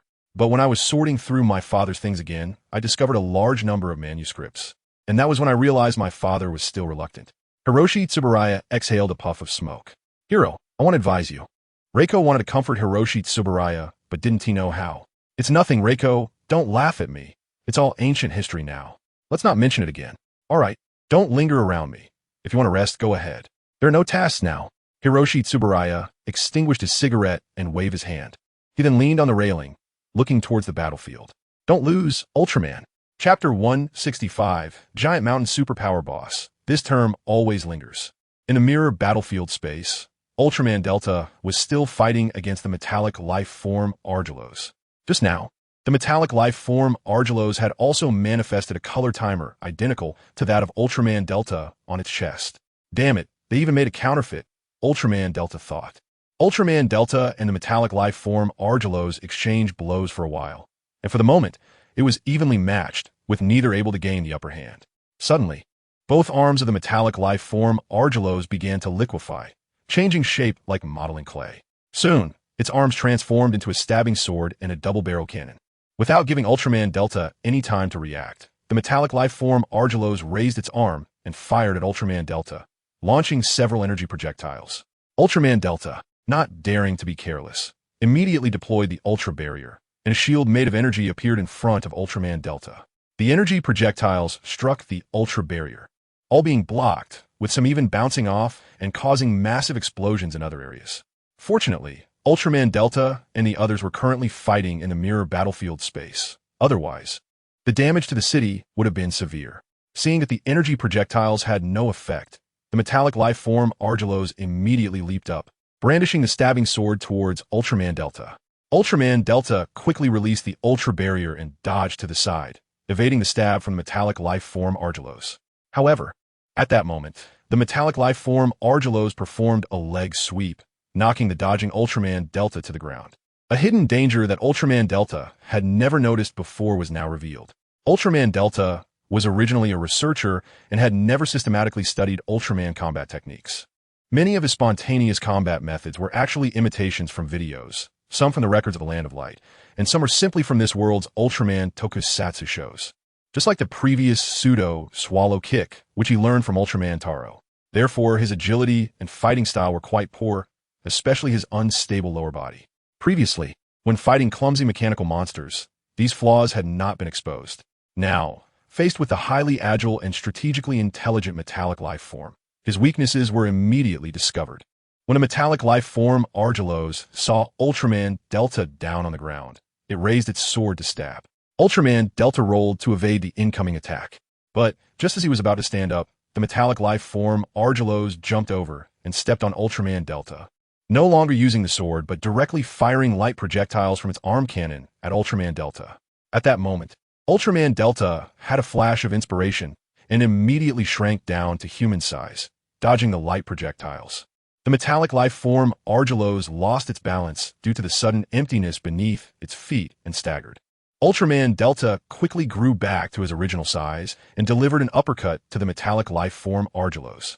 Seeing Ultraman Delta successfully counterattack, the children still in the shelter cheered loudly. They didn't care about the situation. As long as a hero was fighting a villain, they loved to watch. That handsome giant of light, definitely a hero. Jinta, Hikaru, and Ayumi were no exception. So cool, Shinichi brother, Jinna exclaimed. Exactly. This real scene is so much more exciting than a stage play, Hikaru agreed, saying, how about we give Shinichi brother's heroic forename? Sure. Shinichi brother is as huge as a mountain now. Let's call him Giant Mountain Superpower Boss. How about that? Jinta suggested. Hikaru shook his head, rebutting, Giant Mountain Superpower Boss sounds too crude. It doesn't reflect Shinichi brother-esque characteristics at all. Let us call him Salty Eggman instead. No. Both Giant Mountain Superpower Boss and Salty Eggman sound uncool. Let us call him Flash Knight. Ayumi also joined the discussion. It must be said that although the Ultraman race has a standard alien appearance, their looks are quite easy for humans to accept. However, they continue to refer to Siku as Shinichi Kudo, now constantly repeating Shinichi brother. Nearby, Sonoko Suzuki finally regained her senses. She no longer stood and simply hugged her knees while sitting on the ground.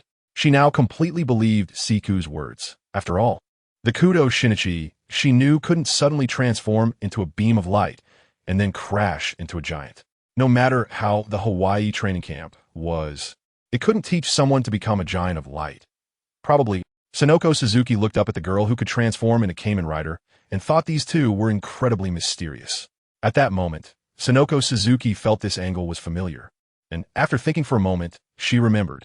All right, I wonder why you look so familiar. You're the girl who bumped into me before, Sonoko Suzuki said. Oh, I remember now. Sorry about that. CHKGA also sat down cross-legged next to Sonoko Suzuki. Sonoko Suzuki turned to CHKGA and asked, who exactly are you? Okay, I haven't introduced myself yet. Although I have another name, I've gotten used to this one. Just call me CHK-ga. Nice to meet you. CHKGA extended a hand to Sonoko Suzuki. Oh, nice to meet you. I'm Sonoko Suzuki. Sonoko Suzuki said as she gently shook hands with CHK-ga. After they released their hands, CHK-ga continued. I am Kamen Rider Zo, literally meaning the king of time. Suddenly one day, I inexplicably came to another world. In that world, there are also people like me, coming from other worlds. The Giant of Light is actually named Delta Ultraman, and when in human form. He is called Hashikawa. However, his appearance in human form does not look like this, and I don't know why he has changed to look this way. He is my college classmate. As for coming to your world, it was purely an accident. I accidentally crossed through a puddle while chasing the Alien Knights dial and arrived here. Suzuki Sonoko is the second daughter of the Suzuki group. She has seen and experienced a lot, but she has never encountered the things I described. Although she only partially understands, Sonoko yearns for that kind of world. After all, it is quite remarkable for people from different worlds to gather together. Chapter 166. Someone is coming. Execute the executional melody. At this moment, Delta Ultraman is unaware that Gentaro, Hikaru, and Ayumi, the three kids, have already discussed giving him a name. Even if he knew, he wouldn't care much about it. His attention is fully focused on a metallic life form, Argelos. As the first intelligent enemy Delta Ultraman has encountered, fighting it is quite troublesome. Delta Ultraman wants to directly unleash a powerful move against it, but his energy reserves and the lessons learned from his predecessor Aguru make him hesitant. In what seems to be a taunt, the metallic life form Argelos transforms its hand cannon and stabbing sword back into hands, beckoning Delta Ultraman with a finger. Then, mimicking Delta Ultraman's fighting stance. Wow, this guy is really annoying. There is also a problem when fighting high-intelligence enemies. One must be wary of their psychological warfare. Just like now, the metallic life form Argelos begins to provoke, letting out an irritating laugh. However, Delta Ultraman can still keep his composure. This level of provocation is merely annoying, with no other substantial harm. Seeing that Delta Ultraman is not taking the bait, the metallic life form Argelos takes the initiative. It suddenly charges towards Delta Ultraman, jumping just before reaching him and unleashing a series of front kicks in midair. Delta Ultraman quickly crosses his arms in front of his head to block the series of front kicks from Argelos. This crossed-arm defense is actually a skill of Ultraman called the Ultraman V Shield, a defensive move that uses the body directly. However, some Ultraman warriors with lower physical strength will infuse energy into their arms to strengthen them during defense. Delta Ultraman is one such warrior. The advantage of the Ultraman V Shield is its flexibility. It requires no preparatory movements and can be used for immediate defense. Additionally, it consumes relatively little energy and has no other requirements. Although Delta Ultraman's Ultraman V Shield successfully blocked the attack from the metallic life form Argelos, it also obstructed Delta Ultraman's line of sight. Suddenly, the metallic life form Argelos drops to the ground and sweeps at Delta Ultraman's lower body. Delta Ultraman instantly loses his balance and is knocked down. However, Delta Ultraman was already prepared for the opponent to attack his lower body. As he falls, he fires an arrow-shaped energy blast from his hand, hitting the metallic life form Argelos in the face. Sparks fly from Argelos' face, and its eyes are hit, interrupting its next attack. Taking advantage of the opportunity, Delta Ultraman rolls and gets back on his feet. The metallic life form Argelos, covering its face, steps back a few paces. It seems quite furious, trembling as it clenches its fists. Suddenly, the metallic life form Argelos' entire body begins to boil like liquid, and then its appearance changes, transforming into Delta Ultraman's likeness. Delta Ultraman is taken aback, but he is surprised at why this guy would want to take on his appearance. If the metallic life form Argelos transformed into Gaia Ultraman or Aguru Ultraman, Delta might understand. But what is the point of becoming this weak version of himself? Is it certain that it is a strengthening rather than a weakening? The fake Delta Ultraman, transformed from the metallic life form Argelos, is identical to the real Delta, except for the color of its eyes, which are red. Just as Delta Ultraman was lamenting that a memorable scene would not occur, the fake Delta grins in a twisted manner, looking quite terrifying. Delta Ultraman thinks he should still be considered handsome, yet he didn't expect to see such a disgusting smile. Well, since he transformed, I will change my form too. Delta Ultraman stands up, crosses his arms above his head, and then brings them down forcefully. A blinding light begins to emanate from him, and when the light fades, Delta Ultraman transforms into the form he obtained in the world of Demon Slayer, Kimetsu no Yaiba. Ah, Brother Shinichi's form has changed, Ayumi exclaimed, pointing at Delta Ultraman. The three of them, unable to come to a conclusion, temporarily referred to Delta Ultraman as Brother Shinichi. Originally, when they saw the monster transform into Brother Shinichi, Ayumi and the others were a bit worried. But now that they see Brother Shinichi has changed form, they're no longer concerned. Regarding this new form, Delta Ultraman refers to it as the proof of the world form. Previously, he had confirmed with the twin-tailed girl that this proof of the world form's most formidable aspect is its ability to connect to the power of the world's will, somewhat similar to the permission gloves given to Ling Xuanqi by the twin-tailed girl. However, whether it can connect to the power of the world's will depends on whether the current world's will permits it. Even without connecting to the power of the world's will, Delta Ultraman in his proof of the world form is more than 10 times stronger than his normal self, which is 1,000%. The fake Delta Ultraman is also taken aback, realizing that he didn't expect Delta Ultraman to have a hidden trump card.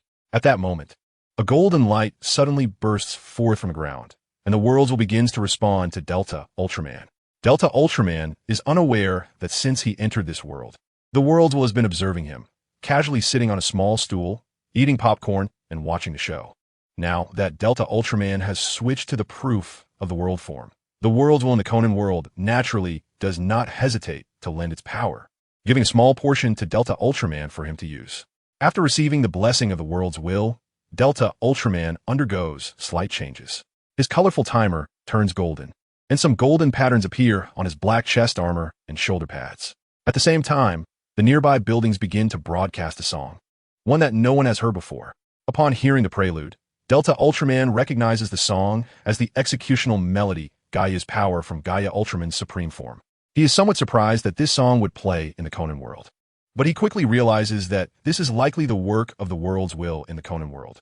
Since he borrowed the executional melody from his predecessor Gaia, Delta Ultraman cannot bring shame to him. He begins to run, and with each step, the ground trembles and dirt and debris fly. With an unstoppable momentum, he charges towards the fake Delta Ultraman. Chapter 167. The battle is over. The road administration staff sighs in relief. Please subscribe. Exciting music played, causing everyone in the evacuation site to buzz with discussion. So cool, what song is this? Yuantao looked up and scanned the surroundings. Next to him, Keisuke and Ayumi had already started humming along. Suzuki Sonoko looked at Nagisa and asked, Nagisa, what's going on? While Starlight Ichigo was fighting. Nagisa and Suzuki Sonoko were chatting, both having somewhat laid-back personalities. So they hit it off quite well, and had already become familiar with each other in such a short time. I've heard this music before, but I'm not really sure what's going on. It could be that Keisuke played it himself. His personality is indeed a bit reserved, but it shouldn't be, especially during a battle. He shouldn't have the time to play music, Nagisa analyzed, but after a long time of thinking, she still had no conclusion. Meanwhile, inside the battle space, Delta Ultraman charged towards the fake Delta Ultraman with an unstoppable momentum. In an instant, the earth trembled and rocks flew everywhere. Just as Delta Ultraman rushed over, the fake Delta Ultraman stretched out his arm and surprisingly fired an arrow-shaped energy blast. Delta Ultraman did not dodge. The arrow-shaped energy blast hit him, but had no effect. He rushed in front of the fake Delta Ultraman and delivered a heavy punch to its face. With a loud bang, the fake Delta Ultraman's face even twisted slightly, and its body uncontrollably fell to the ground. Delta Ultraman did not give the fake Delta Ultraman a chance to get up. He grabbed its leg and swung it, slamming it to the other side. Another loud crash echoed, and the fake Delta Ultraman was thrown into disarray. Delta Ultraman once again swung the fake Delta and smashed it down to the other side. Finally, Delta Ultraman raised the fake Delta above his head and threw it far away.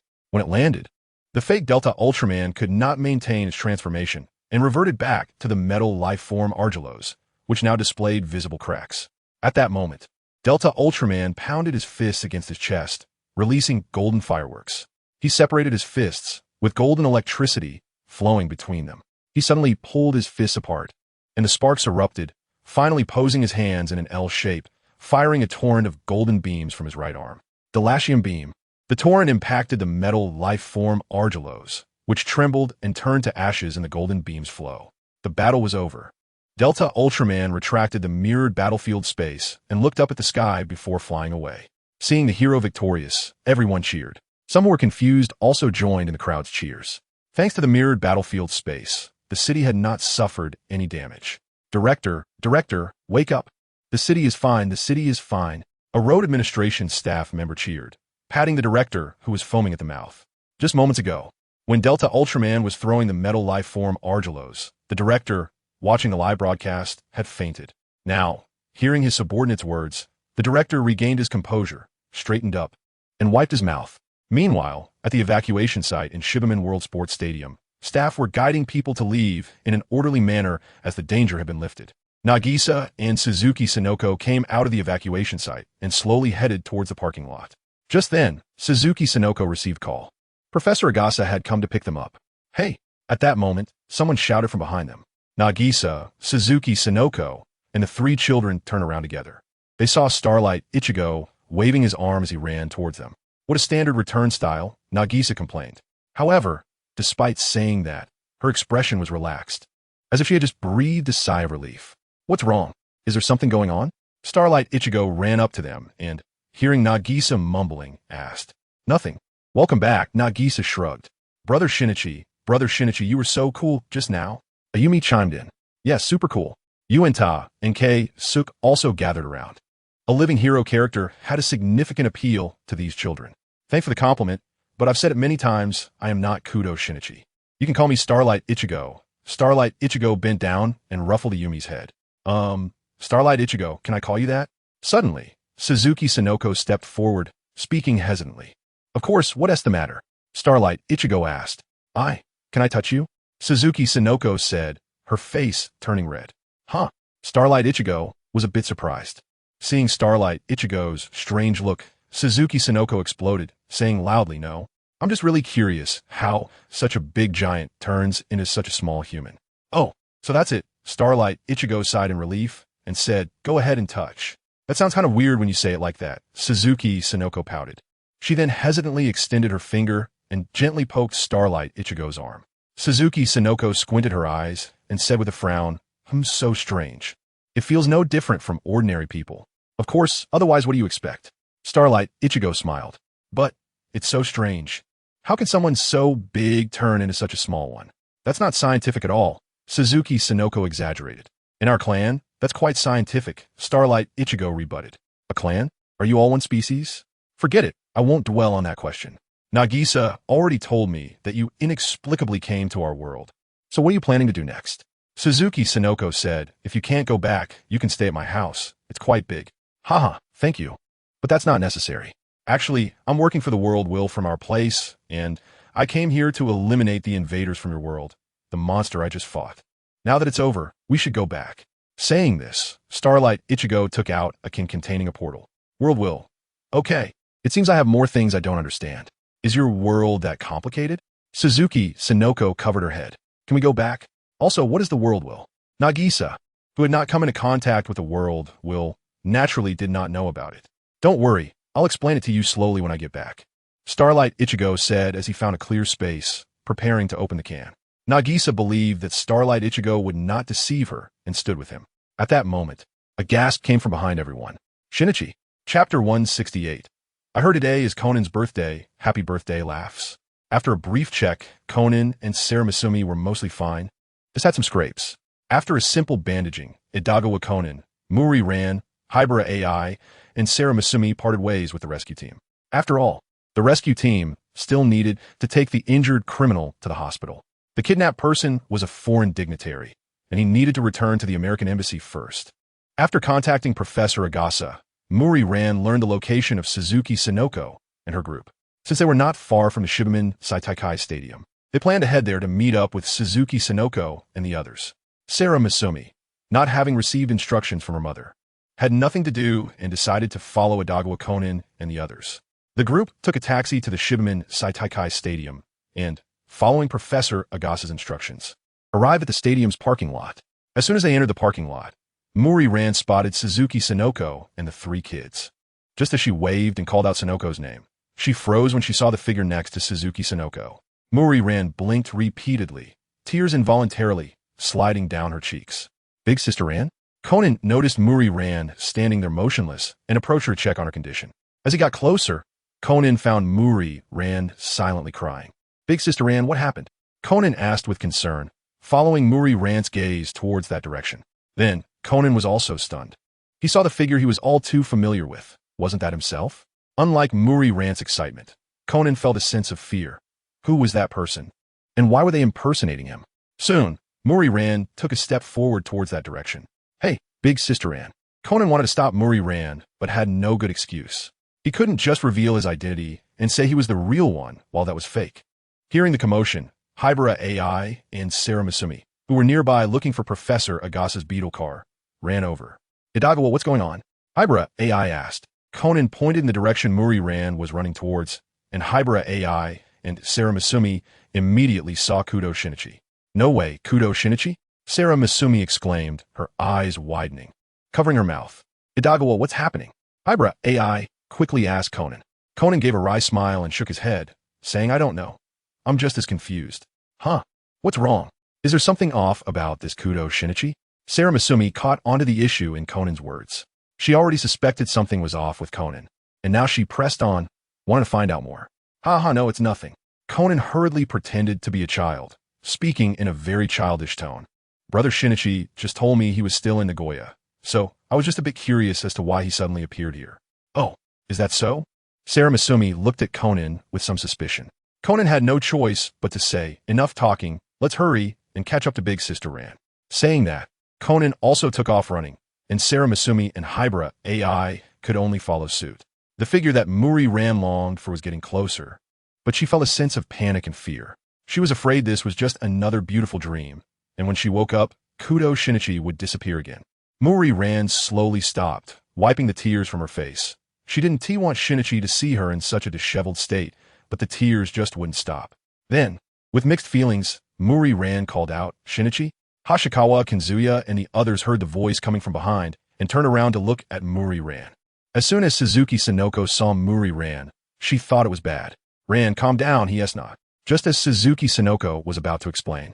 Muri Ran couldn't wait any longer and rushed over, ignoring the gazes of others, directly throwing herself into Hashikawa Kinzuya's arms. She wrapped her arms tightly around Hashikawa Kinzuya's neck, resting her forehead on his shoulder. Then she slowly lifted her head, looking at that incredibly familiar face, her lips trembling.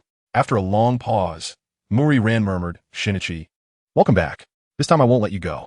Conan and the others also ran over, and seeing Muri Ran hugging someone else, Conan felt a surge of anger. Hybra AI, on the side, remarked playfully, oh dear, the great detective isn't happy. No, I'm just worried that this unknown person might be a danger to Big Sister Ran. Conan said stubbornly, wow, it really is Kudo Shinichi. This is getting interesting, Sarah Masumi said on the side. Hashikawa Kinzuya looked at the girl in front of him, crying like a pear blossom in the rain, feeling a bit awkward. You must be Muri Ran, right? I'm sorry, I'm not Kudo Shinichi. You've got the wrong person, Hashikawa Kinzuya said with a wry smile. Huh? Muri Ran lifted her head from Hashikawa Kinzuya's shoulder. She had envisioned 1,000 scenarios for reuniting with Shinichi, but never imagined this. Ran. Though it's complicated, this guy really isn't Kudo, Suzuki Sonoko said from the side. Muri Ran turned to look at her good friend, Suzuki Sonoko, who generally wouldn't lie to her so. Muri Ran mechanically turned her head back, stopped crying, and stared blankly at Hashikawa Kinzuya. Hashikawa Kinzuya nodded and said helplessly, I'm really not Kudo Shinichi. My name is Hashikawa Kinzuya. Nice to meet you. Subsequently, Muri Ran's face visibly turned red. If this were in a manga, steam would already be rising from her head. Muri Ran quickly released Hashikawa Kinzuya and stepped back rapidly, then bowed and apologized. I'm very sorry for the trouble. Muri Ran felt her face burning. She had actually hugged a stranger in public and even said romantic things. She now just wanted to find a hole to hide in. Haha, it's fine. You don't need to worry about it, Ran. I also mistook him for Kudo when I first met him. This guy looks too much like that Kudo fellow, Suzuki Sonoko said, trying to ease the situation and give her friend an out. What do you mean that Kudo fellow? Conan pouted in dissatisfaction. But speaking of which, if you want to find that Kudo guy, this Hashikawa Kinzuya might really be able to help you, Suzuki Sonoko said, patting Hashikawa Kinzuya's shoulder. After all, he is the giant of light. He must have some methods that are different from us ordinary people. Chapter 169. Move, Ran. Your Shinichi radar should be working. The giant of light. Conan, Hybra AI, and Sarah Masumi exclaimed in surprise. Muri Ran, forgetting her shyness, also covered her mouth, looking astonished. Yes, this Hashikawa Kinzuya is the huge guy from before. What was his name again? Suzuki Sonoko, having learned Hashikawa Kinzuya's identity earlier than the others, felt a bit smug but also forgot the name of Hashikawa Kinzuya's giant of light form. Ultraman, Delta Ultraman. Starlight One whispered beside them. Conan and Hybra AI exchanged glances. It seemed that Delta Ultraman was indeed related to that special effects drama. How humans could transform into giants over 50 meters tall made Conan's head ache. It was not scientific at all, quite the opposite. On the other hand, Hybra AI appeared emotionally stable. Mr. Starlight One, what is your relationship with Shinichi? Why do you look exactly like him? Mao Lilan wiped her tears, hope rising in her heart again. Seeing Lilan like this made Conan feel uneasy. He really wanted to step forward and tell her directly that he was Kudo Shinichi. I actually don't know why I have this appearance and voice. I don't look like this originally, Starlight One said. With the existence of the light giant established, no one was surprised by anything else Starlight One said. Upon hearing this, Mao Lilan's eyes dimmed considerably. Suddenly, Starlight One changed the subject and said, however, I do know where Kudo Shinichi is. What? Mao Lilan was somewhat excited. He is actually guarding you in a way you can't imagine, constantly by your side. I'm not changing the subject. He is genuinely right beside you. Miss Leland, you might recall that he has shown quite a few flaws. Starlight 1, wearing Kudo Shinichi's face, said with a smile. Wow, this feels great as a spoiler. Conan's heart sank. This guy who looked just like him and called himself Starlight 1 definitely knew a lot. Besides, he had seen his own face in a mirror many times and had never realized he could make such a punchable expression. After hearing Starlight 1's words, Malilon also sensed something was off. Although Conan had tipped her off, Shinichi seemed to know too many details about her, as if he had seen it with his own eyes. It should be noted that no matter how detailed the retelling is, it differs from witnessing it firsthand. Thinking this, Malilon looked at Conan. Conan secretly thought it was bad. He quickly pretended to be a small child and said, "What's wrong, Sister Leland?" Malilon, with a serious face, stepped forward and lifted Conan. She didn't say a word, just stared at Conan, making him feel a bit uneasy. The atmosphere was tense. Even Ayumi and the other kids were silent. Aubara I swallowed nervously. After a while, Malilon slowly spoke. Conan, I want to know why Shinichi knows so much about me, so promptly, even about details that I didn't pay attention to. Tell me, has Shinichi been lurking around me all along? You contact Shinichi so frequently. Quickly tell me his hiding place.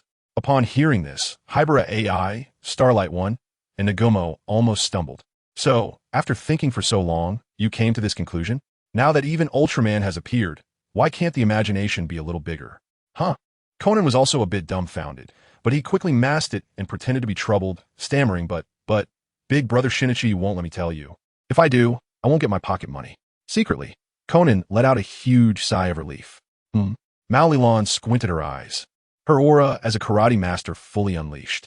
However, this group of people didn't dwell on the issue for too long because another wave of people arrived. Just then, a red sedan stopped beside them. Takagi Wataru and Sato Mawako got out of the car, both looking somewhat strange. It couldn't be helped. They were quite familiar with Kudo Shinichi and didn't expect him to have such abilities, able to transform into such a tall giant. Just thinking about it was frightening. Previously, when Starlight 1 transformed at the evacuation site, he hadn't particularly concealed it. It could be said that he transformed quite openly. Given that there were so many people at the scene, some were taking photos, which captured Starlight 1. Then, when this video was posted on Twitter, it naturally reached the Tokyo Metropolitan Police Department. Consequently, higher-ups sought out those who were on good terms with Kudo Shinichi to find him and casually invite him to the police department for a chat. And it was genuinely a request, with no other meaning. Hello, Kudo Shinichi. Long time no see, Takagi Wataru greeted first. Not Kudo Shinichi, it's, never mind. Starlight 1 didn't plan to explain. It was Takagi Wataru and Sato Mawako, right? May I ask what the matter is? Kudo Shinichi's unfamiliar demeanor puzzled Takagi Wataru and Sato Mawako. However, they both steadied their emotions. Takagi Wataru smiled awkwardly and said, Kudo Shinichi. Could you please come to the Tokyo Metropolitan Police Department? Oh, Starlight 1 raised an eyebrow and looked at Nagumo, asking, I don't mind. What do you think? If it's urgent, I can take you back first. At this moment, everyone noticed the girl beside Starlight 1. It couldn't be helped. Starlight 1 himself was so eye-catching. Plus, he had Kudo Shinichi's face, so everyone's attention was focused on him, temporarily ignoring Nagumo. Nagumo shrugged and said, I don't mind either. After all, there's nothing going on at school. You'd better go. Since you're using Kudo Shinichi's face, you should clarify things before you leave. As for me, I can go with you. Aside from Suzuki Sonoko and the other kids, most people didn't know about Nagumo's special traits. Although Nagumo had directly jumped onto the stage to transform, even more brazenly than Starlight 1. Most people in the theater really thought Nagumo's appearance was part of the stage play. Moreover, the offline stage of Kamen Riders events strictly prohibited filming, and the organizers were quite strict about this, so for now, no videos of Nagumo had circulated online. Using Kudo Shinichi's face? Upon hearing Nagumo's words, Takagi Wataru and Sato Mawako exchanged glances, not quite understanding what the girl was talking about. However, Kudo Shinichi's willingness to go to the Tokyo Metropolitan Police Department so readily relieved Takagi Wataru and Sato Mawako. After all, one couldn't help but feel immense pressure when thinking of a giant over 50 meters tall who was so formidable. Chapter 170. Heard that tonkatsu rice is always available in the interrogation room of Neon. Thus, the group arrived at the Tokyo Metropolitan Police Department. Due to the large number of people, they had to ask Dr. Agasa to take them in his bright yellow Volkswagen Beetle. Therefore, Dr. Agasa also came along. Originally, Dr. Agasa planned to drop off Ayumi and the other kids at their respective homes first. However, the 3 kids insisted on going along. So after ensuring they informed their parents of their safety, they took them to the police department. Officer Magyar wiped the sweat from his forehead. Although these kids often came to the police department to play, today was really not a good time. Suddenly, enormous and highly threatening non-human creatures appeared in the world. Not to mention other countries, the government hierarchy in Neon has already been thrown into chaos. This time, we invited the Giant of Light to the Metropolitan Police Department for a discussion, and many high-ranking officials from Neon came to observe.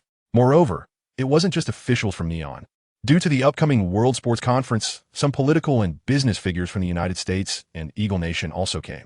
To protect these individuals, the FBI and the British Secret Intelligence Service sent agents as well.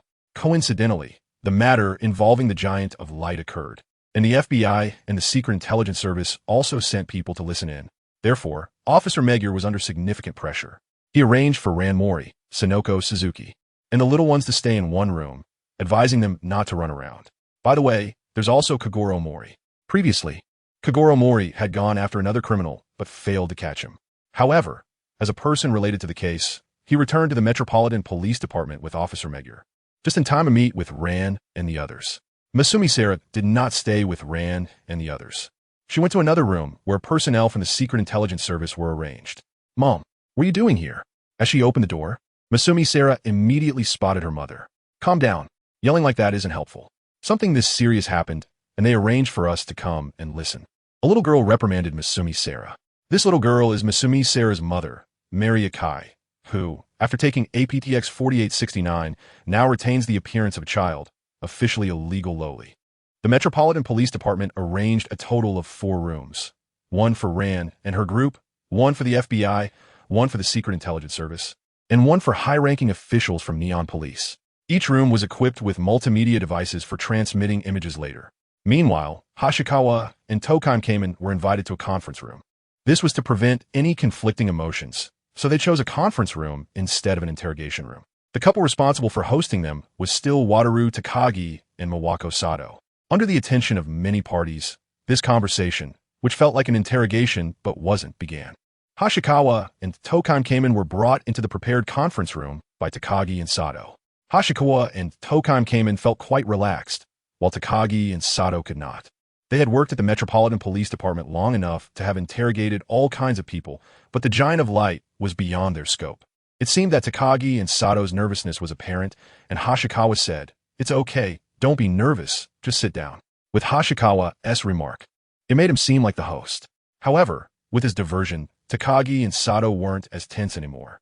"Since we both came here with you, feel free to ask whatever you want," Tokime Kamen said casually, leaning back in his chair. "It's not an interrogation, it's just a casual chat." Mawako Sato quickly clarified.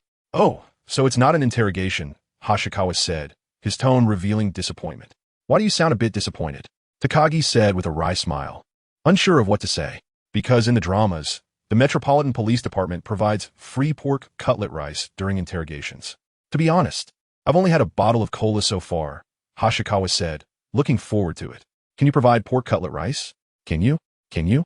Mawako Sato felt a bit of a headache and covered her face, saying, "Why do you all think the Metropolitan Police Department serves pork cutlet rice? This is the police department, not a restaurant.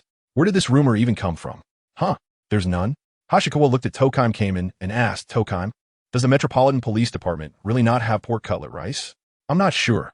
I only found out by watching dramas," Tokime Kamen replied. "Well, let's not dwell on the pork cutlet rice issue.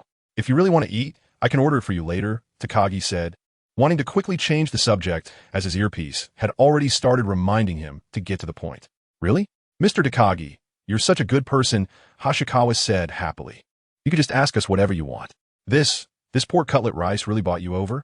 Conan, in the adjacent room, watched the screen and gritted his teeth, feeling that his image had been completely ruined by this guy. "Ahem, then I'll start asking.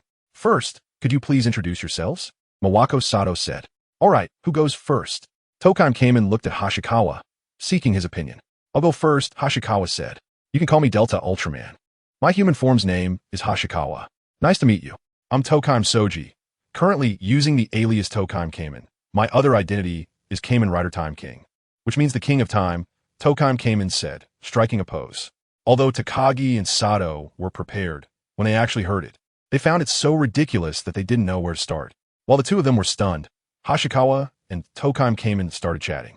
Wait a minute. I wanted to ask earlier, why are you a girl? Isn't Tokime Soji supposed to be male? Hashikawa scratched his chin and asked, what's wrong? Why can't Tokime Soji be female? Tokime came and raised her small face. Actually, I didn't know what was happening either.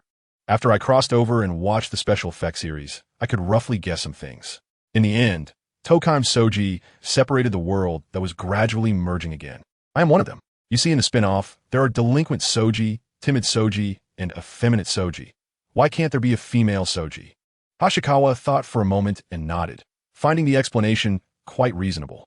So, are you going to play the death game with those Sojis in the end? Hashikawa suddenly remembered something and hurriedly asked, why would I play? I am me. I am not anyone else.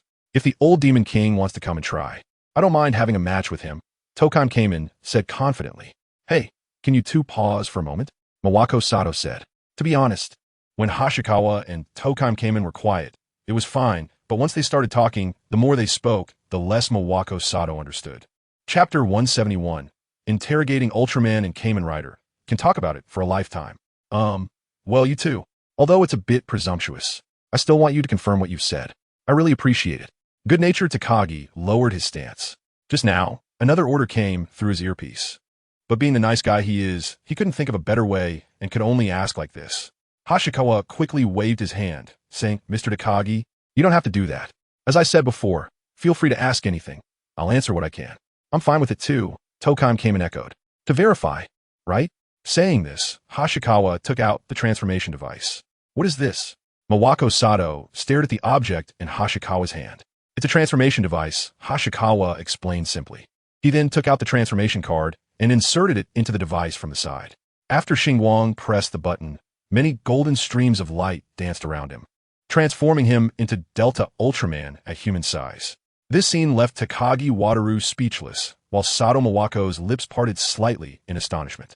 Not bad at all, Chang Xiao smiled, patting Delta Ultraman on the shoulder. Now it's my turn. As soon as she finished speaking, she took out the transformation device from behind her and placed it on her waist. Since transforming while sitting isn't easy, she stood up and took 2 steps back.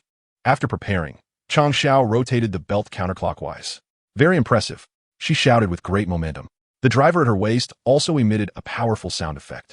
Rider time, Kamen Rider Zio. Several pink letters shot out, and Takagi Wataru and Sato Mawako quickly ducked to avoid them. Zokul, Zokul. Delta Ultraman rested his arms on the back of the chair, clapping while marveling at the spectacle, completely unaware of the pink letters flying back towards him. The letters hit him on the back of the head, toppling the chair over. Be careful, Sato Mawako and Takagi Wataru exclaimed. These letters crashed onto Chang Xiao's face, transforming into goggles. After the transformation ended, Chang Xiao helped Xingguang up and adjusted the chair for him. She said with some disdain, You're so clumsy. How are you going to be Ultraman? Haha, thank you. Xingguang rubbed the back of his head and sat back down. Then he said, I've already verified this. What else do you want to ask? Under the gaze of glowing bulb-like eyes and the same glowing pink letter goggles, Sato Mawako and Takagi Wataru felt immense pressure. Fortunately, Xingguang and Chang Xiao reverted from their transformations. Mr. Xingguang, are you an alien? Takagi Wataru asked. Yes, I'm from the Land of Light in the M78 Nebula, but it's not the M78 Nebula of your world. Xingguang then recounted what the twin-tail girl had told him earlier, mentioning the Sea of Time and the Time Fog. The more Xingguang explained, the more confused Takagi Wataru and Sato Mawako became. The world will. Isn't that a setting from a novel? Just like the previous monster, the metallic life form Argelos, it isn't from your world. My purpose here is to deal with that thing. Xingguang said. Huh, the world will? I really don't know anything about that. Chang Xiao said, looking surprised. I'll introduce it to you next time, Xingguang replied. Though he mentioned the world will, thinking of the twin-tailed girl's appearance made it hard to take seriously. After digesting this information for a while, Takagi Wataru and Sato Mawako finally snapped back to reality. They felt as if they had entered some incredible realm. By the way, there's another question, Sato Mawako continued. Mr. Xingguang, why do you look exactly like Kudo Shinichi? I remember you said something about using Kudo Shinichi's face. What does that mean? Oh, you mean that? Actually, I don't originally look like this, but for some reason, when I came to this world, I suddenly became like this. Xingguang shrugged, feeling helpless. It's pretty amazing, I think. It doesn't seem like there's anything covering my face. Is the plasticity of your light clan really this strong? Chang Xiao reached out to tug on Xingguang's face. Ouch, ouch. Why are you pulling my face? Xingguang complained. In another room, Mao Lilan watched the scene on the television. Although she knew this wasn't Shinichi, seeing the two interact so closely made her feel uncomfortable. Conan frowned, thinking, don't use someone else's face for this. The conversation continued for a while, and when the higher-ups issued instructions to Takagi Wataru, the discussion finally came to an end. Takagi Wataru and Sato Mawako sighed in relief, as they still needed to attend an internal meeting at the Metropolitan Police Department. Ah, the pork cutlet rice is gone. Seeing the two leave, Xingguang realized his free pork cutlet meal was ruined. Xingguang and Chang Xiao also left the conference room, where they encountered Mao Lilan and her group in the hallway. Suzuki Sonoko heard Xingguang's complaint and suggested, it's just a pork cutlet meal. Don't dwell on it. If you two have nothing else to do, I'll treat you to a meal, and afterward, we can go to a hot spring. You've gone to a lot of trouble. Xingguang started to say, but was interrupted by Chang Xiao. Sure. I haven't soaked in a hot spring for a long time. Thank you so much. Chang Xiao didn't hold back, showing excitement at the mention of the hot spring. Okay, I don't mind. Thank you, Xingguang said, realizing he couldn't just leave. All right, let's go. Suzuki Sonoko raised her arm to indicate. The we she referred to included not just Xingguang and Chang Xiao, but also Mao Lilan, Hybera AI, Conan, and others. After all, Suzuki Sonoko came from a wealthy family, so she could afford to treat so many people. After finalizing the plan, Mao Lilan called the parents of the 3 kids to inform them. Then the group prepared to leave the Metropolitan Police Department. In the hallway, they happened to run into Sarah Masumi. Upon hearing that they were going to the hot spring, Sarah Masumi cheerfully joined the group. When they took the elevator down to the first floor and reached the entrance of the Metropolitan Police Department, they found the police at the door blocking someone. The person pleaded, please, let me in. I must see that person. Chapter 172. Suitsuki Hiroshi and Ultraman after finishing filming. Suitsuki Hiroshi returned to the TV station with Runwin and the others. He felt somewhat unwilling, as he really wanted to meet that giant of light, and his desire grew stronger. But even if he wanted to find him, he had no idea where to start. Hiroshi, you have to see this. In the lounge, Runwin ran over with his phone to find Suitsuki Hiroshi. On the phone was a video posted by a netizen on Twitter, which had already garnered hundreds of thousands of views. In the footage, a young man was holding something high, then suddenly transformed into a beam of light and flew away. Because the shooter wasn't professional, the video was quite blurry, and the camera shook wildly. But capturing such light was already astonishing. Runwin, holding the phone, couldn't hide his shock and exaggeratedly said, Hiroshi, your grandpa really must have met an alien. This person really turned into Ultraman, just like in the tokusatsu shows. After watching the video, Suitsuki Hiroshi ran out of the lounge without saying a word. Hiroshi? Seeing Suitsuki Hiroshi run out, Runwin followed closely behind. Although the video wasn't very clear, Suitsuki Hiroshi immediately recognized the surrounding buildings. The video shooter must have been near Shibaminoseki Sports Stadium. The opening ceremony of the World Expo was originally scheduled for today, and the television station had people on standby at the Chiban World Expo Stadium. After inquiring around, Ko Urudara received a somewhat uncertain piece of news. A young man suspected to have transformed into the Giant of Light seemed to have been taken away by the police. Being a news reporter, Urudara had acquaintances in the police force, and after some inquiries, it seemed there was indeed such an incident. The higher-ups had an ambiguous attitude, neither blocking the news nor clarifying it. Thus, Ko Urudara decided to visit the Tokyo Metropolitan Police Department. Regardless of the outcome, he felt he needed to go. With this thought, he picked up his backpack, which was filled with his dreams. Upon leaving the television station, he found that Rinbun was already waiting for him outside in a car. To his surprise, Reiko was also there. Ko, taking the subway would be too slow now. And a taxi is too expensive. Get in. The station will reimburse the fuel costs, Rinbun said. Rinbun, Reiko, you guys. Ko Urudara felt touched that they would accompany him in this madness. Hurry up and get in, Ko.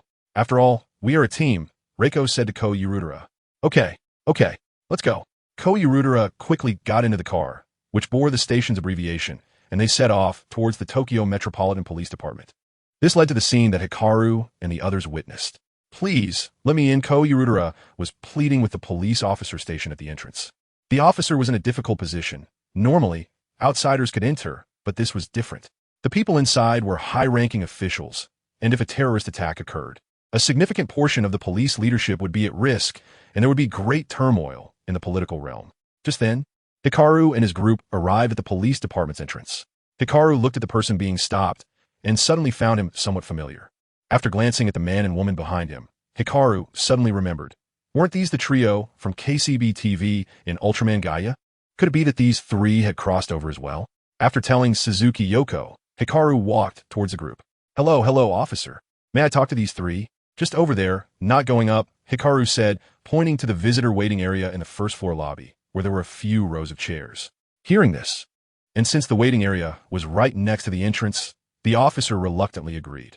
Ko Yurura looked at the young man running over, feeling a bit confused about the visitor's intentions when he suddenly recalled that the young man looked quite similar to the one who transformed into light in the video. You. Who are you? Ko Yurura swallowed, feeling a bit anxious as he asked. Hello, my name is Hikaru, and I am also that giant of light. I have some matters to discuss with you, Hikaru said calmly. Huh. Rinbun and Reiko, who were behind Ko Yurura, were taken aback. Invited by Hikaru, the group moved to the nearby waiting area and exchanged a few simple words. Contrary to Hikaru's assumptions, these three were indeed natives of this world, but coincidentally, they also worked at KCB TV and were assigned to the same team. This must be a counterpart from a parallel world, Hikaru thought to himself. Interestingly, Rinbun was still called Rinbun, and Reiko was still called Reiko. However, the leader of this trio was not called Kenji Tabata, but Ko Yurura. In the world where Hikaru currently resided, the actor playing Kenji Tabata was named Ko Yurura. After asking Ko Yurura about the information he wanted to know, Hikaru inquired, Mr. Ko Yurura, may I ask what brings you to find me? While Hikaru and Ko Yurura were talking, Suzuki Yoko and her group, having nothing to do, also approached, curious to hear what they were discussing. That Ultraman. You could just call me Hikaru. All right, Mr. Hikaru, Ko Yurura paused and said, I want to know, does the M78 nebula really exist? Hikaru nodded and said, it truly exists. I am Ultraman from the land of light in the M78 nebula. Hearing this, Ko Yurura became somewhat excited. His breathing quickened and sweat began to bead on his forehead. He continued, somewhat incoherently, Mr. Hikaru, I want to ask if there are other Ultramen after the original Ultraman and Ultra 7. No, what am I saying? That's not what I mean. I want to ask you, is the story of Ultraman still ongoing? Hikaru looked at Ko Yurura and said seriously, the story of Ultraman has been continuing all along. That's great. Ko Yurura murmured, his eyes reddening. He quickly wiped his face and smiled, saying, sorry for making you all laugh. At that moment, Rinbun nudged Ko Yurura and said, Hey Ko, why don't you show Mr. Hikaru what you wrote and ask for his feedback? Rinbun was clever. He was helping Ko Yurura find an opportunity. Ko Yurura realized this and took out a stack of manuscripts from his backpack, handing them to Hikaru with both hands, saying, though it's rather presumptuous, I would like to ask Mr. Hikaru to take a look at this. These manuscripts were actually stories about Ultraman that Ko Yurura had written. Being a news reporter, he had witnessed many things during his work. He compiled his experiences into stories and wrote them down. No need to be so polite. It's fine. Can I look at it now? Hikaru took the manuscripts and, after receiving Ko Yurura's permission, began to flip through them. Ko Yurura felt as if he had returned to his student days, waiting for his teacher to review his essay. In the stack of papers, Hikaru saw a very familiar story. Although still somewhat immature, it indeed had the shadow of that story. Therefore, Hikaru asked, Mr. Ko Yurura, have you decided on a name for this Ultraman? Ko Yurura was taken aback and replied, not yet. He indeed hadn't thought of a new name for the Ultraman. In the manuscripts, he simply referred to the new hero as Ultraman or the Giant of Light. Hikaru closed the manuscript, looked up at Ko Yurura, and said, I have a suggestion. If possible, how about calling this new Ultraman Dyna Ultraman? Dyna Ultraman? Ko Yurura silently repeated the name, then repeated it a few more times. His eyes gradually widened, and a brand new Ultraman seemed to appear in his vision. Dyna Ultraman, that's a great name. Thank you so much, Mr. Hikaru. Ko Yurura kept expressing his gratitude. You're too kind, Mr. Ko Yurura. I should be the one thanking you for always believing in Ultraman. Hikaru said as he stood up and extended his hand towards Ko Yurura. Hiroya, Tsutsumi quickly stood up and Hikaru's hand. What warm hands, Tsutsumi thought to himself. The two chatted for a while longer, and Tsutsumi took the initiative to say goodbye, leaving the Metropolitan Police Department with Rinwon and Reiko. As they got into the car to return to the television station, Tsutsumi thought for a long time and suddenly said, "I've made a decision." Huh? Rinwon, who was driving, was startled. "Hiro, why are you suddenly saying that? What have you decided?" Sorry.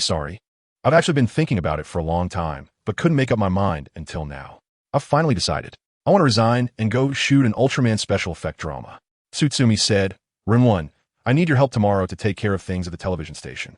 Rinwon gritted his teeth and resolutely said, "Hiro, I'm going to resign with you." "Rinwon, don't be impulsive," Tsutsumi hurriedly advised. "I'm not being impulsive. It was you who brought me to the television station in the first place, and I'm really grateful. I don't have any dreams of my own. Your dream is my dream, Hiro, and you definitely need a cameraman for the special effects drama, right?" "My photography skills are pretty good," Rinwon said. Reiko also leaned over from the back seat and said, "What?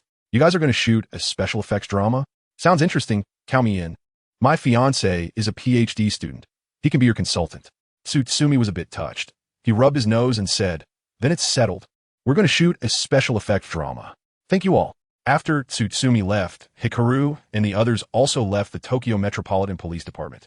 Because their group was too large, Suzuki Sonoko called for a large bus. While waiting for the bus, Nagai approached Hikaru and asked, "Hey Hikaru, is the name Dyna Ultraman a joke or..." "It's real. The things in this world are really wonderful. Although Mr. Tsutsumi's story is still quite immature, it indeed has the shadow of the story of the predecessor Dyna." Saying this, Hikaru smiled, showing that he was in a good mood. Suzuki Sonoko also leaned over. Possibly because Hikaru still resembled Shinichi Kudo, she became familiar with him. "What's up? You seem very happy," Suzuki Sonoko asked. "Well, because a good work is about to be born." Hikaru nodded in response. "Is it really that good?" Suzuki Sonoko was somewhat skeptical, feeling that Hikaru was too confident. "It really is that good. You have to know that's Dyna Ultraman," Hikaru affirmed again.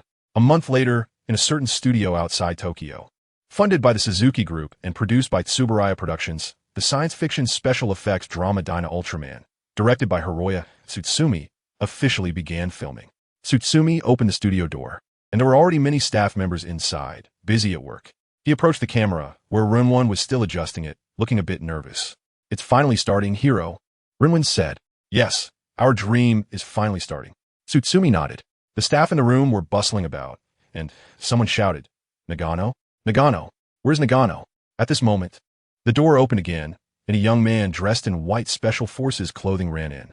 "Sorry, director, the props team just had a shelf fall, and I went to help," the young man said to Tsutsumi. "It's okay. Do you need to take a break?" Tsutsumi patted the young man's shoulder and asked with concern. "Thank you, director. I can go straight to acting now, no problem," the young man replied. "All right, hurry over, good luck." After saying that, Tsutsumi sat down in the director's chair. Once everyone was in position, Tsutsumi announced, "Dyna Ultraman Episode 1, The Awakening of the Ancient Giant, begins filming." Not to mention the events a month later. After leaving the Tokyo Metropolitan Police Department, the group took a car to a luxurious hot spring inn. This really is quite a treat. Hikaru looked at the appearance of the hot spring inn and knew it must not be cheap. "It's okay. This place is run by a partner of my dad's. Our stay this time is free," Suzuki Sonoko said proudly. Everyone got off the bus and entered the hot spring inn. This hot spring inn is quite large, and the interior decoration is very traditional Japanese style. The group first divided into rooms, with the men in one room and the women in another, both large rooms that Hikaru had only seen in anime. With traditional Japanese decor, they would probably be sleeping on the floor at night. After the girls put their belongings in their rooms, they went straight to the hot spring. "Wow, this is great. There's no one else around." Nagai, wrapped in a towel, couldn't wait to step into the hot spring, just like in movies and anime. The hot spring here is also outdoors, surrounded by tall bamboo walls with rockeries and other features, and looking up, you see the sky. Now that it's evening, the stars and the bright moon are hanging in the sky. Under the starry sky, the beautiful girls wrapped in thin towels. Their lovely bodies hidden in the mist of the hot spring, and the warm-colored lights illuminated the scene beautifully. This is actually a paired pool with the rooms, so there won't be anyone else coming. Suzuki Sonoko, also wrapped in a towel, came out from the changing room. However, she didn't directly enter the hot spring like Nagai, but sat by the hot spring, first dipping her long legs into the water. "So, there are many hot springs this large. The area must be huge," Nagai exclaimed. "Nagai, don't you have hot springs over there?" Suzuki Sonoko curiously asked. "It's mainly a cultural difference. The city I live in has a lot of bathhouses, but not many hot springs." Nagai, half swimming and half walking, approached the pool and leaned over it. Muri Ran had been silent since entering the hot spring, and no one knew what she was thinking. Suddenly, Muri Ran asked, Nagai, do you like Hikaru? Her question almost made Nagai sink into the water. WH. What? Nagai stammered. Her cheeks flushed from the steam of the hot spring. Meanwhile, Hikaru, who was being discussed, was in the room eating pork cutlet rice. Chapter 174. Young Ultraman. Protect yourself outside. Nagai submerged half her face in the hot spring, bubbling and reluctant to answer. Seeing this, Suzuki Sonoko and Sarah Masaru became interested. They approached Nagai, lifting her up from both sides. Don't be shy, let us chat. Suzuki Sonoko said with a smile. Yeah, we're already being honest with each other. What is there to hide? Sarah Masaru had the same expression. Both of their eyes were filled with gossip. Even the little girl, Ayumi, came over, and although Hybera AI didn't come close, she was listening intently. What are you doing? Why are you asking this? We really don't have any relationship, Nagai said helplessly. But to others, there always seems to be a sense of trying to cover up the obvious. Let's change the topic and talk about Keiichi Hashigane. I'm quite curious about him. After all, alien heroes are really rare to see. I don't want to talk about Changshao. Suzuki Sonoko switched the subject. Keiichi, how should I put it? Maybe it's because the Hashigane clan is too noble and righteous. This guy is essentially a nice person. Changshao spoke eloquently. Just as the girls were discussing Keiichi, he was enjoying the pork cutlet rice he had been craving for a long time. On the boys' side, everyone else had already gone to soak in the hot spring, leaving Keiichi alone in the room. In front of Keiichi was a low table, and he was sitting cross-legged in front of it, eating his pork cutlet rice. There was actually a menu in the room, and if something wasn't on it, you could tell the landlady at the front desk, and someone would bring the food to your door. The pork cutlet rice here is quite delicious. The pork cutlet is thick and juicy with every bite. The meat sauce poured over the cutlet is sweet and salty, perfect for rice. On the side, there are sweet and sour pickled radish strips. In short, it's very tasty. However, Keiichi always felt like something was missing. Maybe it was because the pork cutlet rice wasn't being eaten in an interrogation room. It lacked some flavor. He briefly thought about this and continued to shovel rice into his mouth. While everyone else went to soak in the hot springs first, Keiichi was really hungry. He hadn't eaten anything since the fight, and the last meal was at the Zhongzhou Academy. Just as Keiichi was happily eating, there was a knock on his room door. Keiichi put down his bowl and chopsticks, wiped his mouth with a napkin, and said, "Come in." As soon as he finished speaking, the door to Keiichi's room was opened. Hybera AI walked in from outside. Hybera AI, what's wrong? Is there something you need? Keiichi asked as he stood up. Hybera AI had changed into a white dress, wearing a pair of white stockings that were so sheer you could see the girl's delicate skin through them. Her outfit was both cute and had a charm that seemed disproportionate to her figure, like a delicate doll. Keiichi began to squint his eyes and took out his transformation device. Who are you? Keiichi asked warily. The Hybera AI in front of him slowly walked to the side, picked up 2 cushions, stacked them on the floor, and then sat down, crossing her legs and swinging her little feet. She looked at Keiichi with a seductive smile, her eyes faintly glowing with a purple light. Oh dear, this is getting boring. I originally wanted to tease you here. This Hybera AI rested her chin on her hand, squinting at Keiichi. Who exactly are you?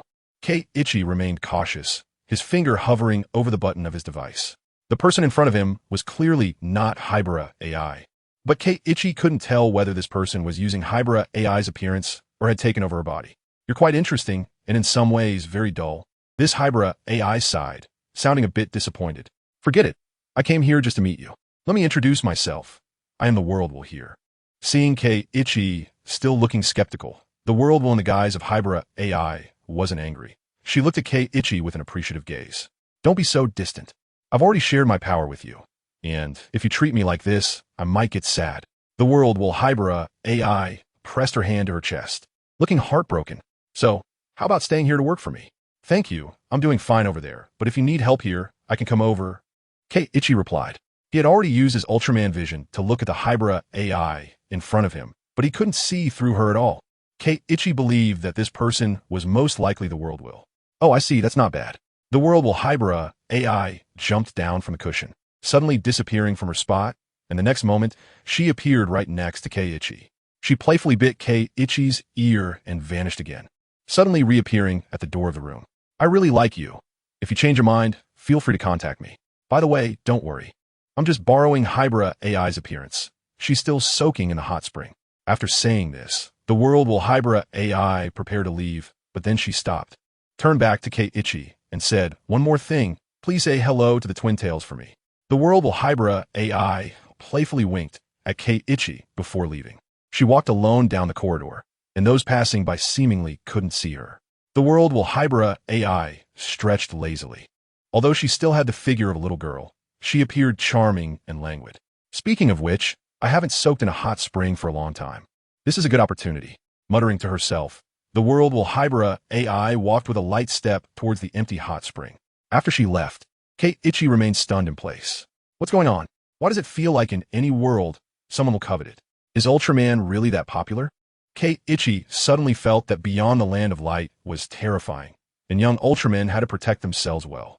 Just then, Conan pushed the door open and walked in. Keiichi and aren't you going to soak in the hot spring?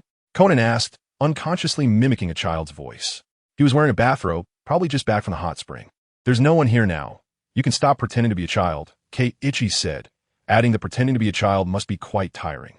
Hearing this, Conan decided to stop pretending altogether. Can I call you Keiichi Hashigain? You seem to know me quite well, Conan said.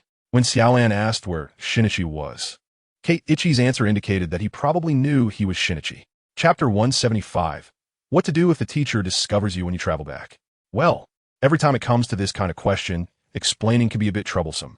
Keiichi picked up his bowl, ready to continue his meal. Let me think about how to say it. Basically, the events of your world will project into other worlds and become a story. Then in the world I'm currently living in, there's an anime called Detective Conan, which is quite famous. Do you understand what I mean? After listening to Keiichi's explanation, Conan did understand, but felt uncomfortable inside, realizing that his life had become someone else's story. Wait, so does that mean everything happening here will be described in that anime? Conan hurriedly asked, that sounds too scary. It's like having a pair of eyes watching you all the time, recording everything you do. You don't need to panic. That anime only shares the general direction, and there are differences from reality, just like me coming here. I definitely won't appear in the anime, Keiichi reassured Conan. While Conan was still wrestling with his thoughts, Keiichi finally finished his pork cutlet rice, picked up his plate, and prepared to return it to the kitchen, planning to soak in the hot spring afterward. I wonder if it's good to soak in the hot spring after a meal. Coincidentally, on the way to the hot spring, Keiichi ran into Chang Xiao. Chang Xiao was wearing a bathrobe, and her cheeks were flushed from just having soaked in the hot spring. When Xingguang first saw Chang Xiaoma, she was momentarily stunned, then turned her head aside. Xingguang scratched his head, not understanding what had happened. After thinking for a long time and still not figuring out what he had done, he decided to go soak in the hot spring first. As for the other matters, he would ask Chang Xiaoma later. While soaking the hot spring, nothing else happened. After coming out, Xingguang joined everyone for a relatively lavish dinner. During dinner, Xingguang could sense that Chang Xiaoma was subtly staring at him, but whenever he looked over at her, she would turn her head away. Before he knew it, the next day had arrived. After enjoying the hot spring trip, it was time for Xingguang and Chang Xiaoma to leave. Chang Xiaoma, did something happen? As the group was leaving the hot spring inn, Xingguang took the opportunity to secretly ask Chang Xiaoma. She could feel his breath lightly brushing against her ear, causing her ears to redden slightly. And no, nothing. Chang Xiaoma hurriedly replied, trying to maintain a serious demeanor. She quickened her pace. Previously, she had felt attraction to this guy, but hadn't realized it. However, since being pointed out by Mao Lilan last night, she felt a bit unsure about how to face Xingguang and became shy. Deep in Chang Xiaoma's heart, something was taking root and growing. Upon reaching outside the hot spring inn, everyone was officially preparing to say goodbye. Xingguang and Chang Xiaoma stood together, while the others stood nearby. Thank you all very much. We are getting ready to leave. We should meet again, Xingguang said. Chang Xiaoma waved her hand and added, goodbye everyone. Oh, and Yoko. Try to make my character look cool in the shoot. After dinner last night, the girls returned to their room and started chatting out of boredom. The other girls were also quite interested in Chang Xiaoma's situation. Since everyone was happy, Chang Xiaoma shared the story of Kamen Rider with them. This piqued Suzuki Yoko's interest. Given that there was already a story written by Tsuburaya Productions about Ultraman, she planned to adapt the Kamen Rider series as well, especially since the Suzuki group had plenty of money. Got it. Your character will definitely be the coolest one, Suzuki Yoko said. Yoko and her group waved goodbye to Xingguang and Chang Xiaoma. They had said everything that needed to be said, and now they were just curious about how the cross-world travel worked. Chang Xiaoma looked at Xingguang who nodded in response and said, then let us get started. With that, Xingguang took out a portal soda can, pulled the tab, and poured out the liquid inside. Soon, a portal made of liquid formed. Although they were mentally prepared, Conan still felt as if his worldview had been smashed with a hammer. Well then, everyone, we are really leaving. Bye-bye. After Xingguang, Yi, and Chang Xiaoma bid farewell to Conan and the others, they stepped into the portal together. The location they returned to was still the vending machine that had swallowed Xingguang Yi's money twice. Usually, there wouldn't be anyone nearby when crossing the portal. However, this time there was an issue. In front of the vending machine stood a woman. She had long hair and was dressed in casual women-esque clothing, bending down to retrieve something from the vending machine. The woman was none other than Miyamoto AI, the homeroom teacher of classes 3 and 4, who shared an office with Meiwei AI. The three of them stared at each other, stunned. Miyamoto AI stood up straight, holding the soda she had just bought, and asked, Xingguang Yi and Chang Xiaoma, what are you doing here? And what is that behind you? At this moment, Xingguang Yi and Chang Xiaoma's brains began to race as they thought about how to explain themselves to Miyamoto AI.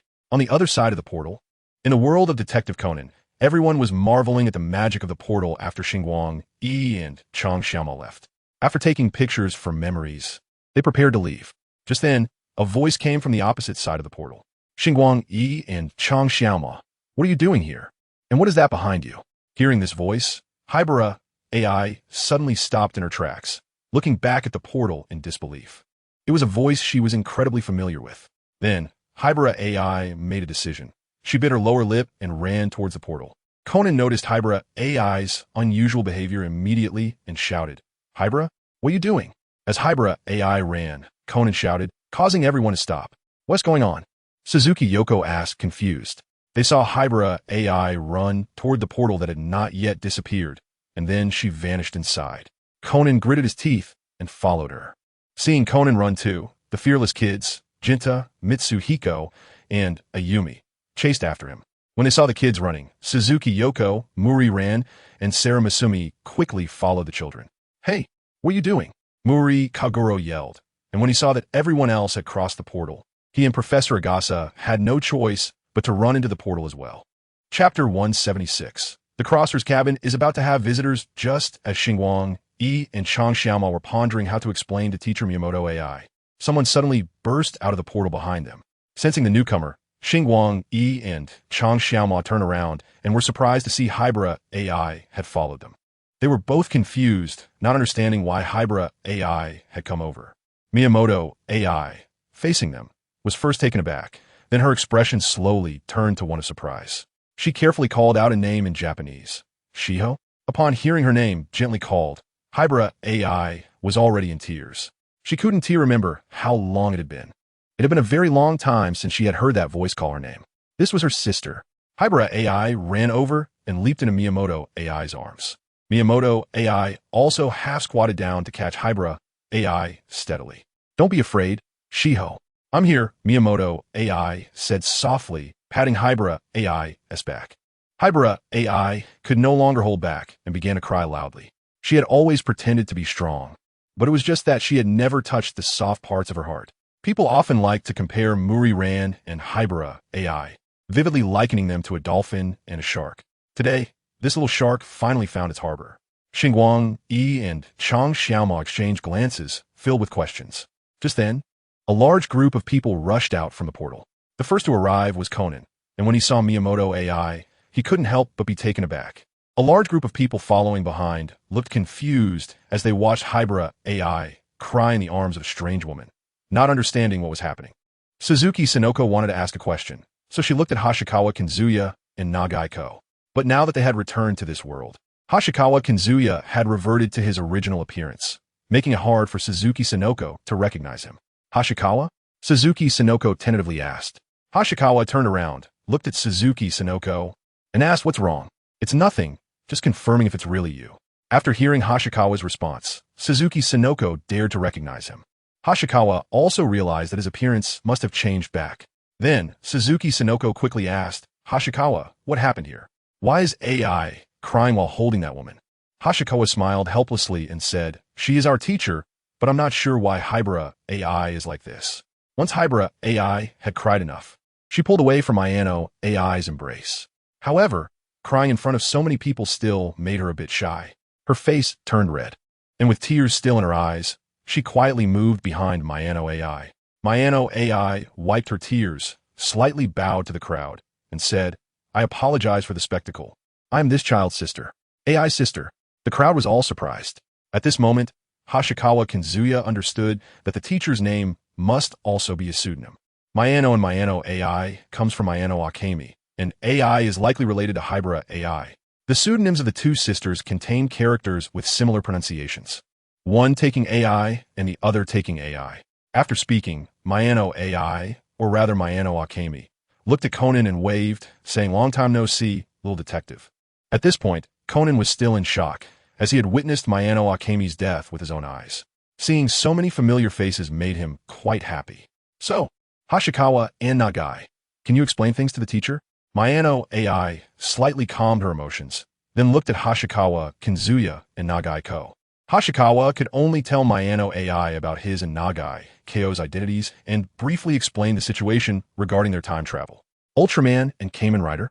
This time, it was Mayano AI's turn to be surprised.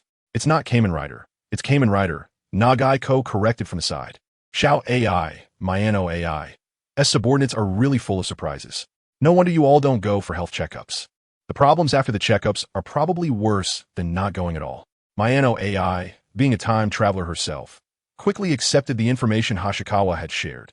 She then added, "However, Xiao AI, Mayano AI, herself is quite special, so it's not surprising that her students are time travelers." "Huh. Teacher, do you know Teacher Mei's identity?" Hashikawa, Kinzuya, and Nagai Ko said in unison. Before the words had even faded, Hashikawa looked at Nagai Ko and said, "How do you know?" Nagai Ko shyly stuck out his tongue and said, "One night, I followed you and saw our homeroom teacher doing that." Hashikawa Kinzuya began to ponder how many people had been hiding by the lake that night and silently mourned for his homeroom teacher. "What about you, Teacher Mayano? Were you there that night?" Hashikawa asked Mayano AI. Mayano AI shook her head and said, "You guys are talking in riddles. What happened that night?" "I was roommates with Xiao AI. She's usually carefree and sometimes shows special traits without even realizing it." "You say Xiao AI has a special identity. What is it?" It seemed that Mayano AI only sensed Mei Wei AI's specialness, but did not know her true identity. That Teacher Mayano. You should ask Teacher Mei about this yourself. It's not very convenient for me to say." Hashikawa Kinzuya decided to help his homeroom teacher save face. "By the way, Teacher Mayano, if you do ask, please don't mention me and Nagai Ko. Teacher Mei doesn't know we know her true identity, nor does she know our real identities." "Oh. The more you say, the more curious I am about what happened that night," Mayano AI said playfully, her mood light. While Hashikawa and the others were chatting, the group that had arrived was also looking around at the surroundings. Since this world and the world of Detective Conan both belonged to a modern worldview, they did not see anything particularly strange. However, even so, they felt a bit excited. After all, they had come to another world. Once Hashikawa and the others finished their conversation, Suzuki Sonoko eagerly suggested, "Everyone, since we've come all this way, why don't we stay here for a couple of days? This is another world, everyone." Suzuki Sonoko's suggestion stirred some interest among the crowd. Even the usually calm Hybera AI wanted to stay by her sister's side for a while before considering the issue of going back. "Sure, everyone is welcome." Hashikawa Kinzuya also welcomed them, adding, "You don't have to worry about time. I can set a time anchor, so whenever you come back, it will be the same time as when you left." At that moment, Conan, who had been in a daze, realized something was wrong. It seemed Hashikawa had mentioned that his story was well known here. What about his secret? Chapter 177. The visitors on the brink of collapse in worldview. Now, they were all in the school, and standing by the roadside wasn't a solution. Hashikawa decided to first take these people to the time traveler's hut, and once they were there, they could discuss their itinerary. Mayano AI readily agreed. She actually wanted to see other time travelers living in this world. The time traveler's hut was not far from the school, and the group walked there. Along the way, the people from the Detective Conan world looked around at the scenery of this new world, but since it was also a modern society, they didn't notice anything unusual. Before long, they arrived at the time traveler's hut. "Wow, it looks pretty nice," Suzuki Sonoko said. They stood outside the backyard of the time traveler's hut. The alley was old but not dirty or messy, quiet but not desolate. In this alley, time seemed to slow down leisurely. The cherry tree inside the time traveler's hut had grown very tall, casting shade both inside and outside the yard. Many domesticated or wild small animals and birds rested on the branches, walls, and ground, living in harmony. The animals were quiet, enjoying their peaceful and tranquil time. One or two cats opened their squinty eyes, noticing Hashikawa's return. They jumped down from the wall and affectionately rubbed against his pants. Ayumi squatted down, stretched out her hand, and wanted to pet the cat. The cat didn't run away, gently rubbing its head against Ayumi's hand. This place seems quite comfortable. I'm starting to want to move here, Mayano AI said, her expression filled with longing. Conan, who had been anxious all the way, fearing he would see something related to himself, felt a bit more at ease upon arriving here, influenced by the environment. Teacher, if you want to come stay, you're always welcome. There are still plenty of empty rooms here. Xingguang was replying to Gong Ming'ai while reaching into his pocket for his keys. Xingguang rummaged through his pockets, but couldn't find the keys. He recalled that before he crossed over, he had come out of the school dormitory, so he must have left the keys there. However, it didn't matter. The bakery should be open now, and he could just go upstairs from there. So, Xingguang told everyone and led them around to the Winter Sunshine Bakery. Welcome. As soon as they stepped into the bakery, Xingguang heard a welcoming voice. The modernly dressed butterfly Shinobu, wearing an apron on top, came over. Miss Shinobu, thank you for your hard work. Xingguang knew that Butterfly Shinobu was helping out here. The members of the Demon Slayer Corps were restless. After a few days of rest, they started looking for things to do. Butterfly Shinobu was helping out in the shop and had learned some everyday Shinjo language, which seemed to be going well. Mr. Xingguang, welcome back. Who are these guests? Butterfly Shinobu blinked and tilted her head slightly, looking past Xingguang at the others. So beautiful. Suzuki Sonoko noticed Butterfly Shinobu's gradient-colored eyes and exclaimed, "Thank you for the compliment." Hearing Sonoko speaking in neon language, Butterfly Shinobu smiled and replied in the same language. This is Butterfly Shinobu, also a traveler, currently resting here. Xingguang introduced them to each other. Welcome, everyone. Butterfly Shinobu bowed slightly. At that moment, Barney and Christina came out of the kitchen, carrying freshly baked bread. Upon seeing Xingguang leading a large group in, they greeted each other. Not wanting to disturb Barney and Christina, Xingguang took Suzuki Sonoko and the others upstairs first. However, upon reaching the upper floor, the sight startled Suzuki Sonoko and the others. In the corridor, there were 7 or 8 girls who looked exactly the same walking back and forth. Xingguang, are these multiples? Suzuki Sonoko asked. She had seen twins, triplets, and quadruplets, but she had never seen so many identical girls before. Is Guanyi back? Hearing the voices outside, Dilu Beast walked out from the public lounge. The cat is talking. Suzuki Sonoko exclaimed again. The others were equally astonished, even though they had mentally prepared for the possibility of seeing unusual things. Seeing them in person was still shocking. Is there someone else? Dilu Beast said, jumping onto Xingguang's shoulder. Digital Beast? The one who asked this time was Hybra AI. She had almost calmed down from her excitement, and, as a scientist, her curiosity about this never-before-seen creature was piqued. Dilu Beast is a data life form born from the world of network data, Xingguang explained to Hybra AI. Upon hearing this, Hybra AI's eyes sparkled, becoming even more interested in Dilu Beast. Then what about these girls? Malilon asked. It's a bit complicated to explain. Simply put, they're all clones, Xingguang said. However, his answer didn't make everyone feel comfortable, as in their worldview, clones were not something acceptable. Damn it. What kind of messed up world do they come from that allows clones? Muri Kagoro said discontentedly. Uncle Muri, don't be angry. Different worlds have different situations. Xingguang hurriedly replied. Sorry, that's not what I meant. It's just. Muri Kagoro realized he had spoken too harshly and quickly apologized. But halfway through his apology, he suddenly noticed a half-head peeking out from the wall. Muri Kagoro exclaimed without any dignity. The others also noticed the half-head and were naturally startled. Suzuki Sonoko and Mao Lilon hugged each other in fear. Good morning. Hahama Maiko rubbed her eyes and floated out from the wall. Xingguang, this. Suzuki Sonoko asked incoherently. This is Hama Maiko. As you can see, she is a ghost, Xingguang introduced. Oh, we have newcomers. Hello, everyone, ho ho ho. Hama Maiko was speaking when she suddenly fell asleep again, her body leaning back and disappearing into the wall. Conan took off his glasses and rubbed his face. He felt that he could no longer stay here.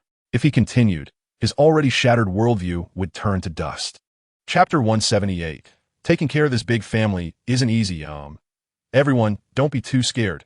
Although Maiko is a ghost, she is not bad. Xingguang quickly tried to smooth things over for Hama Maiko. Let's go to the lounge to rest. I'll help everyone arrange rooms later. With that, Xingguang took a step toward the public lounge. Suddenly remembering the group of Rei Ayanami replicas in the corridor, he asked, Ladies Ayanami, I hope it's okay to call you that. Is there something you need here? Why are you all waiting in the corridor? One of the Rei Ayanami replicas replied, We came to find Sister Chi-Chi, but she's still sleeping, so we're waiting here. Oh, how about you come to the public lounge first? There's nowhere to rest in the corridor, Xingguang suggested. The 8 Rei Ayanami replicas exchanged glances and nodded. So, Xingguang went ahead into the public lounge. The scene in the public lounge left Xingguang stunned. Katsuragi Misato was lying on the sofa, fast asleep, wearing only her underwear, but thankfully, she had a blanket draped over her. Even so, the scene was quite tantalizing. Xingguang caught a whiff of alcohol, but he didn't see any bottles, so someone must have cleaned up early. Moreover, Katsuragi Misato's clothes were neatly folded and placed on the nearby sofa. This definitely meant someone had tidied up, otherwise. The scene he saw would have been bottles and clothes strewn everywhere. It looked like Katsuragi Misato had drunk quite a bit the night before. Suzuki Sonoko and Mao Lilan, following closely behind Xingguang, also saw Katsuragi Misato and couldn't help but blush. Mao Lilan turned around and pushed the others out, saying, You all wait a moment before coming in. Xingguang stepped forward, picked up Katsuragi Misato along with the blanket and clothes, and tossed her directly into the laboratory space. Then, he told Suzuki Sonoko, You all rest here. I'll go put her back in her room. Huh? Oh, okay. The quick series of actions left Suzuki Sonoko momentarily stunned before she reacted. Watching Xingguang leave with the loop be still on him, Mao Lilan said, Mr. Xingguang really has a tough job taking care of so many people with different personalities. She suddenly remembered her dad, Kagoro Muri, who was also like this after getting drunk. Huh? What happened? What's going on in the room? Ran, you're just pushing me outside. Kagoro Muri scratched his head, somewhat confused about what these people were doing. Xingguang walked to the outside of Miri Katsuragi's room. Fortunately, the door was not locked. Upon entering the room, Xingguang carried Miri Katsuragi out from the lab space and placed her on the bed, then put her clothes on the bedside table. After finishing these tasks, Xingguang left Miri Katsuragi's room. Perhaps Miri Katsuragi had drunk too much or was too tired to sleep deeply. Xingguang threw her into the lab space and carried her out to the bed, surprisingly without waking her up. Not only did she not wake up, but she continued to sleep soundly, her hand under the blanket reaching into her underwear to scratch. On the 3rd floor of the M-Memory hamburger shop, a girl with twin tails was busy at her workbench in her room. Suddenly, a figure appeared out of nowhere, sitting on the edge of the workbench on the left. This person was none other than the world will, AI Hybera, whom Xingguang had met before. AI Hybera crossed her legs, her bare foot gently swaying. She said, Long time no see, twin tails. The twin-tail girl didn't look up, continuing her work, and replied, Next time, remember to give me a heads up. After a pause, the twin-tail girl added, Actually, it hasn't been long. It's only been a few years since the communication was cut off. Really? I feel like it's been ages. If I don't bicker with you, life feels so boring, AI Hybrid said with a smile. If you're bored, go to sleep. Sleeping is a good way to pass the time. By the way, what made you come here? Aren't you managing your own world? The twin-tail girl stopped her work and looked at AI Hybera. My world doesn't have much going on, unlike your sanctuary world, AI Hybera shrugged. By the way, I want to play here for a few days. Play. Even if I disagree, you'll definitely stay stubbornly, the twin-tail girl said casually, knowing her friend's personality well. By the way, there's one more thing. AI Hybera tapped her chin with her finger. Speak, the twin-tail girl said impatiently. Are you really planning to let that Ultraman be your world administrator? Upon hearing AI Hybera mention Xingguang, the twin-tail girl raised an eyebrow and asked, Is that so? What's wrong? What a pity.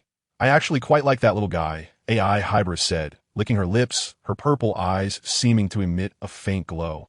You're not from the sanctuary world, so what's the point of having a world administrator? The twin-tailed girl scoffed. It's not that I must have a world administrator. Why can't I recruit an Ultraman as a chosen one? AI Hybera jumped off the table and slowly walked toward the door, saying, I'm not teasing you anymore. I mainly came to see old friends and play for a few days. How many other world wills can you contact now? Not many. Counting you. There are just over 10, the twin-tail girl replied. Just over 10 is better than being alone. Remember to add me to the group. After saying that, AI Hybera disappeared. The twin-tail girl looked at the spot where AI Hybera had vanished, scratched her head, and complained, This girl is still so troublesome. As night gradually fell, Xingguang naturally prepared a sumptuous dinner to welcome the new guests. Due to the large number of people, they had to split into 2 tables.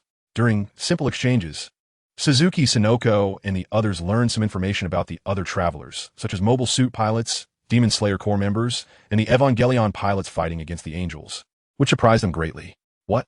Are you saying that some film and anime works in this world are projections of your world? At this moment, Suzuki Sonoko learned some information from others. Soon, she started to fantasize, saying, "That's great. So you guys are considered big stars here, right? I wonder if there are any works about our world here, and how others see me." Hearing Sonoko's carefree comment, Conan, who was drinking cola, almost choked. What a worry that came true. Chapter 179, Conan Exposed. And does anyone remember Shalajan and the others? Brother Xingguang, what about your friends? Can you tell me about them?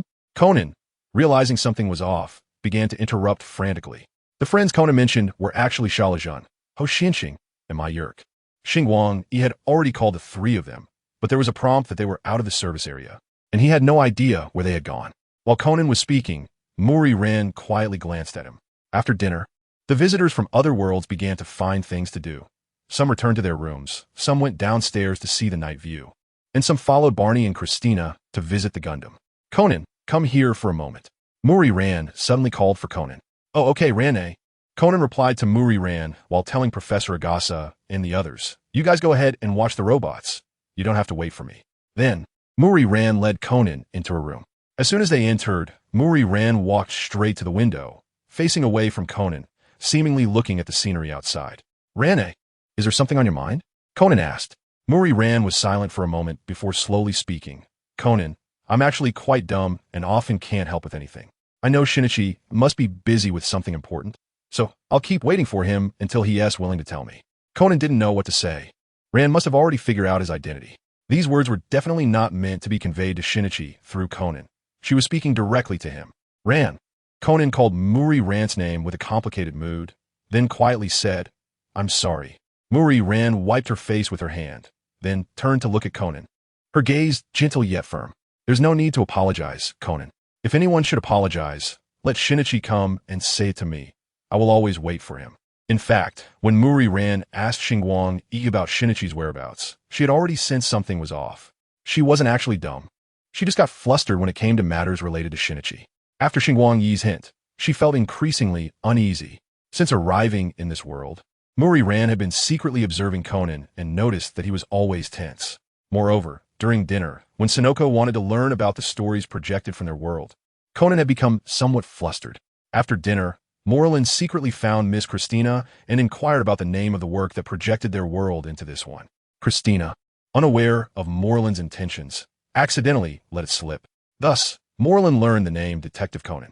Her thoughts began to take shape. Initially, she intended to borrow Christina's or someone else's phone to check, but when she saw Conan's nervous expression, she decided to find Conan first and share her feelings with Shinichi. Moreland actually felt quite relaxed now that she knew Shinichi was right by her side, and she had nothing to complain about. However, "Conan, you're not a kid anymore. From now on, you're not allowed to bathe or sleep with me." Seemingly reminded of past events, Moreland's face suddenly turned red, but fortunately, the room was dimly lit, so Conan couldn't see her blush. Hearing Moreland say this, Conan could only scratch his head and laugh foolishly. The more Moreland looked at his silly grin, the angrier she got. She knocked on Conan's head and then grabbed him and threw him out. Conan sat on the ground, stood up rubbing his bottom, and looked back at Moreland's room, where the door was tightly closed. For some reason, Conan felt a sigh of relief. It was exhausting to keep pretending, and now having an understanding with Moreland privately seemed nice. It wasn't until around 7 or 8 in the evening that Ling Xuanqi woke up. With her hair down and wearing pajamas, she came out of her room, ready to look for food in the kitchen. As soon as she walked into the common lounge and saw the 2 people sitting there, her drowsiness vanished. "Xiaowa, and Teacher Gong, what are you doing here?" Ling Xuanqi exclaimed. When Chang Xiao saw the Rei Ayanami replicas, she had already suspected that the sister Chi-Chi those girls were looking for was Ling Xuanqi, as the replicas looked too much like her. Now seeing her in person, Chang Xiao was completely certain. "Oh, Sister Chi-Chi, I didn't expect you to be a traveler too." Chang Xiao waved at Ling Xuanqi. Ling Xuanqi then realized and looked at Gong Ming'ai, saying, "Could it be that the teacher is also a traveler?" "Yes." Gong Ming'ai nodded, saying, "My real name is Mayano Akemi. Let's get to know each other again." Ling Xuanqi. Upon hearing the teacher's original name, Ling Xuanqi understood her background. What about Xiaowa? Ling Xuanqi asked Chang Xiaowa. Me? My real name is Chang Panzhuang Wu, Chang Xiaowa replied. Ling Xuanqi also figured out Chang Xiao was identity. Though she was a bit puzzled about why Chang Panzhuang Wu was a girl, but she didn't ask. I'm a Rei Ayanami replica. Ling Xuanqi introduced her identity to the two. Please take care of me, Sister Qiqi.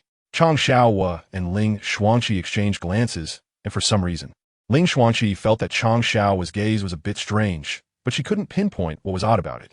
Ah, you're awake. Xingguang, he came out of the kitchen, wiping her hands. By the way, your sisters came to find you today. I let them have a meal, and they just left.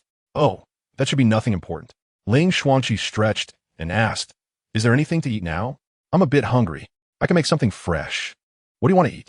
Xingguang, he was about to take off her apron, but put her hands down again upon hearing Ling Xuanqi's words. Can you really make anything?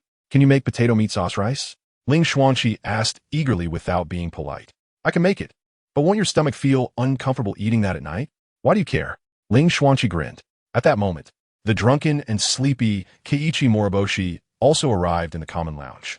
I slept so well, Keiichi Moriboshi said lazily, but fortunately, she was dressed neatly now. Xingguang, is there anything to eat now? It seemed Keiichi Moriboshi also came to look for food. Ling Xuanqi wants potato meat sauce rice. Do you want some? Xingguang, he asked. Sure. By the way, do you have any snacks?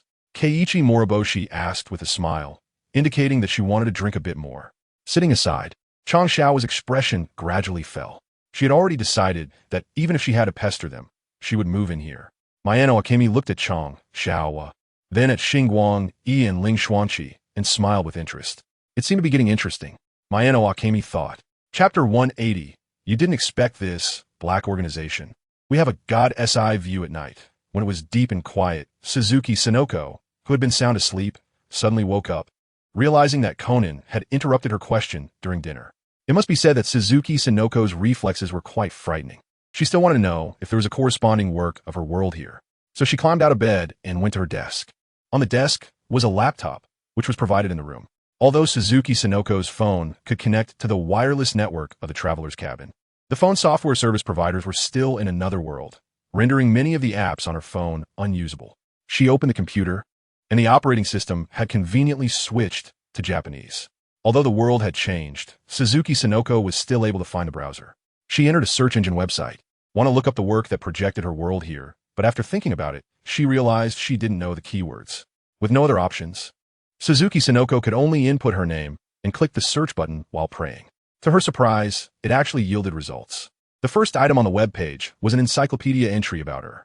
Curious, Suzuki Sonoko clicked in and immediately saw a portrait of herself. She scrolled down, reading the encyclopedia that had been translated into Japanese, feeling both excited and shy.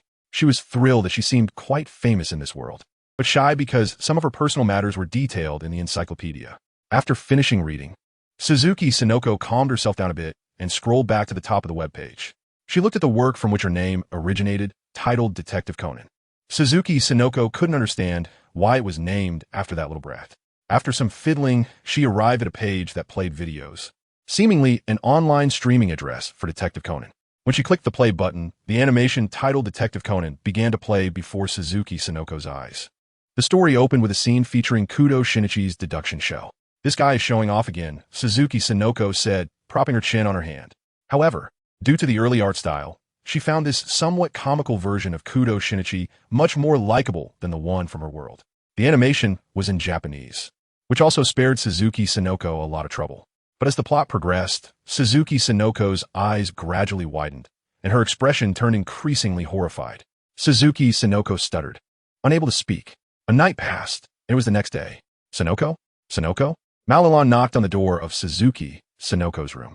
They had agreed yesterday to go out together today, but Sonoko was still in bed. After a struggle, Suzuki Sonoko opened the door, and her appearance startled Malilon. Sonoko, what's wrong? Why do you have such dark circles under your eyes? Malilon hurriedly asked. Suzuki Sonoko rubbed her eyes. She hadn't slept well after binge-watching several episodes of Detective Conan last night. It's nothing, just didn't sleep well last night. Suzuki Sonoko laughed awkwardly. Then you should rest well today. Let's go out tomorrow instead, Malilon said. By the way, Hashikawa-san has prepared breakfast. If you want to eat, you can go to the dining room to get it. I got it, thanks, Xiaolan. Suzuki Sonoko smiled. You should get some good rest. I won't disturb you. After saying that, Mao Lilan turned and left. After talking to Mao Lilan for a bit, Suzuki Sonoko didn't feel too sleepy anymore.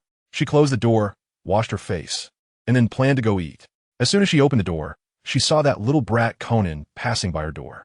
She reached out and pulled Conan into her room. What's going on, Sonoko-ne? Conan said, pretending to be confused. Stop talking like that. It feels really uncomfortable. Suzuki Sonoko said while rubbing her arms, feeling goosebumps rise. With a look of disdain, she said, Kudo, are you planning to keep this from Xiaolan for a lifetime? Conan's pupils contracted slightly, but he stubbornly replied, Sonoko-ne, I don't really understand what you're talking about. Don't give me that. I watched that Detective Conan last night. I already know all your secrets. Are you even a man? So many people know your secret, yet you won't tell Xiaolan. Suzuki Sonoko questioned Conan angrily. After a moment of silence, Conan decided to stop pretending and said with a bitter smile, Actually, Xiaolan already knows. Knows? When? Now, it was Suzuki Sonoko's turn to be surprised. Could it be that there were more plot developments in Detective Conan? This anime was so long. Suzuki Sonoko had only watched part of it last night, skipping through. No, after dinner yesterday, Xiaolan confronted me. But we still have to maintain our usual appearances on the surface. Conan revealed what happened last night. Now, this secret also required Suzuki Sonoko's help to keep it hidden. Since Xiaolan already knew, Suzuki Sonoko wasn't as angry anymore, but she still looked disdainful and said, So you're still planning to live with Xiaolan? I have to make it clear that it was fine when you didn't know before, but now, before you marry Xiaolan, you mustn't lay a hand on her. What do you mean lay a hand? What do you take me for? Conan retorted, his face turning red. Suzuki Sonoko sneered and said, Hee. Then explain to me how you ended up taking a bath with Xiaolan. Conan was completely speechless. He couldn't refute that, but Xiaolan's figure was quite nice. Cough, what was he thinking? By the way, that medicine you took seems to have surpassed the realm of science. How could such a tall person turn into a little kid? Suzuki Sonoko gestured with her hand, saying that this was no longer science, but had reached the level of science fiction. It could actually make someone youthful again. How frustrating. Why did she feel a bit envious? At this moment, Conan was slightly taken aback and hurriedly asked, Sonoko, I want to ask, does that Detective Conan depict the Black Organization? You know, the ones who forced me to take the medicine. Yes, why? Suzuki Sonoko didn't understand why Conan was so excited. If the work depicts the Black Organization from a god's perspective, it could provide us with a lot of information. Conan was indeed a bit excited. They didn't have much information on the Black Organization, so if this anime could showcase them in detail, that would be great. Chapter 181. Natsuro Makoto? Is that a new character? After finishing breakfast, Conan and Suzuki Sonoko hurriedly started binge-watching their show. Seeing Conan and Sonoko rush back into the room, Mao Lilan curiously followed. Not just Mao Lilan, even Mayano AI and Hybra AI came along. The group began their binge-watching journey. To be honest, having their lives turned into an anime and broadcasted felt a bit strange for both Conan and Mao Lilan. When the scene played of Mao Lilan taking a bath with Conan, Mao Lilan's face turned bright red as she pinched Conan's ear. Hybra AI beside her was also blushing, but it had nothing to do with the anime. She was currently being held by Mayano AI, who occasionally patted Hybra AI's head or rubbed her face. Sister, Hybra AI shyly called out, sounding like a little kitten. Sorry, but the current Shiho looks so small and cute, Mayano AI said apologetically. But her hands showed no signs of stopping, continuing to rub Hybra AI. After watching for a while, there was a sudden knock on the door. Mao Lilan got up and walked over to open the door. It was Miss Butterfly Shinobu. Upon opening the door, she saw Butterfly Shinobu standing outside, holding a tray with drinks and snacks. I took the liberty of preparing some tea and snacks for everyone, Butterfly Shinobu said with a smile. Thank you so much. Mao Lilan replied as she took the tray, then asked, We're binge-watching Miss Butterfly Shinobu. Would you like to come in and watch with us? Then I won't be polite. I happen to have nothing to do right now, so I'll join you, Butterfly Shinobu said, invited by Mao Lilan. Butterfly Shinobu also walked in to watch the show with them. After finishing breakfast, Hashikawa Ichiryu tidied up the kitchen and left the traveler's cabin. Hashikawa Ichiryu had left the keys in the school dormitory and planned to return to retrieve them. After saying goodbye to the Digimon, Hashikawa Ichiryu left.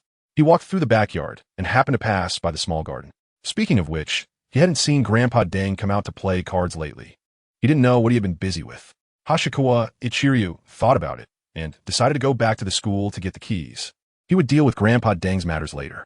He arrived at the school campus and saw many vending machines. He now had a psychological shadow regarding vending machines and planned to buy drinks directly from the store in the future, absolutely avoiding vending machines. He went upstairs and returned to the dormitory. Hashikawa Ichiryu tried to push the dorm door and found it wasn't locked. He pushed the door open and said, "Lazy dogs, I'm back." But upon entering the dormitory, Hashikawa Ichiryu realized there was no one inside. Strange? Where did they all go?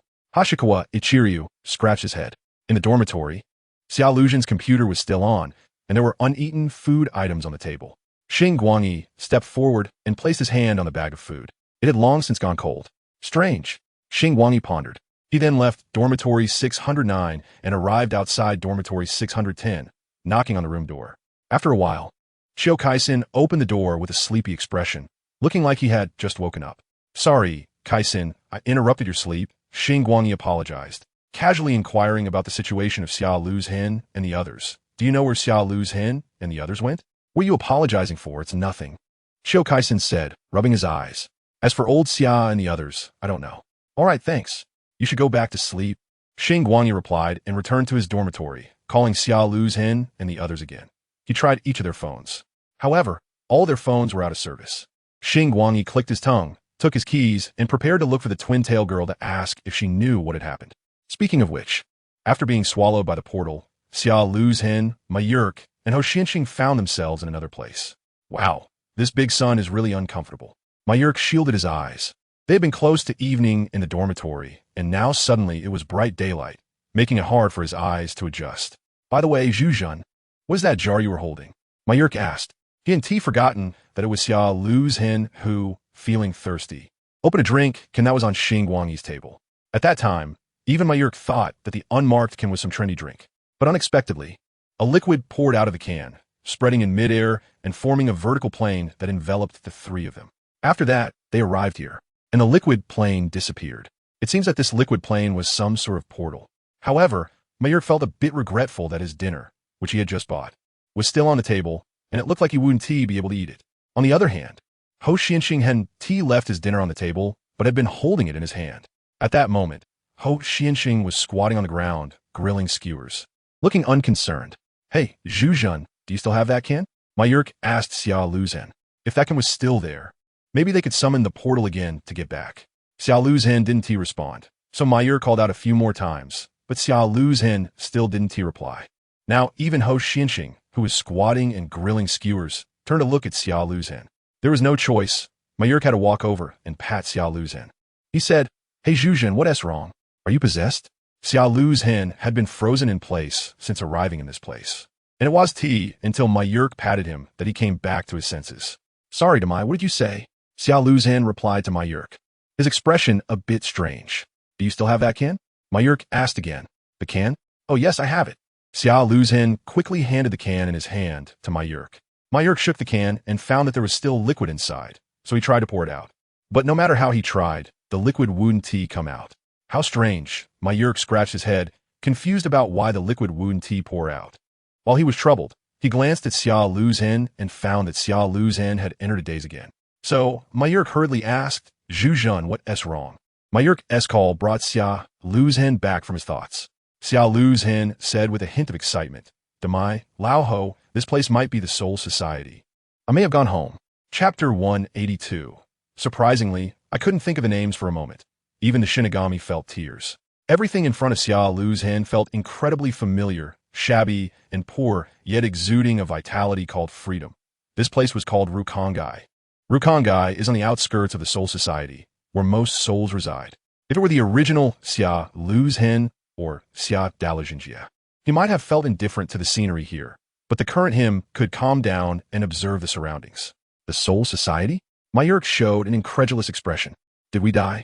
No. To be precise, we should have crossed over," Xiao Luzhen said, looking in a certain direction, which was the Soul Society. Seeing so many iconic buildings and feeling the abundant spiritual energy around, Xiao Luzhen could confirm that this was indeed the Soul Society.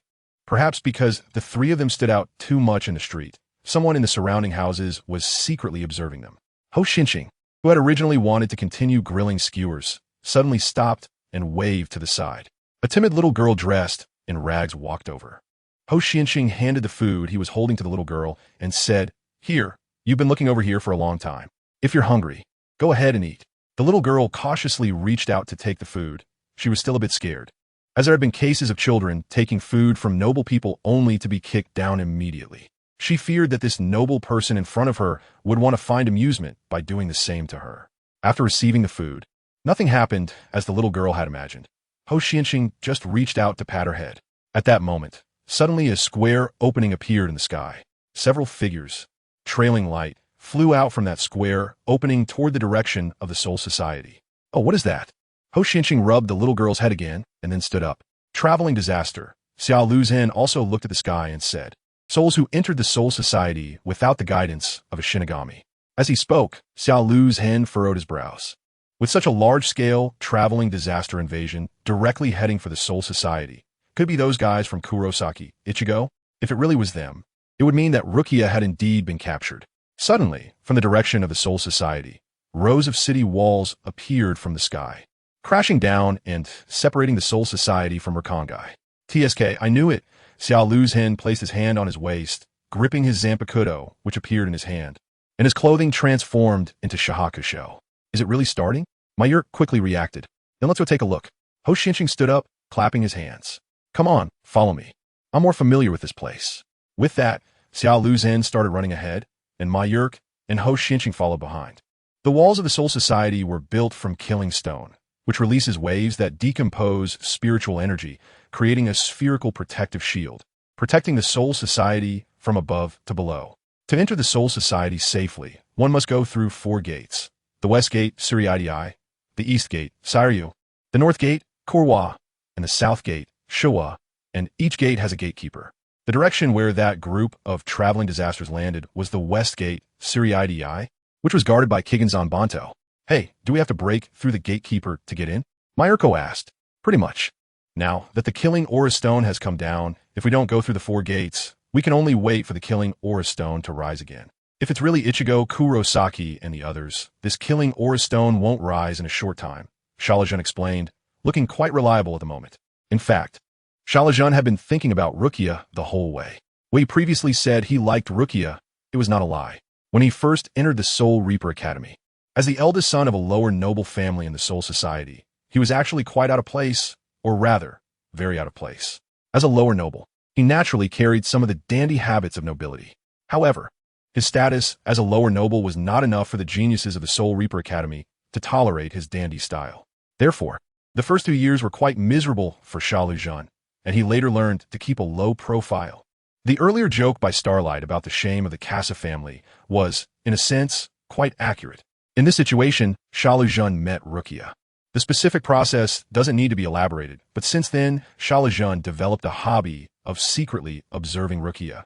To be honest, Shalajan's talent was quite mediocre. He wasn't good at swordsmanship, Kido, or his initial release. Although Rukia came from the Rakangai and was a commoner, she successfully graduated early due to her own talent.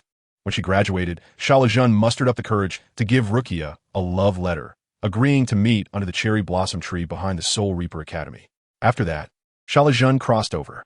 Looking back now, apart from his feelings for Rukia, Shalajan could only feel that the past was hard to bear, especially that love letter.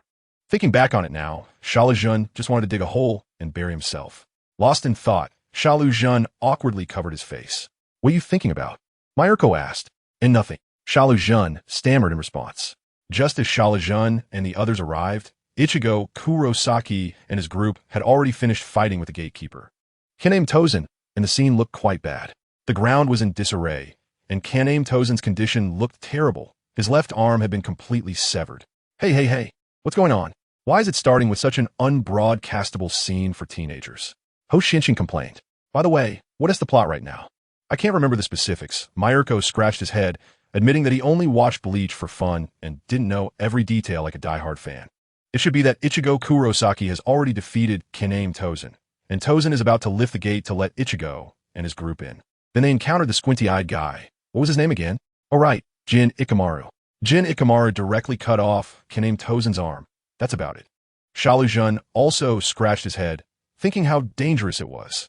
Had he been lazy for too long that he was forgetting the names of captain-level characters? Upon seeing another Soul Reaper in a Shinigami uniform approach, Ichigo Kurosaki and his group became tense.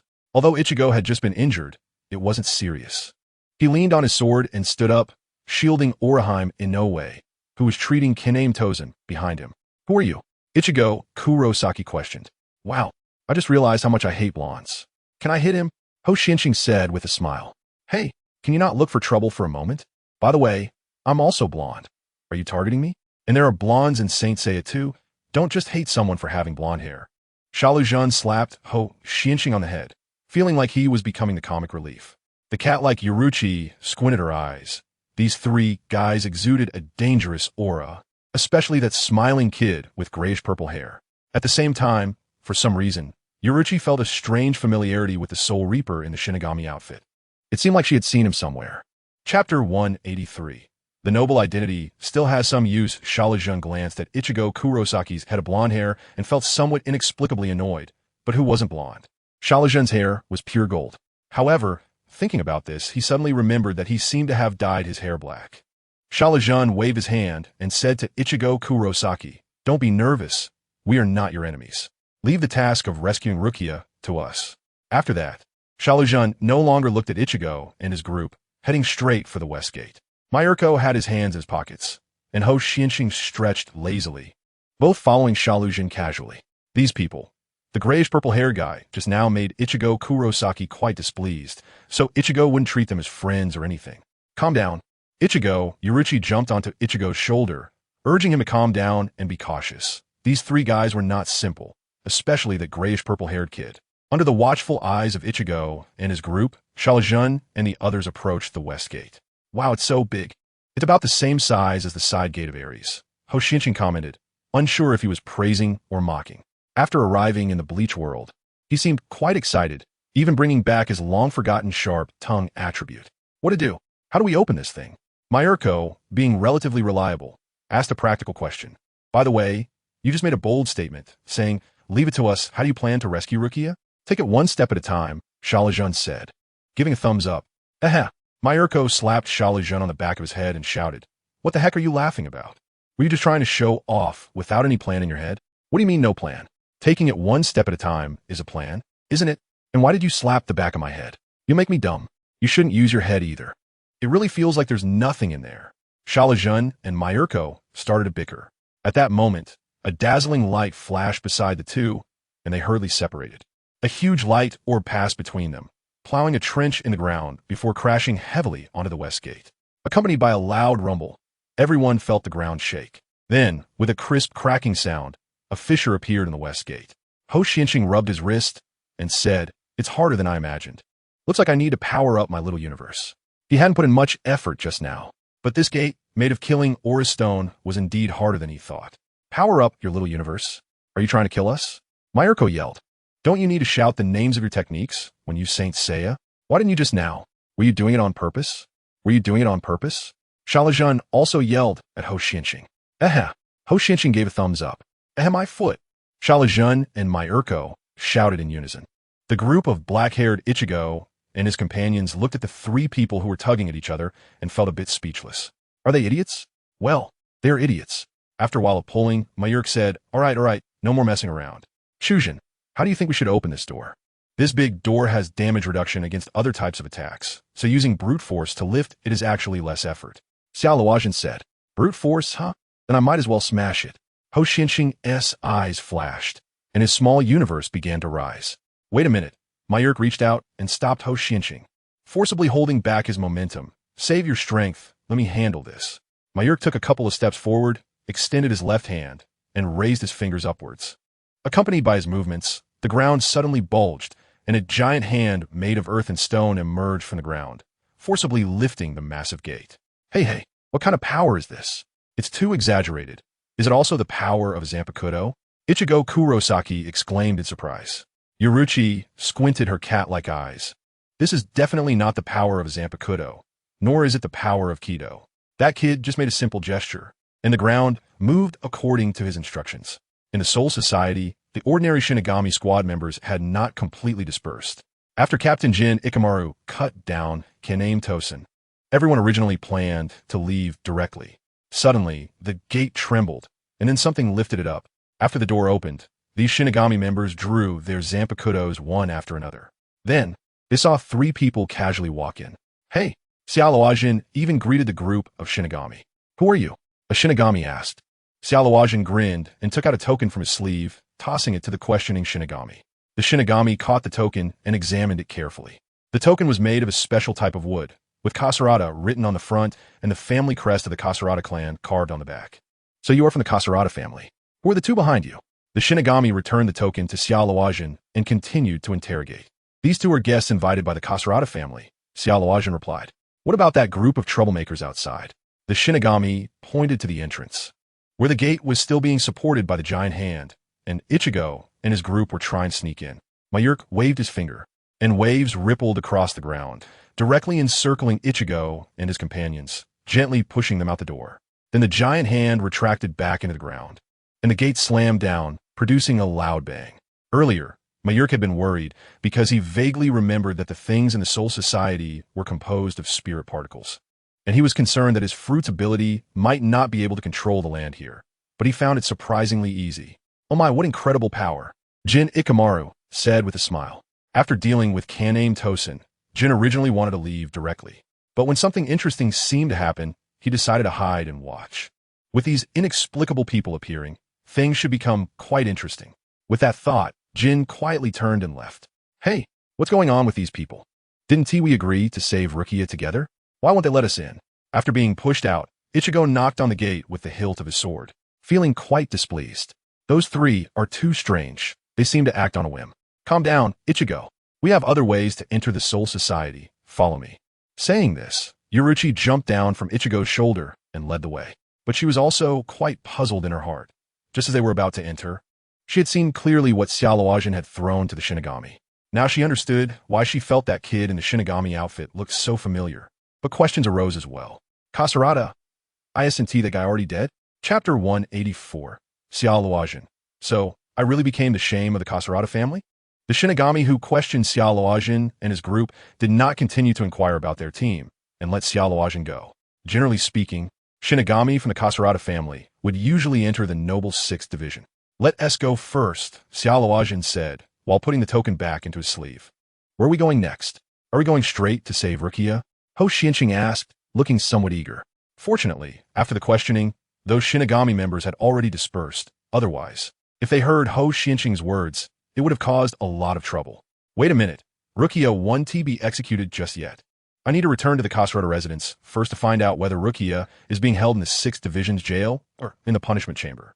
If it's the 6th Division's internal jail, it's manageable. If it's the punishment chamber, that would be troublesome, Xiaoluajin said. Troublesome means we have a fight to look forward to, right? Ho Xianqing asked with interest. Hey, stop always thinking about causing trouble, okay? When did your character turn into a violent maniac who just wants a fight? You're not from the Saint Seiya world. You're from the Dragon Ball world, right? Xiaoluajin complained as he walked further down the path of sarcasm. Ho Xianqing smiled nonchalantly and said, Aren't we travelers? If we don't cause trouble, can we still be called travelers? Forget it. I'm really exasperated with you. Xiaoluajin felt a bit of a headache. The Soul Society's area was vast, serving not only as the headquarters of the Soul Society's political and military institutions, but also housing many nobles. Fortunately, the 3 of them were not ordinary people and moved quickly. Before long, they arrived at the Kasarada family residence. Although Xiaoluajin referred to it as a residence, it should more accurately be called a clan estate. The Kasarada family was indeed a lower-ranking noble family, but the Soul Society did not mistreat lower-ranking nobles, as they were considered the foundation of the Soul Society's governance. Wow, it looks so impressive. I didn't expect your family to be so wealthy. Mayurk looked up at the Kasarada family's super luxurious residence. Ho Xianqing also observed the neon-style buildings with great interest. He wasn't too surprised. After all, the entire sacred domain belonged to his family. Haha, you're too kind, Xiaoluajin said proudly as he stepped forward to knock on the door. As a noble family, the Kasarada household's gate was quite grand, standing over 3 meters tall. After waiting for a while, the door creaked open slightly, and a plain-looking old man walked out. May I ask what you gentlemen need? The old man said. Recognizing him as an acquaintance, Xiaoluajin stepped forward to greet. Old Lord K. Long time no see. It's me. Forgive this old man for being unable to see clearly. Who might you be? The old Lord K. Long bowed slightly and asked. It's me. Xiaoluajin pointed to himself. Old Lord K Long opened his squinting eyes and carefully observed Xia Luozhen, his eyes growing wider. However, the touching scene Xia Luozhen had imagined did not occur. The old man K Long not only did not show any nostalgic or moved expression, but instead became furious. His forehead bulging with veins, and his spiritual pressure radiating from his whole body. Hey, what's going on, Pig Jun? It feels like this old man's blood pressure is about to explode. What did you do? Ho Xianqing said from the side, making sarcastic remarks. Yin Jing, how dare you insult the master family? The old man, K Long, gritted his teeth, drew the knife from his waist, and pointed it at Xia Luozhen, saying, you little brat, I don't know where Yin Jing found you from or what benefits he gave you, but today you must wash away the humiliation of the Xia de Lu family with your blood. If you want to blame someone, blame Yin Jing. Hey, what is going on? Am I really the shame of the Xia de Lu family? Xia Luozhen quickly raised his hand to explain. Stop talking, Pig Jun. Right now, you really sound like one of those phone scammers, coming and saying it's me. It's me. Mayurk scratched his head, the farce before him exceeding his imagination. Mayurk had still hoped to have a nice dinner, but now it seemed like there would be no dinner at all. The old man K Long swung his knife at Xia Luozhen, who drew his own knife in response and blocked the old man's attack. Old man, I can't handle this kind of welcome ceremony. Xia Luozhen began to release his spiritual pressure as well. Unexpectedly, the old man K Long looked even more surprised, staring at Xia Luozhen incredulously and saying, this knife and this spiritual pressure. How is that possible? Suddenly, the old man retracted his spiritual pressure, jumped back, and distanced himself from Xia Luozhen. You are, young master? How is that possible? The old man K Long still couldn't believe it. A person's appearance can be easily mimicked, but a soul reaper's Zanpakuto and spiritual pressure are virtually impossible to imitate. Phew, old man, you finally remembered me. I was just away for a while. Xia Luozhen also sheathed his knife. All right, for now, I will believe that you are indeed young Master Xinjie. Please follow me. Saying this, the old man K Long turned around and led Xia Luozhen and the others into the Xia de Lu family's residence. However, it was strange that the old man led them through a secluded area, avoiding others as much as possible. Pig Jun, who is this old man? Mayurk asked from the side. K Long, my parents' bodyguard. He took care of me when I was a child, Xia Luozhen introduced. The Xia de Lu family has a tradition of women leading the family, and Xia Luozhen and Xia de Lu Liulichio are half-siblings. Meaning Xia Luozhen is not the biological child of the head of the Xia de Lu family, which makes him somewhat awkward within the family. Hearing Xia Luozhen introduce himself to others behind him, the old man K Long became more convinced that this really was young Master Xinjie. Young Master Xinjie, could you please tell us what happened earlier? The old man K Long suddenly asked. Xia Luozhen scratched his head, saying, I don't quite understand either. I was inexplicably transported to another world, and then I was inexplicably brought back.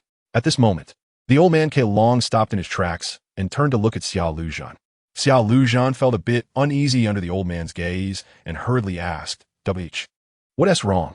Did something happen? The old man K Long sighed and slowly said, then, young master, would you like to hear another story? Without waiting for Xia Luozhen to respond, the old man began to narrate. Chapter 185. A stain that can't be wiped away should just be hidden currently. Xia Luozhen's experience was that he had written a letter to Rukia, a letter that now made him feel embarrassed to death, agreeing on a time and place to meet.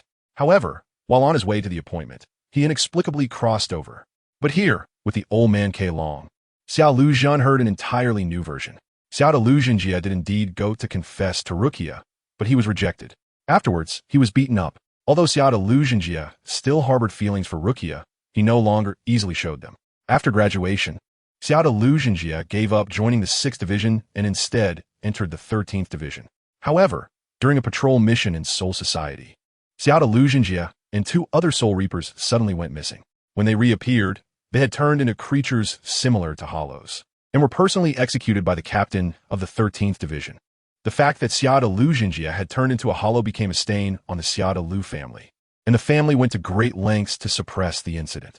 Originally, the previous head of the Xia de Lu family had passed away early, and now the family's eldest son had died bearing a stain, leaving the new head, Xia de Lu Liulichio, with a heavy burden. In recent years, some of the Xia de Lu family's retainers have been eager to try to seize power from Xia de Lu Liulichio, aiming to become the true power holders of the Xia de Lu family, with these retainers being led by Yunjing.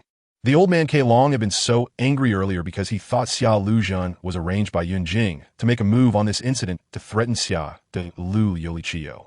Wow, I didn't expect all this to happen. Pigzhun, you've gone from a minor stain in the Xia de Lu family to a major piece of irretrievable garbage. Ho Xianxing said cheerfully from the side.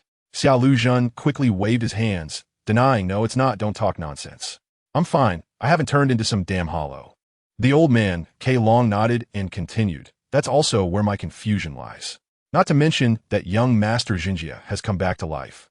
I just sense that young Master Xinjie's spiritual power is quite pure, without the slightest hint of hollow feeling. So there can only be one truth. Mayurk raised a finger, mimicking the elementary school Soul Reaper, and said confidently, that is parallel worlds. Parallel worlds? The old man, K. Long, didn't quite understand the term. It basically means two parallel worlds that are similar, but not completely the same, Xia Luzhan explained from the side. For example, in your world, Xia de Lu Xinjie is indeed dead, but in my world, he is not. Or there might be other worlds where Xia de Lu Xinjie doesn't exist at all. Oh. The old man K. Long listened, understanding only partially. But he realized one thing. The young Master Xinjie before him was indeed young Master Xinjie, but not their young Master Xinjie. Subsequently, the old man K. Long knelt down, paying great respect to Xia Luzhan. He said, young Master Xinjie, although this is not your world, please help Miss Liulichio. Old man, what are you doing? Xia Luzhan hurriedly helped the old man up. Regardless, she is my sister, and protecting her is naturally my responsibility. Phew, the brother complex has awakened? Ho Xianxing, who didn't care about the atmosphere, spoke up again. It's not a brother complex. Xia Luzhan shouted loudly, shaking Ho Xianxing's head back and forth. You're a Saint Seiya? So stop filling your head with so many random thoughts. Okay. Ho Xianxing made a gesture, indicating that he understood, while he seemed to hear the sound of his own brain sloshing around. So, are we here this time not only to deal with Aizen, but also to pick up Yun Jing along the way? Mayurk rubbed his chin and said, Aizen, are you talking about the 5th Division Captain Aizen Sosuke? Why do you want to confront him? Lord Juelong asked suspiciously. Old man, since we came from another world, we definitely have information you don't know. You don't need to get involved in this matter. But remember one thing. Those in the clan who have had direct contact with Aizen Sosuke should keep observing, while the rest should avoid contact with him. His Zanpakuto is named Kyoka Suijetsu, and its ability is complete hypnosis of the 5 senses. Natsuru Makoto didn't want to say too much, not want to drag the old man into this whirlpool, but he just reminded him. Natsuru Makoto snapped his fingers. Initially, if he were to save Rukia, he would have to confront Aizen, and now that he has learned about his own fate in this world, he would settle both old and new scores. Seeing your emotions so high, I still want to interrupt. Mayurko looked at Natsuru Makoto as confident demeanor and couldn't help but remind him. Do you have a way to break Aizen's Kyoka Suijetsu? I have observation hockey, and I estimate that Old Ho has many methods too. Mayurko was being quite tactful. Currently, Natsuru Makoto's combat power was the lowest among the 3-person team. I have a feeling that as long as I know the name of my Zanpakuto, I won't lose to Aizen. So do you know it? The name of your Zanpakuto? Not yet. At this point, Natsuru Makoto couldn't help but feel a bit deflated. Why is that? Normally, he treats his Zanpakuto very well. So why doesn't he want to tell him its name? While Natsuru Makoto was in distress, Lord Juelong led them into the Tenshikaku. They arrived at the top, and suddenly 2 Soul Reapers appeared before them. Natsuru Makoto recognized them. Both were guards of Kasadalu Ryurichio. One of them, who looked somewhat handsome, was Inuryu. The other, with a small tuft of lightning-shaped hair and wearing sunglasses, was called Tsururyu. Lord Juelong, who are these people? Inuryu asked. Although Inuryu was now the highest-ranking personal attendant, he still maintained respect for Juelong. I want to bring these guests to meet Lady Ryurichio. Please help me announce it, Lord Juelong said. Lord Juelong, you're too polite. Please wait a moment. Saying this, Inuryu turned and went to report to Kasadalu Ryurichio. While Inuryu was inside reporting, Tsururyu kept staring at Natsuru Makoto, feeling that this guy looked very familiar, but couldn't remember who he was. It's no wonder he couldn't recall. After all, the Natsuru Makoto of this world had already died and was hidden as a blemish. Soon, Inuryu returned, bringing news that Lady Ryurichio agreed to their meeting. Following Inuryu, Natsuru Makoto and the other 2 entered a room. Inside the room, a little girl was standing at the railing, looking outside. Chapter 186. Don't mention marrying his sister to a brother complex. Lady Ryurichio, the guests have been brought in. I take my leave. Inuriyu half knelt, reported to Kasadalu Ryurichiyo, and then left the room, closing the door behind him. Kasadalu Ryurichiyo turned around and looked at the people in the room. You are the ones who wanted to see me, right? May I ask what the matter is? Halfway through her sentence, Kasadalu Ryurichiyo suddenly froze. Her eyes, like emeralds, slowly widened as Natsuru Makoto's figure was reflected in her pupils. Natsuru Makoto also didn't know what to say. He had rehearsed it in his mind, but now he couldn't say a word. Both sides stared at each other for a while, long enough that Mayurko and Ho Xianxing were almost impatient. Natsuru Makoto finally spoke. It's been a long time, Ryuri. I'm back. Ryurichiyo's beautiful eyes misted over, and she bit her lip, trying hard not to let her tears fall. Then, she quickly ran towards Natsuru Makoto.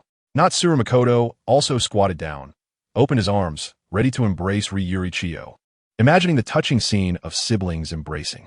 Just as Ryurichiyo was about to reach him, she suddenly jumped and delivered a double kick directly to Natsuru Makoto's stomach.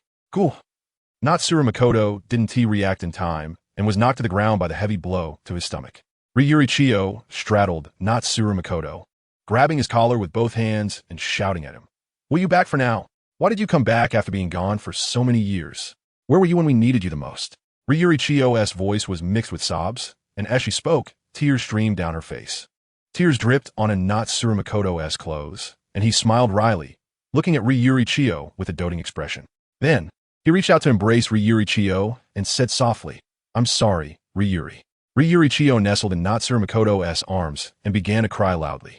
To be honest, she was quite resentful towards Natsuru Makoto for dying so casually and leaving behind a big mess. She cried while hitting Natsuru Makoto. Seeing his sister cry like this, Natsuru Makoto also felt a bit guilty. However, he was also somewhat happy. Even Lord Juelong needed to verify him repeatedly. But his sister recognized him as soon as she saw him. Isn't this a sign of a brother complex? Ho Xianxing suddenly interjected from his side. Brother complex my ass. Can't you read the atmosphere? Is this the time to say that? Natsuru Makoto roared at Ho Xianxing. With Ho Xianxing's interruption, Ryurichiyo quickly wiped her face with her sleeve and then knelt properly, addressing Ho Xianxing and Mayurko, although I don't know your names. You both seem to be my brother's friends. I'm grateful to you both for taking care of my useless brother. Saying this, Ryurichiyo slowly bowed.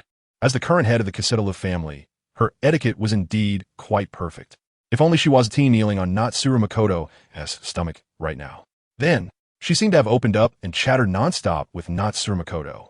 Natsuru Makoto gently stroked Ryurichiyo's head, seeing that she had been shouldering too much alone for too long, but this time her brother was here. Looking at Ryurichiyo's happy expression, Natsuru Makoto didn't mention that he wasn't the Natsuru Makoto of this world. Ryurichiyo also didn't publicly announce her brother's return. The closest people to her in the Kasetalu family, besides Juelong, Inuriyu, and Suryu, were just her brother who had just returned. By the way, there's one more person. Brother, look at this person. During dinner that night, Ryurichiyo handed a photo to Natsuru Makoto. What? Natsuru Makoto was confused and reached out to take the photo. The photo showed a very young boy with deep brown hair, looking harmless, somewhat resembling a typical neon-style male protagonist. How is it? What do you think of this person? Brother? Ryurichiyo looked at Natsuru Makoto with an expectant gaze. Natsuru Makoto scratched his head, still not understanding Ryurichiyo's meaning, and said, It's okay. Great. Liuli Qiandai clapped her hands, looking very happy. It was truly great that her brother could acknowledge her. After saying that, Liuli Qiandai covered her face and shyly said, His name is Guan Zimuchu, and he is my fiancé. With a crisp snap, Xia Luzhen applied force and directly broke the chopsticks in his hand. Xia Luzhen felt his blood pressure rise, thinking that if he exerted a little more strength, blood would burst from the vessels in his head. Just a moment ago, he thought this kid looked okay, but now he found him increasingly annoying. This person was definitely the type who was weak, indecisive, and incompetent, useless except for being a bit of a loser. Hey, can your ability create cement? Xia Luzhen suddenly asked darkly. It should be possible, why? Mayurk looked at Xia Luzhen in confusion. Xia Luzhen turned his head to look at Mayurk, his face full of killing intent, veins bulging on his forehead, and said, I want to throw this person in a trash can, then pour cement on him and sink him in Tokyo Bay. The chaos-loving Ho Xianxing suddenly appeared beside Xia Luzhen. He had somehow changed into a black suit and was wearing sunglasses. He said to Xia Luzhen, Boss, When are we going to take care of this kid? Take care, my ass. Aren't you a Saint Seiya? How did you suddenly turn into a gangster? And you, why do you suddenly want to bury someone? Didn't you say you weren't a Xingguang? Mayurk yelled in frustration. Boss, actually, he doesn't need to be sunk in Tokyo Bay. We can give him a knife, and then let him debut as an idol to earn funds for our Xia Dala group.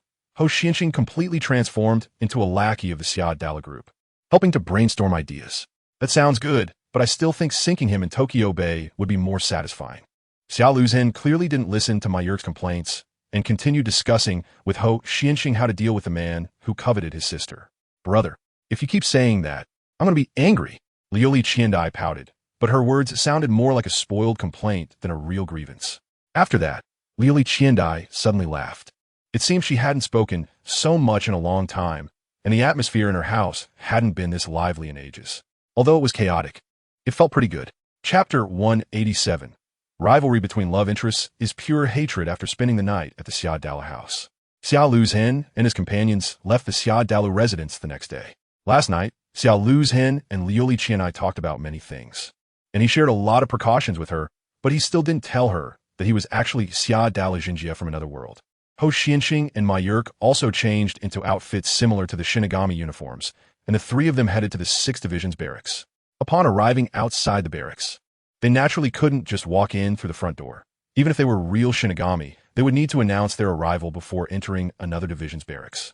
Moreover, they were 3 imposters, and if they dared to announce themselves, they would be exposed immediately. Fortunately, they had a fruit user among them. Mayurk led Xiao Luzhen and Ho Xianxing to directly burrow underground. They searched around the 6th Division's barracks and finally found the dormitory supervisor. Is anyone up there? Xiao Luzhen asked. No one, it's safe. Mayurk's head poked out from underground, glancing around and finding no guards. So he brought Xiao Luzhen and Ho Xianxing up to the surface. They had been sneaking the whole way. Although it looked cool to drop down from the sky and start fighting, Xiao Luzhen still felt it was better to avoid unnecessary trouble. If they could sneak, why fight? But unfortunately, things were destined not to go as he wished. There was indeed no one in the dormitory. Not only were there no guards, but there were also no prisoners. This is bad, bad, bad. Xiao Luzhen scratched his head, feeling quite helpless. It was clear that Rukia had already been transferred. They had arrived too late. Since Rukia has been transferred, let's go to the Confession Palace's 4-body prison, Xiao Luzhen said. Oh, looks like things are getting complicated. Ho Xianxing grinned. He was quite eager to stir up trouble. Meanwhile, Rukia had already been brought to the Confession Palace. Her hands were bound, and there were 4 ropes attached to the collar around her neck, each held by a different escort dressed in white with veils. Each escort held a long stick, with the ropes connected to the top of the sticks. Leaving aside how sturdy the ropes were, they were definitely humiliating. In addition to the 4 escorts, there was also one person responsible for escorting her. This person was none other than Asano Kiraku. Asano Kiraku was the vice captain of the 6th Division and also a friend of Rukia. Why does it feel like you're grinding your teeth when you introduce this redhead? Ho Xianxing asked. At this moment, the 3 of them were still on their way to the Confession Palace. Along the way, Xiao Luzhen recalled the plot and briefly introduced the potential opponents they might encounter. On Rukia's side, a white veil covered her head, restricting her view to downward. As she was led along, she noticed that the scene beneath her feet transformed into a bridge. She realized she was getting close to the Confession Palace's 4-body prison. After crossing the narrow bridge, the light before Rukia dimmed. She had entered the 4-body prison of the Confession Palace. Soon, the veil on her face, the ropes around her neck, and the shackles on her hand were all removed. Rukia, do you see that? Asano Kiraku suddenly spoke, pointing to a small window above the prison. You should be able to see it. That thing is called Xingguang, the torture device used during your execution.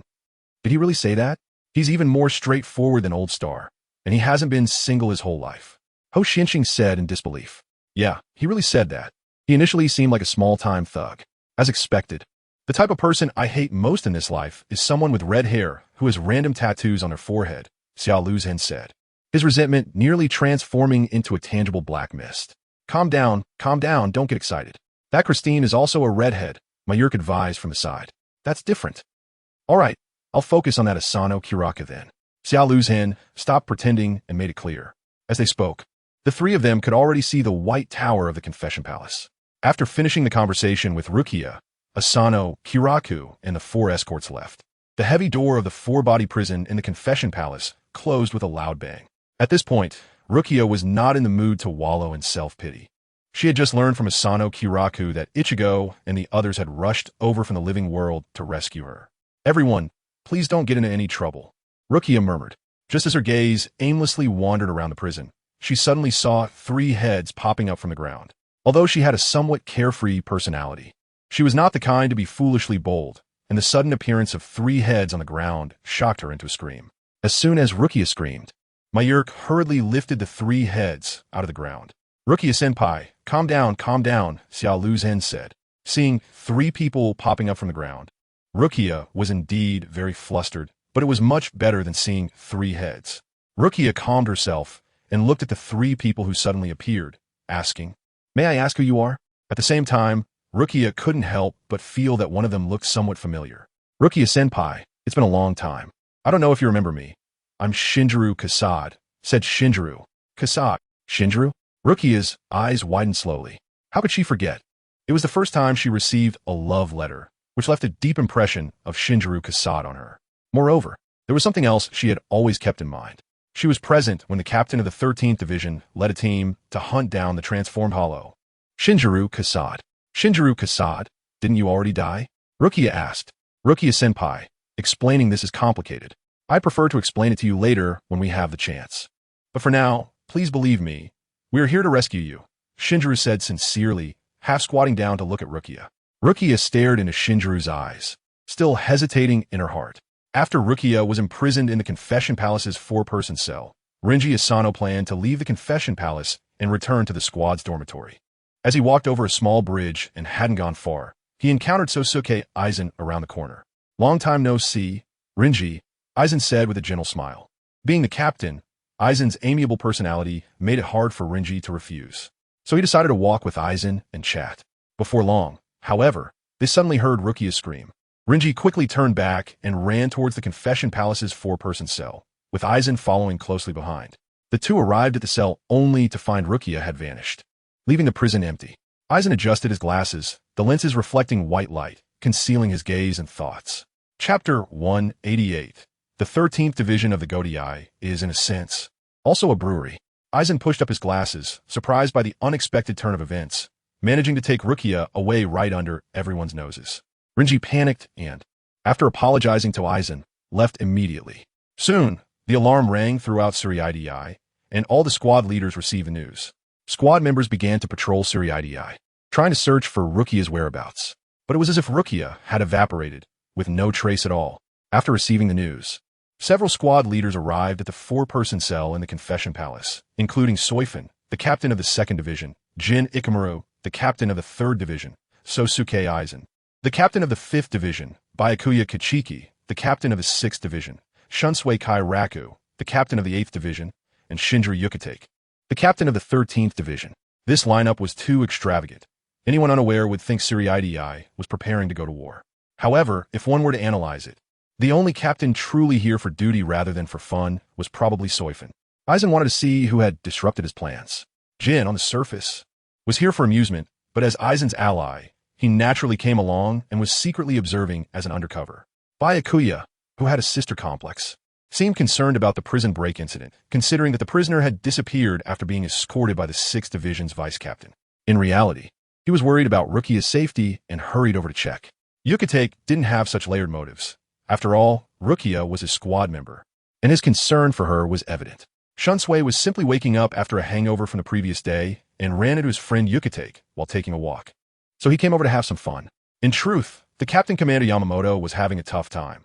The captains of the 13th Division included those plotting rebellion, slacking off, and even those with antisocial personalities, with very few sincerely doing their jobs. Although he didn't want to admit it, the methods used by the prison break team were frightening. "This is just like a ghost," Shunsui said, stroking his stubble. "Honestly, I really want to meet this guy." "Captain Soifun, you must be a bit intrigued too. Isn't this kind of elusive person exactly what your 2nd Division looks for?" The 2nd Division of the 13th Division is known as the Stealth Force, operating in the shadows. Somewhat like the Umbu in Naruto. "Please don't joke like that, Captain Kairaku," Soifun said flatly, her dissatisfaction evident on her face. She was a young girl with bright, sharp eyes and a slender figure, giving off a petite impression. As the captain of the 2nd Division, she was not only skilled in stealth, but also in reconnaissance.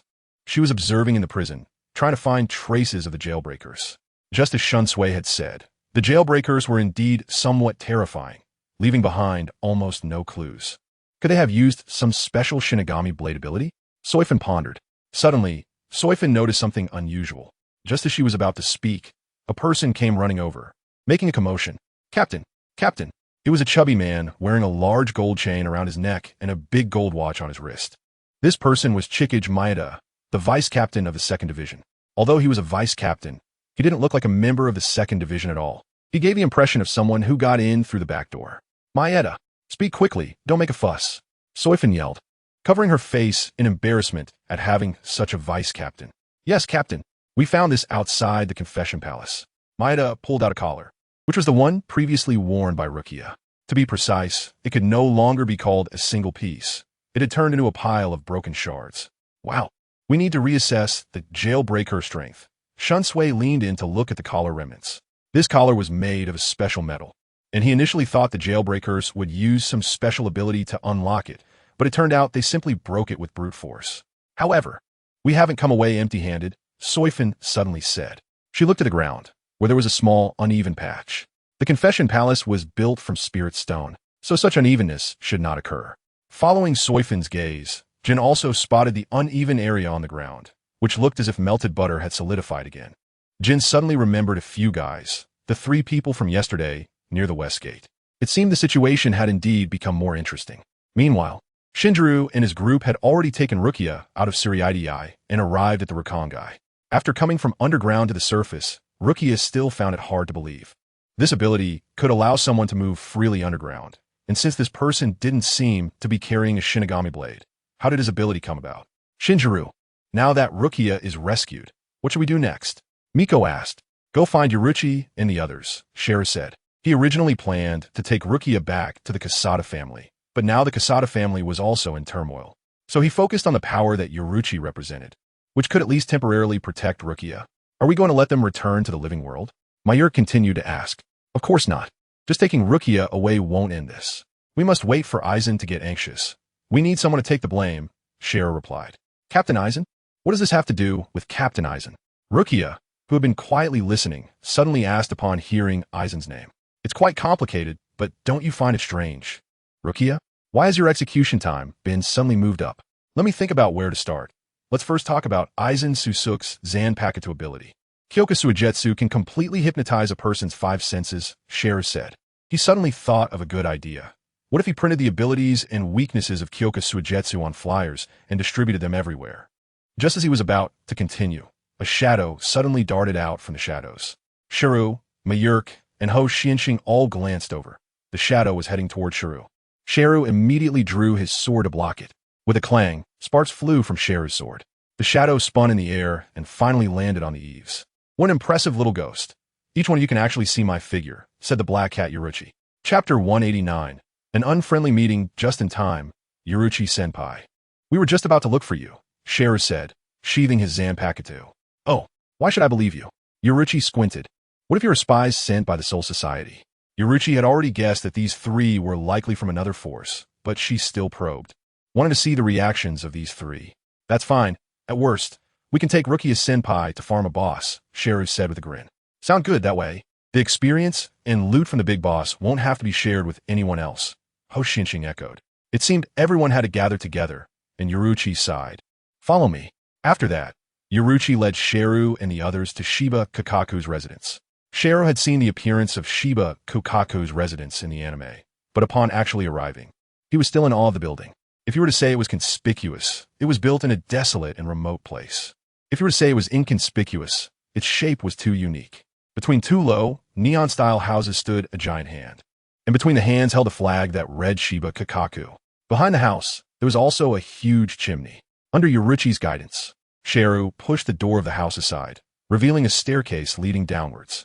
They walked down the staircase for a long time before reaching the room below. Upon opening the room door, they found Ichigo Kurosaki and the others staring wide-eyed at Shiru and his group. It's you, Ichigo exclaimed. Soon, he passed by Shiru and saw Rukia behind him, then said excitedly, Rukia, you escaped?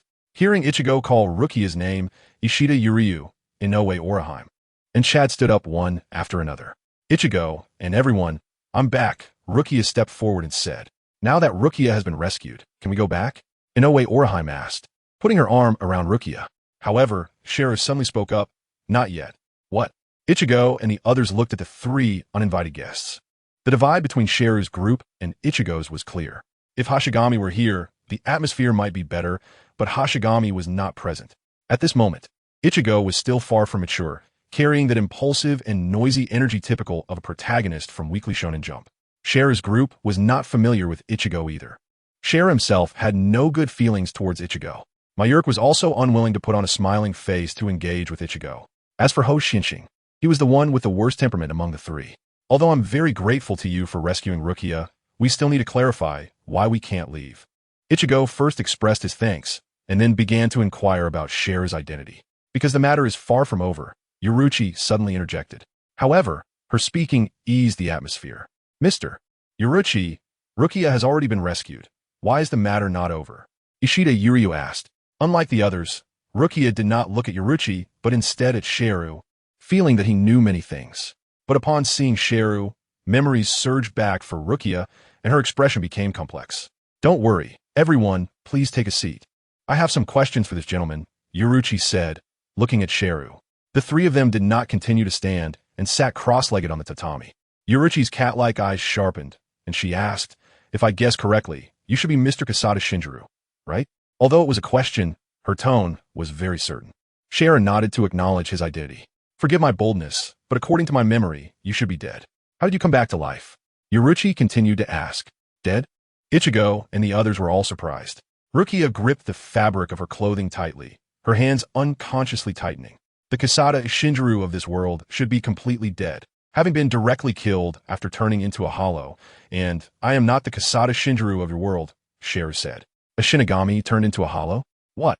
What is going on?" Ichigo quickly looked at Shiru. Shiru glanced at Yoruichi and said, "Yoruichi-senpai, haven't you told him yet? Then let me explain. There was a guy named Aizen Susuk who invented something called a Hogyoku, but it was just a half-finished product. While Aizen was constantly perfecting the Hogyoku, he also started other experiments, such as transforming Shinigami into hollows using the Hogyoku. This time, Rukia-senpai was captured and prepared for execution. He was behind the scenes, stirring things up." Shiru continued. "When I went to find Rukia-senpai today, she had already been taken to the Central 46 for execution, and the execution time had been moved up. But what does Rukia have to do with Aizen? Why was she involved?" Ichigo asked, confused. "Oh, speaking of which, is there a guy named Urahara Kisuke on your side?" Seeing Ichigo nod, Shiru continued, "If you see him when you go back, please give him a punch for me." Urahara Kisuke, that guy, also invented an incomplete H-Gyoku.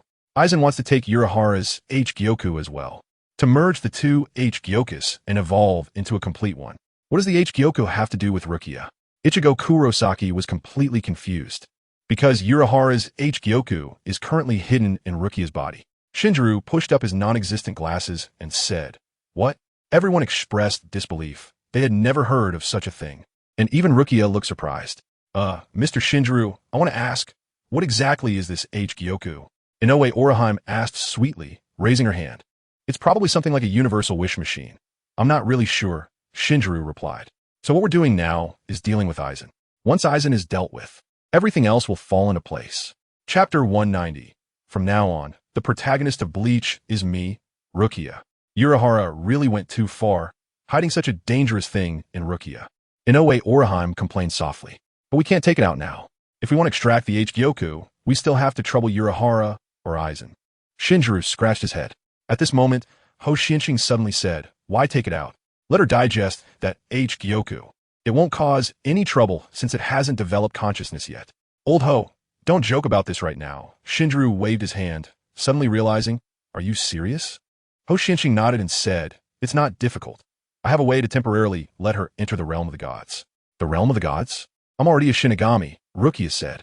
No, your Shinigami is just a profession. I'm talking about the god in most people's concept," Ho Shinshing explained while waving his hand. "Huh? You saints are that powerful?" Mayurk was a bit surprised. "Not really. Saints have their own specialties.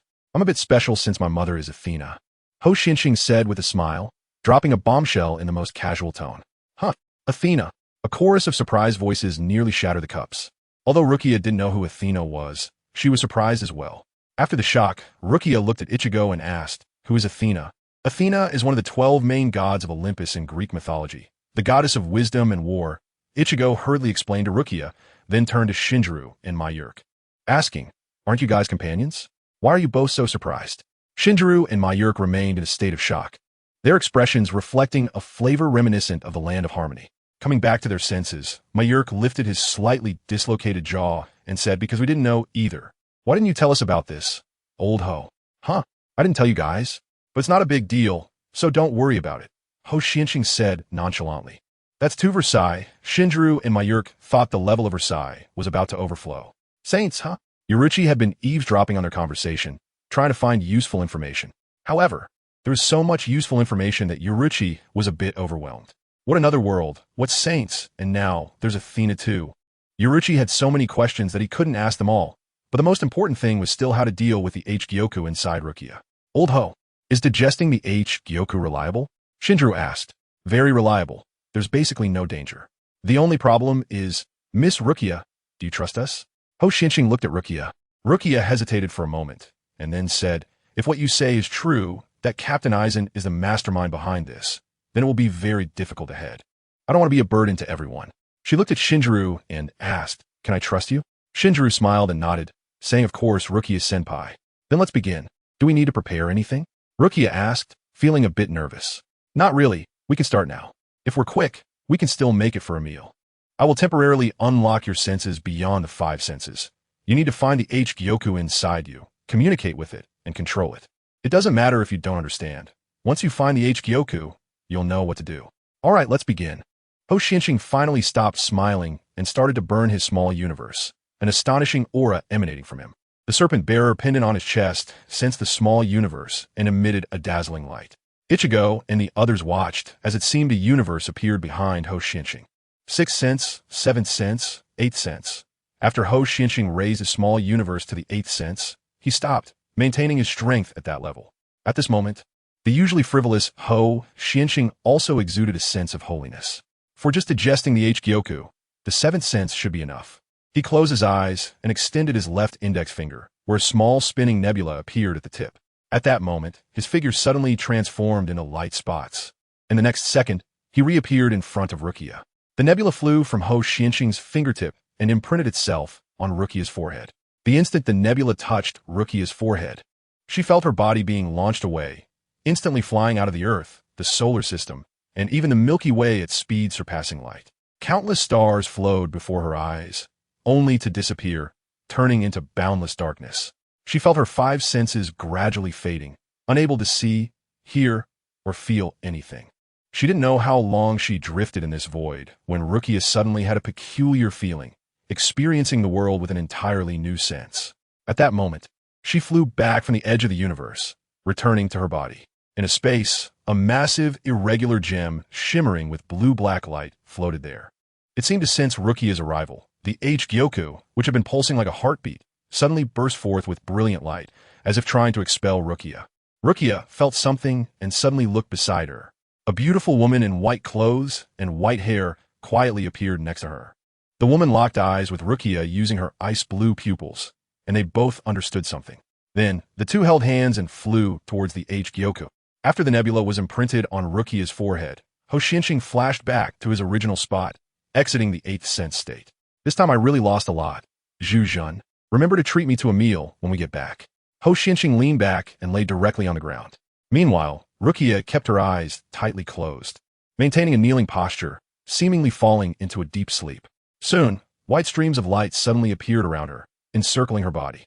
Then, a stream of blue-black light emerged and intertwined with the white light stream. Amidst the flickering of the lights, Rukia's attire changed, transforming from a white outfit back to her Shinigami uniform, and the transformation did not stop there, as another garment resembling a captain's Haori appeared over the Shinigami uniform.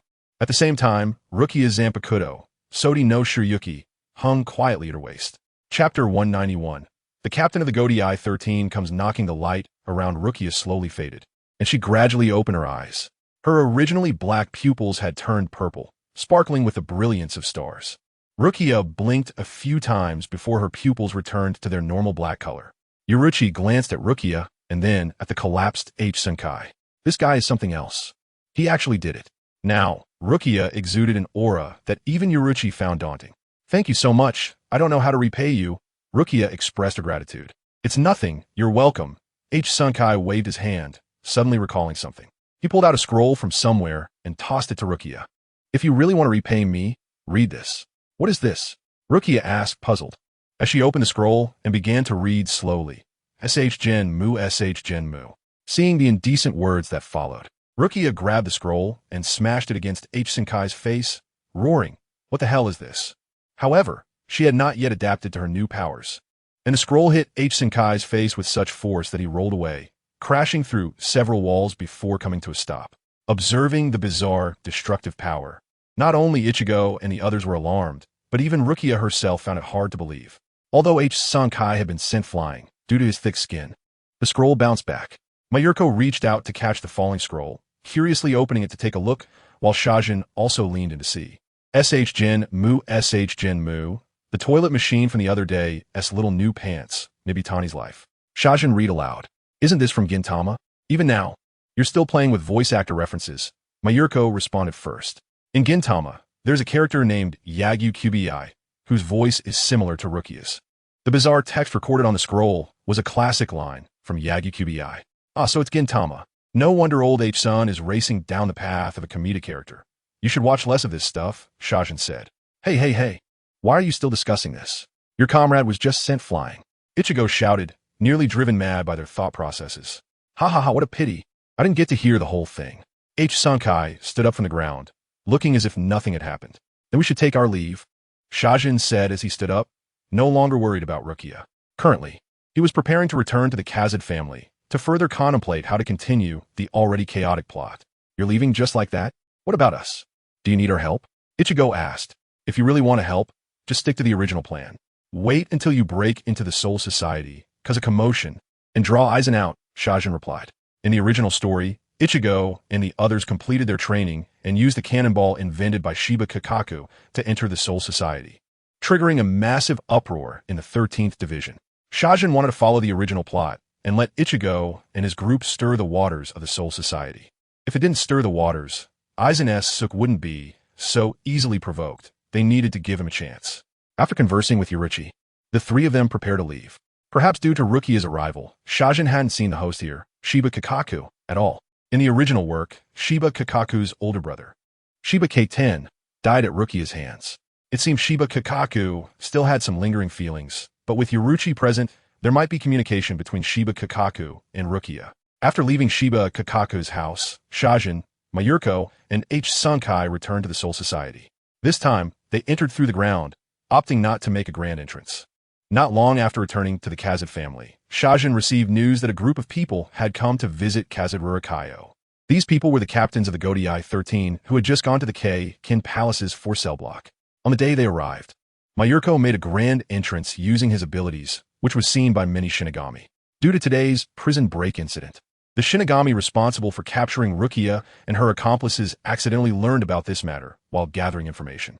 A stranger who could freely manipulate the land into a giant hand and use it to lift doors. This news also reached the ears of the various captains, who immediately became interested. After further investigation, the Shinigami who examined Shajin's identity on that day remembered the Kazed family token he had. Thus, the captains decided to collectively visit the Kazed family. In the Kazed family's reception room, Kazed Rurikayo, dressed in a splendid formal outfit, welcomed the captains of the 13th Division.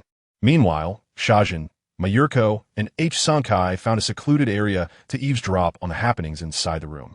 After serving tea and snacks to the captains, the Kazed family's servant left the reception room. Kazed Rurikayo slightly bowed and apologized. "I apologize for the inadequate hospitality. Please forgive me, captains." "It's nothing," Kazed family head. "You're too polite," Futaba J. Sure said. The personalities of the captains present were quite eccentric. The polite remarks were mostly made by Futaba J. Sure or Aizen, who played the role of the nice guy. After briefly describing the situation, Futaba J. Sure said, "I hope the Kazed family head can help introduce those three. We have matters that require their assistance." Captain Futaba J. Sure, "I'm sorry, but no one from the Kazed family has come to visit in the past few days." Kazed Rurikayo replied calmly. "However, there have been eyewitnesses who saw one of those three holding the Kazed family token. We hope the Kazed family head can provide an explanation." Soifin stated. As she spoke, she took out a drawing made by the Shinigami who conducted the examination, depicting the style of the token. Kazed Rurikayo took the drawing, examined it carefully, and said, "This type of token is very old. It has long been discarded by the Kazed family. I suspect a thief might have accidentally obtained this token and used it to infiltrate the Soul Society. The current Kazed family token looks like this." As she spoke, she took the token from her waist and handed it to Futaba J. Shur. Aizen S. Suk maintained a warm smile, finding it somewhat strange. This Kazed family head, Miss Rurikayo, though well disguised, showed no emotions on the surface. However, Aizen S. Suk keenly noticed that every time she looked at him, she would quickly avert her gaze elsewhere, sometimes even deliberately ignoring him. She seems to be afraid of me, but what could be the reason? Aizen Sosuke thought to himself. Chapter 192. Unusual Gifts from Unusual Individuals. It indeed seems so. We were presumptuous. After Fudakuchi Juro looked over the current token of the Kasahara family, he handed it to Soifin. After Soifin confirmed it, she returned the token to Kasahara Rurikayo. "Thank you for the cooperation of the head of the Kasahara family. We have no further questions and will take our leave now," Soifin said as she stood up. Seeing Soifin and Fudakuchi Juro getting ready to leave, the other captains also gradually stood up. "Captains, lunch is about to be served. I have instructed my subordinates to prepare it. Please enjoy your meal here before you leave so that I can extend my hospitality," Kasahara Rurikayo said. "Thank you for your kindness, head of the Kasahara family. But we all have tasks to attend to and will not dine here," Fudakuchi Juro replied. Just as the group was preparing to leave, Ikamaru Jin suddenly drew his Zanpakuto and directly initiated its Shurikai, slashing towards the door of the reception room. Behind that door, Shizuka Shin, Mikaru, and Kuken Seishin were hiding, eavesdropping. With one slash, the door was cut cleanly in half. Kasahara Rurikayo became slightly flustered, but when she saw that there was nothing behind the door, she couldn't help but breathe a sigh of relief. "Captain Ikamaru, what on earth are you doing?" Soifin shouted in response. Although the Kasahara family is a lower noble house, their strength should not be underestimated. In the presence of a noble family head, drawing a weapon and initiating its Shurikai without a word can be considered a threat to the head of the family. Ikamaru Jin scratched his head and said with a smile, "I was just being paranoid. I felt like there were a few little mice eavesdropping. But it seems I was mistaken." As the mediator, Fudakuchi Juro quickly apologized to Kasahara Rurikayo. "I sincerely apologize, head of the Kasahara family." "It's all right, Captain Fudakuchi. I understand that there are intruders in Soul Society. The responsibilities of the captains require them to be alert," Soifin replied. Kasahara Rurikayo took a deep breath, effectively masking her earlier emotions, making her appear as if she had been frightened. She then continued, "I can understand, but this matter concerns the reputation of the Kasahara family. Even captains should not casually initiate their Shurikai in front of a noble family head, right? I will report this matter to Captain Yamamoto, Jinryusai Shigekuni, and hope for a reasonable explanation. Captains, I will take my leave now. Please feel free to do as you wish." After speaking, Kasahara Rurikayo stood up, slightly bowed to the captains, and then left the reception room. Kiraku Shunsui scratched his chin and sighed. Truly impressive, achieving this at such a young age. This is a quality that a noble family head must possess. But for her age, she has done remarkably well, Fudakuchi Juro added. The sudden action of Ikamaru Jin drawing his sword and initiating its Shurikai was a serious matter. As the head of the Kasahara family, Kasahara Rurikayo had to make her stance clear. However, while making her stance clear, she chose to report this matter to Captain Yamamoto rather than the Central 46, which also gave Ikamaru Jin a way out. If this matter were reported to the Central 46, then everything would proceed according to the protocol, and Ikamaru Jin would face punishment from Soul Society. Reporting it to the captain, however, would result in him facing internal consequences at most. In addition to making these judgments quickly, Rurikayo maintained the etiquette of a noble, which was sufficient to demonstrate her excellence. Kyoku Shunsui had heard that the sake of the Kasahara family was quite good and initially planned to stay for a meal. But now that Ikamaru Jin had caused such a scene, even he couldn't stay to drink. Thus, the captains left the Kasahara family. After the captains left, Kasahara Rurikayo hurried back to the reception room. She anxiously entered the compartment while dragging her splendid dress. "Brother, how are you?" Before entering the compartment, Rurikayo called out. Upon entering, she found that Shizuka Shin and the others were sitting there unharmed. When Ikamaru Jin suddenly attacked with his Zanpakuto, Kuken Seishin reacted immediately, and Mikaru also sensed it with his Kenbunchaku. The two of them quickly supported Shizuka Shin, and the three of them hung from the ceiling, avoiding Ikemura Jin's probing attack.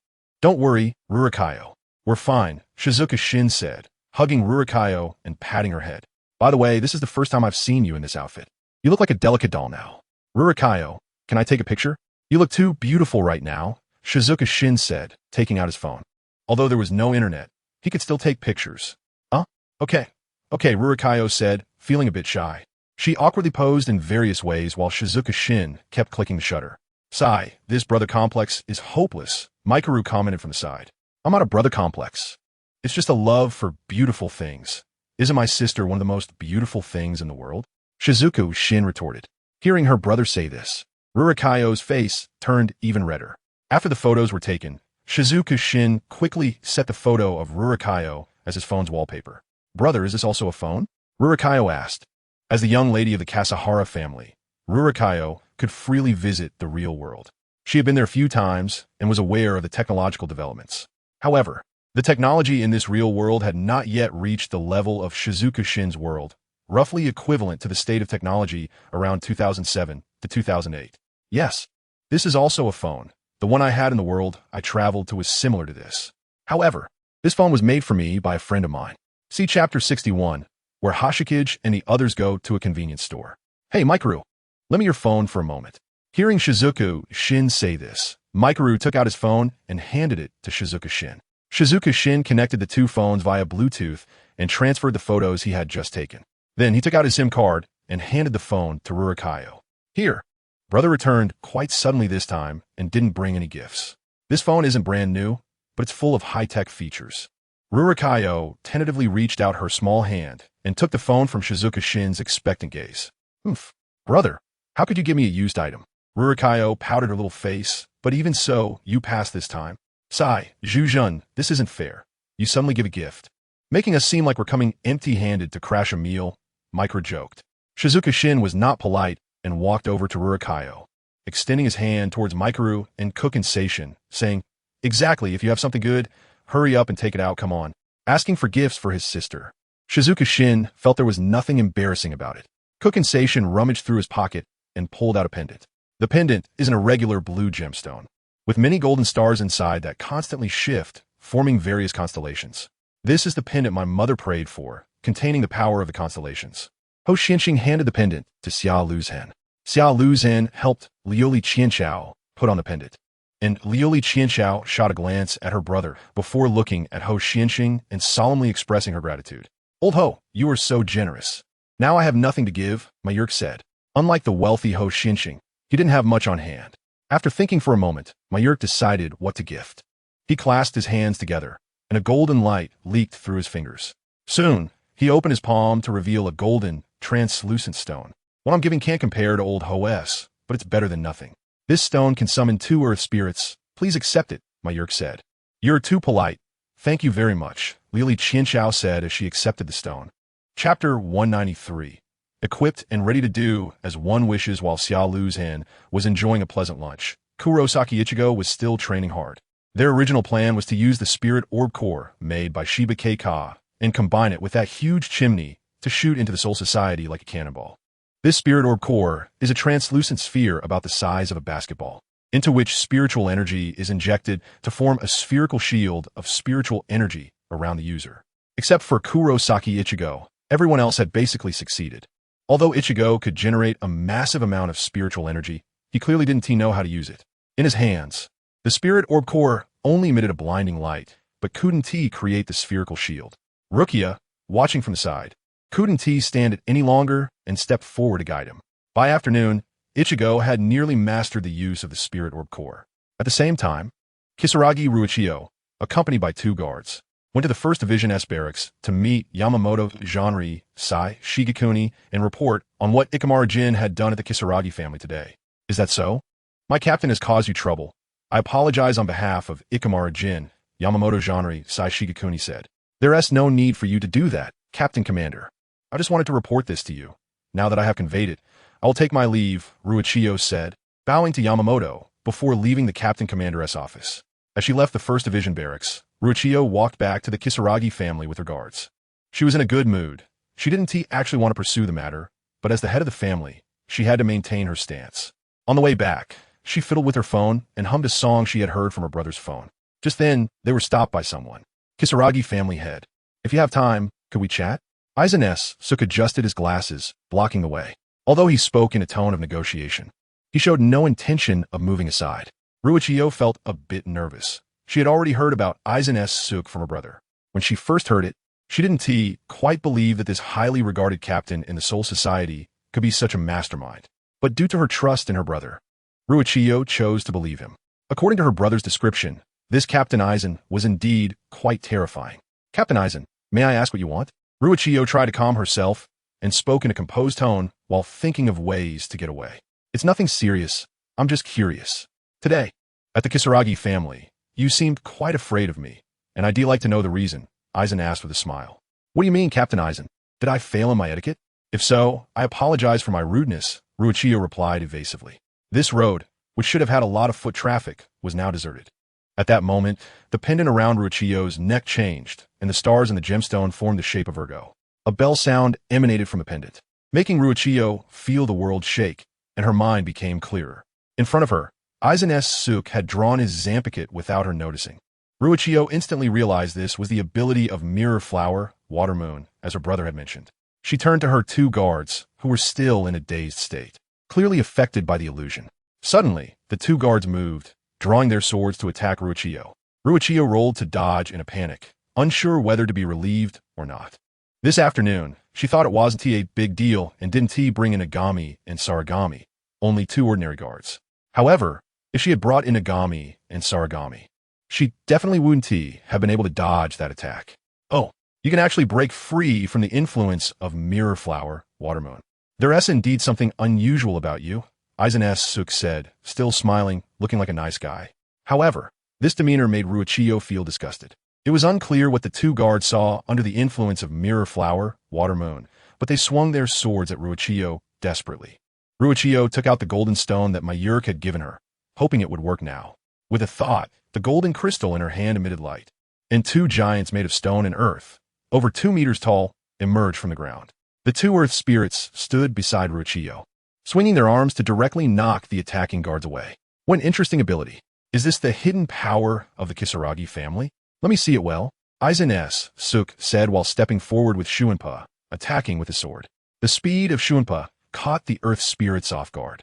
Aizen Suk directly past the two earth spirits and reached Ruichio's side. At that moment, the pendant on Ruichio changed again, the constellation shape shifting from Virgo to Libra. Two translucent golden shields appeared in front of Ruichio, blocking Aizen Suk's sword. Suddenly, Ruichio's phone flew out of her pocket and smashed into Aizen Suk's face, shattering his glasses. At the same time, the two earth spirits reacted and swung their fists at Aizen Suk. Aizen Suk used Shuanpa to create distance. After smashing Aizen's glasses, the phone remained suspended in midair, displaying safety protocol activated.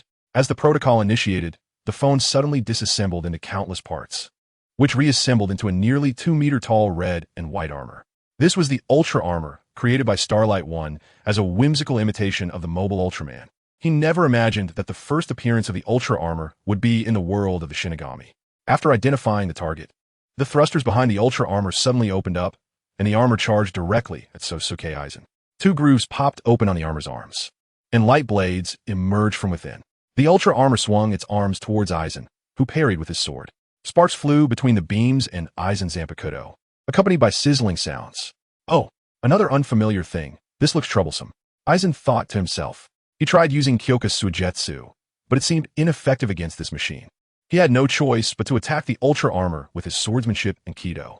However, the armor was more agile than Aizen had anticipated. It could instantly calculate the trajectory of Aizen's Kido and evade accordingly. At the same time, various ranged weapons on it launched at Aizen in rapid succession. The sound of explosions grew louder and louder. This was getting too noisy. Someone would arrive soon, Aizen thought. Chapter 194. The captains are either in rebellion or on the path to rebellion. The missiles and beam weapons carried by the Ultra Armor bombarded Sosuke Aizen without restraint. Aizen used Shumpa to leap onto the eaves, just as a hell butterfly flew by. It seemed something was happening. Let us leave it at that for today. Head of the Kazumad family, you've certainly given me quite a surprise. Until we meet again. Aizen said those typical villain lines before using Shunpa to leave. The Ultra Armor did not pursue. It hovered beside Chiyo Ruri, and after confirming there was no danger, it transformed back into a phone, landing in Chiyo Ruri's hand. Holding the phone, Ruri also connected with the spirit of the land. She had just escaped from a dangerous situation and was still unable to calm her emotions. She had been careless, thinking the hidden enemy would not be so bold, not expecting that Sosuke Aizen would come here to intercept her. The two bodyguards beside Ruri also woke up, unclear about what had happened. In their view, a masked thief suddenly rushed out, attempting to attack Lady Ruri, and they quickly confronted the thief, only to be thrown back by the thief's immense strength. They got back up and fought the thief for 300 rounds. But just as they were about to continue, their vision blurred, and the scene suddenly changed. The thief vanished, and Lady Ruri stood safely in place. But for some reason, the ground appeared to have been attacked. The originally smooth tiles were now shattered. Lady Ruri, are you all right? One bodyguard hurriedly asked. I'm Fine. Ruri was clearly in a bad mood. Her small face puffed up with anger as she said, You two, there are no little cakes for tonight's supper. The two bodyguards exchanged glances, confused about what had happened. Meanwhile, such a commotion attracted others. The captain of the 2nd Division, Soifin, arrived with a few of her team members, and upon seeing the situation, realized a battle had taken place here. Your Highness, head of the Kazimad family, what happened here? Soifin inquired of Ruri. We were ambushed by a thief. Ruri replied calmly. Is it that group that infiltrated the Soul Society? Soifin quickly asked. Ruri shook her head and said, I'm sorry, Captain Soifin, I'm not sure if it was a group. The noise was too loud. He seemed afraid of attracting others and fled first. Listening to Ruri's description, the two bodyguards exchanged glances, as this was completely inconsistent with what they knew. However, due to their good professional ethics as bodyguards, they did not speak up. Really? Did your Highness see the thief's appearance? Soifin continued to ask. No, the person was masked, so I couldn't see their face, Ruri said, but there is one very important thing. That person seemed to be able to manipulate people's 5 senses. What? Soifin was somewhat surprised. This was an important piece of information. If the intruder could manipulate the 5 senses, it would be troublesome. Soifin continued to ask, Can your Highness confirm this? Yes, the Kazimad family, have a treasure that can temporarily shield against such abilities, Ruri affirmed. Thank you very much, Your Highness. This information is crucial. I will take my leave now. With that, Soifin hurriedly departed with her team. Ruri slightly bowed to see Soifin off. My lady, this. One of Ruri's bodyguards was about to speak, but was interrupted by Ruri waving her hand, leaving the guard to swallow his questions. Just as she took 2 steps forward, Ruri saw Haruka Shin rushing over hurriedly, followed by Maiko and Ho Shinshing. The 3 of them were still wearing their Death Band's outfits, which made it easier to move around inside the Soul Society. Brother, cough cough. Ruri had just begun to smile, but held it back, maintaining a normal expression as she said, Why did you come over? We sense that you used the spirit of the land, so something must have gone wrong. So we rushed over. You're not injured, are you? Haruka Shin hurriedly asked. I'm fine. We'll talk when we get back. Ruri signaled to her brother. Haruka noticed Ruri's expression, understood her meaning, and nodded. The group then returned first to the Kazimad family's residence. Meanwhile, Soifin, after a brief investigation, hurried to the 1st Division's barracks. She had just received a message from the held butterfly that the captain commander, Yamamoto Janri Saishigakuni, wanted to summon all the captains for a captain-level meeting. The 1st Division's barracks were built very high. Besides serving as the 1st Division's barracks, it also served as the headquarters for the 13 court guard squads. Upon entering the 1st Division's barracks, Vice Captain Omida Keecher separated from his captain to report to the vice captain's side chamber. On the way, Omida encountered the 6th Division's vice captain, Hisejai Shohei. Hello, Hisejai. Omida greeted him in a familiar manner. It's Vice Captain Omida. Damn, this is tough, really troublesome. After greeting Omida, Hisejai began fiddling with his vice captain armband. As it was his first time formally wearing this bothersome item. Who says it isn't? I also find this particularly troublesome. A man with sunglasses and a buzz cut rushed up from behind. He was the vice captain of the 7th Division, Shihoin Yoruchi. The 3 chatted as they arrived at the side chamber. Hisejai-kun, Yoruchi, and Omida-kun, you all are here. In the side chamber, a small girl had already arrived. She was a delicate and charming girl, with her hair styled in a bun at the back of her head, her eyes appearing somewhat melancholic as she sat on the floor hugging her knees. This little girl is Hinamori Momo, the vice captain of the 5th Division. Hinamori, why are you the only one here? Asanoji Rinji asked, having recognized the girl. I guess so, Hinamori Momo replied weakly, it's just me. What can I do? The vice captains are all scattered around Siriidi on missions. At that moment, a voice came from outside the door. Accompanied by the voice, a stunning woman with long orange hair walked in. Her collar was quite low, seemingly not too concerned about exposing some of her beauty. This somewhat lazy-looking woman is Matsumoto Ranjaku, the vice captain of the 10th Division. Asanoji Rinji wasn't very familiar with Matsumoto Ranjaku, but he had seen her a few times in a tavern, as she was a regular there. By the way, who is the captain of the 10th Division where Vice Captain Matsumoto is? Asanoji Rinji asked, as he had only recently been promoted to vice captain and was unclear about many things. It's that genius kid, Hitsugaya Toshiro, Iba Tetsuzeman interjected. Upon hearing Iba's words, Asanoji Rinji recalled the rumors about Hitsugaya Toshiro, the talented young man. Vice-captains, have you seen our Captain Aizen? Hinamori Momo suddenly asked, her expression filled with worry. No, I haven't seen him. No, not me. The other vice captains denied it. What's wrong, Hinamori? Asanoji Rinji inquired. It's nothing, I just feel that Captain Aizen has been acting a bit strange lately.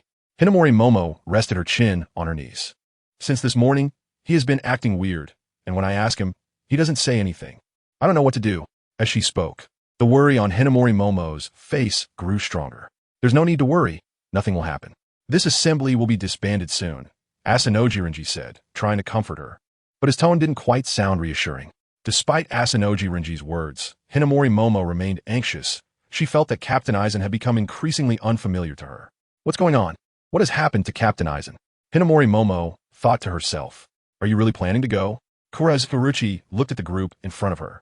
Rukia has already been rescued. There's no need to confront them head-on. Since the other party was after the H-Gyoku in Rukia's possession, if this matter was not resolved, they would likely never have peace, and Rukia would have to hide her whole life. It's better to resolve this matter thoroughly now, and then we can all go home, Kurizuki Ichigo said with determination. Besides, those who rescued Rukia don't seem like bad people. I've decided to trust them. Kurez Furuchi sighed. Realizing that things had become quite chaotic, she looked into Kurizaki Ichigo's eyes and said, well, the difficulty of your mission has geometrically increased. It's gone from rescuing Rukia to killing Aizen. Don't get yourselves killed, you brats. That guy's from the Kasumio family.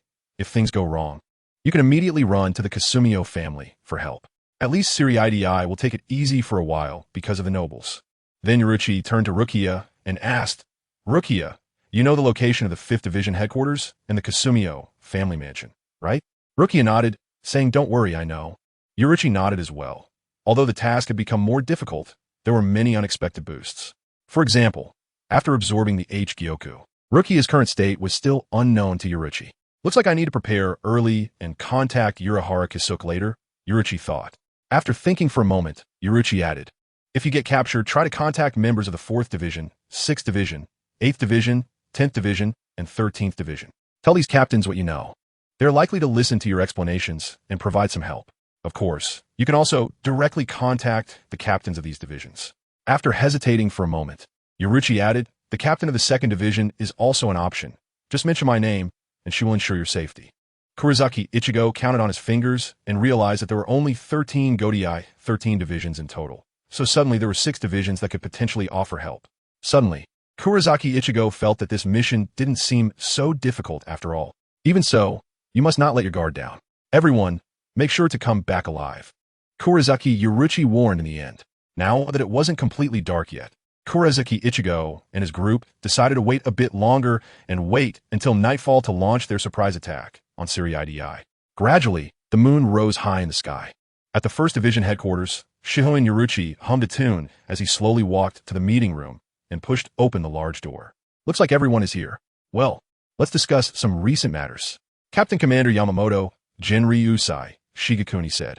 In the captain's meeting room, all the captains were present except for Shihoin Yoruchi. Captain Commander Yamamoto, Jinri Usai, Shigekuni stood at the front, while the remaining 11 captains were lined up on either side. Oh, looks like I'm the last one, Shihoin Yoruchi said with a smile, showing no awareness of his tardiness. Captain of the 3rd Division, Shihoin Yoruchi. Captain Commander Yamamoto, Jinri Usai, Shigekuni's voice was not loud, but it was authoritative. His sharp gaze from beneath his eyebrows looked at Shihoin Yoruchi. Old man, what is going on? Summoning us like this is quite a big deal, isn't it? Shihoin Yoruchi still had a nonchalant attitude as he spoke. Aren't the captains in charge of their respective districts in Soul Society still fulfilling their duties? You shouldn't have gathered everyone just for me, right? Enough. We're not here to catch up with you, said a man with his hair styled into 11 spikes, each tied with a bell, and eye patch over his right eye. This oddly dressed, somewhat fierce-looking man is Zaraki Kenpachi, the captain of the 11th Division. So, what is the matter? Shihoin Yuruchi asked. Why didn't you eliminate them? With your abilities, they shouldn't have escaped, Zaraki Kenpachi said, glancing sideways at Shihoin Yuruchi. Huh? Escaped? I thought they were all dead, Shihoin Yuruchi laughed casually. Moreover, it seems like Captain Shihoin has been hiding a lot of things. Like that guy who can use earth and stone to form a giant hand and lift up the Simon White Path. A creature that no longer resembled a human said in a strange tone. This man is Mayuri Kuratsuchi, the captain of the 12th Division. And he is likely the most ill-tempered captain among all the divisions. Oh, I haven't heard of that. Captain Kuratsuchi, you usually speak nonsense. But don't just say anything at times like this. I might be scared enough to knock out your big yellow teeth, Shihoin Yuruchi threatened with a smile. Just then, Captain Commander Yamamoto, Jinryu Sai, Shigekuni heavily tapped his cane on the floor. Silence. Chapter 195. The prelude to the farce begins.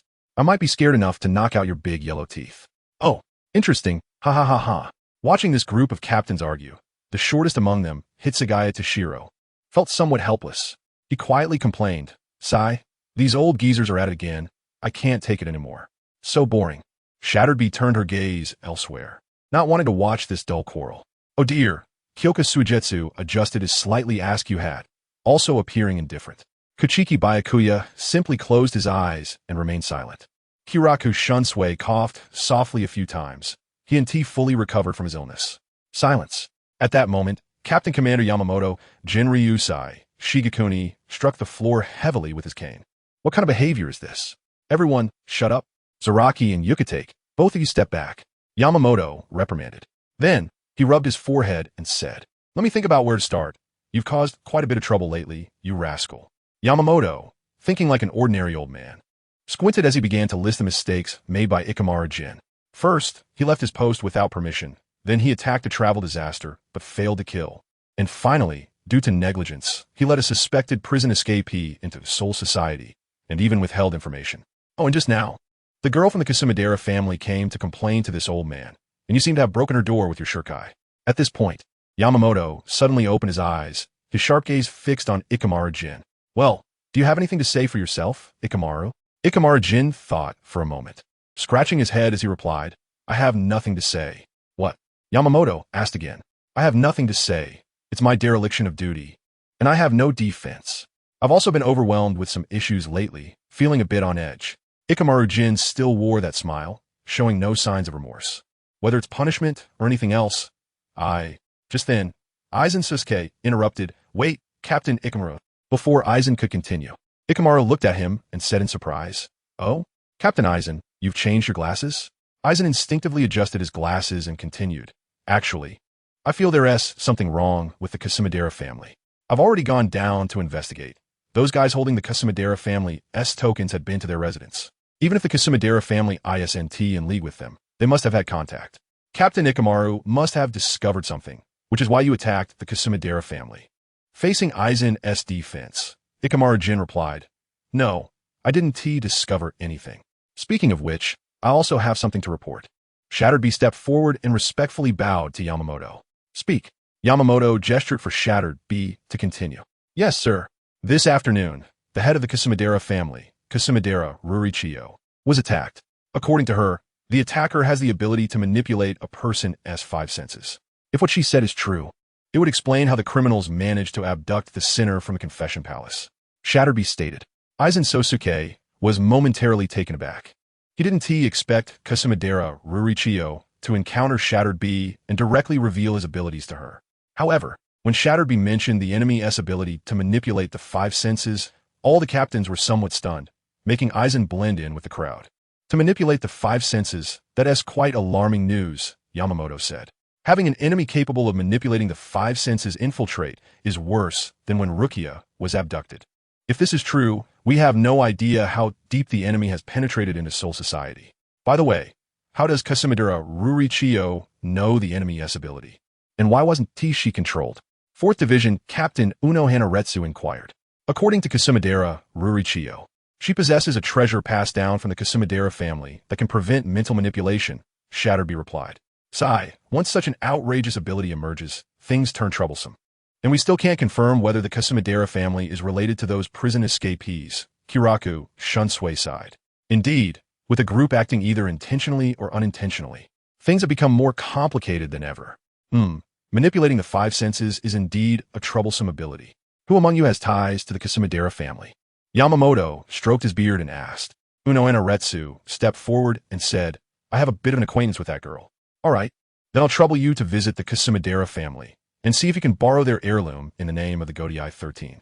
Once you've borrowed it, Yukitake, you need to study it promptly and find a way to counter the manipulation of the five senses. But we can't be sure if the Kasumadera family is friend or foe. So, Unohana, please be careful. Also, Yukitake, be prepared for independent research. Everyone else, remain vigilant. Soul Society is on high alert. All members cancel their leave and take turns patrolling, ready at any time. The pursuit of the sinner Rukia and those travel disasters must not stop, Yamamoto commanded. Then, Yamamoto looked at Ikamaru Jin and said, We'll discuss your matters after this incident concludes. Just then, someone rang the alarm in Soul Society. Emergency alert. Emergency alert. There are intruders in Soul Society. All squads, take your positions. The alarm echoed throughout Soul Society. What's going on? Someone is invading Soul Society? Hey, what a fearless guy. Zaraki Kenpachi looked excited. He then dashed out. In the vice captain's chamber, all the vice captains also heard the alarm. A small figure rushed out from the side chamber, leaping down from the roof. Below, Zaraki Kenpachi happened to pass by. Noticing someone above, he looked up and said, Yichiro. A pink-haired little girl jumped onto Zaraki Kenpachi's shoulder. Looking very happy as she said, Enemies? Should we go kill that guy? This little girl is the vice captain of the 11th Division. Full name Kusajishi Yichiro. I don't know what their identity is. Whether they're travel disasters, or prison escapees, or whatever manipulates the five senses, they're all interesting guys to cut down. I want to see, Zaraki Kenpachi said, licking his lips with a bloodthirsty smile. Chapter 196. When breaking through in a hot-blooded young man's manga, companions always have to separate. There's no helping it. The Captain S meeting will have to end here for now. All squads, take your positions and guard the court, Yamamoto ordered. At the Captain Commander's command, all the captains immediately sprang into action, leaving the meeting room. Captain Ikamaru, what are you really thinking? Aizen Sosuke asked as he brushed past Ikamaru Jin. Nothing. Captain Aizen is overthinking, Ikamaru Jin replied, his expression unchanged, making it impossible to tell what he was thinking. Hitsugaya Toshiro observed the actions of these two captains but remained silent. In the night sky, a large sphere of light charged towards the protective barrier above Soul Society with unstoppable momentum. At the residence of Shiba Keikaku, the large chimney responsible for the cannon was still emitting thick black smoke.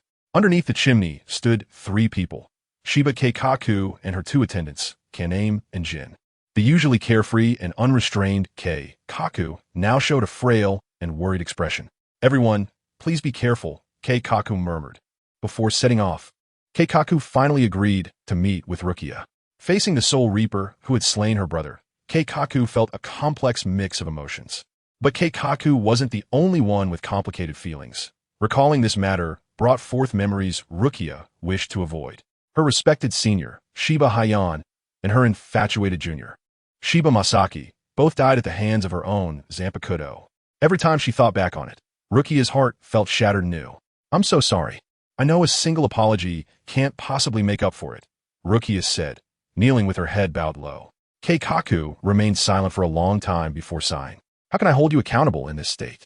Rukia was already in tears, and Keikaku noticed her distress. She understood that the girl named Kachiki Rukia had suffered just as much. Keikaku scratched her head and said, Lift your head. Carrying my brother's will. Strive to be a good soul reaper. Be careful on your way to Siriidii, and you must not die before I forgive you. She had also learned from Miruchi about Aizen's related information. Although her brother Shiba Hayan died at the hands of this girl, the true culprit was the one named Aizen S. Suk. Thus, Keikaku decided to forgive Rukia, but stubbornly held her tongue. After their conversation, Keikaku used the large chimney to send the group into the sky. This trip to Siriidii included Ichigo Kurosaki, Yuri Ishida, Yasutoru Sato, Orihime Inoue, Yurichi Shien, Shiba Awaj, and Kachiki Rukia, with Rukia being an addition compared to the original story. The spirit energy shield created by the spirit orb core lifted the group into the air, then suddenly changed trajectory and rushed towards Siriidii. Shiba Awaj pulled out a small booklet from his pocket and opened it, filled with writing. Hey, what are you going to do now? Ichigo asked hastily. This is the continuation command. The launch method for the second flower crane is divided into two parts. From launch to direction determination is the initial command, while the subsequent acceleration and axis adjustments are controlled by the continuation command to enhance precision. Iwaj explained quickly, beads of sweat forming on his forehead, indicating he was somewhat nervous. What does that mean? Ichigo didn't quite understand. It means if you want to safely pass through, don't bother me. Iwaj rapidly scanned the content of the booklet. After confirming everything was correct, Iwaj continued. Now everyone listen to me. The key to safely entering Siriidii lies in the stability of the projectile's axis. Therefore, each of us must adjust our spirit energy output to be consistent. But I need to activate the technique, so I can't focus on releasing spirit energy. Saying this, Iwaj placed his palm on the spirit orb core. So, please cooperate with my spirit energy. When you touch the spirit orb core, you should be able to sense the spirit energy intensity nearby. Please use this to adjust your energy output. If anything goes wrong, we're done for. Thank you all. Okay, understood, everyone replied. Iwaj laid one end of the booklet on his arm while using his other hand to open it. He looked at the booklet and began chanting the continuation command. The spherical light shield flew through the air at an extremely fast speed. Hey, Ichigo, your spirit energy is a bit too much, Orihime reminded, her face drenched in sweat. Oh, sorry. Ichigo quickly reduced his spirit energy output. Ichigo, lower it even more. Yuri said, All right, I got it. I've already reduced a lot, Ichigo replied, reducing a little more. Ichigo, the usually taciturn Yasutora, also chimed in. I know. Ichigo was sweating nervously. Iwaj was focused on chanting the continuation command while other voices occasionally interrupted him. Ichigo, still not right. I know. I'm reducing it. Wait a minute. These voices were disrupting Iwaj's concentration, affecting his chanting. Damn it. You idiot. You made me start over. Iwaj yelled at Ichigo. Ichigo yelled back, what? Can you blame me for this? It's all your nagging that distracted me. The two pressed their heads together, arguing. Nearby, Orihime hurriedly tried to mediate. Stop arguing. This isn't the time to fight. Just then, Yasutora reminded everyone, look outside. Through the light shield, they discovered they had arrived above Siriidii.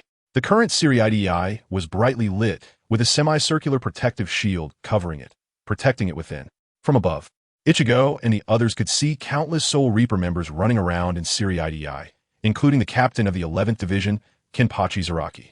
He had left the meeting room earlier than the other captains, hoping to find the intruder and have a good fight, but after searching for a long time, he still hadn't found any sign of the intruder.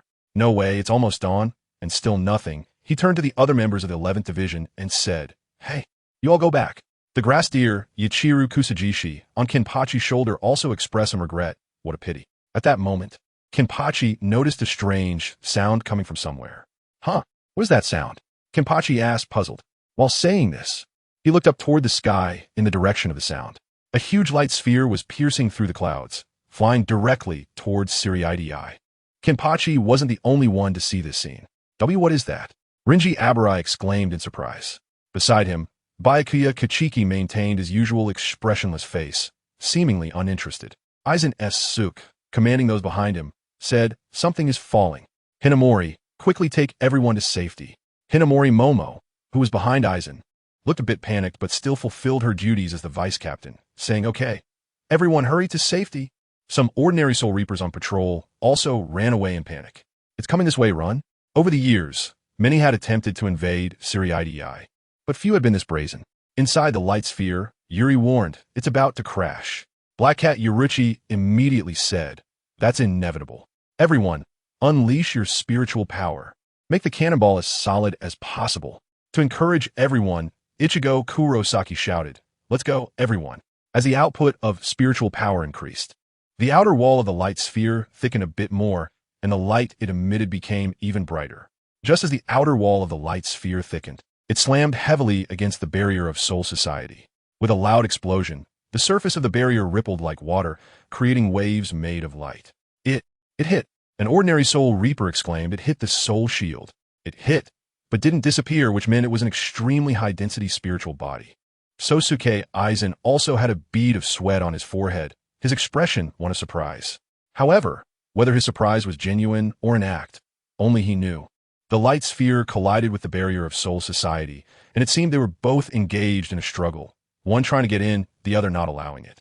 The point of contact emitted a hissing, piercing sound, with two different colors of spiritual energy splattering everywhere. In their entanglement, both the light sphere and the barrier were dissolving. What is happening? It seems to have already passed through the barrier of Soul Society, so why isn't it falling? Ichigo voiced his confusion. Yoruichi shouted to the others, "Everyone, don't scatter. The cannonball has already dissolved the barrier. We're just temporarily entangled. Soon, a vortex will form and then it will burst. If we separate then, we'll be scattered everywhere by the impact."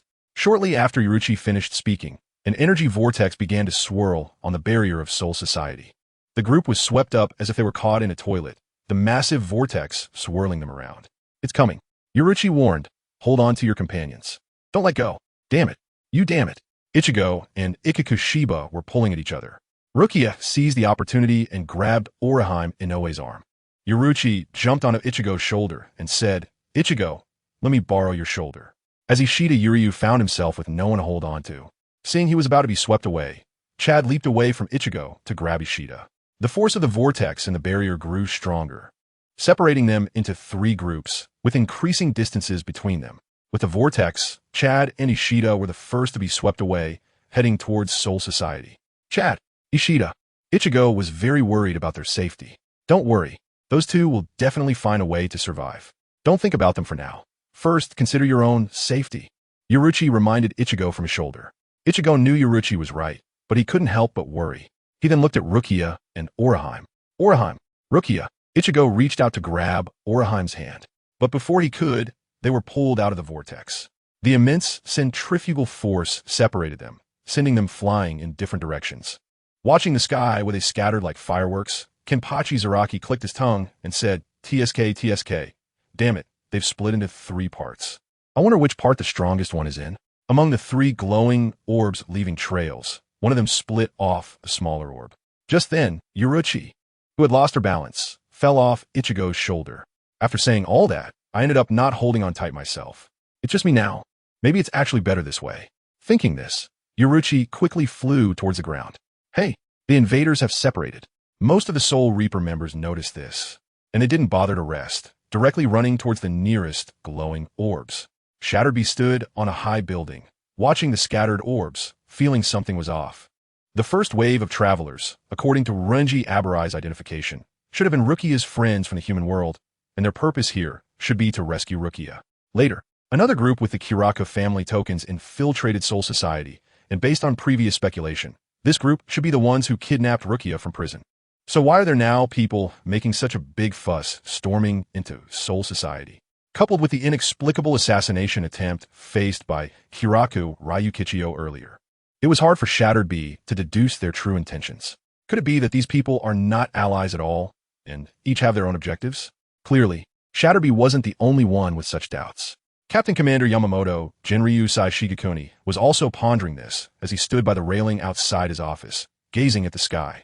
At the Kiraku family, the three jailbreakers who troubled Shattered Bee leaned against the window, watching the sky filled with fireworks. "Ah, they've split into three," Shinjiro said. "No, now it's four." Mikaru corrected. "That smaller orb should be Yoruichi, right?" "Whatever, we shouldn't worry about Yoruichi. The remaining three orbs are just right for each of us to handle." Haoshikun proposed. "All right, I'm okay with that." Shinjiro and Mikaru nodded in agreement. "That one in the east is mine," Haoshikun said, punching his palm, eager to finally stretch his legs.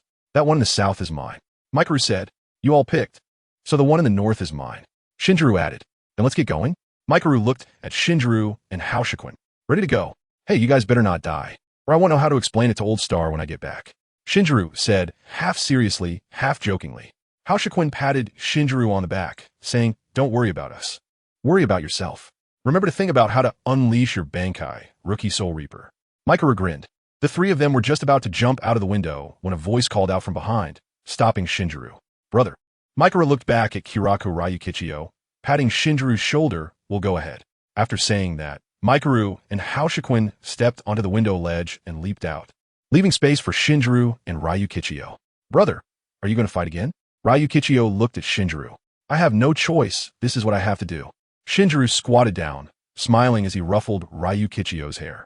In Ryukichiyo's eyes, her brother's current figure overlapped with the one who had gone missing before. The same words. The same smile. The same warm hand. You absolutely must not go missing again. When you come back, I'll personally cook for you as a reward. I've learned many recipes already. Ryukichiyo placed her small hand on her brother's hand, closing her eyes, afraid she would cry. Rest assured, I will definitely come back safely this time. I'm still looking forward to eating the food my sister makes. Xiao Luzhen retracted his palm, went to the window, stepped 1 foot on the windowsill, and posed in what he thought was a cool way. Well, I'm off.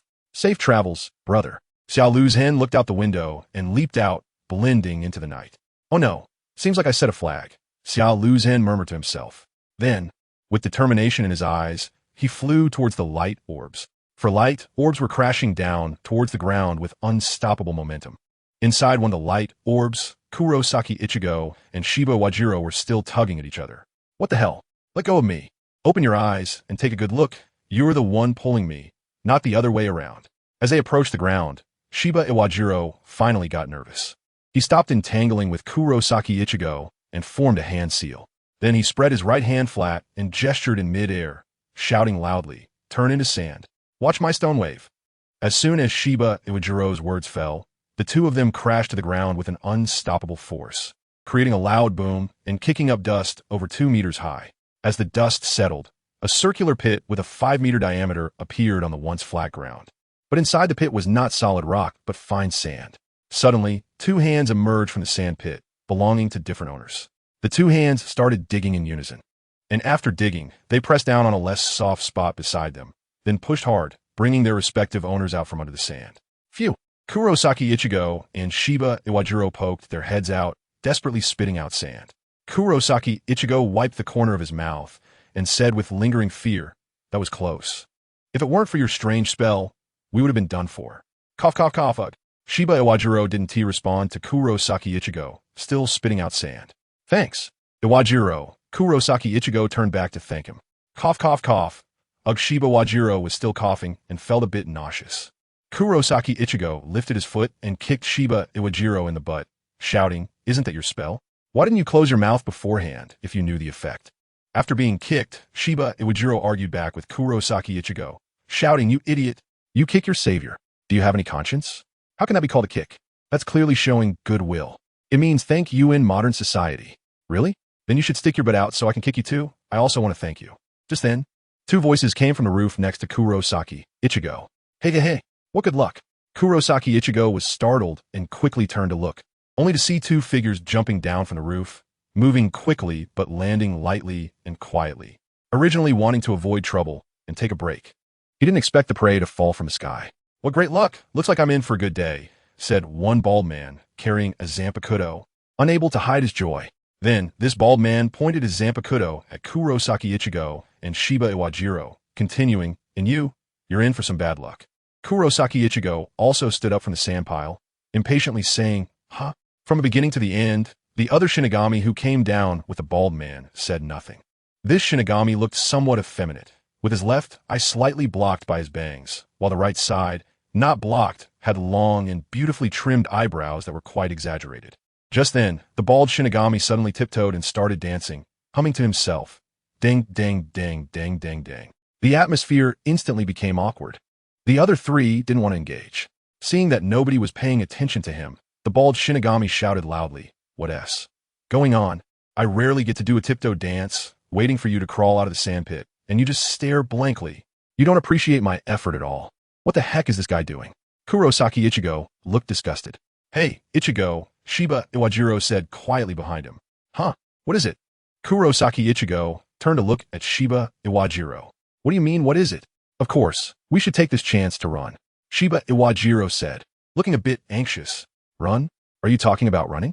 How can you say that? Idiot, don't you understand? Their spiritual power is not that of an ordinary Shinigami." Just as the 2 were about to argue again, the bald Shinigami suddenly asked, "Hey, what are you 2 arguing about?" Then he muttered to himself, "Argue all you want. No matter how you argue, bad luck is still bad luck." At this moment, the effeminate Shinigami, who had been silent, said, "If we drag this out, others will find out. What if they compete for achievements with us?" The bald Shinigami finally reacted, realizing, "That's true. No way. I'm out of here." If you want to fight, go fight yourself. Saying this, Shiba Iwajiro turned and ran without looking back. TCH, he actually ran away. The bald Shinigami looked at the effeminate Shinigami and said, Gongchin. Got it. The effeminate Shinigami drew his Zanpakuto and chased after him. Damn, one of them is still chasing me. Shiba Iwajiro glanced back and called out in alarm, quickening his pace. But he didn't know the layout of Siriidii. So even if he sped up, he was just running blindly. Moreover, the layout of Siriidii was quite complex. While running, Shiba Iwajiro encountered a dead end. Damn, it's a dead end, Shiba Iwajiro complained. Finally gonna stop. You really look ridiculous while running, the effeminate Shinigami said. Shiba Iwajiro formed a hand seal again, slapped the wall, and shouted, turn into sand. Stone wave. The spot he slapped immediately turned into sand, creating a round hole in the wall. And Shiba Iwajiro took the opportunity to run through. Oh, the effeminate Shinigami was somewhat surprised. You can use this kind of weird trick. So the sand pit on the ground was made by you. Looks like you're not just a coward. But you better be careful. What's behind the wall is not a safe place. The effeminate Shinigami smiled slightly. Shiba Iwajiro passed through the wall, but the dust raised obscured his vision. Cough cough damn. I'm running so fast. How can that wimp keep up? Complaining, Shiba Iwajiro suddenly felt his feet give way, and before he realized it, his body began to fall. He quickly turned around and grabbed the edge, preventing himself from falling. Looking down, Shiba Iwajiro was shocked to see an abyss that seemed bottomless. This is too dangerous. What kind of pit is this? If I fall, I'm dead for sure. Shiba Iwajiro exclaimed. Dada. The sulking death god walked slowly to the edge of the abyss and crouched down. This was an abandoned execution ground, where in the past, death gods would throw captured hollows into this pit to fight against sinners, while we watched from the high platforms on either side. The sulking death god explained to Shiba Yagyu. Although Shiba Yagyu was hanging at the edge now, he still mocked. You death gods just love these cruel and ugly things. Because of his brother Shiba Kaido's incident, Shiba Yagyu had never had a good impression of death gods. Ugly? Compared to your appearance, it's far from it. Of course, this ugly custom has already been abolished. The sulking death god smiled slightly, raised his Zanpakuto, and said, You've run away and talked. Now you can make a choice. Be killed by me or fall to your death here. I love the expression of being faced with a life-and-death choice, yet not knowing what to do. Hey, I said you like cruel things, and you still won't admit it. Shiba Yagyu gritted his teeth and said. At that moment, a voice came from his side. Moshi Moshi, is anyone here? A figure jumped onto the wall, scratching his head and saying, What a hassle, the road here is so winding. Can someone help me with directions? The sulking death god immediately held his sword defensively and asked, Who are you? Although the person was wearing clothes similar to a Shinigami uniform, he was not carrying a Zanpakuto. The person on the wall raised a finger, and the ground immediately moved, lifting Shiba Yagyu, who was still hanging at the edge, to a safe place, and then the ground returned to its flat state. Me? Let me introduce myself. I'm a pirate under one of the 4 emperors, Whitebeard. You can call me Maiko. Maiko kept his right hand raised and gave an improper salute with his left hand. Pirate? The sulking death god squinted, realizing this person was also an intruder. Oh, you look somewhat familiar. Let me think. Maiko rubbed his chin and said, That's right, I remember now. You were Kiname Tozen. What? Who's that bald guy? The sulking death god roared. Sorry, I haven't watched Bleach in a long time. You must be Isaka Kiyoshi, right? Maiko said, Could you help me with directions? The roads here are really hard to find. You really know how to joke. If you want me to guide you, you'll have to fight first, Isaka Kiyoshi said, raising his Zanpakuto in front of him. Bloom, Peacock Vine, accompanied by the release phrase. His Zanpakuto transformed into a scythe with 4 blades. Oh, I remember this shouldn't be the true form of your Shurkai, Maiko asked, scratching his head. At this moment, Isaka Kiyoshi truly panicked. This was the deepest secret in his heart, and no one else could possibly know. In the 11th division of the martial arts faction, having a powerful Zanpakuto was not something to be proud of. So every time Isaka Kiyoshi unleashed a Shurkai, he only partially released it. Only when he shouted, Bloom wildly, Lapis Lazuli Peacock, would his Zanpakuto fully release. Who exactly are you? How do you know about this? Isaka Kiyoshi asked Maiko, his tone no longer relaxed. We can negotiate. I can tell you why, but you need to help me with directions, Maiko said. Then forget it. I still prefer to pry your mouth open with my Zanpakuto. Bloom wildly, Lapis Lazuli Peacock, after Isaka Kiyoshi finished the true release phrase. The sword in his hand transformed into countless vines shimmering with Lapis Lazuli light.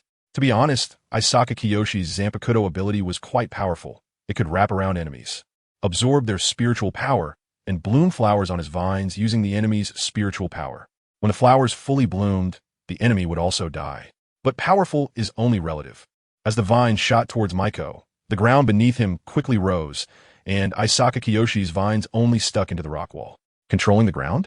What a troublesome ability. Isaka Kiyoshi said, his expression serious. I said I was a pirate.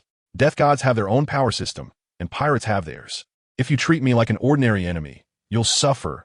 Maiko finally showed some pirate demeanor, looking down at Isaka Kiyoshi from above, and said, now I can tell you some information. I'm a natural type fruit user of the rock fruit. As you can see, I can freely control rocks and land.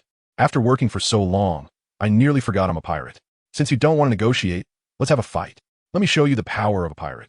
Chapter 198, The Dirty Heart of Tactics. Rock fruit? What a ridiculous term. Isaka Kiyoshi swung his sword hilt, and the vines of lapis lazuli peacock immediately withdrew from the rock wall. He had originally intended for the vines of lapis lazuli peacock to embed into the rock wall to sneak attack this pirate named Maiko from behind.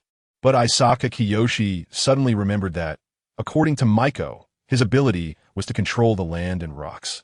If he rashly let the vines penetrate the rock wall, he would likely be bound, and at that time, he would be left with no choice but to surrender.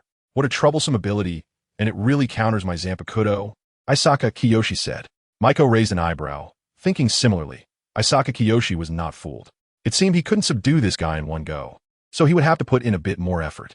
Maiko clapped his hands, and two large rock walls immediately emerged from the ground, one on the left and one on the right, intending to crush Isaka Kiyoshi between them. Isaka Kiyoshi used Shuinpa to instantly escape the range of the stone walls. He gathered spiritual power at the base of his feet and stood in midair. He thought it was better to fight an enemy who could control the ground from the air. He can actually fly.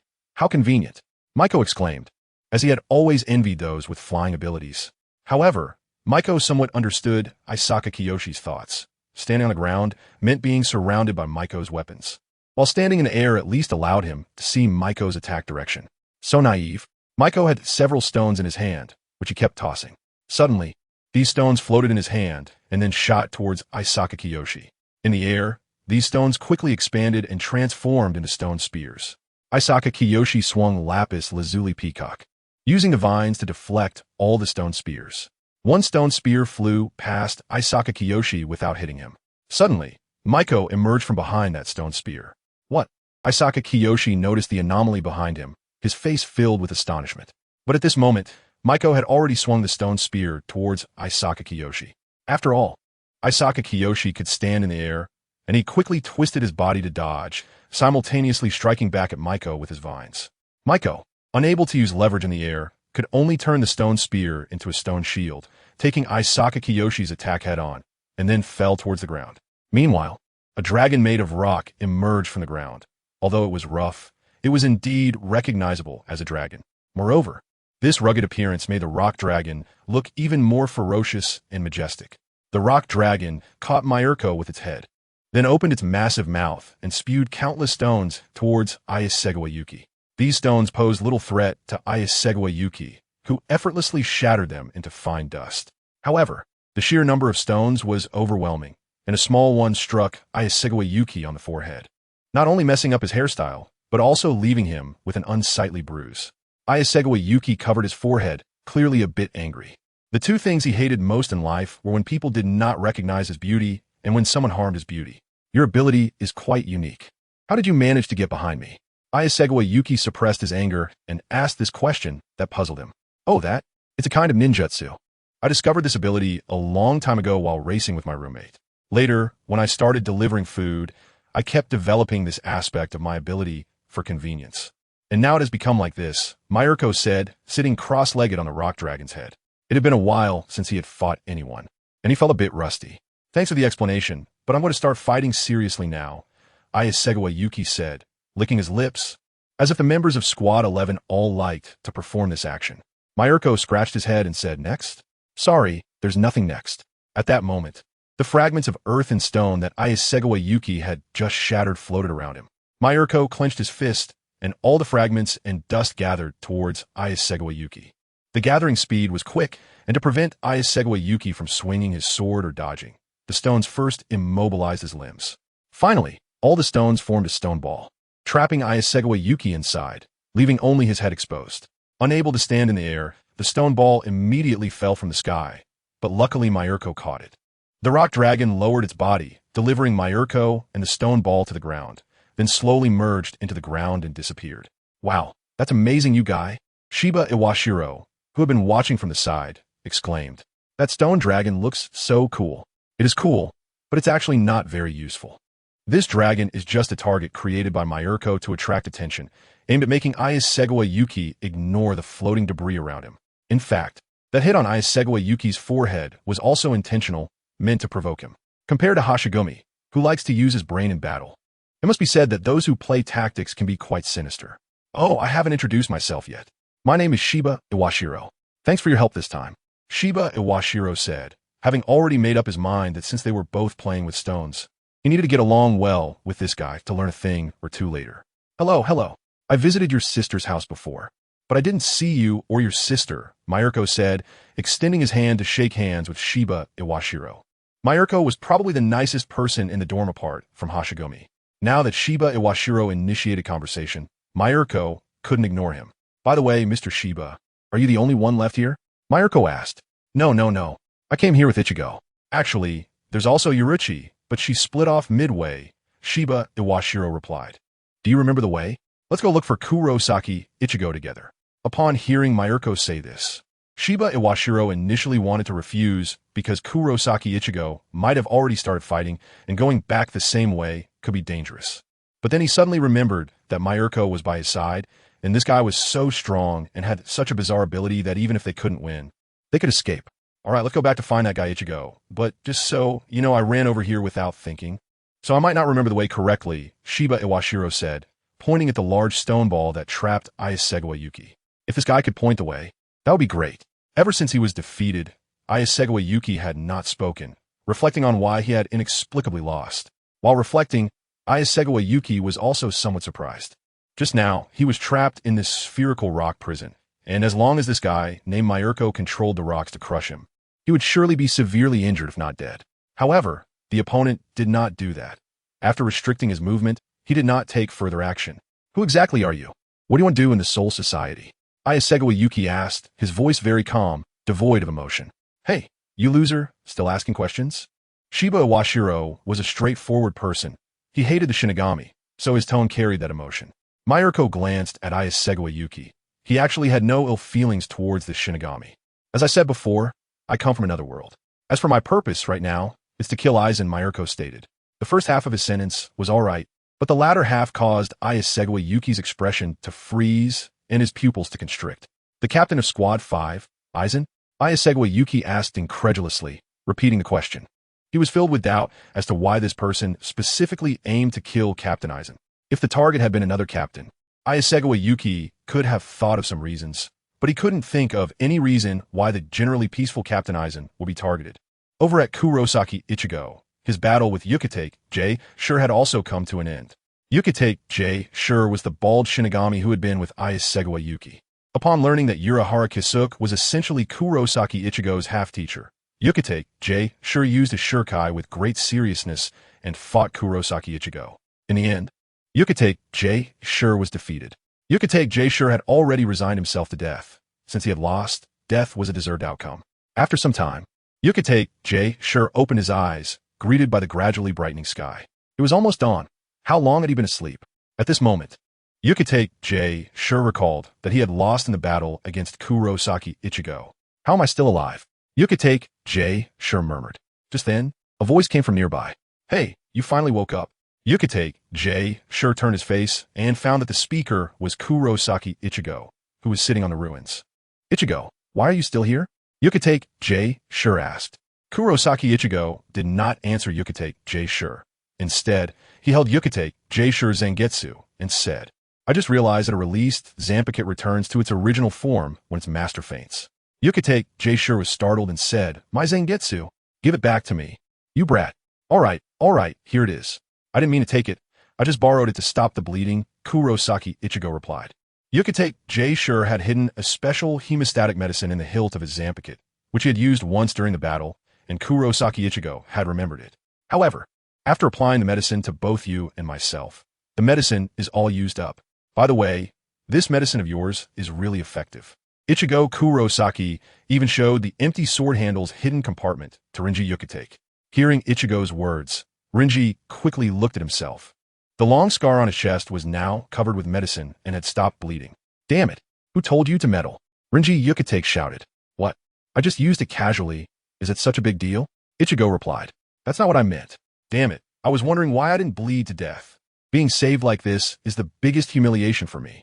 If I could move, I'd kill you first, then commit suicide, Renji Yukitake said angrily.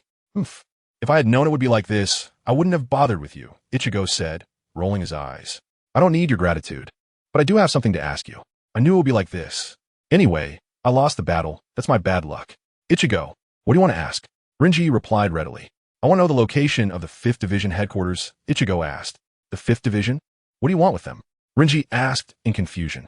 Ichigo scratched his head, feeling that explaining it might be a hassle. But he still told Renji, we originally came to rescue Rukia. Rukia? Isn't she already successfully escaped from prison? Renji said, increasingly puzzled. Yeah, but just rescuing Rukia doesn't solve the problem. So we came back with a new goal. Ichigo looked at Renji and said, to kill Sosuke Aizen. Renji's eyes widened in disbelief. What? He stared into Ichigo's eyes, which were clear and determined. Why do you need to rescue Rukia and kill Captain Aizen? Renji asked.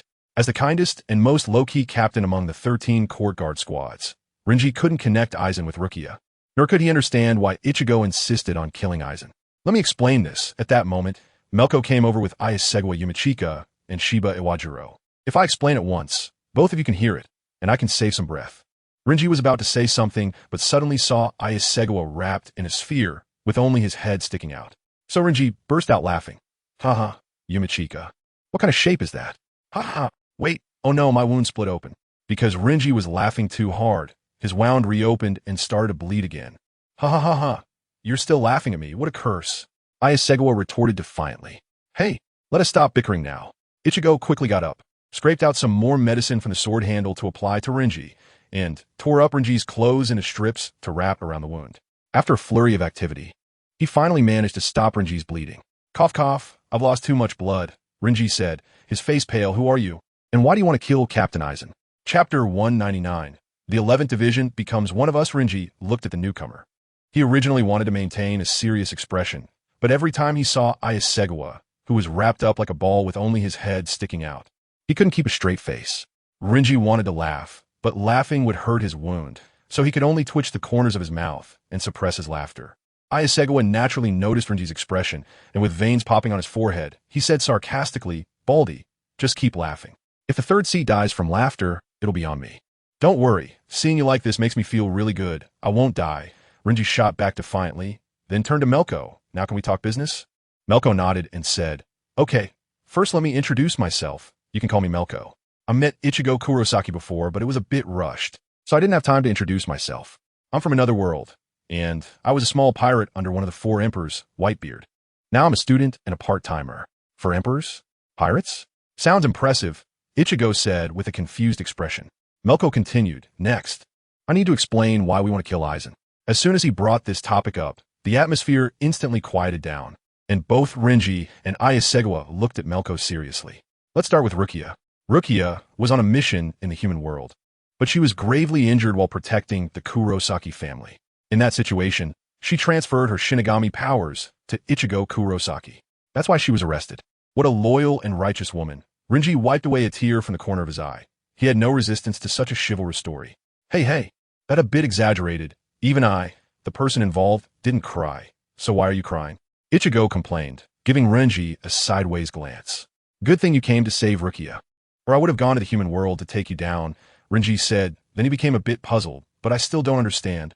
What's the connection between Rukia and Captain Aizen?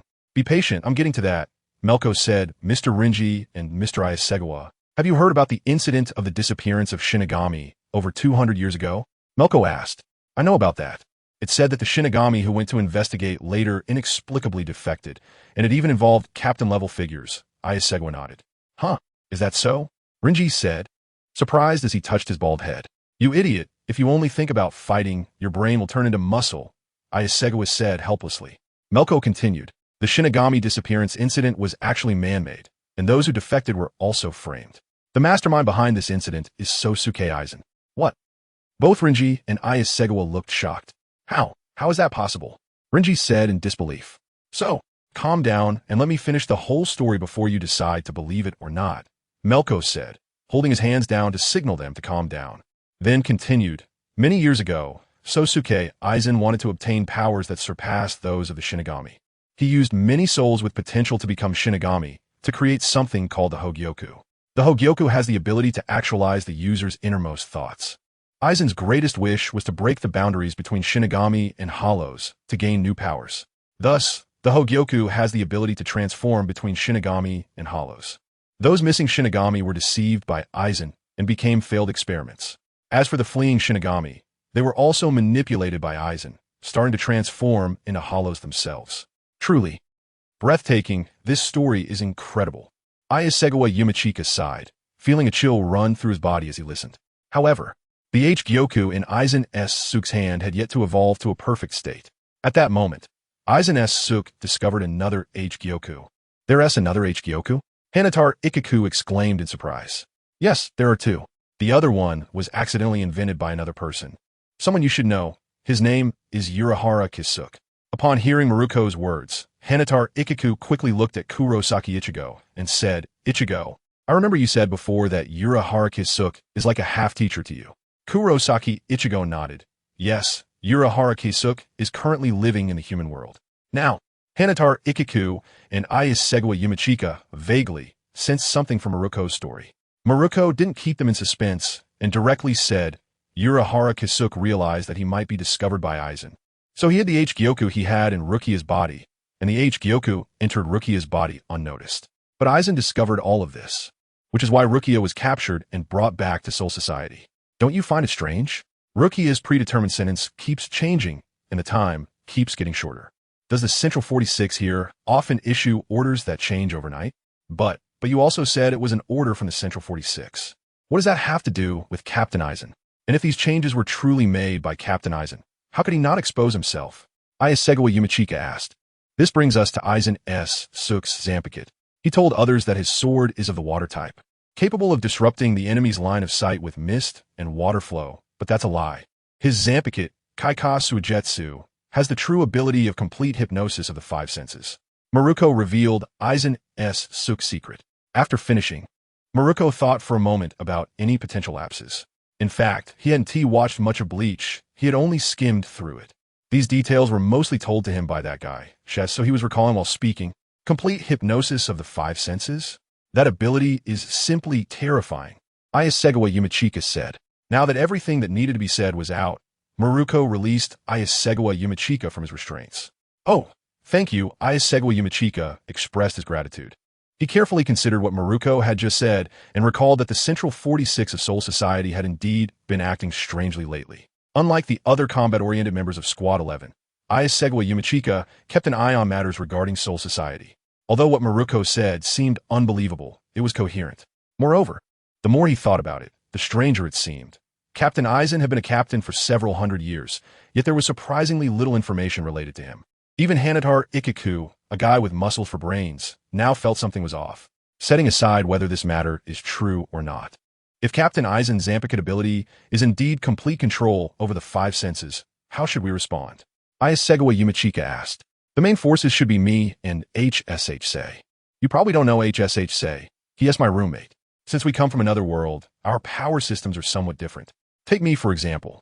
We have an ability called Haki, which is divided into Observation Haki, Armament Haki, and Conqueror's Haki. Among them, Observation Haki allows one to perceive the world and gather information beyond the five senses. When Observation Haki is cultivated to a certain level, one can even foresee the future. As for my roommate, their training methods are, in a sense, targeted against the five senses. In their system, there are even sixth, seventh, and eighth senses beyond the five senses, Maruko introduced. Wait, you said that Observation Haki can be cultivated? Upon hearing about cultivation, Hanatar Ikaku became interested. Yes, Haki is a latent ability that everyone is born with. It just needs to be awakened. My Observation Haki was obtained through training, Maruko said. Then, Can we Shinigami also cultivate it? Hanatar Ikiko asked. Maruko rubbed his chin and said, I'm not too sure, but it should be possible. After the situation is resolved, I can share the training methods with you, and you can try it yourselves. Really? A voice suddenly came from behind Hanatar Ikiko. Who is it? Hanatar Ikiko, unhappy about someone interrupting, turned around. To his surprise, a group of Squad 11 members stood behind him. Hey, when did you guys arrive? Hanatar Ikiko shouted. Ahaha, we've been here for a while. What this guy is saying is too shocking, so we just listened for a bit, one Shinigami said, scratching his head. Now, Aizen Sook's secret was not only revealed, but also known by so many people. Hypnosis of the 5 senses? That's really interesting. At that moment, the Shinigami members of Squad 11 parted to make way for a tall figure stepping out from the crowd. This person was none other than the captain of Squad 11, Kenpachi Zaraki, who had Yuichiro Kusajishi resting on his right shoulder and a jagged Zanpakuto on his left shoulder. However, before looking for Aizen, you need to fight me first. Kenpachi Zaraki pointed his Zanpakuto at Maruko and licked his lips, saying, I sense a dangerous aura from you, so hurry up and come at me. Yuichiro Kusajishi clapped her hands and smiled, saying, let us fight, let us fight. Kenpachi Zaraki's expression made Kurosaki Ichigo and Shiba Iwaj feel tense. Maruko's mind raced, and he shrugged, saying, Captain Zaraki, actually, I'm better at running than fighting. Right now, we all have the common goal of defeating Aizen, so it's impossible for us to engage in a serious fight with you. If you plan to force us, I have absolute confidence in getting these two out of here. I don't know if you've heard about the previous prison escape incident, but that was my doing. At this point, Maruko shifted the conversation, saying, however, Captain Zaraki, you could follow us. By doing so, you would encounter other captain-level individuals. Don't you want to fight them? After everything is over, you can push all the responsibility onto us, saying you were deceived by us. Oh, you think I can't see through your little scheme? Kenpachi Zaraki showed a pleased smile while saying this. But your suggestion is great. It would be wonderful to have the opportunity to fight those guys. After everything is over, if you deceive us, without waiting for orders from above, I will naturally take your head. Then it's settled? Maruko extended his hand amicably. However, Kenpachi Zaraki showed no intention of shaking hands. He crossed his arms and said to the Squad 11 members behind him, those who are unwilling to come with me should hurry back and go to sleep. Those who are willing to join me, let us make a ruckus together. Oh ho ho ho ho. Squad 11, known for being a group of combat enthusiasts, all raised their Zanpakutos, cheering wildly. Kid, this counts as you owe Squad 11 a favor. If what you said is false, your head will belong to me. If what you said is true, remember to accompany me for a fight after this is over. And also teach these guys your training method for that observation color and domineering. Kenpachi Zaraki is not foolish. After being played by Mayurko, he naturally wants to bargain. Deal. Mayurko made an okay gesture. Beside Mayurko, Ichigo Kurosaki and Yuryu Ishida looked bewildered as they watched the members of the 11th Division. They never expected things to develop this way, with Mayurko quickly pulling the 11th Division to his side. Ichigo quietly gave Mayurko a thumbs up. Truly, a pirate is cunning. Mayurko smiled but didn't take it too seriously. In fact, this matter wasn't that difficult. What Kenpachi cared about most was fighting with others. And Mayurko gave him a reason to fight with the other division captains. However, the effect was indeed better than Mayurko expected. But he couldn't just go looking for trouble with Aizen. He needed to raise a banner and occupy the moral high ground. Mayurko thought for a moment and came up with a reason. He said that Captain Zaraki learned that Captain Aizen's Zanpakuto has the ability to control the 5 senses. And since Rukia's escape was so inexplicable, Zaraki suspected it was related to Captain Aizen. Because of Zaraki's suspicion, a member of the 11th Division had a quarrel with a member of the 5th Division and was injured by the 5th Division member. As the captain of the 11th Division, Zaraki naturally had to seek an explanation. The designated injured member was also tough. After hearing Mayurko's arrangement, he directly dislocated one of his arms, since the healing techniques in Soul Society could put it back. Thus, a group of people set off towards the 5th Division, ready to demand an explanation from Captain Aizen. Chapter 200, Be Serious. This is Soul Society, not to love. Compared to Ichigo, Kurosaki's side, Yuryu Ishida and Chad were much more relaxed. While Ichigo was fighting fiercely with Ikika Madarame and got injured a bit, Yuryu was still somewhat nervous during the descent. Fortunately, Chad used his ability to punch the ground, and the reverse shock allowed both of them to land safely. However, it seemed Chad's arm was slightly injured. When Yuryu asked about his injury, Chad always shook his head, insisting he was fine, being quite the tough guy. Initially, Yuryu thought that making such a big commotion would definitely attract the attention of many Soul Reapers, and he was prepared to face several tough battles. Unexpectedly, a familiar face found them first. It was Ho Xianxing, who had previously met them in the Shiba family, claiming to be the son of Athena. "Hey, how are you?" Ho Xianxing greeted Yuryu and Chad with a smile. Looking at this grinning guy, Yuryu and Chad felt quite pressured. "What should we do next?" Ho Xianxing asked. "Should we find Ichigo and the others first?"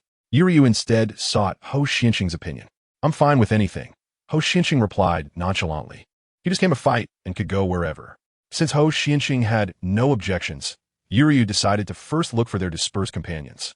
Fortunately, the three of them remembered the directions of the other light clusters, so they headed toward the nearest one. While they were walking, a shadow suddenly loomed over them. They turned to the side and saw a huge Soul Reaper standing on the roof of a nearby building. This guy had a very distinctive appearance with an exceptionally wide nose. "I am the 4th seat of the 7th Division, Ikanzaka Shizelbo, also known as Kamaitashi Shizelbo. You." As he spoke, he leaped high from the rooftop. Before he could finish, there was a loud crash as Ikanzaka Shizelbo's massive body flew out, crashing through several buildings before finally stopping. Ho Xianxing extended his fist, which was still slightly smoking. He had just punched Ikanzaka Shizelbo. "What did that guy just say?" "I didn't catch it," Ho Xianxing innocently said as he retracted his fist. Yuryu adjusted his glasses and said, "It's nothing. Let us leave." Chad wiped the sweat from his forehead. This guy named Ho Xianxing was indeed terrifying. Thus, the three of them proceeded mostly like this. "Travel Calamity go, I am." "Pow! Damn it, take this blade." I am. "Don't come near me." Along the way, the Soul Reapers they encountered were mostly dealt with by a punch from Ho Xianxing. At first, when they encountered Soul Reaper members, they could exchange a few words, but later, perhaps to speed things up, before those Soul Reapers could speak, Ho Xianxing would just punch them. The sounds of crashing echoed throughout Soul Society, and many division barracks were destroyed. Ho Xianxing crossed his arms. Is there really no one slightly stronger in Soul Society? To be honest, he was getting a bit tired of his rampage.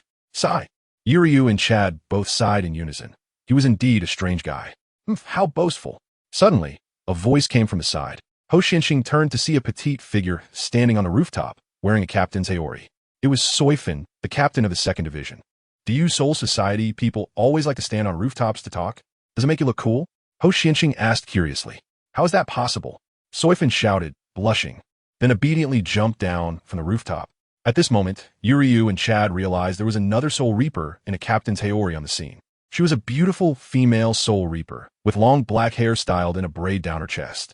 Judging by her appearance, she resembled a Yamato Nadeshiko. "Good evening, everyone. I am the captain of the 4th Division, Unohana Retsu." Unohana Retsu smiled warmly, giving a slight bow to Yuryu and the others. Next to Unohana Retsu stood a tall woman with purple hair. She was even taller than Unohana. This tall girl was the vice captain of the 4th Division, Isane Kotetsu. These two stood on either side of Soifan, making her seem even smaller. "Hey, Unohana-san, now's not the time to be polite. Those are the calamities," Isane anxiously said. She was too close to the scene, and it looked too tragic.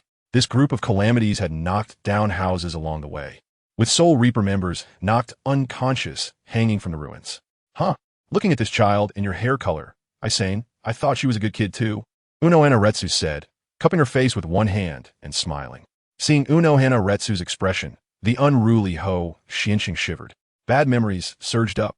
"When I was beaten by my mom, she seemed to have the same expression. If that's the case, can I ask the three of you to come with us? It's already gotten out of hand." With a negotiating tone, Uraharetsu said, "I can plead with the captain to spare your lives." "I'm afraid that's not possible. Although I appreciate your offer, we have other matters to attend to," Ishida Yuryu replied. Facing two captain-level Soul Reapers put a lot of pressure on him, and he was already prepared. "Oh, I'm quite curious about what matters have you so anxious?" Urahara Retsu asked. Soifan looked at Urahara Retsu and said, "Captain Urahara, there's no need to talk too much. First, subdue them, and then we can interrogate them." All right, then good luck, Captain Soifan." Urahara Retsu placed his hands on Soifan's shoulders and pushed her forward. He clapped his hands, cheering her on. Soifan, feeling a bit helpless, covered her head and then raised her Zanpakuto, pointing it at Ho Xianxing. "I am Soifan, captain of the 2nd Division. Kid, state your name." "I'm the serpent bearer Saint Seiya under the goddess Athena.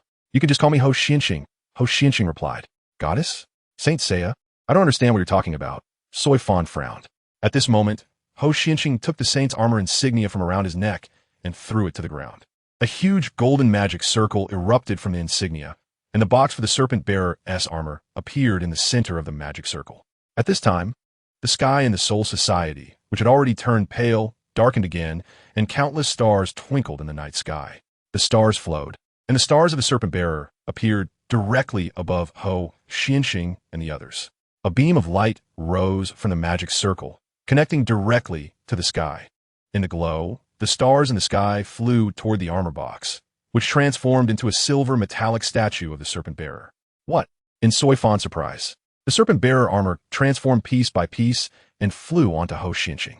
Ho Xianqing ignited his small universe, and the armor on him changed from silver to gold.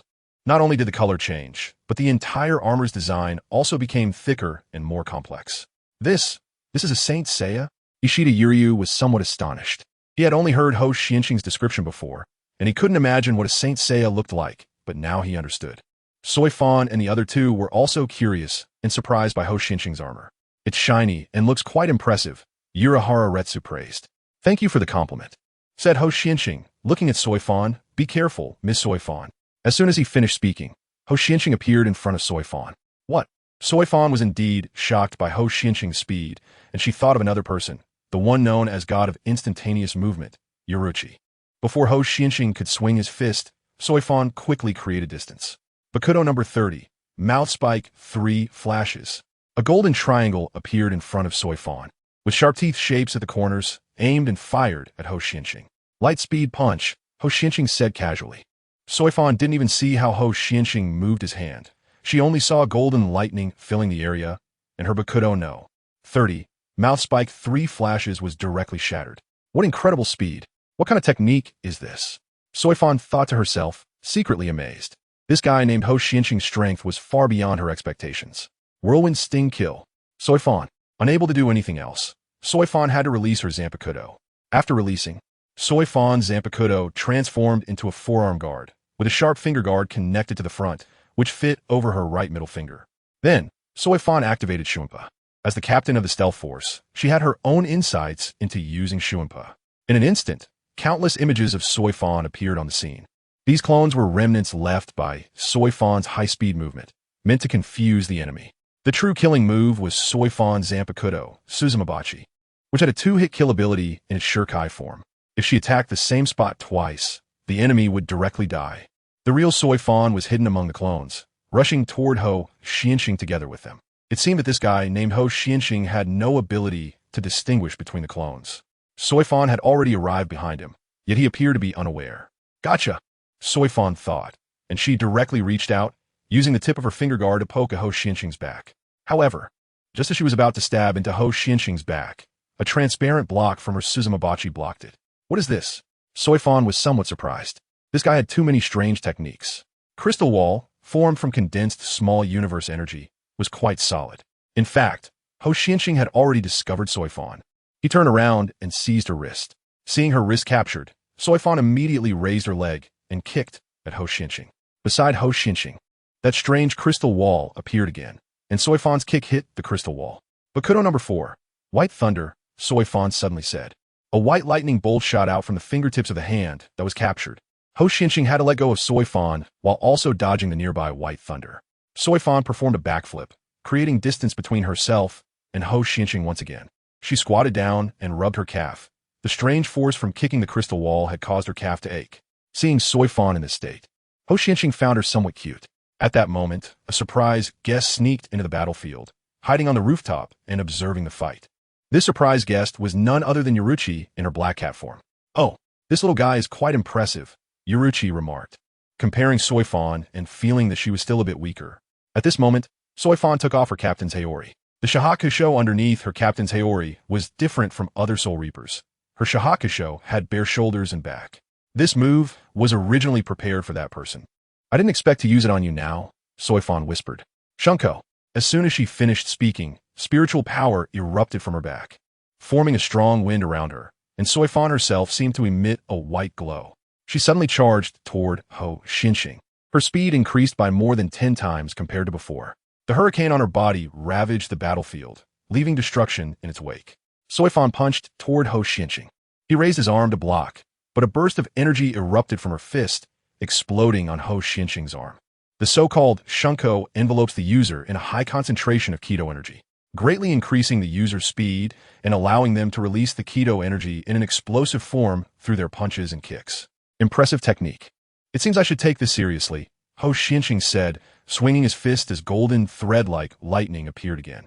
Soifan hurriedly dodged, but a bolt of lightning still grazed her cheek, leaving a trail of blood. Ho Xianqing also moved, appearing in front of Sui Feng's evasion route. Sui Feng didn't have time to dodge and crashed into Ho Xianqing.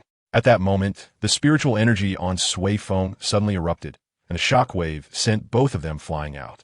When they suddenly flew out and crashed into a section of the surrounding wall, they fell into the ruins.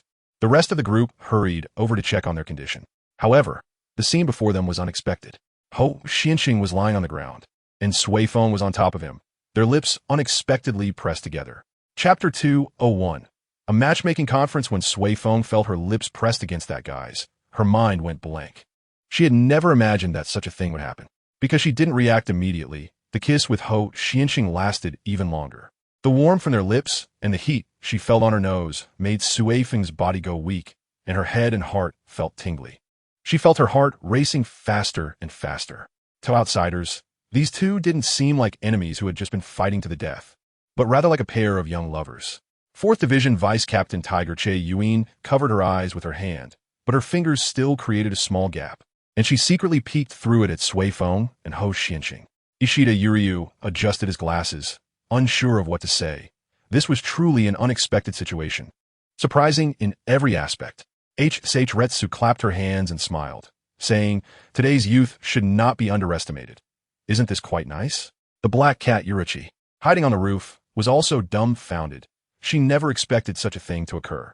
H.S.H. Retsu's voice brought Sui Feng back to her senses, and her cheeks visibly turned red. She hurriedly separated her lips from Ho Xianqing and climbed off him. Sui Feng's face was flushed, tears at the corners of her eyes. Looking like a victim of bullying, she raised her Zampicat, yelling in a cute but angry manner, "I'm going to kill you." Ho Xianqing quickly got up, sincerely apologizing, "Sorry. I didn't expect this to happen. I will take responsibility." Although Ho Xianqing seemed unreliable, he unexpectedly appeared quite innocent. This kiss left him bewildered as well. His usual sharp tongue was now stuck, unable to say a word. "Our responsibility?" Sui Feng stuttered, her face turning even redder, her eyes swirling, and smoke starting to come out of her head. I'm going to kill you." With that, Sui Feng, blushing, brandished her sword and swung it wildly.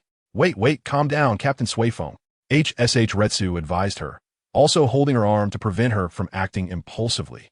Because Sui Feng was petite, H.S.H. Retsu easily lifted her up, making her look even smaller. "HSH Captain, let go of me. Let go of me," Sui Feng shouted angrily, struggling in H.S.H. Retsu's embrace. "Calm down, Captain Sui Feng. I will help you seek justice," H.S.H. Retsu said seriously.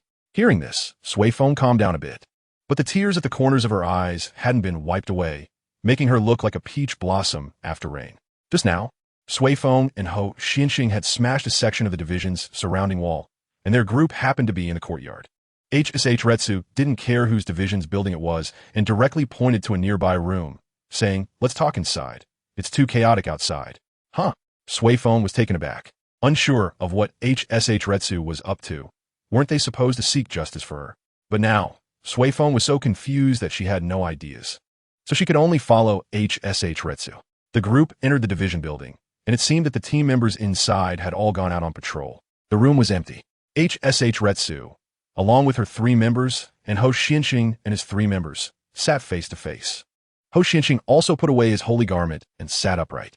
Sui Feng knelt and sat, and the captain's Aori had already returned. She draped it over herself, lowering her head and daring not to look at Ho Xianqing, yet glancing at him from time to time. This guy looked unreliable, but his strength was decent, and he looked okay too.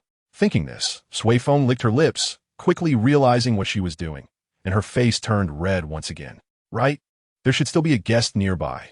After watching for so long, let us have them come out to meet us. H.S.H. Retsu looked toward the outside. Someone? Tiger Che Yuan followed H.S.H. Retsu's gaze outside.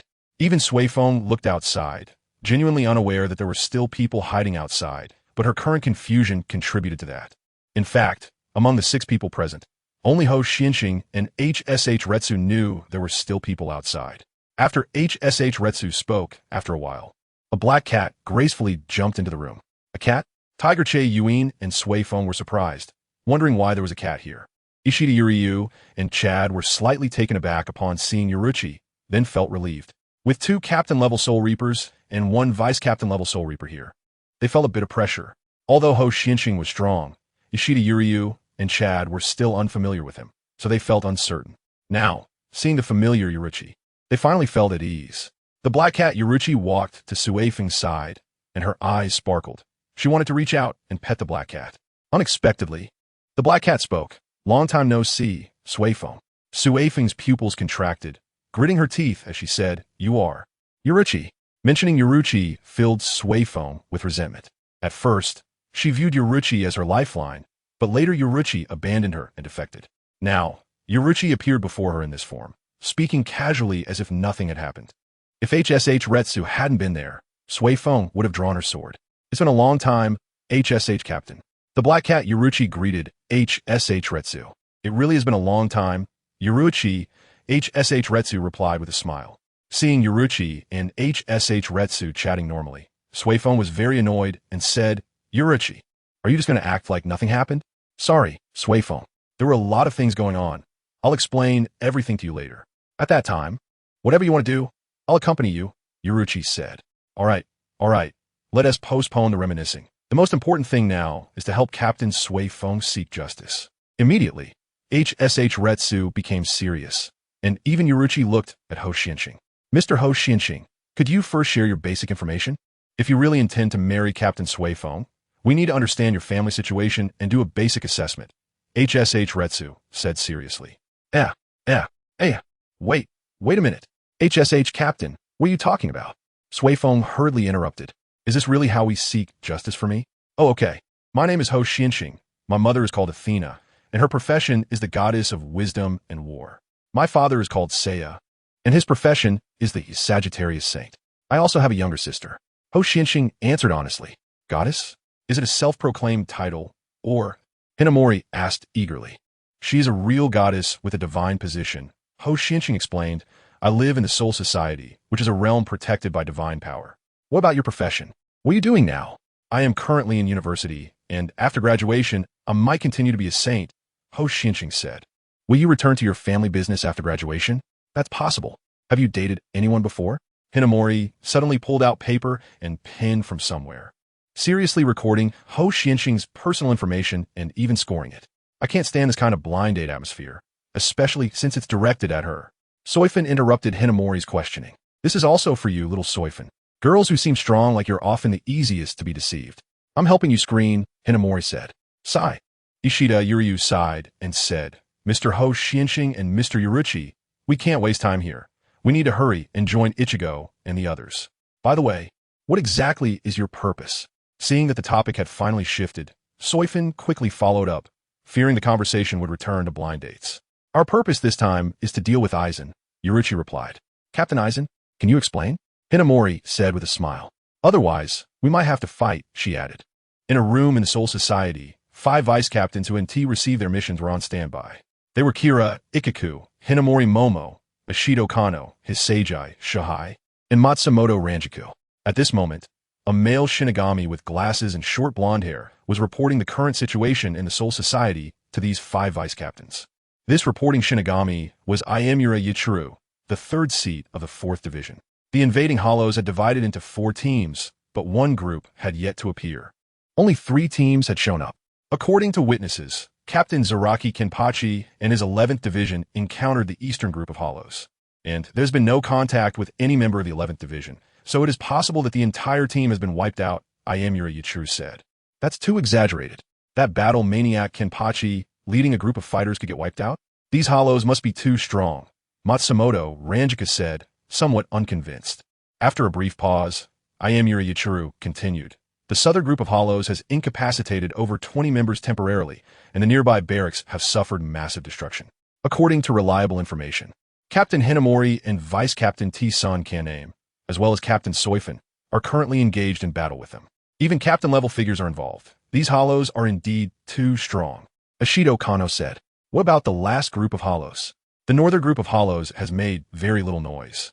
However, according to injured parties, the escaped prisoner Kuchiki Rukia is among the northern group of hollows. Iemura Yachuru finished his report and stood aside. When Iemura Yachuru mentioned Kuchiki Rukia, Ashido Kano slightly froze. Soon after, he quietly slipped out the back door, leaving the room. By the time the other vice-captains noticed, Ashido Kano had already left, and he casually threw his vice-captain armband onto the table. Sigh, I wonder what Vice-Captain Ashido is doing running out now. By the way, have we figured out the purpose of these hollows? Matsumoto Ranjiko asked. Not yet. Logically, if their goal is to rescue the prisoner Rukia, after meeting up with Rukia, they should be breaking towards the outskirts of the Soul Society. However, according to current intelligence, they are still pushing deeper into the Soul Society, Iemura Yachuru said. Meanwhile, Rukia and Inoue Oraheim landed and soon encountered the arriving support, Summer Road. As the weakest among the trio of travelers, Summer Road was having a hard time fighting without knowing how to release his Shurkai, unlike hosts Xianxing and Maiko. However, Summer Road didn't want to hide behind Rukia, so he had to charge forward. Fortunately, he had a healer, Inoue Oraheim, following him, so he managed to fight without sustaining serious injuries, just feeling a bit fatigued. Jingai, let me handle the next battle. You could take a break, Rukia advised. Don't worry, Rukia-senpai. I still have a lot of strength left. Summer Road shook his head in refusal. As the three of them walked, suddenly another person appeared in front of them. Summer Road squinted. This person was none other than the vice-captain of the 6th Division, Ashido Kano. Seeing Ashido Kano, Rukia quickly said, Jingai, you still can't release your Shurkai. Don't overdo it. Let me handle it. Don't say that, Rukia-senpai. Maybe I'm a bit of a macho man. I absolutely won't hide behind and let a girl fight, Summer Road said firmly. Smiling at Rukia, if you really want to fight, you can wait until I fall. Unexpectedly, these words triggered Rukia's bad memories, and that scene kept flashing in her mind. Many years ago, on a night when Kuchiki Rukia swung her sword to kill a hollow, beneath the hollow-s mask was the face of Summer Road, whose eyes held a look of relief and longing before he vanished. Jingai? Ashido Kano frowned, hearing Rukia's address to Summer Road. Soon, Ashido Kano smiled and said, I thought who it was. Turns out it's that stray dog from the Summer family. I remember you were supposed to be dead. Why are you back? Because I was a bit unwilling, so I crawled back from hell, Summer Road grinned, showing a sinister smile at Ashido Kano. Chapter 202, A World Where Only Summer Road is Injured. Ashido Kano had a deep impression of Summer Road, a young master not valued by his family. He held on to his noble identity, but was always bullied at the Central Spirit Academy. This guy would always secretly follow Rukia, watching her from a distance like a stray dog. When Rukia graduated, he heard this guy was pestering her again, so Ashido Kano brought people to beat him up. Later, all he heard was that Summer Road had gone missing. At a subsequent gathering, Ashido Kano learned from Rukia that Summer Road wasn't missing. He had been executed. Whenever Summer Road was mentioned, Rukia always showed a hint of melancholy on her face. He clearly doesn't belong to this world. A stray dog who hasn't resolved his own issues, yet he clings on stubbornly, ultimately leaving a scar on Rukia's heart in such a disgusting way. So, why won't you just leave? Asano Kiyoshi drew his sword and roared as he charged toward Sherajin. Sherajin also drew his Zanpakuto, blocking Asano Kiyoshi's strike. Hey, red-haired monkey, long time no see, Sherajin grinned, not losing ground at all. After their swords clashed, the two stepped back to gain distance. Let me ask you, after rescuing Rukia, why did you show up so brazenly? Do you think crawling back from hell would save Rukia? Asano Kiyoshi gritted his teeth and asked. Of course, because I've seen worse situations than this, Sherajin replied, loosening one hand from the sword to stretch a bit before gripping the hilt again. So self-righteous. Asano Kiyoshi frowned deeply, anger spreading across his face. The two clashed once more. I've seen enough of that self-righteous, foolish face. You haven't figured anything out, don't understand anything. Recklessly acting without considering others' feelings. It's because of this that you get bullied like a stray dog. Asano Kiyoshi swung his arm forcefully, sending Sherajin flying, then shouted roar. Hebikabimaru. Asano Kiyoshi's Zanpakuto transformed into segmented shapes, each blade bearing a sharp protrusion. He swung Hebikabimaru, which suddenly elongated like a whip, slashing diagonally downwards toward Sherajin. Sherajin hurriedly positioned his sword horizontally to block it, but the tip of Hebikabimaru drooped down and pierced into Sherajin's back. Asano Kiyoshi swung again. tearing a gaping wound across Sheru Jin's back. Drip, drip. Blood slowly trickled down his back, falling to the ground. Fortunately, Sheru Jin had twisted his body just in time, avoiding a direct hit to his spine, but the muscles near his left scapula were injured, causing his left arm to feel numb and temporarily unable to exert strength. In fact, before encountering Asano Kiyoshi, he had already fought several battles. Sheru Jin stubbornly refused to let Rukia take action, so he had taken on those fights himself and sustained injuries. Even after receiving treatment from Inoue Oraheim, the pain and fatigue still lingered on him. Sheru Jin switched the sword to his right hand and suddenly felt a bit emotional, thinking that he had been hurt this badly by Asano Kiyoshi, who hadn't even mastered his Shurikai yet. Truly a disgrace for Dorm 609. Seeing Sheru Jin holding his sword, Asano Kiyoshi was less angry and calmly said, "Now you understand the gap between us, right? There are many Soul Reapers at my level, and above me are Captain-level Soul Reapers. Give it up. I don't know how you managed to take Rukia away, but this won't save her. At your current state, you probably can't even use Shurikai, so stop boasting. Well, let me tell you, I'm actually the weakest among us. Believe me, those guys are tough. Even if the Captain Commander himself intervenes. And who says you can't win a fight without Shurikai? Zanpakuto are not that inconvenient." With that, Sheru Jin charged forward with one hand, holding his sword. "Jinkai!" Rukia anxiously called out. There was no way around it. Asano Kiyoshi swung Hebikabimaru again. Although he didn't know how this guy had crawled out of hell, he didn't mind sending him back. Hebikabimaru truly moved like a python in Asano Kiyoshi's hands, the blade swinging through the air. Sheru Jin widened his eyes, focusing on Hebikabimaru. He reminded himself not to be afraid and to clearly see its trajectory. In his vision, Hebikabimaru's movements slowed down and the trajectory became clearer. Sheru Jin twisted his body, dodging Hebikabimaru and closing in on Asano Kiyoshi, aiming to stab him with his right hand. Asano Kiyoshi was slightly startled and quickly pulled back the extended Hebikabimaru. The segments of Hebikabimaru clashed together, forming a large sword that blocked Sheru Jin's Zanpakuto. But Sheru Jin immediately kicked, driving his knee into Asano Kiyoshi's stomach. With a heavy blow to the stomach, Asano Kiyoshi instinctively hunched over. Naturally, Sheru Jin took the opportunity to attack again, shifting his sword to stab at Asano Kiyoshi. Asano Kiyoshi quickly reacted, raising Hebikabimaru to slash at Sheru Jin, trying to force him to dodge. But Sheru Jin stood his ground, using his left shoulder to absorb the strike from Hebikabimaru, which cut deeply into his shoulder, blood gushing out. At the same time, Sheru Jin's Zanpakuto was aimed at Asano Kiyoshi's chest. Asano Kiyoshi, feeling anxious, saw that his plan had failed and tried to withdraw Hebikabimaru to evade or block Sheru Jin's thrust. Pulling on Hebikabimaru caused intense pain to shoot through Sheru Jin's shoulder. But he used his weakened left hand to press down hard on Hebikabimaru on his shoulder. Realizing he couldn't withdraw Hebikabimaru, Asano Kiyoshi had no choice but to release it and evade Sheru Jin's attack. With all the movements in between, Asano Kiyoshi was not quick enough to dodge, and Sheru Jin's blade still left a shallow wound on Asano Kiyoshi's chest. At this moment, several vice captains who had just been on standby in the conference room followed Asano Kiyoshi's trail and arrived here. They also witnessed the duel between Asano Kiyoshi and Sheru Jin. Watching Sheru Jin's reckless fighting style, the vice captains were somewhat impressed. Asano Kiyoshi released Hebikabimaru, which returned to its normal Zanpakuto form. Sheru Jin leaned on his Zanpakuto, casually removing Hebikabimaru from his shoulder. The wounds on his back and shoulder rendered his left arm nearly useless, and the combined injuries left the left side of his body soaked in blood. "Look, you vice captain, you were still defeated by this stray dog of mine," Sheru Jin said, throwing the bloodied Hebikabimaru to the ground, breathing heavily afterward. The pain and excessive blood loss made his head feel a bit dizzy. "Jinkai, that's enough," Rukia said from behind, unable to bear it any longer. "Hihi, Rukia-senpai, I'm fine." Sheru Jin turned to smile at the worried Rukia. But before he could finish his sentence, blood began to flow slowly from his nostrils. Not only from his nostrils, but blood also oozed from the corners of his mouth, eyes, and ears. Sheru Jin sensed something was wrong. His vision gradually became blood-stained, and all his strength was fading away. "Jinkai!" Rukia's eyes widened.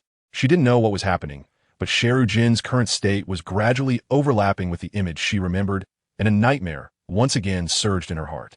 At that moment, a figure suddenly appeared beside Sheru Jin. Oh my, I came out for a stroll, and didn't he expect to meet such an interesting guy?" A strange voice echoed. A figure dressed in a captain's haori, but whose appearance was no longer human, appeared here. This person was none other than the captain of the 12th Division, Mayuri Karatsuchi. Sharizhan immediately drew his sword and struck at Mayuri, who sneered in contempt and drew his own sword in response. In a flash, Sharizhan's arm holding the sword was severed at the shoulder. With a thud, Sharizhan fell to the ground, only a faint breath remaining. What interesting experimental material, Mayuri mused. Half a spirit and half a physical being. I've injected over 300 types of viruses into you. Any ordinary Soul Reaper would have dropped dead instantly. But I didn't expect you to hold your own against other Soul Reapers. Mayuri stepped on Sharizhan. Nimue, come here and take this guy back to the barracks. I still want to conduct more experiments on him. The vice captain of the 12th Division, Nimue Karatsuchi, also arrived with her captain. Hearing Mayuri's command, she prepared to step forward. It turned out that after Sharizhan joined Rukia and Oraheim, he caught Mayuri's attention. Intrigued by Sharizhan's unique existence, Mayuri had placed his own viruses on the members of the 12th Division and sent them to battle Sharizhan, allowing him to become infected with the viruses. Along the way, Sharizhan had contracted over 300 types of viruses, and it was only after battling Renji Abarai that the effects fully manifested. Get your foot off me, Rukia exclaimed, her eyes wide with fury, veins bulging on her forehead. A massive spiritual pressure erupted from her petite body. The vice captains around her were immobilized by Rukia's spiritual pressure. While Sharizhan's earlier performance had merely impressed them, Rukia's spiritual pressure left them genuinely astonished. Rukia's spiritual pressure now surpassed that of an average captain-level Soul Reaper. Sharizhan lay on the ground, blood flowing from his 7 orifices. He felt it increasingly difficult to breathe, as if his internal organs were on fire. He coughed a couple of times, expelling chunks of his insides mixed with blood. TSK, this is so embarrassing, Sharizhan thought, his consciousness gradually fading, eventually succumbing to darkness. It was unclear how much time had passed, but in this darkness, someone called out to Sharizhan. It was a girl's voice, and she spoke in pure Japanese. Are you okay? Wake up. Sharizhan barely opened his eyes and turned his face towards the source of the voice. He saw a petite girl sitting on the ground, hugging her knees. She was entirely translucent blue, her true appearance obscured. She looked Sharizhan up and down and said, "You really are a mess." "Who are you?" Sharizhan asked, feeling he had regained some strength. "Where's this?" "This is your consciousness space, and don't you recognize me?" the girl asked. She intended to test Sharizhan, but quickly revealed the answer, saying, "All right, I won't keep you in suspense anymore. I am the spirit of your Zanpakuto. Thank you for your care all this time. This should be our first formal meeting. Please take care of me. Next, I will lend you my power." It seems in the end, I still have to rely on someone else's power to become stronger. Sharizhan said weakly from the ground, the little strength he had just regained now seemingly depleted. "That's not right," the Zanpakuto spirit corrected. "I am a part of you. My power is your power." "Then fine, temporarily lend me your power. Can you tell me your name?" Sharizhan asked. Hee. "I can't tell you my true name just yet, but I can tell you a chant for victory." The girl came to Sharizhan's side, took his hand, leaned down, and whispered in his ear, her lips barely parting. "Oh, you're the prisoner who escaped earlier, named Rukia, right? I remember you lost all your spiritual power. How come you have spiritual pressure surpassing that of a captain now? It seems your outfit mimicking a captain isn't just for show," Mayuri said, stroking his chin, watching Rukia with interest. After absorbing the power of the H-Gyoku, Rukia had gained a coat similar to a captain's Haori. Rukia drew her Zanpakuto, feeling for the first time a desire to destroy her enemy at all costs. But just then, Sharizhan on the ground stirred, slowly propping himself up with his remaining left arm. An indescribable aura emanated from Sharizhan, and for some reason, Mayuri suddenly felt a sense of unease. This feeling compelled him to distance himself from Sharizhan. A blue glow enveloped Sharizhan as he slowly stood up, his severed right arm floating back and reattaching itself to him. Sharizhan stood tall and first looked at Rukia. Rukia was momentarily stunned, still caught up in her fury, her forehead veins still bulging. "Sorry, Rukia-senpai, for worrying you," Sharizhan said, looking at Mayuri. "So, you're Captain Mayuri, right? I want to know which leg you used to step on my back. I can guarantee you that I will sever that leg." Then, Sharizhan positioned his Zanpakuto in front of him, gently caressing the blade with his other hand, softly proclaiming, "Revel in the carnival." Chapter 203, No Fighting. "Let's play cards instead. Revel in the carnival," Sharizhan declared, caressing his blade. "Oh, you've released your Zanpakuto, then let me see what abilities it has," Mayuri said, watching Sharizhan with growing interest, increasingly curious about this soon-to-be test subject. After Shirjun finished speaking, he did not emit any spiritual pressure. Rukia retracted her spiritual pressure, and the area fell completely silent. What's going on? Mayuri wondered, unsure if this guy's Zanpakuto had malfunctioned. Yet when this guy restored himself, he undeniably emanated an aura that even Mayuri found somewhat intimidating. Just then, something began to spread from under Shirjun's feet. The entire scene transformed in front of everyone. It was no longer the familiar Soul Society, but had turned into a luxurious amusement park. The sky above the Soul Society was already brightening, but it was still night in the amusement park. A bright crescent moon hung in the sky, with a group of little rabbits sitting on it, paddling to make the moon drift through the night sky. Despite being night, the amusement park was brilliantly lit with neon lights, and various attractions continued to operate. However, these attractions were unlike those in reality. Pirate ships and roller coasters genuinely flew through the sky. On the Ferris wheel, each little cabin would rotate to the top, where around, balloon-like sheep would take the cabin for a spin in the sky. Many children dressed in wizard robes rode on brooms, chasing each other around. Of course, there were also visitors with other flying devices soaring through the sky. The sky is already filled with so many people, and the ground is no exception, with tourists dressed in all sorts of strange outfits walking around the amusement park. Wow, so beautiful. Hinamori Tao looked around. She had rarely seen such a fantastical scene. Just as she wanted to take a closer look, these scenes suddenly converged into a mass, transforming into a machine that slowly descended beside Natsuru Makoto. Natsuru glanced and thought, isn't that a slot machine? He learned about the victory spell from the Blade Spirit Girl, but he didn't know what effect it had. The amusement park scene earlier looked quite impressive, and now it suddenly turned into a slot machine, leaving Natsuru baffled. At that moment, the Blade Spirit Girl suddenly appeared and sat on top of the slot machine. How do you use this thing? Natsuru asked. Masaki, who are you talking to? Rukia asked from the side. Natsuru pointed at the Blade Spirit Girl sitting on the slot machine and said, I'm talking to her. Rukia looked confused and said, but there's no one there. Give it up. Unless I want others to see me, only you can see me, the Blade Spirit Girl said, glancing at Rukia. That's the girl you like, right? She looks just okay. Saying this, the Blade Spirit Girl gently shook her head, and her originally blue, semi-transparent form changed to resemble Rukia, though her voice remained the same. How about it? Do you like it? The Blade Spirit Girl asked. Why do you have to change like this? Natsuru said helplessly. Even at this point, you're still messing around.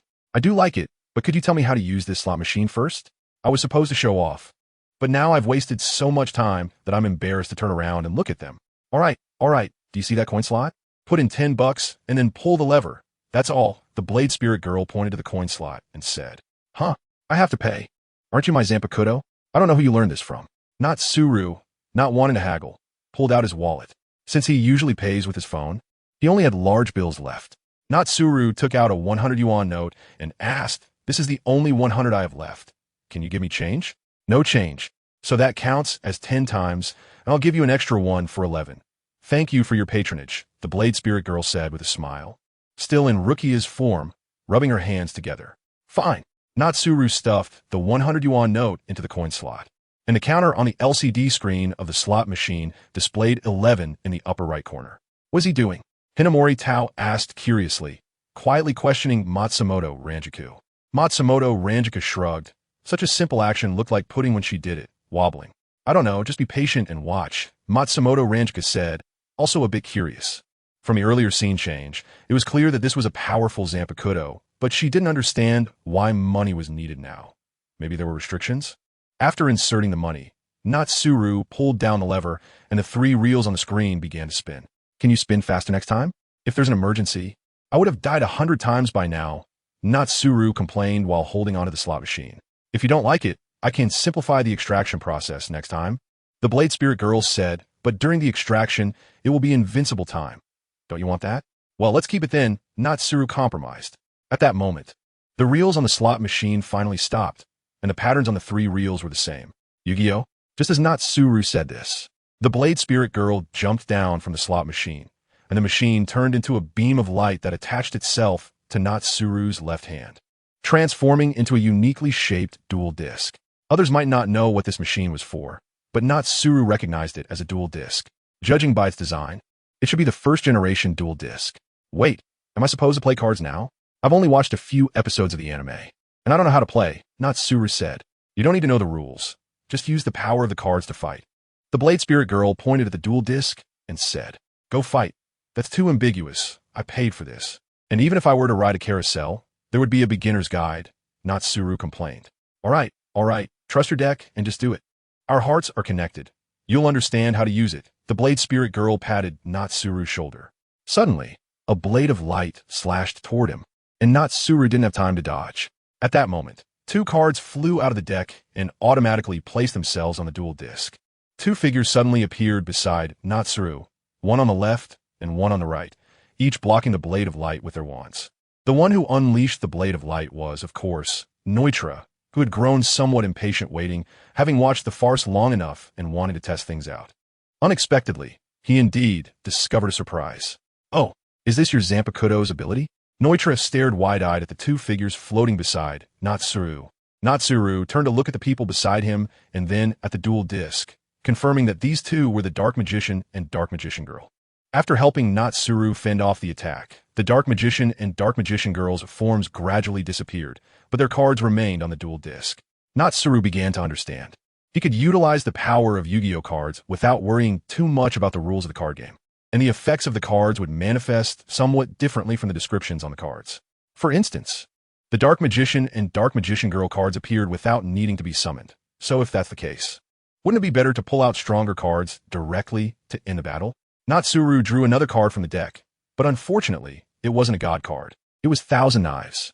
As Natsuru held Thousand Knives in his hand, preparing to draw another card, he found he couldn't draw any more cards no matter what. Could it be that I have to use one card to draw another, and once it's used up, I can draw again? What about the 5 corpses of the Dark Magician? Don't think too much about it. The cards will respond to you when you need them. Focus on the battle at hand. Earlier, the Blade Spirit Girl mentioned that her heart was connected to Natsuru's, and now it seemed to be true, as she immediately saw through what Natsuru was thinking. Fine. With that, Natsuru inserted Thousand Knives into the dual disc. Dozens of floating small knives appeared beside him, and after a brief pause, the Thousand Knives shot toward Neutra like a torrential storm. Neutra and the nearby Neliel used Shuinpa to easily dodge the Thousand Knives. Not a single knife hit the ground, and they all vanished after a moment, but the marks they left on the ground remained. Meanwhile, after using Thousand Knives, the card automatically flew into the graveyard. An interesting ability. Neutra's interest grew. This guy's Shurkai looked chaotic, but it was indeed quite interesting. The next moment, Neutra suddenly charged toward Natsuru, swinging his blade down. The Dark Magician and Dark Magician Girl appeared once again, with the Dark Magician blocking the blade of Nezarelli. Seizing the opportunity, Dark Magician Girl fired many small powder pink light orbs from her staff, hitting Nezarelli. As Nezarelli was sent flying, the Dark Magician also launched black-purple light orbs from his staff, and the coordination between the master and apprentice looked quite smooth. "Thank you very much," said Shalajun. The Dark Magician and Dark Magician Girl turned to look at Shalajun and nodded. "My turn, draw a card," Shalajun shouted. In fact, Shalajun didn't need a shout, but the Sword Spirit Girl had just told him that the more over the top he was, the more likely the cards would respond to him. Although Shalajun wanted to complain, he obediently shouted it out. He inserted the card into the dual disc and said, "Dark Magician Girl, use Dark Magic Attack." Understood. At the tip of Dark Magician Girl's staff, a huge translucent purple energy sphere appeared, crackling with electricity. Dark Magician Girl gripped her staff with both hands and swung the purple energy sphere out. However, such a projectile was clearly no match for Nezarelli, who easily dodged it. The purple energy sphere from Dark Magic Attack crashed to the ground, creating a large pit as electricity sparked everywhere. "This guy is so slippery," Shalajun said. "My turn. Draw a card." "Ah, this is so embarrassing, I don't want to read it." Saying this, Shalajun drew another card. Perhaps the cards really responded to him. Shalajun happily shouted, "Yidaze." Just as he felt sleepy, Shalajun drew the Sword of Sealing Light. He placed the card on the dual disc, and 3 swords made of light suddenly appeared beside Nezarelli, solidifying into place. Nezarelli tried to evade, but was shocked to find himself unable to move. "It actually has the ability to restrict the enemy's actions," Nezarelli said, his eyes wide. He could also control people's movements through viruses, bacteria, sound waves, and other means. But now he felt that while his body was still under his control, he just couldn't move. "Looks like you can't move," Shalajun said, but then saw Nezarelli preparing to unleash his full power. "Open your claws, Golden Shinigami." The spiritual pressure emanating from Nezarelli surged instantly. "No way." Shalajun drew another card. glanced at it, and placed it directly into the dual disc, Divine Judgment. A bolt of lightning suddenly struck Golden Shinigami, forcibly interrupting its release and breaking the sword into two pieces. Now you have nowhere to run. Dark Magic Double Strike. Accompanied by Shalujun inserting the card, the Dark Magician and Dark Magician Girl crossed their staffs. Countless translucent purple energy orbs shot out from their staffs, all crashing into Nezareli, who was immobilized by the sword of sealing light. A thunderous sound erupted, and dust and smoke filled the air. As the smoke cleared, another Shinigami wearing a captain's Haori suddenly appeared in front of Nezareli. This Shinigami was very tall, with a bamboo tube on his head, completely obscuring his face. At a glance, Shalujun recognized the identity of this Shinigami. It was the captain of Squad 7, Kamimura Sajin. In front of Kamimura, a huge hand wielding an equally gigantic Zanpakuto blocked the way, intercepting all of the dark magic double strike. Another captain-level fighter, this is going to be troublesome, Shalujun said as he drew another card from his deck. Looking at this card, Shalujun paused for a moment. On Kamimura's side, he glanced at Nezareli, who realized that Shalujun was a tough opponent and decided to unleash his full power directly, aiming to take down Shalujun in one go without giving him a chance. Release, Black Rope of Heaven's Punishment. As soon as he finished speaking, a giant wielding a massive Zanpakuto appeared behind Kamimura. Then, the Black Rope of Heaven's Punishment swung its sword horizontally toward Shalujun. However, at that moment, Shalujun was still staring at the card in a daze, which annoyed Kamimura. "What's wrong? Do you look down on me?" Kamimura frowned and said. Just then, Shalujun came back to his senses and heard what Kamimura had said. As the giant's blade was about to strike Shalujun, he was still explaining to Kamimura, "No, Captain Kamimura, I'm just surprised that I drew this card directly." He flipped the card over to show Kamimura, but Kamimura couldn't understand it either. This card was the divine card that Shalujun had just mentioned, Obelisk the Tormentor. Chapter 204. Search for Card Accumulation. It seemed that Shalujun's card could not immediately block the attack of the Black Rope of Heaven's Punishment, and the Sword Spirit Girl suddenly appeared next to Shalujun, reached into the deck, drew a card without looking, and placed it directly into the dual disc. "What card did you draw?" Shalujun asked. "Forced Escape Device." As soon as the Sword Spirit Girl finished speaking, a circular mechanical device appeared beneath their feet. The device suddenly opened, and a gust of air shot Shalujun and the Sword Spirit Girl into the air, causing the Black Rope of Heaven's Punishment to miss its strike and swing at nothing. Shalujun and the Sword Spirit Girl were launched high into the sky, almost crashing into the protective barrier above Siriidii, when Shalujun quickly braced himself and the Sword Spirit Girl in midair, finally coming to a stop. However, Shalujun was still hesitant to let go. He didn't know if the Sword Spirit Girl could fly. If he released her and she fell, it would be a disaster. Shalujun looked at the Sword Spirit Girl, who still had Rukia's face, which felt strange to him, but he still asked, "Can you fly?" "Of course I can. I know what you're thinking, so don't worry about me falling," the Sword Spirit Girl replied. As she spoke, she suddenly smiled mischievously, imitating Rukia's voice, and said, "Still thinking about those things at a time like this? You're really Shalujun." Shalujun let go, and the Sword Spirit Girl fell through the air, landing as if there was an invisible floor beneath them. Shalujun rolled his eyes at the Sword Spirit Girl and said, "Stop messing around. We're in the middle of a fight." Then he looked at her suspiciously and asked, "By the way, are you really my Zanpakuto?" "Of course I am." The Sword Spirit Girl stood up, dusting off non-existent dirt from her body. Since she completely mimicked Rukia, her movements were exaggerated, but her chest remained calm. "I feel like you're thinking something very rude," the Sword Spirit Girl said. "You're overthinking it. I'm not talking to you anymore. I need to continue fighting." Saying this, Shalujun picked up Obelisk the Tormentor, preparing to place it on the dual disc. But this time it was different from before. As Obelisk the Tormentor was about to be placed on the dual disc, a large amount of red lightning suddenly erupted from the card, fiercely resisting the dual disc, seemingly unwilling to let Shajin use it. "Damn, what is going on?" Shajin used all his strength to push Obelisk the Tormentor down, and the red lightning on the card grew stronger, but the card remained a mere centimeter above the dual disc, unable to be placed on it. It shows that your presence is not enough to command the Sky Dragon. How about trying on this thing? It might make it easier. Saying this, the Spirit Girl pulled out a wig from somewhere, the starfish hairstyle of the protagonist Yugi Muto from Yu-Gi-Oh! "No way." Shajin refused outright. "Why not give it a try? It might look cool." The Spirit Girl sighed and said, "Then you'll have to put in some effort." "Sorwa Mata Shiranai." Shajin gritted his teeth, and his spiritual pressure began to surge. Gradually, the distance between Obelisk, the Tormentor, and the dual disc closed until it completely landed on the dual disc. In an instant, colorful lights flickered around the dual disc. Bingo! The password is correct. The spirit girl clapped her hands. Shajin, call out its name. Shajin felt a surge of emotions. No wonder characters in anime often shout out dramatic lines. With the atmosphere like this, he had to shout, "Arise, my strongest monster, Obelisk, the Tormentor." The people on the ground suddenly noticed that the sky changed again, becoming dusk. At this moment, an intense piece of music echoed from the horizon, seemingly heralding the arrival of something. The passionate duelist? Why is there a BGM? Shajin asked. There's no helping it. The atmosphere is set. The spirit girl replied. To the BGM of the passionate duelist, red lightning continuously erupted from the dusk sky, and a gigantic figure slowly emerged from the clouds. It was a crimson giant dragon, with two fearsome mouths on its massive head. Because it was too large, the sky dragon did not appear within the barrier of the Soul Society. It coiled above the entire Soul Society, casting a shadow that seemed to envelop the Soul Palace. This is too exaggerated.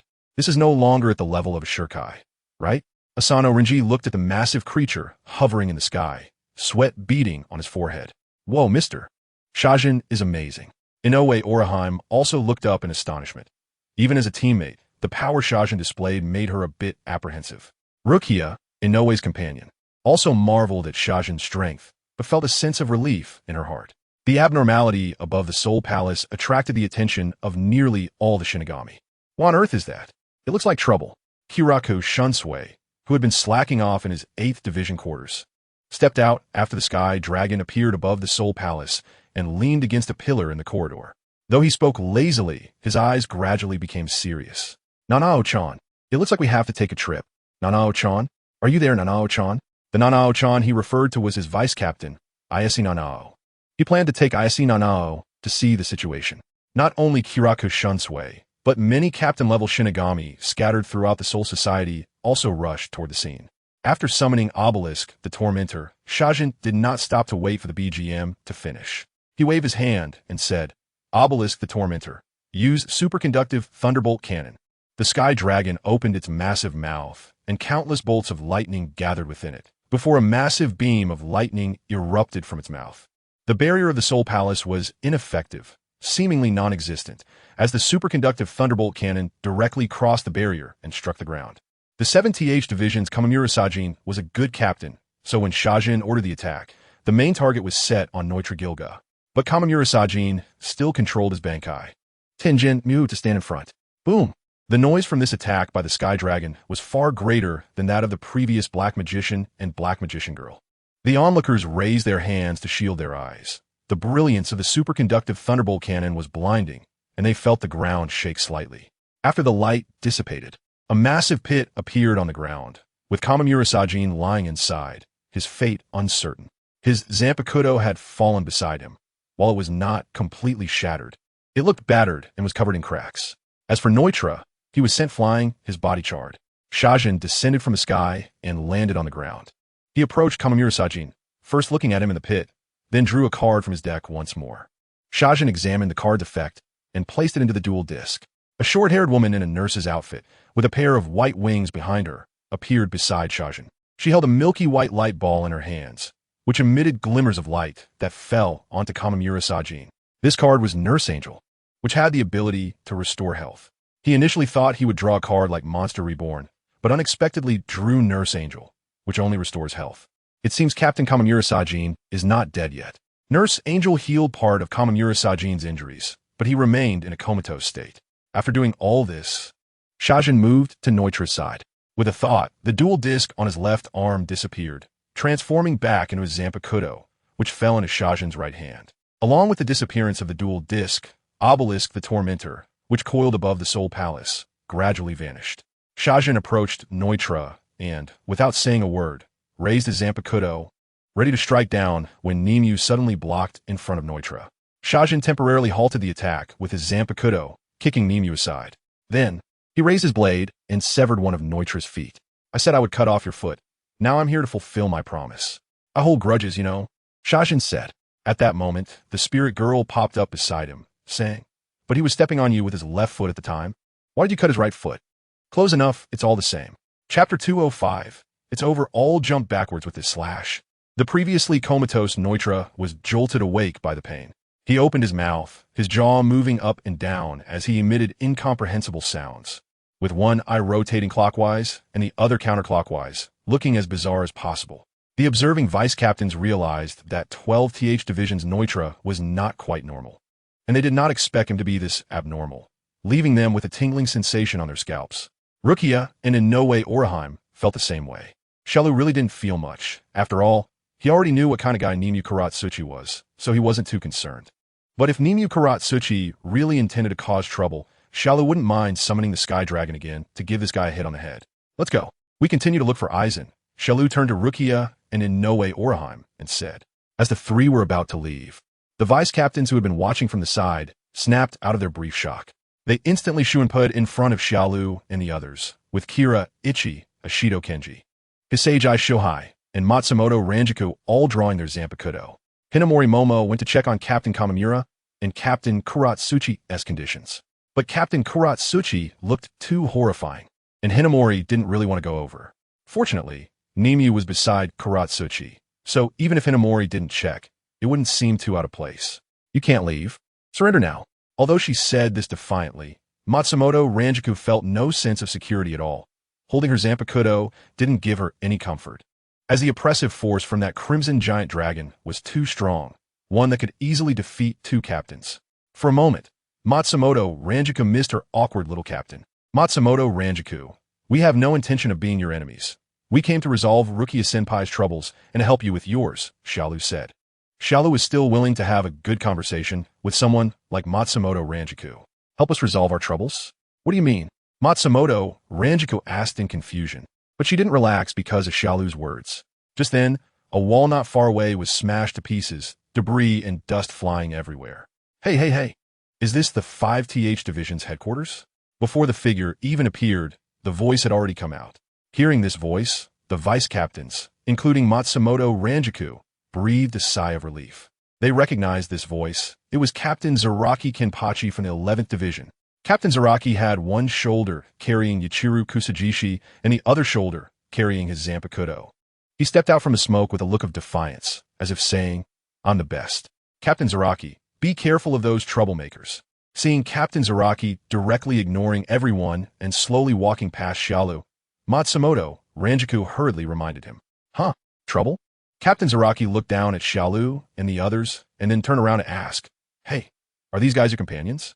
But there was no one behind him, and Captain Zaraki smacked his lips, saying, Huh? Where did that group of brats go? Can't even keep up with my pace? Looks like I need to train more.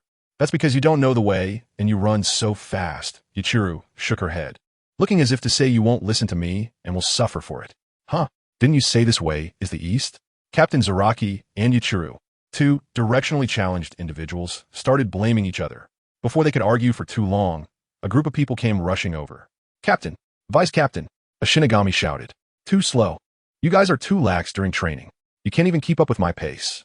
Captain Zaraki yelled at the 11th Division members. Exactly, Yachiru echoed.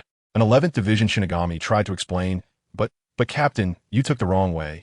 We searched for a long time and found that you and the Vice Captain were missing, so we came to look for you. Too lax. Captain Zaraki completely ignored the explanation, or maybe he heard it, but was still making excuses for his lack of direction. Exactly, Yachiru continued to echo.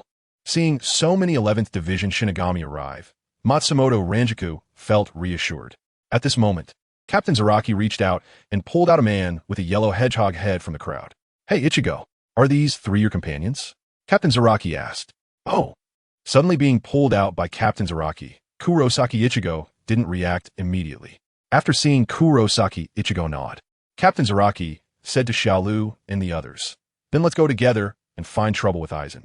Subsequently, Captain Zaraki seemed to remember something and continued to ask, Who summoned that red long snake just now? Did anyone see it? Xiaolu was a bit confused. Why did Captain Zaraki want to find trouble with Aizen Susuk? At that moment, hearing someone ask, he instinctively raised his hand and said, It was me who summoned it. Good. After this matter is over, you can fight with me. Neither you nor that guy who plays with dirt can escape.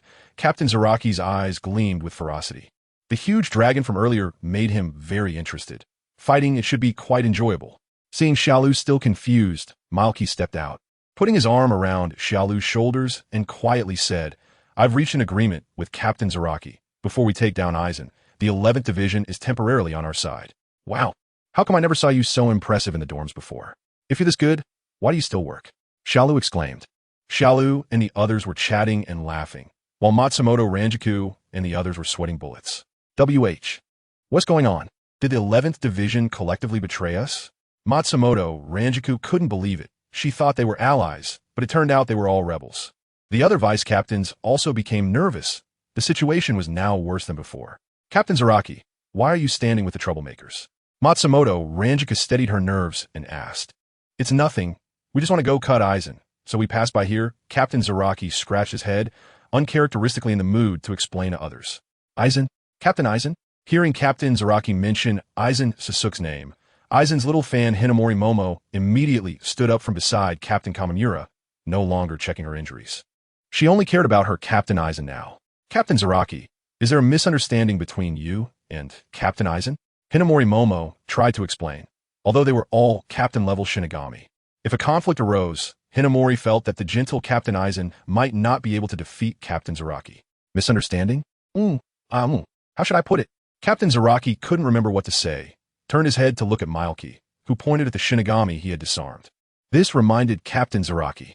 He grabbed the Shinigami he had disarmed and said to Hinamori Momo, I remember you are the vice captain of the 5th Division, right? This is just right. I was looking for you to get an explanation. Get an explanation? Hinamori Momo tilted her head, a bit confused. One of your 5th Division members. Right, that guy anyway, he from your 5th Division, beat up one of my members, not only cut off his arm, but also stole his Zanpakuto. That's really too despicable. Saying this, Captain Zaraki glanced at his own member and suddenly discovered that this guy still had the Zanpakuto at his waist. So Captain Zaraki grabbed the Zanpakuto and threw it into the distance with force. The Zanpakuto instantly turned into a shooting star, flying far away. The Shinigami who had severed his own arm didn't expect the captain to return like this, covering his face with the only arm he had left. What's wrong? Do you have something to say? Kiraku, Shunsui asked. And no, I'm just in pain, the Shinigami with the severed arm replied while covering his face. Seeing Kiraku Shuinsue's shameless behavior, Hinamori Momo was about to explode. She stomped her foot and said, Captain Kiraku, you're being unreasonable. If what you said is true, please describe the assailant's appearance and how you identified them as members of our 5th Division. What a hassle. Kiraku Shunsui scratched his head and pointed at Hinamori Momo, saying, Then it must be you. You cut off my team member's arm and took his Zanpakuto. This is a blood feud. After saying that, Kiraku Shunsui turned to the Shinigami with the severed arm and asked, By the way, what does being unreasonable mean? Boss, that's what you call being unreasonable. The Shinigami with the severed arm replied, I don't care. I must see Captain Aizen to demand an explanation from my team member. Kiraku Shunsui said shamelessly.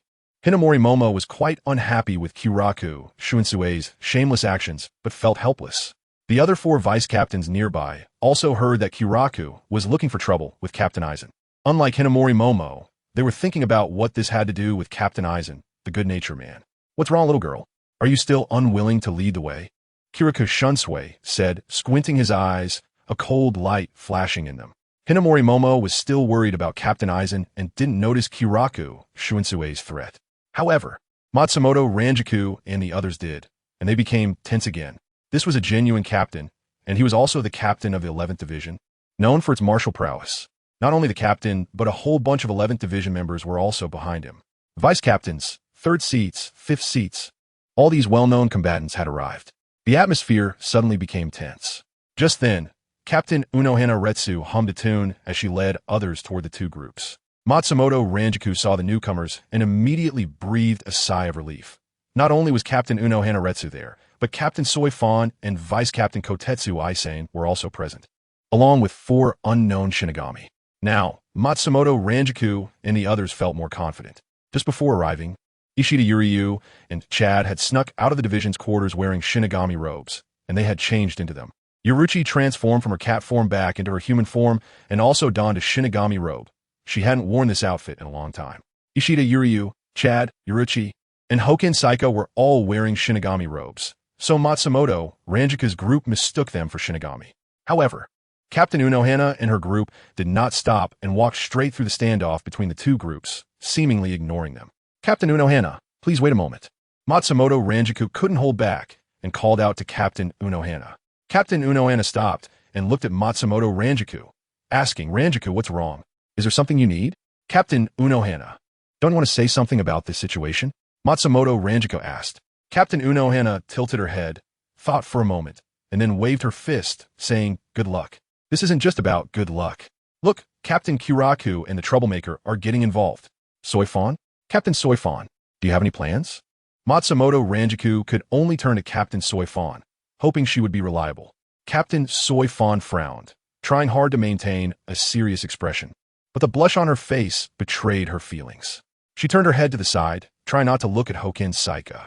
For some reason, she found him quite annoying, but the more she looked at him, the faster her heart raced.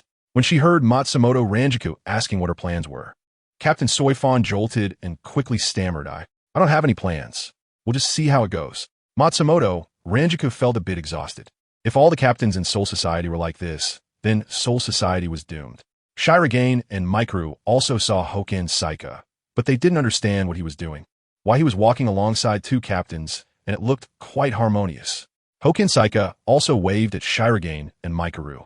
Captain Soifan noticed Hoken Saika's gesture and turned her head to look. She also wanted to see what this man's companions were like. Matsumoto Ranjaku also noticed Hoken Saika's actions. What's going on? Is this man also a troublemaker?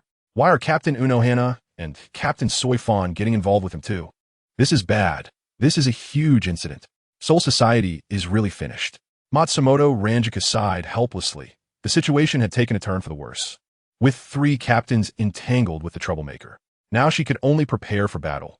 Facing 3 captains along with so many others, the few vice captains would likely not survive. At that moment, another voice rang out, what are you all doing? Hearing this voice, Matsumoto Ranjaku almost cried out. It was her short-tempered, petty captain who never grew up.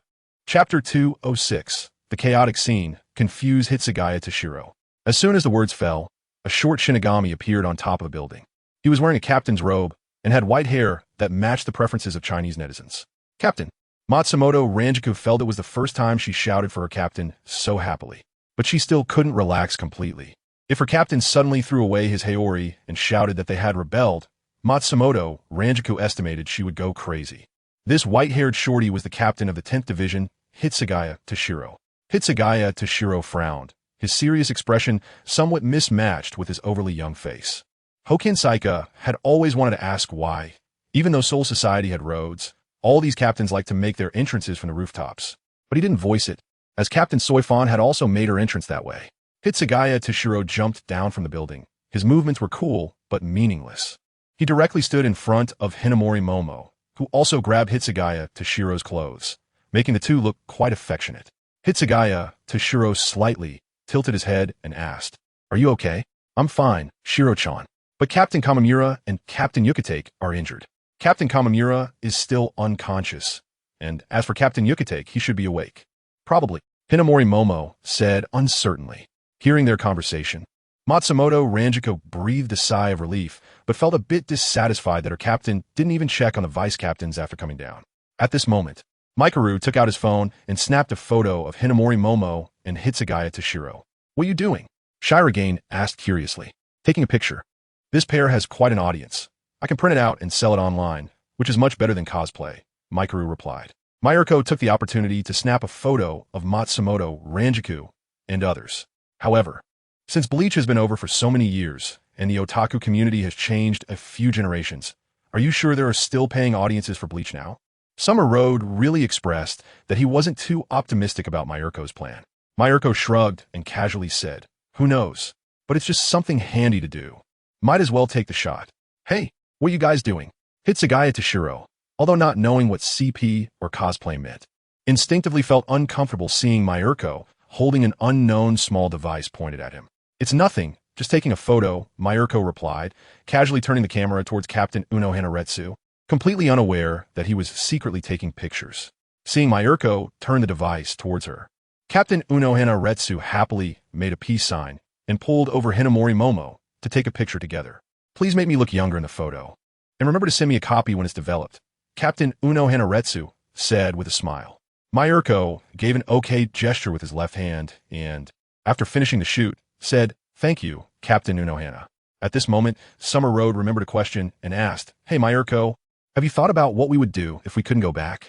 During this time, Hashigane had been busy with their time travel and forgot to tell the three of them about the drink can and the world wheel. Since Summer Road and the others mysteriously came here, they had been unsure how to pour the liquid from the drink can out again. So they were still unclear if they could return. Actually, only Summer Road and Mayurko were uncertain, while Hashigane had some clues. The atmosphere here made Matsumoto Ranjaku a bit headache-inducing. The other side had already defeated Captain Kamimura Zozen and Captain Neutra Jiruga, and the possibility of peacefully resolving the matter had been cut off. Clearly, both sides should be on high alert. But the other side's atmosphere felt less like a battle and more like a spring outing. Hitsugaya Toshiro also felt a bit of a headache. These unfamiliar faces should be the traveling disaster. He didn't plan to directly converse with these erratic thinkers, so he first looked at Captain Unohana Retsu. As a long-serving captain, Hitsugaya Toshiro respected her. Moreover, as an excellent doctor, many people in the Soul Society had benefited from Captain Unohana Retsu. If she defected, it would be a significant blow to the Soul Society. Additionally, the 4th Division was a medical team, holding a special role and status within the Godai 13. Now that the vice-captain of the 4th Division, Hinamori Momo, was also here, Hitsugaya Toshiro was unsure whether Captain Unohana Retsu's contact with the traveling disaster was her personal will or a collective agreement from the 4th Division. If the 4th Division collectively defected, it would be troublesome. "Captain Unohana, why are you with the traveling disaster?" Hitsugaya Toshiro asked. "Me? I'm helping Captain Soifin with a matchmaking arrangement. Captain Soifin is as naive as a child when it comes to relationships. I need to help her out," Captain Unohana Retsu said with a smile while pointing at Soifin and Hashigane.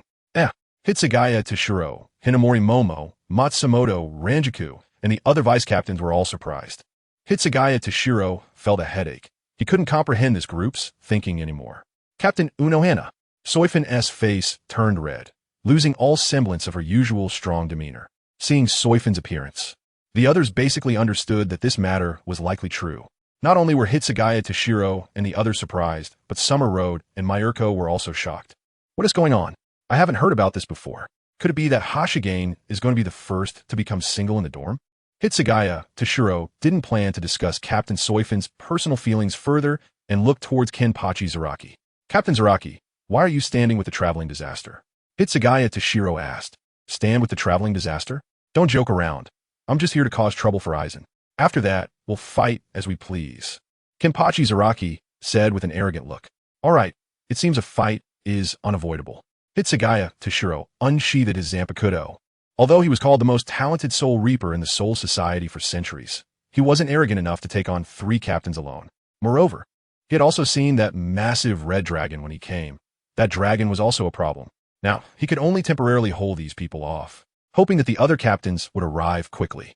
However, one thing was certain. No matter how the situation developed now, it wouldn't get more troublesome. At that moment, another Soul Reaper captain arrived on the scene, still jumping down from the roof. Could it be that all the teleportation points in the Soul Society are on the roof? The arriving captain was Yukitake Jushiro from the 6th Division. Seeing Yukitake Jushiro's arrival, Hitsugaya Toshiro felt the pressure on his shoulders lighten, and he breathed a sigh of relief. "Captain, you've been offline for a while," Asano K shouted. Yukitake Jushiro looked at Asano K and then frowned at Kachiki Rukia. Rukia took a deep breath, raised her head to look directly at Yukitake Jushiro, and called out, "Brother, I need an explanation." Yukitake Jushiro said calmly. Hearing Yukitake Jushiro's words, Hitsugaya Toshiro felt a jolt in his heart. It seemed he had said something wrong, and the situation could become even more troublesome. Chapter 207. Hitsugaya Toshiro's compromise. Rukia nodded and told Yukitake Jushiro what she knew.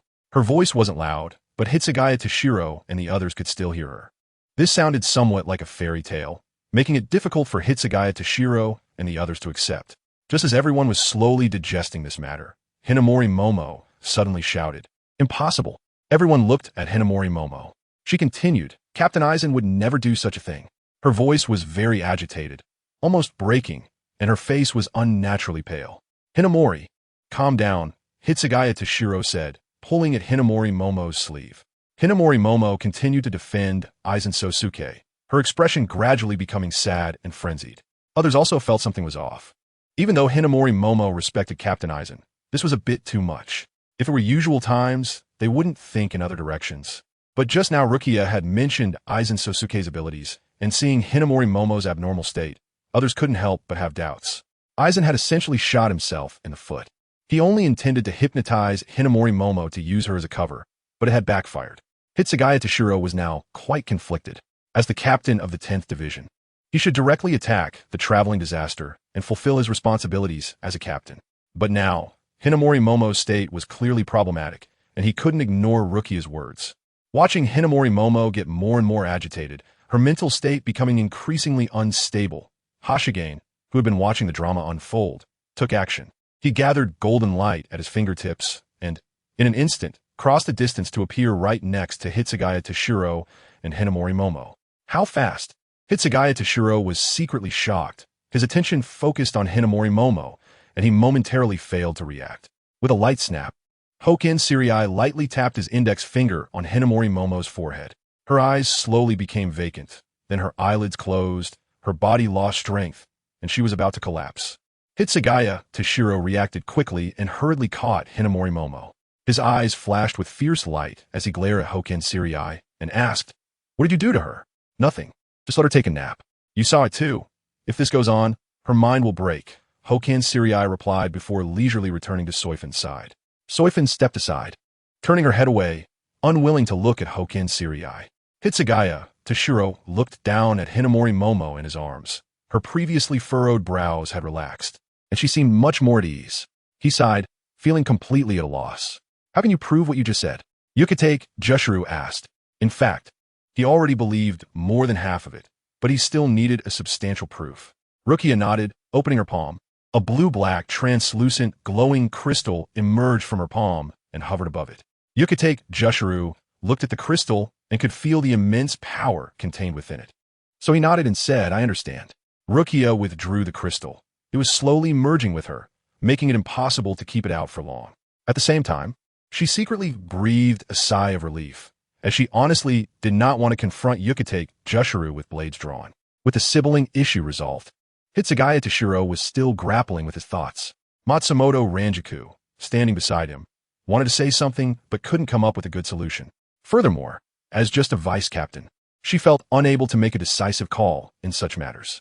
After a moment of hesitation, Hitsugaya Toshiro said with a stern face, "I'll go with you to prevent you from doing anything dangerous midway." Though he said this, it was essentially a compromise.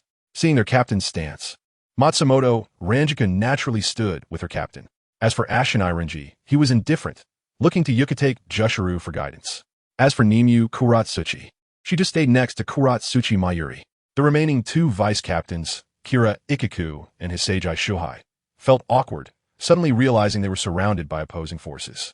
It was the kind-hearted Captain Uno Hanaretsu who helped them out, saying, "Kira Ikaku and Hisagi Shuhai, could you please escort Captains Kamamura and Kuratsuchi to the 4th Division for treatment? Their conditions can be handled by the 3rd and 4th seats of the 4th Division. And Vice Captain Nimue can go along as well. By the way, when Captain Kuratsuchi wakes up, do remind him that I have heard a bit about his experiments on the members of my division, but those were members of the 12th Division, so I can't say much. However, if I find out he has harmed any members of the 4th Division, I will personally hold him accountable." Kira Ikaku and Hisagi Shuhai nodded in agreement and prepared to carry the two captains to the 4th Division. Matsumoto Ranjaku patted Hitsugaya Toshiro's shoulder and asked, "Captain, should we send Hinamori Momo to the 4th Division as well?" Hitsugaya Toshiro thought for a moment, nodded in agreement, and said, "Then please make a trip and be careful." "Understood." Matsumoto Ranjaku took Hinamori Momo from Hitsugaya Toshiro's arms and headed towards the 4th Division with Kira Ikaku and the others, watching them leave until their figures disappeared. Hitsugaya Toshiro finally withdrew his gaze. "Ah, is Captain Hitsugaya reluctant to part?" Uno Hanaretsu smiled. "Youth is so nice. If this is all over, should I arrange for Captain Hitsugaya to meet with Vice Captain Hinamori alone?" After helping Soifin and Hoken Sirii with their matchmaking, she seemed to have awakened a new interest. "Stop rambling, let us go," Hitsugaya Toshiro said with a stern face. Thus 5 captains, 3 vice captains, 3 travelers, 5 calamities, 2 fugitives, along with numerous Shinigami members, set off towards the 5th Division headquarters. When they arrived at the 5th Division headquarters, the situation before them was different from what they had imagined. The 5th Division headquarters was noisy, with the members acting like headless flies, creating a chaotic scene. What happened? What's going on? Hitsugaya Toshiro grabbed a Shinigami from the 5th Division. The Shinigami looked terrified, and upon seeing Toshiro Hitsugaya and the other captains, he calmed down a bit. See, captains, our Captain Aizen. He's been killed. Chapter 208. Is Aizen really dead? Hearing that Aizen was dead, everyone was taken aback. Guided by the 5th Division members, they arrived at the courtyard of the 5th Division. Under a giant cherry blossom tree, Aizen Susuke was pinned to the trunk with a Zanpakuto, and combined with the falling cherry blossoms, it created a strangely beautiful scene. When they saw Aizen Susuke's corpse, everyone turned their gaze to Shizuru Shin, Mikaru, and Hoken Sirai, as the whole affair had basically arisen from their mouths. The expressions of the three were rather relaxed, even somewhat indifferent. Their attitude angered the nearby 5th Division members. Make way, make way. Shizuru Shin patted a nearby 5th Division member, signaling him to clear a path. The three of them walked straight to Aizen Susuke's side. Shizuru Shin said to Hoken Sirai, "Old Ho, go expose Aizen's trick." Hoken Sirai nodded, stepped forward to take a look, while Shizuru Shin and Mikaru continued their light-hearted chatter behind him. However, after a long time, Hoken Sirai still hadn't said anything. So, Shizuru Shin asked, "Old Ho, why haven't you finished looking?" Hoken Sirai smacked his lips and said, "There might be a problem with Pig Jun and Amai. This really is Aizen's corpse." Upon hearing this, Shizuru Shin and Mikaru were stunned. Is this for real? Shizuru Shin found it hard to believe. If the big boss Aizen was dead, what were they supposed to do next? Also, who could possibly kill Aizen? Hearing the conversation among the three, the other captains who had come with them showed various expressions. Unohana Retsu smiled, while Yukitake Jushiro wore a cold expression, making it hard to tell what either was thinking. TCH, he is actually dead. Kenpachi Zaraki spat, feeling annoyed that he hadn't gotten to fight Aizen. He then shifted his gaze to Shizuru Shin and the others. Soifan's expression was somewhat complicated as she looked at Hoken Sirai, wanting him to provide an explanation. She genuinely wanted to believe him. As soon as this thought arose in his mind, Soifeng quickly shook his head. It wasn't that he wanted to trust this guy. It was just that he didn't seem like an utterly wicked person, so he decided to show some kindness and give him a chance. Yes, that's it. Ichigo Kurosaki scratched his head and asked, "Since Aizen is dead, can we leave now?" Leave? That won't do. At this moment, a voice suddenly echoed, accompanied by the sound of a cane tapping on the ground. An old man with a bald head and a white beard slowly approached. Upon seeing this person, Shiba Kuju and Kachiki Rukia couldn't help but feel a bit tense, and Shiba Iwakio was so frightened that he panicked. "Rukia, who is this person?" Ichigo Kurosaki quietly asked Kachiki Rukia.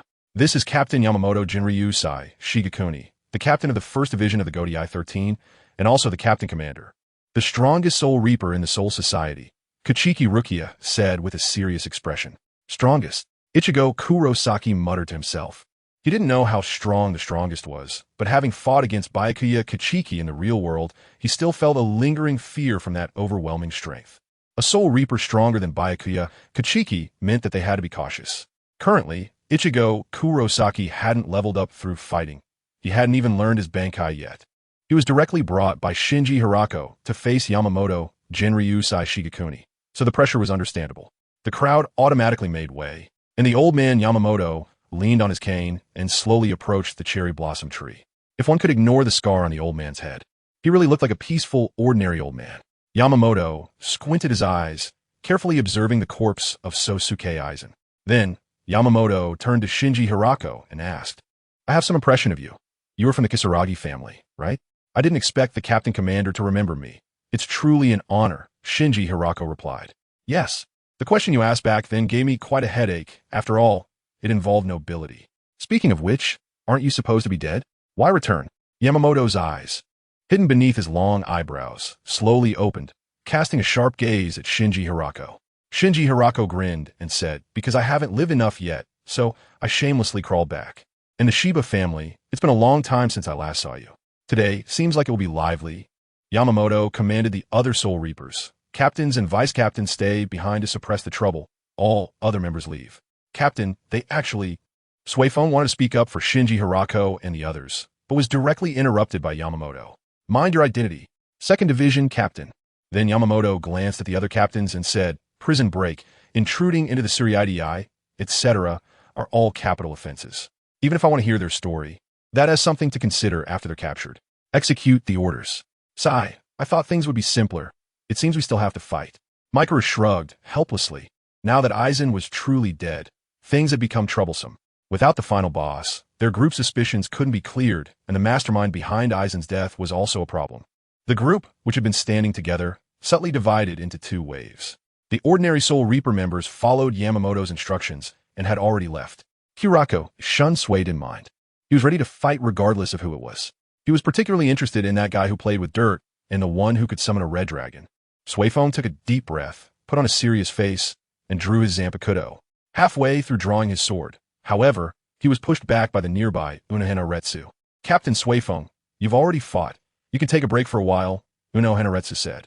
Seeing the captains gradually drawing their Zanpakuto, Ichigo Kurosaki and the others also became tense.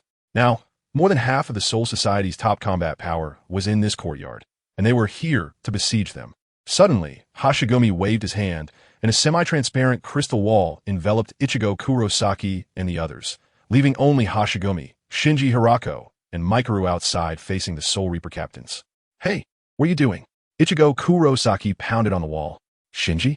Kuchiki Rukia looked at Shinji Hirako. Sorry, everyone. Since this matter was stirred up by us, we naturally have to handle it, Shinji Hirako said. If it were before he had achieved Shurkai, Shinji would have been worried, but now that he had, he felt confident enough to face Yamamoto with the power of the recently used Yu-Gi-Oh card. Don't worry, this thing is quite sturdy. As long as you don't hold us back, that will be the biggest help, Hashigumi said with his usual sarcasm. Mikaru cracked his neck. It seemed that this battle was unavoidable, so he said, Shinji, quickly release your Zanpakuto. I'm quite curious about its abilities. All right, here it comes. Shinji Hirako drew his Zanpakuto and said, let the carnival begin. Carnival. This time, the scene of the amusement park didn't last long. It changed the scenery of heaven and earth within seconds, and then all the images merged into one, transforming into a slot machine that landed next to Shinji Hirako. Yamamoto Jinryu Sai, Shigekuni knew that Kisaragi Shinjiro had turned into a hollow and that he had been killed. However, he didn't know that the Shinji Hirako before him was from another world. He assumed he was still the Kisaragi Shinjiro of this world. Therefore, he was somewhat surprised to see that Shinji could still use Shurkai. Perhaps the transformation between Soul Reapers and Hollows was possible, but that wasn't good news. When the slot machine dropped, the Spirit Girl also appeared, still using Rukia's appearance, seemingly quite fond of it. Shinji Hirako looked at the remaining 10 chances displayed in the upper right corner of the machine screen and asked the Spirit Girl, can the abilities I drew before be used again? Generally, they can be used directly, but you need to save after each use. You were too eager to cut off Neutra's foot earlier and didn't save, so you'll have to wait for a lucky draw to use the Yu-Gi-Oh card abilities. The Spirit Girl explained. That's troublesome. In that case, I can only see what I draw next. With that, Shinji Hirako pulled the lever of the slot machine. Seeing Shinji make a move, Kiraku Shunsui, who was focused on fighting, rushed over with his sword raised, muttering, playing tricks. Mikaru stepped forward, and a rock wall suddenly rose up, blocking Kiraku Shunsui. Oh, you actually don't need to block. I have invincibility time while drawing cards. Under Shinji's gaze, the reels of the slot machine slowly stopped, revealing 3 identical patterns. Before Shinji could see what the patterns were, the entire slot machine transformed into a ball of light, shrinking down to become a small round box. Shinji Hirako held the small box in his hand. It looked like a girl's powder case. The overall color was gold, and it was embedded with 1 large and 4 small round gems. What is this thing? Xiao Luzhan held a small box and asked the Knife Spirit Girl. This is the Eternal Moonlight Powder Box. You can use this to transform into Sailor Moon, the magical girl warrior. The Knife Spirit Girl introduced. Xiao Luzhan shook his head vigorously and said, No. I absolutely won't use the powers of this magical girl. I want to exchange it for another one. What a pity. So, do you want to keep this ability? The Knife Spirit Girl asked. No, I don't want to keep it. Xiao Luzhan imagined himself wearing Sailor Moon's outfit and truly felt disgusted by it. Meanwhile, Myrick was already in combat with Kenpachi Zaraki. Just then, Myrick didn't forget to shout back to Xiao Luzhan, Pig Jun, don't change. It's such a rare experience to feel the sensation of cross-dressing. With me and Old Hope backing you up, you can enjoy your cross-dressing. Cross-dress my foot. Delete it, Xiao Luzhan said.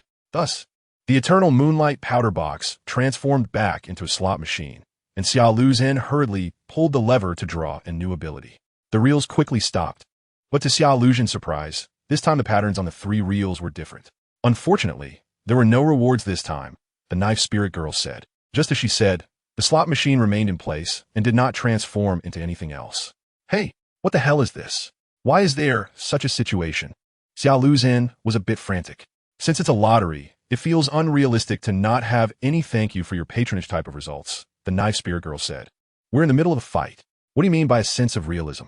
Xiao Luzhen replied, but there was no way around it. He had to continue drawing, so he pulled the lever again. Just as Xiao Luzhen was wrestling with his Zanpakuto, Hitsugaya Toshiro and Yukitake Shiro also took action. The ice and cherry blossoms transformed from their Zanpakuto, rushed towards Xiao Luzhen and the others, and Ho Xianxing suddenly jumped out. Plasma Light Speed Fist. Ho Xianxing's fist shimmered with golden electricity, and countless three-dimensional nets made of golden lightning appeared in front of him. The ice and petals were directly enveloped by the electric light and had already dissipated by the time they reached Ho Xianxing. Sui Feng was somewhat surprised. This technique was one Ho Xianxing had also used when fighting her, but now the power, quantity, range, and speed of this technique far exceeded what he had released during their battle. Realizing this, Sui Feng bit her lower lip. She hadn't noticed that this guy had been holding back from the beginning. Ho Xianxing's Plasma Light Speed Fist not only dispersed the ice and cherry blossoms, but the golden fist net continued to extend forward, gradually enveloping Yamamoto, Jinryusai Shigekuni. The wooden staff held by Yamamoto suddenly ignited in flames, and from the flames, a Zanpakuto emerged. When this Zanpakuto appeared, the temperature around rose several degrees, and the dead branches and leaves on the ground even began to ignite spontaneously. Outside the 5th Division's headquarters, Kiraku Shunsui was leading Ayase Nanao towards the place where the Crimson Dragon had just appeared. Suddenly, an extremely massive spiritual pressure emerged within the Soul Society. Oh no, the old man is making his move, Kiraku Shunsui said, feeling the spiritual pressure and the gradually rising temperature around them. Nanao-chan, we need to change direction. I remember that way leads to the 5th Division's headquarters. Follow me. Saying this, the two switched directions and started running towards the 5th Division's headquarters. Just then, Kiraku Shunsui suddenly stopped, drew his Zanpakuto, and said to a certain direction, "You've been following us for so long. It's time to show yourself." Chapter 209. Spy Within the Soul Society. As soon as Kiraku Shunsui finished speaking, a figure emerged from the corner of an alley. "Don't make such a scary face, Captain Kiraku," Shimuro Jin said with his usual smile. "It's Captain Shimuro. Why are you stalking me?" Upon seeing Shimuro Jin, Kiraku Shunsei's sharp gaze transformed back into a lazy, dead fish stare. "Nothing much, just got lost and happened to see you. So I followed," Shimuro Jin shrugged. However, Kiraku Shunsui didn't quite believe what he said. Not wanting to deal with Shimuro Jin any further, Kiraku Shunsui continued towards the 5th Division's headquarters with Ayase Nanao, but kept a watchful eye on Shimuro Jin. Although he didn't know what Shimuro Jin was up to, he always felt that this guy wasn't a good person. On the way, Kiraku Shunsui also encountered the similarly headed for the 5th Division's headquarters, Hisagi Shuhai. Hisagi Shuhai's illness seemed not to have fully healed. He was coughing continuously and looked in poor spirits. "Seriously, you shouldn't be getting involved in this condition," Kiraku Shunsui said. "What can I do? I'm also a member of the Soul Society," Hisagi Shuhai replied. As Kiraku Shunsui and the others were heading to the 5th Division's headquarters, many ordinary Shinigami were running in the opposite direction. Kiraku Shunsui stopped a member of the 5th Division and inquired about the situation. When he learned that Captain Aizen had died, a few of them were shocked by the news. Who on earth had the ability to silently kill a captain-level Shinigami, especially in the crowded division headquarters? At the same time, Kiraku Shunsui and the others also learned about Yamamoto Jinryusai Shigekuni's orders. After clarifying, Kiraku Shunsui let the 5th Division member leave on their own, and the 4 of them continued towards the 5th Division's headquarters. As they were nearing the 5th Division's headquarters, they could already see a giant fire tornado appearing out of thin air and wreaking havoc inside. In the courtyard of the 5th Division, Sui Feng saw the raging fire and couldn't help but want to rush over, but she bumped into a suddenly appearing translucent crystal wall. Ouch, ouch, ouch. Sui Feng rubbed her forehead but felt a bit relieved. She knew this was Ho Xianxing's ability, which meant he was probably fine. She also thought to herself, in such a situation, this guy still had the time to care about her. Meanwhile, the sky darkened again, and the stars of Ophiuchus shone in the sky. The fire tornado whipped up by Yamamoto Jinryusai Shigekuni was instantly frozen into ice, transforming into a giant ice sculpture that radiated a chilling aura. Crack, crack, crack, crack. Ho Xianxing stepped on the shards of ice on the ground and walked out from the ice sculpture of the fire tornado. He donned the Ophiuchus armor again, directly transforming from silver armor into golden armor. Wow, so cool. Ichigo Kurosaki said. Among the current world-saving team, only Uruchi, Ishida Yuryu, and Chad had seen Ho Xianxing's Ophiuchus armor. For the others, it was their first time seeing it. The stylishness of the golden armor of the Saint Seiya was not inferior to that of the Shinigami, and in some ways, it was even better. Who wouldn't like the dazzling golden armor? Ho Xianxing's momentum rose steadily, unlike the oppressive feeling of spiritual pressure. These people seemed to see an incredibly deep and vast universe through Ho Xianxing's momentum.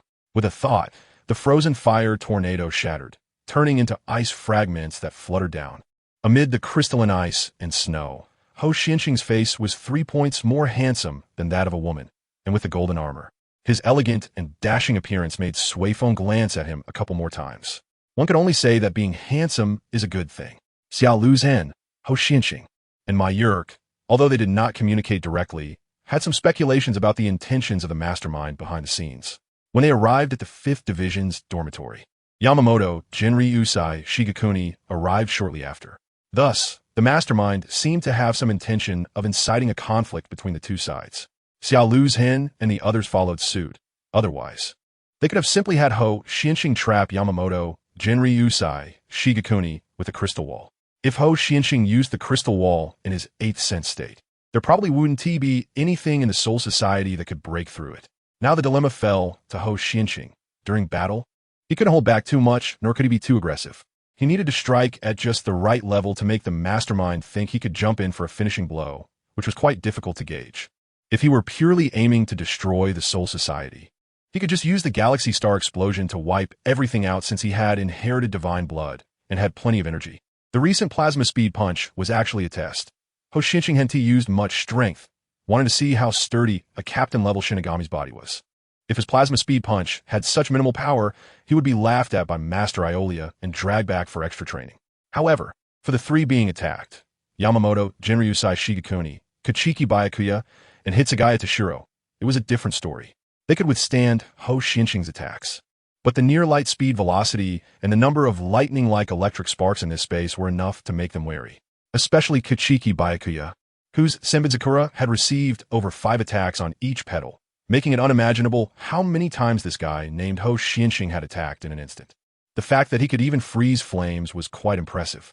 Yamamoto, Jinryusai, Shigekuni said as his captain's Haori had become tattered, and he realized that he needed to show some real ability. I think the same, old man. Don't say I don't understand the elder's love for the younger. This battle is actually quite dull. Let us finish it quickly, Ho Xianxing said. Xiao Luzhen and Ma Yurk stood not far behind Ho Xianxing, their arms crossed. Bringing a max-level character over does take away some fun, Xiao Luzhen said. Beside him was the slot machine. After he had recharged for 11 draws, only 3 opportunities remained. He wondered if his luck from drawing the Yu-Gi-Oh cards had run out, as the abilities he had just drawn were mostly unusable. It does feel a bit that way, but I think if it can be easier, let it be easier. I don't mind using cheats when playing single-player games, Ma Yurk said. He had just been fighting Zaraki Kenpachi when a sudden fire tornado swept up Kenpachi and then froze him. Now Kenpachi's ice sculpture lay on the rooftop, and it was uncertain how he was doing, but Kusajishi Ichiro had jumped up to check on him. At that moment, Yamamoto Jinryusai, Shigekuni, swung his Zanpakuto, Rijin Jaka, and flames appeared around him like waves, swirling and rushing toward Ho Xianxing. Ho Xianxing clasped his hands together above his head, and countless cold air surged from between his palms. One side was blazing fire, the other was frost. The temperature at the scene was thrown into chaos by these two, making it uncomfortable for the onlookers who were not used to the alternating extreme cold and heat. Just as the wave of flames was about to engulf Ho Xianxing, he suddenly swung his hands forward. Forgiveness of the goddess of dawn. Cold air close to absolute zero mixed with diamond-like ice crystals collided with the incoming flames, instantly turning the sea of fire into a glacier. But Ho Xianxing's attack was not over. After unleashing forgiveness of the goddess of dawn, he immediately changed his stance. Plasma speed punch. Billions of light speed punches were unleashed in an instant, creating an electric web that enveloped Yamamoto, Jinryusai, Shigekuni, and the others. The density of the electric sparks was so high that it turned the space golden, with no gaps visible, and the newly formed glacier was shattered into dust by the plasma speed punches. Once the light of the plasma speed punches faded, the 3 of them lay on the ground, battered and bruised. Being hit by the plasma speed punch was definitely not a pleasant experience. Hitsugaya Toshiro felt pain all over his body, as if he were about to fall apart. The attack had come too quickly, and Toshiro had time to use his Bankai to defend. The speed of the pain signals from his body couldn't keep up with the speed of the opponent's attacks. While Hou Xianqing was contemplating what to do next, a sudden, massive explosion was heard from somewhere in the Soul Society. Xiao Lu's Hen jumped into the air and looked towards the sound, seeing thick black smoke rising from the distant Kisaragi family's pavilion. Not good. Something happened to Liu Lichio. Xiao Lu's Hen exclaimed anxiously. Let us go, Mayurk said decisively. Hou Xianqing nodded, and the three prepared to leave the 5th Division's dormitory to ensure Liu Lichio's safety. Just as they were about to run a few steps, Hou Xianqing was called out. Hey, at least take this thing down before you leave, Ichigo Kurosaki said while patting the crystal wall. Hou Xianqing focused his mind, and the crystal wall disappeared. Sui Feng looked at Hou Xianqing, and he seemed to sense her gaze, turned to look at her. He understood her intention. Sui Feng wanted to act with him, but she still had her responsibilities as a captain to fulfill. I will come back to find you, he said before leaving. Sui Feng felt relieved, and Captain Unohana had already rushed to the side of the 3 injured individuals, and she hurried over to help. Kachiki Rukia also followed to check on Kachiki Byakuya's condition. Meanwhile, Zaraki Kenpachi was still hanging on the rooftop. Not long after Hou Xianqing and the others left, Hiraka Shunsui and his group arrived at the 5th Division's dormitory. Hiraka Shunsui looked at the chaos in the courtyard, scratching his head and exclaiming. This time it really got out of hand. When he reached Yamamoto Jinryu Sai Shigekuni's side, he realized that Yamamoto was seriously injured. No way did the old man lose? Hiraka Shunsui said in surprise, raising his straw hat. That guy is too strong. With just one move, we were beaten like this, Hitsugaya Toshiro said, feeling somewhat unwilling. But the gap in strength was indeed too great. After entering the 5th Division's dormitory, Ikamaru Jin did not focus on the injured captains. Instead, he approached the cherry blossom tree, curiously observing the corpse of Aizen Sosuke hanging from it. Did you do this? Ikamaru Jin asked. At that moment, Kurosaki Ichigo and the others had not yet left, and upon seeing another new captain arrive, they felt quite tense. It wasn't us. Aizen was already dead when we arrived. Ichigo Kurosaki replied irritably. He remembered that this smiling Shinigami was the one who had prepared to kill the gatekeeper of the West without hesitation that day. Oh, is that so? Ikamaru Jin did not pursue the matter further. Instead, he reached out and took Aizen Sosuke's glasses. I remember that Aizen changed to another pair of glasses, but unexpectedly switched back to the original ones. It seems like Captain Aizen really likes these glasses. Jin Ikamaru's words sounded strange, as if he was speaking to himself and to others at the same time. As an undercover agent lurking beside Aizen, Jin Ikamaru constantly observes Sosuke Aizen. Therefore, in some subtle details, he might understand Aizen better than Aizen himself. Just like the corpse of Aizen in front of him, there are many details that don't match up. Although he doesn't know how this corpse came to be, Jin Ikamaru feels that Aizen is not dead yet. On the other side, Rukia approached Byakuya Kachiki and tentatively called out, Brother? Don't call him. Let him sleep for a while, replied Retsu Unohana after observing Byakuya's condition, concluding that he had been hit on the head and was temporarily unconscious. Shijar Shin also said from the side, Don't worry, Rukia. Your brother is the captain of the 6th Division. You'll be fine. Thank you, Captain Shijar. Rukia expressed her gratitude. Shijar Shin secretly observed Rukia and then turned his gaze to Old Man Yamamoto. Yamamoto was likely the most seriously injured among the 3, but he was also in the best condition. He wore a tattered captain's haori and sat cross-legged on the ground, having caught his breath. He began to think about how to deal with that powerful enemy from earlier. Teacher, I'm glad you're okay, Shijar Shin said as he approached Old Man Yamamoto from behind. Suddenly, an unexpected event occurred. Shijar Shin drew his Zanpakuto and thrust it directly into the back of Shigekuni Yamamoto's heart. This was something no one had anticipated, so at that moment, no one could stop Shijar Shin. However, Shigekuni Yamamoto's years of battle instincts saved him. He instinctively dodged, and although Shijar Shin's Zanpakuto pierced his chest, it fortunately missed his heart. Immediately, Old Man Yamamoto retaliated with his own Zanpakuto, slashing at Shijar Shin. Shijar Shin was caught off guard and received a deep cut from his abdomen to his chest. Chapter 210. In the end, illusion-type abilities turn into nested dolls. Shijar Shin stabbed at Shigekuni Yamamoto, catching everyone off guard. In the blink of an eye, Shigekuni Yamamoto also struck back and injured Shijar Shin. Shijar, what are you doing? Kai Raku, Shun Sui shouted, his previously relaxed expression replaced with seriousness. Shin touched the wound on his abdomen and chuckled. As expected of a teacher, you were able to counterattack immediately in this situation. He leaped onto the roof of a nearby building. Captain Shijar, Rukia couldn't help but shout, I'll help with the healing. Saying this, Captain Unohana immediately began to heal Old Man Yamamoto. Everyone in the courtyard looked up at the roof. This wave of chaos left Ichigo and the others puzzled, aside from Yorichi Shun. The others were starting to lose track of who was the enemy and who was the ally. Is this infighting? Ichigo scratched his head, looking confused. Since my good teammate is a fugitive, it's not surprising that I, as captain, want to kill my teacher, right? Shin coughed twice and said casually, It's just a pity that your reaction speed is too fast, teacher. If I had pierced your heart just now, my situation would be much better now. Shijar, what on earth are you thinking? Shigekuni Yamamoto looked up at Shin, unable to comprehend why his student wanted to kill him. The wound in his chest slowly healed under Unohana's treatment, and for someone like Shigekuni Yamamoto, who had experienced many battles, this was not particularly serious. Oh, you don't plan to wait for this little girl to be executed? Jin Ikamaru said, spinning the leg of a pair of glasses in his hand, which he had taken from Aizen's corpse. While everyone was puzzled, Jin Ikamaru appeared quite calm, which made him stand out among the others. Shin ran a hand through his hair and said, No, seeing her peculiar friends, they probably won't be able to get her to the execution platform anytime soon. Now there's a pretty good opportunity to eliminate the biggest obstacle, but it's a pity. It's my fault for not resisting the temptation. I could have waited a bit longer.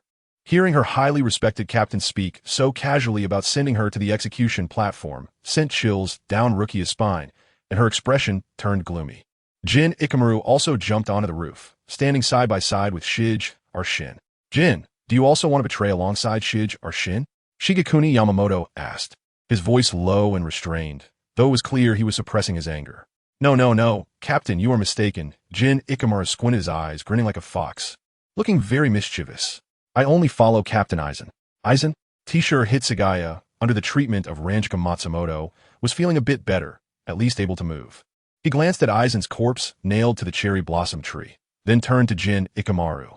In the blink of an eye, Shin on the roof transformed into Sosuke Aizen. Aizen, what have you done to Shijar? Kai Raku, Shun Sui, asked from below. Sosuke Aizen adjusted his glasses, looking at Kai Raku Shun Sui, and said, I haven't done anything to him. That sickly guy won't affect my plans. I've given him a suggestion, and he should still be investigating the enemy in Soul Society. As you can see, Captain Aizen's Zanpakuto Kyoka Suigetsu has the ability to completely hypnotize the five senses. To be honest, during the captain's meeting, when Captain Soifin suddenly said someone could hypnotize the five senses, I was really startled, thinking I had been exposed. Just as he was speaking, Jin Ikamaru suddenly changed the subject, quietly placing one hand on the hilt of his Zanpakuto. But there is still a way to break Kyoka Suigetsu. Saying this, Jin Ikamaru quickly grabbed the blade of Kyoka Suigetsu. If you touch the blade before complete hypnosis activates, you can avoid its deadly effect. Before Aizen could react, Jin Ikamaru, holding the knife in his left hand, directly slashed at Sosuke Aizen. Aizen seemed genuinely surprised that Jin would betray him. By the time he reacted and tried to retreat, Jin had already cut his throat. With a thud, Sosuke Aizen fell from the roof, lying on the ground, struggling to breathe, blood pouring from his mouth and throat. The people below were also stunned.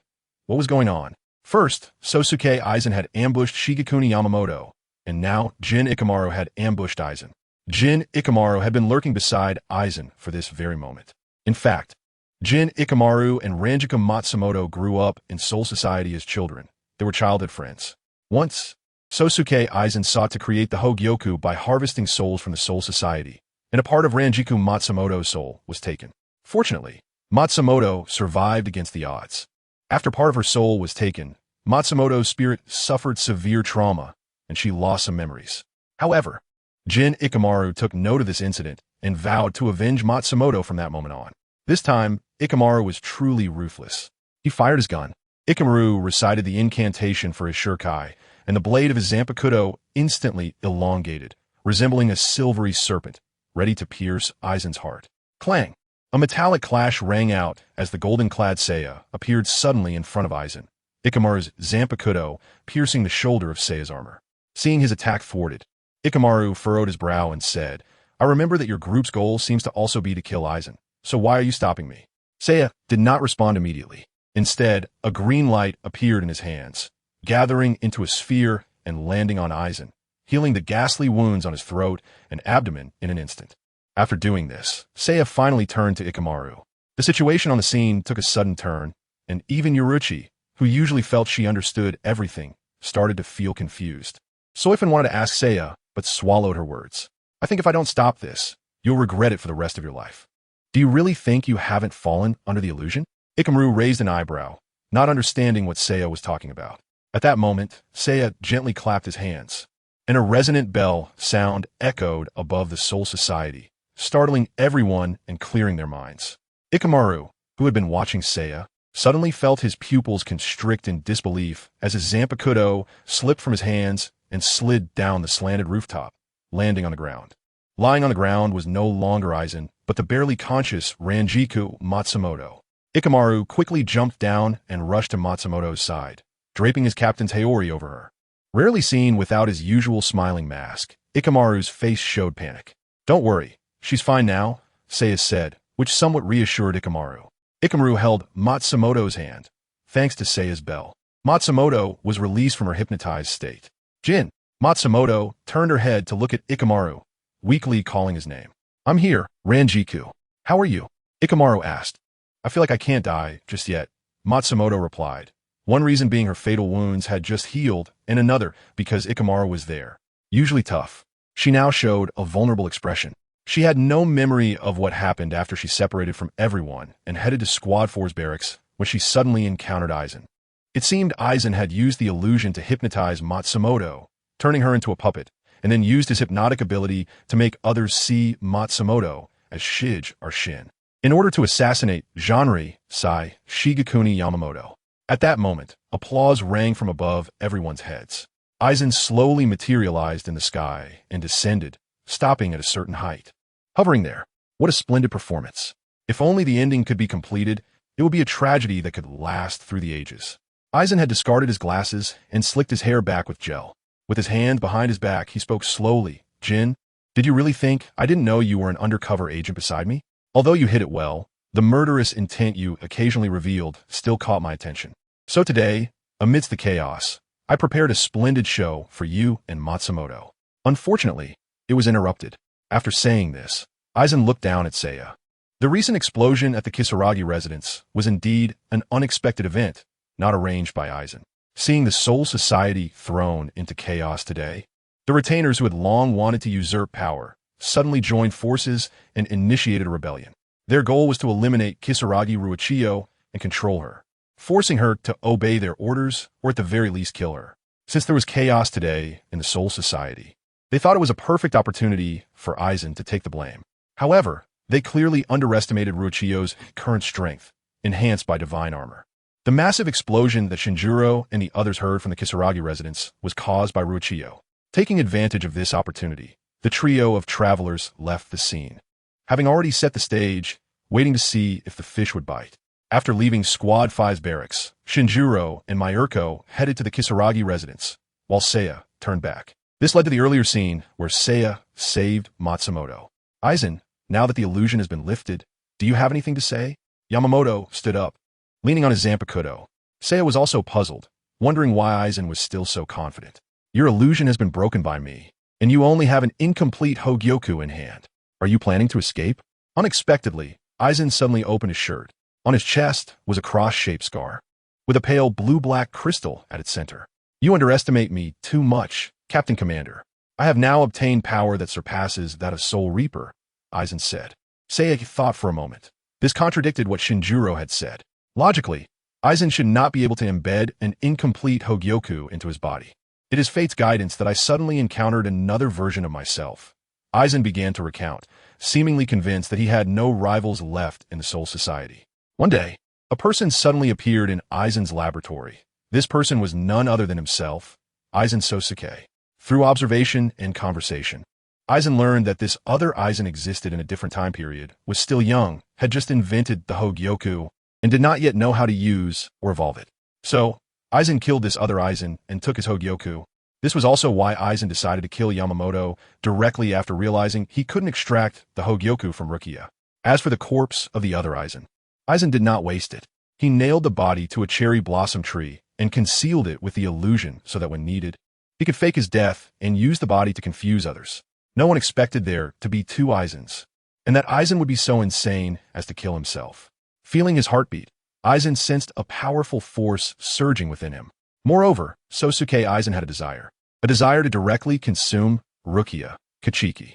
He knew that the H-Gyoku within him wanted to devour the H-Gyoku within Rukia. It was rare to gather so many together, so he would use it on you to surpass the power above the Shinigami. Accompanied by Aizen's words, his appearance changed. A large amount of white energy surged from the cross at his chest, enveloping him completely, even covering his head, leaving only his eyes exposed. These eyes did not have the usual pupils or whites. They were completely black. He looked like a cocoon, and his Zanpakuto fused into one with him. Chapter 211. Aizen, with the H-Gyoku, I am invincible. Feeling the endless power within him, Sosuke Aizen raised his hand and pressed his fist against his forehead. This is the domain of gods, surpassing both Shinigami and Hollows, Aizen said. At that moment, a voice that disrupted the atmosphere sounded from the ground. God? That sounds like it could be beaten. H-san Sirai looked at Janri, Sai, Shigekuni Yamamoto, and asked, Old man, can this prove our innocence now? Yes, but we will discuss it after things settle down, Yamamoto replied. What a petty old man. Saying this, H-san Sirai once again elevated his small universe, surpassing the eighth sense and reaching beyond it. As his small universe rose, the light in his eyes diminished, making them look less lively, like a dark and profound universe, emanating a sense of repulsion. H-san Sirai lightly tapped his left foot on the ground, and in the blink of an eye, the environment around everyone changed. The surroundings were no longer the 5th Division's barracks, and the neon-style buildings of Seoul society disappeared, replaced by Greek-style architecture. The group found themselves in a square, with white stone bricks on the ground and silver-white stone pillars carved with intricate patterns surrounding the square. Above, many palatial buildings floated, arranged in a way that was neither crowded nor chaotic. Among them, a long staircase stood out, extending from the ground to the sky, with 12 palaces in between.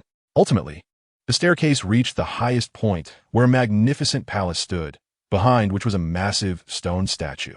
In the square in front of the palace, 11 Saint Seiya clad in golden armor stood in 2 rows, some looking valiant and others handsome, as if they had stepped out of a myth.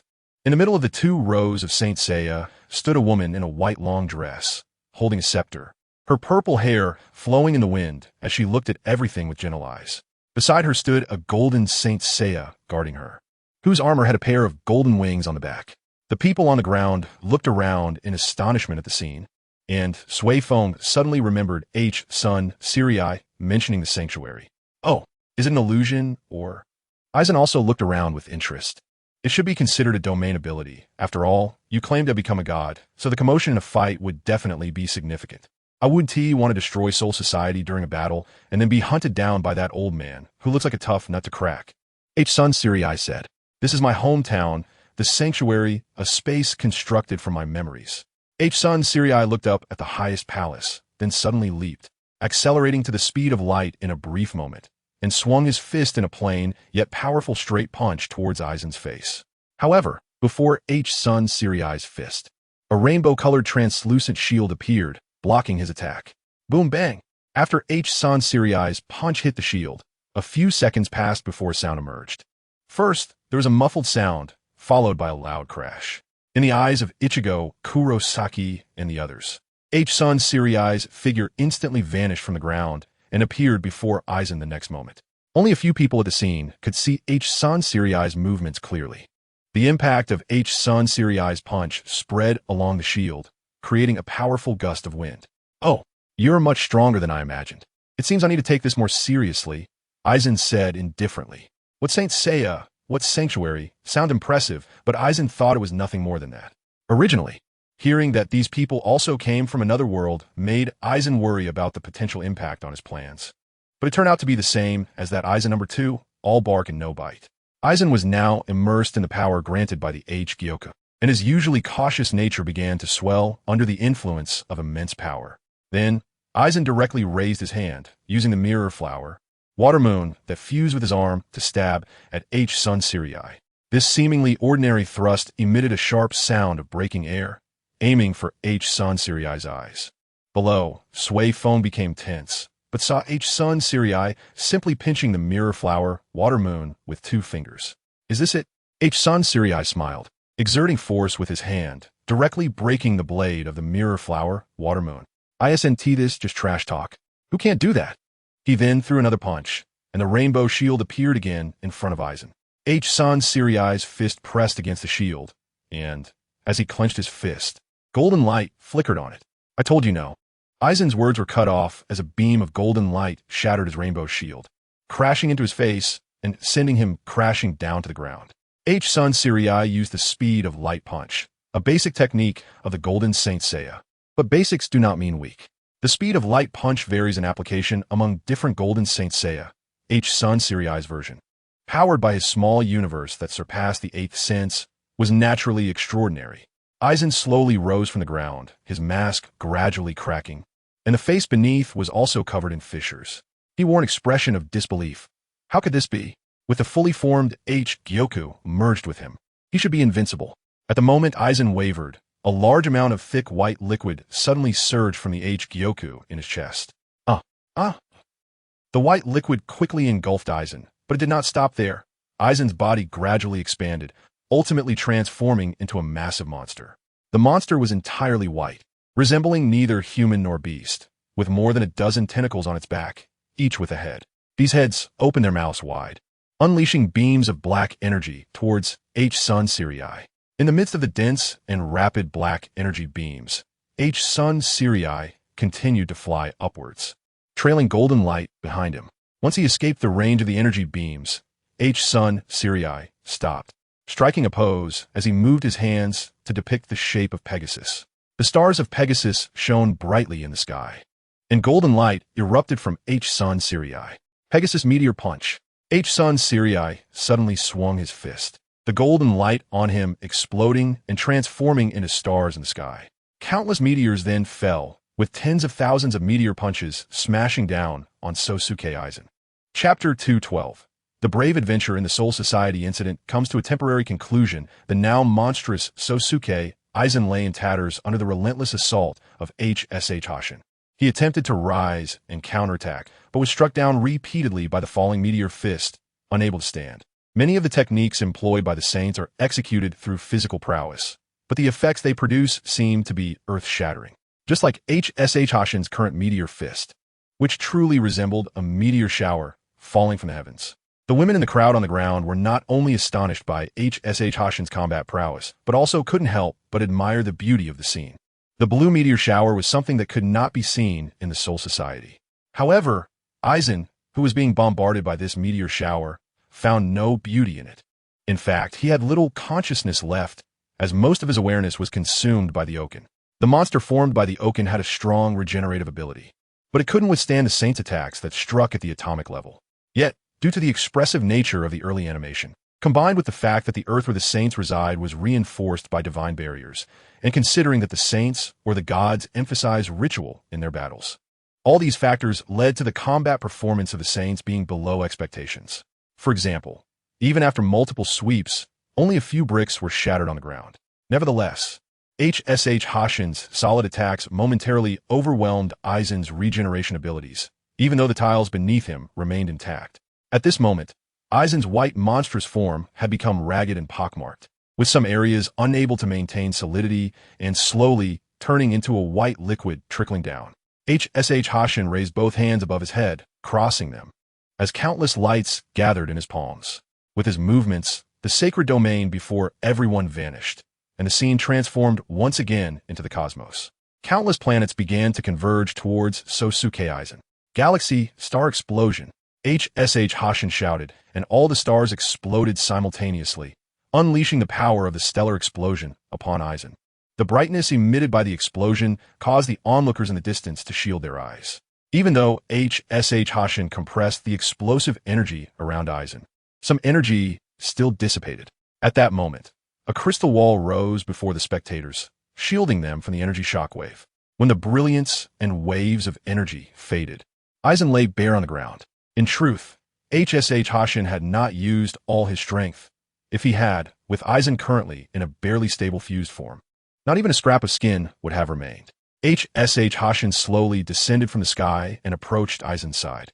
He extended his hand, and a round hole appeared on Aizen's chest, from which the oaken floated out and flew into HSH Hashin's hand. Once the oaken emerged, the round hole in Aizen's chest vanished. Aizen bore no serious injuries, but his tattered clothing and broken Zampiket made him appear rather pitiful. Fortunately, he had already fallen unconscious and was unaware of his current embarrassing state. After grasping the oaken, HSH Hashin produced a coat with his other hand and tossed it over Aizen. The oaken lay quietly in HSH Hashin's hand, conveying an emotion to him, a willingness to submit. However, HSH Hashin paid little attention to it, tossing the oaken as if it were an ordinary stone.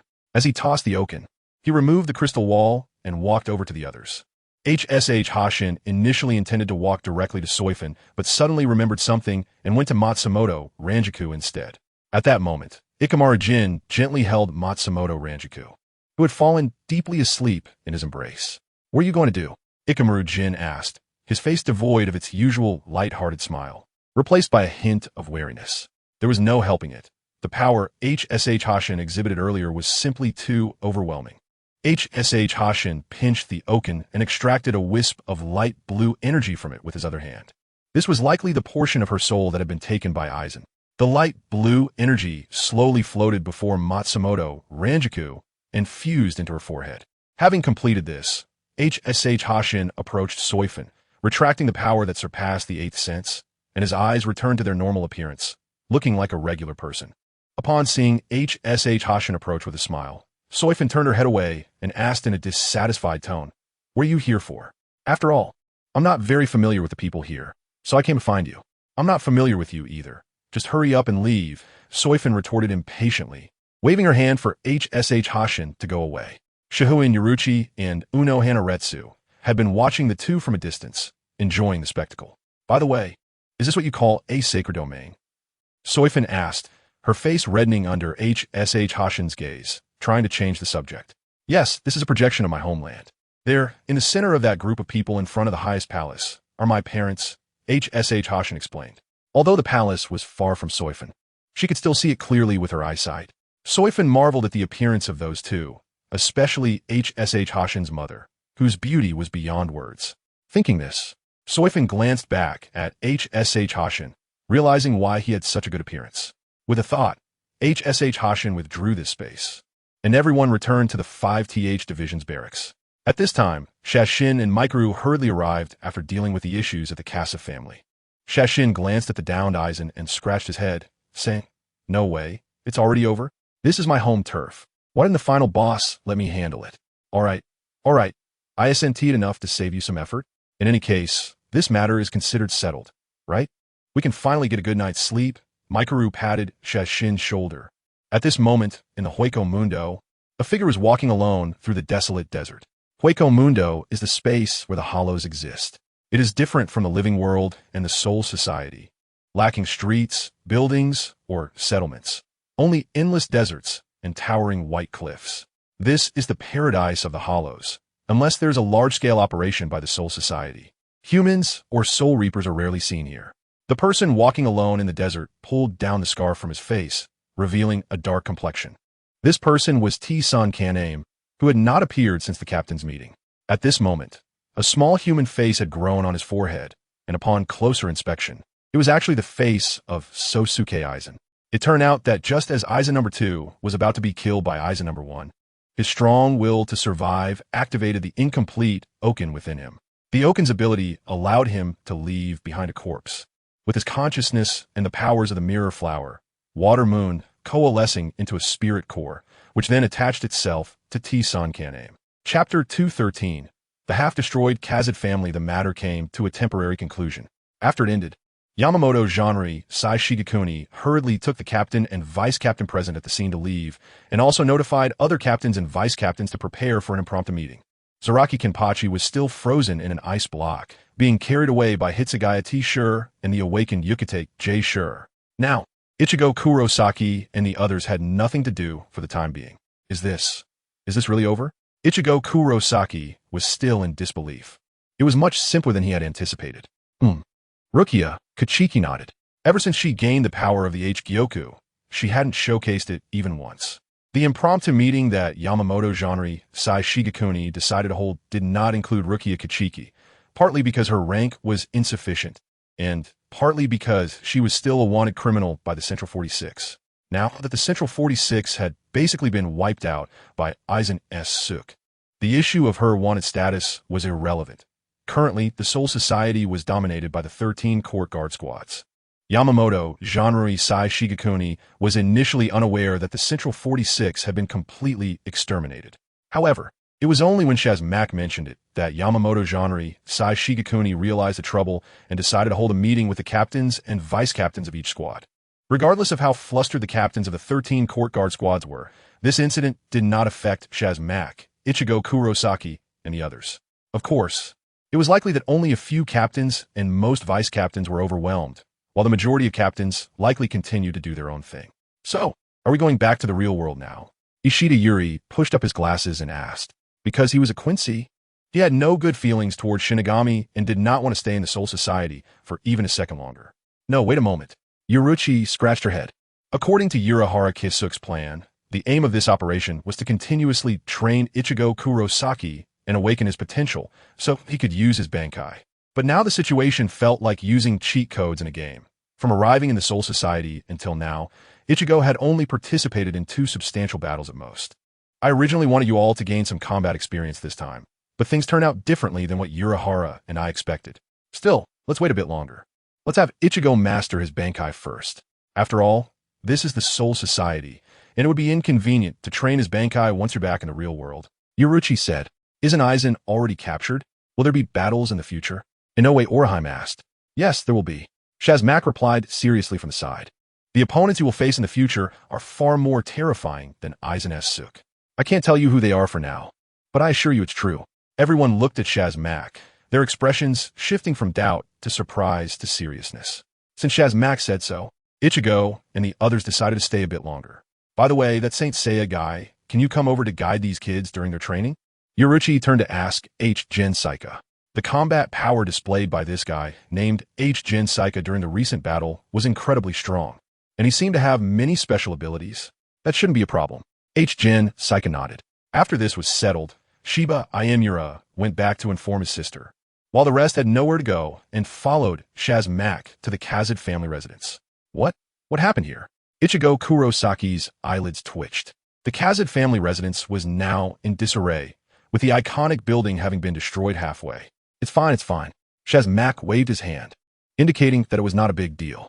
Just then, as everyone stood in the courtyard, the door of the Kazed residence opened, and Kazed Rurikayo poked her head out. She joyfully exclaimed, Brother, you're back. But soon she noticed the people next to Shazmak, and her smile quickly faded, her small face turning serious as she walked out from behind the door and respectfully bowed slightly to everyone. Hello, everyone. I am the acting head of the Kazed family. Kazed Rurikayo, the younger sister of Kazed Jinsuk. The others quickly nodded in response. Thank you all for coming to our humble abode. Please follow me. With that, Kazed Rurikayo led everyone into the Kazed family residence with small steps. Along the way, Shazmak quietly asked Rurikayo, Sister, why do I feel like the area of the house that was destroyed is even larger than before? Earlier, Shazmak was worried about Rurikayo and rushed back to take a look. After confirming that Rurikayo was fine, he returned to the 5th Division barracks. Rurikayo's small face turned red, and she coughed a couple of times, saying, No, it's just your illusion, big brother. Previously, the retainers of the Kazed family tried to control or kill Rurikayo to seize power during the turmoil in the Soul Society. Unexpectedly, with numerous luxurious weapons at her disposal, Rurikayo had at least the strength of a vice-captain and was not at all inferior to these retainers. Although the attic of the Kazed family appeared severely damaged, it was actually all caused by Rurikayo's actions. There was no helping it. Even if Rurikayo looked small, she was already sensible. Ever since their mother passed away, these retainers had been causing more and more trouble for Rurikayo. It was rare for her to vent her anger this time, and the lively Rurikayo almost demolished the entire Kazed family. After the battle ended, she sent her loyal retainers, Jaku-ri, Saru-ri, and Inu-ri, to handle the aftermath. While bored, she continued to tinker with the equipment in her hands and accidentally activated the Mimic Ultra Bomb ability of the Mobile Ultraman. Although she set the power to the minimum, it almost blew the entire attic away. Fortunately, the Kazid family was large enough that even though the attic was on the verge of becoming a dangerous building, there were still other structures for everyone to rest. Since Ichigo and the others had decided to stay a bit longer, they were not in a hurry to start combat training. Thus, they temporarily rested at the Kazid family residence. The issues of the Kazid family were resolved, but it wasn't something that could be completely settled with just one fight. Those retainers who attempted to seize power were handed over to the 6th Division, as the 6th Division was the nobles' exclusive squad and had the authority to handle or assist in dealing with noble affairs. Later, someone would also go to the Central 46 to report, but now that there were no living people in the Central 46, it would be better to report to the 1st Division. Shazmak discussed this with Rurikayo, and she immediately arranged for her subordinates to go to the 6th Division to find those who had just left so they could report to the 1st Division together. Now that the Kazid family was severely understaffed, even if they wanted to promote newcomers to fill the structure of the Kazid family, it would take some time. Therefore, Kazid Rurikayo personally led everyone to arrange accommodations. Chapter 214. A brief rest after the battle. Wow, this place is amazing. Is this what a noble family looks like? It looks so grand. Ichigo Kurosaki walked into the room, looking around at the decorations. It was his first time staying in a noble's residence. Originally, Kazid Rurikayo intended to arrange a separate room for each guest, but everyone said it was too formal, so Ichigo Kurosaki, Ishida Yuri, and Chad Yasutora shared one room, while Yuruchi Shifone, Rukia Kachiki, and Inoue Oraheim shared another. You flatter us. Among your companions are members of the Shi-In and Kachiki families. So the Kazid family really can't be considered noble in comparison. At the end of the corridor, there's a hot spring. If you need it, feel free to go there. Currently, the Casella family is temporarily short-staffed, so if you have any matters, you can tell me. My room is across from Lady Yuruchi's room. I won't disturb your rest. Saying this, Kaselu Rurichiyo gave a slight bow, then exited the room and closed the door without a hint of a mistake in etiquette. This little girl really has it tough. After a while, the reticent Chado Taiho suddenly spoke up. Chado Taiho's parents passed away early, and he followed his grandfather abroad during his childhood. It was only after his grandfather's death that he returned to settle in Neon.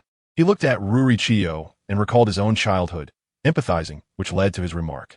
Yeah, I just heard Kaseo Jinsuk say that it seems there was a rebellion among the vassals.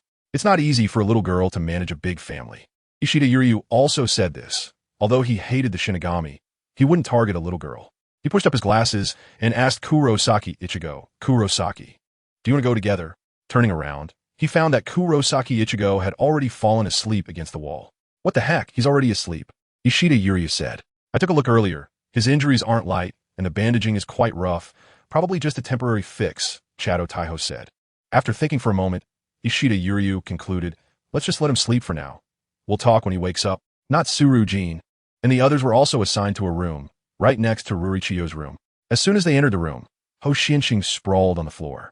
It's been a long time since I boosted my little universe to the 8th sense or above. Natsuru kicked Ho Xianxing and said, move aside, don't block the way. Ho Xianxing rolled to the side and only stopped when he bumped into the wall. By the way, what's going on between you and Captain Soifin? Natsuru sat cross-legged and asked at the same time. Mayurk was also a bit curious. It's nothing. Just had a little accident during the battle with her.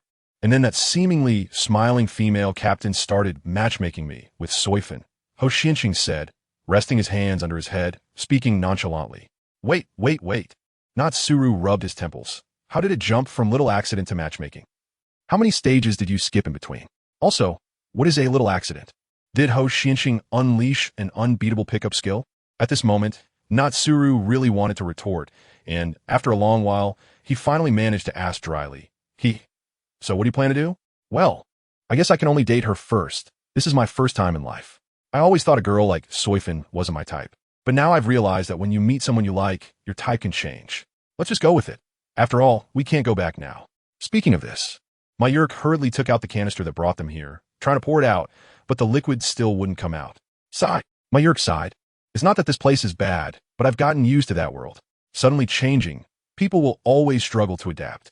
Plus, I haven't been paid for my job in that world. The anime I was following hasn't updated, the food I wanted to try hasn't been tasted, and the items I ordered online haven't arrived. After thinking it over, Mayurk sighed again. All right, this world really isn't suitable. Well, since we are here, we might as well settle down. Natsuru and the others fought all night, and by the time they returned to the Kasela mansion, it was already morning, while Kurosaki Ichigo slept until evening. Kurosaki Ichigo opened his eyes, stretched, and his bones cracked. He had slept against the wall, which wasn't a comfortable position. But for Kurosaki Ichigo, it was already quite comfortable. "Oh, you're awake?" Not far away, Ishida Yuryu was flipping through a book that recorded the history of the Soul Society. Chado Taiho was doing handstand push-ups out of boredom. I'm awake. What time is it?" Kurosaki Ichigo asked. "It's already dark." Ishida Yuryu closed the book, took off his glasses, and pinched the sides of his nose. Hey, are you all awake yet?" At this moment, Shihoin Yuruchi suddenly opened the door and asked casually, "I'm awake. Is there something you need, Mr. Yuruchi?" Although he recognized that this beautiful person right in front of him was the black cat Yuruchi, Kurosaki Ichigo still couldn't change his way of addressing her and continued to call her Mr. Yuruchi. "Oh, Ichigo, you seem to be recovering well," Shihoin Yuruchi said as she squeezed Kurosaki Ichigo's head under her arm and dragged him outside. "There's no one at the Casetalo house. We're going out for dinner. I know a really nice little restaurant." Kurosaki Ichigo was wedged under Yuruchi's armpit, his side pressed against Yuruchi's large and round side, which was still too stimulating for this beginner. "Mr. Yuruchi, let go quickly." Kurosaki Ichigo was dragged away like this, and Ishida Yuryu and Chado Taiho exchanged glances before following them out. Outside the room, Rukia and Inoue Orihime were already waiting. "Let's go call Jinsuke and them." Shihoin Yuruchi dragged Kurosaki Ichigo to the outside of Natsuru's room and directly pushed open the door. "Hey, Jinsuke, do you want to go out to eat?" Yuruchi asked, looking quite familiar with Natsuru. At least Yuruchi thought she was already close to Natsuru and the others. Inside the room, Natsuru and the others were quite bored, playing a card game of Do-Di-Ju. When they heard Yuruchi shout, Natsuru threw down his cards and said, "No more playing, let's eat." Mayurt grabbed Natsuru's sleeve and said, "You scoundrel, don't play dirty. I have 3 pairs. How can you pressure me?" "No more pressure, you win." Natsuru stood up from the floor. Chapter 215. The gathering segment is essential, speaking of which, the worldview of the Soul Society has a strong sense of disconnection. On one hand, there are all sorts of black technologies emerging in the Seriidii, while on the other hand, Rukongai still retains the appearance of a century or two ago. Although there's also a sense of disconnection in the Naruto worldview, in most cases technology, villages, and the lives of the common people are strangely integrated. In the Soul Society, the development of Seriidii does not drive the development of Rukongai. The inside and outside of the wall seem like 2 different worlds.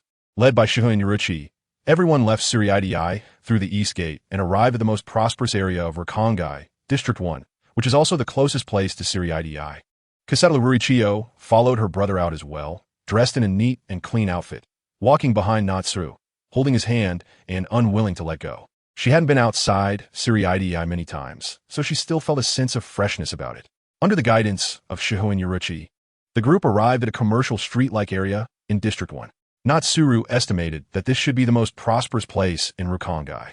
"Wow, it's become so prosperous after so many years since I last came." Shihoin Yuruchi looked around with great interest. "All right, so this is the result of several hundred years of development. The Soul Society's development is indeed somewhat distorted. I remember it should be here. Oh, yes, here it is." The group arrived in front of a small tavern, and Shirafin Yuruchi was the first to lift the small curtain at the tavern's door. "Ready to go inside." Hey, Mr. Yuruchi, we can't drink yet," Kurosaki Ichigo hurriedly said. It's fine. You can order food and rice here. The dishes are quite good. Besides, alcohol is a man's drink. How can you become a real man without drinking?" "Don't worry, this isn't the real world. No one will cause you trouble here." Shirafin Yuruchi turned back to look at everyone, showing a bright smile, but it seemed a bit carefree. She patted her chest with a bounce. Natsuru Makoto, HSH Akira, and Mayurko had no objections. The 3 of them usually drank beer like water in the dormitory. "What do you all think?" Kurosaki Ichigo asked the others. "I don't mind," Kachiki Rukia shrugged. She looked young, but was of age.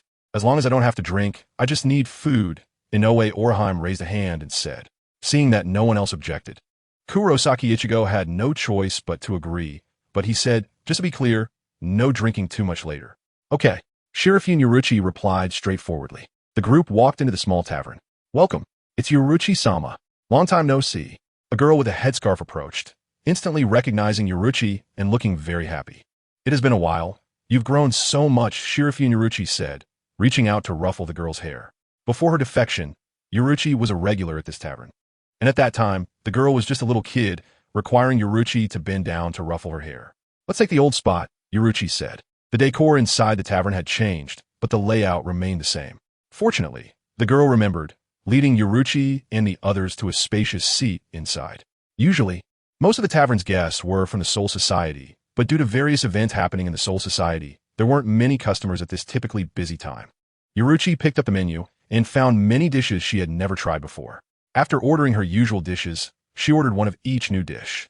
With Shirafune, Kachiki, and not Suru at the table, money wasn't a problem.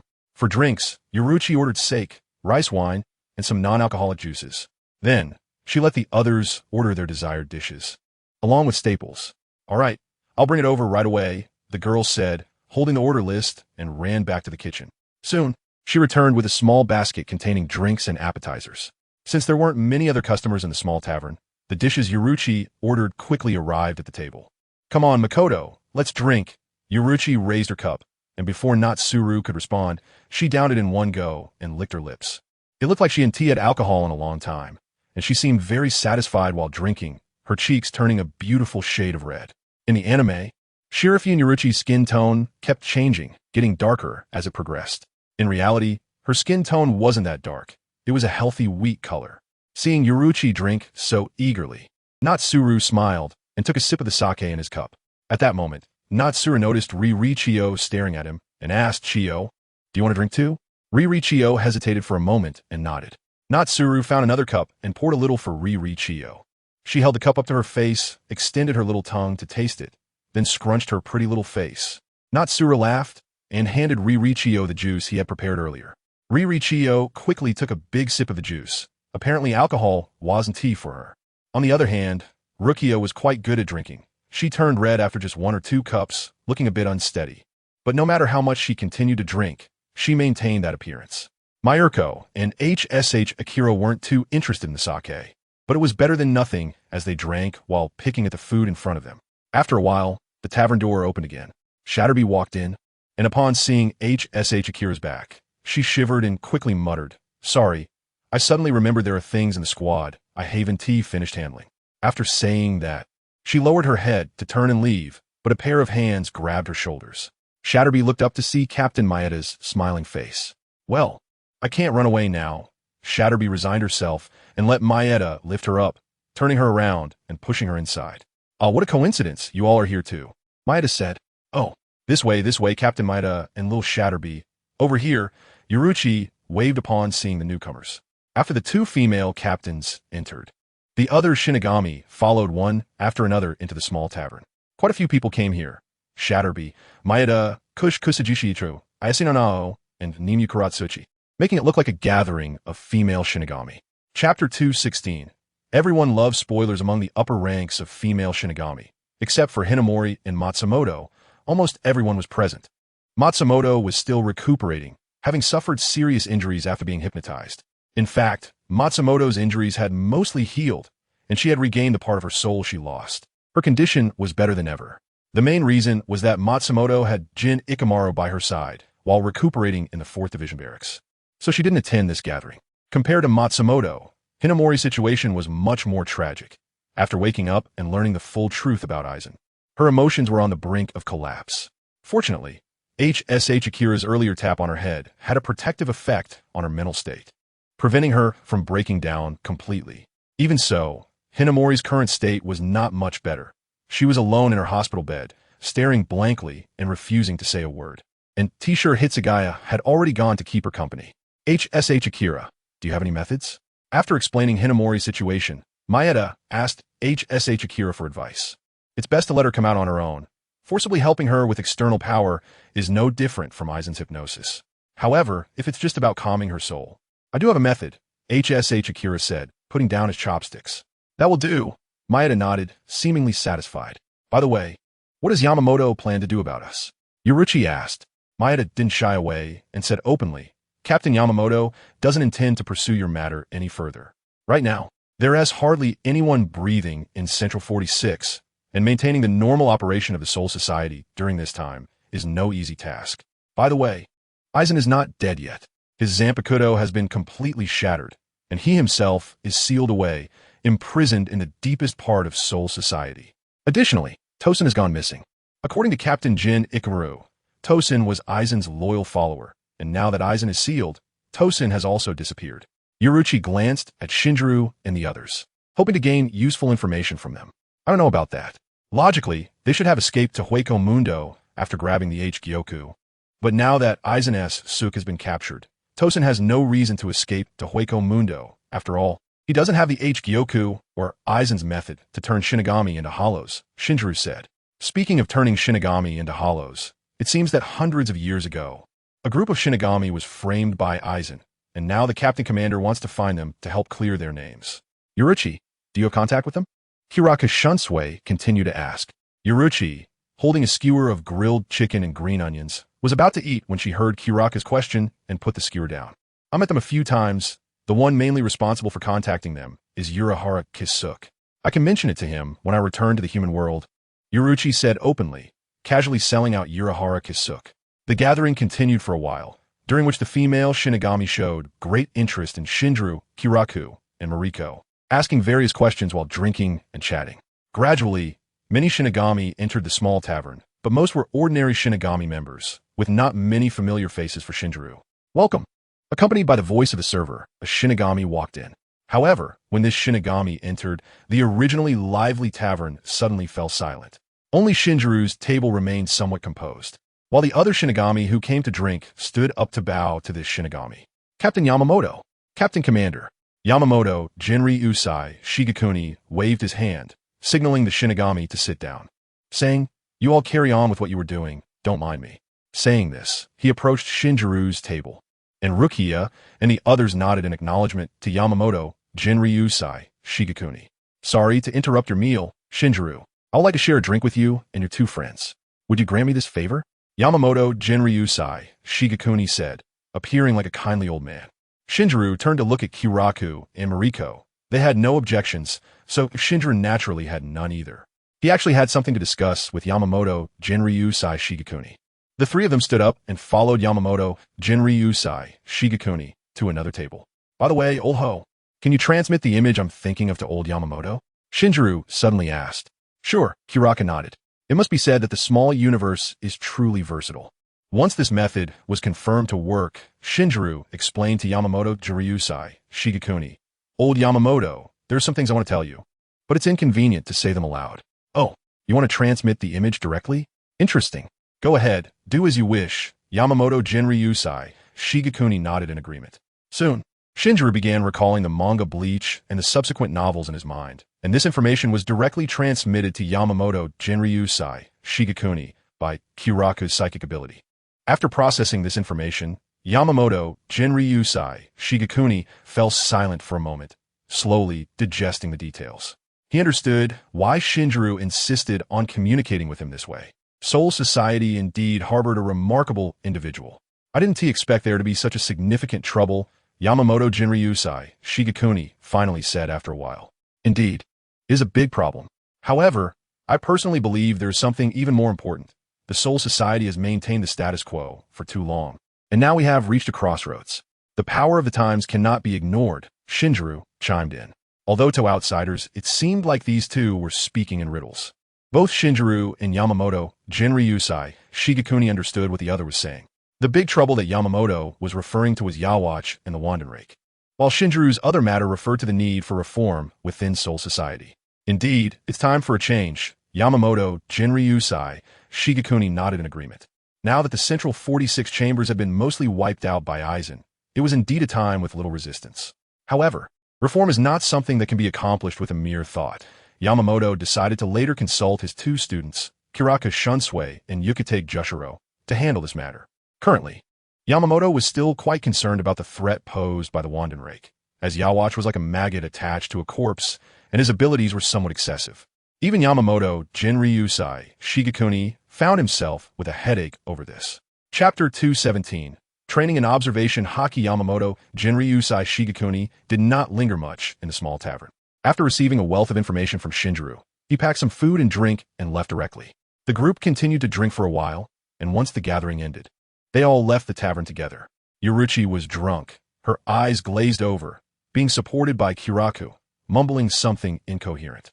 Kirako had also drunk quite a bit but appeared unaffected. Rukia still maintained her swaying appearance, as if she were about to fall over, yet somehow she did not get drunk.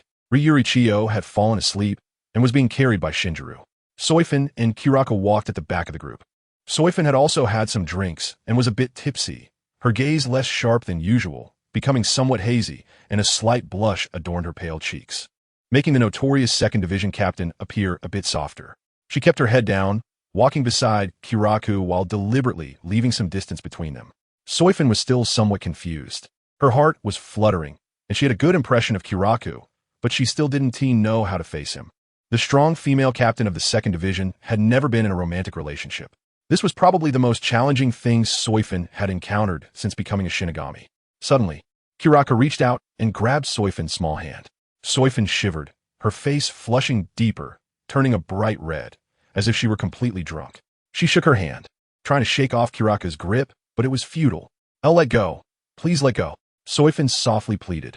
She didn't want anyone else to see her current state, so her voice was low and her attempt to shake off his hand were minimal. "Then I really will let go.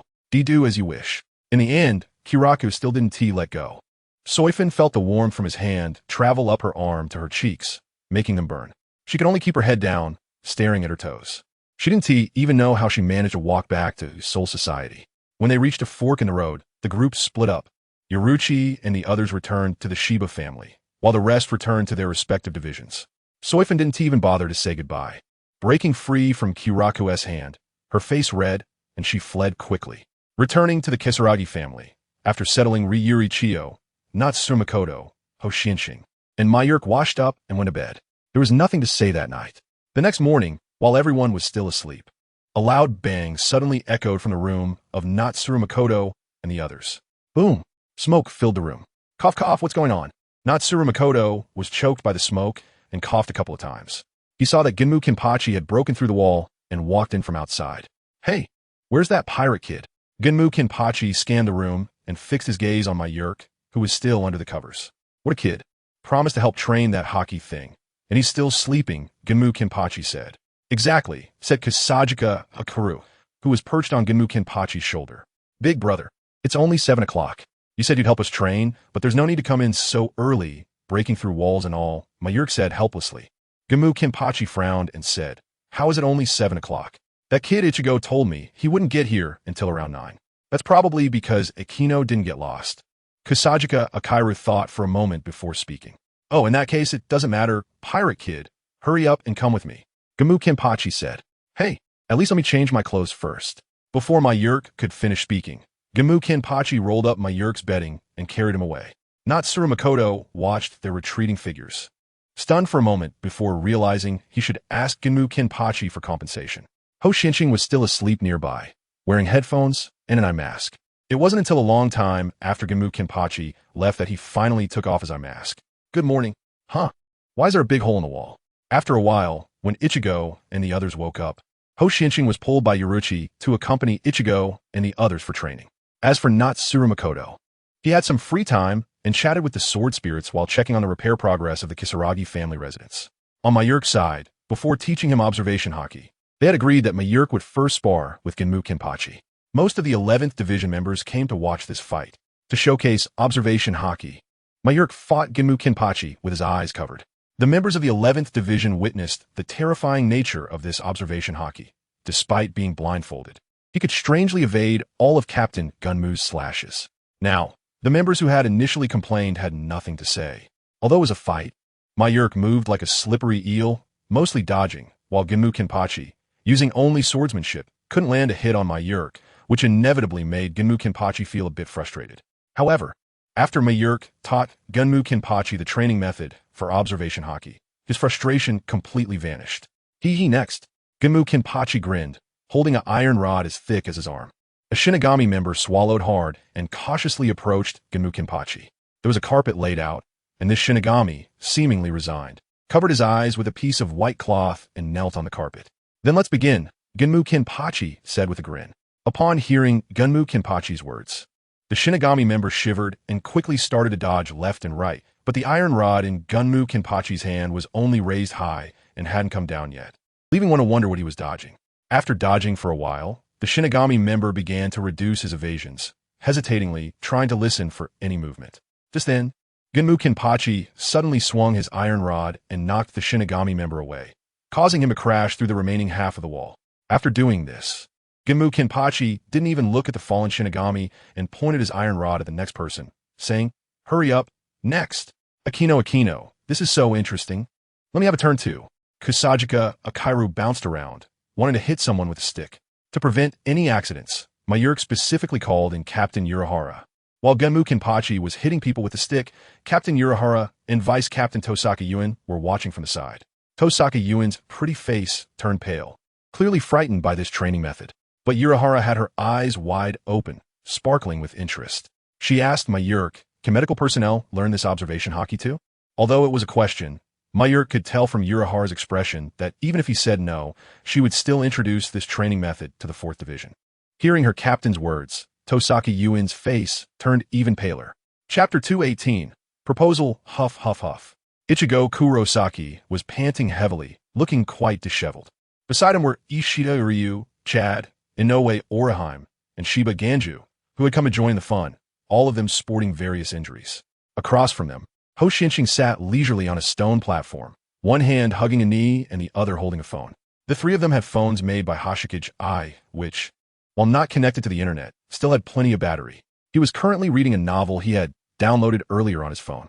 "If we don't step it up, we won't get lunch," Ho Xianqing said. When Yoruichi first asked Ho Xianqing to train Ichigo and the others, he was at a loss. He was good at fighting, but not at training. Although he had been trained by numerous Golden Saints, those methods weren't suitable for Ichigo and the others. So, Ho Xianqing had a flash of inspiration. Why not steal the bells? Stealing the bells turned out to be a very creative training method. He tied 5 bells to himself, and as long as Ichigo and the others could grab one, it would count as a success. The training continued until noon, but despite their best efforts, Ichigo and the others couldn't get a single bell. However, Ho Xianqing still let them go back to eat. In the afternoon, Urahara came to find him and took him to the 4th Division barracks. In the 4th Division's medical room, Ho Xianqing met Hinamori Momo. The little girl was wearing a white hospital gown, sitting on the bed, staring blankly out the window, her eyes devoid of life. Since waking up, she had been like this, not saying a word and maintaining that posture. Urahara sighed, saying that physical injuries were easy to heal, but emotional wounds were not so simple. Ho Xianqing conjured a small orb of light with his hand, flicked it, and it entered Hinamori Momo's forehead. Her body began to sway, and soon she fell asleep on her pillow. After falling asleep, her expression relaxed. This can only help her recover slowly. It would be better if someone could help guide her, Ho Xianqing said. "Sigh, I'll talk to Captain Hitsugaya later. Ask him to put aside his current tasks. Or let Hinamori Momo follow him." Urahara sighed again. At this moment, however, the starry-eyed Haoshin was thinking about another character, Starlight One. Yes, it was Starlight One. This fellow, who often radiates light and heat around him, seemed to have a knack for breaking the hearts of girls. However, Starlight One wasn't here right now, so it was pointless to think about it. Meanwhile, in the Kurosaki household, Rukia Kachiki was in a tea room, facing her brother Byakuya Kachiki. "Have you made up your mind?" Byakuya suddenly asked. "Yes, I have thought it through. This is my own choice, and I hope brother will grant it," Rukia said, bowing her head and maintaining a kneeling posture. The bamboo in the courtyard outside occasionally made a crisp sound. The tea room fell silent for a long time. Byakuya did not speak, and Rukia remained in that position. "Well, since it's your choice as the head of the family, I permit it," Byakuya said, his tone unchanged, his expression still stern, but it was clear that the head of the Kachiki family was not pleased. "Thank you, brother, for granting it." Rukia finally lifted her head. Days passed like this, with Haoshin training Ichigo, Kurosaki, and the others, Melko still instructing the Shinigami on hockey, and Shinjiro assisting with the repairs at the Kasumi-ji estate. Suddenly, one day, Rukia Kachiki came alone to the Kasumi-ji household to find Shinjiro. She wasn't coming as a friend. She had something very important to tell him, and she looked very serious. Puzzled, Shinjiro brought Rukia to a reception room in the Kasumi-ji house. Rukia sat down on her knees, and seeing her serious demeanor, Shinjiro also sat formally. "So, Rukia-senpai, is there something you want to discuss?" Shinjiro asked. Rukia did not hesitate. She had already made up her mind. She bowed deeply and said, "Kasumi-ji Shinjiro, please allow me to become your wife." Shinjiro scratched his head in confusion, completely taken aback by Rukia's sudden confession. Is today April Fool's Day? Or is this a prank? Whereas the camera, Rukia straightened up, her gaze as steadfast as ever. But saying she wanted to become his wife was still too embarrassing for a girl, and her face turned red. Seeing that Rukia wasn't joking, Shinjiro furrowed his brows. He recalled the moments he had spent with Rukia since coming to this world and the things they had said. Shinjiro was still self-aware. He wasn't some protagonist from a novel or a charm power character. There was no way that after a couple of conversations, a girl would become infatuated with him. After a brief moment of contemplation, he roughly pieced together the situation. So Shinjiro said, "To be honest, Rukia-senpai, your words truly make me very happy. No, it's beyond just being happy. It's the kind of happiness that makes you smile in your dreams. But I'm sorry, I must decline." "Why?" Rukia asked, not expecting Shinjiro to refuse. "Because I don't want you to say something insincere out of guilt," Shinjiro said, looking directly into Rukia's eyes. Rukia's gaze faltered as she said, "You know, I guessed, but seems I wasn't wrong. When I was killed, Rukia-senpai. You were there, right?" Upon hearing Shinjiro say this, Rukia seemed to lose her strength, her back no longer straight, her eyes flickering. After a moment, she spoke, "Actually, I was the one who killed him." The deaths of Kasumiji Shinjiro and Shizuka Hien would haunt Rukia for life. Now that Shinjiro had suddenly returned to life, Rukia, tormented by her inner turmoil, was determined to make amends. "Rukia-senpai, I really like you. I don't think I'll ever meet a girl I like as much as you again, which is why I must refuse. I don't want to be a shackle that binds you. I don't know what I'll think when ID, but I will never blame you. So, you don't need to torment yourself like this. As for you killing me, I forgive you." Saying this, Shinjiro grinned, revealing a carefree smile. "Don't have that stern face. You're almost the captain of a 6th division. Rukia-senpai, you look much better when you smile. Is that so?" Rukia also smiled, but tears still fell uncontrollably. She didn't know why she was crying. There was happiness, sadness, relief, and a mix of other chaotic emotions that all poured out through her tears. Then, "Rukia-senpai, starting today, I'm going to pursue you seriously." Shinjiro extended his hand. "Bring it on. I'm not that easy to pursue. If it's at the level of the love letters you wrote before, I think it'll be tough." Rukia also reached out and shook hands with Shinjiro. Chapter 219, Starlight 1. I am the protagonist. After their conversation, Rukia felt much better. Although there were still tears at the corners of her eyes, she seemed to have let go of the shackles in her heart and was able to laugh freely. "Rukia-senpai, have you had lunch yet?" Shinjiro asked. "I only had 2 snacks since morning, so I'm a bit hungry now." "I'll intrude then," Rukia said, seemingly returning to her quirky personality, nudging Shinjiro with her elbow. "With your level of conversation, I really think it'll be tough. Should I just agree to what I said earlier, Shinjiro-kun?" "And no need," Shinjiro replied, blushing and biting his lip to refuse. "What a pity. Don't regret it," Rukia said with a smile as she walked out of the room, leaving Shinjiro scratching his head as he followed her out. A few days later, Shinjiro and the others continued to be busy with their respective tasks. Shinjiro had said he would pursue Rukia-senpai seriously, and he truly began to do so. However, Shinjiro's experience came entirely from the internet, which was essentially equivalent to having no experience at all. Rukia smiled each time she watched Shinjiro pursue her, even giving him feedback afterward. As for Haoshin, he would often run to the 2nd Division to find Soifin, leading the 2nd Division members to recognize him. Soifin, however, was not as carefree about love. She felt completely at Haoshin's mercy, with no way out. Melko was still in charge of the hockey training plan for the 4th and 11th Divisions. Shinjiro thought this kind of life would last a long time. But suddenly one day, Melko rushed over to find Shinjiro. "What else with the rush? What happened?" Shinjiro asked. "The portal has opened." Melko panted, then continued, "Just now, while I was watching the 4th Division members suffer at the dojo, I took out that jar for my daily pour, and unexpectedly, I really poured out the liquid inside." So he hurried over. "Brother, what happened?" Chio Ryuri was also nearby. She didn't know what Mayurko meant by portal, but looking at Xiaoyuzen's expression, she felt a bit worried. "It's nothing, don't worry," Xiaoyuzen said, rubbing Ryuri Chio's head. "I'll be back soon." After saying that, he left with Mayurko. Ryuri Chio bit her lip and ran after them. "Did you notify Ho Xinqing?" Xiaoyuzen asked. "I asked Vice Captain Hu Che Yongin," Mayurko replied. As they talked, the 3 of them arrived at the 4th Division's dojo. Inside the dojo, the regular members had already evacuated, leaving a large crowd of related and unrelated people. Ichigo Kurosaki and others had arrived, and many captains and vice-captains were present as well. Ho Xinqing had come over before Mayurko. He was standing in front of the liquid surface portal, rubbing his chin and observing. "Junmai, over here." Seeing Xiaoyuzen and Mayurko, Ho Xinqing waved. Now, the trio was finally gathered. What should we do? Mayurko looked at Xiao Yuzhen. Bonds are not a good thing in Shinjo literature. Being bound means you can't break free. Mayurko didn't mind. If he wanted to go back, he could cross the portal right now. But Xiao Yuzhen and Ho Xianxing couldn't. They had formed their own emotional ties here, and it was impossible for them to be as carefree as Mayurko. After all, none of them really understood the portal and didn't know if they could come back after returning this time. If you ask me, I should just go back alone and tell old Xing what happened, and you two can stay here. You can't just flirt with a girl for a couple of days and then run off. Jun, you two? You just met Ryuri Chiyo a few days ago.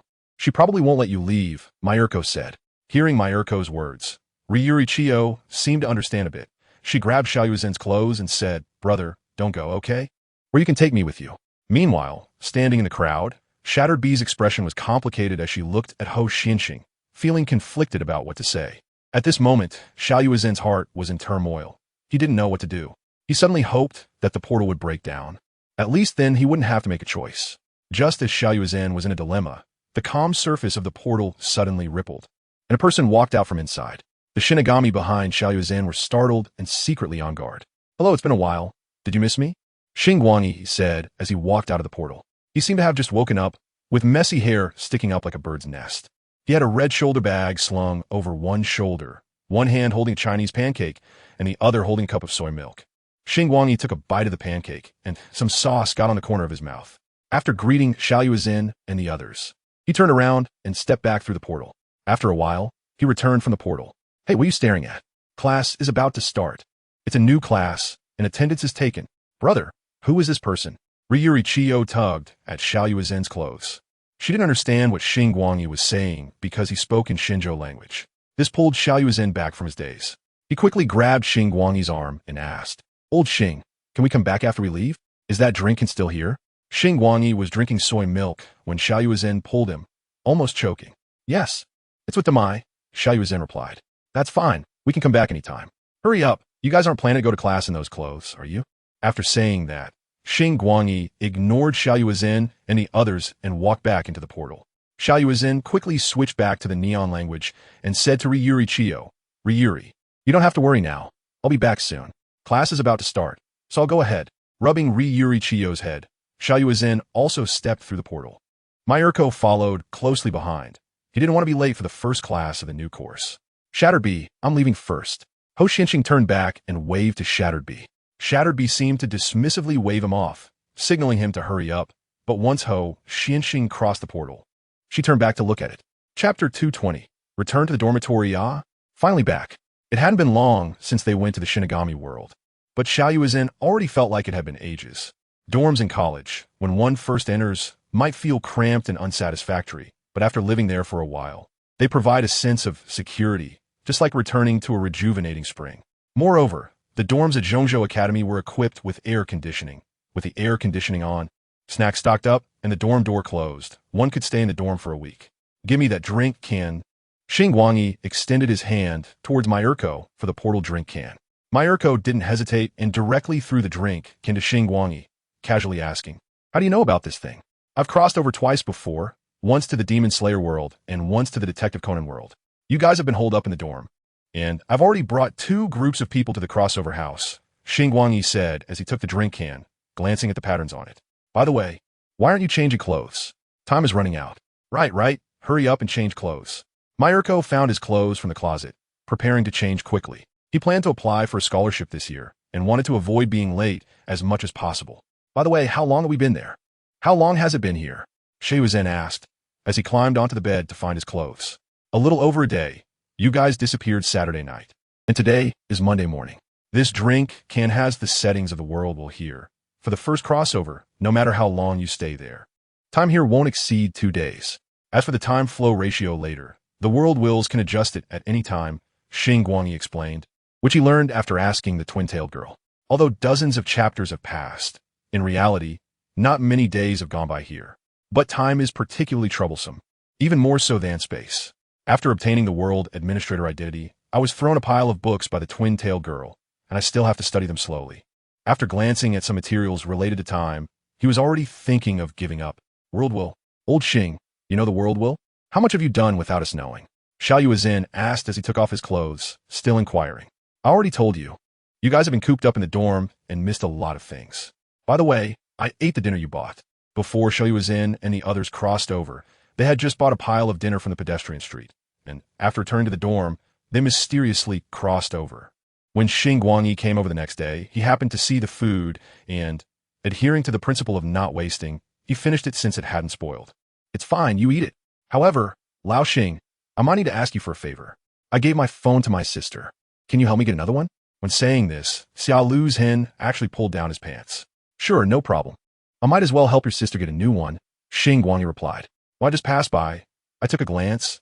That should be the Death God world, right? Is it your world, Zhu Zhun? Xingguang asked. Xiao Lu's hen shook his head and said, no, it's a similar parallel world. The me in that world is already dead. Modified by Aizen, and then killed by Rukia. It's tragic.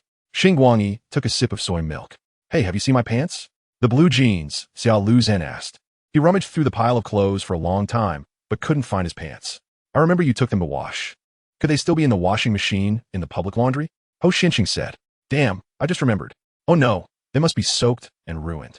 Xiao Lu's hen was on the verge of tears. Crap. I have no pants left. How can I go to class? Since he had moved most of his belongings to the traveler's hut, Xiao Lu's hen only kept a few changes of clothes with him. He had brought 3 pairs of pants, washed 2 before the trip, and the pair he was wearing got left at Xiao Lu's house. Xingguang tossed him a pair of his own black sweatpants and said, Here, it's clean. Sweatpants are a bit bigger and longer, plus we're about the same height. Just remember to wash them and return them to me. Okay, thanks. Just as Xiao Lu's hen was about to express his gratitude, he heard a voice coming in. Oh, so this is the other world. It doesn't feel particularly special.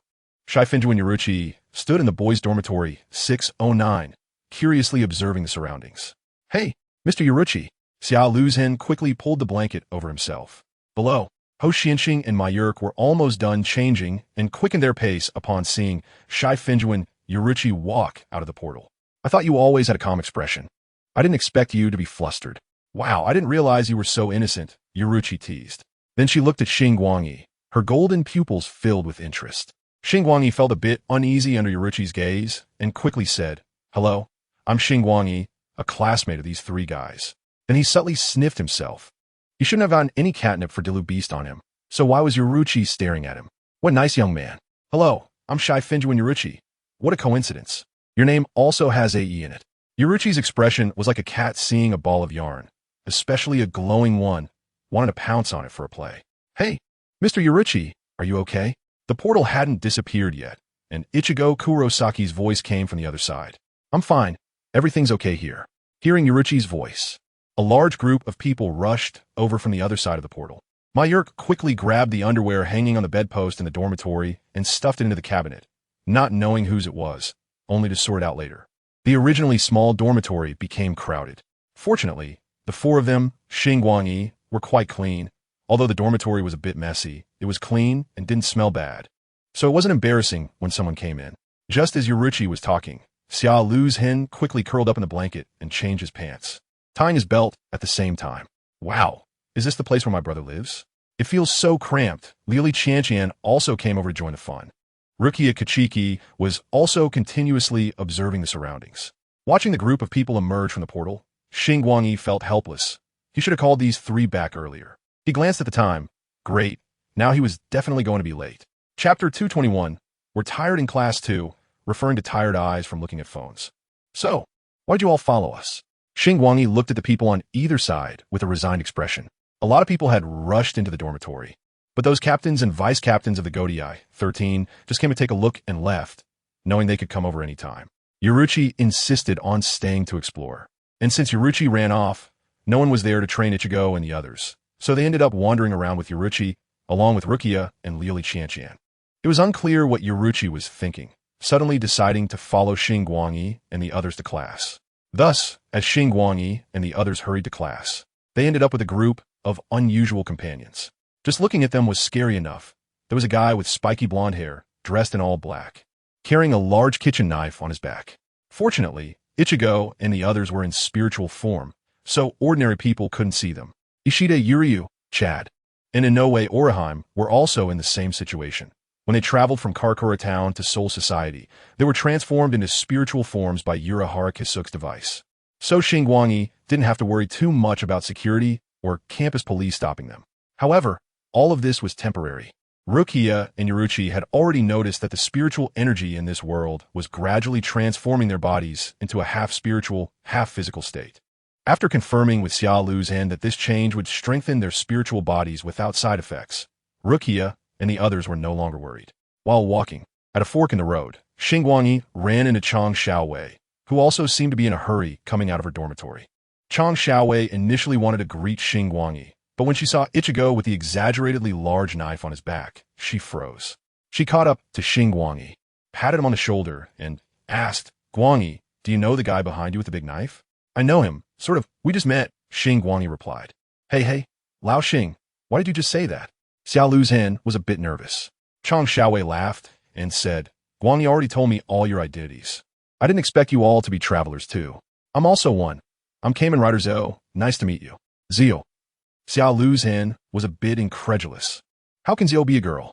Lao Xing, is this true?" "It is." Xingguang nodded. "Why are you all so hung up on this question? Didn't Zio eventually separate the merging worlds again, giving birth to so many Tsukuyami? Maybe I'm one of them." The statement, "How can Zio be a girl?" was not the first time Chang Xiaowei had heard it, so she didn't pay much attention and simply explained it to Xia Luzhen. Sorry, I was just asking." Xia Luzhen scratched his head. The group hurried to the classroom, and it hadn't started yet. The newly opened course titled History of Modern Design Development is a large class held in a lecture hall. To Xingguang's surprise, he thought he would be one of the last students to arrive, but the back rows were not fully occupied. So, Xingguang and his friends directly took the last row. However, since Kurosaki Ichigo and his group were currently in a state invisible to ordinary people to avoid the appearance of empty seats from an outsider's perspective, Xingguang and his friends sat interspersed with Kurosaki Ichigo's group. This made it look like there was an empty seat between two people. After a while, Ling Xuanqi arrived late. Just as the class bell rang, she glanced around the classroom, spotted Xingguang, and directly sat in the seat in front of him. Seeing that the classroom was still a mess, she took the opportunity to ask Xingguang, "Guangyi, have you traveled again?" "No, it was Zhu Zhen and the others who traveled. They went to the world of Soul Reaper." While the two were talking, the teacher at the podium began to call the roll. After taking attendance, the teacher started the class, and the students below began to play with their phones. Is university life really this easy? Inoue Oraheim propped her chin up and sighed quietly. Not really. This kind of general course is a bit relaxed, but when it comes to major courses and exams, it will get stricter, probably. Sitting next to her, Chang Xiaowei explained quietly, but she wasn't very confident in what she said. "Is that so, huh? Your Japanese is quite good." Inoue Oraheim suddenly realized. Earlier, Chang Xiaowei had been speaking in Chinese when talking to Xingguang, which led Inoue Oraheim and the others to subconsciously think that Chang Xiaowei only spoke Chinese. This time in class, Xiao Lu really didn't play with his phone for once. On one hand, it was because Rukia and Liu Liqian had sat next to him, so he had to pretend to be studious. On the other hand, he had given his phone to Liu Liqian, so he currently had no phone to play with. The teacher at the podium spoke earnestly, and honestly, this teacher was quite good. Since he was talking about the history of modern design development, it felt like storytelling. Unfortunately, not many were listening attentively below, especially Kurosaki Ichigo and his group who couldn't understand the language. After a short while, Yuruchi became a bit impatient and just leaned over to watch anime with Xingguang. Soon, the first class ended, and Yuruchi didn't want to stay any longer. She told Xingguang and planned to leave.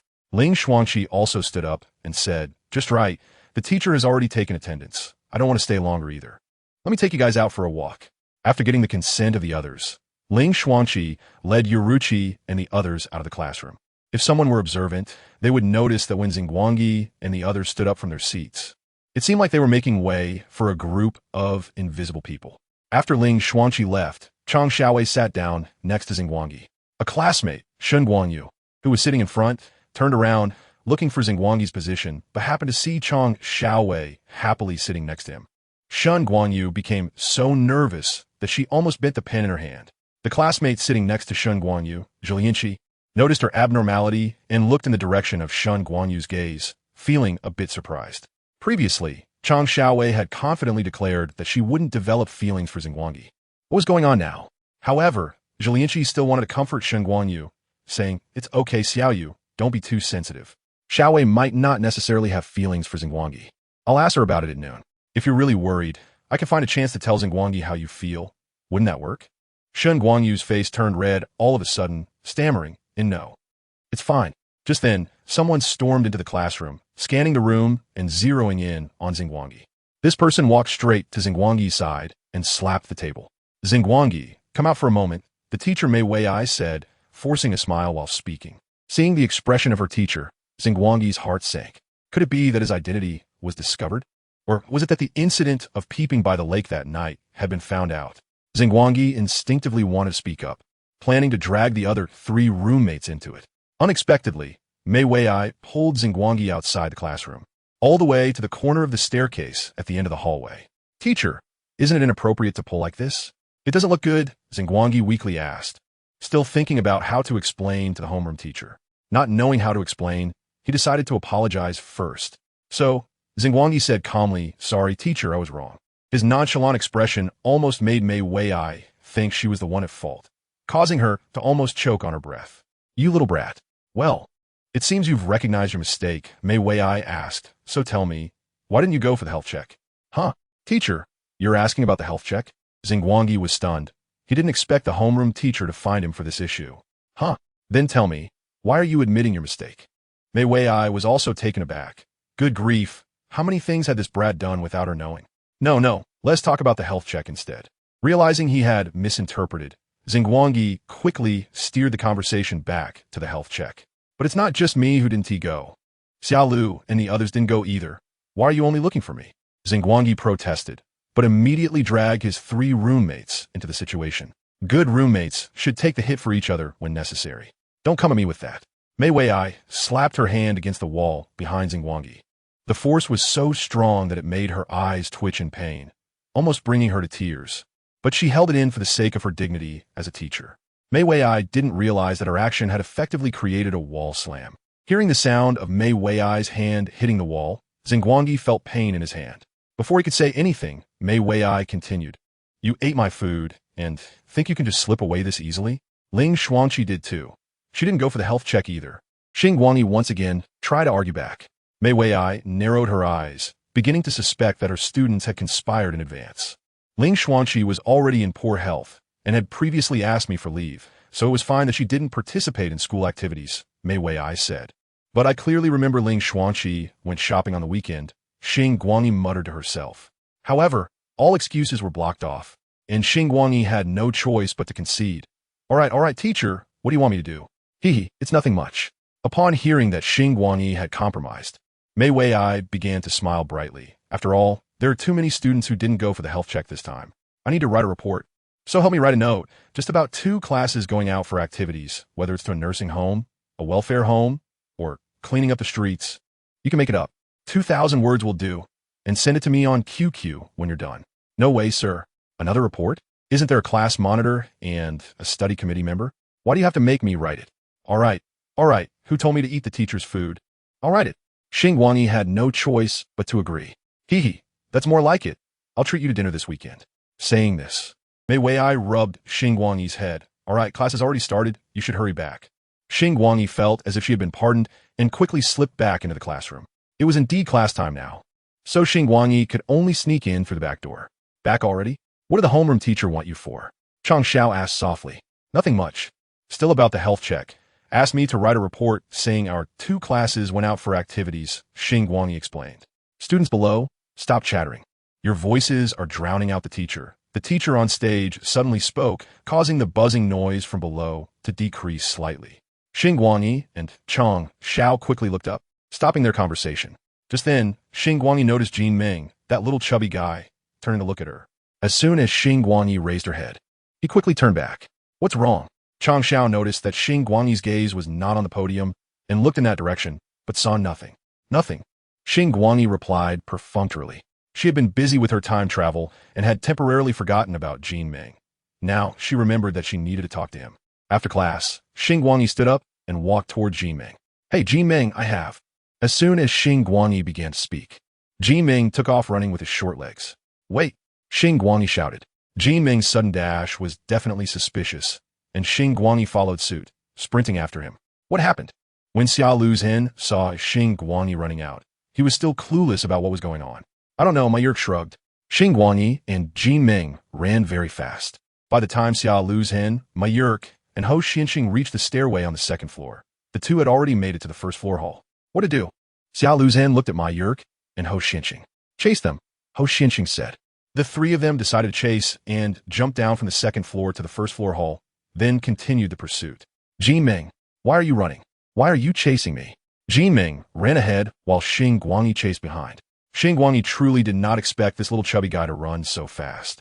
Not long after, Xingming accidentally tripped on a step and fell to the ground with a thud.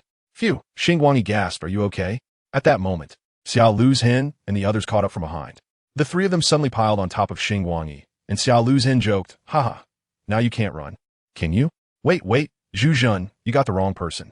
Xingguang said, now being pinned at the bottom with three people stacked on top of her. Zhu Zhun jumped on us, but what are you two doing? Xingguang said, get up quick. Just joining in the fun. Ho Xianxing said nonchalantly, doesn't this show our good relationship? I'm begging you, big brother. Stop being so why and find a girlfriend. Xingguang expressed her discomfort with the heavy male hormone concentration. Old Xing, you still don't know? Old Ho is dating Sui Feng in the death god world, Zhu Zhun chimed in. And I'm rekindling my romance with my goddess Rukia. My Yurk added. So it's just you who isn't. I don't know what you're so proud of, Xingguang replied. Not just me, you don't have one either. Chapter 223. Xingming's true identity. Xingming simply stopped running and sat on the ground watching the four of them fool around. Soon, the four of them stood up from the ground. Xingguang reached out to pull Xingming up, saying sorry. I just wanted to ask about what happened during the sports meeting. As soon as this topic came up, Xingming's expression changed, and he stammered. Why, you all know? Don't be nervous. The four of us are actually all-time travelers, Xingguang said. Tea-time travelers? Xingming was dumbfounded. Xingguang looked around. It was now class break time, and there were many nearby students, so she said, there are too many people here, let's talk somewhere else. Saying this, they moved away. After a bit of searching, they finally returned to the dormitory building and went to Xingming's dorm. On the way, they passed a milk tea shop, and Xingguang specially bought Xingming a fruit tea as an apology for chasing him earlier. Upon reaching Xingming's dorm, it was mentioned before that Xingming was placed in a dorm with students from other majors, and those students had their reasons for not living in the dorm. So Xingming was the only one there. He took this opportunity to start a small business. Aside from Xingguang, the other three, Xiao Luzhen, my Yurk, and Ho Xianxing, were looking around after entering the Golden Dream dormitory. The dormitory now resembled a storage room of a convenience store. To show my sincerity and clarify that I am not messing with you, I will reveal my identity first. Xingguang took out the transformation device and transformed into a human-sized Delta Ultraman. This truly surprised Xingming, who exclaimed, Triangle Ultraman. Xingguang detransformed and corrected him. It's Delta Ultraman. Oh, Xingming nodded. After hesitating for a moment, he finally made up his mind and reached for the back of his head. There was a small protrusion hidden in his hair at the back of his head. He pulled it, and a handle lifted up. Then, he pulled the handle downwards. The skin on his back opened up like clothing, and as the back opened, the skin on the front began to sag, looking particularly chilling. Xingming grabbed the skin on both sides, as if taking off a garment, and a round, golden robot emerged from inside. The human skin fell to the ground like a wrinkled suit. But now, everyone was not paying attention to the human skin on the ground. Instead, they were staring at Xingming's true form. Doraemon? Xingguang exclaimed. Hello everyone. This should be the first time I meet you all in this form. Xingming scratched his head awkwardly, looking a bit shy. He indeed resembled Doraemon, but his overall color was gold and white, with 2 cat ears on his head. After I came here, I also watched Doraemon. I am not that robot, but I belong to the same type of product produced on the same assembly line. Xingming explained. My original name was Dorajin, so my alias here is Xingming. Wow, so you're Dorajin. Nice to meet you. Xingguang finally got to know his classmate and continued to introduce, here, Xiao Luzhen is from the Death Note world, my Urk is from the One Piece world, and Ho Xianxing is from the Saint Seiya world. Xingming nodded to each of them. Hey, Xingming, I'm curious. Don't you have so many gadgets? Can't you just take one out and make a fortune? Why do you still want to run this small business? Xiao Luzhen asked. Xingming pulled a chair and sat down, letting out a long sigh, and said, let us talk about the fourth-dimensional belly band first. It seems to have been affected during the crossing, and many things are frozen inside and cannot be taken out. The fact that I can take out this disguised skin is already quite lucky. Xingming pointed at the human skin on the ground with his dumpling-like finger, then continued. Not only the fourth-dimensional belly band, but my power furnace has also been affected. Our series of robots can convert food into power by eating. However, my conversion furnace seems to be broken, and the conversion rate is less than 1/3 of what it used to be. Therefore, I have to eat a lot, which requires spending a lot of money, so I started doing business. I see. Xingguang pondered for a moment and said, Jean Ming, if you're willing, you can live with us. I'm not talking about the school dormitory. I have an apartment outside where all the crossers live. Some of my equipment is also there. Although I am an Ultraman, I am not a warrior, but a researcher. I might be able to help you fix the issues you have.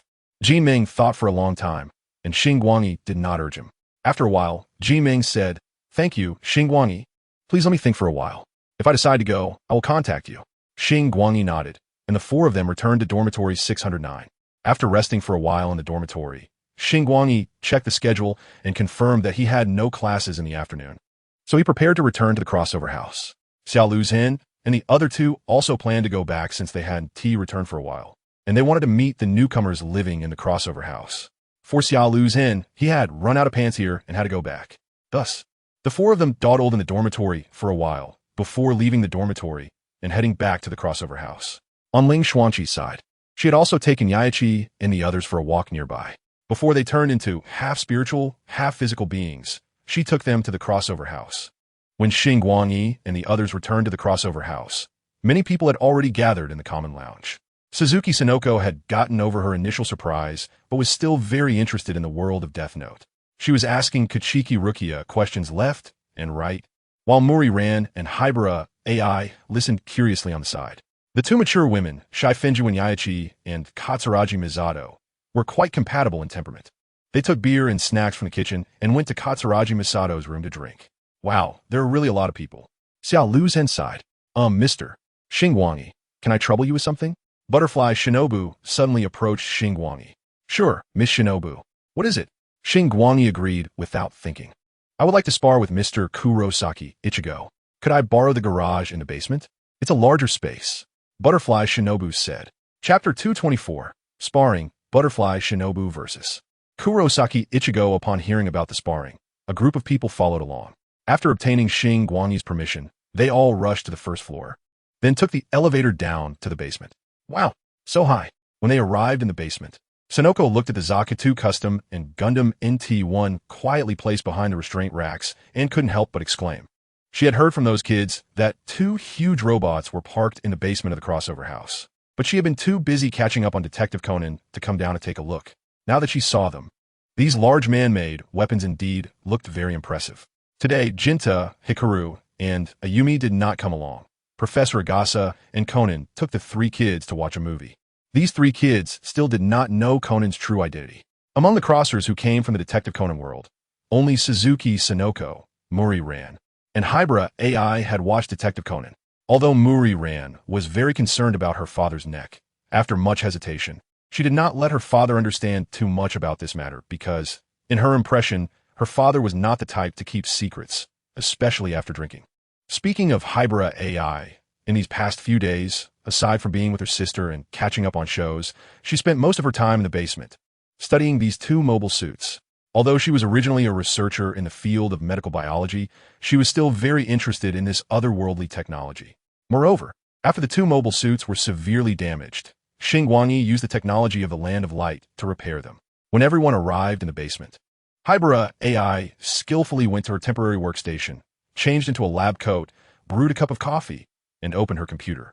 Though they came to see Miss Butterfly Shinobu and that blonde hedgehog headspar, it didn't hinder Shahoin's work. Wow, amazing! Ichigo Kurosaki also exclaimed, surprised that he was fighting while piloting such a thing. Rukia's eyes sparkled. As a tomboyish beautiful girl, she was quite interested in this kind of thing. After arriving in the underground space, everyone dispersed, leaving enough room for Butterfly Shinobu and Ichigo Kurosaki. Butterfly Shinobu grabbed two bamboo sword from somewhere and tossed one to Ichigo. The two stood in position, and after a brief preparation, the spar began. To be honest, if it were purely a swordsmanship contest, 3 Ichigo Kurosakis combined wouldn't be enough to take on Butterfly Shinobu alone.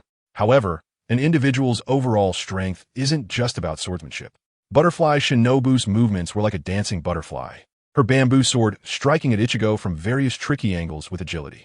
At first, Ichigo was at a disadvantage, but slowly, relying on his combat skills, and animal-like instincts.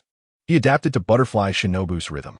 Moreover, even though Ichigo didn't intentionally use his spiritual pressure, it still provided him with an advantage. His speed, strength, and agility surpassed Butterfly Shinobu's.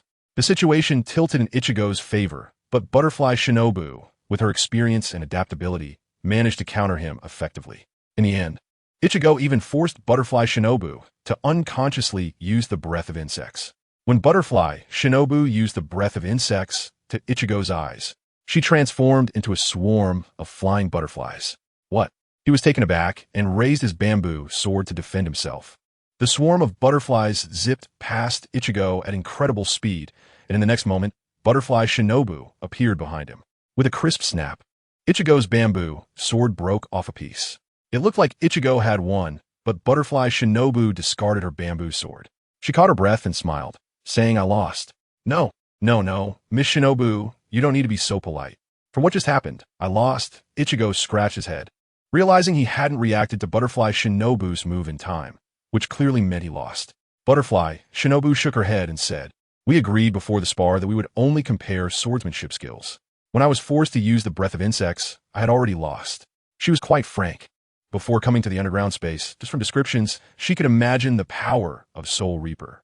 At Butterfly Shinobu's request, they had another spar, but this time she asked Ichigo to go all out. As expected, she was quickly defeated. The spiritual pressure that could suppress her movements, the speed comparable to the thunder-breathing Shuinpa, and the special abilities of the Zanpakuto made it difficult for Butterfly Shinobu to cope. After just 2 rounds of sparring, she was already drenched in sweat. After the spar, Butterfly Shinobu returned to her room to take a shower and change her clothes. She contemplated whether she could help the Demon Slayer Corps learn this power.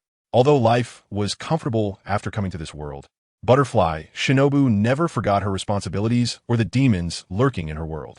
Even though Mr. Hashikawa assured her that he had indeed eliminated Muzan, and the Demon Slayer manga in this world clearly stated that Muzan was dead and that the demons controlled by his blood would also die, Butterfly Shinobu still felt unsettled.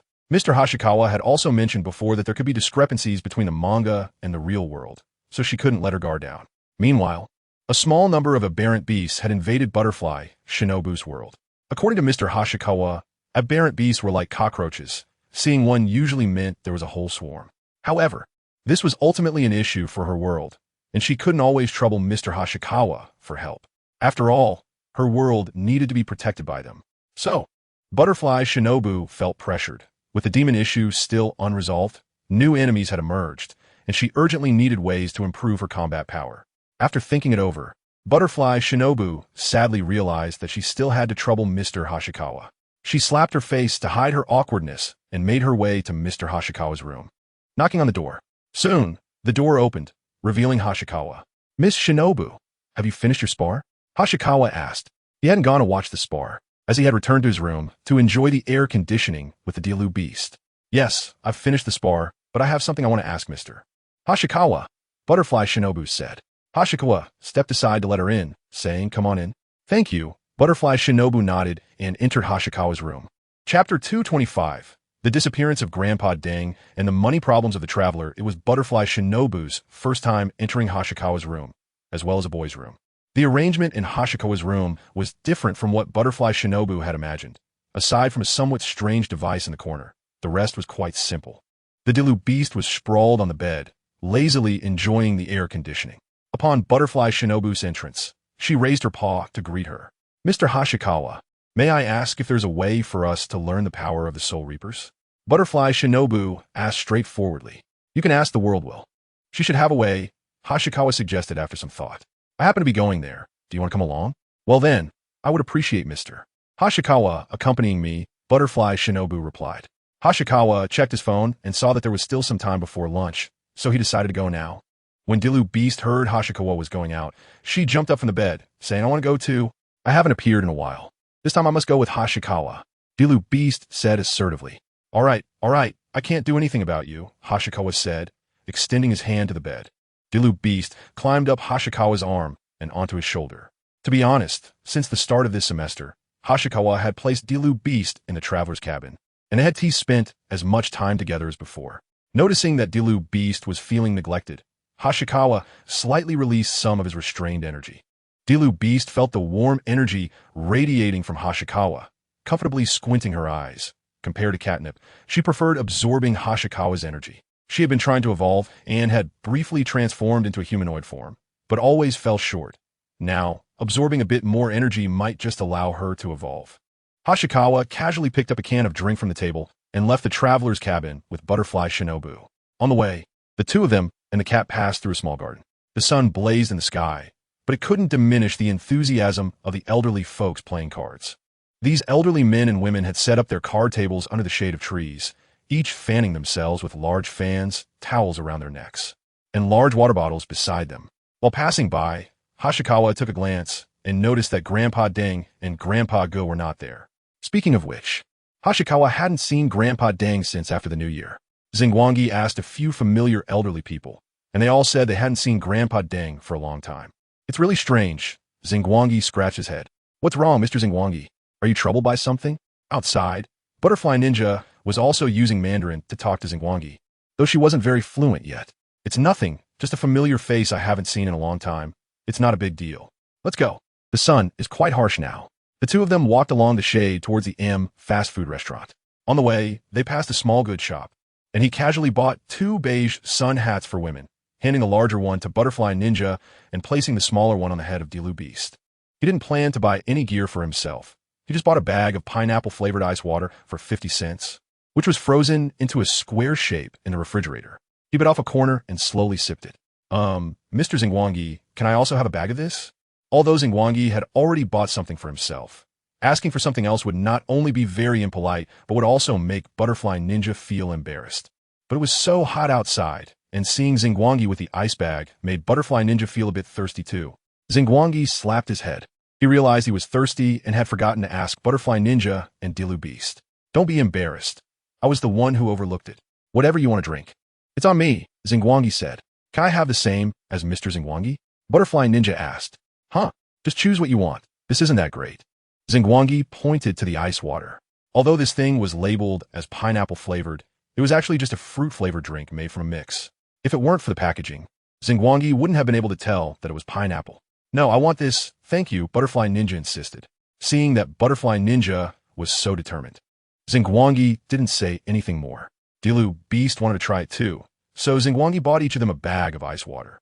By the way, Miss Ninja, you've been working at the bakery for a few days, and you still haven't been paid, Xingguang suddenly remembered. I only help occasionally. It's not really a job. I feel undeserving of a salary. Butterfly Ninja shook her head in refusal. Mr. Barney and Sister Christina had mentioned this before, and she had already thought about it that time. Well, I thought that even if you leave here, you might not come back again. If I give you a salary, you could have some income to use freely, Xingguang said directly, not hiding his thoughts. But we have gold coins. There should be a place here to exchange gold, Butterfly Ninja smiled, pulling out an oval neon gold coin with her slender fingers. Xingguang slapped his head again. He had assumed that money from another world couldn't be used here. He knew this kind of gold coin was called Gold Band, and organizations like the Demon Slayer Corps certainly wouldn't lack gold coins. There are places to exchange gold coins, but things like Gold Band should have artistic and historical value as well.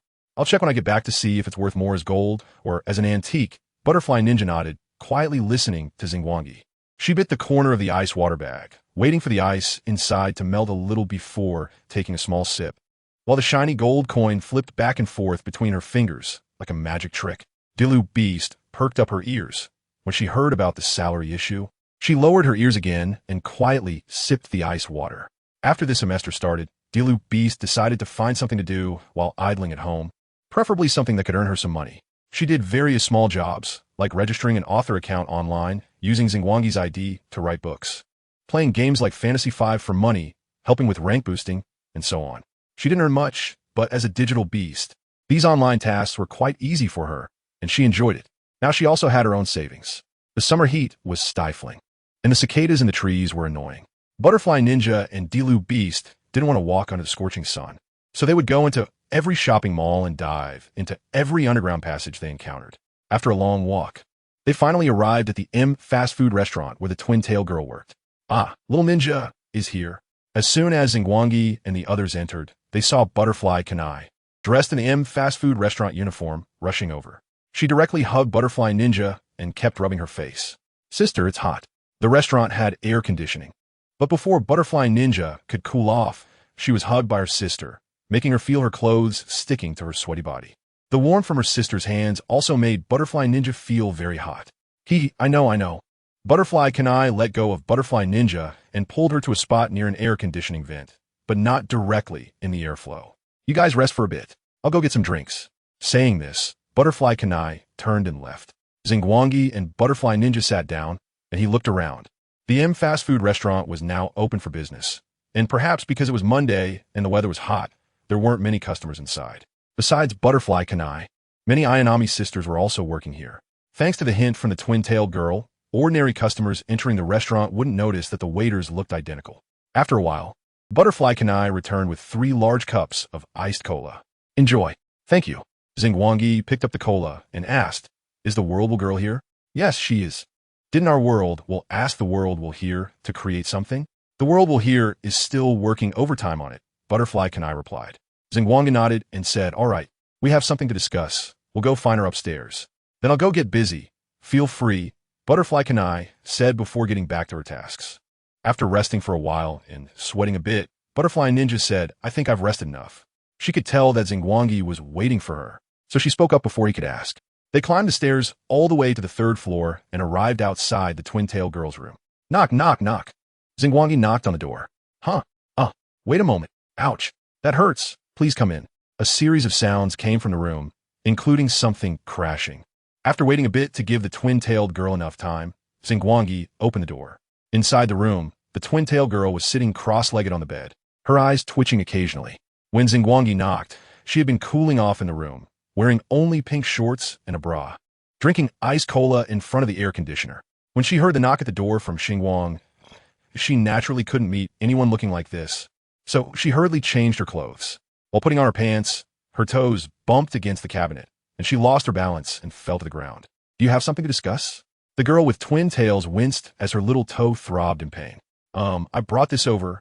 It's a can from the world of Death God." Xingguang took out the drink can. "Miss Shinobu wanted to ask you if there's a way for the Demon Slayer Corps to gain powers similar to that of the Death Gods." "Oh, the powers of the Death Gods, huh?" The girl with twin tails took the drink can and pondered for a moment. She got up from the bed and placed the drink can into the machine, disguised as a vending machine. After that, she walked to a cabinet, pulled open a drawer, and began searching for something. The space inside this drawer was much larger than it appeared from the outside, and as the girl with twin tails searched, half of her body had already sunk into it.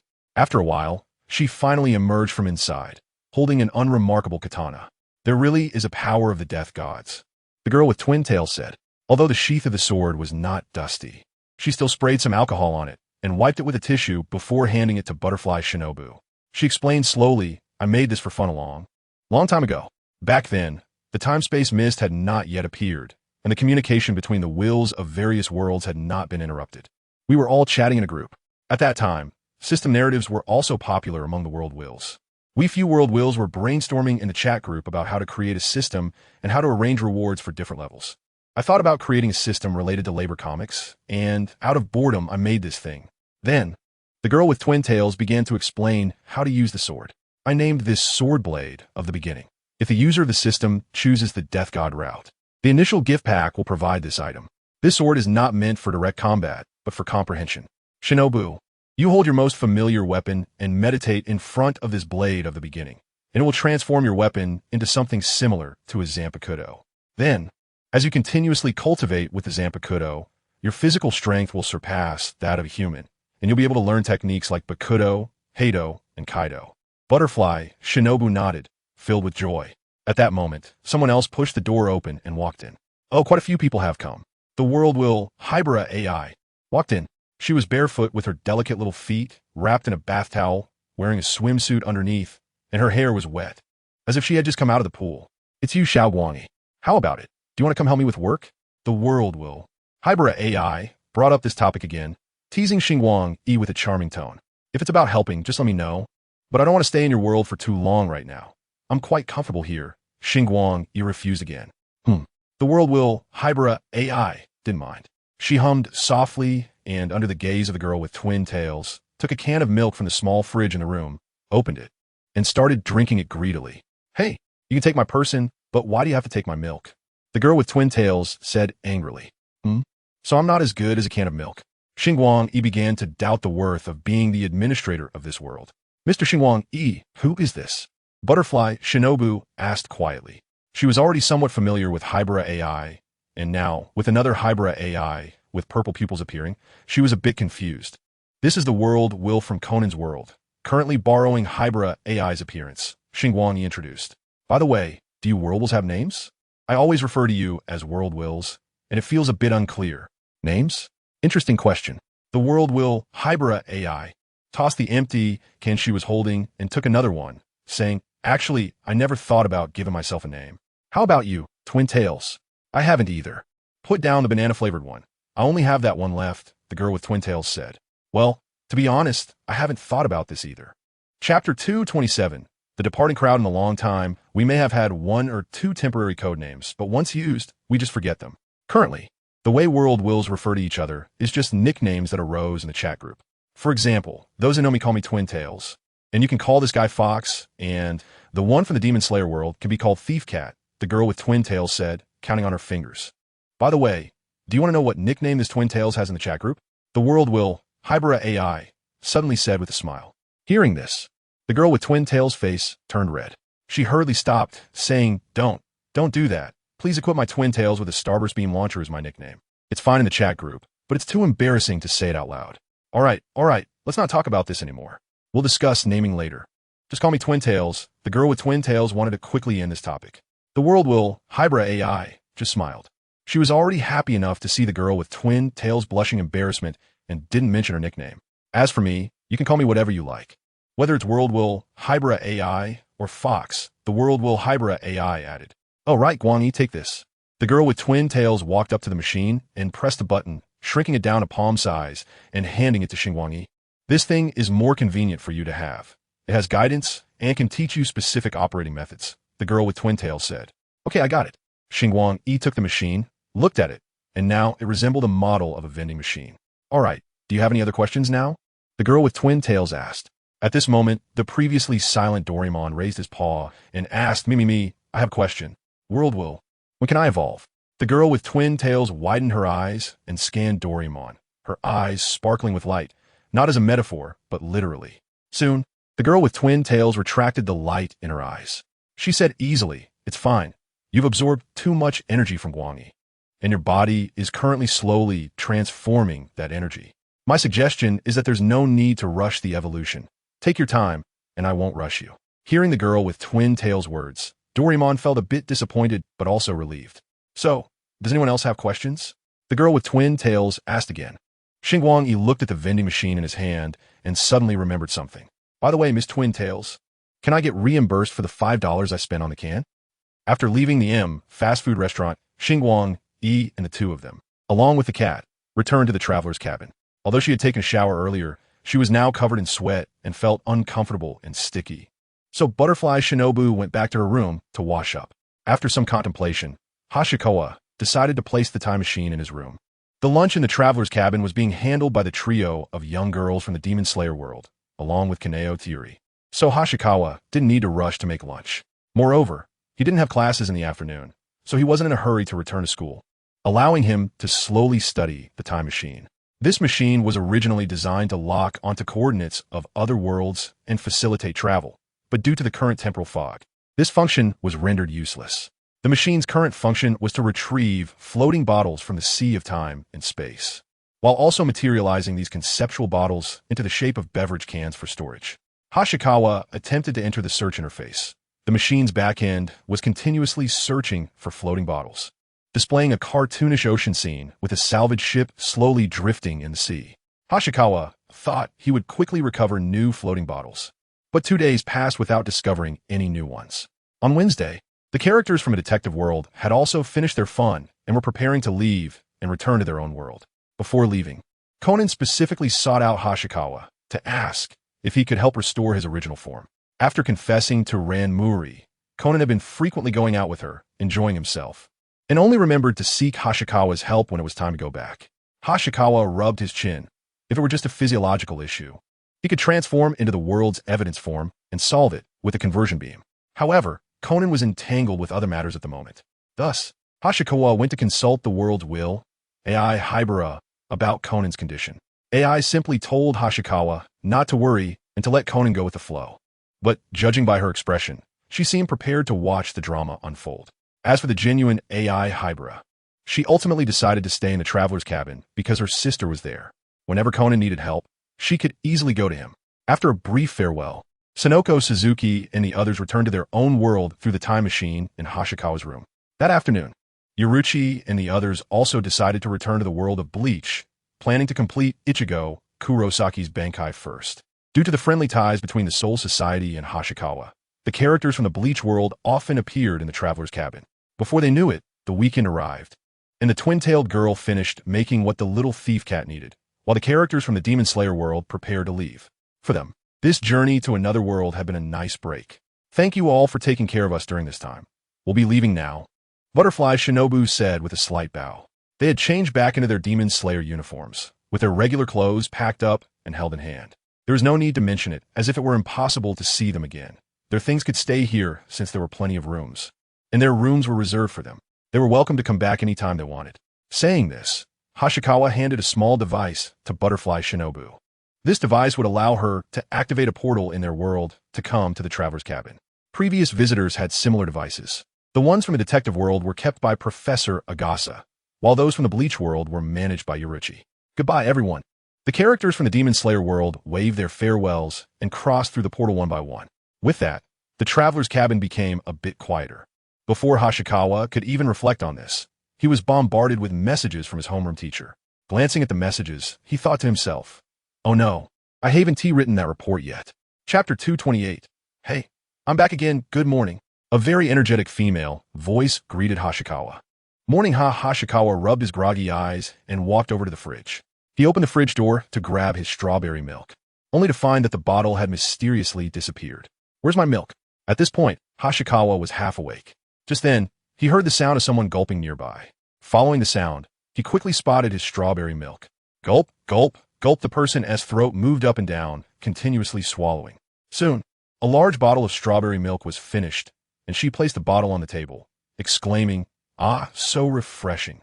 When Hashikawa shifted his attention from the strawberry milk to the person, he was fully awake.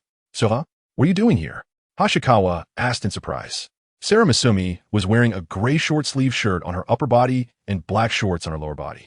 She had just returned from a run, and her short-sleeved shirt was soaked with sweat, sticking to her body. Her cheeks were also glistening with sweat, and some strands of hair clung to her forehead and cheeks. Hee, why are you so surprised? I just greeted you, Hashika-kun, Sarah said with a cheerful smile, revealing two cute little canine teeth. I'm going to take a shower now. Can you handle breakfast? Sarah stood up from her chair, waved her hand, and dashed back to her room. On her way back, she encountered Karika Katajiri, who had messy hair. Good morning, Karika. Good morning, Karika responded, still in her pajamas. One hand rubbing her eyes, while the other scratched her belly in a rather unrefined manner. Once Sarah dashed past her, Karika turned her head, murmuring, wasn't Sarah supposed to return to her world? When did she come back? She walked into the common lounge and asked Hashikawa, when did Sarah come back? I don't know, I just found out too. Hashikawa patted his face to wake himself up a bit more. What do you want to eat for breakfast, Karika? Not knowing what to cook was the most annoying part of making meals, so having someone suggest ideas made it much easier. At least he knew what to make. Anything is fine?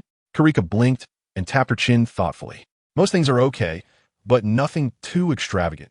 If you're craving something like Buddha jumps over the wall. I can't make that, Hashikawa shrugged.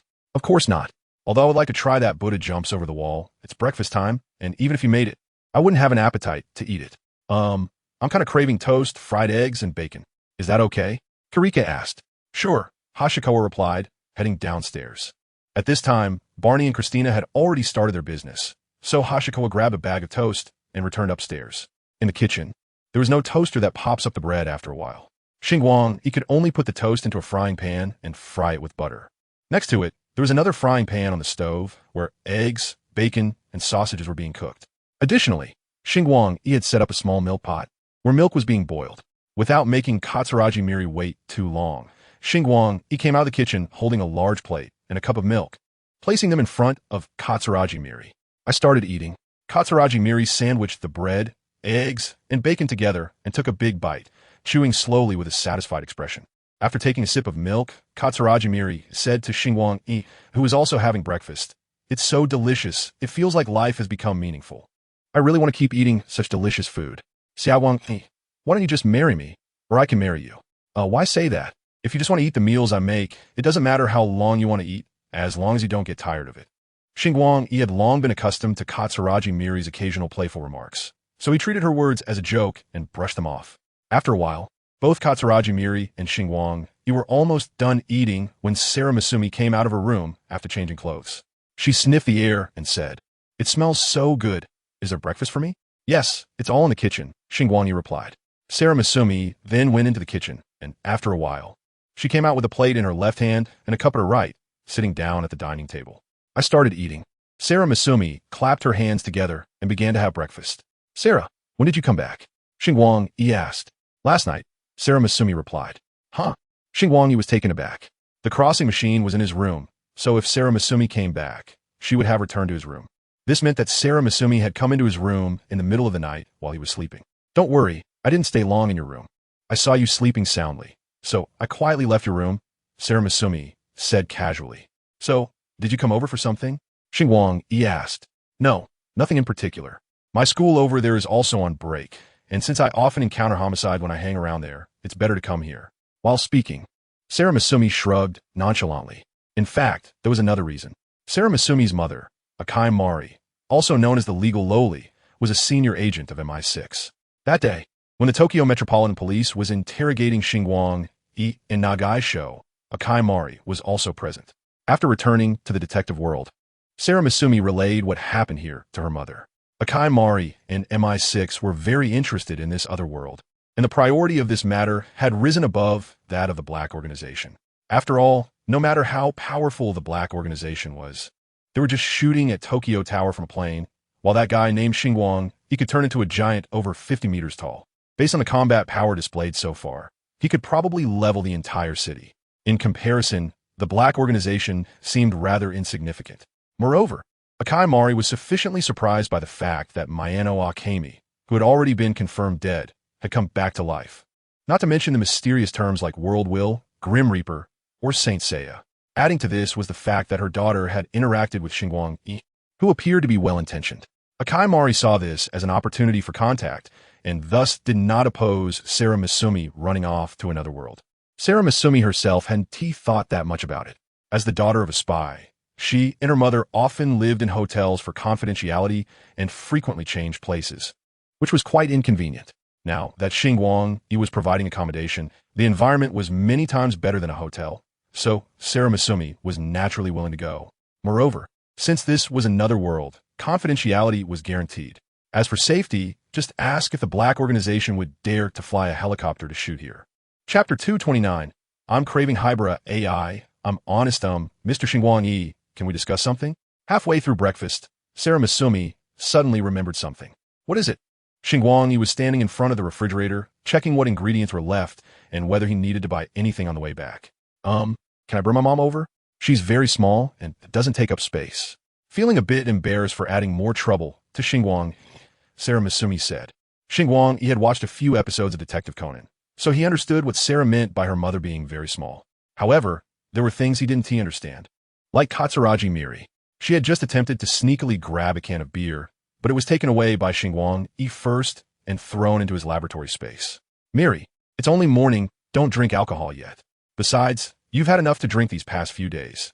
Drinking too much is bad for your health," Xingguang said helplessly, after returning to the time traveler's cabin. Mainly because she had completely broken up with Kaji Ryuji, and knowing that with Xingguang, and the others around, she could drink without worry. Katsuragi Miri had relaxed her drinking. "But you're here, Xiaowang, don't be so stingy," Katsuragi Miri said. "Be careful of developing a beer belly." Hearing this, Katsuragi Miri couldn't smile anymore. She reached into her clothes, pinched her belly, and muttered, "I haven't gained weight, right? I should be fine. The scale was broken. I should have gained weight."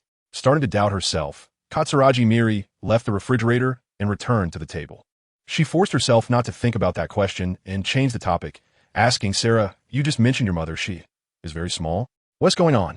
Sarah Masumi took a napkin to wipe her greasy little hands, picked up her phone, pulled up a photo of herself with her mother, and handed it to Katsuragi Miri. In the picture, besides Sarah Masumi, there was also a beautiful little girl with golden hair. Katsuragi Miri's first reaction was to doubt the authenticity of this matter.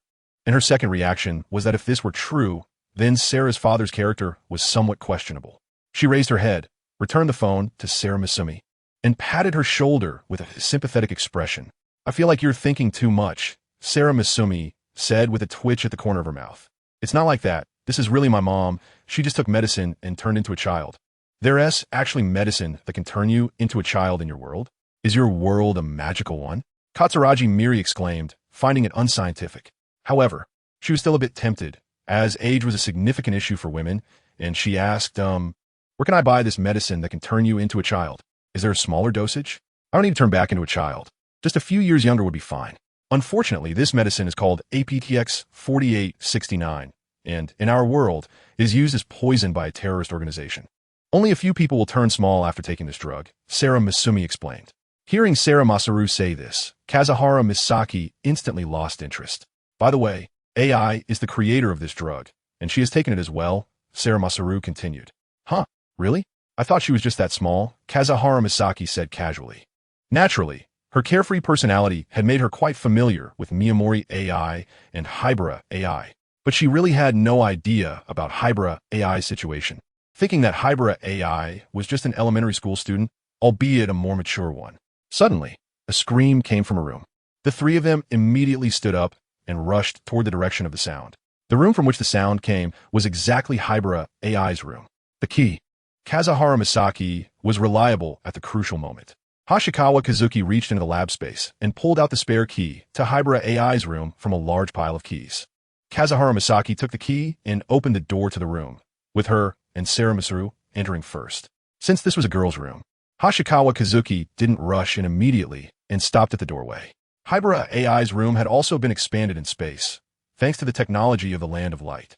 Sometimes, it must be said that although Hashikawa Kazuki was just an intern researcher with little combat ability, the black technology was indeed plentiful. Her room was much larger than it appeared from the outside. Upon entering, the first thing they saw was a room arranged like a laboratory, with a side door leading into Hybera AI's bedroom. Kazuhara Misaki and Sarah Masaru stood outside the side door and opened it. The sight inside surprised the two of them. On Hybera AI's bed lay two Hyberas. One, wearing a light purple pajamas, was already awake, while the other, dressed in dark purple pajamas, was still asleep, with one arm draped over the other Hybera AI. The Hybera AI in light purple pajamas saw Kazuhara Misaki and Sarah Masaru standing at the door and mouthed a plea for help. Sarah Masaru was also at a loss, so she found Hashikawa Kazuki and stammered, Hashikawa. Hashikawa Kazuki, there are two AI in the room. Two ace? Hashikawa Kazuki scratched his head and said, Then it's nothing, let's disperse. After saying that, he prepared to turn around and leave, but Kazuhara Misaki grabbed Hashikawa Kazuki and said, Hey, don't play guessing games at a time like this, what's going on? Although I don't know which one it is. One of the Hybera Ace is the world consciousness from your world, Hashikawa Kazuki explained. World consciousness? Kazuhara Misaki and Sarah Masaru both exclaimed. They both knew about the world consciousness. Kazuhara Misaki had seen the twin-tailed girl once, while Sarah Masaru had only heard about it from others. They had heard about it. But why would the world consciousness from their world turn into Hybera AI's form? The world consciousness Hybera AI buried her head into Hybera AI's hair, with one leg draped over Hybera AI's body. Huh, aren't you going to sleep a little longer? The breath of the world consciousness Hybera AI brushed against Hybera AI's skin, making her feel a bit ticklish. Looking at the girl who looked exactly like her, Hybera AI's first thought was, do I smell that good? After a while, the world consciousness Hybera AI lifted her head, opened her eyes, and revealed a charming smile to Hybera AI. Hybera AI truly never imagined that her face could make such an expression. This should be our first meeting, right AI? The world consciousness said. I am the world consciousness of your world. Looking at the identical face and hearing the same voice, Hybera AI felt an indescribable strangeness in her heart. But she quickly caught on to the key phrase, you are the world consciousness? But why did you turn into my appearance? That's a long story. At first, I wanted to keep Hashikawa Kazuki here, so to give him a good impression, I turned into your appearance. He is just a guy who likes cute girls and is a bit of a lolicon, the world consciousness Hybera AI said. I'm not. Don't say random things. Although the world consciousness Hybrid AI's voice was not loud, Hoshikawa Kazuki outside the room still heard it and loudly denied it. Chapter 230, Inner Skirt, 10,003,992, Sharing Group, 8392134. Now, everything is starting to be limited. This chapter is a summer limited chapter. Hey. Even if you're the world consciousness, you can't slander others casually, Hoshikawa Kazuki quickly denied. Kazuhara Misaki and Sarah Masaru both looked at Hoshikawa Kazuki with suspicious eyes. No way. You really doubt that I'm a lolicon? Hoshikawa Kazuki felt helpless. Kazuhara Misaki was somewhat suspicious because if Hoshikawa Kazuki really was a lolicon, a lot of things would make sense, such as why so many girls had feelings for him. Yet he always seemed indifferent. If he wasn't just being dense, then the possibility of him being a lolicon was quite large. After all, among the girls who liked Hoshikawa Kazuki, there were no lowly types. Okay. I believe in your character. Kazuhara Misaki patted Hoshikawa Kazuki's shoulder, telling him not to mind it. As for what Kazuhara Misaki was really thinking, only she knew. Sarah Masaru also looked at Hoshikawa Kazuki with a doubtful gaze for a long time. All right, we have no issues here. A voice came from inside the bedroom, but it was unclear which Hybrid AI it was, as their voices were identical. Hearing this, the three people outside left Hybrid AI's room, conveniently closing the door behind them. The world consciousness Hybrid AI held Hybrid AI as if she were a pillow. Hey, world consciousness, can you let go of me now? Hybrid AI complained with a little face. She originally wanted to show some respect to this world consciousness, but now she just couldn't muster any respect. No hurry. You're not in a rush. Just take another nap, the world consciousness Hybrid AI said lazily. Speaking of which, what exactly is the world consciousness?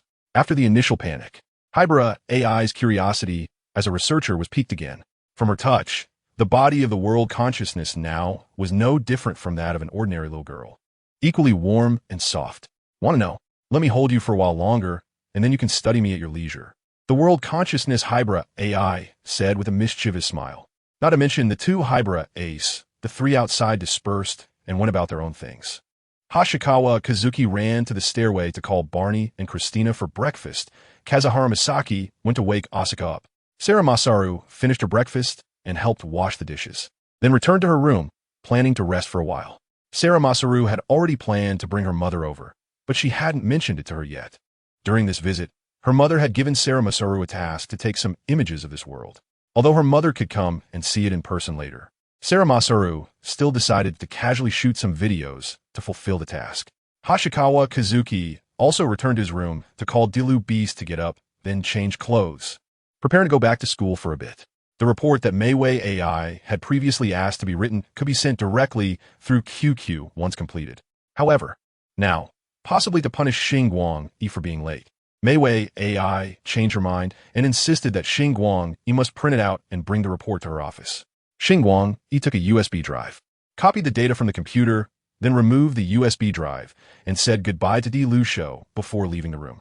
In the corridor, Xingguang encountered a sleepily yawning Asuka, whose pajamas seemed to be one size too big, making her appear even smaller. Good morning, Guang, Asuka greeted. Good morning. There are toasted bread slices, bacon, and sausages in the kitchen. If you want to fry some eggs, you can do it yourself. I've already washed the eggs and left them on the counter. Be careful when frying them, as there's milk in that pan, Xingguang advised. I know.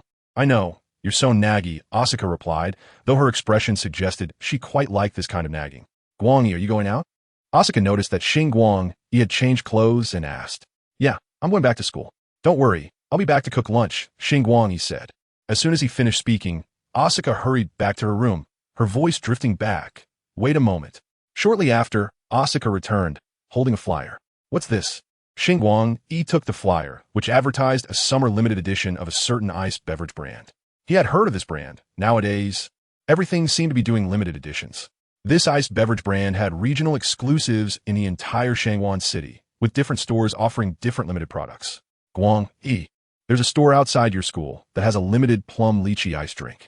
Please bring me one when you come back. Pretty please. Asuka's eyes widened, revealing her desire. All right, I promise you, Xingguang agreed. Yay! Asuka jumped for joy. Little Guang, also bring me one. Thanks. It would be even better if there were alcoholic drinks. Mi Li from the next room chimed in. No, just stick to non-alcoholic drinks. I'm off. Xingguang, yi repiet iritabi. Safe travels. Asuka and Mealy said.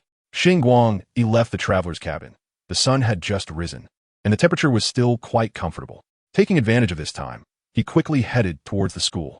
Passing by the north gate of the school, Xingguang took a moment to glance at the ice beverage shop, and sure enough, there was a promotional sign for the summer limited drinks. This ice beverage shop had been around since Xingguang started college. He wasn't particularly fond of iced drinks and didn't visit often. The shop's manager was a very young girl, looking about the same age as Xingguang, with light milk coffee-colored hair tied in a short ponytail at the back of her head. From Xingguang Yi's perspective, the manager seemed to be a quiet and gentle girl, albeit looking a bit sickly. Business seemed to be doing well now, as they could afford staff. Besides the manager, there were 3 employees, while last semester, the shop had only the manager running it. He initially just wanted to check if the shop had what Asuka wanted, but he unexpectedly saw someone he recognized. That person had just bought a cup of fruit tea and was coming out of the shop when she looked up and saw Xingguang. Xingguang, what a coincidence. She greeted. What coincidence? This is my school. If I don't come, who will? By the way, are you still stationed here by your superiors? Xingguang asked. Chapter 231. The greatest distance in the world is that I am right beside you. Yet you don't know the girl in front of Xingguang. It was named Chu Xiaotao. She was a staff member of the newly established Abnormal Incident Investigation Bureau. The first time Xingguang met her, she was dressed like a black-clad special police officer, as if afraid others wouldn't know she had issues. That was during the days when Mei Wei AI transformed into a magical girl to deal with the octopus monster. The staff from the Abnormal Incident Investigation Bureau were conducting investigations at the school. She had apparently arrived late and couldn't find her way. So she randomly asked a student for directions. That student happened to be Xingguang. After asking, she seriously claimed she was on a secret mission and needed Xingguang to keep it confidential. What was there to keep confidential? The scene of the incident was surrounded by students in layers. Later, it seemed to be an arrangement from above, and an investigation team was established at Zhongzhou Academy. Now, she appeared to have adapted to her current job, at least not wearing that black special police outfit anymore. How long are you planning to stay here? Xingguang asked. Since both of them were headed to the campus, they walked together. I don't know, but personally, I hope it lasts as long as possible. There isn't much work, and I just wander around the campus. The pay is decent. This kind of job is really hard to find, Chu Xiaotao said. You're not old yet. How did you start evolving into an old hand in the department? Xingguang teased. Let's not talk about that. Previously, our bureau's high-ranking officer detected strong energy responses from this school several times. It should be Ultraman flying out. We're currently investigating the human form of Ultraman secretly. What do you think Ultraman's human form looks like? Chu Xiaotao spoke without any sense of confidentiality. However, this wasn't a major mistake. It was just part of the investigation. I don't know. Maybe Ultraman's human form is someone very ordinary and unremarkable, Xingguang said, not showing any sign of panic. By the way, is it really okay for you to tell me all this? It's fine. Just consider it a survey interview. Ultraman isn't exactly a secret in our country. Chu Xiaotao replied nonchalantly.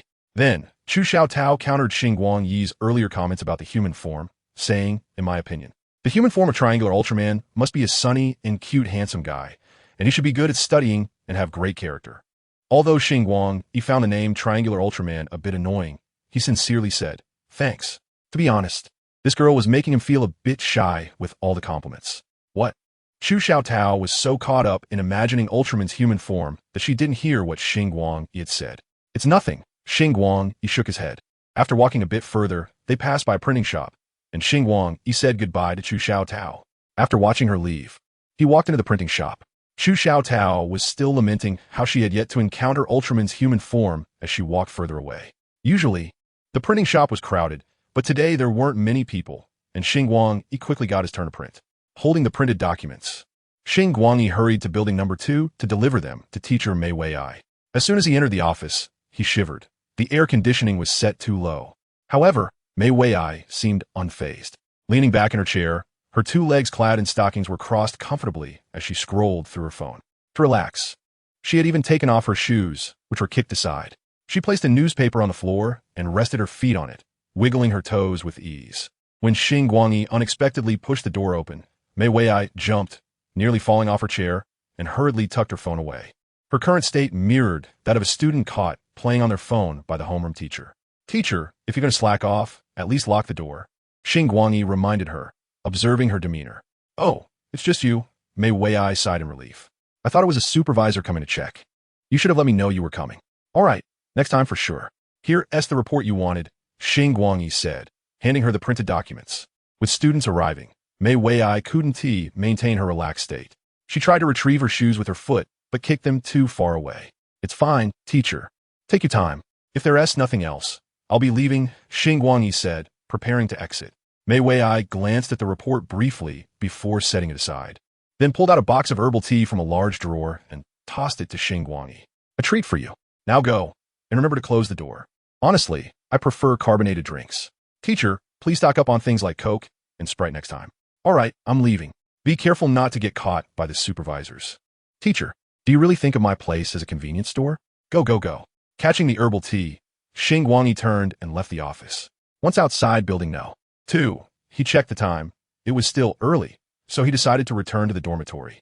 The air conditioning in the dorm was also set low, and when he looked up, he saw it was set to 19 degrees. No wonder it felt a bit cold. At the end of last year, the heating pipes in the dormitory had some issues, providing heat for less than a third of the time. So this semester, the school converted 2/3 of the heating fees into electricity costs for air conditioning for the students. With ample electricity, no one wanted to turn off the AC, and the temperature was set quite low. This was not just the case in Xingguang's dorm. It was pretty much the same everywhere. Just a moment ago, he saw 2 students from other majors squatting outside the door smoking to keep warm. Entering the dorm, he found Mayurk on the computer, while Ho Xinqing and Xiao Luzhen were still lounging in bed. What is wrong with Lao Ho and Zhu Zhen? Xingguang asked Mayurk. Mayurk took off his headphones, glanced at the 2 above, and shrugged, saying, "Nothing much, they're just adjusting to the time difference." Time difference? Xingguang was momentarily confused. They've been dating in the world of the Soul Reapers, going over there every few days. The flow of time is similar here. But it seems day and night are reversed, Mayurk explained. I know Zhu Zhen because of Rukia, but Lao Ho is really in a relationship? Xingguang pulled a chair closer, ready to hear the details. He knew these 2 often went to the Soul Reaper world, as the portal was in his bedroom, but he was unaware of the details regarding Lao Ho's relationship. Didn't I tell you last time? Mayurk, finishing a game, decided to chat with Xingguang. I was so focused on Jin Ming that I thought you were joking. Is it really Soy Fan? Tell me more. Tell me more, Xingguang eagerly prompted. It seems they sparked something while fighting. I'm not exactly sure what happened, but I heard they ended up kissing. Mayurk shared what he knew. What? Really? They developed feelings in the heat of battle. Ended up kissing? Xingguang's eyes widened, looking quite curious. Having watched Bleach, he knew who Soy Fan was. Xingguang couldn't imagine Soy Fan willingly kissing Ho Xinqing. If it were Soy Fan and Yoruichi, he could somewhat understand. But one was a Soul Reaper and the other a Saint Seiya. That was quite a stretch. So how are they doing now? What stage are they at? Xingguang continued to ask. He had been in the dorm for the past few days and knew less about Ho Xinqing's situation than Mayurk did. Not much has changed. Lao Ho is completely smitten by that girl named Soy Fan, completely enchanted. I guess he has never been in a relationship before. He is quite innocent, Mayurk remarked. Have you been in a relationship? Xingguang retorted. No, before I came here, I was just focused on survival. And after I got here, I was too busy working. I haven't had time for romance, but I can still talk about it. I've watched a lot of romantic works, Mayurk said, digging in his ear to express that he hadn't experienced it himself, but had seen others do so. After listening to Mayurk for a while, Xingguang couldn't make much sense of it. He could only speculate that something must have happened between Ho Xinqing and Soy Fan during a battle, which directly transformed their relationship from rivals to lovers. It seemed both of them had feelings for each other, but they were still in the early stages. Currently, Ho Xinqing seemed to be more proactive, as he often went to the Soul Reaper world and hadn't brought Soy Fan back to this world. Speaking of which, you haven't been working lately? Xingguang asked. Yeah, I haven't looked for a job during this time, Mayurk replied. That is fine. Take a break for a while. By the way, are you going back for lunch? Since Xingguang planned to buy groceries, he wanted to check in advance to prepare for lunch. I haven't decided yet. And these 2 haven't woken up. Let us wait until 10:30. If I haven't heard from you by then, we 3 want to be going back for lunch, Mayurk said, glancing at the time. It was still before 9 o'clock. All right then, I'll head out first. I need to help Asako with something. With that, Xingguang got up and left. Stepping outside the dormitory, the sky was clear and the sun was blazing down, with the temperature gradually rising. Exiting through the north gate, he arrived at the drink shop, only to find a long line. Really? Just for a drink? So many people are here? Xingguang couldn't help but exclaim, realizing the power of limited edition. With no other choice, he joined the end of the line. At the back, he spotted a familiar face. Officer Xiao Tu, are you here to buy that limited edition drink too? Xingguang greeted.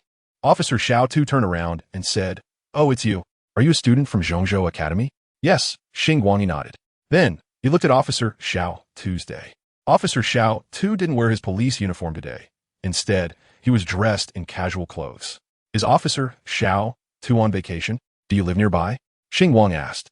Yeah, I have a day off today. I don't live around here. I stay in the dormitory at the station. I came here today because my 2 seniors insisted on getting this limited edition drink, so I can't help but buy it. I usually don't come to this area. I really don't understand what's so good about this stuff, Officer Xiao Tu explained.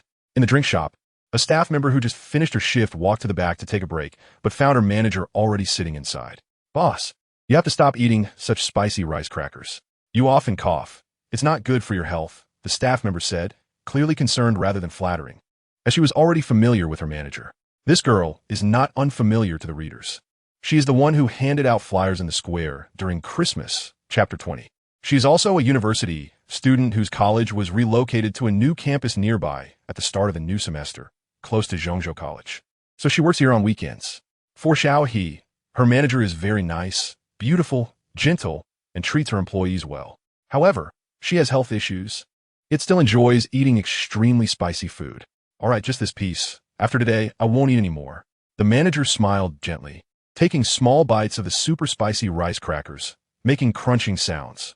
Watching her manager casually finish the spicy rice crackers made Xiao He feel uncomfortable in her throat. She had the chance to try her manager's rice crackers once and ended up drinking a whole liter of water afterward.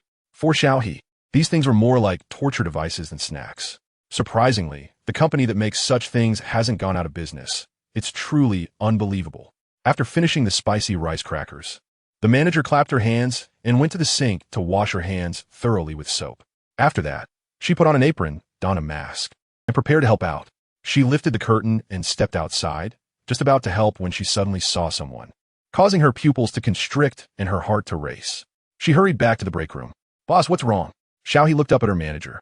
Noticing her flustered expression, it was quite rare. The manager had always been gentle and calm, and it was unusual to see her like this. You. The manager took a deep breath to calm herself and said to Xiao He, I need to ask you for a favor. Boss, there's no trouble at all. Just tell me what you need, Xiao He replied. The manager pulled Xiao He to the door, opened the curtain a little, and pointed at a man in line outside, saying, Xiao He, you see that man with the fierce-looking eyes? Well, he comes to buy something. Please help serve him and ask if he wants mayonnaise in his drink. Mayonnaise? In a drink? Xiao He was incredulous. Who would drink that? Yes, mayonnaise, the manager confirmed. Strangely enough, after Xingguang started lining up, no one else came to line up behind him. The customers in front of him left one by one with their drinks. And soon it was Officer Xiao Tu's turn. Hello, could I have 2 cups of, wait a moment, Officer Xiao Tu said, pulling out his phone to check the information. Oh, here it is, 2 large cups of summer, sparkling lychee, standard sugar, standard ice. Seeing Officer Xiao Tu at the counter, the manager nudged Xiao He. Although adding mayonnaise seemed unreliable, Xiao He had no choice but to go along with it. She approached her colleague and said, You take a break, I've got this. Then she turned to Officer Xiao Tu with a professional smile and said, Hello, sir, we have a special promotion right now. You can get free mayonnaise added to your drink. Not just Xingguang and Officer Xiao Tu, but even the other employees gasped in disbelief. One staff member quickly elbowed Xiao He, saying, Xiao He, don't mess around. You can't just add mayonnaise. Xiao He maintained her smile, but her lips began to twitch uncontrollably. She didn't want to either, but the manager was in charge. She thought the fierce-looking handsome guy would refuse outright, but to her surprise, he looked eager. Officer Xiao Tu's eyes lit up, shining like a bright flashlight. Really? Is it possible? He asked in disbelief, feeling like he was about to drool. Really? Are you sure you want mayonnaise in both cups? Xiao He asked again. She genuinely hadn't thought someone would drink such a thing. It seemed her manager wasn't just being random. This man was probably a regular. No, these 2 cups are normal. I'll order another one with mayonnaise. Officer Xiao Tu, though excited, didn't forget his 2 seniors and ordered another cup. Please wait a moment, Xiao He said and left the front desk for the break room. She said to the manager, Boss, he really wants the mayonnaise. Mayonnaise is something that even ordinary restaurants might not stock, let alone their drink shop. To her surprise, the manager pulled out a bottle of red-capped squeezed mayonnaise and handed it to Xiaohe. For certain reasons, she occasionally puts mayonnaise on the spicy rice crackers when she eats them. For the cup with mayonnaise, fill half with the drink and the other half with mayonnaise. The manager instructed. Xiaohe began to wonder if her manager had a grudge against that male customer. After some hesitation, she decided to follow the manager's instructions. She skillfully prepared the first 2 cups of summer sparkling lychee, and for the third cup, she squeezed half a cup of mayonnaise into it. Sealing the last cup, Xiaohe felt a bit anxious as she placed the 2 cups of drinks and 1 cup of the mysterious liquid into a bag and handed it to Officer Xiao Tuesday. Sorry, I might have added too much mayonnaise, she said, her confidence dwindling as her voice grew smaller. No worries, thank you so much. Your shop is really amazing, Officer Xiao Tu said, dabbing at the corners of his eyes with a tissue, feeling very emotional. I can't believe I never noticed such a great shop before. I will definitely write a long review to praise you. Saying this, Officer Xiao Tu eagerly poked a straw into the cup of mysterious liquid and took a big sip, revealing a satisfied expression. Just watching Officer Xiao Tu drink made Xiaohe feel overwhelmed. She could almost feel the thick, salty, sweet, fishy, and greasy liquid of mayonnaise rushing into her mouth. She quickly grabbed her water cup and gulped down a big mouthful of plain water. It's fine, as long as the customers like it. Thank you very much for your support, she said after finishing. Xingguang glanced at Officer Xiao Tu, feeling uneasy as well. He was surprised that a condiment could be consumed in such a manner. He approached the counter, considered for a moment, and then said to the staff, "Hello? Could I please get 10 cups of summer sparkling lychee and 10 cups of summer sparkling bayberry, all in large sizes with regular ice and regular sugar?" There was no way around it, as there were many people at home, so he had to buy more. In fact, the quantity Xingguang bought was more than the number of permanent residents in the Transcender's cabin. Just in case someone like Sirio Massimyun suddenly crossed over, he didn't want to leave anyone out. After all, even if he bought too much, they could finish it. "Oh, okay, please wait a moment," Xiaohe said quickly. Although it was rare to see a customer buy so many cups at once, it was still much more normal compared to the one who drank mayonnaise. The 20 cups of iced drinks kept several staff members busy, and it took quite a while before they were all ready. With so many cups, a regular bag definitely wouldn't hold them all. Xiaohe ran to the supermarket next door and asked for 2 large gift bags designed to hold a whole box of drinks. The cups and seals from this drink shop were quite sturdy, so to prevent the seals from being crushed, Xiaohe and the others used plastic lids to cover each drink before placing them into the gift bags. Xiaohe tried lifting them and found them quite heavy. Seeing her struggling, Xingguang took it upon himself to lift the bags. Another girl nearby, quick on her feet, stuffed a small stack of coupons into the bag. Meanwhile, Officer Xiao Tu was still lost in thought. When he saw Xingguang walking over with the bags, he snapped back to reality. "That's quite a lot you bought. Let me help you with that since I'm heading back anyway," Officer Xiao Tu said. "All right, thanks a lot," Xingguang nodded. Since there was a car available, why not take advantage of it? Officer Xiao Tu's vehicle was a patrol electric vehicle, but this one wasn't painted like a police car, indicating it was likely his private vehicle. After starting the car, the two of them drove away. After Xingguang left, there were no customers in the drink shop for the time being. The few girls working there left one to watch the counter while the others returned to the break room.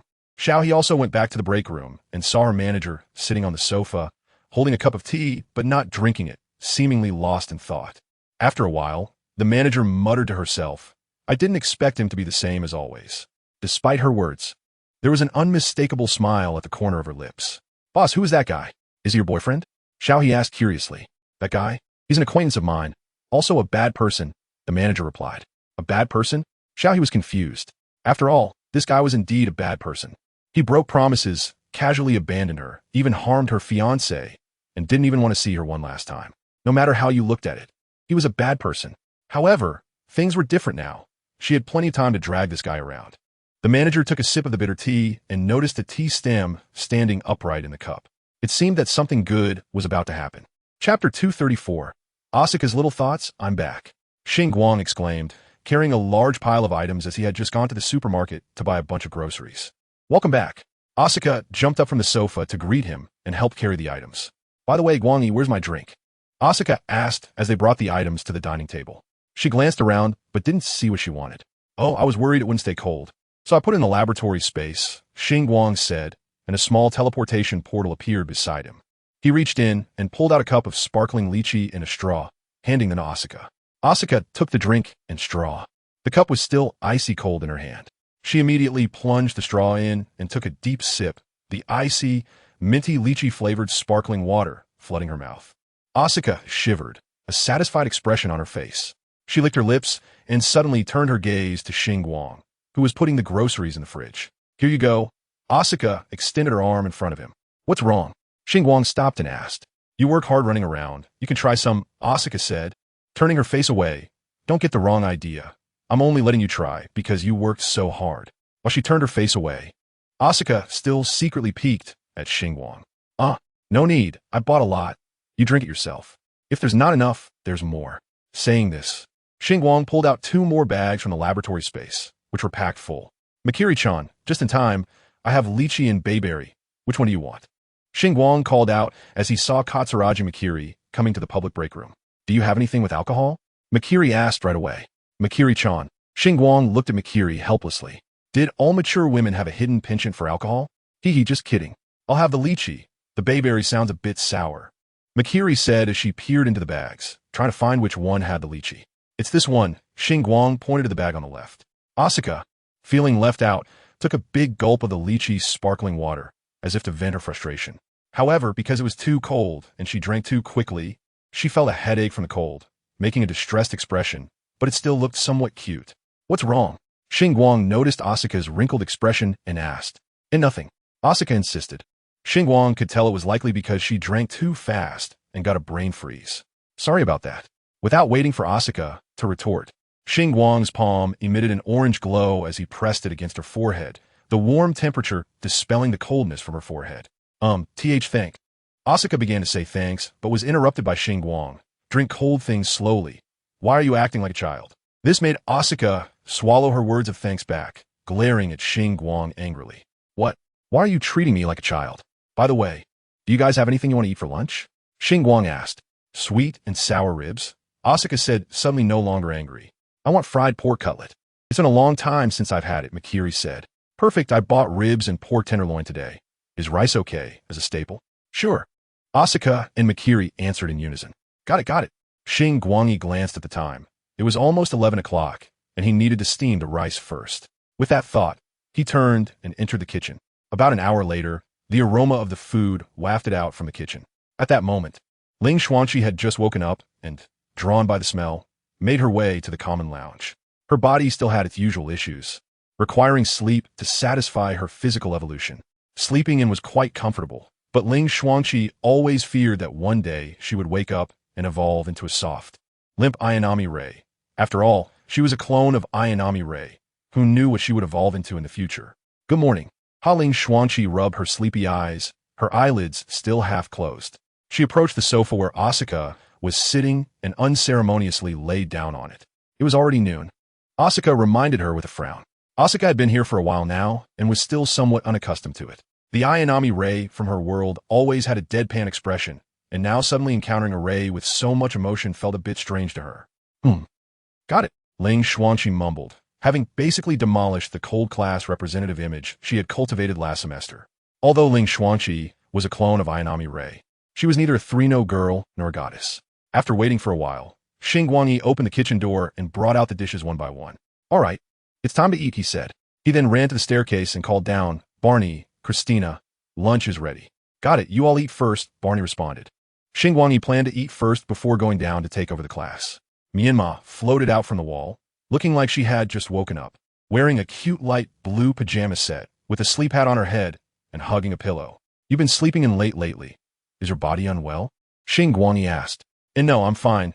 Myanmar stammered. I've just been so engrossed in reading supernatural novels that I get scared at night and can't sleep. Xingguang didn't know what to say. She was a ghost herself, so why would she be afraid of supernatural novels? Misato also stood up and said, I'll go call AI-chan. She walked to the outside of AI-chan's room and knocked on the door. AI-chan, lunch is ready, Misato called out. Oh, okay. I'll be right there. AI-chan's voice seemed a bit flustered for some reason. AI-chan, is something wrong? Misato asked again. No, I'll be there for lunch soon. AI-chan's voice came again. Misato suddenly remembered that the world's will, which looked just like AI-chan, was also in the room. She didn't know which AI-chan had just spoken those 2 lines. What were they doing in there? Misato suppressed the urge to open the door and return to the common lounge to prepare for lunch. By the way, Is Sarah in the room? Xingguang asked. She went out before you got back, saying not to wait for her for lunch, Misato replied. Chapter 235. Asuka wants to take university entrance exams while eating. Xingguang kept staring at Asuka, making her feel uneasy. What are you looking at? Asuka asked with a frown, pretending to be displeased. No, I just feel like you're a bit different from usual, Xingguang said, not just making small talk. He genuinely thought Asuka had some differences from before. Oh, where? Asuka raised the corners of her mouth. This guy was quite observant, even noticing that she had done her eyebrows. Xingguang thought for a moment and said, Glasses. It's the glasses. When did you start wearing glasses? Asuka was now wearing a pair of red-framed glasses. At this, Asuka really began to sulk. She had been wearing glasses for almost a week, and this guy had just noticed. Asuka didn't need glasses for myopia. She wore plain glasses mainly because both Xingguang and Ling Xuanqi wore glasses, so she wanted to wear them too. To be honest, Xingguang had almost forgotten about the glasses setting. Initially, he wore glasses for disguise purposes. You see, that superhero wore glasses and no one recognized him. Later, after discovering he had become Ultraman, there was no need for disguise anymore, and since he had already come clean with his dorm mates, he would wear his glasses sometimes and not others. Ling Xuanqi wore glasses to cover up her unusual eye color, but now she didn't care much about it. While eating, Asuka suddenly said, I want to tell everyone something. Everyone looked up at Asuka. I'm planning to take this year's college entrance exams, Asuka said, raising her chin. Xingguang put down his chopsticks and asked, why the sudden decision to take the college entrance exams? You haven't studied anything yet. He calculated the dates. It wasn't long until the exams. Aren't you just getting restless staying at home? You want to find something to do. You don't need to worry about my studying. I'm a genius girl. This level of exam is a piece of cake for me. And for the four-language subject, I can fill in Japanese or German. Actually, my English is pretty good too. Asuka clearly hadn't just thought of this on a whim. She must have been considering this for some time. Speaking of which, I've been cooped up for a while too. I'll look for a job in a couple of days. Misato also felt that everyone had their own things to do, and it wouldn't be appropriate for her to just lounge around. She wasn't short on money either. When she returned from the evil world, she brought back a box of gold bars, making her somewhat wealthy. At that time, the twin-tail girl had returned to the evil world with her, causing quite a stir there. After she pulled Rei Ayanami out of the Unit 01, Jindo Ikari immediately quit his job, wanting to take his wife home. After all, the angel problem had been solved by someone, and now no one could delay him from being with his wife, not even his own son. With Jindo Ikari gone, NERV fell into chaos, and all the forces that had been keeping an eye on NERV also got involved. In the face of these circumstances, Misato and Ritsuko Akagi temporarily stepped up to take charge, practicing Tai Chi among the various forces, slowly dismantling NERV, destroying things that couldn't be leaked, or handing them over to the twin-tail girl for safekeeping. Ultimately, thanks to their efforts, all NERV members safely exited the vortex, and NERV was successfully dismantled, with everything landing smoothly. Of course, a large part of the credit actually went to the twin-tail girl. In the face of the enormous legacy left by NERV, there were plenty of people trying to take advantage of it. But whenever someone tried to make a move, the twin-tail girl would have a chat with those individuals to broaden their horizons. Thanks to the existence of the twin-tail girl as an extraordinary combat force, a tacit understanding was maintained between the various forces and Misato, and any foolishness among those forces wouldn't disturb Misato and her group.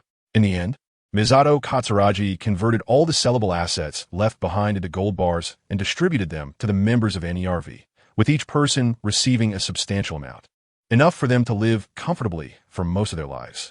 Misato herself also received a box of gold bars.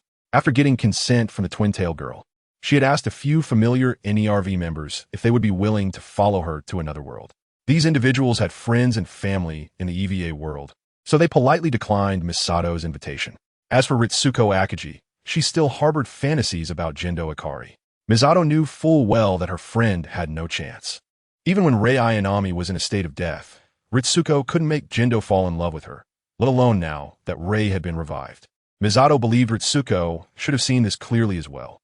Therefore, Ritsuko did not refuse Misato's invitation, only saying that she still had unfinished business here and that Misato could come and pick her up after a while. Misato could only agree, and after formally breaking up with Kaji, she returned to this side. So I met her really bad. Of course, with the exception of Hikaru, he is Ultraman. Oh no. Thinking of this, Misato slammed her chopsticks down on the table. She almost forgot that she had promised to pick up Ritsuko, or rather, she had already forgotten. What's wrong? Hikaru looked at Misato. He had no telepathy and didn't know why she suddenly reacted this way. Hikaru, could you help me with something? I want to go back to my world for a bit, Misato said. As soon as she mentioned going back, Asuka perked up her ears to listen. Is it something urgent? If not, you can finish your meal first. I'll go with you, Hikaru said. Misato was about to say it was urgent, but then thought that Ritsuko had already waited so long, she probably wouldn't mind the time for this meal. So she sat back down, picked up her utensils, grabbed a large piece of fried pork cutlet, dipped it in mayonnaise, and took a big bite, crunching away. After finishing the meal, Ling, Xuanqi, and Asuka went to the bakery to cover for Barney and Christina so they could eat. Hikaru and Misato went to Hikaru's room, where Dyrus was still lying in bed asleep. Hikaru activated the machine and found the EVA world in the storage interface. After clicking the start button, the machine automatically ejected 2 bracelets. Now the portal canisters are stored in the time machine, so in other worlds, this bracelet is needed to summon the portal. Activating the portal, the 2 of them stepped inside. Chapter 236. Returning to the EVA world on the other side of the portal.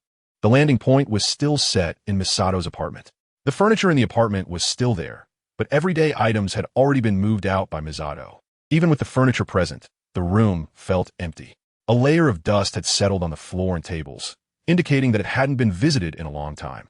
After spending so much time in the Twin-Tail Girl's world, returning here made Misato feel an unpleasant odor in the air.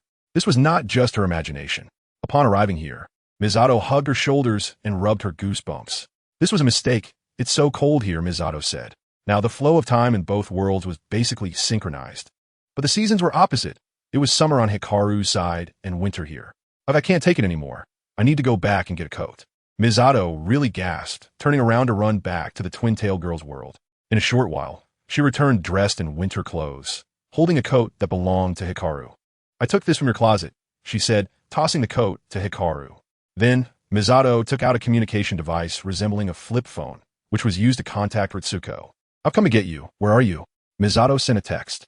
That's right, this communication device could only send text messages and couldn't make voice calls. After getting used to a smartphone, using this kind of flip phone really felt awkward for Misato. After pressing the send button to confirm, an envelope icon with little wings flew away on the black and white screen. Just typing this short message made Misato's fingertips turn slightly red from the cold. She placed her fingers in front of her mouth, slowly breathing on them. She didn't have to wait long. A ding-ding notification sound rang out, indicating that the communication device had received a reply. The reply contained an address, and after thinking for a moment, Misato realized it wasn't too far. Let's go, she said. Oh, Misato led Hikaru out of the door and down to the ground floor. Originally, she had a car, the one used to pick up Shinji Ikari, which had been nearly wrecked by an angel, but was later fixed. Before leaving, she sold that car for scrap. Otherwise, they could have driven there. The sky outside was overcast, looking like it was about to snow. Many apartments in the building had their lights on, giving it a bit of liveliness. However, the street was almost empty, making it seem particularly desolate. Is it far? Should we walk? Misato asked. Hikaru wasn't that picky. He nodded and said, sure. Misato tightened her coat. The wind outside was quite chilly. Besides the sound of the wind, the only noise came from the occasional vehicles passing by. There were basically no other sounds on the street. If it weren't for the distant lights, Misato would think she had entered a ghost town. Hikaru looked around, having only heard Ling Xuanqi's descriptions, but never visited the EVA world himself. After a while, they finally arrived at the location provided by Ritsuko. It was a 2-story small villa, and even though it was already dark, the lights inside were off. Entering the yard, Misato skillfully went straight to the back, pushing aside a pile of camouflage grass to reveal the hidden entrance to the basement. Misato directly grabbed the handle and pulled up, but after a long struggle, she still couldn't get it open, exhausting herself. Let me do it, Hikaru said from the side. All right, you do it, Misato replied, stepping aside to make room for Hikaru. Just as Hikaru bent down, the hidden door opened automatically. Telekinesis? Misato looked at Hikaru. Hikaru shook his head and said, no, the door just opened by itself. That Ritsuko. Misato finally understood. Ritsuko must have been watching from the sidelines, just waiting for her to make a fool of herself. After the door opened, the lights on either side of the stairs illuminated. Hikaru and Misato walked down the stairs. The basement was dug deep, and even after walking for a while, they still hadn't reached the end. After a few more minutes, a gate appeared in front of them. Internal Group 102003 7992 just as they approached the gate. It automatically lifted up. Following, there were two more gates, and after passing through them, the two finally arrived at a place resembling a laboratory, filled with computers and various machinery. The lighting in the lab was dim, with the glow from desk lamps and instrument displays giving the environment a somewhat eerie feel. Katsuragi Misato once again questioned whether she had arrived in some bizarre otherworld. "Ah, you're here." With a click, the lights in the lab brightened. Standing by the light switch was a knowledgeable beauty in a white coat, holding a cup of coffee with white steam rising from it. Looking at Ritsuko now, Misato felt a bit emotional. Ritsuko looked much slimmer than before she left, with deep-set eyes and high cheekbones giving her a somewhat unhealthy appearance. However, Ritsuko seemed to be in good spirits. Her hair had grown slightly longer, tied back into a small ponytail, making her appear very capable. Misato, being a more emotional person, stepped forward and took Ritsuko's hand, asking with concern, "Ritsuko, what on earth happened after I left? Why have you become so thin?" "It's nothing." Ritsuko gently shook off Misato's hand, but couldn't get rid of it entirely, saying helplessly, "Misato, you're still the same." "No, I should say you've gained weight. It seems you've been living well over there." "What? Where have I gained weight?" Misato mumbled. All right, let us talk about my situation later. Let's talk about the handsome guy behind you first." "Major Katsuragi, you really can't underestimate your tactics," Ritsuko teased. Misato's face flushed red, and she quickly said no. "It's not like that. This is my landlord, the one I mentioned to you before, Hashikawa." "Hello, Miss Akagi," Hashikawa nodded. Misato calmed down a bit and realized, asking, "By the way, Ritsuko, what did I get promoted to major?" She had always been a captain. And because of the chaos caused by Ling Xuanqi and the girl with twin tails, Misato never had the chance to be promoted to major. "Let us sit down. I'll explain slowly," Ritsuko said, sitting down in her office chair. Hashikawa moved 2 chairs from his side. "Thanks," Misato said as she sat down, waiting for Ritsuko to recount what had happened during this time. Chapter 237. The current situation in the evil world first, about the major issue. This was a posthumous honor from the government, meant to commemorate Major Katsuragi Misato, who courageously sacrificed herself in the battle against the angels. "Sacrifice?" Misato exclaimed in surprise. "I arranged it for you.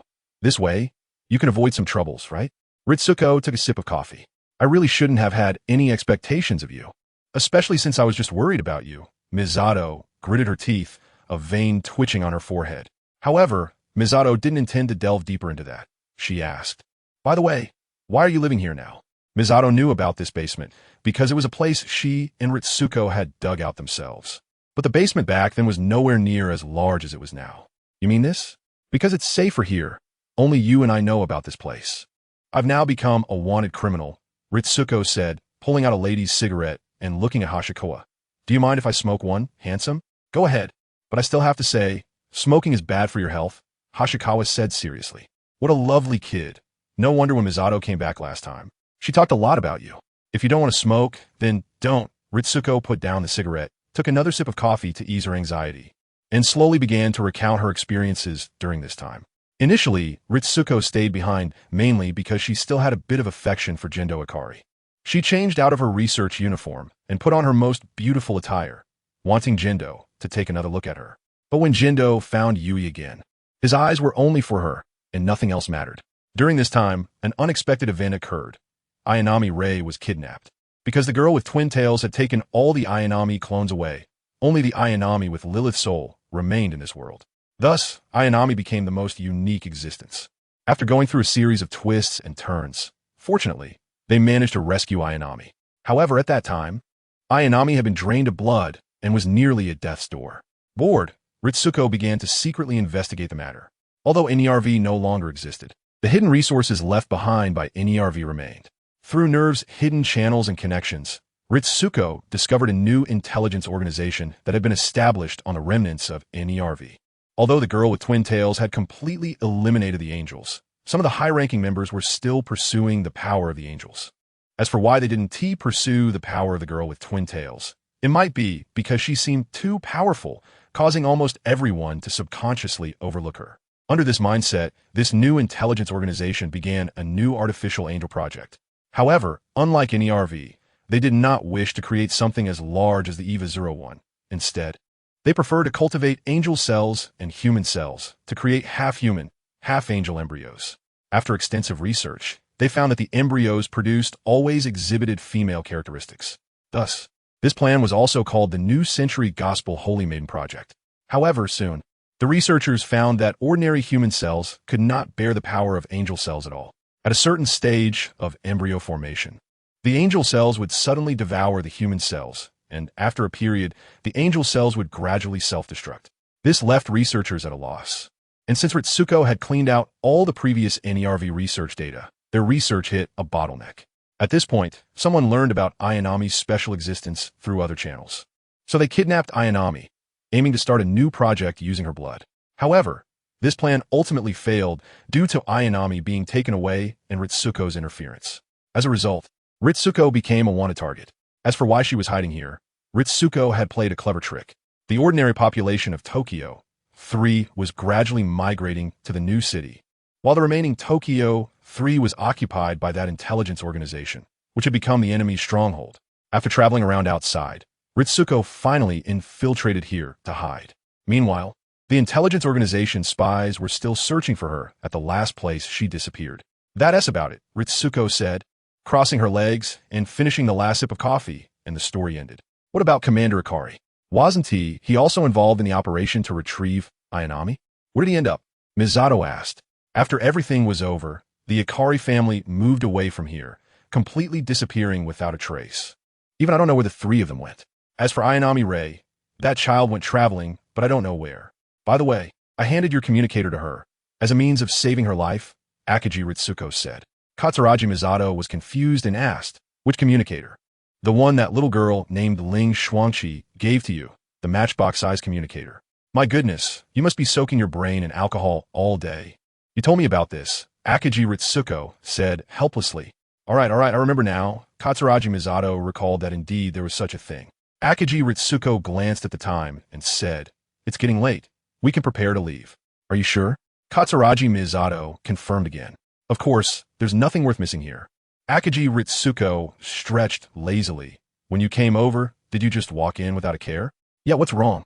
Katsuragi Misato nodded. Just as I expected. Luckily, I prepared in advance. If nothing goes wrong, your movements have already been monitored by that intelligence agency, and they're probably on their way here. Akiji Ritsuko stood up from her chair and went to a corner of the laboratory, where a huge metal canister was placed. Due to the metal shielding, it was unclear what was inside. What is this? Katsuragi Misato followed her and looked up at the metal canister, asking. This is the new plan that the intelligence agency wants to achieve through Ayanami Rei's genes.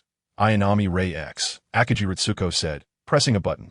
The shield on top of the metal canister automatically retracted to the sides, revealing a glass cover, through which the contents could be seen. Inside the canister was a girl who looked exactly like Ayanami Rei. She had her eyes tightly closed, curled up, with a breathing mask on her face, immersed in liquid. Her long hair floated behind her, and the color of her hair was slightly whiter than that of Ayanami Rei and Ling Shuangqi. Chapter 238. Ayanami Rei X. This is the product of the Ayanami Race project, and it is the only product, Akiji Ritsuko said. Katsuragi Misato looked at Akiji Ritsuko and said helplessly, no wonder they are after you. You took their only achievement. Who else would they pursue if not you? But seriously, how did you manage to move such a large metal canister here? Haha, just some boring little tricks. Akiji Ritsuko smiled, keeping a secret, but added, but to be honest, this child is quite dangerous. Dangerous? Katsuragi Misato didn't understand. She had seen too many clones of Ayanami Rei. And now looking at this long-haired Ayanami Rei with slightly whiter hair, her heart was completely unmoved. It's different. This Ayanami Rei X truly possesses the special abilities of an angel. As if to confirm what Akiji Ritsuko said, Ayanami Rei X opened her eyes. Her eyes emitted a dazzling white light, so bright that her pupils could no longer be seen. The long hair that had been quiet behind her began to thrash about wildly. Waves of intense vibration spread through the surrounding space, making Katsuragi Misato and Akiji Ritsuko feel uncomfortable, as if they were sitting on a roller coaster spinning infinitely fast, and breathing became difficult for both of them. At that moment, Ayanami Rei X's hair gradually lit up with white light, and slowly, even her body began to emit white light. Let me handle this. Hashikawa Ichigo stepped up. Recently, he had gained some insights into using Ultraman's powers in a human body. It's just emitting light. I can do that too.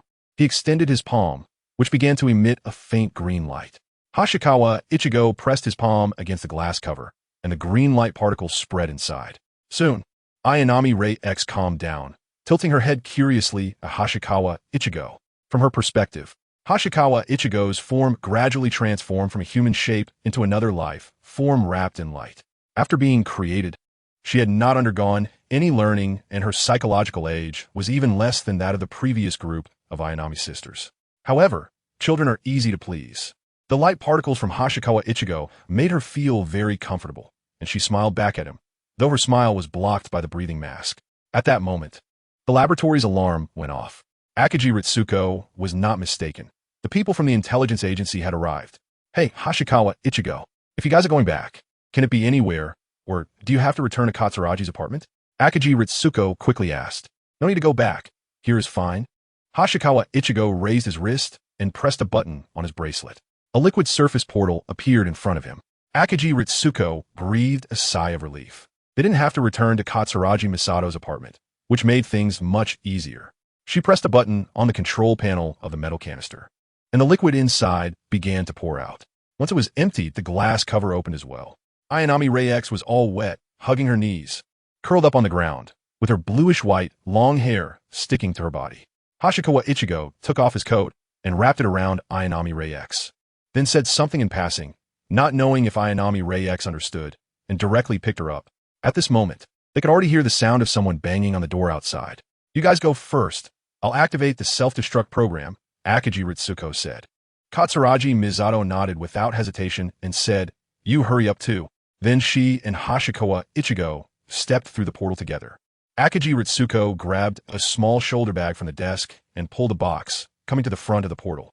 At this point, she could already hear voices from outside. Before stepping through the portal, she took out a remote control and pressed a button on it.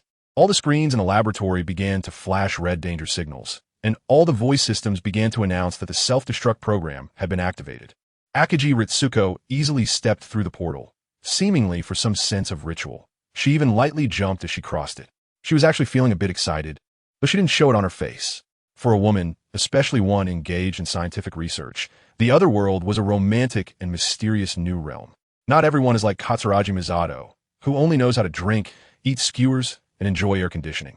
But not everyone is as fortunate as Katsuragi Misato, who happened to encounter a traveler and met the will of the world. One can only say that heaven favors the foolish. It can be said that Akiji Ritsuko felt a bit envious of Katsuragi Misato.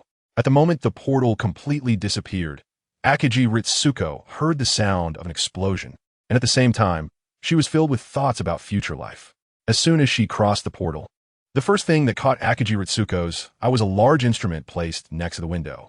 This instrument is cobbled together from various household appliance parts, looking quite chaotic. At one end of the device, a monitor and keyboard mouse are connected. Although Akiji Ritsuko is temporarily unclear about what this instrument does, her curiosity about it is undeniable. Is this the technology of another world? She loves it. After that, Akiji Ritsuko turned her attention to other places. The decoration of this room is quite simple, and the style is somewhat different from that of her world, but Akiji Ritsuko still likes it. What caught her attention more was the figurines of Ayanami Ray and Asuka Langley placed on a shelf. She remembered that Katsuragi Misato had told her the last time she returned that there are film and television works in this world that depict their world. The Ayanami Ray figurine was won by Hashikawa in a lottery and was intended to be given to Ling Xuanqi, but Ling Xuanqi ended up placing it in Hashikawa's room. The Asuka figurine was a gift from Asuka herself. One day, under the pretense of looking for Hashikawa, Asuka entered Hashikawa's room to take a look. During this process, she discovered the Ayanami Ray figurine displayed on the shelf. A few days later, Asuka presented her own figurine, which she had purchased online, to Hashikawa and solemnly placed it on his shelf. The craftsmanship of this item looks quite good, Akiji Ritsuko said. It feels strange to see familiar faces turned into plastic figures. Then, Akiji Ritsuko's gaze shifted to Hashikawa, where a creature resembling a cat was lying on his shoulder. Akiji Ritsuko had also heard from Katsuragi Misato about this cat, a life form known as a Digimon. In this small, hostile, extraterrestrial life forms, data life forms, ghosts, and so on cohabitate, truly a hidden gem. As a researcher, Akiji Ritsuko felt like she had entered paradise, finally finding new things that attracted her. Chapter 239. Ling Xuanqi wants to be seen by Hashikawa. The keys to the rooms in the traveler's cabin are kept in a cabinet in the common lounge. The residents from various worlds living here have good relationships, so there is no secrecy about the keys. As for the issue of thieves, it basically doesn't exist. The traveler's cabin looks like an ordinary two-story house, but has been transformed beyond recognition by Hashikawa. Misato, could you please take Ritsuko to choose a room first? The keys are in the cabinet under the coffee table in the common lounge. I'll take this child to find Ling Xuanqi, Hashikawa said, then turned to Akagi Ritsuko. Miss Ritsuko, just call me Ritsuko, or you can call me Ritsukune, like you call Katsuragi, Akagi Ritsuko replied. Perhaps because she arrived in a new world and shed her burdens, she looked much more relaxed, and her voice was livelier. Okay, Ritsukune, Hashikawa could only follow her words. Choose a room you like. The space can be expanded again, and the layout and furniture can be arranged later after I settle this child. Then let's go Ritsuko. Katsuragi Misato placed her hand on Akagi Ritsuko's shoulder and said with a smile, how about the room next to mine? Want to consider it? By the way, Hashikawa, can I ask a question? Akagi Ritsuko pointed at Katsuragi Misato and asked, how's the soundproofing in the rooms here? I don't want to hear this guy snoring while I'm trying to sleep. Katsuragi Misato's smile faded, and she yelled with a face full of embarrassment and anger. When have I ever snored? Hashikawa, you tell her, do I snore when I sleep? Hey, why say it so ambiguously? It sounds like I'm right next to you while you sleep. But given Katsuragi Misato's careless personality, Hashikawa could indeed imagine her snoring, lying on the bed in a sprawled position, drooling, scratching her belly, and snoring at the same time. Thinking of this, Hashikawa couldn't help but show an awkward yet polite smile. Well, Ritsukone, the soundproofing here is quite good, Hashikawa said. Hashikawa, you brat. Angry and embarrassed, Katsuragi Misato tried to pounce on Hashikawa to mess up his hair, but was caught by Akagi Ritsuko by the back of her collar. All right, gluttonous, boozy, snoring, and bedroom-addicted Major Katsuragi, it's time to deal with my accommodation issue. Saying this, Akagi Ritsuko dragged Katsuragi Misato away from Hashikawa's room. Katsuragi Misato covered her face with her hands, her face flushed. At this rate, I really won't be able to get married. If you dare say those lines again, I will fight you. I mean it. Hashikawa let out a sigh of relief. He turned to look at Ayanami Ray X, who had just emerged from the incubation fluid and was not yet accustomed to the external environment, even struggling to breathe. She couldn't speak yet, simply curiously looking around with her big eyes. The tag of Hashikawa's short-sleeve shirt was sewn onto the cuff. Ayanami Ray X seemed very interested in this tag, fiddling with it with her fingers. How did you bring back another little girl? Doraemon complained while perched on Hashikawa's shoulder. Ayanami Ray X's small face was half covered by the coat she was wearing, but from her brows and eyes, Doraemon still sensed a familiar feeling. Is she another one of those similar clones, like Chi-Chi? Doraemon asked. Yeah, so now I need to find Ling Xuanqi, Hashikawa replied, holding Ayanami Ray X as he walked out of the room with Doraemon. Knock, knock, knock. Doraemon reached out and knocked on Ling Xuanqi's door. The door's not locked. Come in. Ling Xuanqi's voice came from inside. Doraemon jumped down from Hashikawa's shoulder, climbed onto the doorknob, and fell downward, causing the door to open. Then, she easily leaped back onto Hashikawa's shoulder. What's going on? Upon entering, Ling Xuanqi looked up and immediately saw Ayanami Ray X in Hashikawa's arms, who was also looking at Ling Xuanqi. Ling Xuanqi sighed and said, where did you find this little sister again? I just went back to their world with Misato. I saw this child in the place where Ritsuko was hiding, Hashikawa explained. Hiding? Seeing that Ling Xuanqi still had questions, Hashikawa repeated what Ritsuko had said earlier. Ling Xuanqi was stunned for a moment, then clicked her tongue, revealing a strange expression, seeming both surprised and somewhat understanding. It's not too surprising. I thought that without the threat of angels, the humans there would learn to be a little more sensible. Ling Xuanqi shrugged and said. Her use of the term humans wasn't inappropriate. There were two replicants, one alien and one Digimon in the room, so strictly speaking, none of them could be classified as humans. Hashikawa didn't want to continue this topic, as it was quite serious. Even a powerful being like Ultraman has no good solutions when facing the innate darkness within humans. In a world with a big boss, everyone just needs to defeat the big boss together and happily go about their daily lives. In a world where chaos is completely triggered by humans internally without any outside interference, even Hikaru Kamenashi or Delta Ultraman finds it somewhat tricky. However, he is smart enough not to get bogged down in details, which is much better than a certain philosopher who keeps twisting arguments and ends up ensnaring himself. All right, what are you still doing here? Put this child down. I'll take her to change clothes. Noticing that Hikaru Kamenashi was lost in thought, Ling Xuanqi pouted. Oh, okay. Hikaru Kamanashi placed Rei Ayanami X on Ling Xuanqi's bed, while Rei Ayanami X still clung to Hikaru's clothes. Don't worry, she doesn't mean any harm, Hikaru said to Rei Ayanami X, though he wasn't sure if she could understand. Rei Ayanami X still didn't understand, but she could sense Hikaru's intentions through his gaze, expression, and even emotions. So she let go of his clothes. All right, hurry up and go out.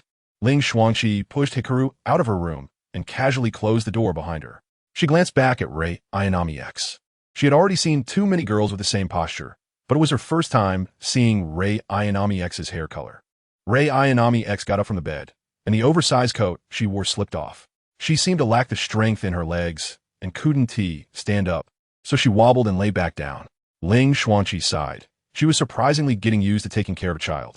She went to her wardrobe and started rummaging through her old clothes. They were all clones of Rei Ayanami during their teenage years before growth. Their body shapes were actually quite similar, so Ling Xuanqi's old clothes should fit Rei Ayanami X perfectly.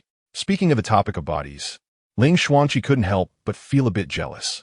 Now that Rei Ayanami X was naked and wrapped in Hikaru's clothes, it meant she had already been seen by him. Since the Rei Ayanamis had identical body data during their teenage years, in a sense, Ling Xuanqi's body had already been seen by Hikaru. But it wasn't her actual body that he had seen.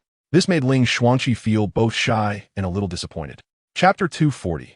The Cat-Eye Sisters. After a while, Ling Xuanqi opened the door and called Hikaru back in.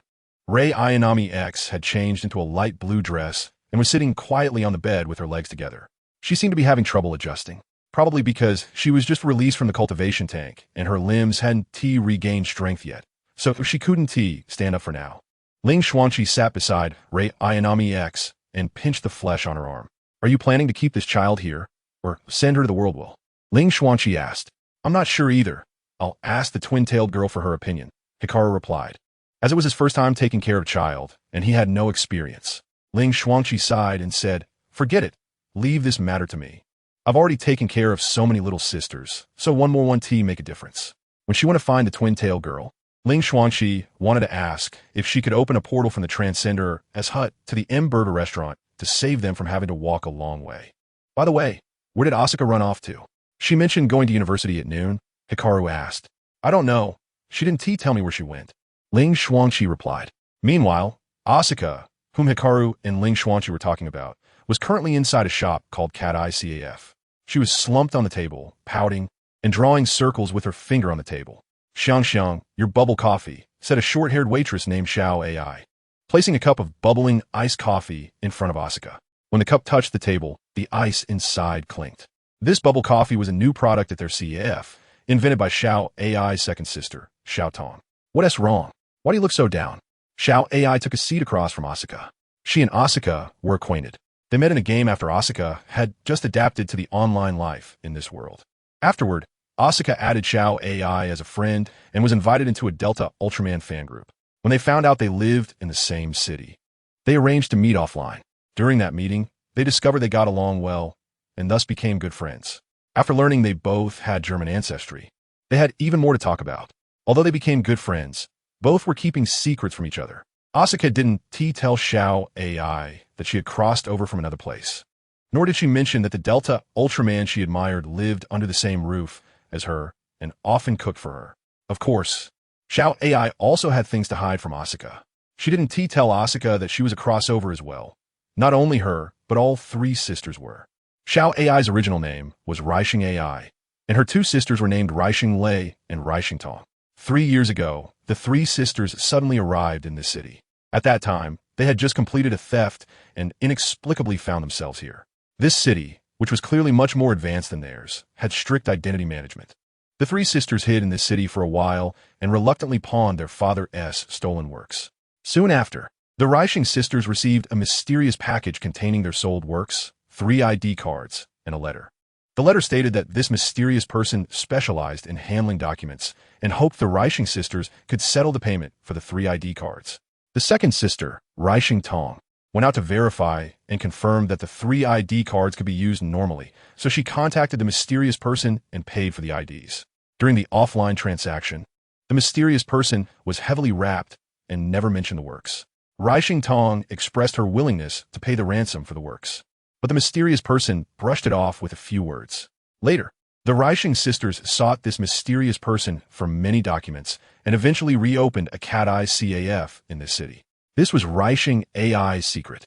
She was grateful that the three sisters had crossed over together. If she were alone, she wouldn't know what to do.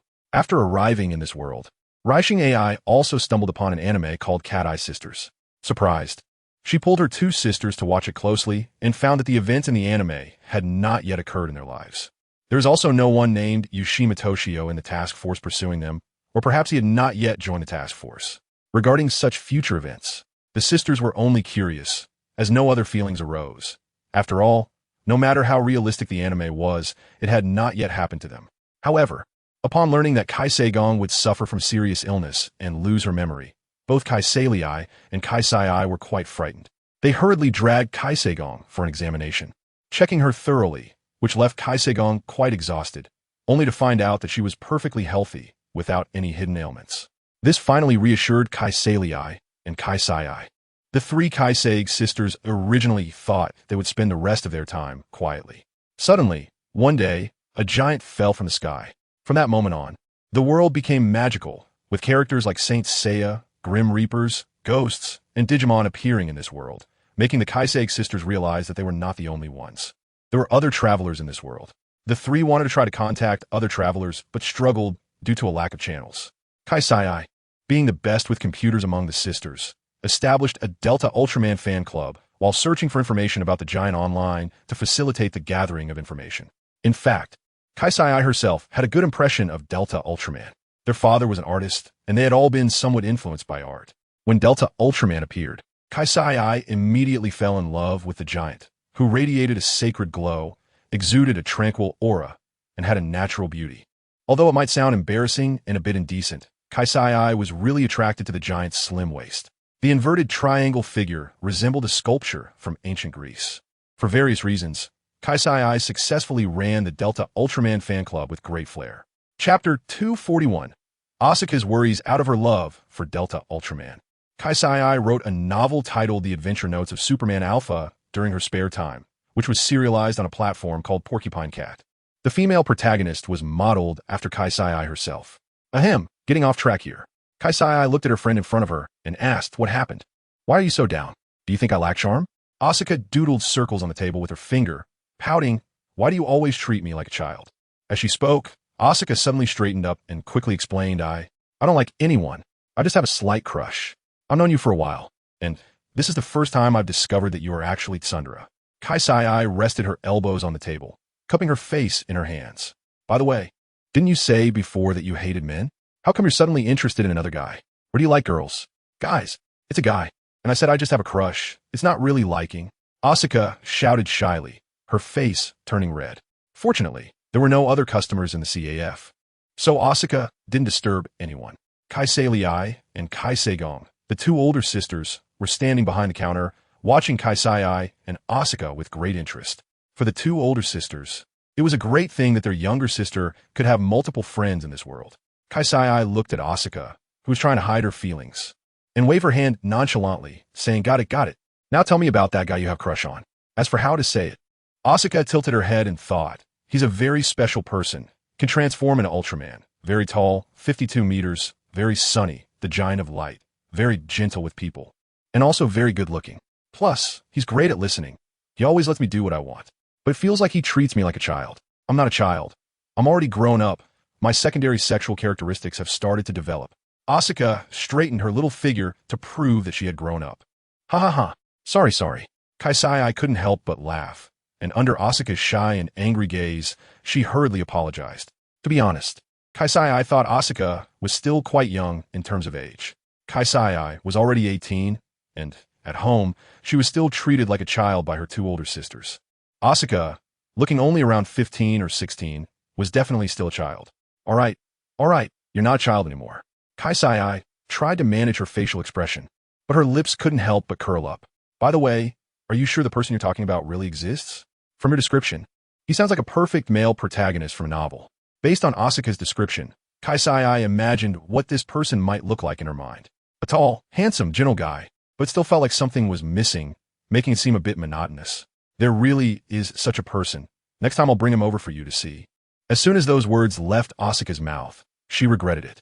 After all, the person in front of her was a fan of Delta Ultraman. If Starlight accidentally leaked his identity, she would gain another rival. By the way, there's something else. Asuka quickly changed the subject. What is it? Not going to talk about the guy you like anymore? The topic change was too abrupt, and even Kai Sai noticed the hint. I just have a crush. Asuka emphasized again, then said, I might not be able to come and hang out with you often for a while. I need to prepare for this year's college entrance examination. No way. Asuka, how old are you this year? And there's not much time left until the college entrance examination. Kai Sai expressed extreme surprise at Asuka's idea, almost shouting it out. No, I just think staying at home all the time is quite boring, so I want to find something to do. Asuka explained while taking a sip of her sparkling coffee. Kai Sai's eyes narrowed, feeling that the situation was not simple, because the gap between liking a guy and preparing for the college entrance examination was too large. But Asuka wouldn't just randomly mention the two things together, indicating that there was definitely something more. Kai Sai's little brain turned, and soon she came up with a reasonable explanation. The guy Asuka liked should be a college student, but she was always troubled by being treated like a child by that college student. So Asuka wanted to prove herself by taking the college entrance examination. And her goal was very clear. She wanted to get into the same university as that guy. Moreover, even if she couldn't get into the same school, during the process of studying and preparing for the exam, Asuka could find excuses to constantly cling to that guy. Very good. Kai Sai crossed her arms and nodded repeatedly. You really can't underestimate yourself, Asuka. Asuka was unaware of Kai Sai's extensive thoughts and was puzzled by Kai Sai's seemingly random comment. What is so good about it? Asuka asked, biting her straw. Nothing, just keep it up. I'll be cheering for you. Kai Sai gave Asuka a thumbs up, signaling her to look at the bright side. Although I think you might be overthinking it, I still appreciate your encouragement. After that, the two chatted for a while. Since there weren't many customers in the store, the two girls moved to the sofa in the back, sitting together and taking out their phones to play mobile games. Seemingly to relax. They kicked off their shoes and curled up on the sofa. Two lovely girls sitting there are enough to catch one's eye.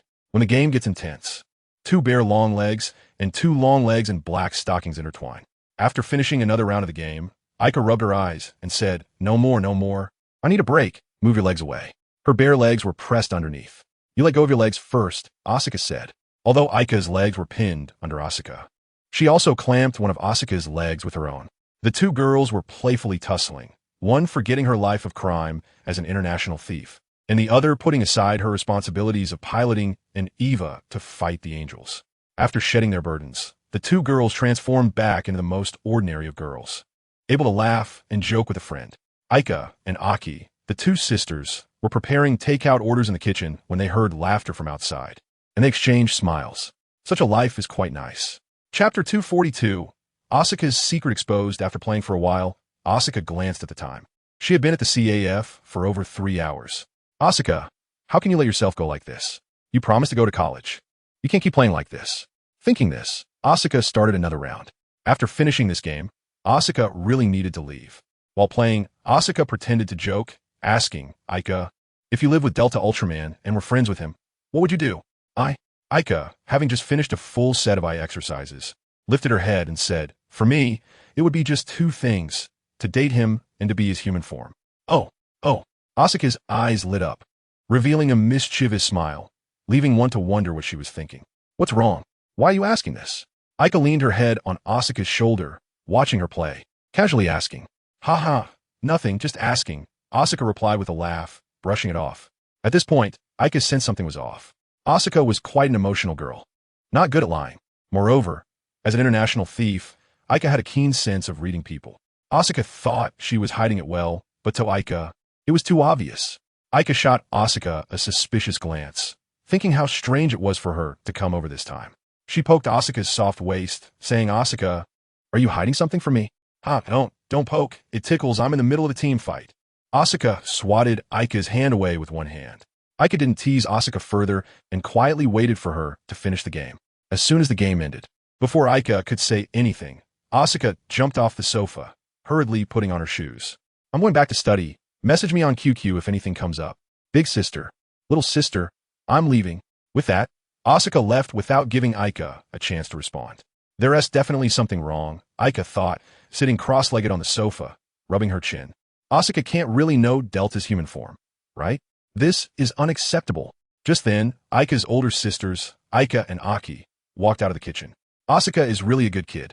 The elder sister, Aika, said. Yeah, a very cute kid, the second sister, Aki, chimed in. Aika raised her head and looked at her two sisters, saying something unhelpful. Her expression strange. She asked, Sisters, why are you two starting to act mysterious? Just say what you want to say. Also, why did you take off your aprons? Are you going out? Aika, I think you can't just stay home all the time. You've been here a long time, and the friends you know are few and far between, Aika said. But I've met quite a few friends online, Aika quietly retorted. Aika, you know more about the internet than we do, but look at the friends you can truly connect with. It's just Asuka, Aki added. But you two don't have many friends either. Seeing both sisters showing dangerous smiles, Aika's voice grew smaller, and she finally conceded, Okay, I'm scared of you.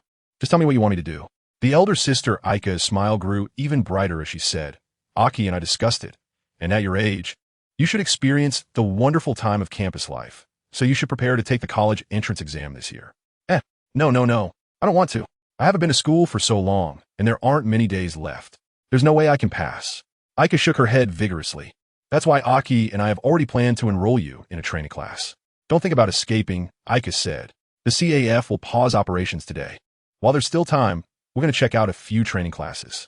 Just focus on studying. You can't escape. Aika and Aki each took an arm of Aika and dragged her upstairs. Don't. Aika's cries echoed from the first floor to the second. After changing clothes, the three sisters set off. They checked the water, electricity, and gas in the CAF one last time, confirming everything was safe before Aki hung a close sign outside.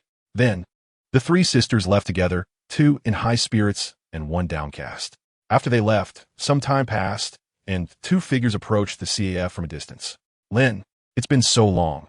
You should tell me your true identity now, Tony said, placing a hand on Alan's shoulder, a forced smile on his face, already showing signs of wrinkles. Sorry, Tony. Bruce told me not to say. Alan replied with an embarrassed smile. Just tell me, how do I treat you in the dorm? It's not worse than that old creep Bruce, right? Why do you listen to him so much? Tony said, somewhat frustrated. Alan didn't know how to respond, so he took out a small booklet from his pocket, the cover reading How to Deal with Stark's Issues by Bruce. Tony snatched the booklet, tore it up, and threw it into the nearby trash can.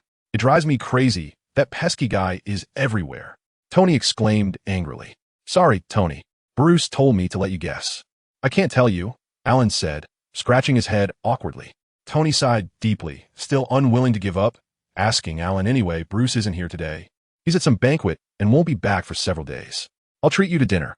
Just tell me. Sorry, Tony, I really can't say. How about I treat you to this meal instead, as an apology? Alan still refused to budge. Tony was truly at a loss, saying, Why don't you let Batman be your vigilante? Ever since that day, Tony made a bet with Bruce, claiming he could uncover Alan's identity. Tony was fully committed to investigating, while Bruce was fully focused on covering up the traces left by Alan's abilities. Both were spirited geniuses, neither willing to back down, and both were still young, not yet having become the fully matured Batman and Iron Man who had endured countless hardships in the story. So they clashed. In fact, they were just bored. As they talked, they spotted the sign for Cat Eye's CAF from a distance. If you don't want to talk about it, that's fine. Tony quickly adjusted his mood and dropped the subject. Let me introduce you to this place. Their burgers are super delicious, but their coffee is really terrible. Alan couldn't help but laugh. He had heard Bruce mention the CAF, but Bruce had said that the coffee was very good, just that the burgers were too greasy. When they arrived at the CAF's entrance, they saw a closed for business sign, and with that, Tony's last bit of good mood vanished. Chapter 243. It's easy to fall asleep when studying on the other side. Asuka returned to the traveler's cabin. The afternoon sun was still quite harsh, and she was holding a flyer handed out by a passerby, using it to shield herself from the sun. Even so, she felt a bit dizzy from the heat. I messed up. I should have brought a sun umbrella. Asuka wiped the sweat from her face. She was not only sweating on her face, but all over, and her clothes were soaked, sticking uncomfortably to her body. To avoid the sun for a little longer, she decided to go into the Winter Sun Bakery up ahead instead of taking the route to the backyard. As soon as she stepped into the bakery, Asuka felt a rush of cool air, making her want to let out a sigh of relief. Welcome back, said Christina, who was sitting behind the counter. I'm back, Sister Christina, Asuka replied, wiping her sweat. You've worked hard. Go rest quickly, Christina said. I heard you're preparing for the college entrance exam, so don't tire yourself out too much. Asuka shyly scratched her cheek. She had just spent 2 hours playing with friends before coming back. Here, this is for you. Christina handed Asuka a bottle of soda water. I took it out of the fridge and let it sit for a while, so it's cool but not too cold. Thank you, sister. Asuka took the soda water and pressed it against her face, savoring the coolness. At that moment, Barney came out from the operation room, holding a large tray. Welcome back. I'm back, Brother Barney. Just in time. These are freshly made. Take some up to eat slowly, Barney said. Hee hee. Then I won't be polite. Asuka used the wet wipes Christina had given her to clean her hands, grabbed a tray and tongs from the nearby shelf. The panda cream puffs and honey-filled cookies were selling particularly well at the bakery. Barney had just brought out those two items. So Asuka used the tongs to grab 3 of each. Both snacks were round and looked adorable. Asuka took the soda water and snacks upstairs, directly heading to her room. She first took a shower, changed into her pajamas, and tossed her dirty clothes into the washing machine. Then, she wrapped a towel around her damp hair, sat down at her computer desk, drank the soda water, ate the snacks, and opened her textbooks. Her decision to take the college entrance exam wasn't a spur of the moment. She had already bought the study materials. As the pilot of Unit 02, Asuka was a genius. In fact, in the evil world, Asuka had already graduated from university at the age of 14. So this time, reapplying for college wasn't particularly difficult. Based on her strengths, Asuka chose to apply for science, planning to see if she could switch to the same major as Starlight One after getting accepted. That's right. The school she wanted to attend was the Central State College where Starlight One was. However, Starlight One had never told Asuka that he hadn't actually passed the entrance exam. It was due to the help of a certain world consciousness that he got in through the back door. Asuka had previously learned that the science exams would cover language, math, English, physics, chemistry, and biology. Math and comprehensive science posed no difficulty for her. She just needed to practice a few sets of problems and see how the questions were formulated. As for English, she had nothing to worry about. Now, the only remaining challenge was the language exam. Asuka opened the language study materials, but after only a few glances, she started to feel drowsy, her eyelids drooping. She jolted herself awake, slapping her cheeks. What is going on? I've never felt like this before. Could this be the feeling of a study slacker, dozing off in class? No way. I absolutely cannot let this happen. This language course is just too strange. Taking another look, no, I almost fell asleep again. Asuka forced herself to stay awake, thinking that being so easily drowsy might be due to her sitting posture. She took the study materials to bed, propping the pillow against her chest and lying down to read. Asuka felt uncomfortable with the pillow digging into her chest, thinking that this should keep her from falling asleep. She crossed her legs, letting her long, smooth calves dangle in the air. The air conditioner in the room hummed softly, blowing cool air. Asuka had just walked quite a bit outside and was sweaty, and, after taking a shower, she was feeling both tired and drowsy, especially with the cool air in the room. Before she realized it, she closed her eyes and fell asleep on the textbook. She didn't know how long she had been asleep, but in her drowsiness, Asuka felt uncomfortable with the pillow digging into her chest, so she turned over, seeking the pillow and putting it under her head. She mumbled a few words in her sleep, hugging the crumpled blanket and continuing to sleep. After a while, Asuka slowly woke up. She sat up dazedly, looking confused, with a strand of orange-red hair stuck to her lips. Because she had been lying on the book, her face had imprinted 2 lines, creating a right angle on her face. She spat a couple of times, getting her hair out of her mouth. Asuka frowned, turning her head to look outside the window. After a while, she finally realized something was off. It was already dark outside. Wait, wasn't I studying earlier? When did I fall asleep? Asuka quickly turned back to look at the study materials. Noticing a wet stain on the pages, it was her drool. She covered her face, her cheeks slightly flushed. She had promised to study hard, yet she actually fell asleep and drooled while sleeping. It was so embarrassing. After a moment, Asuka composed herself. So what if she had slept for a while? She could just try harder tomorrow. She put on her pajama pants and checked herself in the mirror, although the marks on her face were somewhat obvious. There was nothing else wrong. She rubbed her face, especially focusing on the marks. After that, she opened the door and walked out. When she arrived at the common lounge, the lights were on, and only Starlight One was sitting on the sofa. You're up? Are you hungry? If you are, I can heat up some food. Starlight One asked. It is now past 8 in the evening, and everyone else has returned to their respective rooms. Xingguang stays in the common lounge, waiting for Asuka to wake up so she can help her heat up her meal. Before Asuka could say anything, her stomach answered for her with a growl. Asuka's face turned red, and she mumbled, I can heat my own food. You don't need to worry about it. Chapter 244. Asuka's bite and the deeply sinful Xingguang just watched some TV, or or play on your phone for a bit. The food will be ready soon. Xingguang said as she prepared to get up. Asuka pouted with a sulky expression, stretching out her hands to grip Xingguang's arm, revealing her little canine teeth, and bit down on Xingguang's arm. So annoying. Both of you treat me like a kid. Asuka released her bite, leaving a faint tooth mark on Xingguang's arm, and then huffed angrily. Xingguang smiled, ruffling Asuka's already messy hair even more. There's no need to rush growing up. Enjoy this time while you can. Being an adult comes with a lot of worries. Oh, by the way, is there anything you particularly want to eat right now? Nothing, Asuka replied. Her cheeks puffed up in annoyance. Just choose whatever you want, but don't overeat, Xingguang reminded her as she entered the kitchen. Got it, stop nagging. Asuka sulked, sitting across from Xingguang. Xingguang chuckled helplessly, resting her chin on her hand while scrolling through her phone out of boredom. Recently, her studies hadn't been too busy. There weren't many good novels or anime to watch, and the game she played had become tiresome. The monsters weren't appearing anymore, and there were no new worlds to traverse. Although they mentioned giving her an administrator position, there was nothing for her to do except review various operational rules. In short, it was a bit boring. Should I find something to do? With that thought, Xingguang suddenly remembered her arm card that had been sitting untouched for a long time. I can't be this lazy. Hey, Guangi, Asuka suddenly called out. What is it? Xingguang lifted her head, taking her gaze off her phone. Can we discuss something? Asuka hesitantly asked. If I manage to get into university smoothly, can you promise me something? What is it? Never mind, fine, I promise you. Asuka's intention to apply for university wasn't particularly difficult, or rather, it was quite simple. Even if she messed up, she could still get an acceptance letter from the double ponytails. Xingguang's promise was basically given away for free, but at least Asuka looked really happy. Xingguang figured she wouldn't ask for anything too outrageous. With Xingguang's promise, Asuka seemed very pleased. She quickly finished her meal, helped Xingguang clear the table, and then returned to her room. Asuka slapped her face to perk herself up and picked up her Chinese study book again. She hadn't even looked at it for 2 seconds when her phone vibrated twice. Upon checking, she found a message from Xiao AI on QQ. I should thank her. Asuka smiled as she opened QQ to see what Xiao AI had sent. Xiang, it's all your fault. Seeing the message from Xiao AI, Asuka was puzzled and didn't understand what she had done to upset her. She quickly replied, what happened? Xiao AI responded promptly. It's all your fault for saying you want to apply for university today. Now my sister is demanding that I apply too. Asuka scratched her head, surprised that Xiao AI also wanted to apply for university.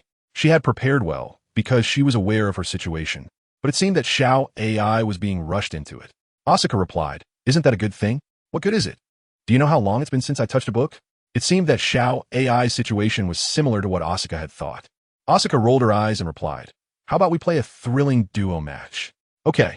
Xiao AI's reply was straightforward. Asuka opened the game, only to remember that she had just sworn to study hard. She reassured herself that it was almost 10 o'clock anyway, and it was about time to relax. Tomorrow. For sure, tomorrow. Feeling a bit better, Asuka created a room. It didn't take long for Xiao AI to log in, and Asuka pulled her into the room. Hey, Xiao AI, can you hear me?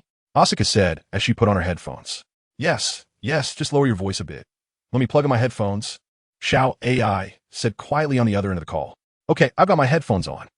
During the game, I think I'll have to keep it at this volume. My sister thinks I'm studying in my room. Asuka suddenly felt a sense of camaraderie, realizing how similar their situations were. Same, can I start? Go ahead. By the way, Xiang, I've never been to your house. When can I come over to hang out? Xiao AI asked. Asuka's heart skipped a beat. She had said too much this afternoon and sparked Xiao AI's interest. Given her circumstances, with a large group of transgressors living there, if Xiao AI came over, it would be easy to slip up. That was the surface reason. On a deeper level, Asuka didn't want Xiao AI, the fan of Delta Ultraman, to get too close to Xingguang. Let's talk about that later. Asuka evasively brushed it off. Yeah, let's play the game first. Xiao AI was even more convinced that there was something going on with Asuka. The two lifelong friends began to engage in a subtle battle of wits while chatting on voice call. In the common lounge, after cleaning up the kitchen, Xingguang sat on the sofa, bored, playing on her phone. The TV was on, providing background noise. Misato Katsuragi had taken Ritsuko Akagi out for street food and hadn't returned yet. Since Xingguang had nothing to do, she decided to wait a while, just in case something unexpected happened. At that moment, Ling Xuanqi walked into the common lounge with 2 cups to pour water. 1 cup was for herself, and the other was for Rei Ayanami X. Currently, Rei Ayanami X was staying in Ling Xuanqi's room, and they would go to find the double ponytails tomorrow. Still not asleep? Ling Xuanqi asked. Yeah, waiting for Misato. She definitely drinks when she goes out to eat, so I'm waiting a bit longer, Xingguang replied. Ling Xuanqi originally wanted to say something, but suddenly her expression darkened. From her perspective, she could clearly see the bite mark on Xingguang's arm, and she was sure that there was no such bite mark on his arm during dinner. Moreover, this bite mark was not from a Dilu beast. Who on earth dared to sneak away? Ling Xuanqi frowned, feeling that things were not simple. Chapter 245. Ultraman has to go through the Shura field, but Xingguang is a bit different. What's wrong? Xingguang noticed Ling Xuanqi's dark face.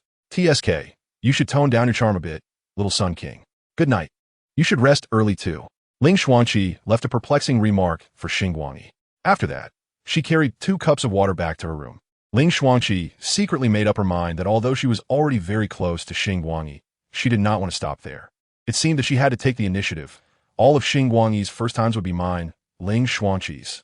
Ling Xuanqi made a serious face, exuding an ambiguous aura. That said, Ling Xuanqi's body was not stable at the moment. Her hypersomnia still plagued her, and the time for her body to complete its evolution was still far away. Ling Xuanqi thought so and indeed acted accordingly. In the days that followed, Ling Xuanqi made various hints and strengthened her interactions with Xingguang in the details of daily life. Even those around them vaguely felt that Ling Xuanqi and Xingguang were dating, but Xingguang himself had no awareness of it. It seemed that his attribute points in love were negative. Cupid's arrow couldn't reach him at all, and not only that, Xingguang even had a reverse armor. Clearly, I was the first one here. Poor Xingguang felt a bit wronged. She was the one who liked Xingguang first. In class, Xingguang kept glancing in Xingguang's direction, a bit absent-minded, her little face looking pitiful. Zhilianqi sighed, unsure of how to advise her. Their dormitory did not have the situation of 4 people with 6 groups. Their relationship was still very good. Because of this, Zhilianqi did not know how to advise. She neither wanted to see Xingguang sad, nor wanted to speak ill of Ling Xuanqi. Love is indeed a strange thing. It can make a person become unrecognizable. Zhilianqi really couldn't imagine herself becoming hesitant and gloomy. Moreover, the scariest thing was that Zhilianqi noticed that even Chang Xiao had a tendency to like Xingguang. Thinking of this, Zhilianqi felt a headache. After coming to this world, she had watched a lot of movies and anime, often complaining about those male characters who were popular with women. How could there be such a person in the world? Now it seemed that there might really be such a person. She really didn't understand what was so great about this guy Xingguang, aside from being a bit handsome. Having a mild personality, being gentle, and good at studying, he was just a homebody. This was really troublesome. Now Zhilianqi wanted to fight someone. Anyone would do. After class, Xingguang approached Ling Xuanqi alone, with Xingguang beside them. Upon seeing Xingguang, Xingguang revealed a sincere smile, waved at him, and felt much happier. Sister Qiqi, are you free now? Xingguang asked weakly. Oh, Xingguang reacted and said, you guys chat. I'm heading back to the dormitory first. Bye. Xingguang and Ling Xuanqi both nodded. After Xingguang left, Xingguang straightened her face and looked at Ling Xuanqi very seriously. Ling Xuanqi also remained silent, quietly looking at Xingguang. After a moment of silence, Ling Xuanqi suddenly smiled. Sorry, the serious little Rain is just too cute. She reached out to pinch Xingguang's little face. Is that so? I also think being so serious is a bit strange. All right, stop rubbing my face. Xingguang swatted Ling Xuanqi's hand away, and she couldn't maintain her seriousness anymore. All right, what is up? What do you want to talk about? Ling Xuanqi said. I want to say that I won't give up. Xingguang said earnestly. Although Xingguang didn't specifically say what she wouldn't give up on, Ling Xuanqi could guess it was about Xingguang. I won't have a conflict with Sister Qiqi. I don't want to give up, but I also don't want to distance myself from Sister Qiqi. Xingguang said. Ling Xuanqi sighed. She couldn't put on a bad expression or say harsh words to Xingguang, partly because she wasn't that kind of person, and partly because Little Rain was just too cute. I also won't give up, Little Rain. But there's a very serious issue here. You and him are not from the same world. Of course, she herself wasn't either. But after completing her evolution, she should be able to reach the life level of an apostle and should be able to accompany Xingguang for quite a while. However, if Xingguang wanted to be with Xingguang, the difficulty she would face would definitely be more than her own. Ling Xuanqi temporarily set aside her rather easygoing dual ponytail world consciousness. Hearing Ling Shuangqi's words, Shun Guanyu shivered. Could it be that her secret was discovered by Sister Qiqi? What to do? What to do? Shun Guanyu's face began to turn pale, and her body trembled a bit. Just then, Chong Xiao walked over with a shoulder bag slung across her shoulder. This seems interesting. I want to join too, Chong Xiao said with a grin. Hearing Chong Xiao's words, Shun Guanyu was almost in tears. What is going on? Why is even Xiao butting in? Zhilianqi also came out from around the corner. Ah, little Rain, why are you glaring at me? Zhilianqi felt very innocent. Why was she also affected? If you all think Xingguang is good, go and fight for him yourself. What are you looking at me for? Don't look at me. I absolutely want tea like that guy. You three figure it out. Zhilianqi felt a bit exhausted. The remaining three let out a sigh of relief, especially Shun Guanyu. If Zhilianqi also joined the battle, she would really cry. The three of them pushed Zhilianqi aside and began to look at each other. Their gazes intertwined, creating sparks. Zhilianqi watched the scene and felt a headache coming on. She suddenly thought that if she hadn't saved that guy that night, letting whatever time King eliminate Xingguang, the source of all evil, wouldn't have been so bad. Zhilianqi sensed that the atmosphere in the dormitory would become very strange in the future. Even now, she was starting to see hallucinations. Behind the three people, a faint shadow appeared. Behind Ling Shuangqi was a giant white female shadow. Behind Chong Xiao was a golden armored figure whose details were unclear. Behind Xingguang was a female shadow in a gorgeous dress. Zhilianqi closed her eyes, shook her head, and when she opened her eyes again, the shadows behind the three had disappeared. She drooped her eyebrows and sighed deeply. This atmosphere was really uncomfortable. Later, she would take the spaceship to look for any evildoers. She really wanted to find someone to vent her anger on. Chapter 246. Get up. The college entrance examination is today. Time flies, and the day of the college entrance examination is just around the corner. During this period, Xingguang Yi and his group of traversers have been living a peaceful daily life. The world they currently reside in has not experienced any major events. Not to mention giant monsters, even small creatures have not appeared. This shelter world seems to have entered a period of calm for some time. For the local residents of this world, especially the vast audience in Shenzhou, this period has been rather boring. With so many fantasy characters appearing in their country, it's disheartening for the onlookers to have no new updates at all. Xingguang Yi is still the same as ever, attending classes, crafting equipment, playing with cats, and going through the ridiculously thick administrator's rules. Myerk is also the same, but he has reduced his part-time work frequency. As for Xiaoven and Ho Xinqing, they often run off to the world of death. Xiaoven hasn't made any videos on his pair account for quite some time. In the world of death currently, only Xia Dalu Liuli Qiandai and Shai Fenjuan Yi frequently come over here. Most people in the Traverser cabin continue to live a calm and fulfilling daily life. Barney and Christina are still in love, spending endless time together. Benjamin Z has become the manager, handling various trivial matters in the Traverser cabin when Xingguang Yi is not around, and she seems to enjoy it. Katsuragi Misato has been looking for a job recently, and it seems to be going poorly. Her resume is from the evil world and is clearly not applicable here. The new arrivals, Akiji Ritsuko and Hybera AI, get along well since they're both genius-level researchers. Sarah Manju has also brought her mother here, and the mother-daughter duo is settling in. Additionally, Ayanami Ray X has temporarily moved in as a new resident. Speaking of so many people, I forgot to mention Asuka. She now spends every day locked in her room studying. It seems this girl really lacks literary talent, as studying reading comprehension and writing essays is nearly driving her to despair. In her words, if it weren't for the heartwarming meals made by Guang Yi every day, she would have already given up under the torment of reading comprehension. Rika Aoi, who has been saying she would come play with Asuka, has not really come over. She is also at home struggling to prepare for the college entrance examination. Whenever she says she wants to go out and have fun, the usually gentle older sisters immediately make her feel the love from her sisters. On the morning of the exam day, Xingguang Yi woke up early and prepared breakfast in the kitchen. Knowing that Asuka had an exam today, everyone who got up early tried to be quiet so she could sleep a little longer. After preparing breakfast, Xingguang Yi checked the time. It was almost time. He took off his apron, washed his hands, and went to Asuka's door, gently knocking a few times. "Asuka, it's time to get up," he called softly, ensuring he could wake her without startling her. After Xingguang Yi called out, there was a rustling sound from inside. After a while, the door opened. Asuka stood at the door, rubbing her sleepy eyes. She was wearing a large white cotton short-sleeve shirt that looked baggy on her. Because the neckline was too wide, the shirt slipped to one side, exposing her shoulder and collarbone, making her neck appear long. Asuka was only wearing a pair of small panties on her lower half, and the oversized shirt covered her upper thighs, leaving her fair legs exposed. She was barefoot, seemingly having jumped straight out of bed. "Good morning," Asuka yawned. "Good morning. There is still plenty of time. You can wash up first. Breakfast is ready," Xingguang said. "By the way, you didn't stay up late last night, did you?" "Of course not. I went to bed at 9:30, Asuka replied, becoming a bit more awake. She then leaned closer to Xingguang and sniffed cutely. "It smells so good. Does it smell that strong?"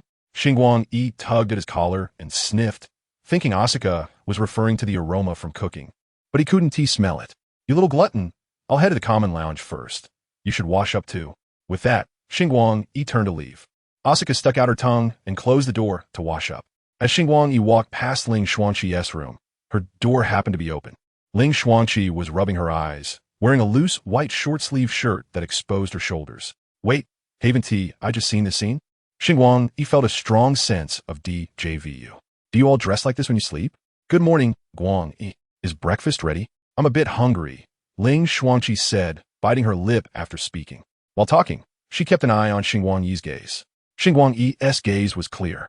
Adhering to the principle of not staring inappropriately, he maintained eye contact with Ling Xuanqi and didn't look elsewhere. As Ling Xuanqi's face heated up, she couldn't help but feel a bit disappointed and even a little annoyed. Does this guy's emotional system not have anything related to love? Since that day when Ling Xuanqi, Chang Xiao, and Shen Guangyu declared war, the three of them have intentionally or unintentionally increased their contact frequency with Xingguang in their daily lives. But alas, Xingguang, this thick-headed guy, continues to treat everyone with the same gentleness and consideration as always. Frustrated, Ling Xuanqi really wanted to tie up Xingguang and do something rated R with him. She had also heard about how Ho Xianxing and Sui Feng got together due to some misunderstanding, which made Ling Xuanqi feel envious and frustrated that she couldn't have a similar unexpected event with Xingguang. Now, Ling Xuanqi really wanted to go up and kiss Xingguang as her calm and rational class representative persona had long been thrown out the window.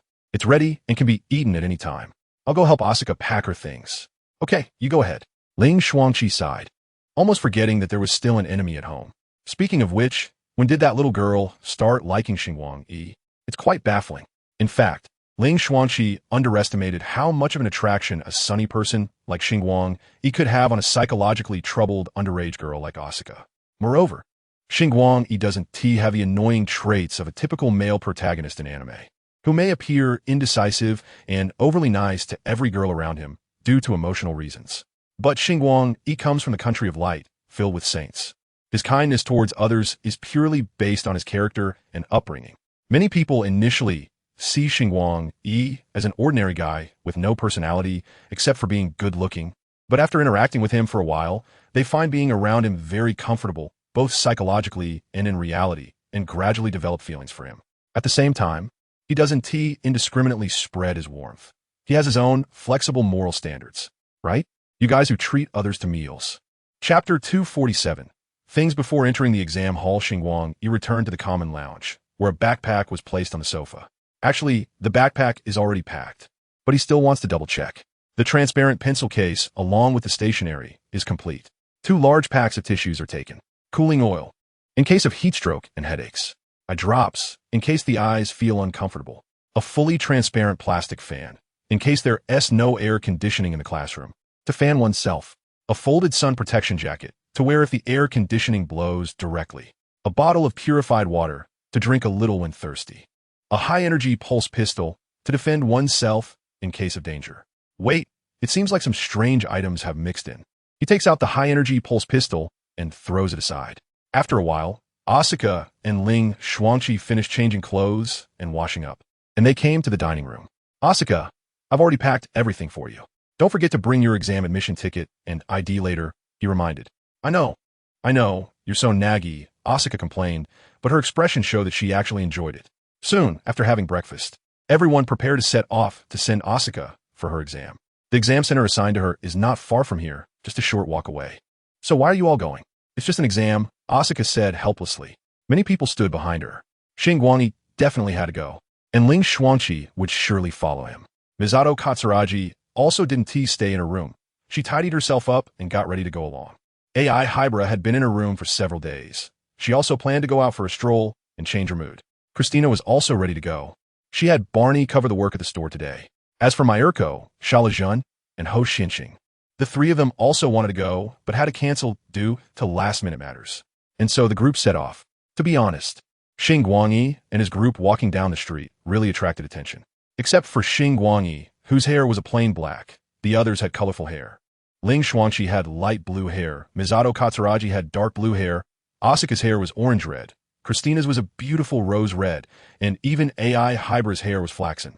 With this group of girls from another world, their looks were exceptionally high, each with their unique features, so it was no surprise they attracted the eyes of passers-by. Among this group of girls, the only male, Xingguang, looked quite out of place, and he received many envious and jealous glances from male passers-by.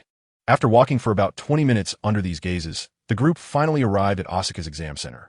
From afar, Xingguang saw a few familiar faces, Officer Shirtu and his two female seniors.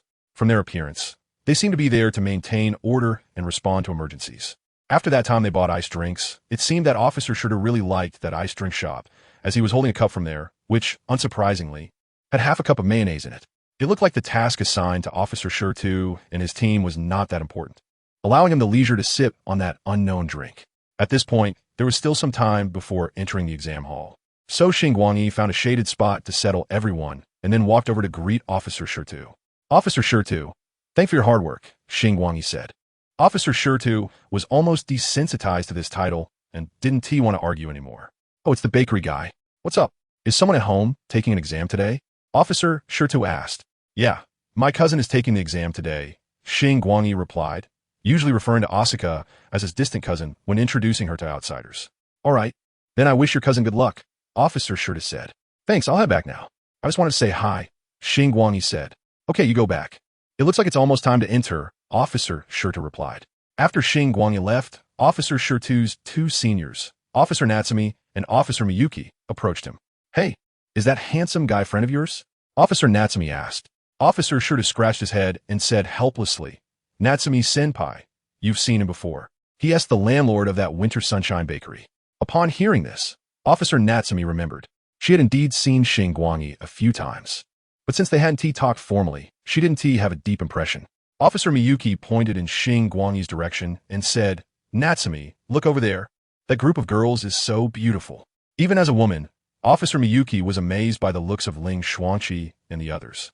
Wow, really? They're all so pretty. But why is their hair so colorful? Officer Natsumi tilted her head, expressing her confusion. Maybe they're foreign friends, Officer Miyuki suggested. Not likely. I may be a bit dense, but I'm not an idiot. I've never heard of any race having blue hair. While Officer Natsumi was speaking, Officer Shirtu frowned as he looked over at Xingguang, pondering something while sucking on that cup of mayonnaise drink, making a terrible slurping sound. After a while, the candidates began to line up to enter the exam hall. Asuka waved to Xingguang and the others, stepping into the line. The students started to enter one after another, but the parents stayed outside. For some parents, the battle was just beginning. Xingguang noticed a parent driving a van over, unloading a very large Wenkuxing statue from the trunk, and then starting to offer incense and worship to this statue. Many parents were also placing whatever they had in front of the statue as offerings. The area outside the exam hall suddenly became lively, with many parents beginning to chat with each other. In their group, due to their appearances, many people approached to strike up conversations. Miss, are you and that girl mother and daughter? An elderly lady asked. Misato Katsuragi was a bit dumbfounded, looking at the elderly lady and then at Ling Xuanqi, thinking, do I look that old? However, she still answered seriously, ma'am, no, we are not mother and daughter. Why do you think that? Oh, I saw that both your hair colors are blue, so I thought it was hereditary, the elderly lady replied before turning to ask, are you all foreigners? You don't look like people from here. Yes, we are from abroad. Oh, then miss, are you married now? Listening to the conversation between Misato Katsuragi and the elderly lady, Xingguang found it quite interesting. Just then, his phone buzzed after a long time.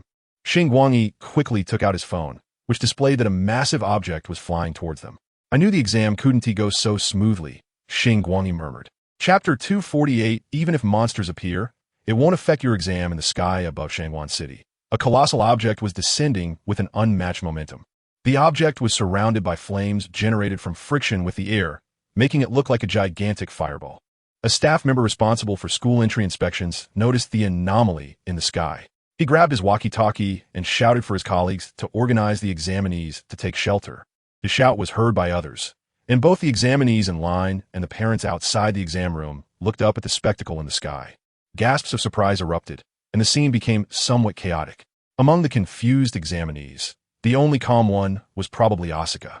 She knew that as long as Siku-I was around, no danger would occur. Just as this thought arose, she shook her head, realizing that she had always hated relying on others. How had she become like this? It's all Siku-I's fault. I'm off. Siku-I informed the others and ran to an unoccupied area, pulling out his transformation device. Speaking of which, the last time he transformed was in the world of Detective Conan, and to say something out of place, Siku-I felt a bit excited. Delta! In his excitement, Siku-I shouted as he raised the transformation device. His voice was not very clear in the noisy environment, but some people heard it. Watching the object in the sky plummet rapidly, the crowd grew increasingly chaotic. At that moment, a bright light appeared near the crowd, so bright that it was hard for people to open their eyes. Once the light dissipated, Delta Ultraman, who had not appeared in this world for a long time, stood on the ground again. The crowd below stared dumbfounded at Delta Ultraman. This was probably the first time in their lives they were so close to the giant of light.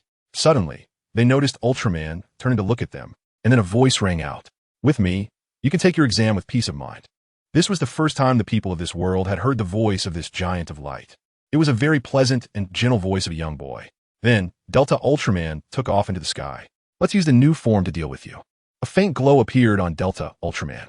Ultraware loading. Loading complete. Delta Ultraman entered assault gun mode. Heavy armor appeared on Delta Ultraman, like the rapid sword mode.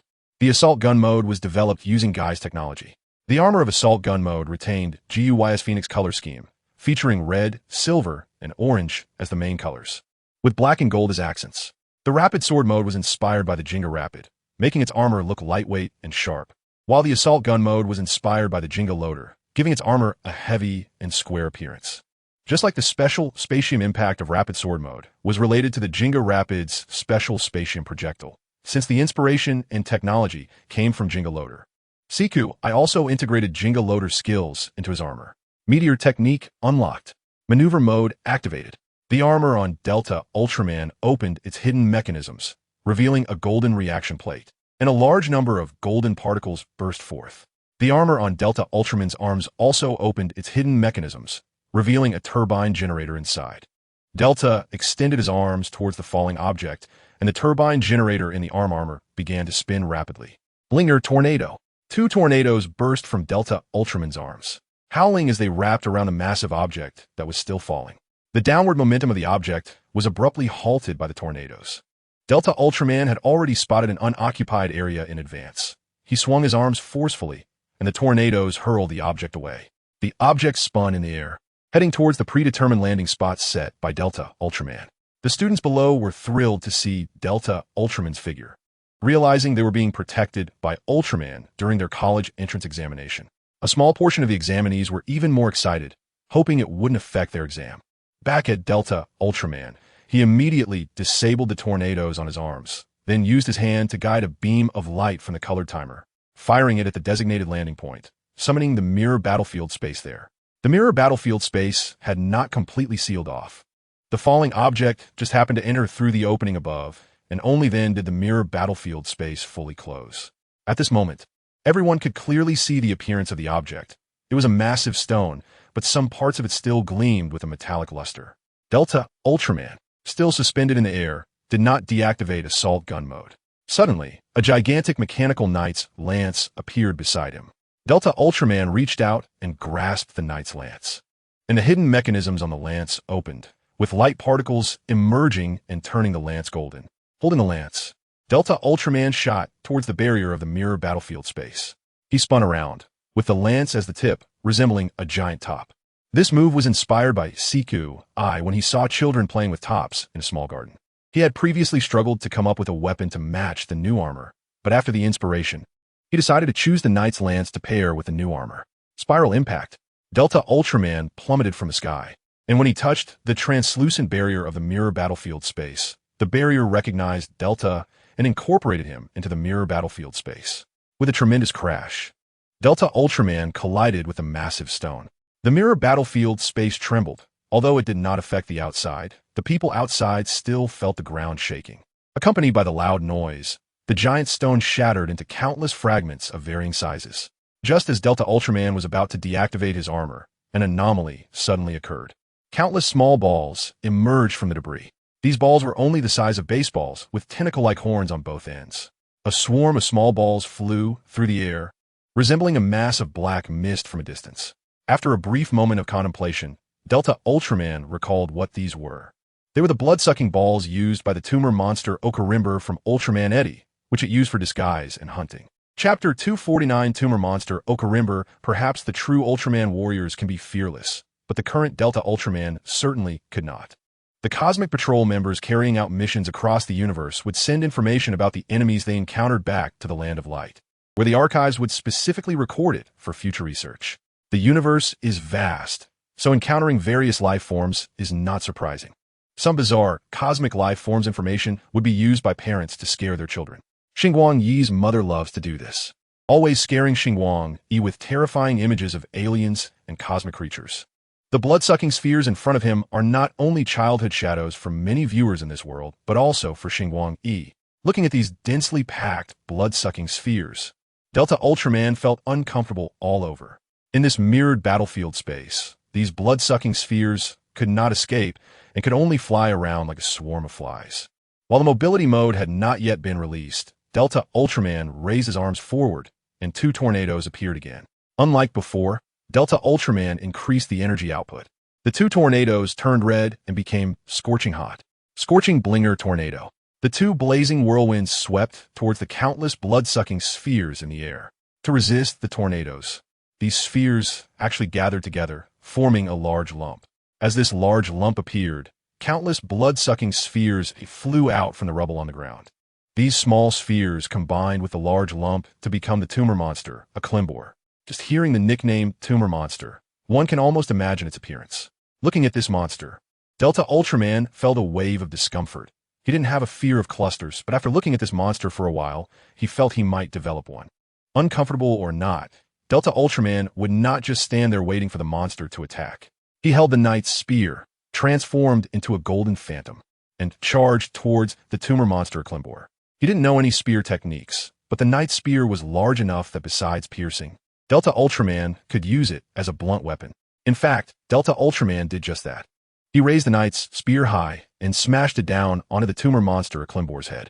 The tumor monster, like its appearance, was full of elasticity. When the knight's spear hit its head, it caved in. However, when Delta Ultraman lifted the knight's spear, the creature's head returned to normal. It seemed this creature had some immunity to physical attacks, Delta Ultraman thought. Now all the blood-sucking spheres had gathered together, and the monster formed was much stronger than in its sphere state. Delta Ultraman planned to scatter this monster back to its blood-sucking sphere state before using his beam skills to completely eliminate it. Without hesitation, Delta Ultraman dodged the red lightning beam shot from the large lump of a Klimbor. He set the knight's spear aside, crossed his arms in front of his chest, and after a brief moment of charging, he straightened his arms, sending out white light rings from between his hands. Stopping ring. The white light rings wrapped around the tumor monster Klimbor, temporarily halting its movements. Then, Delta Ultraman picked up the knight's spear again and used Ultraman telekinesis to levitate the spear in the air, aiming it at the monster. He then jumped a step to the side and crouched down, gathering energy and power in his hands, before striking the tail of the knight's spear with force. This move was inspired by his senior, Seven's technique Ultraman Impact. The knight's spear, accompanied by sound of breaking air, struck the monster. The monster let out a piercing scream as its body was pierced by the knight's spear, creating a large hole, and its body began to show signs of collapsing, transforming back into blood-sucking spheres and drifting away. Delta Ultraman stood upright, his armor slowly disappearing. Then he crossed his fists above his head. When he lowered his arms, Delta Ultraman transformed into the world's proof form. This was also the first appearance of world's proof form in this world. Something like blood-sucking spheres must be completely eradicated. If even one escapes, it could lead to disaster. Therefore, Delta Ultraman switched directly to world's proof form, channeling all his energy to eliminate them. He raised his right hand high, with his left hand crossed in front of his chest, and the light of his colorful timer became increasingly dazzling. centered around his colorful timer. Countless energies gathered around him, forming an energy vortex. Finally, this energy was transmitted along Delta Ultraman's body to his raised right arm. Photon explosion. Delta Ultraman formed an L shape with his hands, and a destructive beam of 50 million degrees targeted the tumor monster Xingguang, destroying and igniting its cells at the molecular level. This was a high-temperature destructive ray developed by Delta Ultraman, based on his world's proof form. If world's proof were not connected to the local world's will, one shot could drain all the energy from Delta Ultraman's world's proof form. This temperature was likely the limit Delta Ultraman could achieve with his own power, so he was particularly curious about the 1 trillion degree fireball of Jet 1, knowing that thing could be fired repeatedly. Fortunately, the battlefield was in Delta Ultraman's mirrored battlefield space, so he did not have to worry too much about the environment while firing this beam. 50 million degrees could be quite destructive. Here, it's worth noting that all Ultramen have a technique that compresses temperature, destructiveness, and radiation within the beam to prevent leakage, in order to protect the surrounding environment. The basic spatium ray of the Ultraman family has a high temperature of 500,000 degrees. If fired carelessly, it would ignite the surrounding air. Firing a beam is not just about converting the energy inside the body into a destructive beam. Each step of conversion, change, control, and maintenance is very important. The more powerful the beam, the harder it is to control. For Delta Ultraman, compressing 50 million degrees of high temperature into a beam without leakage was indeed quite exhausting. So, let's stop persecuting the adults. They have been trying very hard to limit the destruction of M87 rays to the surrounding environment. Chapter 250. Another incident, the tumor monster Xingguang was burned to powder without even exploding upon contact with photon explosion. Delta Ultraman maintained the beam of photon explosion, continuously sweeping through the fleeing blood-sucking spheres, leaving none behind. After eliminating the last blood-sucking sphere, Delta Ultraman's colorful timer began to flash rapidly. He had not connected to the world's will during this battle. He felt that it was better to hone his own skills when not in a crisis. And with the mirrored battlefield space present, he didn't need to worry too much about the monster threatening ordinary people. After checking again to confirm there were no remaining blood-sucking spheres, Delta Ultraman released the mirrored battlefield space and flew towards the sky. Oh, I forgot to draw a triangle. Delta Ultraman, who had already flown far away, turned back to trace a triangle in the sky. No, it was Delta's symbol, and then he flew away, disappearing into the sky. Finding a deserted place, Delta Ultraman transformed back into Xingguang, emerging from the alley and returning outside the exam point. Welcome back. You've worked hard. Ling Xuangqi first saw Xingguang and said, holding out a bottle of water to him. Thanks. Xingguang opened the cap and gulped down a few mouthfuls. Battling monsters was indeed exhausting. Ling Xuangqi quietly watched him from the side, a smile on her face. That's how girls in love are. No matter when, they always find their beloved charming and can never get enough of looking at them. Gua, I'm alive again. Xingguang finished the water in the bottle in one go. He wiped his mouth and looked towards the school entrance, asking, has Asuka entered the exam room yet? She's already in the school, but whether she's entered the exam room, I don't know, Katsuragi Misato replied. By the way, you're really handsome, Guangi. Katsuragi Misato punched Xingguang's shoulder playfully. She had only seen Delta Ultraman in videos before, and this was her first time seeing him in person. Xingguang felt increasingly reliable to her. Christina had already seen Xingguang after he transformed, and at that time, she and Barney were flying through the sky with him. So she wasn't particularly surprised. Meanwhile, Hybrid AI was looking at Xingguang thoughtfully. She had been studying another version of herself, which was the embodiment of the world will, but she hadn't discovered anything. The other party seemed like an ordinary person with no special traits at all. If there was anything special, it was that the world will's Hybrid AI, aside from her eye color, looked exactly like the real Hybrid AI, even in some embarrassing aspects. Stuck in a deadlock with her research on the world will, she suddenly remembered that there was a giant of light right next to her. How could she have forgotten this treasure? Hybrid AI made up her mind that after returning to the Transcender's cabin, she would ask Xingguang for some Ultraman energy to study. Well, Xingguang pondered for a moment and said, there shouldn't be much going on here now. I'll wait for Asuka to finish her exam here, so you guys don't have to wait here. There are too many people, and standing together draws too much attention. Hee hee. Is Guangi praising us? I thought you couldn't tell the beauty and ugliness of humans. Katsuragi Misato laughed, crossing her arms. Xingguang felt a bit helpless and whispered, that's too much, Misato. At least my aesthetic is still normal. Also, with so many people here, casually talking about humans will expose us. Don't worry. With so many people having Chinibu now, if we get discovered, we can just say it's Chinibu, Katsuragi Misato replied, having learned this new term from the world and using it now. As Xingguang said, this was the exam site, and there were indeed many people. Just now, an Ultraman had appeared nearby, and now even more people were gathering. The little police officer and his two seniors, who were just outside, also started getting busy, maintaining order and opening passages for the examinees. Got it. Katsuragi Misato linked arms with Ling Xuanqi and Christina, saying, since Guanyi said so, let's go shopping. Christina, you work in the bakery every day. You should relax a bit.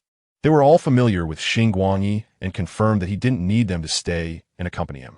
After that, the girls left to go shopping. After the girls left, Xingguang found it more convenient to be alone. He found a shaded spot, laid down a layer of newspaper on the ground, and sat down to play on his phone. It was still early, and many students were still lined up to enter the campus. Today wasn't the weekend. They just happened to catch a schedule adjustment, and there were no classes for the next 2 days. So, the 2 classes taught by teacher Meiwei AI were all busy with their own things. Speaking of Chang Xiaoma, she had previously said she wanted to move into the Transcender's cabin, and Xingguang had reserved a room for her there. But she mostly still stayed in the school dormitory. Similar to Chang Xiaoma was teacher Gongming AI, or Gongyamingmei. Xingguang had helped her expand a new room in Hybera AI's room, but she only came back to stay on weekends or when she had nothing to do. Speaking of Chang Xiaoma, she was currently walking down the street with Zhilianqi and Xingguang. Taking advantage of the fact that today was a weekday and there weren't many people on the commercial street, the 3 planned to go shopping. Although they had previously declared a war, the relationship between Chang Xiaoma, Xingguang, and Ling Xuanqi was as usual, with no signs of conflict, which relieved Zhilianqi, who was caught in the middle. The 3 of them were walking along the road, chatting and occasionally leaving behind a string of pleasant laughter. They arrived at the bus stop and hid under the pavilion, waiting for the bus. Phew, it wasn't this hot when I just came out of the dorm, Chang Xiaoma said, fanning herself with her hand, sweat trickling down her long neck into her clothes. She glanced at Zhilianqi and said, aren't you hot? Just looking at what you're wearing makes me feel hot. The 3 girls chose different clothing styles based on their personalities. Xingguang wore a white long dress, topped with a beige vintage sun hat and a pair of Greek-style strappy sandals. Both her delicate feet and her overall appearance looked adorable. Chang Xiaoma, being the alternate version of Changban Zhuangwu, had a confusing choice in clothing similar to him. She wore a short-sleeved shirt with pink, white, and black stripes, featuring a large collar. Her lower half was in brown shorts, exposing her long, well-proportioned legs to the air, while a white belt hung down from her shirt. On her feet were a pair of women's sneakers. As for Zhilianqi, although she had the most impressive figure among the 4 girls in the dormitory, she often dressed in gender-neutral or even slightly masculine outfits. Right now, she wore a loose black short-sleeve shirt with flame patterns and dark casual pants, finished off with a pair of black sports shoes. The only bright color in her outfit, aside from her skin, was the bright yellow sun protection jacket she wore. It was no wonder Chang Xiaoma felt hot just looking at her. The 3 of them hid in the shadow of the bus station, waiting for the bus. At that moment, both Chang Xiaoma and Zhilianqi seemed to sense something. They quickly looked around and soon locked onto a target. Across the road, a man was staggering as he crossed, heading towards Chang Xiaoma and the others. He didn't avoid the vehicles on the road, just tilting his head and walking over in a strange posture. Suddenly, he walked in front of a bus without any sign of stopping, and it looked like he was about to crash into it. Chapter 251. Although Batman is not here, Batman approves. Zombie? Or something else? Chang Xiaoma thought to herself. Just as she was still guessing, numerous black lines emerged from the man's body, wrapping around him. After countless black lines solidified, the man transformed into a bug-like green skin monster. Anomaly Agito. Chang Xiaoma was shocked. These past few days had been too peaceful. She had almost forgotten about the anomaly night's dial. Beep, beep, beep, beep, beep, beep. Facing the suddenly appearing pedestrians, the bus driver continuously honked the horn. The anomaly Agito turned his head to glance at the bus and punched it. The moving bus was abruptly halted, its front end deeply dented, emitting thick black smoke. At this moment, the onlookers who witnessed the transformation began to scream and flee, while the vehicles on the road swerved away, causing chaos in the street. Chang Xiaowei's gaze sharpened, realizing it was her time to make an appearance, but she still had Zhilianqi and Xingguang beside her, and she didn't want them to know her other identity just yet. She feared that they would see her as a monster after finding out. So Chang Xiaowei said, "Sorry, I need to go to the restroom. You two go seek shelter first." Just then, another voice from beside Chang Xiaowei echoed the same words. She looked over and found Ji Lianqi turning her head to look at her as well. The two exchanged an awkward smile. "Sorry, sorry," they both said in unison again before running off in different directions. After they left, Shen Guangyu breathed a sigh of relief. With her two friends gone, she found it easier to act. "I'm sorry, Xiaowei and little Ji. One day, I will confess to you." Her expression gradually became serious as she reached into her handbag to retrieve something.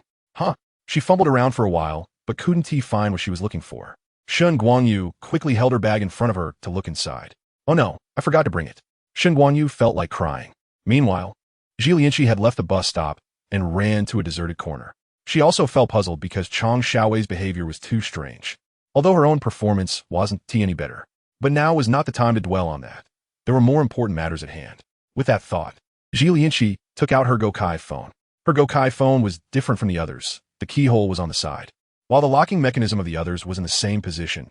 Ji Lianqi's phone had a circular button with the Pirate Team logo instead. She flipped open the phone cover and pressed the button. "Set sail." A voice rang out from the phone, accompanied by the sound. A beam of light flashed from her waist, and when it disappeared, a high-tech belt appeared around her waist. Ji Lianqi attached the phone to the front of her belt, and a light column rose from the keyhole, within which was a ranger key. That was her key. When Ji Lianqi took the ranger key from the light column, the light column vanished. "Gokai change." Reciting the fixed line, Ji Lianqi flipped open the ranger key cover, inserted the key into the lock, and turned it. "Gokai, let's fight." The voice of Go-On Red echoed from the phone. The original Gokai transformation process involved first putting on a special black undersuit, then a colored outer suit, and finally putting on the helmet. Ji Lianqi's transformation process differed slightly. After twisting the key, she transformed directly into Go-On Red. Soon after, a shadow emerged from her, enveloping her and turning her into black. Then, a blaze erupted from beneath her feet, and amidst the flames, her outfit transformed. The hem of her clothing grew longer, and it was dyed with flame patterns. The decorations on her helmet, resembling a captain's hat, and the edges of her goggles became sharper and more menacing, with her goggles and some small decorations turning gold.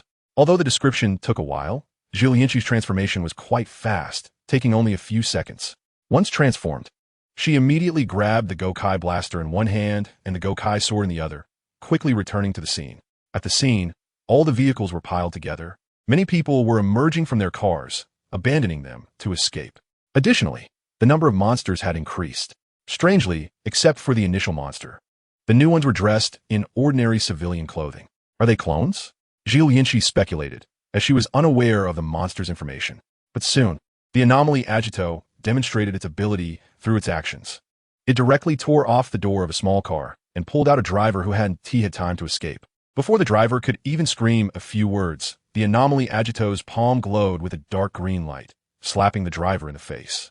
A burst of green mist erupted, enveloping the driver's head. Soon, the green mist seeped into the driver's mouth, nose, eyes, and ears, causing the driver to convulse.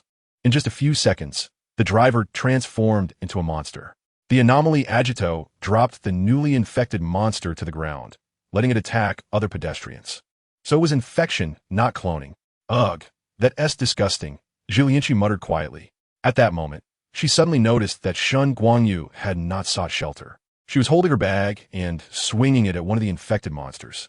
The impact from the bag clearly stunned the newly created monster for a moment. Seizing the opportunity, Shen Guangyu quickly picked up a little girl beside her and began to run. However, the clothes Shen Guangyu was wearing today were not suitable for running, and after only a few steps, she was caught by the monster. As the monster's green glowing hand reached for the back of Shen Guangyu's head, Ji Lianqi raised her arm and pulled the trigger of the Gokai blaster. Energy bullets rained down on the monster, creating sparks as it was knocked back several steps, falling to the ground. Thank you. Shen Guangyu heard the gunfire and, following the sound, saw the Gokai rider, so she expressed her gratitude. It's nothing. Just hurry and get out of here, Ji Lianqi said in a hushed tone. She didn't want Shen Guangyu to know her identity just yet, but her armor did not have a voice modulation effect, so she could only lower her voice to feign a hoarse effect, though if she continued this way, her throat would give out. She was the only one with this thought. Chang Xiaowei felt the same. At some point, Kamen Rider Zio appeared next to Ji Lianqi and said in a hoarse voice, "Didn't expect it was you?" Cough cough. Well, even though I dislike you, let us cooperate this time, cough cough. Chang Xiaowei was particularly thirsty at the moment, so while suppressing her voice, she had a cough after just a couple of words. Chapter 252. To be honest, this year's candidates have it tough. This monster is called Anomaly Agito. It infects ordinary people, turning them into proliferative Anomaly Agitos. Chang Xiaowei was explaining the information about Anomaly Agito to the Gokai rider. Although the Gokai rider really disliked this clock-like guy, especially since the last time he kicked him, causing him chest pain for a long time, they had to cooperate now, just as the guy said. However, Zhilianqi was still somewhat worried and asked, if we attack these infected individuals, will it harm them? No, after all, this is a villain from a tokusatsu series, and we need to be mindful of the impact on children. When we defeat them, the infection on them is lifted, which is a convenient setup. Chang Xiao said. The two good friends wore masks and spoke with altered voices. With the guarantee of Kamen Rider Zio, Zhilianqi felt much more at ease. She looked around and saw that in just this short amount of time, the mutated Agito and the proliferating mutated Agito had infected many people, and there were now over 30 mutated Agito in the area. Both Chang Xiaohua and Zhilianqi knew that they couldn't delay any longer. Zhilianqi took a key connected to a keychain from the left side of her belt and inserted it into the lock of her Gokai cell phone on the belt. In Ranger, Kamen Rider Gokai shouted passionately. The voice of the Gokai cell phone is provided by Kenzuya Nakai.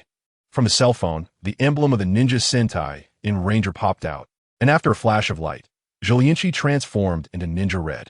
Shadow Clone Technique. Zhilianqi formed hand seals, and smoke erupted at her feet, from which 8 Ninja Reds sprang out.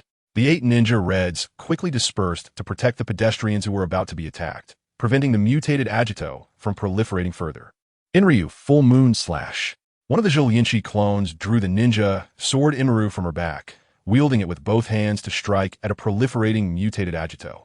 Even though it was daytime, the arc of her slash still gleamed brightly. The blade light passed through, sending the proliferating mutated Agito flying far away, and after an explosion, this proliferating mutated Agito reverted back to a human. The person now looked a bit uncomfortable but did not seem to have sustained any serious injuries. With this, Zhilianqi felt completely relieved, and she didn't have to hold back anymore. The remaining 7 clones of Zhilianqi also received messages from the main body, and they all unleashed Ninja Red's secret techniques. In a short time, they defeated over 10 proliferating mutated Agito, while also preventing the birth of new ones. Meanwhile, Chang Xiaohua was not idle either. She noticed the actions of the Gokai rider, who had spoiled her plans. The Gokai rider was efficiently clearing out enemies. Chang Xiaohua felt a bit indignant. She had been riding on Starlight One, enjoying herself, when suddenly this guy kicked her from behind. Anyone would be angry. If it weren't for this Gokai rider, she might have already been discussing baby names with Starlight One by now. Starlight One, no. Stop talking nonsense. Chang Xiaohua had forgotten that she didn't actually like Starlight One at the time. She was just trying to annoy him, partly to vent for Xingguang and partly to verify whether Starlight One was really an Ultraman. So now, Chang Xiaohua was determined to compete with this Gokai rider. She transformed into Zos second form, wielding the head-cutting sword and slashing from south to north. Both of them were clearing the proliferating mutated Agito at a fast pace. And soon only the original mutated Agito remained. If they dealt with this, it should be over, right? Zhilianqi deactivated her in Ranger transformation and reverted back to Gokai Rider. She really wanted to end this quickly, straining her voice, which was now sore. Moreover, since she had never used the Ninja Red's clone technique before, once she deactivated it, the memories of the other 7 clones flooded back in her mind, giving her a headache and making her feel 7 times more fatigued. Next time, she should use fewer clones, just 1 or 2 would suffice. Or perhaps, she should just use this skill less often in the future. Yes, it should end now. Chang Xiaowei thought the same. It wasn't just Zhilianqi who was uncomfortable. Chang Xiaowei felt her throat was also incredibly sore, and she desperately wanted to drink water. Saying this, Chang Xiaowei picked up the Agito rider's dial, placed it on the head-cutting sword, and turned the knob on the sword. Zhilianqi also inserted her key into the keyhole of the Gokai sword, readying herself. Psycho. Finish time. King. Giri slash. Final wave. The 2 weapons emitted their respective sound effects. A several-meter-long light blade extended from Chang Xiaowei's head-cutting sword, and she swung it horizontally towards the mutated Agito. On Zhilianqi's side, she also swung her weapon, launching a colorful crescent-shaped light wave from her Gokai sword. Their attacks landed simultaneously on the mutated Agito, causing it to explode. The two then turned around at the same time, striking a pose. As the smoke cleared, Chang Xiaohua and Zhilianqi approached to check, only to see a middle-aged man lying on the ground. Next to him was a piece of a mutated writer's dial. Chang Xiaohua reached down to pick up the mutated Agito dial, squeezed it tightly, and crushed it, causing the fragments to turn into black smoke and disappear. Both Chang Xiaohua and Zhilianqi sighed in relief. Now, many cars on the street had collided, creating quite a mess, but that wasn't their job. They could leave it to the local traffic police. The two wanted to quickly leave and deactivate their transformations since their friends were still waiting nearby. They were just about to leave in the direction they came from when a little girl wearing glasses suddenly squatted down and started crying. They both stopped and asked the girl what was wrong. The exam. I'm going to be late for the exam. It turned out this girl was also a candidate for the college entrance examination. The exam she was attending today could be said to be a life-altering test, and its importance was beyond doubt. Facing such an exam, the mental pressure was already significant, and then encountering such an incident caused the girl to break down emotionally. Chang Xiaohua and Zhilianqi scratched their helmets and sighed. This girl had encountered an unexpected disaster, so they decided to help her out. Hey, are there any other college entrance exam candidates? Zhilianqi jumped onto a car and shouted loudly. Yes. Here. Me. I'm going. Upon hearing Zhilianqi's words, many students raised their hands. Seeing that there were quite a few people, Zhilianqi spoke up. Trust me. Follow me, and I'll take you to the exam venue. If you don't believe me, you can find another way. Saying this, Zhilianqi opened her cell phone, dialed 5501 on the keypad, and pressed the circular button in the middle. Let's go. Gokai Flame Thunder God. The voice of the Gokai cell phone resonated again. A huge spaceship with a blend of futuristic and retro design appeared from the clouds, slowly revealing its original appearance by deactivating its outer cloaking camouflage. This spaceship resembled the Gokai Galaxy King, but was primarily black in color with flame patterns around it, while the rest was decorated with deep blue and gold accents. The pirate spaceship halted at a certain distance from the ground. At the bottom of the ship, a cover opened from both sides, and a beam of light lowered a circular platform. There were no ropes holding the platform. It was entirely supported by the strange light. Time was running out. If you believe it, just follow me. Zhilianqi stepped onto the circular platform first. Chapter 253. What have I not seen? This, I have truly never seen before. Some students did not hesitate. They knew what the Haokways represented, but they still had to convince their parents.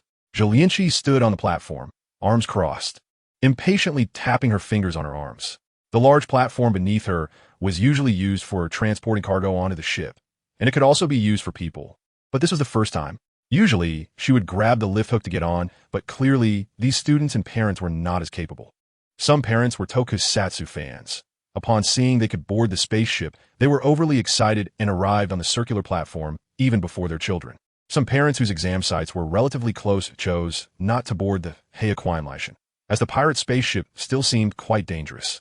Students who made this decision reluctantly took a last look at the massive pirate ship before leaving. The college entrance examination happens once a year, but taking the spaceship to participate might only happen once in a lifetime. Perhaps because Zhilianqi had just fought against a monster. Some hesitant parents were convinced that she was a good person and ultimately chose to board the pirate ship with their children. In no time, the circular platform was filled with people. Then let's prepare to leave, Zhilianqi said. Just then, a parent climbed over a blocked car and shouted from atop. Please wait a moment. Earlier, the alien Agito had attacked here, causing the road to be completely blocked, and there were families stuck behind trying to reach the exam site. One parent heard about this and directly ran over, overcoming the obstacles. There was no other choice. Zhilianqi could only first send this group onto the pirate ship before coming back down. Thus, after receiving 2 more groups of people and confirming there were no other test takers, Zhilianqi finally allowed them to depart. After entering aside from a few who still felt scared and anxious, most of the students and parents felt curious and excited. Zhilianqi did not restrict them, only advising them not to wander too far to avoid getting lost when disembarking. A few students clearly wanted to say something to Zhilianqi, but hesitated and did not dare to approach. Shuiana, Zhilianqi called out. Shortly after, a light blue mechanical bird flew over. Wella, welcome back. Shuiana landed on Zhilianqi's shoulder, and a cool, pleasant female voice sounded. Shuiana, please tally the exam venues for these kids and informing Bo to arrange the routes. Once we arrive, let them off. I'll go rest first, Zhilianqi said. Understood. Shui Anna flapped her wings and flew off from Zhilianqi's shoulder. Ingbo was also a mechanical bird, similar in design to Shui Anna, but her body was cherry-colored.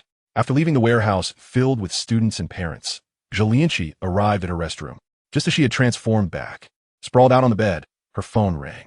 Zhilianqi picked up her phone and glanced at the caller ID. It was a call from Chang Xiaomei, and she quickly sat up from the bed. Hello. Cough, cough, hello. Zhilianqi spoke, still trying to suppress her voice, realizing it and quickly correcting herself. Moshi Moshi? Xiaozhe, where are you? I've already met up with Xiaoyu, but haven't seen you. Where are you? Chang Xiaomei asked from the other end of the line. I have a stomachache. Zhilianqi lied, her face slowly turning red. Is it serious? Did that come? Chang Xiaomei asked, a bit worried. And no, it's fine. You and Xiaoyu find a place to rest. I'll come find you shortly. Just remember to send me the address. Unable to keep up the lie, Zhilianqi quickly hung up the phone. At a certain high school exam site, 2 staff members responsible for checking students' identities stood at the school gate. The exam is about to start. These kids are just now rushing in. One staff member had just checked a student's admission ticket and let the student inside. It's good they made it. This kind of situation happens every year. You've seen too little. I've even seen students being escorted in by police cars, the other staff member remarked, noting how challenging it was for both students and their parents. The staff members looked outside the school gate, where a parent, upon seeing their child enter the exam site, sat down on the ground in relief. At that moment, a large shadow was cast from the sky, and the parent and the 2 staff members all looked up. Their expressions quickly turned to horror, and not just them. People around them also showed astonishment. In the sky, a massive pirate spaceship was hovering. Following that, an opening below the spaceship revealed, and a giant circular platform slowly descended, laden with many people. When the circular platform landed, the people on it jumped off, and the students hurried toward the exam site.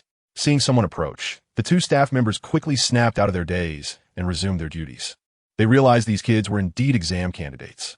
Once inside the campus, these students waved goodbye to the pirate spaceship. On the deck of the pirate ship, someone leaned against the railing and waved back at the group of students, but it was unclear if they could see clearly. After sending this batch of students into the exam site, the 2 staff members hurriedly took out their phones to capture images of the pirate spaceship above. They weren't alone. All the nearby parents also began filming with their phones. Bro, have you ever encountered this situation before? One staff member asked. How could I have encountered this? The most I've seen are students brought in by police cars. What kind of families are these students from who arrive in a spaceship? The other staff member replied. After sending off the last batch of students, the circular platform was retracted back into the pirate spaceship, which then flew away from the site. Amid the clouds, the pirate spaceship once again cloaked itself with optical camouflage. Zhilianqi glanced at her phone, confirmed the locations of Xingguang and Chang Xiaomei, parked the cosmic pirate ship nearby, and lowered herself to an inconspicuous place using the lift rope. Zhilianqi adjusted her clothes, ensuring there were no mistakes, and walked into a beverage shop. Just then, she realized that she hadn't had a drop of water while being busy, and she was indeed feeling a bit thirsty. Moreover, she felt a bit too warm in her thick clothing, as the sweat she had just shed was now soaking her back again. Chapter 254. This is called acting. As soon as Zhilianqi entered the beverage shop, she spotted Chang Xiaomei and Xingguang. Over here, Xingguang waved her hand towards Zhilianqi. Zhilianqi walked over to them and noticed the iced lemon water beside Chang Xiaomei, not hesitating to reach for it. Unexpectedly, Chang Xiaomei moved the cup to a spot where Zhilianqi couldn't reach, shaking her finger and saying, No, little Zhe, since you're here, you shouldn't drink something cold. Just then, a waitress brought a cup of fruit tea to their table, placing it down. Enjoy. Thank you. After the waitress left, Chang Xiaomei pushed the fruit tea in front of Zhilianqi and said, Here, this is yours. I specially ordered it hot for you. Isn't tea that thoughtful? Looking at Chang Xiaomei's concerned expression, Zhilianqi found it hard to refuse. She forced a smile, picked up the fruit tea, took a sip, and then set it down. It was indeed very hot, burning her tongue, and she began to sweat again. No wonder you're wearing such thick clothes today. If you're not feeling well, we can head back, Xingguang added, showing her concern. Although Zhilianqi's true identity wouldn't be exposed, these 2 completely believed she was here for that reason today. Zhilianqi couldn't explain, and thinking that these 2 probably wouldn't let her drink anything cold and that she had to finish the scalding fruit tea in front of her. The corners of her mouth twitched in pain. While Zhilianqi looked on with envy, Xingguang bit her straw, took a sip of her grape honey orange iced tea, and shivered in delight. By the way, why have all these strange people and incidents been happening in Xingguang City recently? I was pretty nervous when I saw that strange person. Weren't you both nervous? Xingguang Yu asked. All right, you both left at that time. The moment Xingguang Yu said this, both Zhou Lianqi and Chang Xiaoma were startled. Xingguang Yu's words made them realize a detail they hadn't noticed before. Ordinary girls wouldn't be so calm in such situations. Ah, yes. That ugly monster was terrifying. Zhou Lianqi screamed. Yeah, it was really scary. Just thinking about it gives me goosebumps, Chang Xiaoma said, covering her mouth with her hands, her upper body slightly twisting. It was unclear where these two had seen such things. Ordinary girls wouldn't react like this. These two were clearly overacting, and there was no skill involved, just pure emotion. Xingguang Yu squinted at them suspiciously. She found their reactions quite strange. After finishing their drinks and feeling refreshed, the three of them, Chang Xiaoma, Xingguang Yu, and the sweaty Zhou Lianqi, left the beverage shop.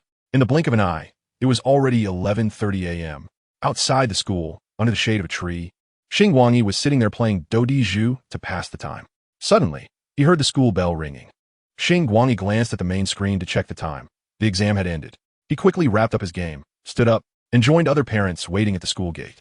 Soon, a student emerged from the campus. As the first candidate to come out, a swarm of media outlets rushed over. There were an unusually high number of media today. They had heard that Ultraman, Kamen Rider, and Gokai Silver would all be appearing today. But many had come and ended up with nothing to shoot, so they had to settle for something else. As the first student was being interviewed, many other students began to exit the teaching building. Xingguang Yu stood on his tiptoes, looking left and right, but he didn't see Asuka yet. In fact, Asuka had already come out of the teaching building. She seemed to be in a good mood, having encountered a similar topic in the essay she practiced for the exam. She spotted Xingguang Yu peeking around at the school gate and couldn't help but smile. Compared to everyone else, Xingguang Yu was too special in Asuka's eyes. There was no one else. But soon, Asuka composed herself, suppressing her smile and putting on a classic Asuka expression. Asuka stepped out of the campus, attracting the attention of many parents and media outlets. This was unavoidable, as the appearances of this group of time travelers had not been frequently emphasized before. However, in reality, those who came from the second dimension were basically not unattractive, while those who were said to be ugly were a different story. With a bare face, Asuka stood out among the crowd, being a mixed-race individual with quite high attractiveness, causing many eyes to focus on her. This was no longer high school. Some students who thought their grades were decent and were quite lively approached Asuka after the exam, trying to see if they could get her contact information. Some students from the same examination room didn't directly approach her, but secretly took a look at the information stuck in the upper right corner of Asuka's desk before leaving the exam room. Thus, they saw the name Soryu, Asuka Langley. One or two students who had watched EVA were surprised that there was actually someone with that name in real life, while others were amazed that this Asuka looked just like the Asuka from EVA. Even an invigilator was surprised, being an old fan of the second dimension. After handing in his paper, he couldn't wait to tell his friends about it. But that's another story. Asuka now broke free from the media's encirclement and came to Xingguang Yu's side. Xingguang Yu also stopped the media wanting to interview Asuka, saying, "Sorry everyone. It's getting late, and this child has another exam in the afternoon."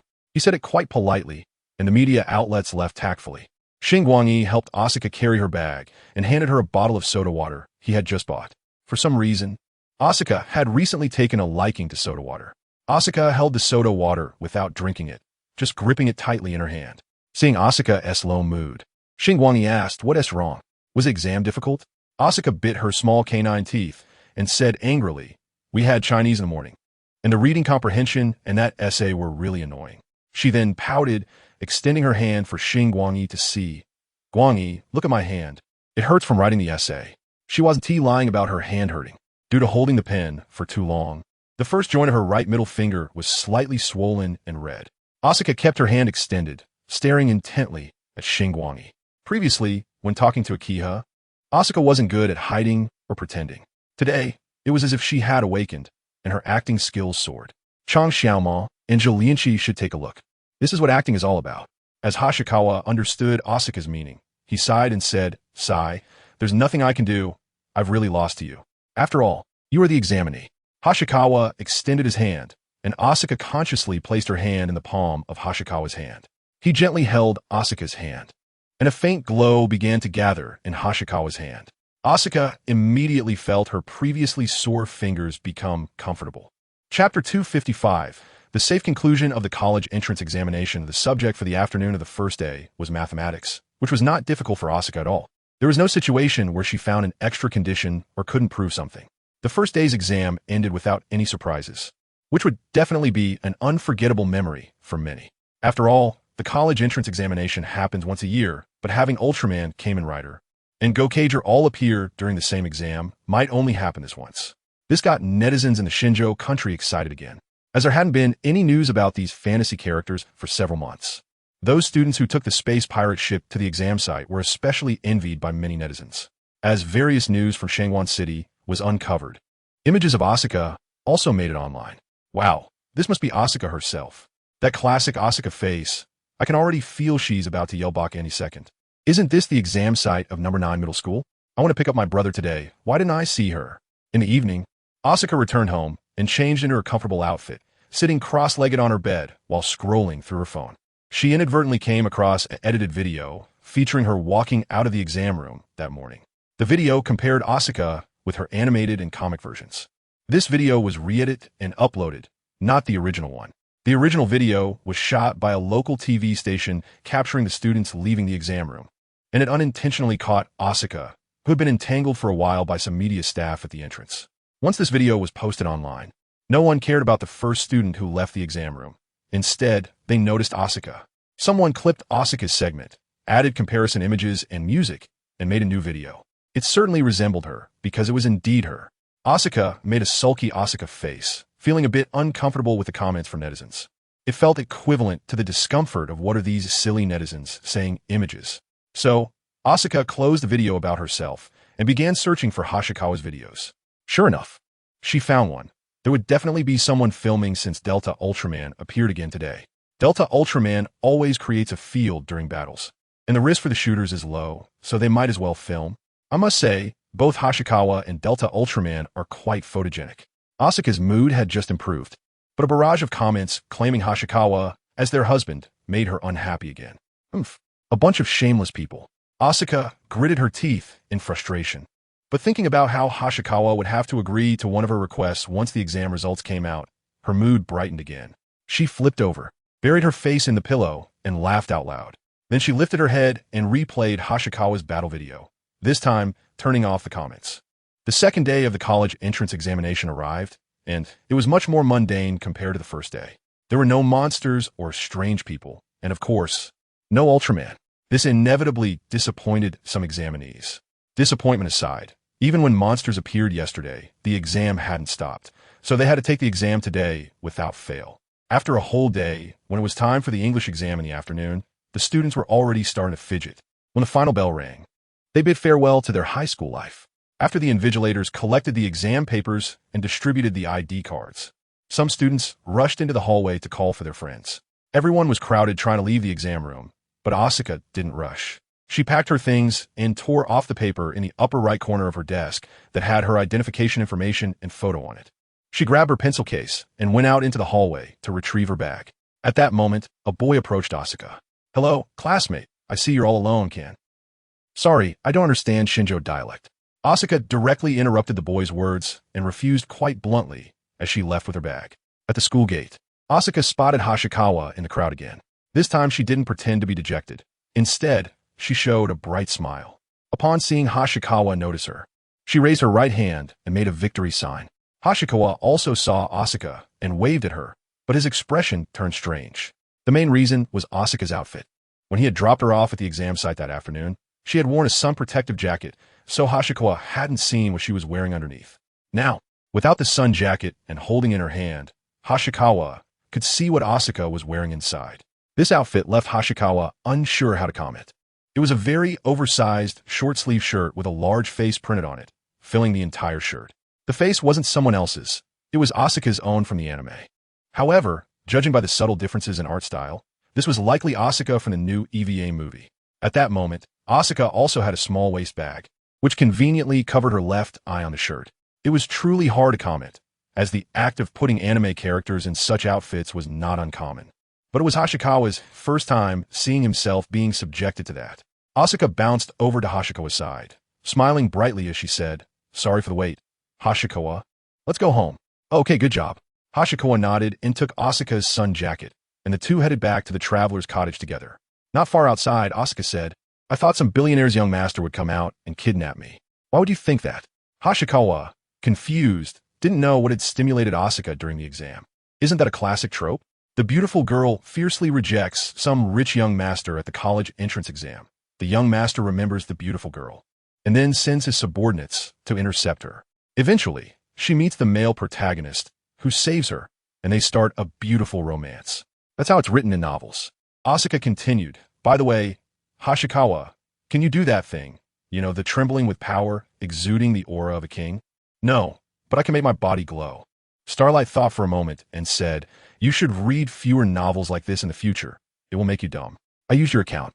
And these are all the books on your shelf, including that one, Invincible Ultraman Traversing the Worlds. As soon as Asuka said this, Starlight fell silent. Starlight quietly took out his phone, opened the app, and deleted that book from the bookshelf. Teasing Starlight made Asuka very happy, and she had a smile on her face. After walking for a while, Starlight couldn't help but ask, Asuka, when did you buy this outfit? Chapter 256. Asuka, is Koichi's slim waist really that great? It's really great. Huh? Are you talking about this one? Asuka tugged at the hem of her shirt, causing her face to stretch and deform. It looked quite mischievous. But since Asuka was the one torturing herself, Starlight couldn't say anything. Asuka retorted, what's wrong? Is it not good looking? Is it the outfit that's not good looking? Or is it my face that's not good looking? As she spoke, Asuka puffed out her cheeks, looking at Starlight as if she would bite him if he dared to say something bad. It's good looking, quite good looking, Starlight hurriedly explained. Is it the outfit that's good looking? Or am I good looking? Asuka continued to press, and if Starlight's answer didn't satisfy her, she would still bite him. You're good looking, Starlight could only respond. Oof. You're off the hook, Asuka snorted lightly. After a while, Starlight said, Asuka, let me carry your bag. You look a bit pitiful with that outfit. Oh, you mean this? Don't worry about it. Asuka waved her hand dismissively and adjusted the fanny pack that had slipped to her left eye. This guy just has a face like mine. We're not the same person. You have to know that our full names are different. At that moment, Asuka suddenly took a big step forward, standing in front of Starlight, looking at him and asking, and you definitely won't let me go through such things, right? Starlight looked at Asuka, noticing the unease and nervousness in her expression, her blue eyes staring intently at him.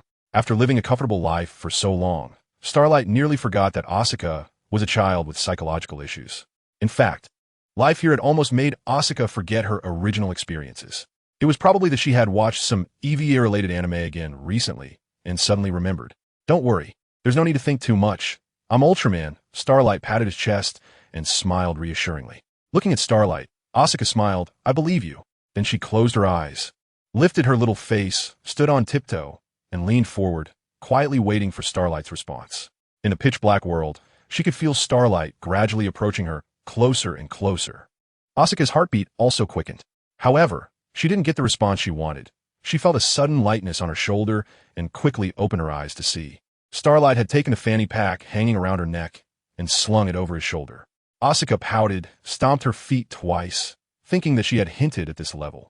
Yet he still didn't understand. Previously, she had watched Ultraman Tiga, where Tiga started as a statue. Could this guy also be a rock? Starlight took a few steps forward, turned back to look at Asuka, and saw that her mood had worsened again. He scratched his head in confusion, wondering what he had done wrong. What's wrong? Are you tired? It's nothing. Asuka shook her head, deciding not to argue with Starlight since they lived together and had plenty of time in the future. She had just taken 2 steps forward when a gust of wind blew by. In this scorching summer, the wind was also hot. Asuka was about to complain about the wind when she suddenly noticed that due to the wind, Starlight's loose short sleeves were sticking to his body, outlining his figure. Delta is Starlight, and Starlight is Delta. Hence, Delta's slim waist is also reflected on Starlight. Thank you, Wind God. Asuka licked her lips, recalling a comment she saw while watching a video last night. I want to wrap my legs around Ultraman's waist. Although this comment was very explicit and shameless, Asuka couldn't help but admit that she had the same thought now. She glanced around and quickly ran behind Starlight, jumping onto his back, wrapping her arms around his neck and her legs around his waist. Hey, what's wrong? Starlight quickly asked. It's nothing. I've changed my mind. I'm tired now, Asuka said, resting her face on Starlight's shoulder. Seriously, I can't deal with you. This is the last time, Starlight said, supporting Asuka's legs. Human girls are really hard to figure out. Asuka closed her eyes peacefully, and in the darkness, she seemed to see her scarred self wearing an eye mask, her vegetative self lying on a hospital bed, and her sorrowful self lying on the beach beside a red ocean. I'm different from all of you. I've met my own light. By the way, when did you buy this outfit? A few weeks ago. Why? Do you want one? I can give you one. Forget it. Starlight carried Asuka back to the traveler's cabin. Welcome back. Huh? Hearing the sound, Ling Xuanqi got up from the sofa, ready to greet Starlight and Asuka, only to see Starlight carrying Asuka on his back. The words she originally wanted to say were swallowed back. Ling Xuanqi was so angry that her teeth were itching. Koichi's back is my exclusive spot. Starlight glanced at Asuka and found that she had already fallen asleep. He approached the sofa, intending to lay Asuka down first, and Ling Xuanqi came over to help. During this process, Ling Xuanqi also saw the big face of Asuka on the outfit. Why is this child wearing such clothes? Did she get some kind of stimulation? The big face of Asuka on the outfit stared at Ling Xuanqi, making her feel a chill down her spine. Since the traveler's cabin is powered by the reactors of Gundam and Zaku, there's no need to worry about electricity bills. The air conditioning in the public lounge is set to a low temperature, and Starlight found a thin blanket to cover Asuka. What should we do now that the main character is asleep? Ling Xuanqi asked. To celebrate the successful end of Asuka's exam, Hashikawa and the others originally planned to go out for dinner tonight. Having been here for so long, he had never eaten at one of those big hotels. After searching for a long time on the Myleme app and making a round of phone calls, Hashikawa finally put down his phone helplessly and said, "There are no spots left." Ling Xuanqi nodded in understanding. After all, students have finished their exams today. Many families probably have the same idea as us. Hashikawa got up and took a bottle of water from the fridge. After drinking it all in one go, he stretched his body. Since there's still some time, I'll go buy some groceries first. Let's just eat at home today. Chapter 257. Asuka. This is my great victory. Not sure how long she had slept. Asuka slowly woke up, but still didn't want to open her eyes. When she was next to Hashikawa, she always felt very comfortable. And after lying on his back, just now, the comfortable feeling made her fall asleep right away. I slept so well. I feel like all my fatigue has disappeared. I really want to turn Hashikawa in my pillow and hug him every day. With this thought, Asuka turned to her side, wrapped the blanket around herself, and squeezed it with her legs. At that moment, Asuka suddenly realized she was no longer on Hashikawa's back. So she opened her eyes and found herself lying on the sofa in the common lounge. You're awake? Ling Xuanqi, sitting on another sofa and looking at her phone, noticed Asuka's movement and looked up. Asuka let out a very comfortable sound, sat up, and asked, "How long did I sleep?" After asking, she glanced out the window and saw that it was already dark. You've been asleep for 1 or 2 hours since you got back. It's already past 7, Ling Xuanqi said. Just then, Hashikawa walked out of the kitchen. He took another bottle of water from the fridge, sat down at the dining table to rest for a while, and noticed that Asuka had woken up. Sorry, I was planning to go out to celebrate together, but all the nearby restaurants are fully booked, so we can only eat at home, Hashikawa said, but I made all your favorite dishes. Did you hear that? Hashikawa made it himself. To celebrate me. All my favorites. Asuka said with a happy smile, glancing at Ling Xuanqi.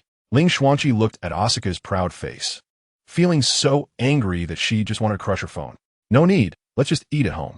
Hashikawa's cooking is the best, Asuka said. I'm going to change clothes first.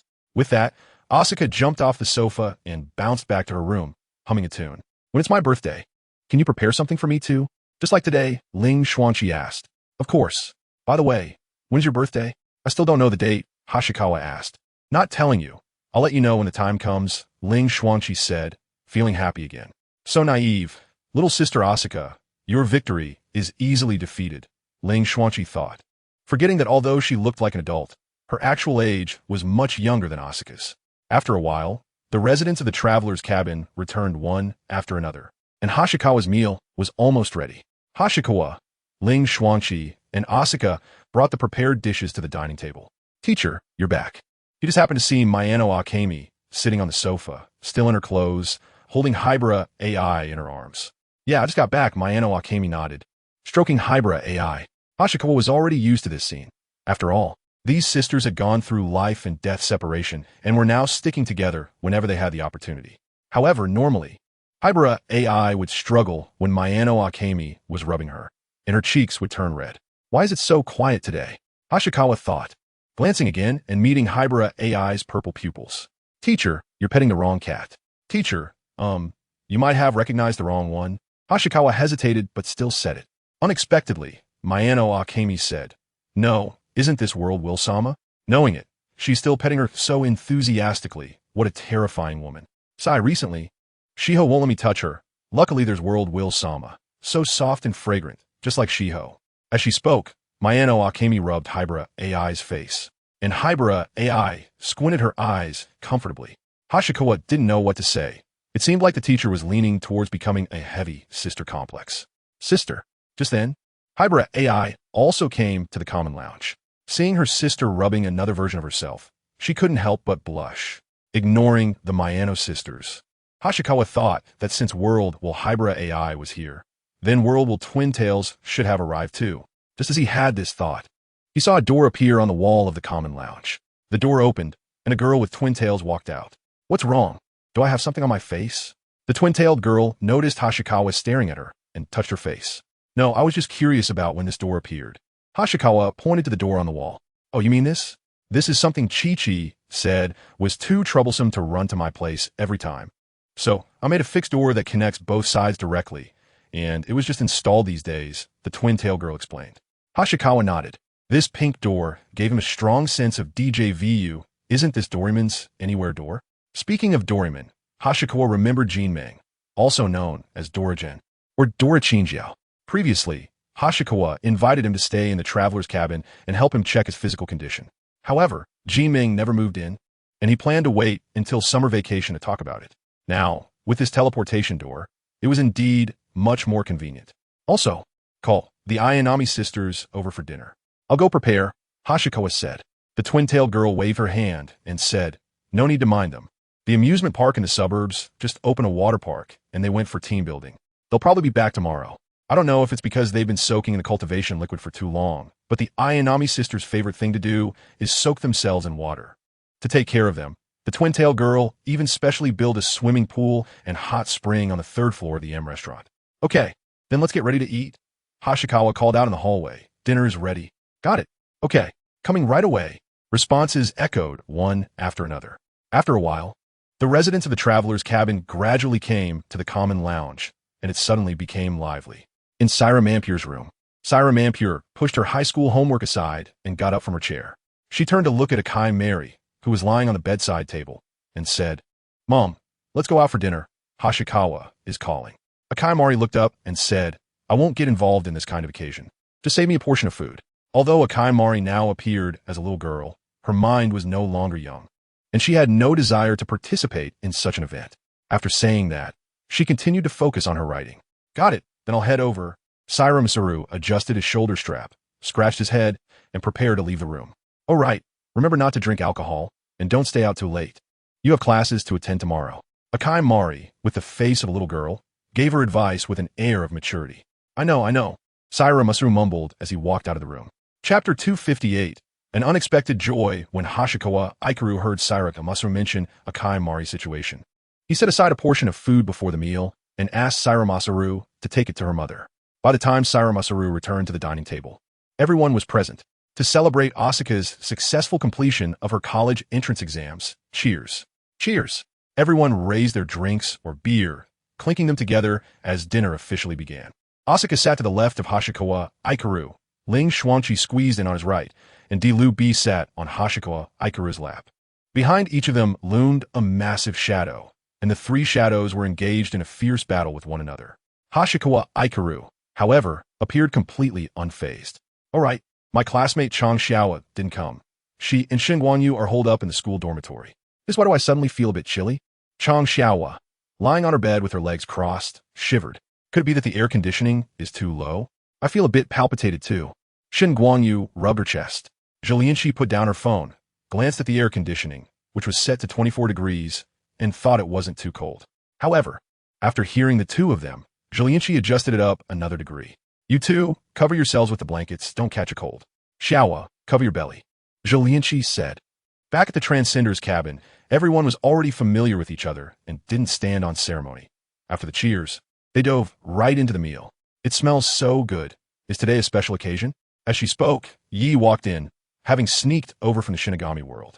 Sister Yi, you arrived just in time. Hashikawa Ikaru stood up, placing Di-Lu Beast back in his seat. He turned back to the kitchen and brought out several dishes, setting them on the coffee table and preparing bowls and chopsticks for Yi and Misato to enjoy. I really love you to death, Hashikawa-kun. Yi ruffled Hashikawa Ikaru's hair. What is this? Those who ruffle others, others will ruffle them back. Hashikawa Ikaru was not short.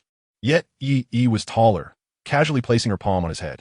Upon seeing Yi arrive, Misato pulled Akiji Ritsuko along to join her at the coffee table. Although Misato and Yi hadn't known each other for long, both being mature women, they quickly hit it off and became good drinking buddies. Misato, don't compete with her in drinking. She's a Shinigami. Hashikawa Ikaru warned. Got it, stop being so naggy. Misato pushed Hashikawa Ikaru back. Go back to your battlefield and suffer. The arrival of Shikifujin Yi was just a small interlude. Dinner continued. Suddenly, Christina's expression changed, and she covered her mouth as she left the common lounge, rushing back to her room. Barney quickly put down his chopsticks and chased after her. After a while, the two finally emerged from the room. Sorry for ruining everyone's mood, Christina said, looking embarrassed. Christina, you look unwell. Is something wrong? Mayano Akemi asked from the side. I'm not quite sure, Christina replied. Looking over at Barney, he also wore a confused and nervous expression, indicating that he was equally unaware of what was happening. At that moment, the World Consciousness Twin Tails and the World Consciousness Hybrid AI stood up from their seats and tossed Barney, chair and all aside, moving in beside Christina to check her pulse. Then, the Twin Tails girl said, Congratulations, Christina, you have a new life growing inside you. Upon hearing this, everyone understood. Christina's face instantly turned bright red. Everyone then looked at Barney, who was in a state of shock. Soon, this shock turned into joy. Barney was so overjoyed that he was speechless, only managing a silly grin. Although there were many capable individuals present, none had experienced this event. The only one who had was Akai Mari, who was still in her room. Congratulations! Mayano Akemi took Christina's hand. Christina suddenly became the focus of the common lounge, which made her feel a bit shy.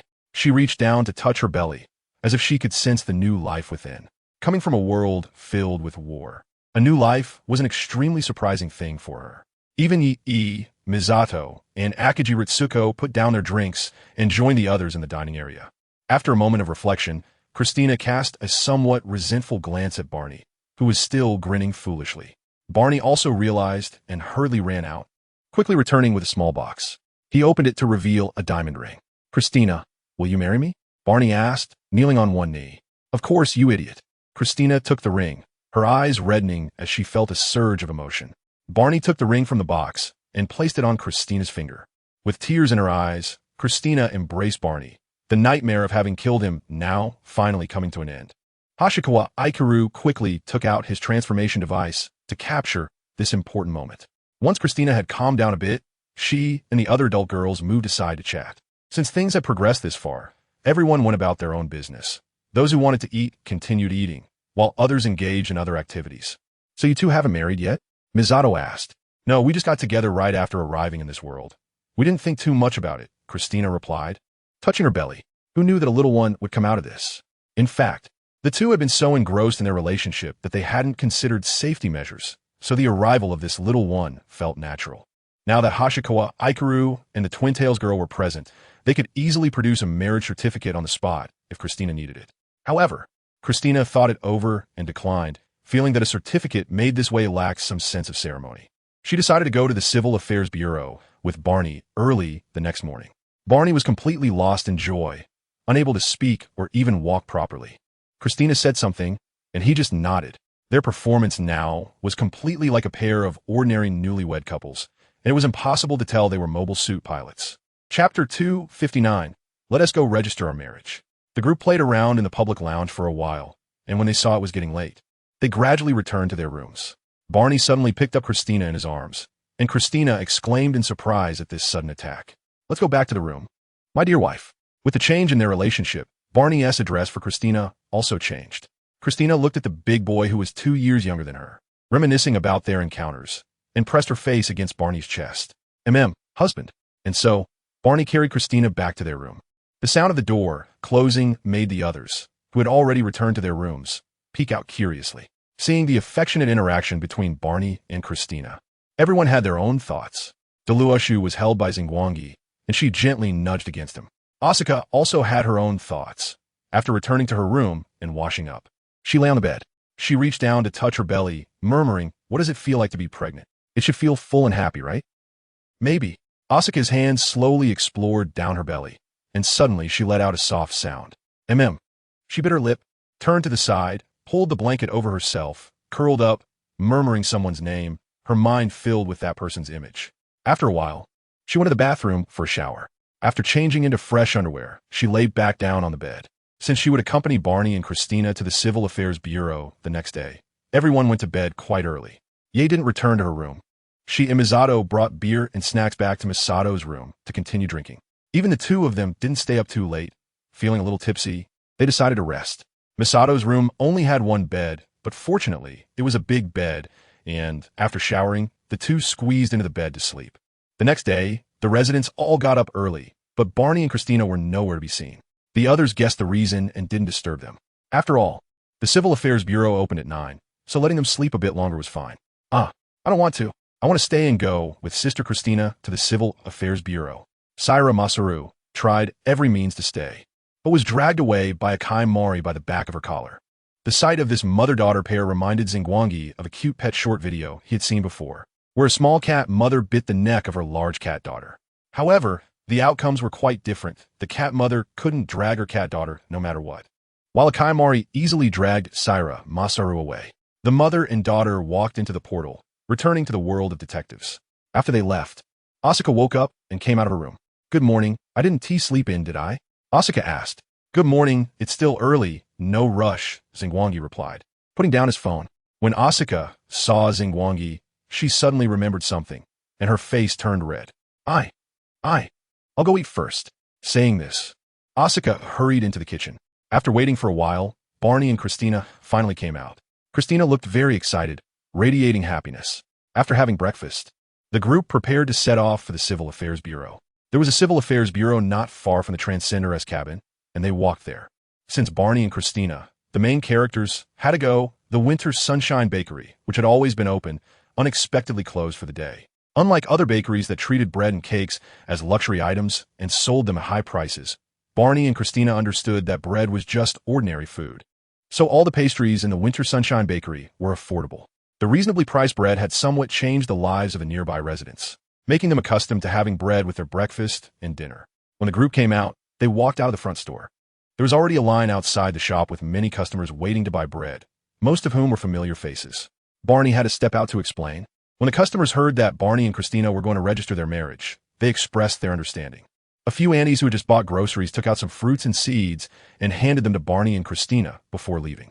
One auntie asked before leaving whether Barney and Christina would continue to run the shop after getting married. This auntie had lived nearby for a long time and remembered that there used to be a bakery at this location, where the owner couple had quietly left one day. After getting a response from Barney and Christina, the auntie felt relieved and left, even gifting them a watermelon. Barney and Christina placed the items given by the regular customers inside the shop before leaving. The Civil Affairs Bureau was not far away, about a 10-minute walk. Barney and Christina were not locals and didn't have the habit of checking the lunar calendar before going out. They purely decided to register on a whim. Because of this, there were not many new couples registering at the Civil Affairs Bureau that day. Barney and Christina were received by a female staff member. The onlookers who came to join the fun sat in the waiting area nearby and did not disturb the couple. When a staff member saw the IDs that Barney and Christina handed over, she exclaimed, "Wow, this couple are foreigners. It's not easy for foreigners to get Chinese citizenship." Christina Mackenzie. The staff member glanced at Christina's ID and quietly read the name, feeling it was familiar. However, since the foreign couple was still waiting at the window, the staff member didn't think much of it and assumed it was just a common name, Christina. Christina, however, was sharp-eyed and noticed the staff member's phone on the table, which had a screensaver photo of the NT1 model. Christina smiled. It was indeed a coincidence. The staff member had been working at the Civil Affairs Bureau for over half a year, and this was the first time she was registering a marriage for foreigners. She had thought it would be very complicated, but she found that this foreign couple had more complete documents than many locals. What a joke. With Xingguang and the twin-tail girl here, what document could they be missing? Chapter 260. Inbu Skirt. 10,003,992 Share Group. 839213 May 4th. All lovers achieve happiness. After filling out various forms, the staff member once again confirmed the intentions of both Barney and Christina. After all, it's a process that still needs to be followed. Barney and Christina exchanged glances and nodded at the staff. The staff entered their information into the computer. Now, there was just one more thing left. To take a couple's ID photo. The Civil Affairs Bureau provided photography services, and the staff led Barney and Christina to another room to take their photo. Sitting closely together, their hands naturally intertwined. The ring on Christina's hand sparkled softly. Ling Xuanqi and Asuka followed the others, standing at the door. Ling Xuanqi and Asuka looked enviously at the happy Christina, then cast a wistful glance at Xingguang, wondering when he would finally get a clue. The Digimon in Xingguang's arms widened its eyes, full of envy. "Sir, please look at the camera and nod at your wife," the staff reminded. "Oh, sorry. Barney quickly turned to the camera, displaying a silly yet blissful smile. For some reason, the staff felt a slight touch of emotion when looking at the beaming smiles of Barney and Christina. Click! With the sound of the shutter, the camera flashed, capturing the smiles of Barney and Christina. The staff glanced at the camera and said, "This one turned out well. Would you like to take another?" She held the camera for Barney and Christina to see. After Christina looked at it, she nudged Barney with her shoulder. "Seriously, look at your silly face." Barney scratched his head. "Haha, really? I think this one is pretty good." In the end, they still chose this photo. There weren't many people at the Civil Affairs Bureau today, so they could wait a while and pick up their marriage certificate before leaving. Of course, they could also go back first and come back tomorrow to collect it. Since everyone had nothing to do, they just waited until they received the marriage certificate before going back. After all, everyone had a smartphone, making it easy to pass the time. Oh, right. Ye didn't have a phone for the time being. She sat cross-legged on a resting chair, leaning over to watch Asuka play games with interest. Her impressive double orbs pressing directly against Asuka's shoulder. Asuka's expression wrinkled again, looking displeased, because to her left, Misato Katsuragi was leaning against the armrest, also pressing her own ample figure against Asuka's shoulder. Asuka's temples throbbed. These two annoying women and their big chests, she really wanted to reach out and pinch them. "Hey, yeah, it's one thing for you to come over, but Misato, don't you have a phone? Why are you leaning in too?" Asuka complained, feeling her shoulders becoming increasingly heavy. "Hee, I tried playing mobile games before, but I'm not cut out for it. Watching you play is much more interesting," Misato Katsuragi said. Asuka really wanted to put down her phone and bounce the chests of these two women 100 times. But there was no way. She couldn't beat them. If she really did that, she'd probably be pinned down and teased by them when they got home. "Guangyi, this thing looks pretty interesting. Can you help me get one too?" Ye leaned back, looking at Xingguang sitting in the back row. "Sure, I have plenty of parts at home. I can easily put one together," Xingguang replied. Ye still hadn't learned the Mandarin language, so she was speaking in Japanese while conversing with Xingguang. Just then, the staff came out with 2 marriage certificates and overheard Ye and Xingguang's conversation, realizing that this group was all foreigners. "Congratulations to both of you. Wishing you a happy and fulfilling life together." The staff handed the marriage certificates to Barney and Christina. The marriage certificates were red and looked very festive, likely still warm from being freshly printed. "Thank you very much. You've worked hard," Christina said gratefully. After receiving the marriage certificates, the group left. The staff also breathed a sigh of relief. After all, it was her first time assisting foreign nationals with their marriage certificates, and she was a bit nervous. Fortunately, this newlywed couple was very kind, and they seemed to have researched the process in advance, preparing everything needed very thoroughly. Sometimes, local people came to handle marriage procedures and forgot important documents. Once she relaxed, the staff poured herself a glass of water and sat down to rest for a bit. At that moment, she remembered the strange feeling she had earlier. She was quite familiar with the name Christina Mackenzie, but she was certain she didn't know this red-haired foreign woman. Thinking about it, she casually picked up her phone and checked the time. Suddenly, she noticed her screensaver, which was a model of the Gundam NT, one made by a skilled modeler. Suddenly, a light bulb went off in her mind. She remembered the name of the groom from earlier, Barnard Wiseman. No way. The girl quickly searched for it, and her guess was confirmed. Many people who had watched Pocket Wars had a deep impression of Barney, but they might not remember his original name well. The girl scratched her head, still with a face full of disbelief. Looking again at the photos of the two, their features matched. It was also possible that both families were Gundam enthusiasts and named their children after it. But it just happened to be these two people, with matching features, who ended up together. With such odds, she might as well buy a lottery ticket. At that moment, the girl remembered that more than half a year ago, the Gundam NT, one had appeared in this city. Although she didn't know why the Gundam showed up, it had indeed appeared. All this evidence together suggested that the newlyweds might really be Barney and Christina. The thought of this almost made the girl cheer out loud. Her luck could be good enough to buy a lottery ticket. Barney didn't die. They really got together, and their marriage certificate was processed by me. Thinking of this, the girl was so excited she almost cried. What's wrong? A colleague who walked in noticed the girl's unusual behavior and quickly asked. The girl wiped her eyes, waved her hand, and calmed down a bit, saying, sorry, didn't mean to worry you. It's nothing, just a story I watched a long time ago, and I finally saw the ending today. Watching dramas during work hours? Be careful not to get complained about. By the way, how did it end? It's a good ending. The best ending. Chapter 261. Wedding ceremonies from different worlds. After leaving the Civil Affairs Bureau, Xingguang checked the time. It was still early, just a little past 10. He originally planned for everyone to go out for lunch together, but it was still a bit too early for that. So, they all returned to the traveler's cabin in a grand manner. On the way back, Barney and Christina walked at the end of the line, their hands still intertwined, neither of them letting go. Upon returning to the traveler's cabin, everyone went to the public lounge, only to find that someone was already waiting there. Unzi, Xiaolan, and Jinchuan. Shouldn't you three be in class? Xingguang asked with some surprise. He didn't expect them to rush over at this time, and seeing that they were still wearing their school uniforms, he figured they must have just come from school. To be honest, Unzi and the others' uniforms looked pretty good. Not as revealing as those in other anime, but still very beautiful. Xingguang, it's all your fault. Unzi stood up from the sofa, hands on her hips, as she said. Huh? What? What happened? Why are you blaming me again? Xingguang was a bit speechless, unsure of what he had done wrong this time. The wedding ceremony of Barney and Sister Chris, and you didn't invite us. Xiaolan and I only heard about it from Shira. Unzi said angrily. It was only then that Xingguang and the others understood that it was a misunderstanding caused by Shira Jinchuan. Barney and Christina were just going to register their marriage today, but she had understood it as a wedding ceremony. She then told Xiaolan and Unzi about this at school, and they also misunderstood. Once they figured out where the problem was, Xingguang quickly explained the situation to the three girls and clarified everything. Unzi then realized her misunderstanding and felt embarrassed. However, being Unzi, the one who dared to imitate Kagoro's smile in public, she couldn't possibly be thin-skinned. So she just blushed for a moment before quickly recovering. So, you all skip class to come here? Not to mention during your break time. But isn't your duty as students to study hard during class? Xingguang said, but suddenly remembered that he also often skipped class and felt a bit less confident. Okay, I got it. Stop nagging. Unzi pouted a bit unconvinced.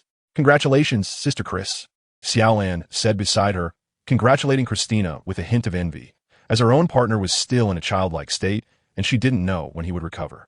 Thank you, Christina replied as she ruffled Xiaolan's hair, always trying to flatten the part of her hairstyle that stuck up, but once again failed today, as Xiaolan's hairstyle remained intact.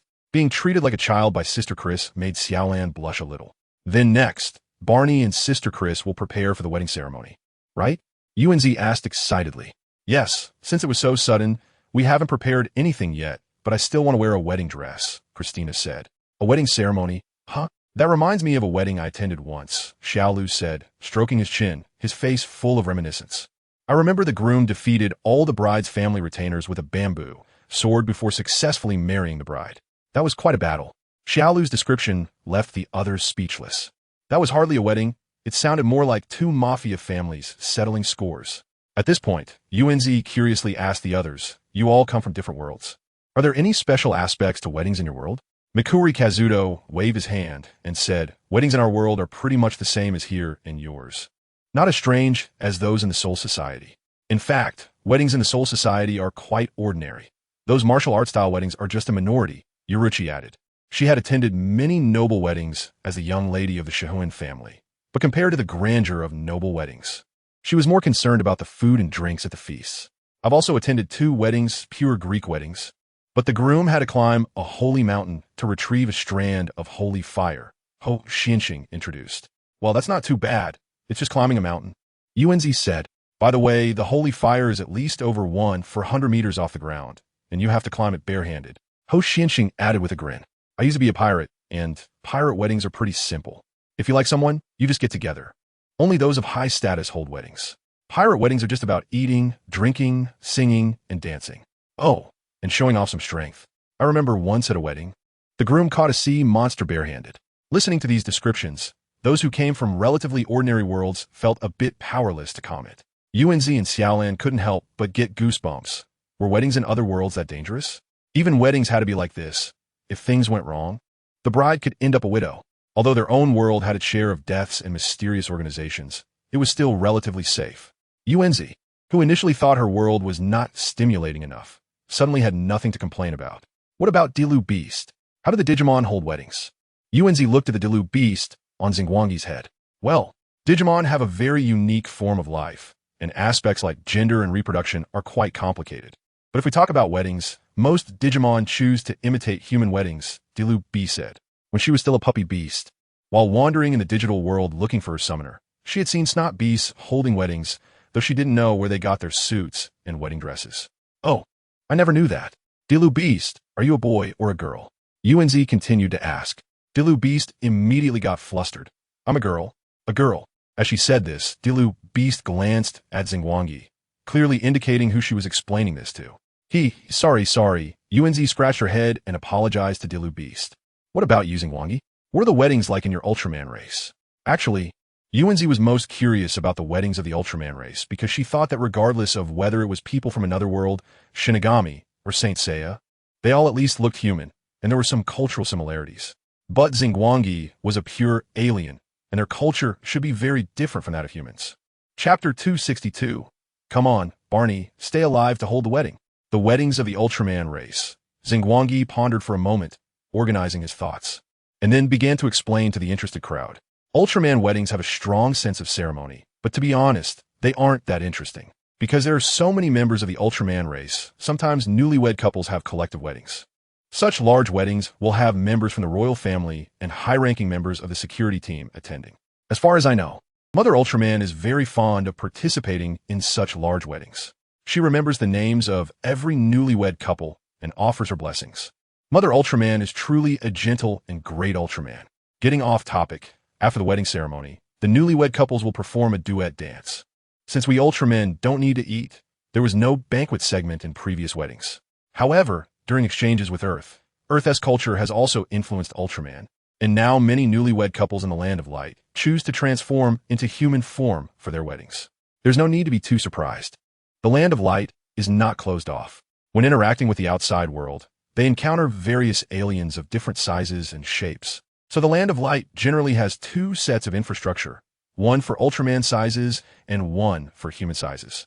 As he spoke, Xingguang took out a transformation device, pulled out a video from it, and projected it into the air, except for Starlight 1. Everyone else wanted to complain. Starlight 1 shouldn't be a scientist. He should be a photographer. In Starlight 1's video, there was a group of Ultramen standing in a circular hall completely made of emerald-colored crystals. Opposite this group of Ultramen stood a newlywed Ultraman couple, dressed in traditional attire of the Ultraman clan. It was easy for everyone to find Starlight 1 among the Ultramen. He was standing in an inconspicuous corner at the back. At that time, Starlight 1, or Delta Ultraman, looked much more youthful than he does now.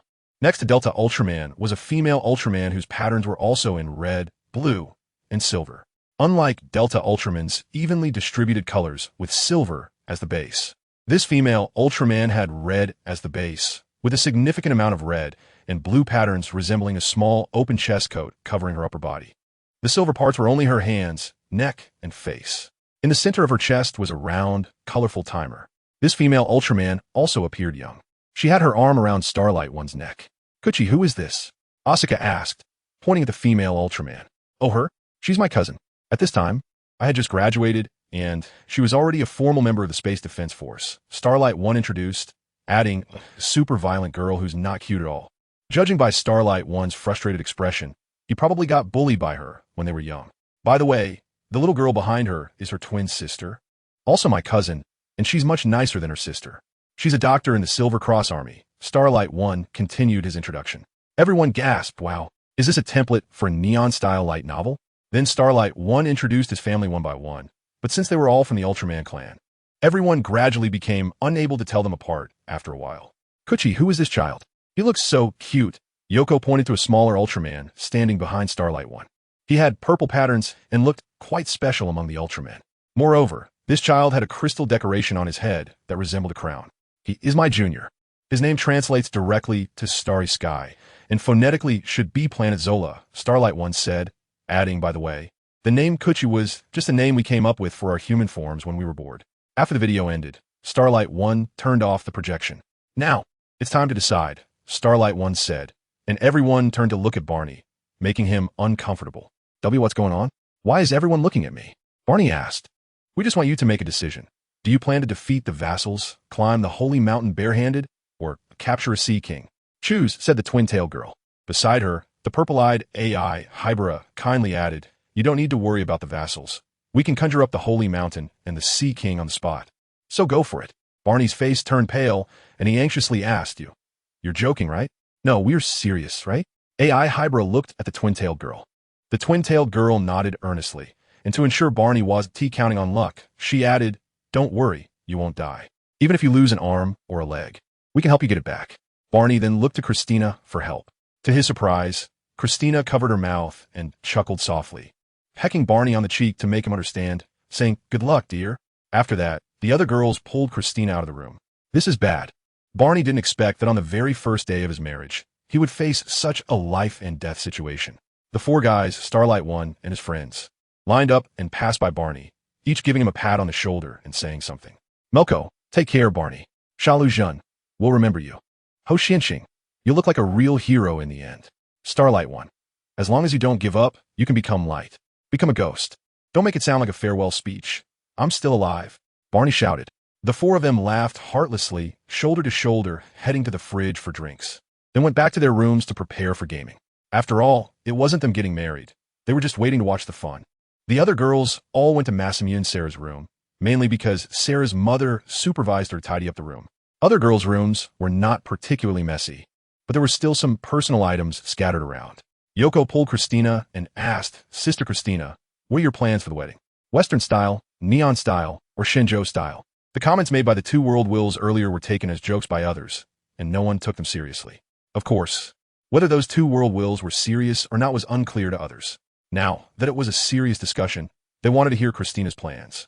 Christina didn't hesitate. It seemed she had thought about it in advance. She said, both neon and Shenzhou styles are good, but I still prefer the Western style. After all, I don't think Barney and I will be able to return to our world, so I want to choose the customs from my hometown on this significant day as a form of nostalgia. The topic was a bit sad, but Christina didn't feel sad while saying it. She occasionally reminisced about her hometown, but she didn't have much attachment to that world filled with sadness and death. After hearing Christina's choice, Yoko clapped her chest and said, Sister Christina, leave the wedding arrangements to us, the Suzuki Group. You can rest assured. Chapter 263. The girls' collective activity. Yoko wasn't trying to show off. There was nothing to flaunt in front of this group of people, which included a Reaper, a Gundam pilot, a digital beast, and a ghost. Being rich was too ordinary. Yoko genuinely considered Christina a friend and sincerely wanted to help. To be honest, as a young lady from a giant financial conglomerate, Yoko's character and personality were quite nice. She had no airs and interacted with others like a silly best friend. But she was particularly reliable at critical moments. Yoko genuinely wanted to help her sister Christina plan a wedding, but Christina thought about it and temporarily declined. Planning a wedding ceremony was indeed very troublesome, but Christina wanted to be involved. This busy work was also a beautiful memory. Yoko wasn't discouraged. Without a professional team to handle everything, she could at least help out. Before long, it was lunchtime, and CHKO also returned to the Transcender's cottage. What? Today, Barney and sister Christina went to register their marriage? Why didn't you tell me? CHKO angrily grabbed Starlight One's collar, her nose nearly touching his, unsure if she was intentionally getting close to him while questioning. Wait a minute, didn't I text you? Starlight One said weakly. Chang Xiao squinted her eyes suspiciously, pulled out her phone, and opened WeTalk to take a look. It's QQ. I sent you a message on QQ, Xingguang quickly said. Chang Xiao opened QQ again and saw that there was indeed a message from Xingguang. Then she calmly deleted it. No way. Hey, even if you're lying, you can't do it in front of me, Xingguang complained. Chang Xiao directly let go of Xingguang, returned to her seat, and started eating. Forget it. I forgive you, but I'm still a bit angry, so I need to eat 2 extra bowls of rice for lunch. Chang Xiao handed her bowl to Xingguang. Help me serve a big bowl. Xingguang took the bowl and muttered, Who's forgiving who? Sure enough, Chang Xiao ate 2 extra bowls of rice at lunch. In the afternoon, a group of people sat in the public lounge, brainstorming ideas for Christina and Barney's wedding. After informing her family, Yu and Zilan decided to skip class for the day. These travelers were not ordinary people, but when faced with professional problems, they started to feel lost.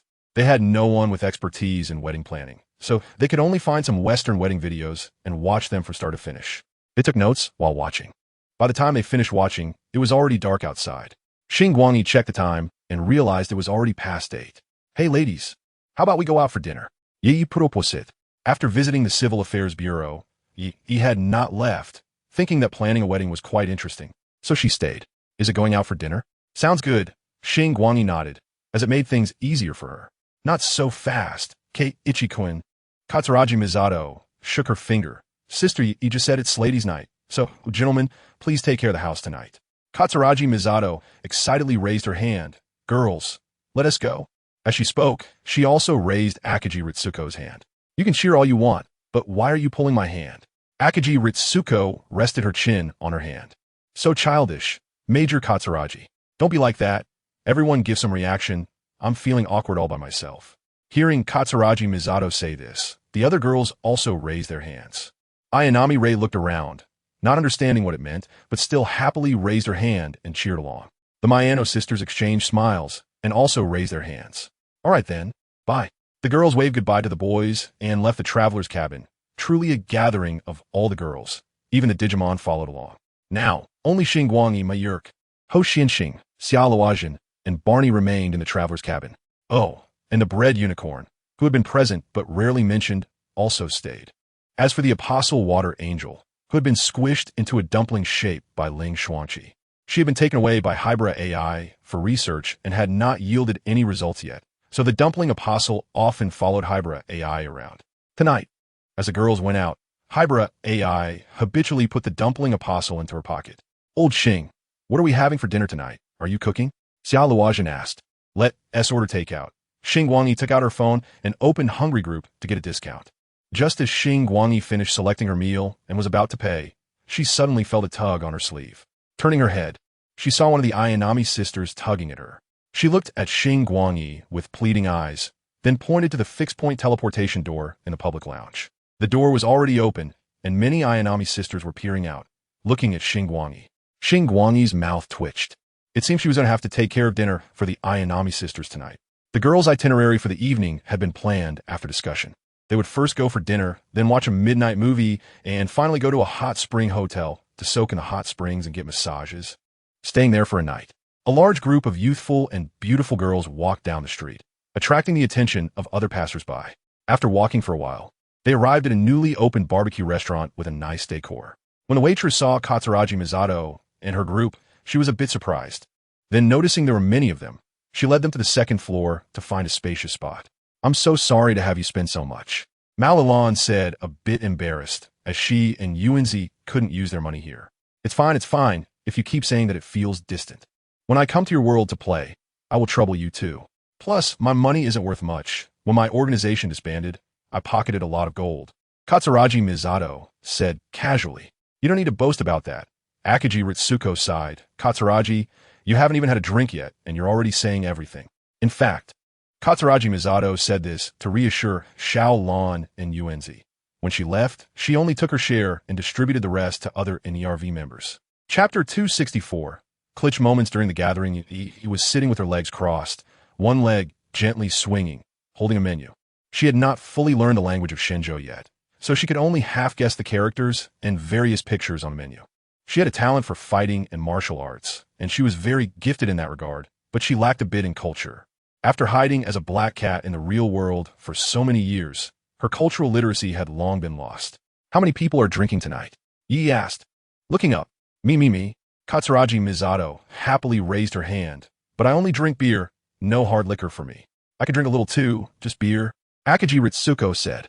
I want beer too, but low alcohol since I don't have school tomorrow, Mino AI said. Since reuniting with Hybra AI, her personality had brightened up a lot. Shiho, do you want to drink too? Mayanu AI tempted her sister, eager to see her sister's drunken state. I'll pass. Even though the rules here about underage drinking aren't too strict, it's better for me not to drink with my build. Saying this, Hybra AI took out a metal box from her pocket, which looked somewhat like a mint candy packaging.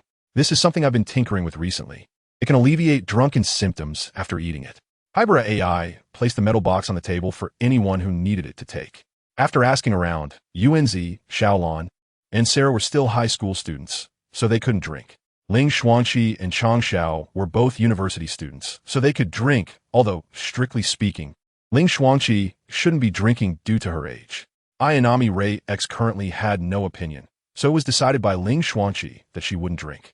Hamamaiko, the twin-tailed girl, and the purple-eyed Hybera AI, these three fake Lolis also chose to drink beer. Asuka also planned to have a bit.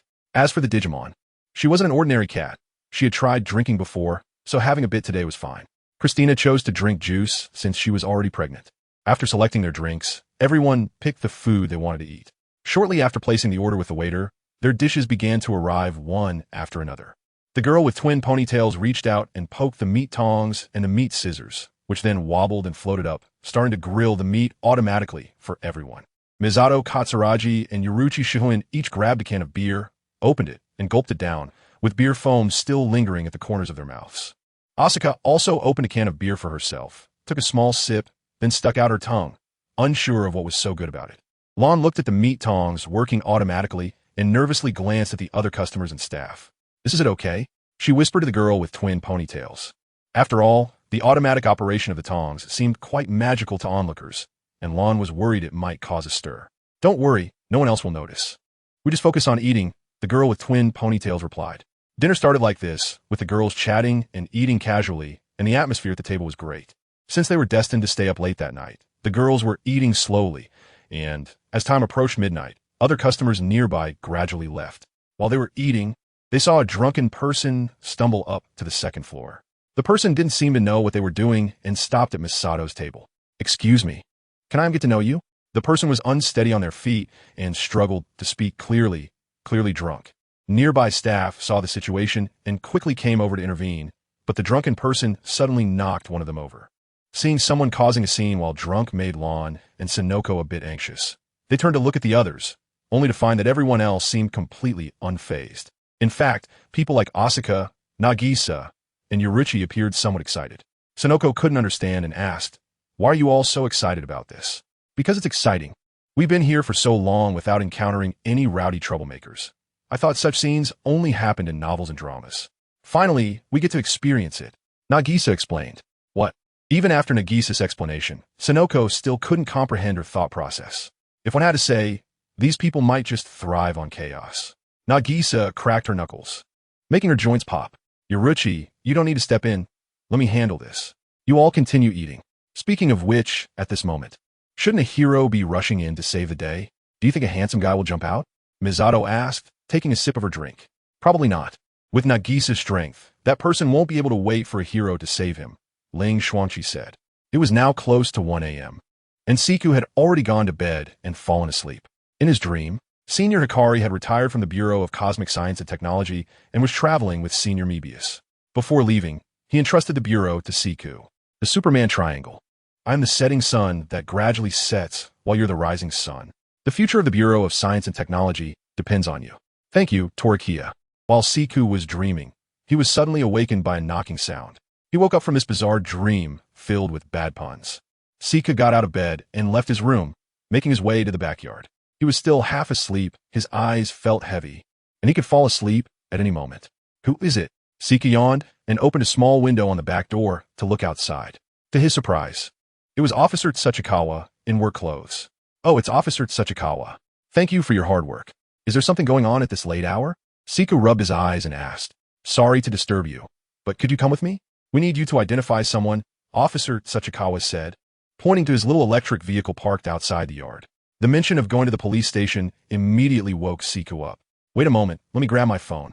Saying that, Siku ran back upstairs, put on a jacket with pockets, grabbed his phone and keys, and hurried back down to hop on Officer Tsuchikawa's four-wheeled electric vehicle. Chapter 265. The travelers in lockup. After getting into the vehicle, Siku thought about it.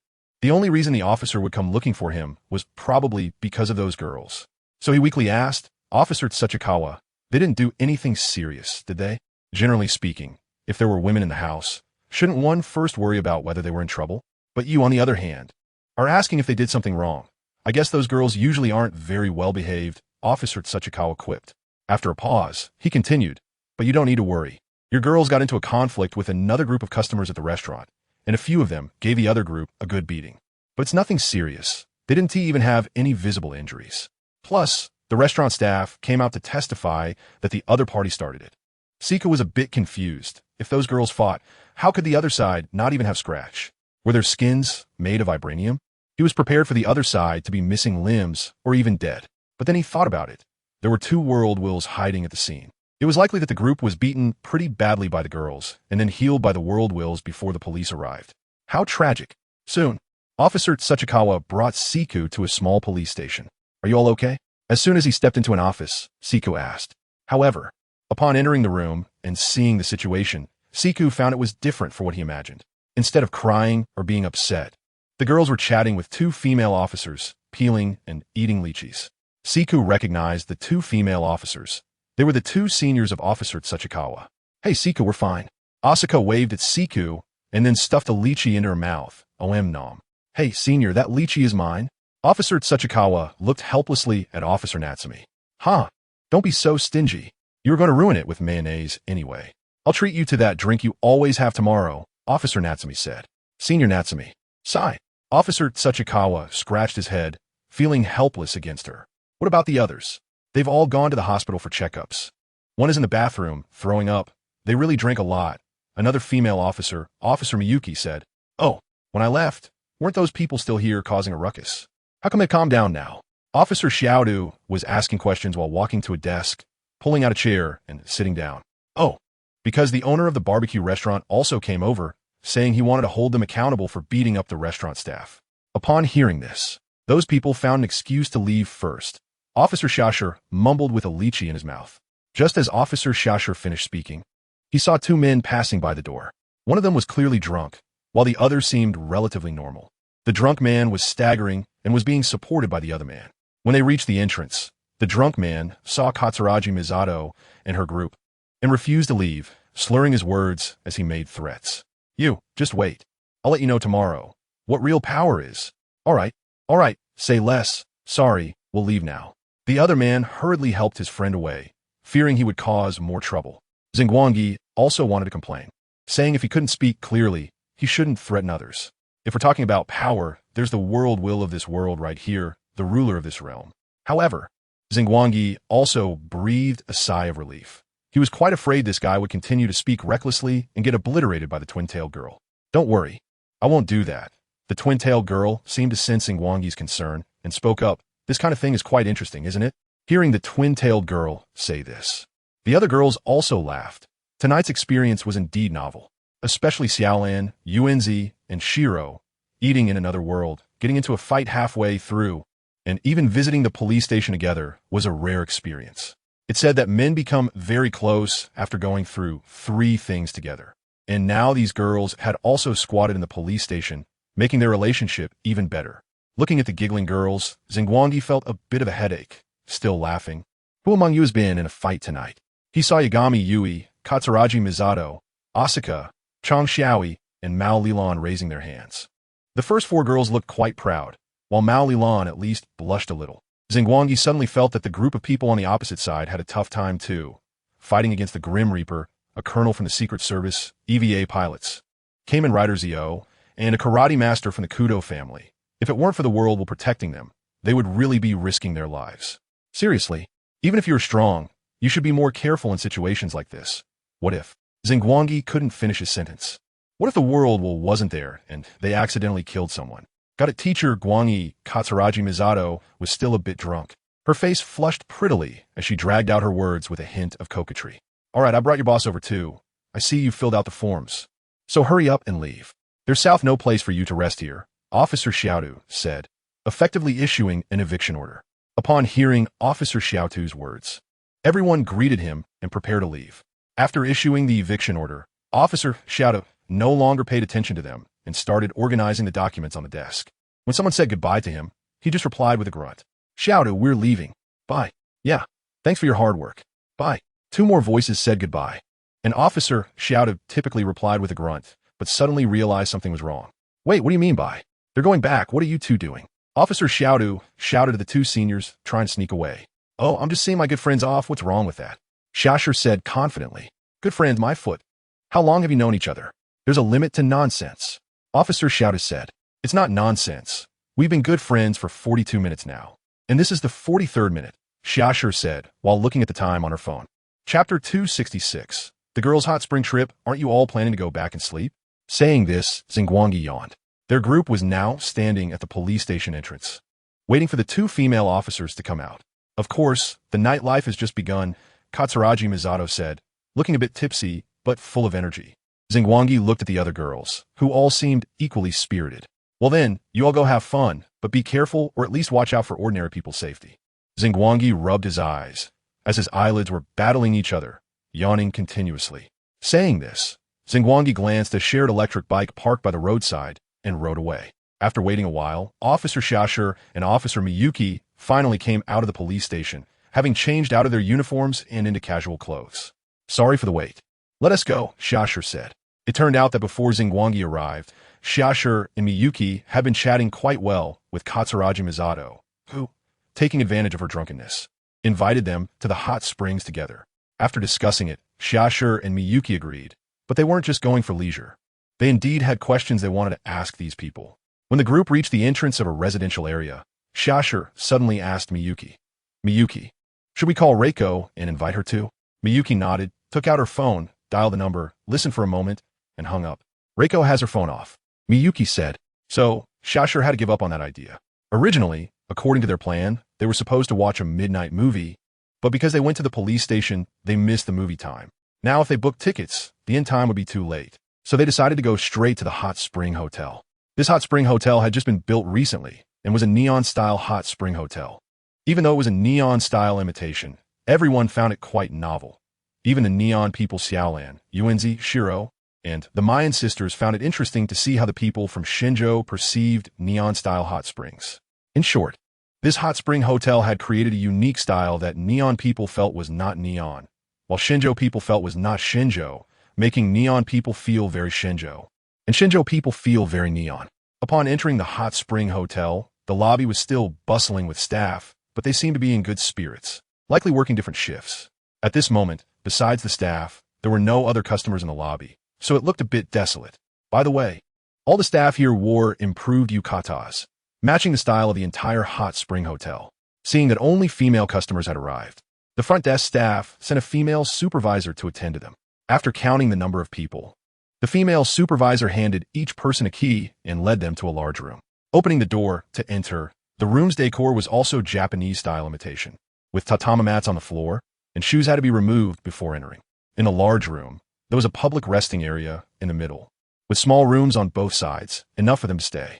After changing into the yukatas provided by the hotel, the girls came to the hot spring bathing area. This hot spring bathing area was large, with several hot spring pools connected together. At this point, there were no other people around, so the hot spring was essentially booked by the girls. So comfortable, Yuenzi sighed while lying by the poolside. The hot spring was shrouded in mist, and the girls' graceful bodies were faintly visible amidst the steam and the water. Yuenzi turned over, leaning against the edge of the hot spring pool, and when she raised her head, she suddenly spotted Yuruchi not far from her. Wow, that's quite impressive, you can float. Yuenzi looked at Yuruchi and then at herself. Although her figure was decent, it still couldn't compare to Yuruchi's. Yuruchi, how did you get so big? Yuruchi cupped her chest. Are you talking about this? I'm not really sure. Maybe it's just the style. Although it was a joke, the girls from different worlds had their own unique features. For example, from the Soul Society, characters like Shihoin Ruchi, Shiba Kukiku, Matsumoto Ranjaku, and Inoue Orihime had figures that exceeded normal human standards. In contrast, the girls from the EVA world didn't have such exaggerated figures, but possessed enviable slim waists and long legs. As for the girls from the detective world, they were all well-proportioned. Even those with a mature style had figures that were just right. Starting with Yuenzi's topic about body shapes, the girls began to chat freely about various subjects, not shying away from the newly joined Natsumi and Miyuki. After a while, Natsumi asked Katsuragi Misato, can I ask you something? Go ahead. Why are you being so hesitant? Misato looked at Natsumi, sensing something strange. Misato, are you all also travelers? Natsumi finally asked what was on her mind. Hearing Natsumi's question, the hot spring fell momentarily silent. The use of the word also was quite telling. Yuenzi couldn't contain her excitement and exclaimed, wait, Officer Natsumi and Officer Miyuki are also travelers? Her words inadvertently revealed her own identity. Phew, I knew it felt strange. Natsumi and the others had indeed met in the traveler's cabin a few times, but what truly raised her suspicions was tonight. My real name is Sujimoto Natsumi. This is Kobayakawa Miyuki, and there's another person named Nikaido Yoshiko, whom I intended to call tonight, but her phone was off. Natsumi introduced her companions. Once Natsumi finished, Uenzi began introducing everyone to Natsumi and Miyuki. "Oh, so you're the Suzuki Uenzi? I've watched that Detective Conan series too. Can you please give me an autograph after this?" Natsumi said, while shaking Uenzi's hand. Of course." Uenzi scratched her head and smiled. To be honest, even though Natsumi and Miyuki were mentally prepared, they were still shocked to discover that there were two world wills hidden among the girls. When Natsumi heard the introductions of the two world wills, she asked Uenzi again, only to be told that it was indeed the literal meaning of world will. "That's incredible. By the way, you all aren't ordinary people. What about that Hikaru guy? Is he an ordinary person too? Or is he also a traveler?" Natsumi continued to inquire. In fact, Natsumi and Miyuki had known Hikaru before Uenzi, but at that time, they were trying hard to conceal their identities and didn't notice the abnormalities surrounding the traveler's cabin. "You mean Hikaru? That guy's Ultraman." "What?" Chapter 267. The girls' night at the inn. Phew, I can't take it anymore. I'm going out first. Christina got out of the hot spring, fanning herself. Due to soaking in the hot spring, her face and body had taken on a lovely rosy hue. In fact, it wasn't just Christina.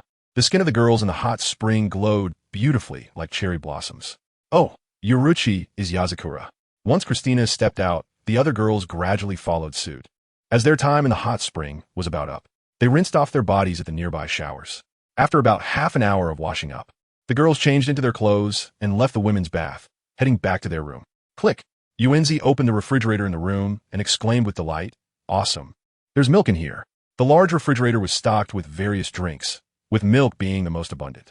After all, this was a neon-style hot spring hotel, and it was common in anime for characters to drink a bottle of milk after soaking in the hot spring, so it was no surprise that they had it stocked. As expected, Uenzi picked up a can of milk, pulled the tab, and drank it down in a rather standard pose with one hand on her hip. "Ah, so good." Uenzi sighed contentedly, wiping her mouth. "What is with this milk? It's so sweet, but it's really delicious." Uenzi looked at the can with a strangely smiling cartoon character and noted the brand. Uenzi personally liked sweets, and this milk was just to her taste. "Uenzi, aren't you afraid of getting cold? Be careful of your stomach." Xiaolon expressed her concern from the side. Uenzi waved her hand dismissively, grinning as she replied, "It's fine. It's fine. After soaking in the hot spring, you have to drink ice-cold milk? Xiaolon, you should try some too. Everyone should." The girls gathered around the refrigerator, picking out their drinks. Katsuragi Misato and Shihoin Yoruchi naturally chose fruit-flavored beer. "Hey everyone, how about we just sleep here tonight?" Mayano Akemi suddenly suggested. After all, the living room was spacious enough with tatami mats, so they could easily lay out their bedding there. "Sounds great. It feels just like a school trip," Sarah Masumi said excitedly. The other girls readily agreed, so they all went to the small rooms around the living room, bringing out blankets and laying them on the tatami mats. Hibara AI naturally wanted to sleep next to her sister. She had already laid out her bedding early, sipping the milk in her hands. Suddenly, she spotted a remote control in a nearby storage box. She took it and turned on the TV. On the wall opposite her, there was a huge LCD TV. Hibara AI turned on the TV and discovered a wide selection of movies, dramas, and anime. This was perfect, as they had planned to watch a midnight movie before, but didn't get to, so this was a great way to make up for it. Hibara AI searched for the movie she wanted to watch on the TV remote and was pleasantly surprised to find it. The screen began playing The Conjuring 3. "Oh no! Oh no!" Xiaolon and Sarah rushed over, hugging Hibara AI from both sides, and neither dared to look at the screen. "AI, hurry and turn this off," Xiaolon pleaded. It seemed these two powerful women were afraid of ghosts, but the problem was that there was already a ghost present. Yoruchi could be considered one too. It was unclear why they were still scared. All right, I'm turning it off, turning it off." Hibara AI patted their hands, feeling almost suffocated between them. AI Hibara didn't lie to these two. She really did turn off The Conjuring 3. Now she was caught in a dilemma. What should we watch instead? How about we watch a Detective Conan movie? Misato Katsuragi teased. As soon as Ran heard this, she shook her head vigorously, like a rattle drum. Every time there's a movie, there are romantic scenes between her and Shinichi, which is too embarrassing to watch in public. How about we watch an EVA movie? Akemi Mayano suggested. It was Misato's turn to shake her head like a rattle drum. Are you kidding? Watching EVA is like showcasing my dark history, right? Seeing that EVA was also rejected, everyone became distressed. It seemed they all had a hard time choosing. However, Asuka secretly breathed a sigh of relief. If EVA were shown, it would also be a showcase of her dark history. Although the events in the movie wouldn't happen to her, having the same face would still be embarrassing. How about we watch an anime featuring someone who's not here? Asuka proposed. After some discussion, the girls reached a consensus to not watch movies featuring anyone present. Thus, Natsuki Shinjo and Barney escaped a disaster. However, Hashikawa Ikinori, Hoshinshin, and Mayurk expressed that they were fine with anything since they weren't part of the main storyline.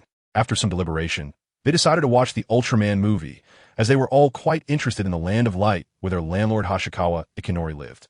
So, after soaking in the hot springs, the group of girls settled in the room to watch Super Galaxy Legend. At this moment, Misato Katsuragi made a discovery. I scanned a QR code and found that we could order food. What do you all want to eat? Originally, they hadn't had enough during the barbecue dinner, and after so many events and soaking in the hot springs, the girls were already hungry. The newly joined Natsuki and Miyuki felt the same. They had been on night duty, and it was just the right time for a midnight snack. So the girls gathered together to start ordering what they wanted to eat. However, will eating so much at night make us gain weight? Ran worriedly pinched her belly. What are you afraid of, Ran? You practice karate and have such a big exercise volume. How could you gain weight? If anyone's going to gain weight, it should be me, Yoko said. But if I do gain weight, I really hope the fat gathers here, she said, cupping her breasts.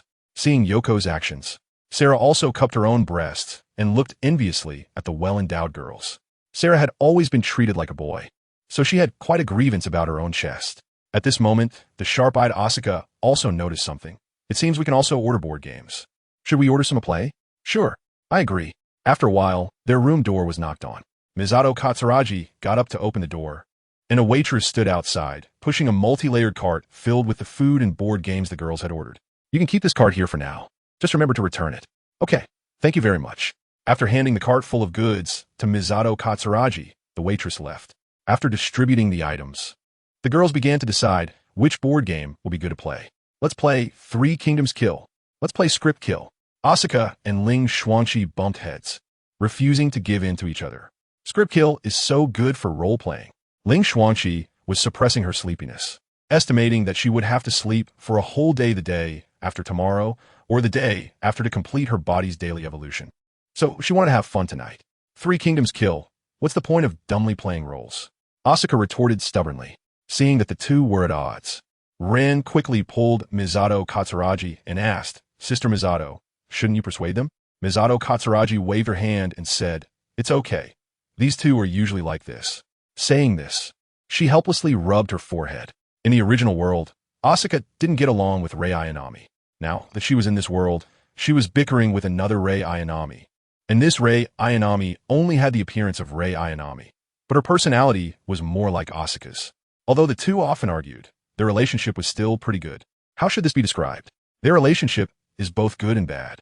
Chapter 268. The girls' Uno battle. Ran still couldn't stand it. Using her strength that could break concrete utility poles with one punch, she pulled Asuka and Ling Xuanqi apart.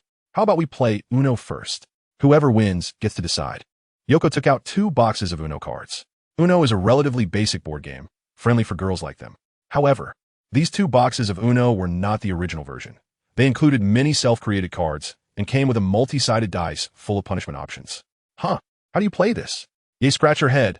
Not very good at this kind of thing. No worries, you'll get the hang of it after 1 round. Yoko said with a smile as she shuffled the 2 decks together.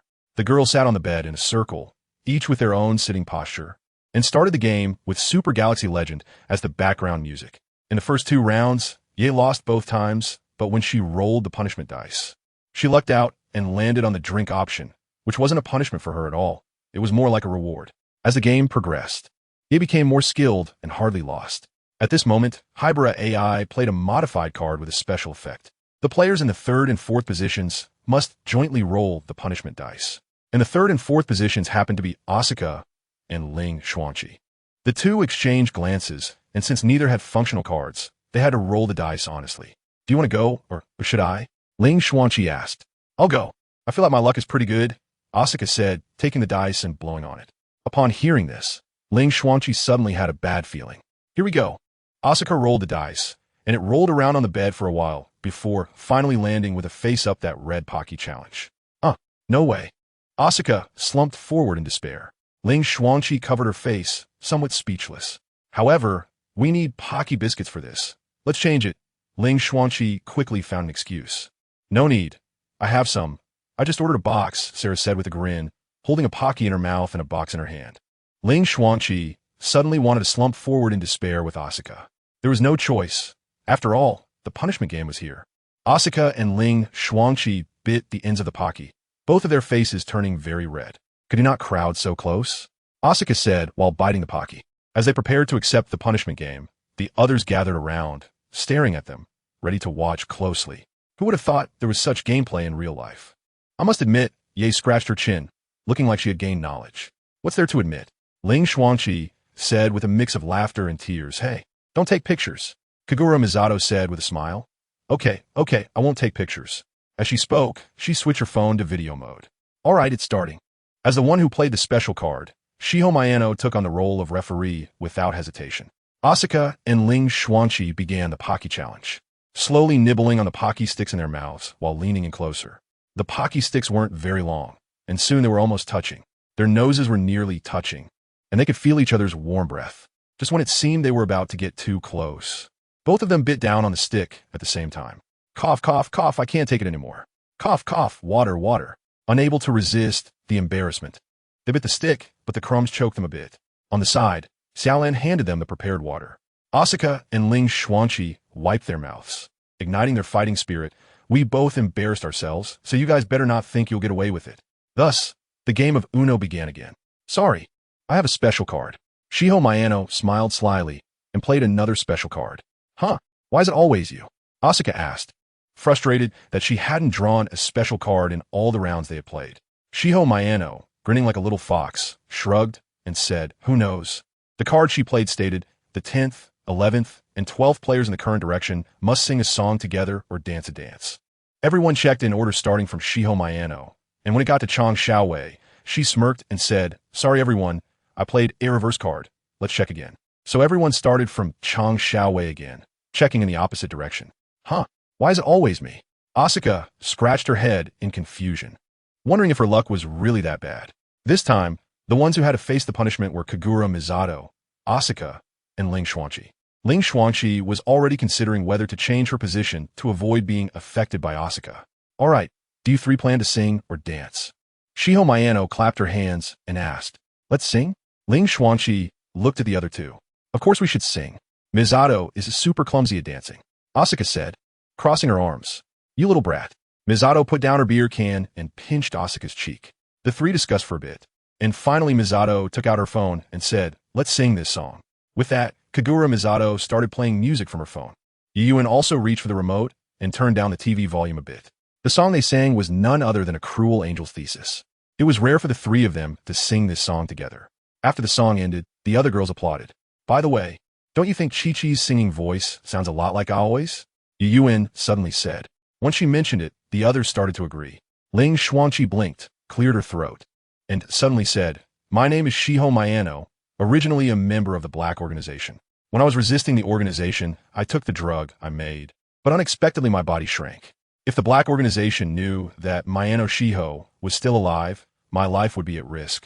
So I hid under the alias Shiho Mayano in Dr. Agasa's house. Although my body has shrunk, my mind is still extraordinary, an all-powerful scientist, and the truth is one. Her voice while saying this was exactly like Shiho Mayano's. Silly. Idiot, how could I say such things? Shiho Mayano retorted with a red face. Ah, it really sounded like Aoi. Mayano Akemi clapped her hands and said, sister. Even her own sister said so, leaving Shiho Mayano with no way out but to call out to her sister in a spoiled tone. By the way, Yin, don't you think Asuka's voice sound a lot like Keiho's? Xiaolan said. Now that you mention it, it does sound a bit alike. Yuyuin nodded. Next time, we should call Keiho over. It would definitely surprise her. Huh, I'm nothing like anyone else. Oof. Asuka took another sip of water, her throat a bit dry from singing. Tonight, I've been drinking water all this time. I haven't eaten anything except for that Pocky stick. Everyone, it's almost 3 a.m. Are we still going to keep playing? Christina glanced at the time and asked. Of course we're playing. I can't be the only one suffering. Let's keep going until dawn. Asuka said enthusiastically. Chapter 269, The Girl's Chaotic Awakening. Ling Xuanqi was sleeping soundly, letting out an unconscious hum through her mouth and nose.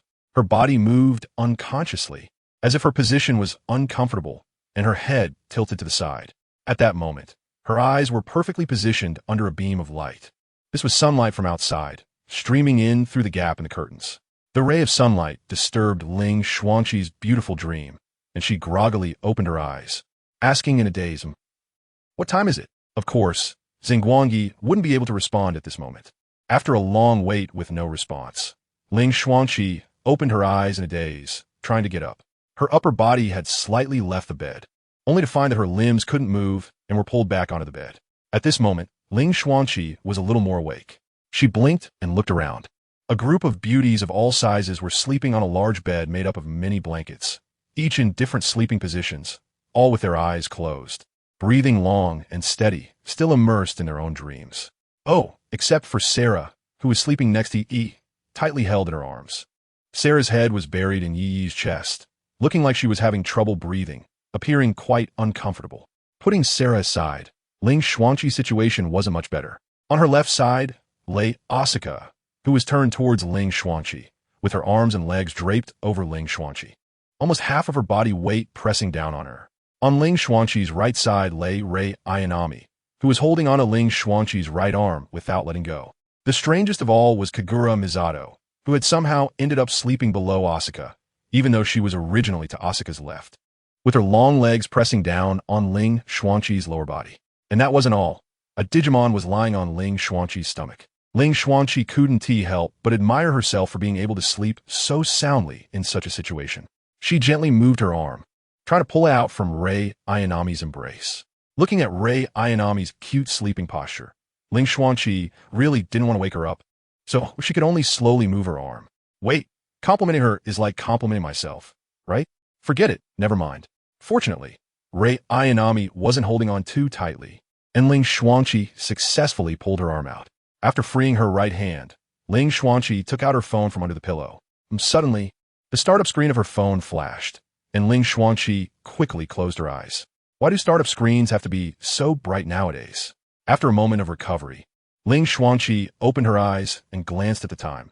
It was already past 1 in the afternoon. Last night, they had been playing and goofing around until around 4 or 5 in the morning before they gradually fell asleep.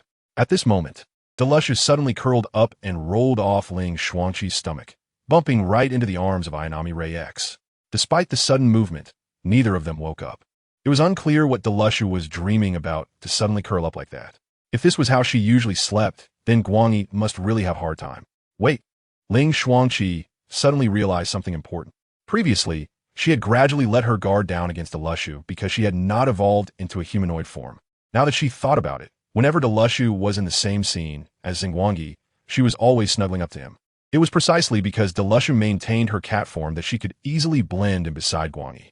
How careless. It turned out the final boss was right here. Deluscious should not be underestimated.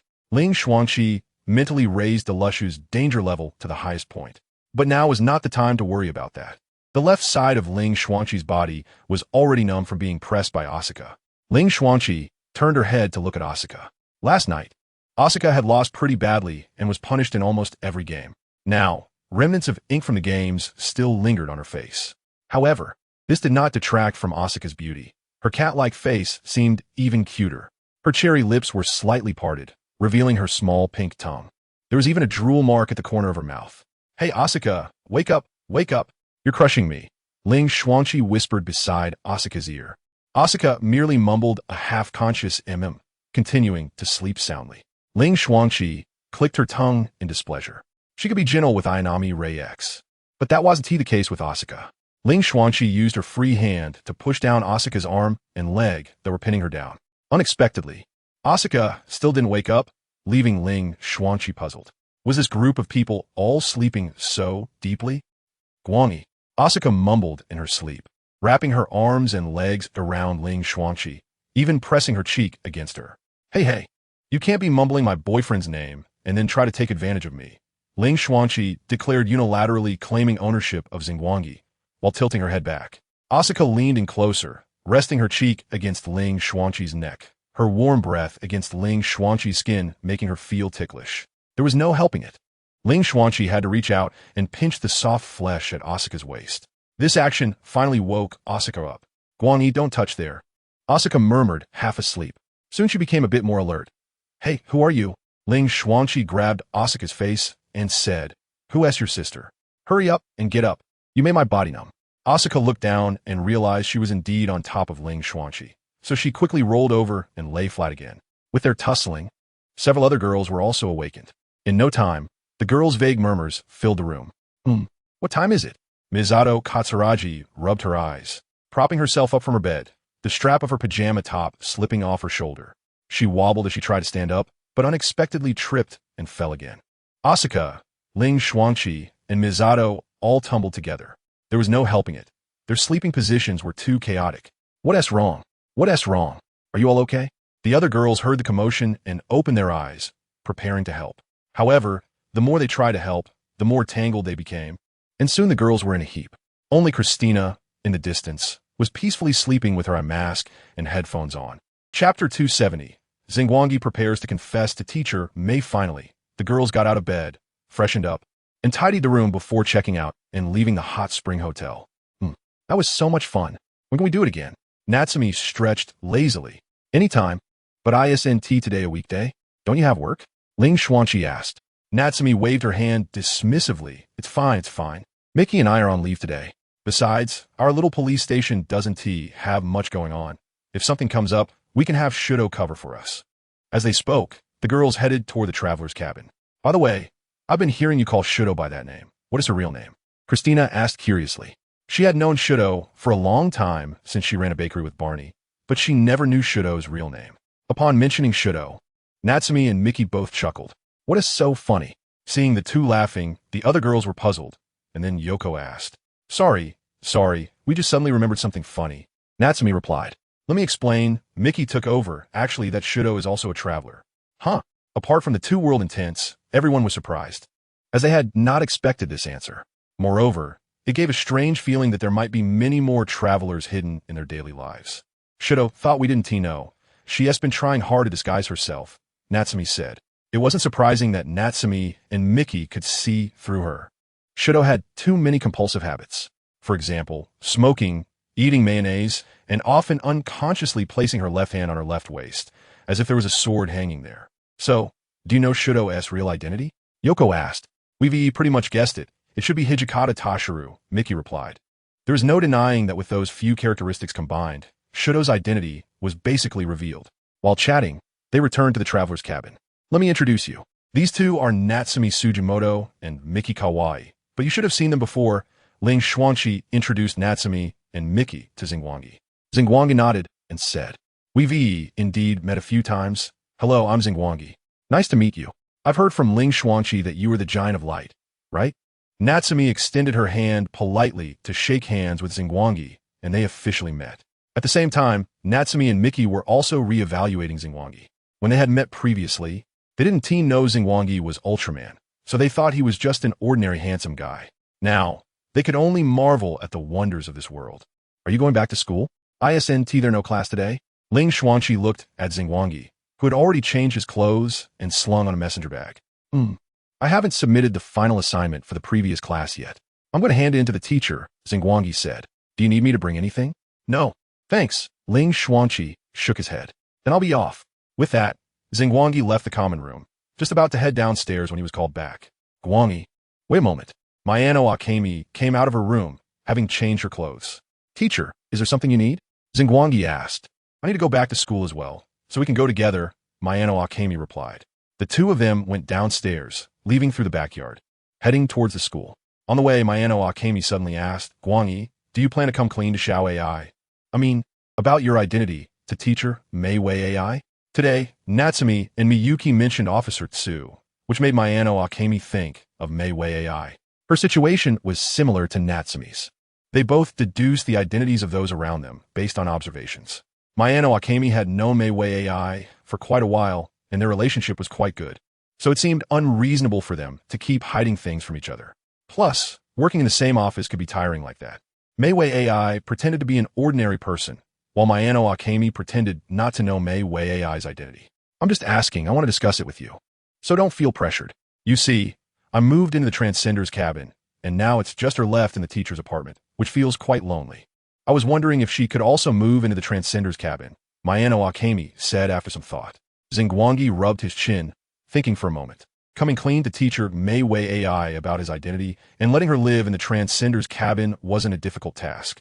Previously, he had been reluctant to tell Mei Wei AI mainly because he was afraid that she would face social embarrassment after he had secretly watched her by the lake that day. Now that it was brought up by Mayano Akemi, he had to think it over carefully. Once they returned to campus, Xingguang and Mayano Akemi temporarily parted ways. He had to run to the farthest building, as he had contacted the teacher who was still teaching there. After delivering the final assignment to the teacher, Xingguang planned to head back. On the way, he kept contemplating whether he should come clean to teacher Mei Wei AI. As he walked, he arrived at the artificial lake, the spot where teacher Mei Wei AI transformed into a magical girl. Coincidentally, just as Xingguang had been thinking about Mei Wei AI, she was right by the artificial lake. She was wearing a dress and seemed to be taking a walk by the lake. With her sharp eyes, Mei Wei AI spotted Xingguang and waved at him. Well, there's no avoiding it now. Xingguang could only jog over. What are you doing here? Xingguang asked. Oh, nothing much, just taking a stroll, Mei Wei AI replied. Xingguang glanced at the big sun overhead, wanting to say she had plenty of free time, but he didn't dare. What about you? I remember our class doesn't have any lessons today. Don't your boys usually just play games shirtless in the dorm during free time? Mei Wei AI asked Xingguang. I'm here to deliver the final assignment to Building 11. Xingguang explained his purpose. After walking for a while, Mei Wei AI said again, if you have nothing else to do, you can go back. You don't need to keep me company in the sun, but I do have something to do. After some thought, Xingguang decided to come clean to teacher Mei Wei AI. After all, she had been nice to him, and it didn't feel right to keep lying to her. So, Xingguang said to Mei Wei AI, Teacher, there's something I've been keeping hidden for a long time, and I want to tell you directly today. Upon hearing Xingguang say this, Mei Wei AI looked startled, taking a small step back from him, her face full of shock. She crossed her arms in front of her chest and said, Classmate Xingguang, I still hope you can think carefully. Teacher-student relationships are not allowed. Damn it. Give it up. We're teacher and student. Our relationship is doomed to be unrecognized by the world. I don't care about any of that. I've known for a long time that my feelings for you have changed. I want to be with you. I want to have you. I want to hold you in my arms. Saying this, the student stepped closer to the teacher. The teacher nervously stepped back until her back hit the wall, leaving her with nowhere to retreat. The student moved closer, placing both hands against the wall, looking down at the teacher with an aggressive gaze. Sorry, but still no. You don't know my true identity. We really can't be together. The teacher was blushing from embarrassment. I don't care what your identity is. I only know that you're the person I love the most. As he said this, the student leaned down and forcefully kissed the teacher, declaring his claim. Ugh. Do modern romance dramas even have any logic? It was clearly just a simple teacher-student relationship, and now they forcefully throw the teacher into the conflict just to create drama for the female lead. The current screenwriters are just like that, unable to do anything, and all they produce is a pile of industrial-grade saccharin. Mei Wei lay lazily on the sofa, one hand supporting her head and the other holding the remote control, her long legs draped over the back of the sofa, looking utterly unrefined. This stupid drama was giving Mei Wei AI a headache, so she quickly changed the channel and turned over, lying on the sofa and starting to play on her phone. During this time, she had no idea what Mayano Akemi was busy with, as she didn't spend her free time in the teacher's apartment anymore. Mei Wei AI reached into her clothes to scratch her belly, muttering, how could a teacher easily fall in love with a student? The trouble they cause is already enough. Just meeting them gives me a headache. Just then, scenes from the low-quality urban romance drama she had watched kept flashing through her mind. What should I do? What should I do? What should I do? It seems I might encounter a similar situation. If classmate Xingguang were to say those kinds of things or do those kinds of things to me, what should I do? Mei Wei AI covered her face, her expression turning extremely red. She was still a young lady. After all, she had followed Dormy and the others to be little witches when she was young, and gradually moved up to high school and then to college, as if in an instant she had become an adult. Then one day, she inexplicably found herself in this world and became a university teacher, starting her adult life. Since the last time she had exhausted her last bit of magical power, Mei Wei AI had prepared herself to date, marry, and have children in this world, living a normal life. But she never expected love to come so quickly, especially with a student as the object of her affections. Mei Wei AI had no dating experience, so she was now overwhelmed with embarrassment and found it hard to think. Out of nowhere, she suddenly had the thought that if Xingguang were that guy, it wouldn't be so bad. Xingguang stood nearby, his mouth twitching. Teacher Mei Wei was now covering her face, her cheeks flushed, and her body swaying slightly. Xingguang was filled with question marks. He couldn't read minds and had no idea what teacher Mei Weiai was thinking. Fortunately, he couldn't read minds otherwise. There would probably be even more question marks over his head. After a moment of mentally filling in the blanks, teacher Mei Weiai suddenly snapped out of her fantasy and realized that Xingguang was still standing in front of her. So, she quickly composed herself, trying to maintain a serious expression despite her still rosy cheeks, but she was somewhat afraid to look at Xingguang. With her eyes closed, she said, Classmate Xingguang, I know you boys have many thoughts during puberty, but these thoughts are not appropriate. We are simply in a teacher-student relationship. There are so many wonderful girls in our 2 classes. You should learn to appreciate their beauty instead of focusing on the teacher. The girls from both classes listened to Mei Weiai's words and wanted to cheer. But it was clear that one person wasn't paying attention. When Mei Weiai opened her eyes, she found Xingguang playing with his phone across from her. Mei Weiai was so angry that she gritted her teeth. She just wanted to transform and fire a couple of light beams at Xingguang. Was it easy for her to think of so many words? Xingguang, are you even listening? Mei Weiai forgot her embarrassment and went up to grab Xingguang's face, pulling it to the sides. Ouch, ouch, ouch. Teacher, let go. I'm sorry. Xingguang pleaded for mercy. Ultimately, the superhero triangle lost to the witch Mei Weiai. Xingguang rubbed his cheek. Teacher Mei Weiai had really used a lot of strength. He forced a smile and said, Teacher, you really misunderstood. What I wanted to say is not this. Mei Weiai crossed her arms, looking at Xingguang, saying, Go on. Let me see what you can say. Then I'll really say it. Come on. Don't dawdle like a coward, just say it. Xingguang took a deep breath, to be honest. He felt a bit nervous about revealing his identity so seriously. The bright sun in the sky cast radiant sunlight, making the artificial lake beside them shimmer. For a moment, the sparkling blue lake became the entire backdrop, reflecting their silhouettes facing each other. Teacher Mei, actually, I'm not human, Xingguang said. Mei Weiai was taken aback, her almond-shaped eyes wide open, her blue crystal-like pupils shimmering like the water surface. A gust of wind blew across the lake, tousling Mei Weiai's hair and her emotions. On the other side of the artificial lake, a group of music academy students sat in a pavilion playing instruments, and suddenly a short burst of music perfectly matched Mei Weiai's current astonishment. As the music transitioned to the next segment, it became melodious and gentle again. Xingguang glanced over at the music academy students, thinking this scene looked like a grand finale. Xingguang, what did you say? Mei Weiai asked incredulously. I'm not human. I'm Ultraman from the M78 Nebula, Delta Ultraman, Xingguang said plainly, his gaze clear and bright. After he finished speaking, he quietly waited for teacher Mei Weiai to ask him more questions. Unexpectedly, teacher Mei Weiai just stood there in a daze. Xingguang waved his hand in front of Mei Weiai's face, but she still had no reaction. After a long while, Mei Weiai finally hugged her head and let out a scream. Teacher, your reflexes are way too slow. Xingguang commented. Of course, anyone hearing such news would be shocked. Okay, Mei Weiai immediately retorted. But how are you going to prove it? Mei Weiai knew in her heart that Xingguang generally wouldn't play such serious pranks on her, but the news he revealed was still hard for her to accept. Xingguang thought for a moment, nodded, and said, All right, follow me. Saying this, Xingguang grabbed Mei Weiai's arm and left. Hey, let go. Mei Weiai shouted nervously. Neither Xingguang nor Mei Weiai noticed that someone was hiding in the bushes on a distant hillside, observing them with a long telescope. Xingguang led Mei Weiai to a secluded little forest. Wait, what are you doing? Mei Weiai shook off Xingguang. Sorry, this is to prove that what I said is true. Teacher, be careful not to get blinded. Xingguang took out his transformation device and inserted the transformation card.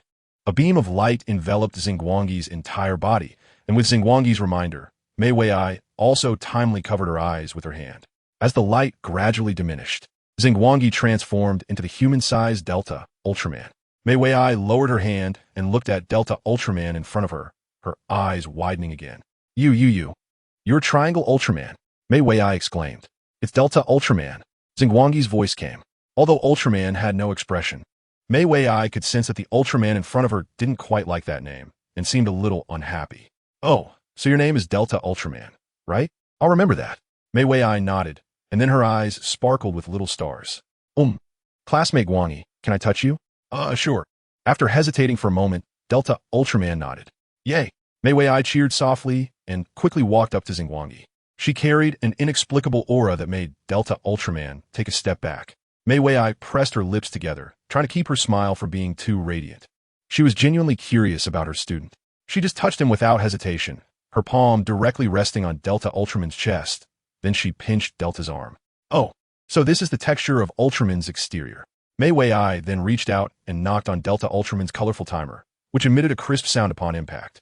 Next, Mei Wei boldly placed her hand on Delta Ultraman's face. Delta Ultraman took another step back, and Mei Wei could sense her student's changing emotions. Mei Wei was very happy. After all, he had seen her just make a fool of herself, so now teasing him was just collecting interest.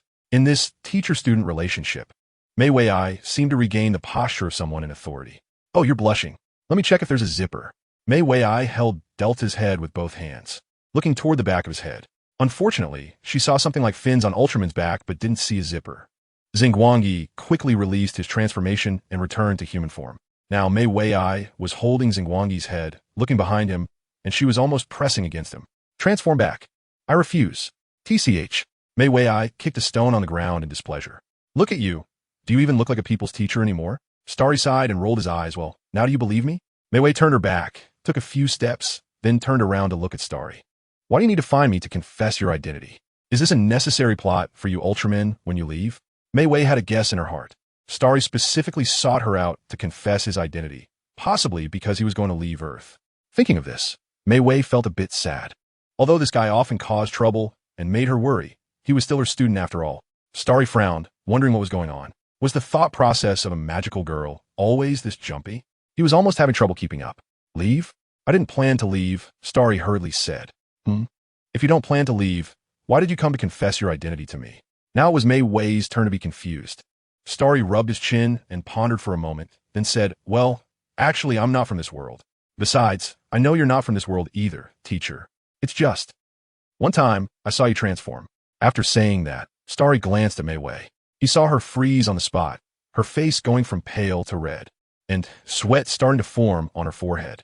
She grabbed Starry's collar, her face flushed and on the verge of tears. Why, you saw it?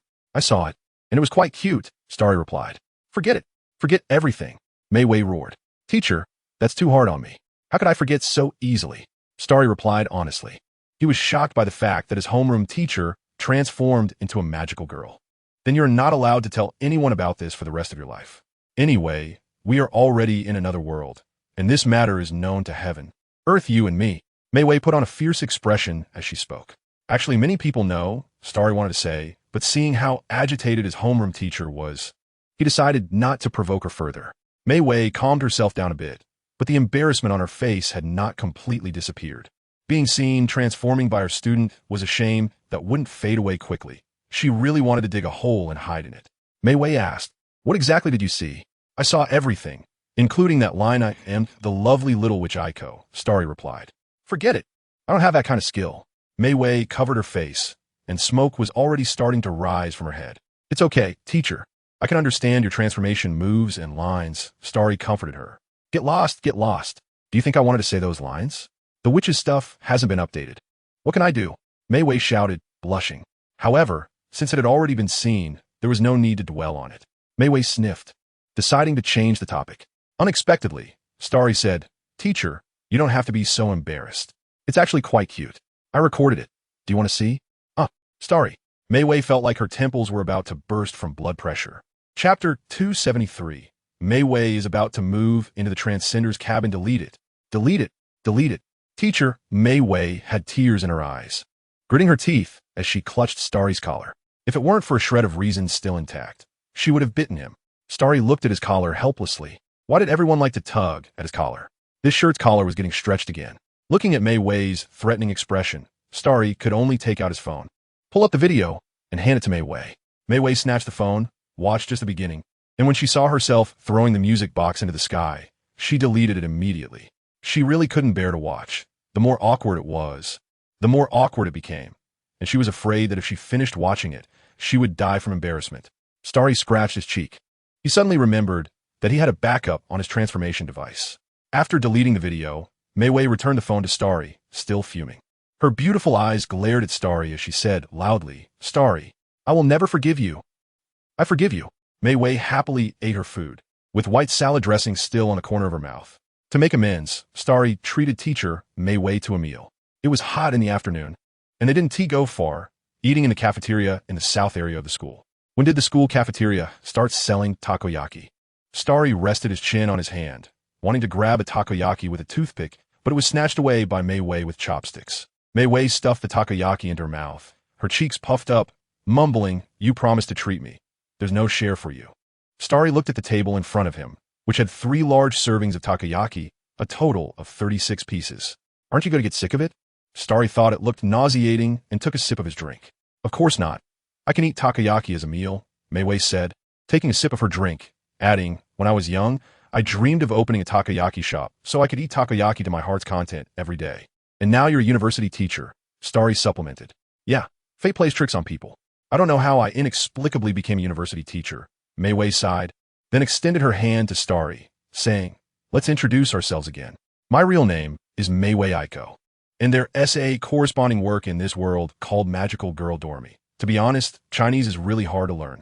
Starry, my real name is Delta Ultraman, from the Land of Light. Of course, this world doesn't have a Land of Light," Starry said, shaking hands with Mei Wei. "By the way, I've treated you to a meal. Can you let me off the hook now?" Starry asked. "Of course not. Think about how many meals I've treated you to. Do you think one meal can dissolve my anger?" While speaking, Mei Wei ate another takoyaki, her expression blissful. "By the way, teacher, someone is coming over later," Starry said, sending his location to Mayano Akemi while speaking to Mei Wei. Who is it?" Mei Wei asked, raising her head. "Someone you know," Starry replied. Mei Wei nodded, not asking further. She would know when the person arrived. After a while, when Mei Wei finished her second serving, Mayano Akemi arrived. "Little AI?" Mei Wei was a bit surprised. "Hi, little AI." Mayano Akemi greeted Mei Wei as well. After saying that, Mayano Akemi looked at Starry and asked, "Did you confess your identity to little AI?" Before Starry could answer, Mei Wei spoke first. "Little AI, do you also know Starry's true identity?" Mayano Akemi nodded, then shyly clasped her hands together and said, "Sorry, little AI. Actually, I have something to hide from you. Don't tell me you're also a transcender." Mei Wei squinted her eyes. Mayano Akemi stuck out her tongue. "I am indeed a transcender. My real name is Mayano Akemi. Mayano AI is just my alias. Akemi Mayano. Akemi Mayano. Akemi Mayano." Mei Wei AI furrowed her brows and muttered this name, feeling that it sounded very familiar. Suddenly, she remembered. "Hey, you're the sister of Hybera AI from Detective Conan." "Bingo, you got it right.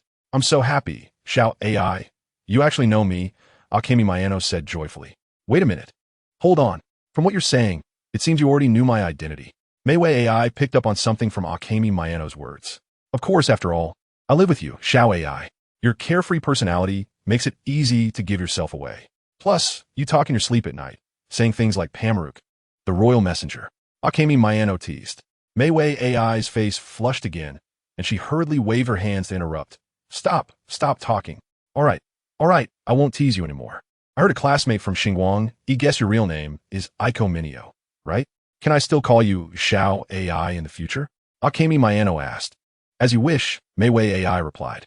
"So should I call you Xiao AI or Akemi?" "Let's stick with Xiao AI. After all, the name Akemi AI is a memory I share with you," Akemi Mayano said. "By the way, now Xiao AI can also move into the Traveler's House." "Traveler's House? What's that?" Mei Wei AI looked at Akemi Mayano in confusion.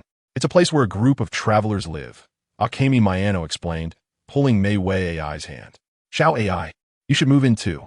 Mei Wei AI looked at Akemi Mayano suspiciously. "This feels really strange. It seems like a pyramid scheme. I'm not going." "Don't worry. There are many people you know there. The landlord is a classmate from Xingguang Yi, and there's no rent to pay." Hearing Akemi Mayano's words, the no rent became the last straw for Mei Wei AI. You see, while university teacher's job is stable, the salary isn't as high as one might think. Plus, she has to pay rent for her teacher's apartment. Otherwise, she wouldn't have shared an apartment with Akemi Mayano. After much hesitation, Mei Wei AI looked at Xingguang Yi and asked, "Really no rent?" "No choice. Even magical girls have to consider reality. Especially since she has lost the power to transform into a magical girl. Well, because we use the spatial technology from the Kingdom of Light, the house is quite big, and it's fine to have a few more people living there. I have other sources of income, so there is no need to charge rent." Xingguang Yi explained it. The bakery on the first floor of the traveler's house also belongs to Xingguang Yi, and usually, failed equipment made by Xingguang Yi sometimes gets sold on second-hand sites. Always to the same buyer. Recently, Xingguang Yi also took a job from a local anime team to help make cosplay props. After hearing Xingguang Yi's response, Meiwei AI no longer hesitated. She stuffed the last 2 takoyaki balls in her mouth and mumbled, "Then let's go."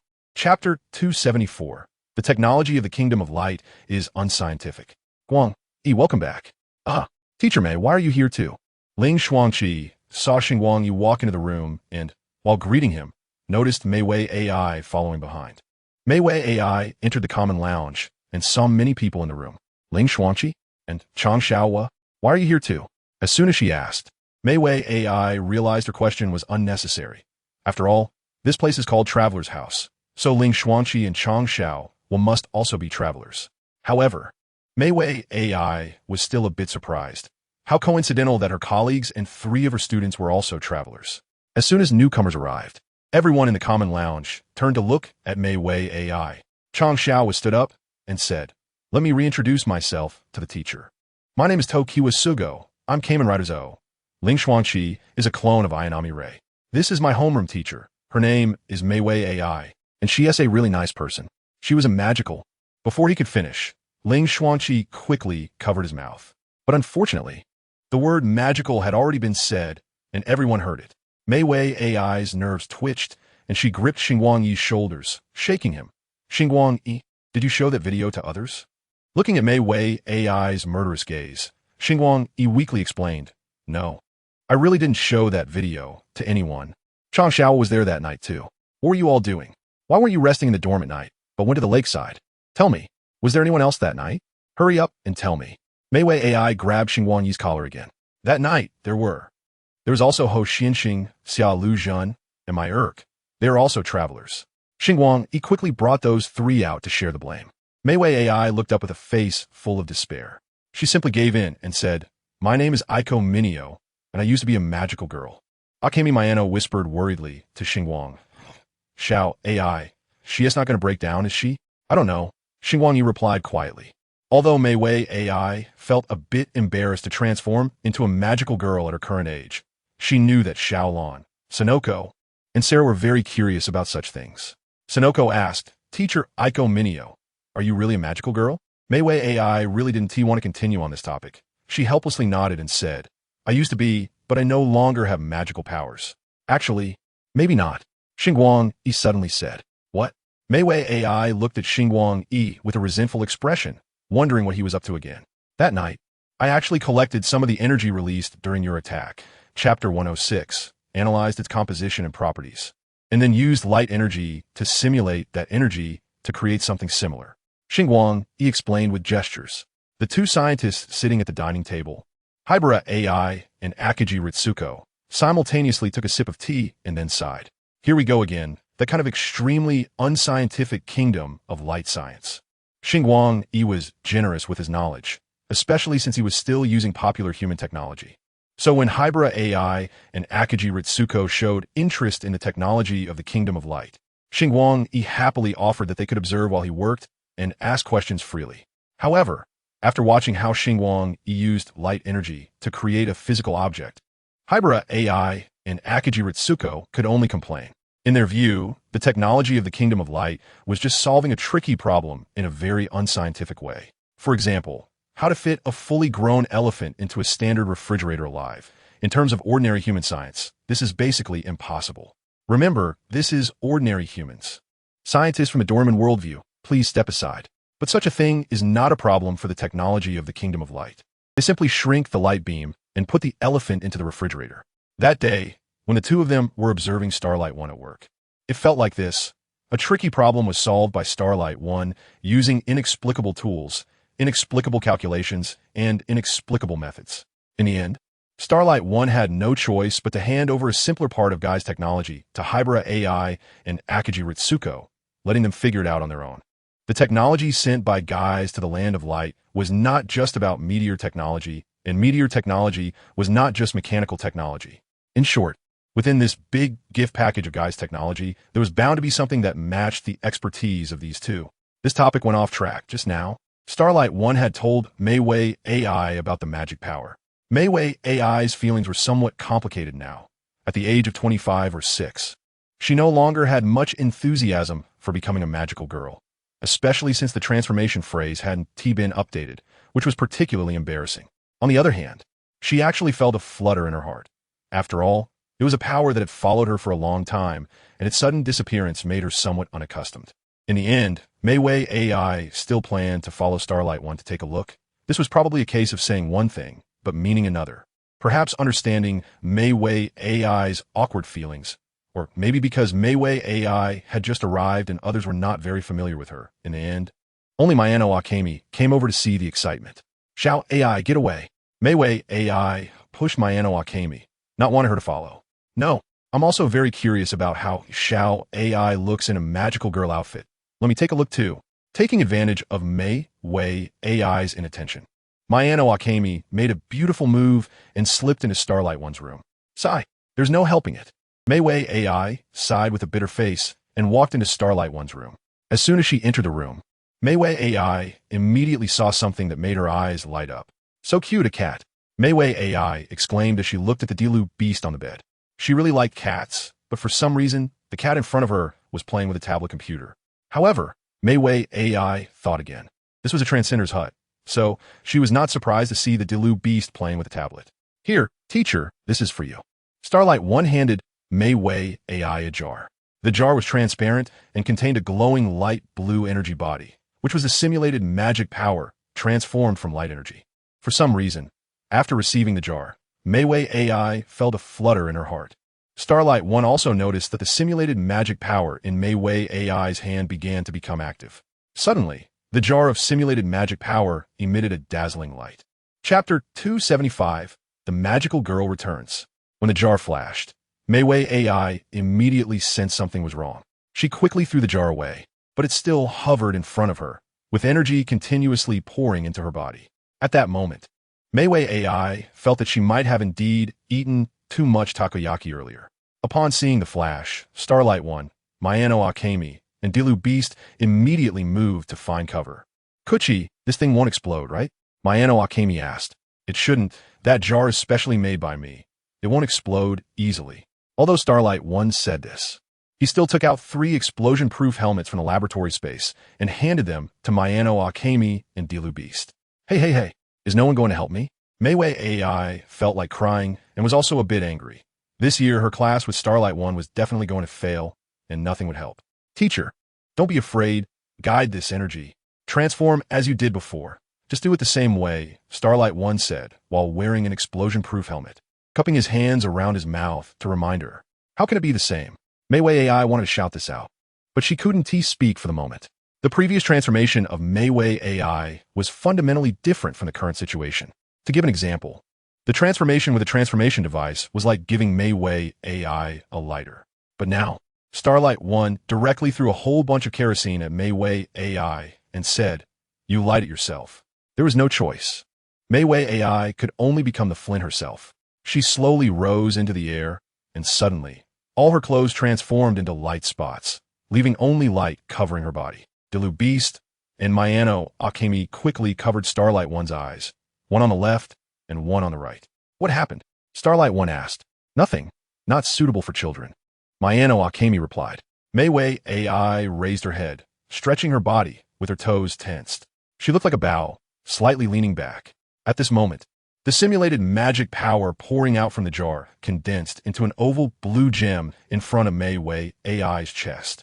And the energy that had just entered her body seemed to have found an outlet, flowing out along the blue gem. The light blue energy drifting in the air turned into strips of light that surrounded Mei Wei AI and then wrapped around her again. First, the part of her torso. The strips of light transformed into a princess dress, which was predominantly white, with the hem and some decorations in water blue. Then came Mei Wei AI's limbs. The light strips wrapped around her arms and legs, transforming into translucent long gloves and stockings. The long gloves and stockings had the same color scheme, transitioning from white to blue from the arms to the fingertips and from the legs to the toes, creating a gradient effect. It was unclear if it was designed by Mei Wei AI herself, but sharp-eyed Mayano Akemi clearly saw that before the light strips turned into stockings. Meiwei AI had painted her 10 cute toes with blue nail polish. Under the influence of the energy, Meiwei AI's previously dyed black hair turned into blue hair, and at the same time, a certain white wizard hat appeared on her head. At this point, Meiwei AI's transformation was nearly complete, and the energy still drifting in the air became various accessories, attaching themselves to Meiwei AI. The light effects were dazzling, the clothes looked great, and she was beautiful. But unfortunately, there was no sound effect.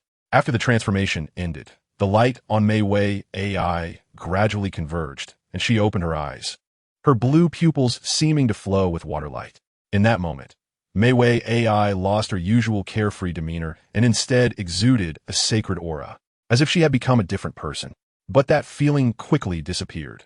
Although she was still floating in the air, her expression had regained a human touch. Meiwei AI covered her chest with one hand and pressed down on her dress with the other. She had a face full of embarrassment, her eyes watery, gently biting her lower lip, looking like she was about to cry. Moreover, due to shyness, her face and the shoulders exposed were flushed pink.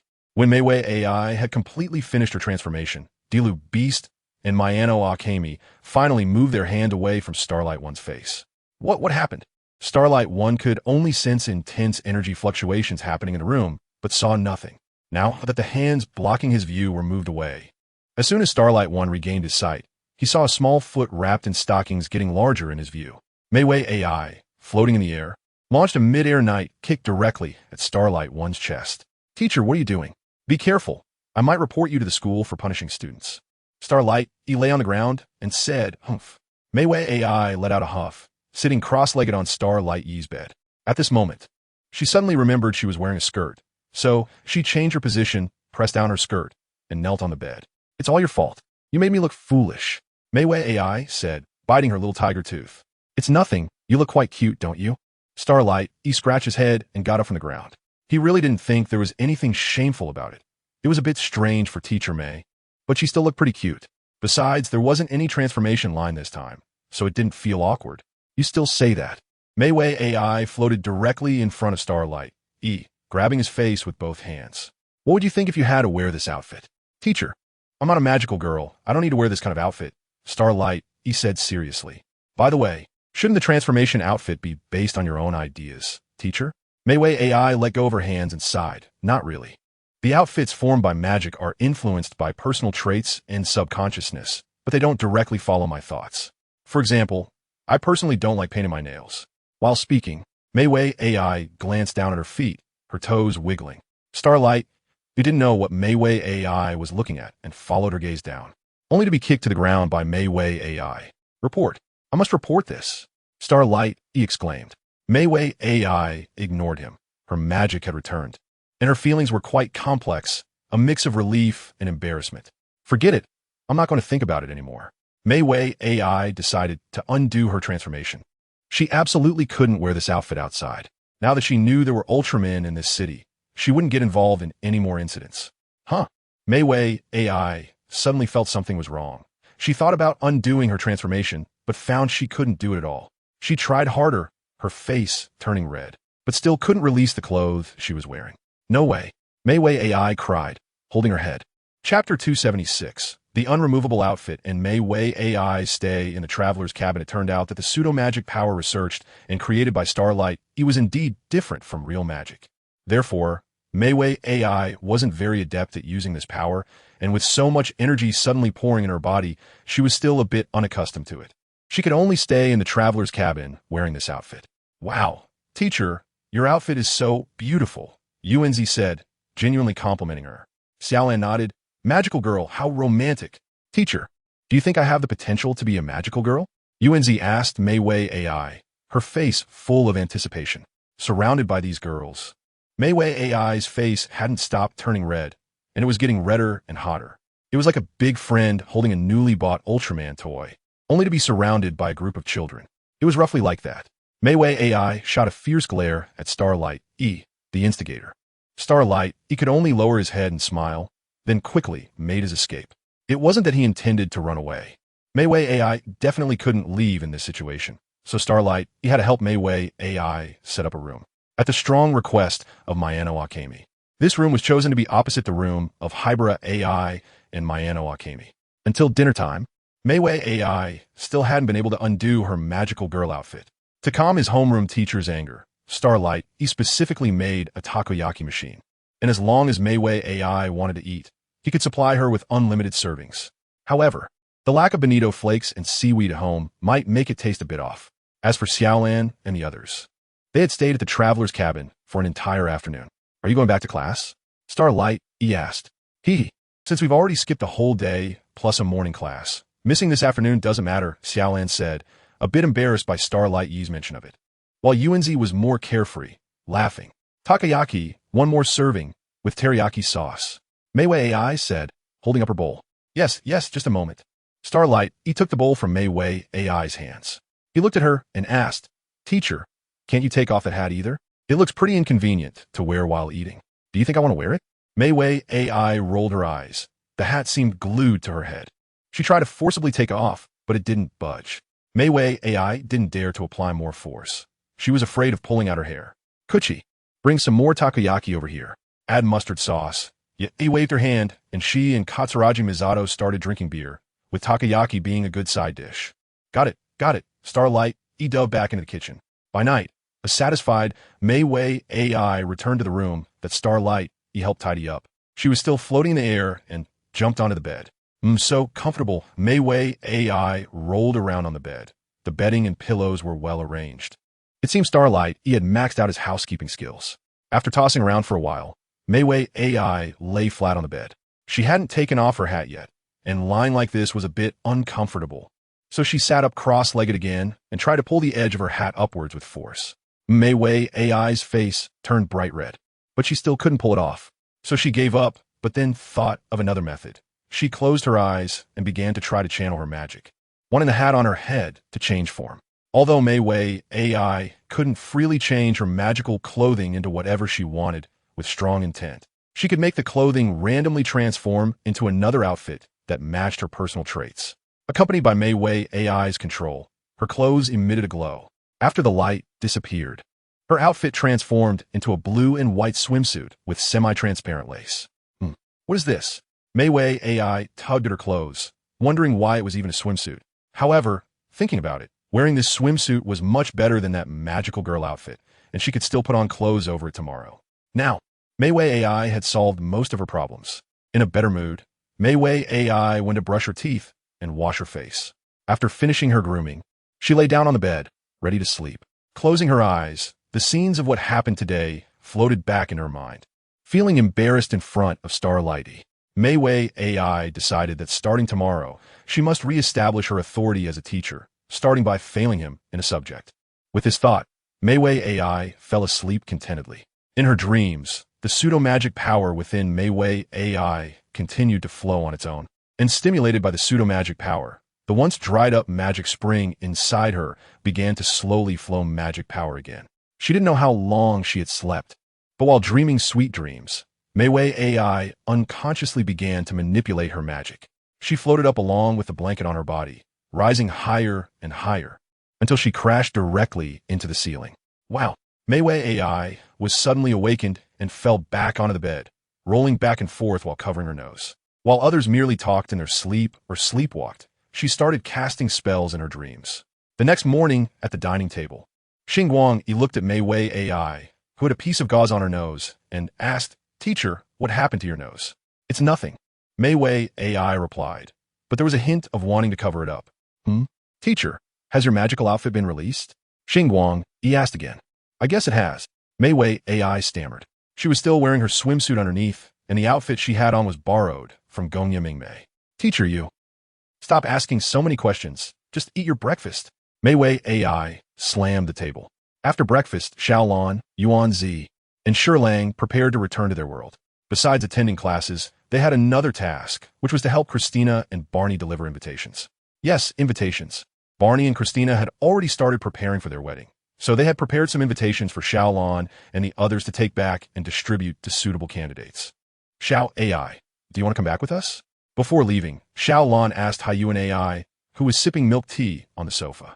Haiyuan AI put down her cup and shook her head, Dr. Agasa can cross over any time through the portal, and if Kudo has any problems, he can send someone to relay messages. There's nothing I'm worried about over there, so I won't go back. Chapter 277. Miss Yuanzi's special effects path. Since Delta Ultraman appeared in the world of Detective Conan, it has brought some different changes to this world. The Neon government is also actively searching for Delta Ultraman's whereabouts. Although Xingguang briefly appeared at the Tokyo Metropolitan Police Department and left behind a video of their communication, afterward, the boy named Xingguang and the girl named Chang Xiao was seen to have evaporated, never to be seen again. It's not quite accurate to say they evaporated. Many high-ranking officials, due to their children, knew where these two came from and where they went back to. For example, Heiji Hattori's father, Hattori Hayu, along with Hattori Heiji and Toyama Kazuha, received information from Conan and Shaolin Yuanzi, and Hattori Hayu indirectly learned about the group from another world. There were also some old acquaintances from the Tokyo Metropolitan Police Department who learned more about the other world through Muri Kagoro. However, the information they gathered had already involved the existence of the world will. Thus, those high-ranking officials who knew more chose to keep it a secret, but tacitly allowed their family members to interact with people from the other world. Of course, there are always some reckless individuals in politics. Some high-ranking officials, who were unaware of any information, shouted to use Ultraman's power for Neon. Those who knew about the other world watched these loudmouths like they were fools. After some investigation, these guys found people who had close contact with Ultraman. But upon seeing the list, they were immediately flabbergasted. Suzuki Yuanzi, princess of the Suzuki conglomerate, was someone they couldn't afford to provoke.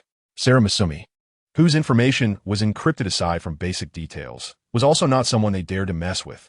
Muri Ran, who seemed like an ordinary girl from a modest family, had a father, Muri Kagoro, who was just a detective. However, this girl had immense hidden power. Her mother, Muri Airi, was a queen in the legal field, with countless big shots in her network. This girl's good friend, Suzuki Yuanzi, has already been mentioned, so there's no need to elaborate further. Therefore, they also couldn't afford to provoke Muri Ran.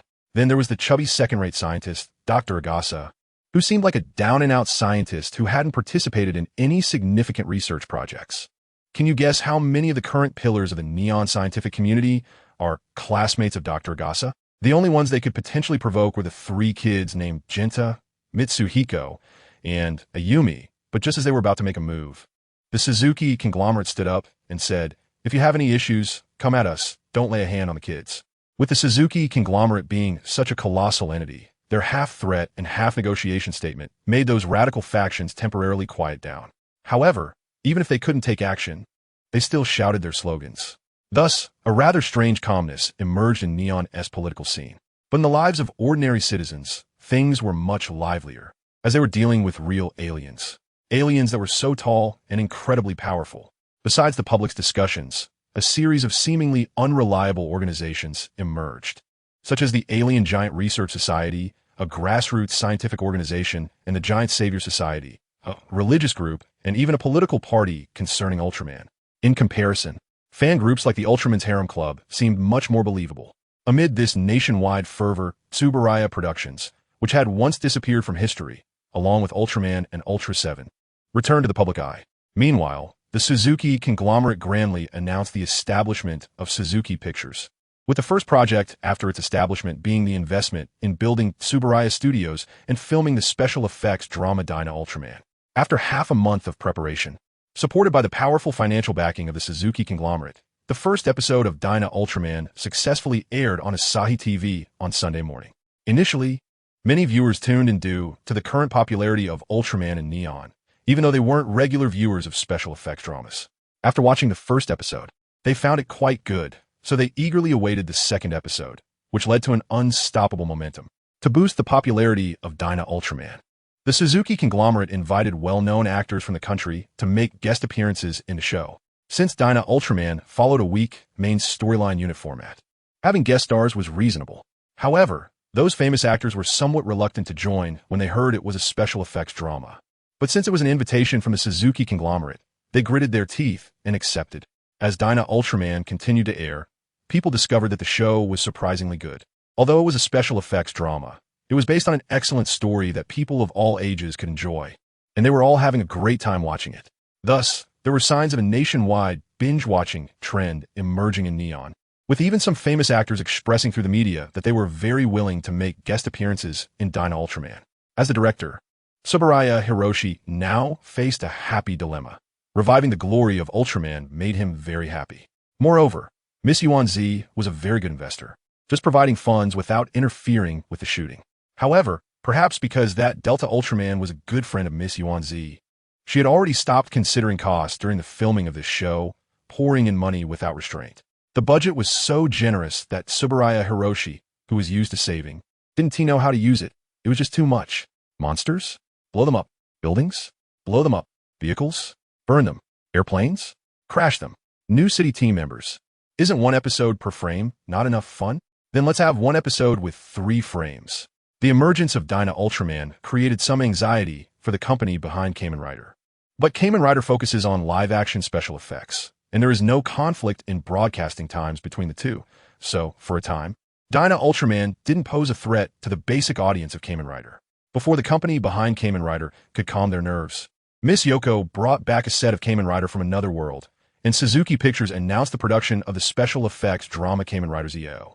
In fact, Miss Yoko doesn't really like the Kamen Rider ZIO series. She watched it with a frown the whole time on the Starlight side, finding it logically unclear, with indistinct power levels, chaotic plot lines, and characters acting out of character. As a result, Miss Yoko only retained the basic concept and some settings of Kamen Rider ZIO, while the rest had to be completely overhauled. Chapter 278, Special Effects Princess Suzuki Yoko. Moving Zio to a television in another world has a major challenge. As a commemorative work, Zio's story is related to the first 19 Heisei riders, and hastily moving Zio to television without proper groundwork could lead to failure, although Miss Yoko didn't really care about that. Therefore, regardless of the reasons, the plot of Kamen Rider ZIO had to be significantly revised. Initially, Yoko intended to hand this project over to Tsuburaya Co., but Dyna Ultraman was already catching up with filming progress. Although supported by the resources of the Suzuki Group, the burden on Tsuburaya Co. was quite heavy, and he couldn't spare the time to participate in other projects. Thus, Yoko turned to her sister, Suzuki Ayako. Ayako was part of the film study club in college, which allowed her to meet many prominent screenwriters in the film industry. With Ayako's connections, Suzuki Pictures invited many famous screenwriters to specifically adapt Kamen Rider ZIO. These writers couldn't understand why Miss Yoko had a vision for 20 special effects series, but chose to jump straight to the last one instead of filming them sequentially. However, since the Suzuki Group provided so much support, and Miss Yoko also guaranteed that the first 19 would be produced, they agreed to take on the main writing duties. Thus, these renowned screenwriters began their work happily. After discussions and revisions, Miss Yoko's version of Kamen Rider ZIO underwent significant changes. First, the background changed dramatically. In their setting, the original lowest and most evil Oma Zio was revised to be the last Heisei rider, a king of history and the guardian of the riders' graves. In the timeline of Oma Zio, to save the world, Zio fought alongside other senior riders against enemies. In the end, to prevent the complete collapse of time and the world, the riders sacrificed themselves to reshape a new timeline, with only Zio surviving. As the king of history and time, to avoid a collision between the old and new timelines, Zio remained in the old timeline, watching over it alone. In the new timeline, there are no riders or monsters, and time flows peacefully. As long as the new timeline safely transitions from Heisei to Reiwa, the old timeline will not affect the new one, making the new timeline completely safe, and Oma Zio can destroy the old timeline and welcome his own death.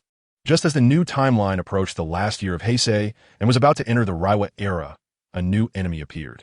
But in the new timeline, there was no existence of Kamen Riders.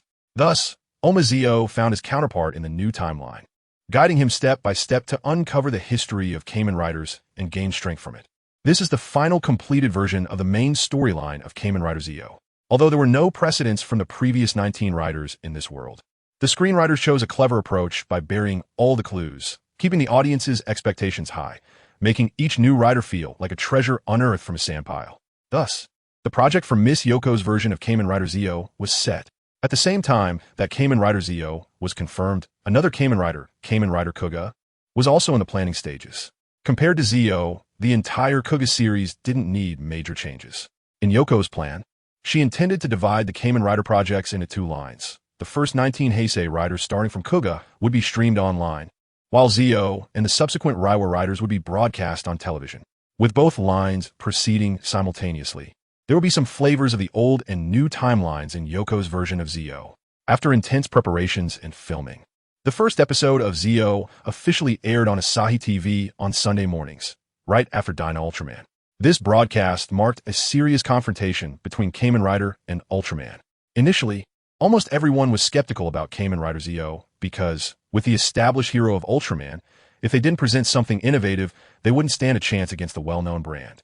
Moreover, in a world that had not undergone aesthetic destruction, the design of Kamen Rider Zio seemed too unconventional and didn't look heroic at all.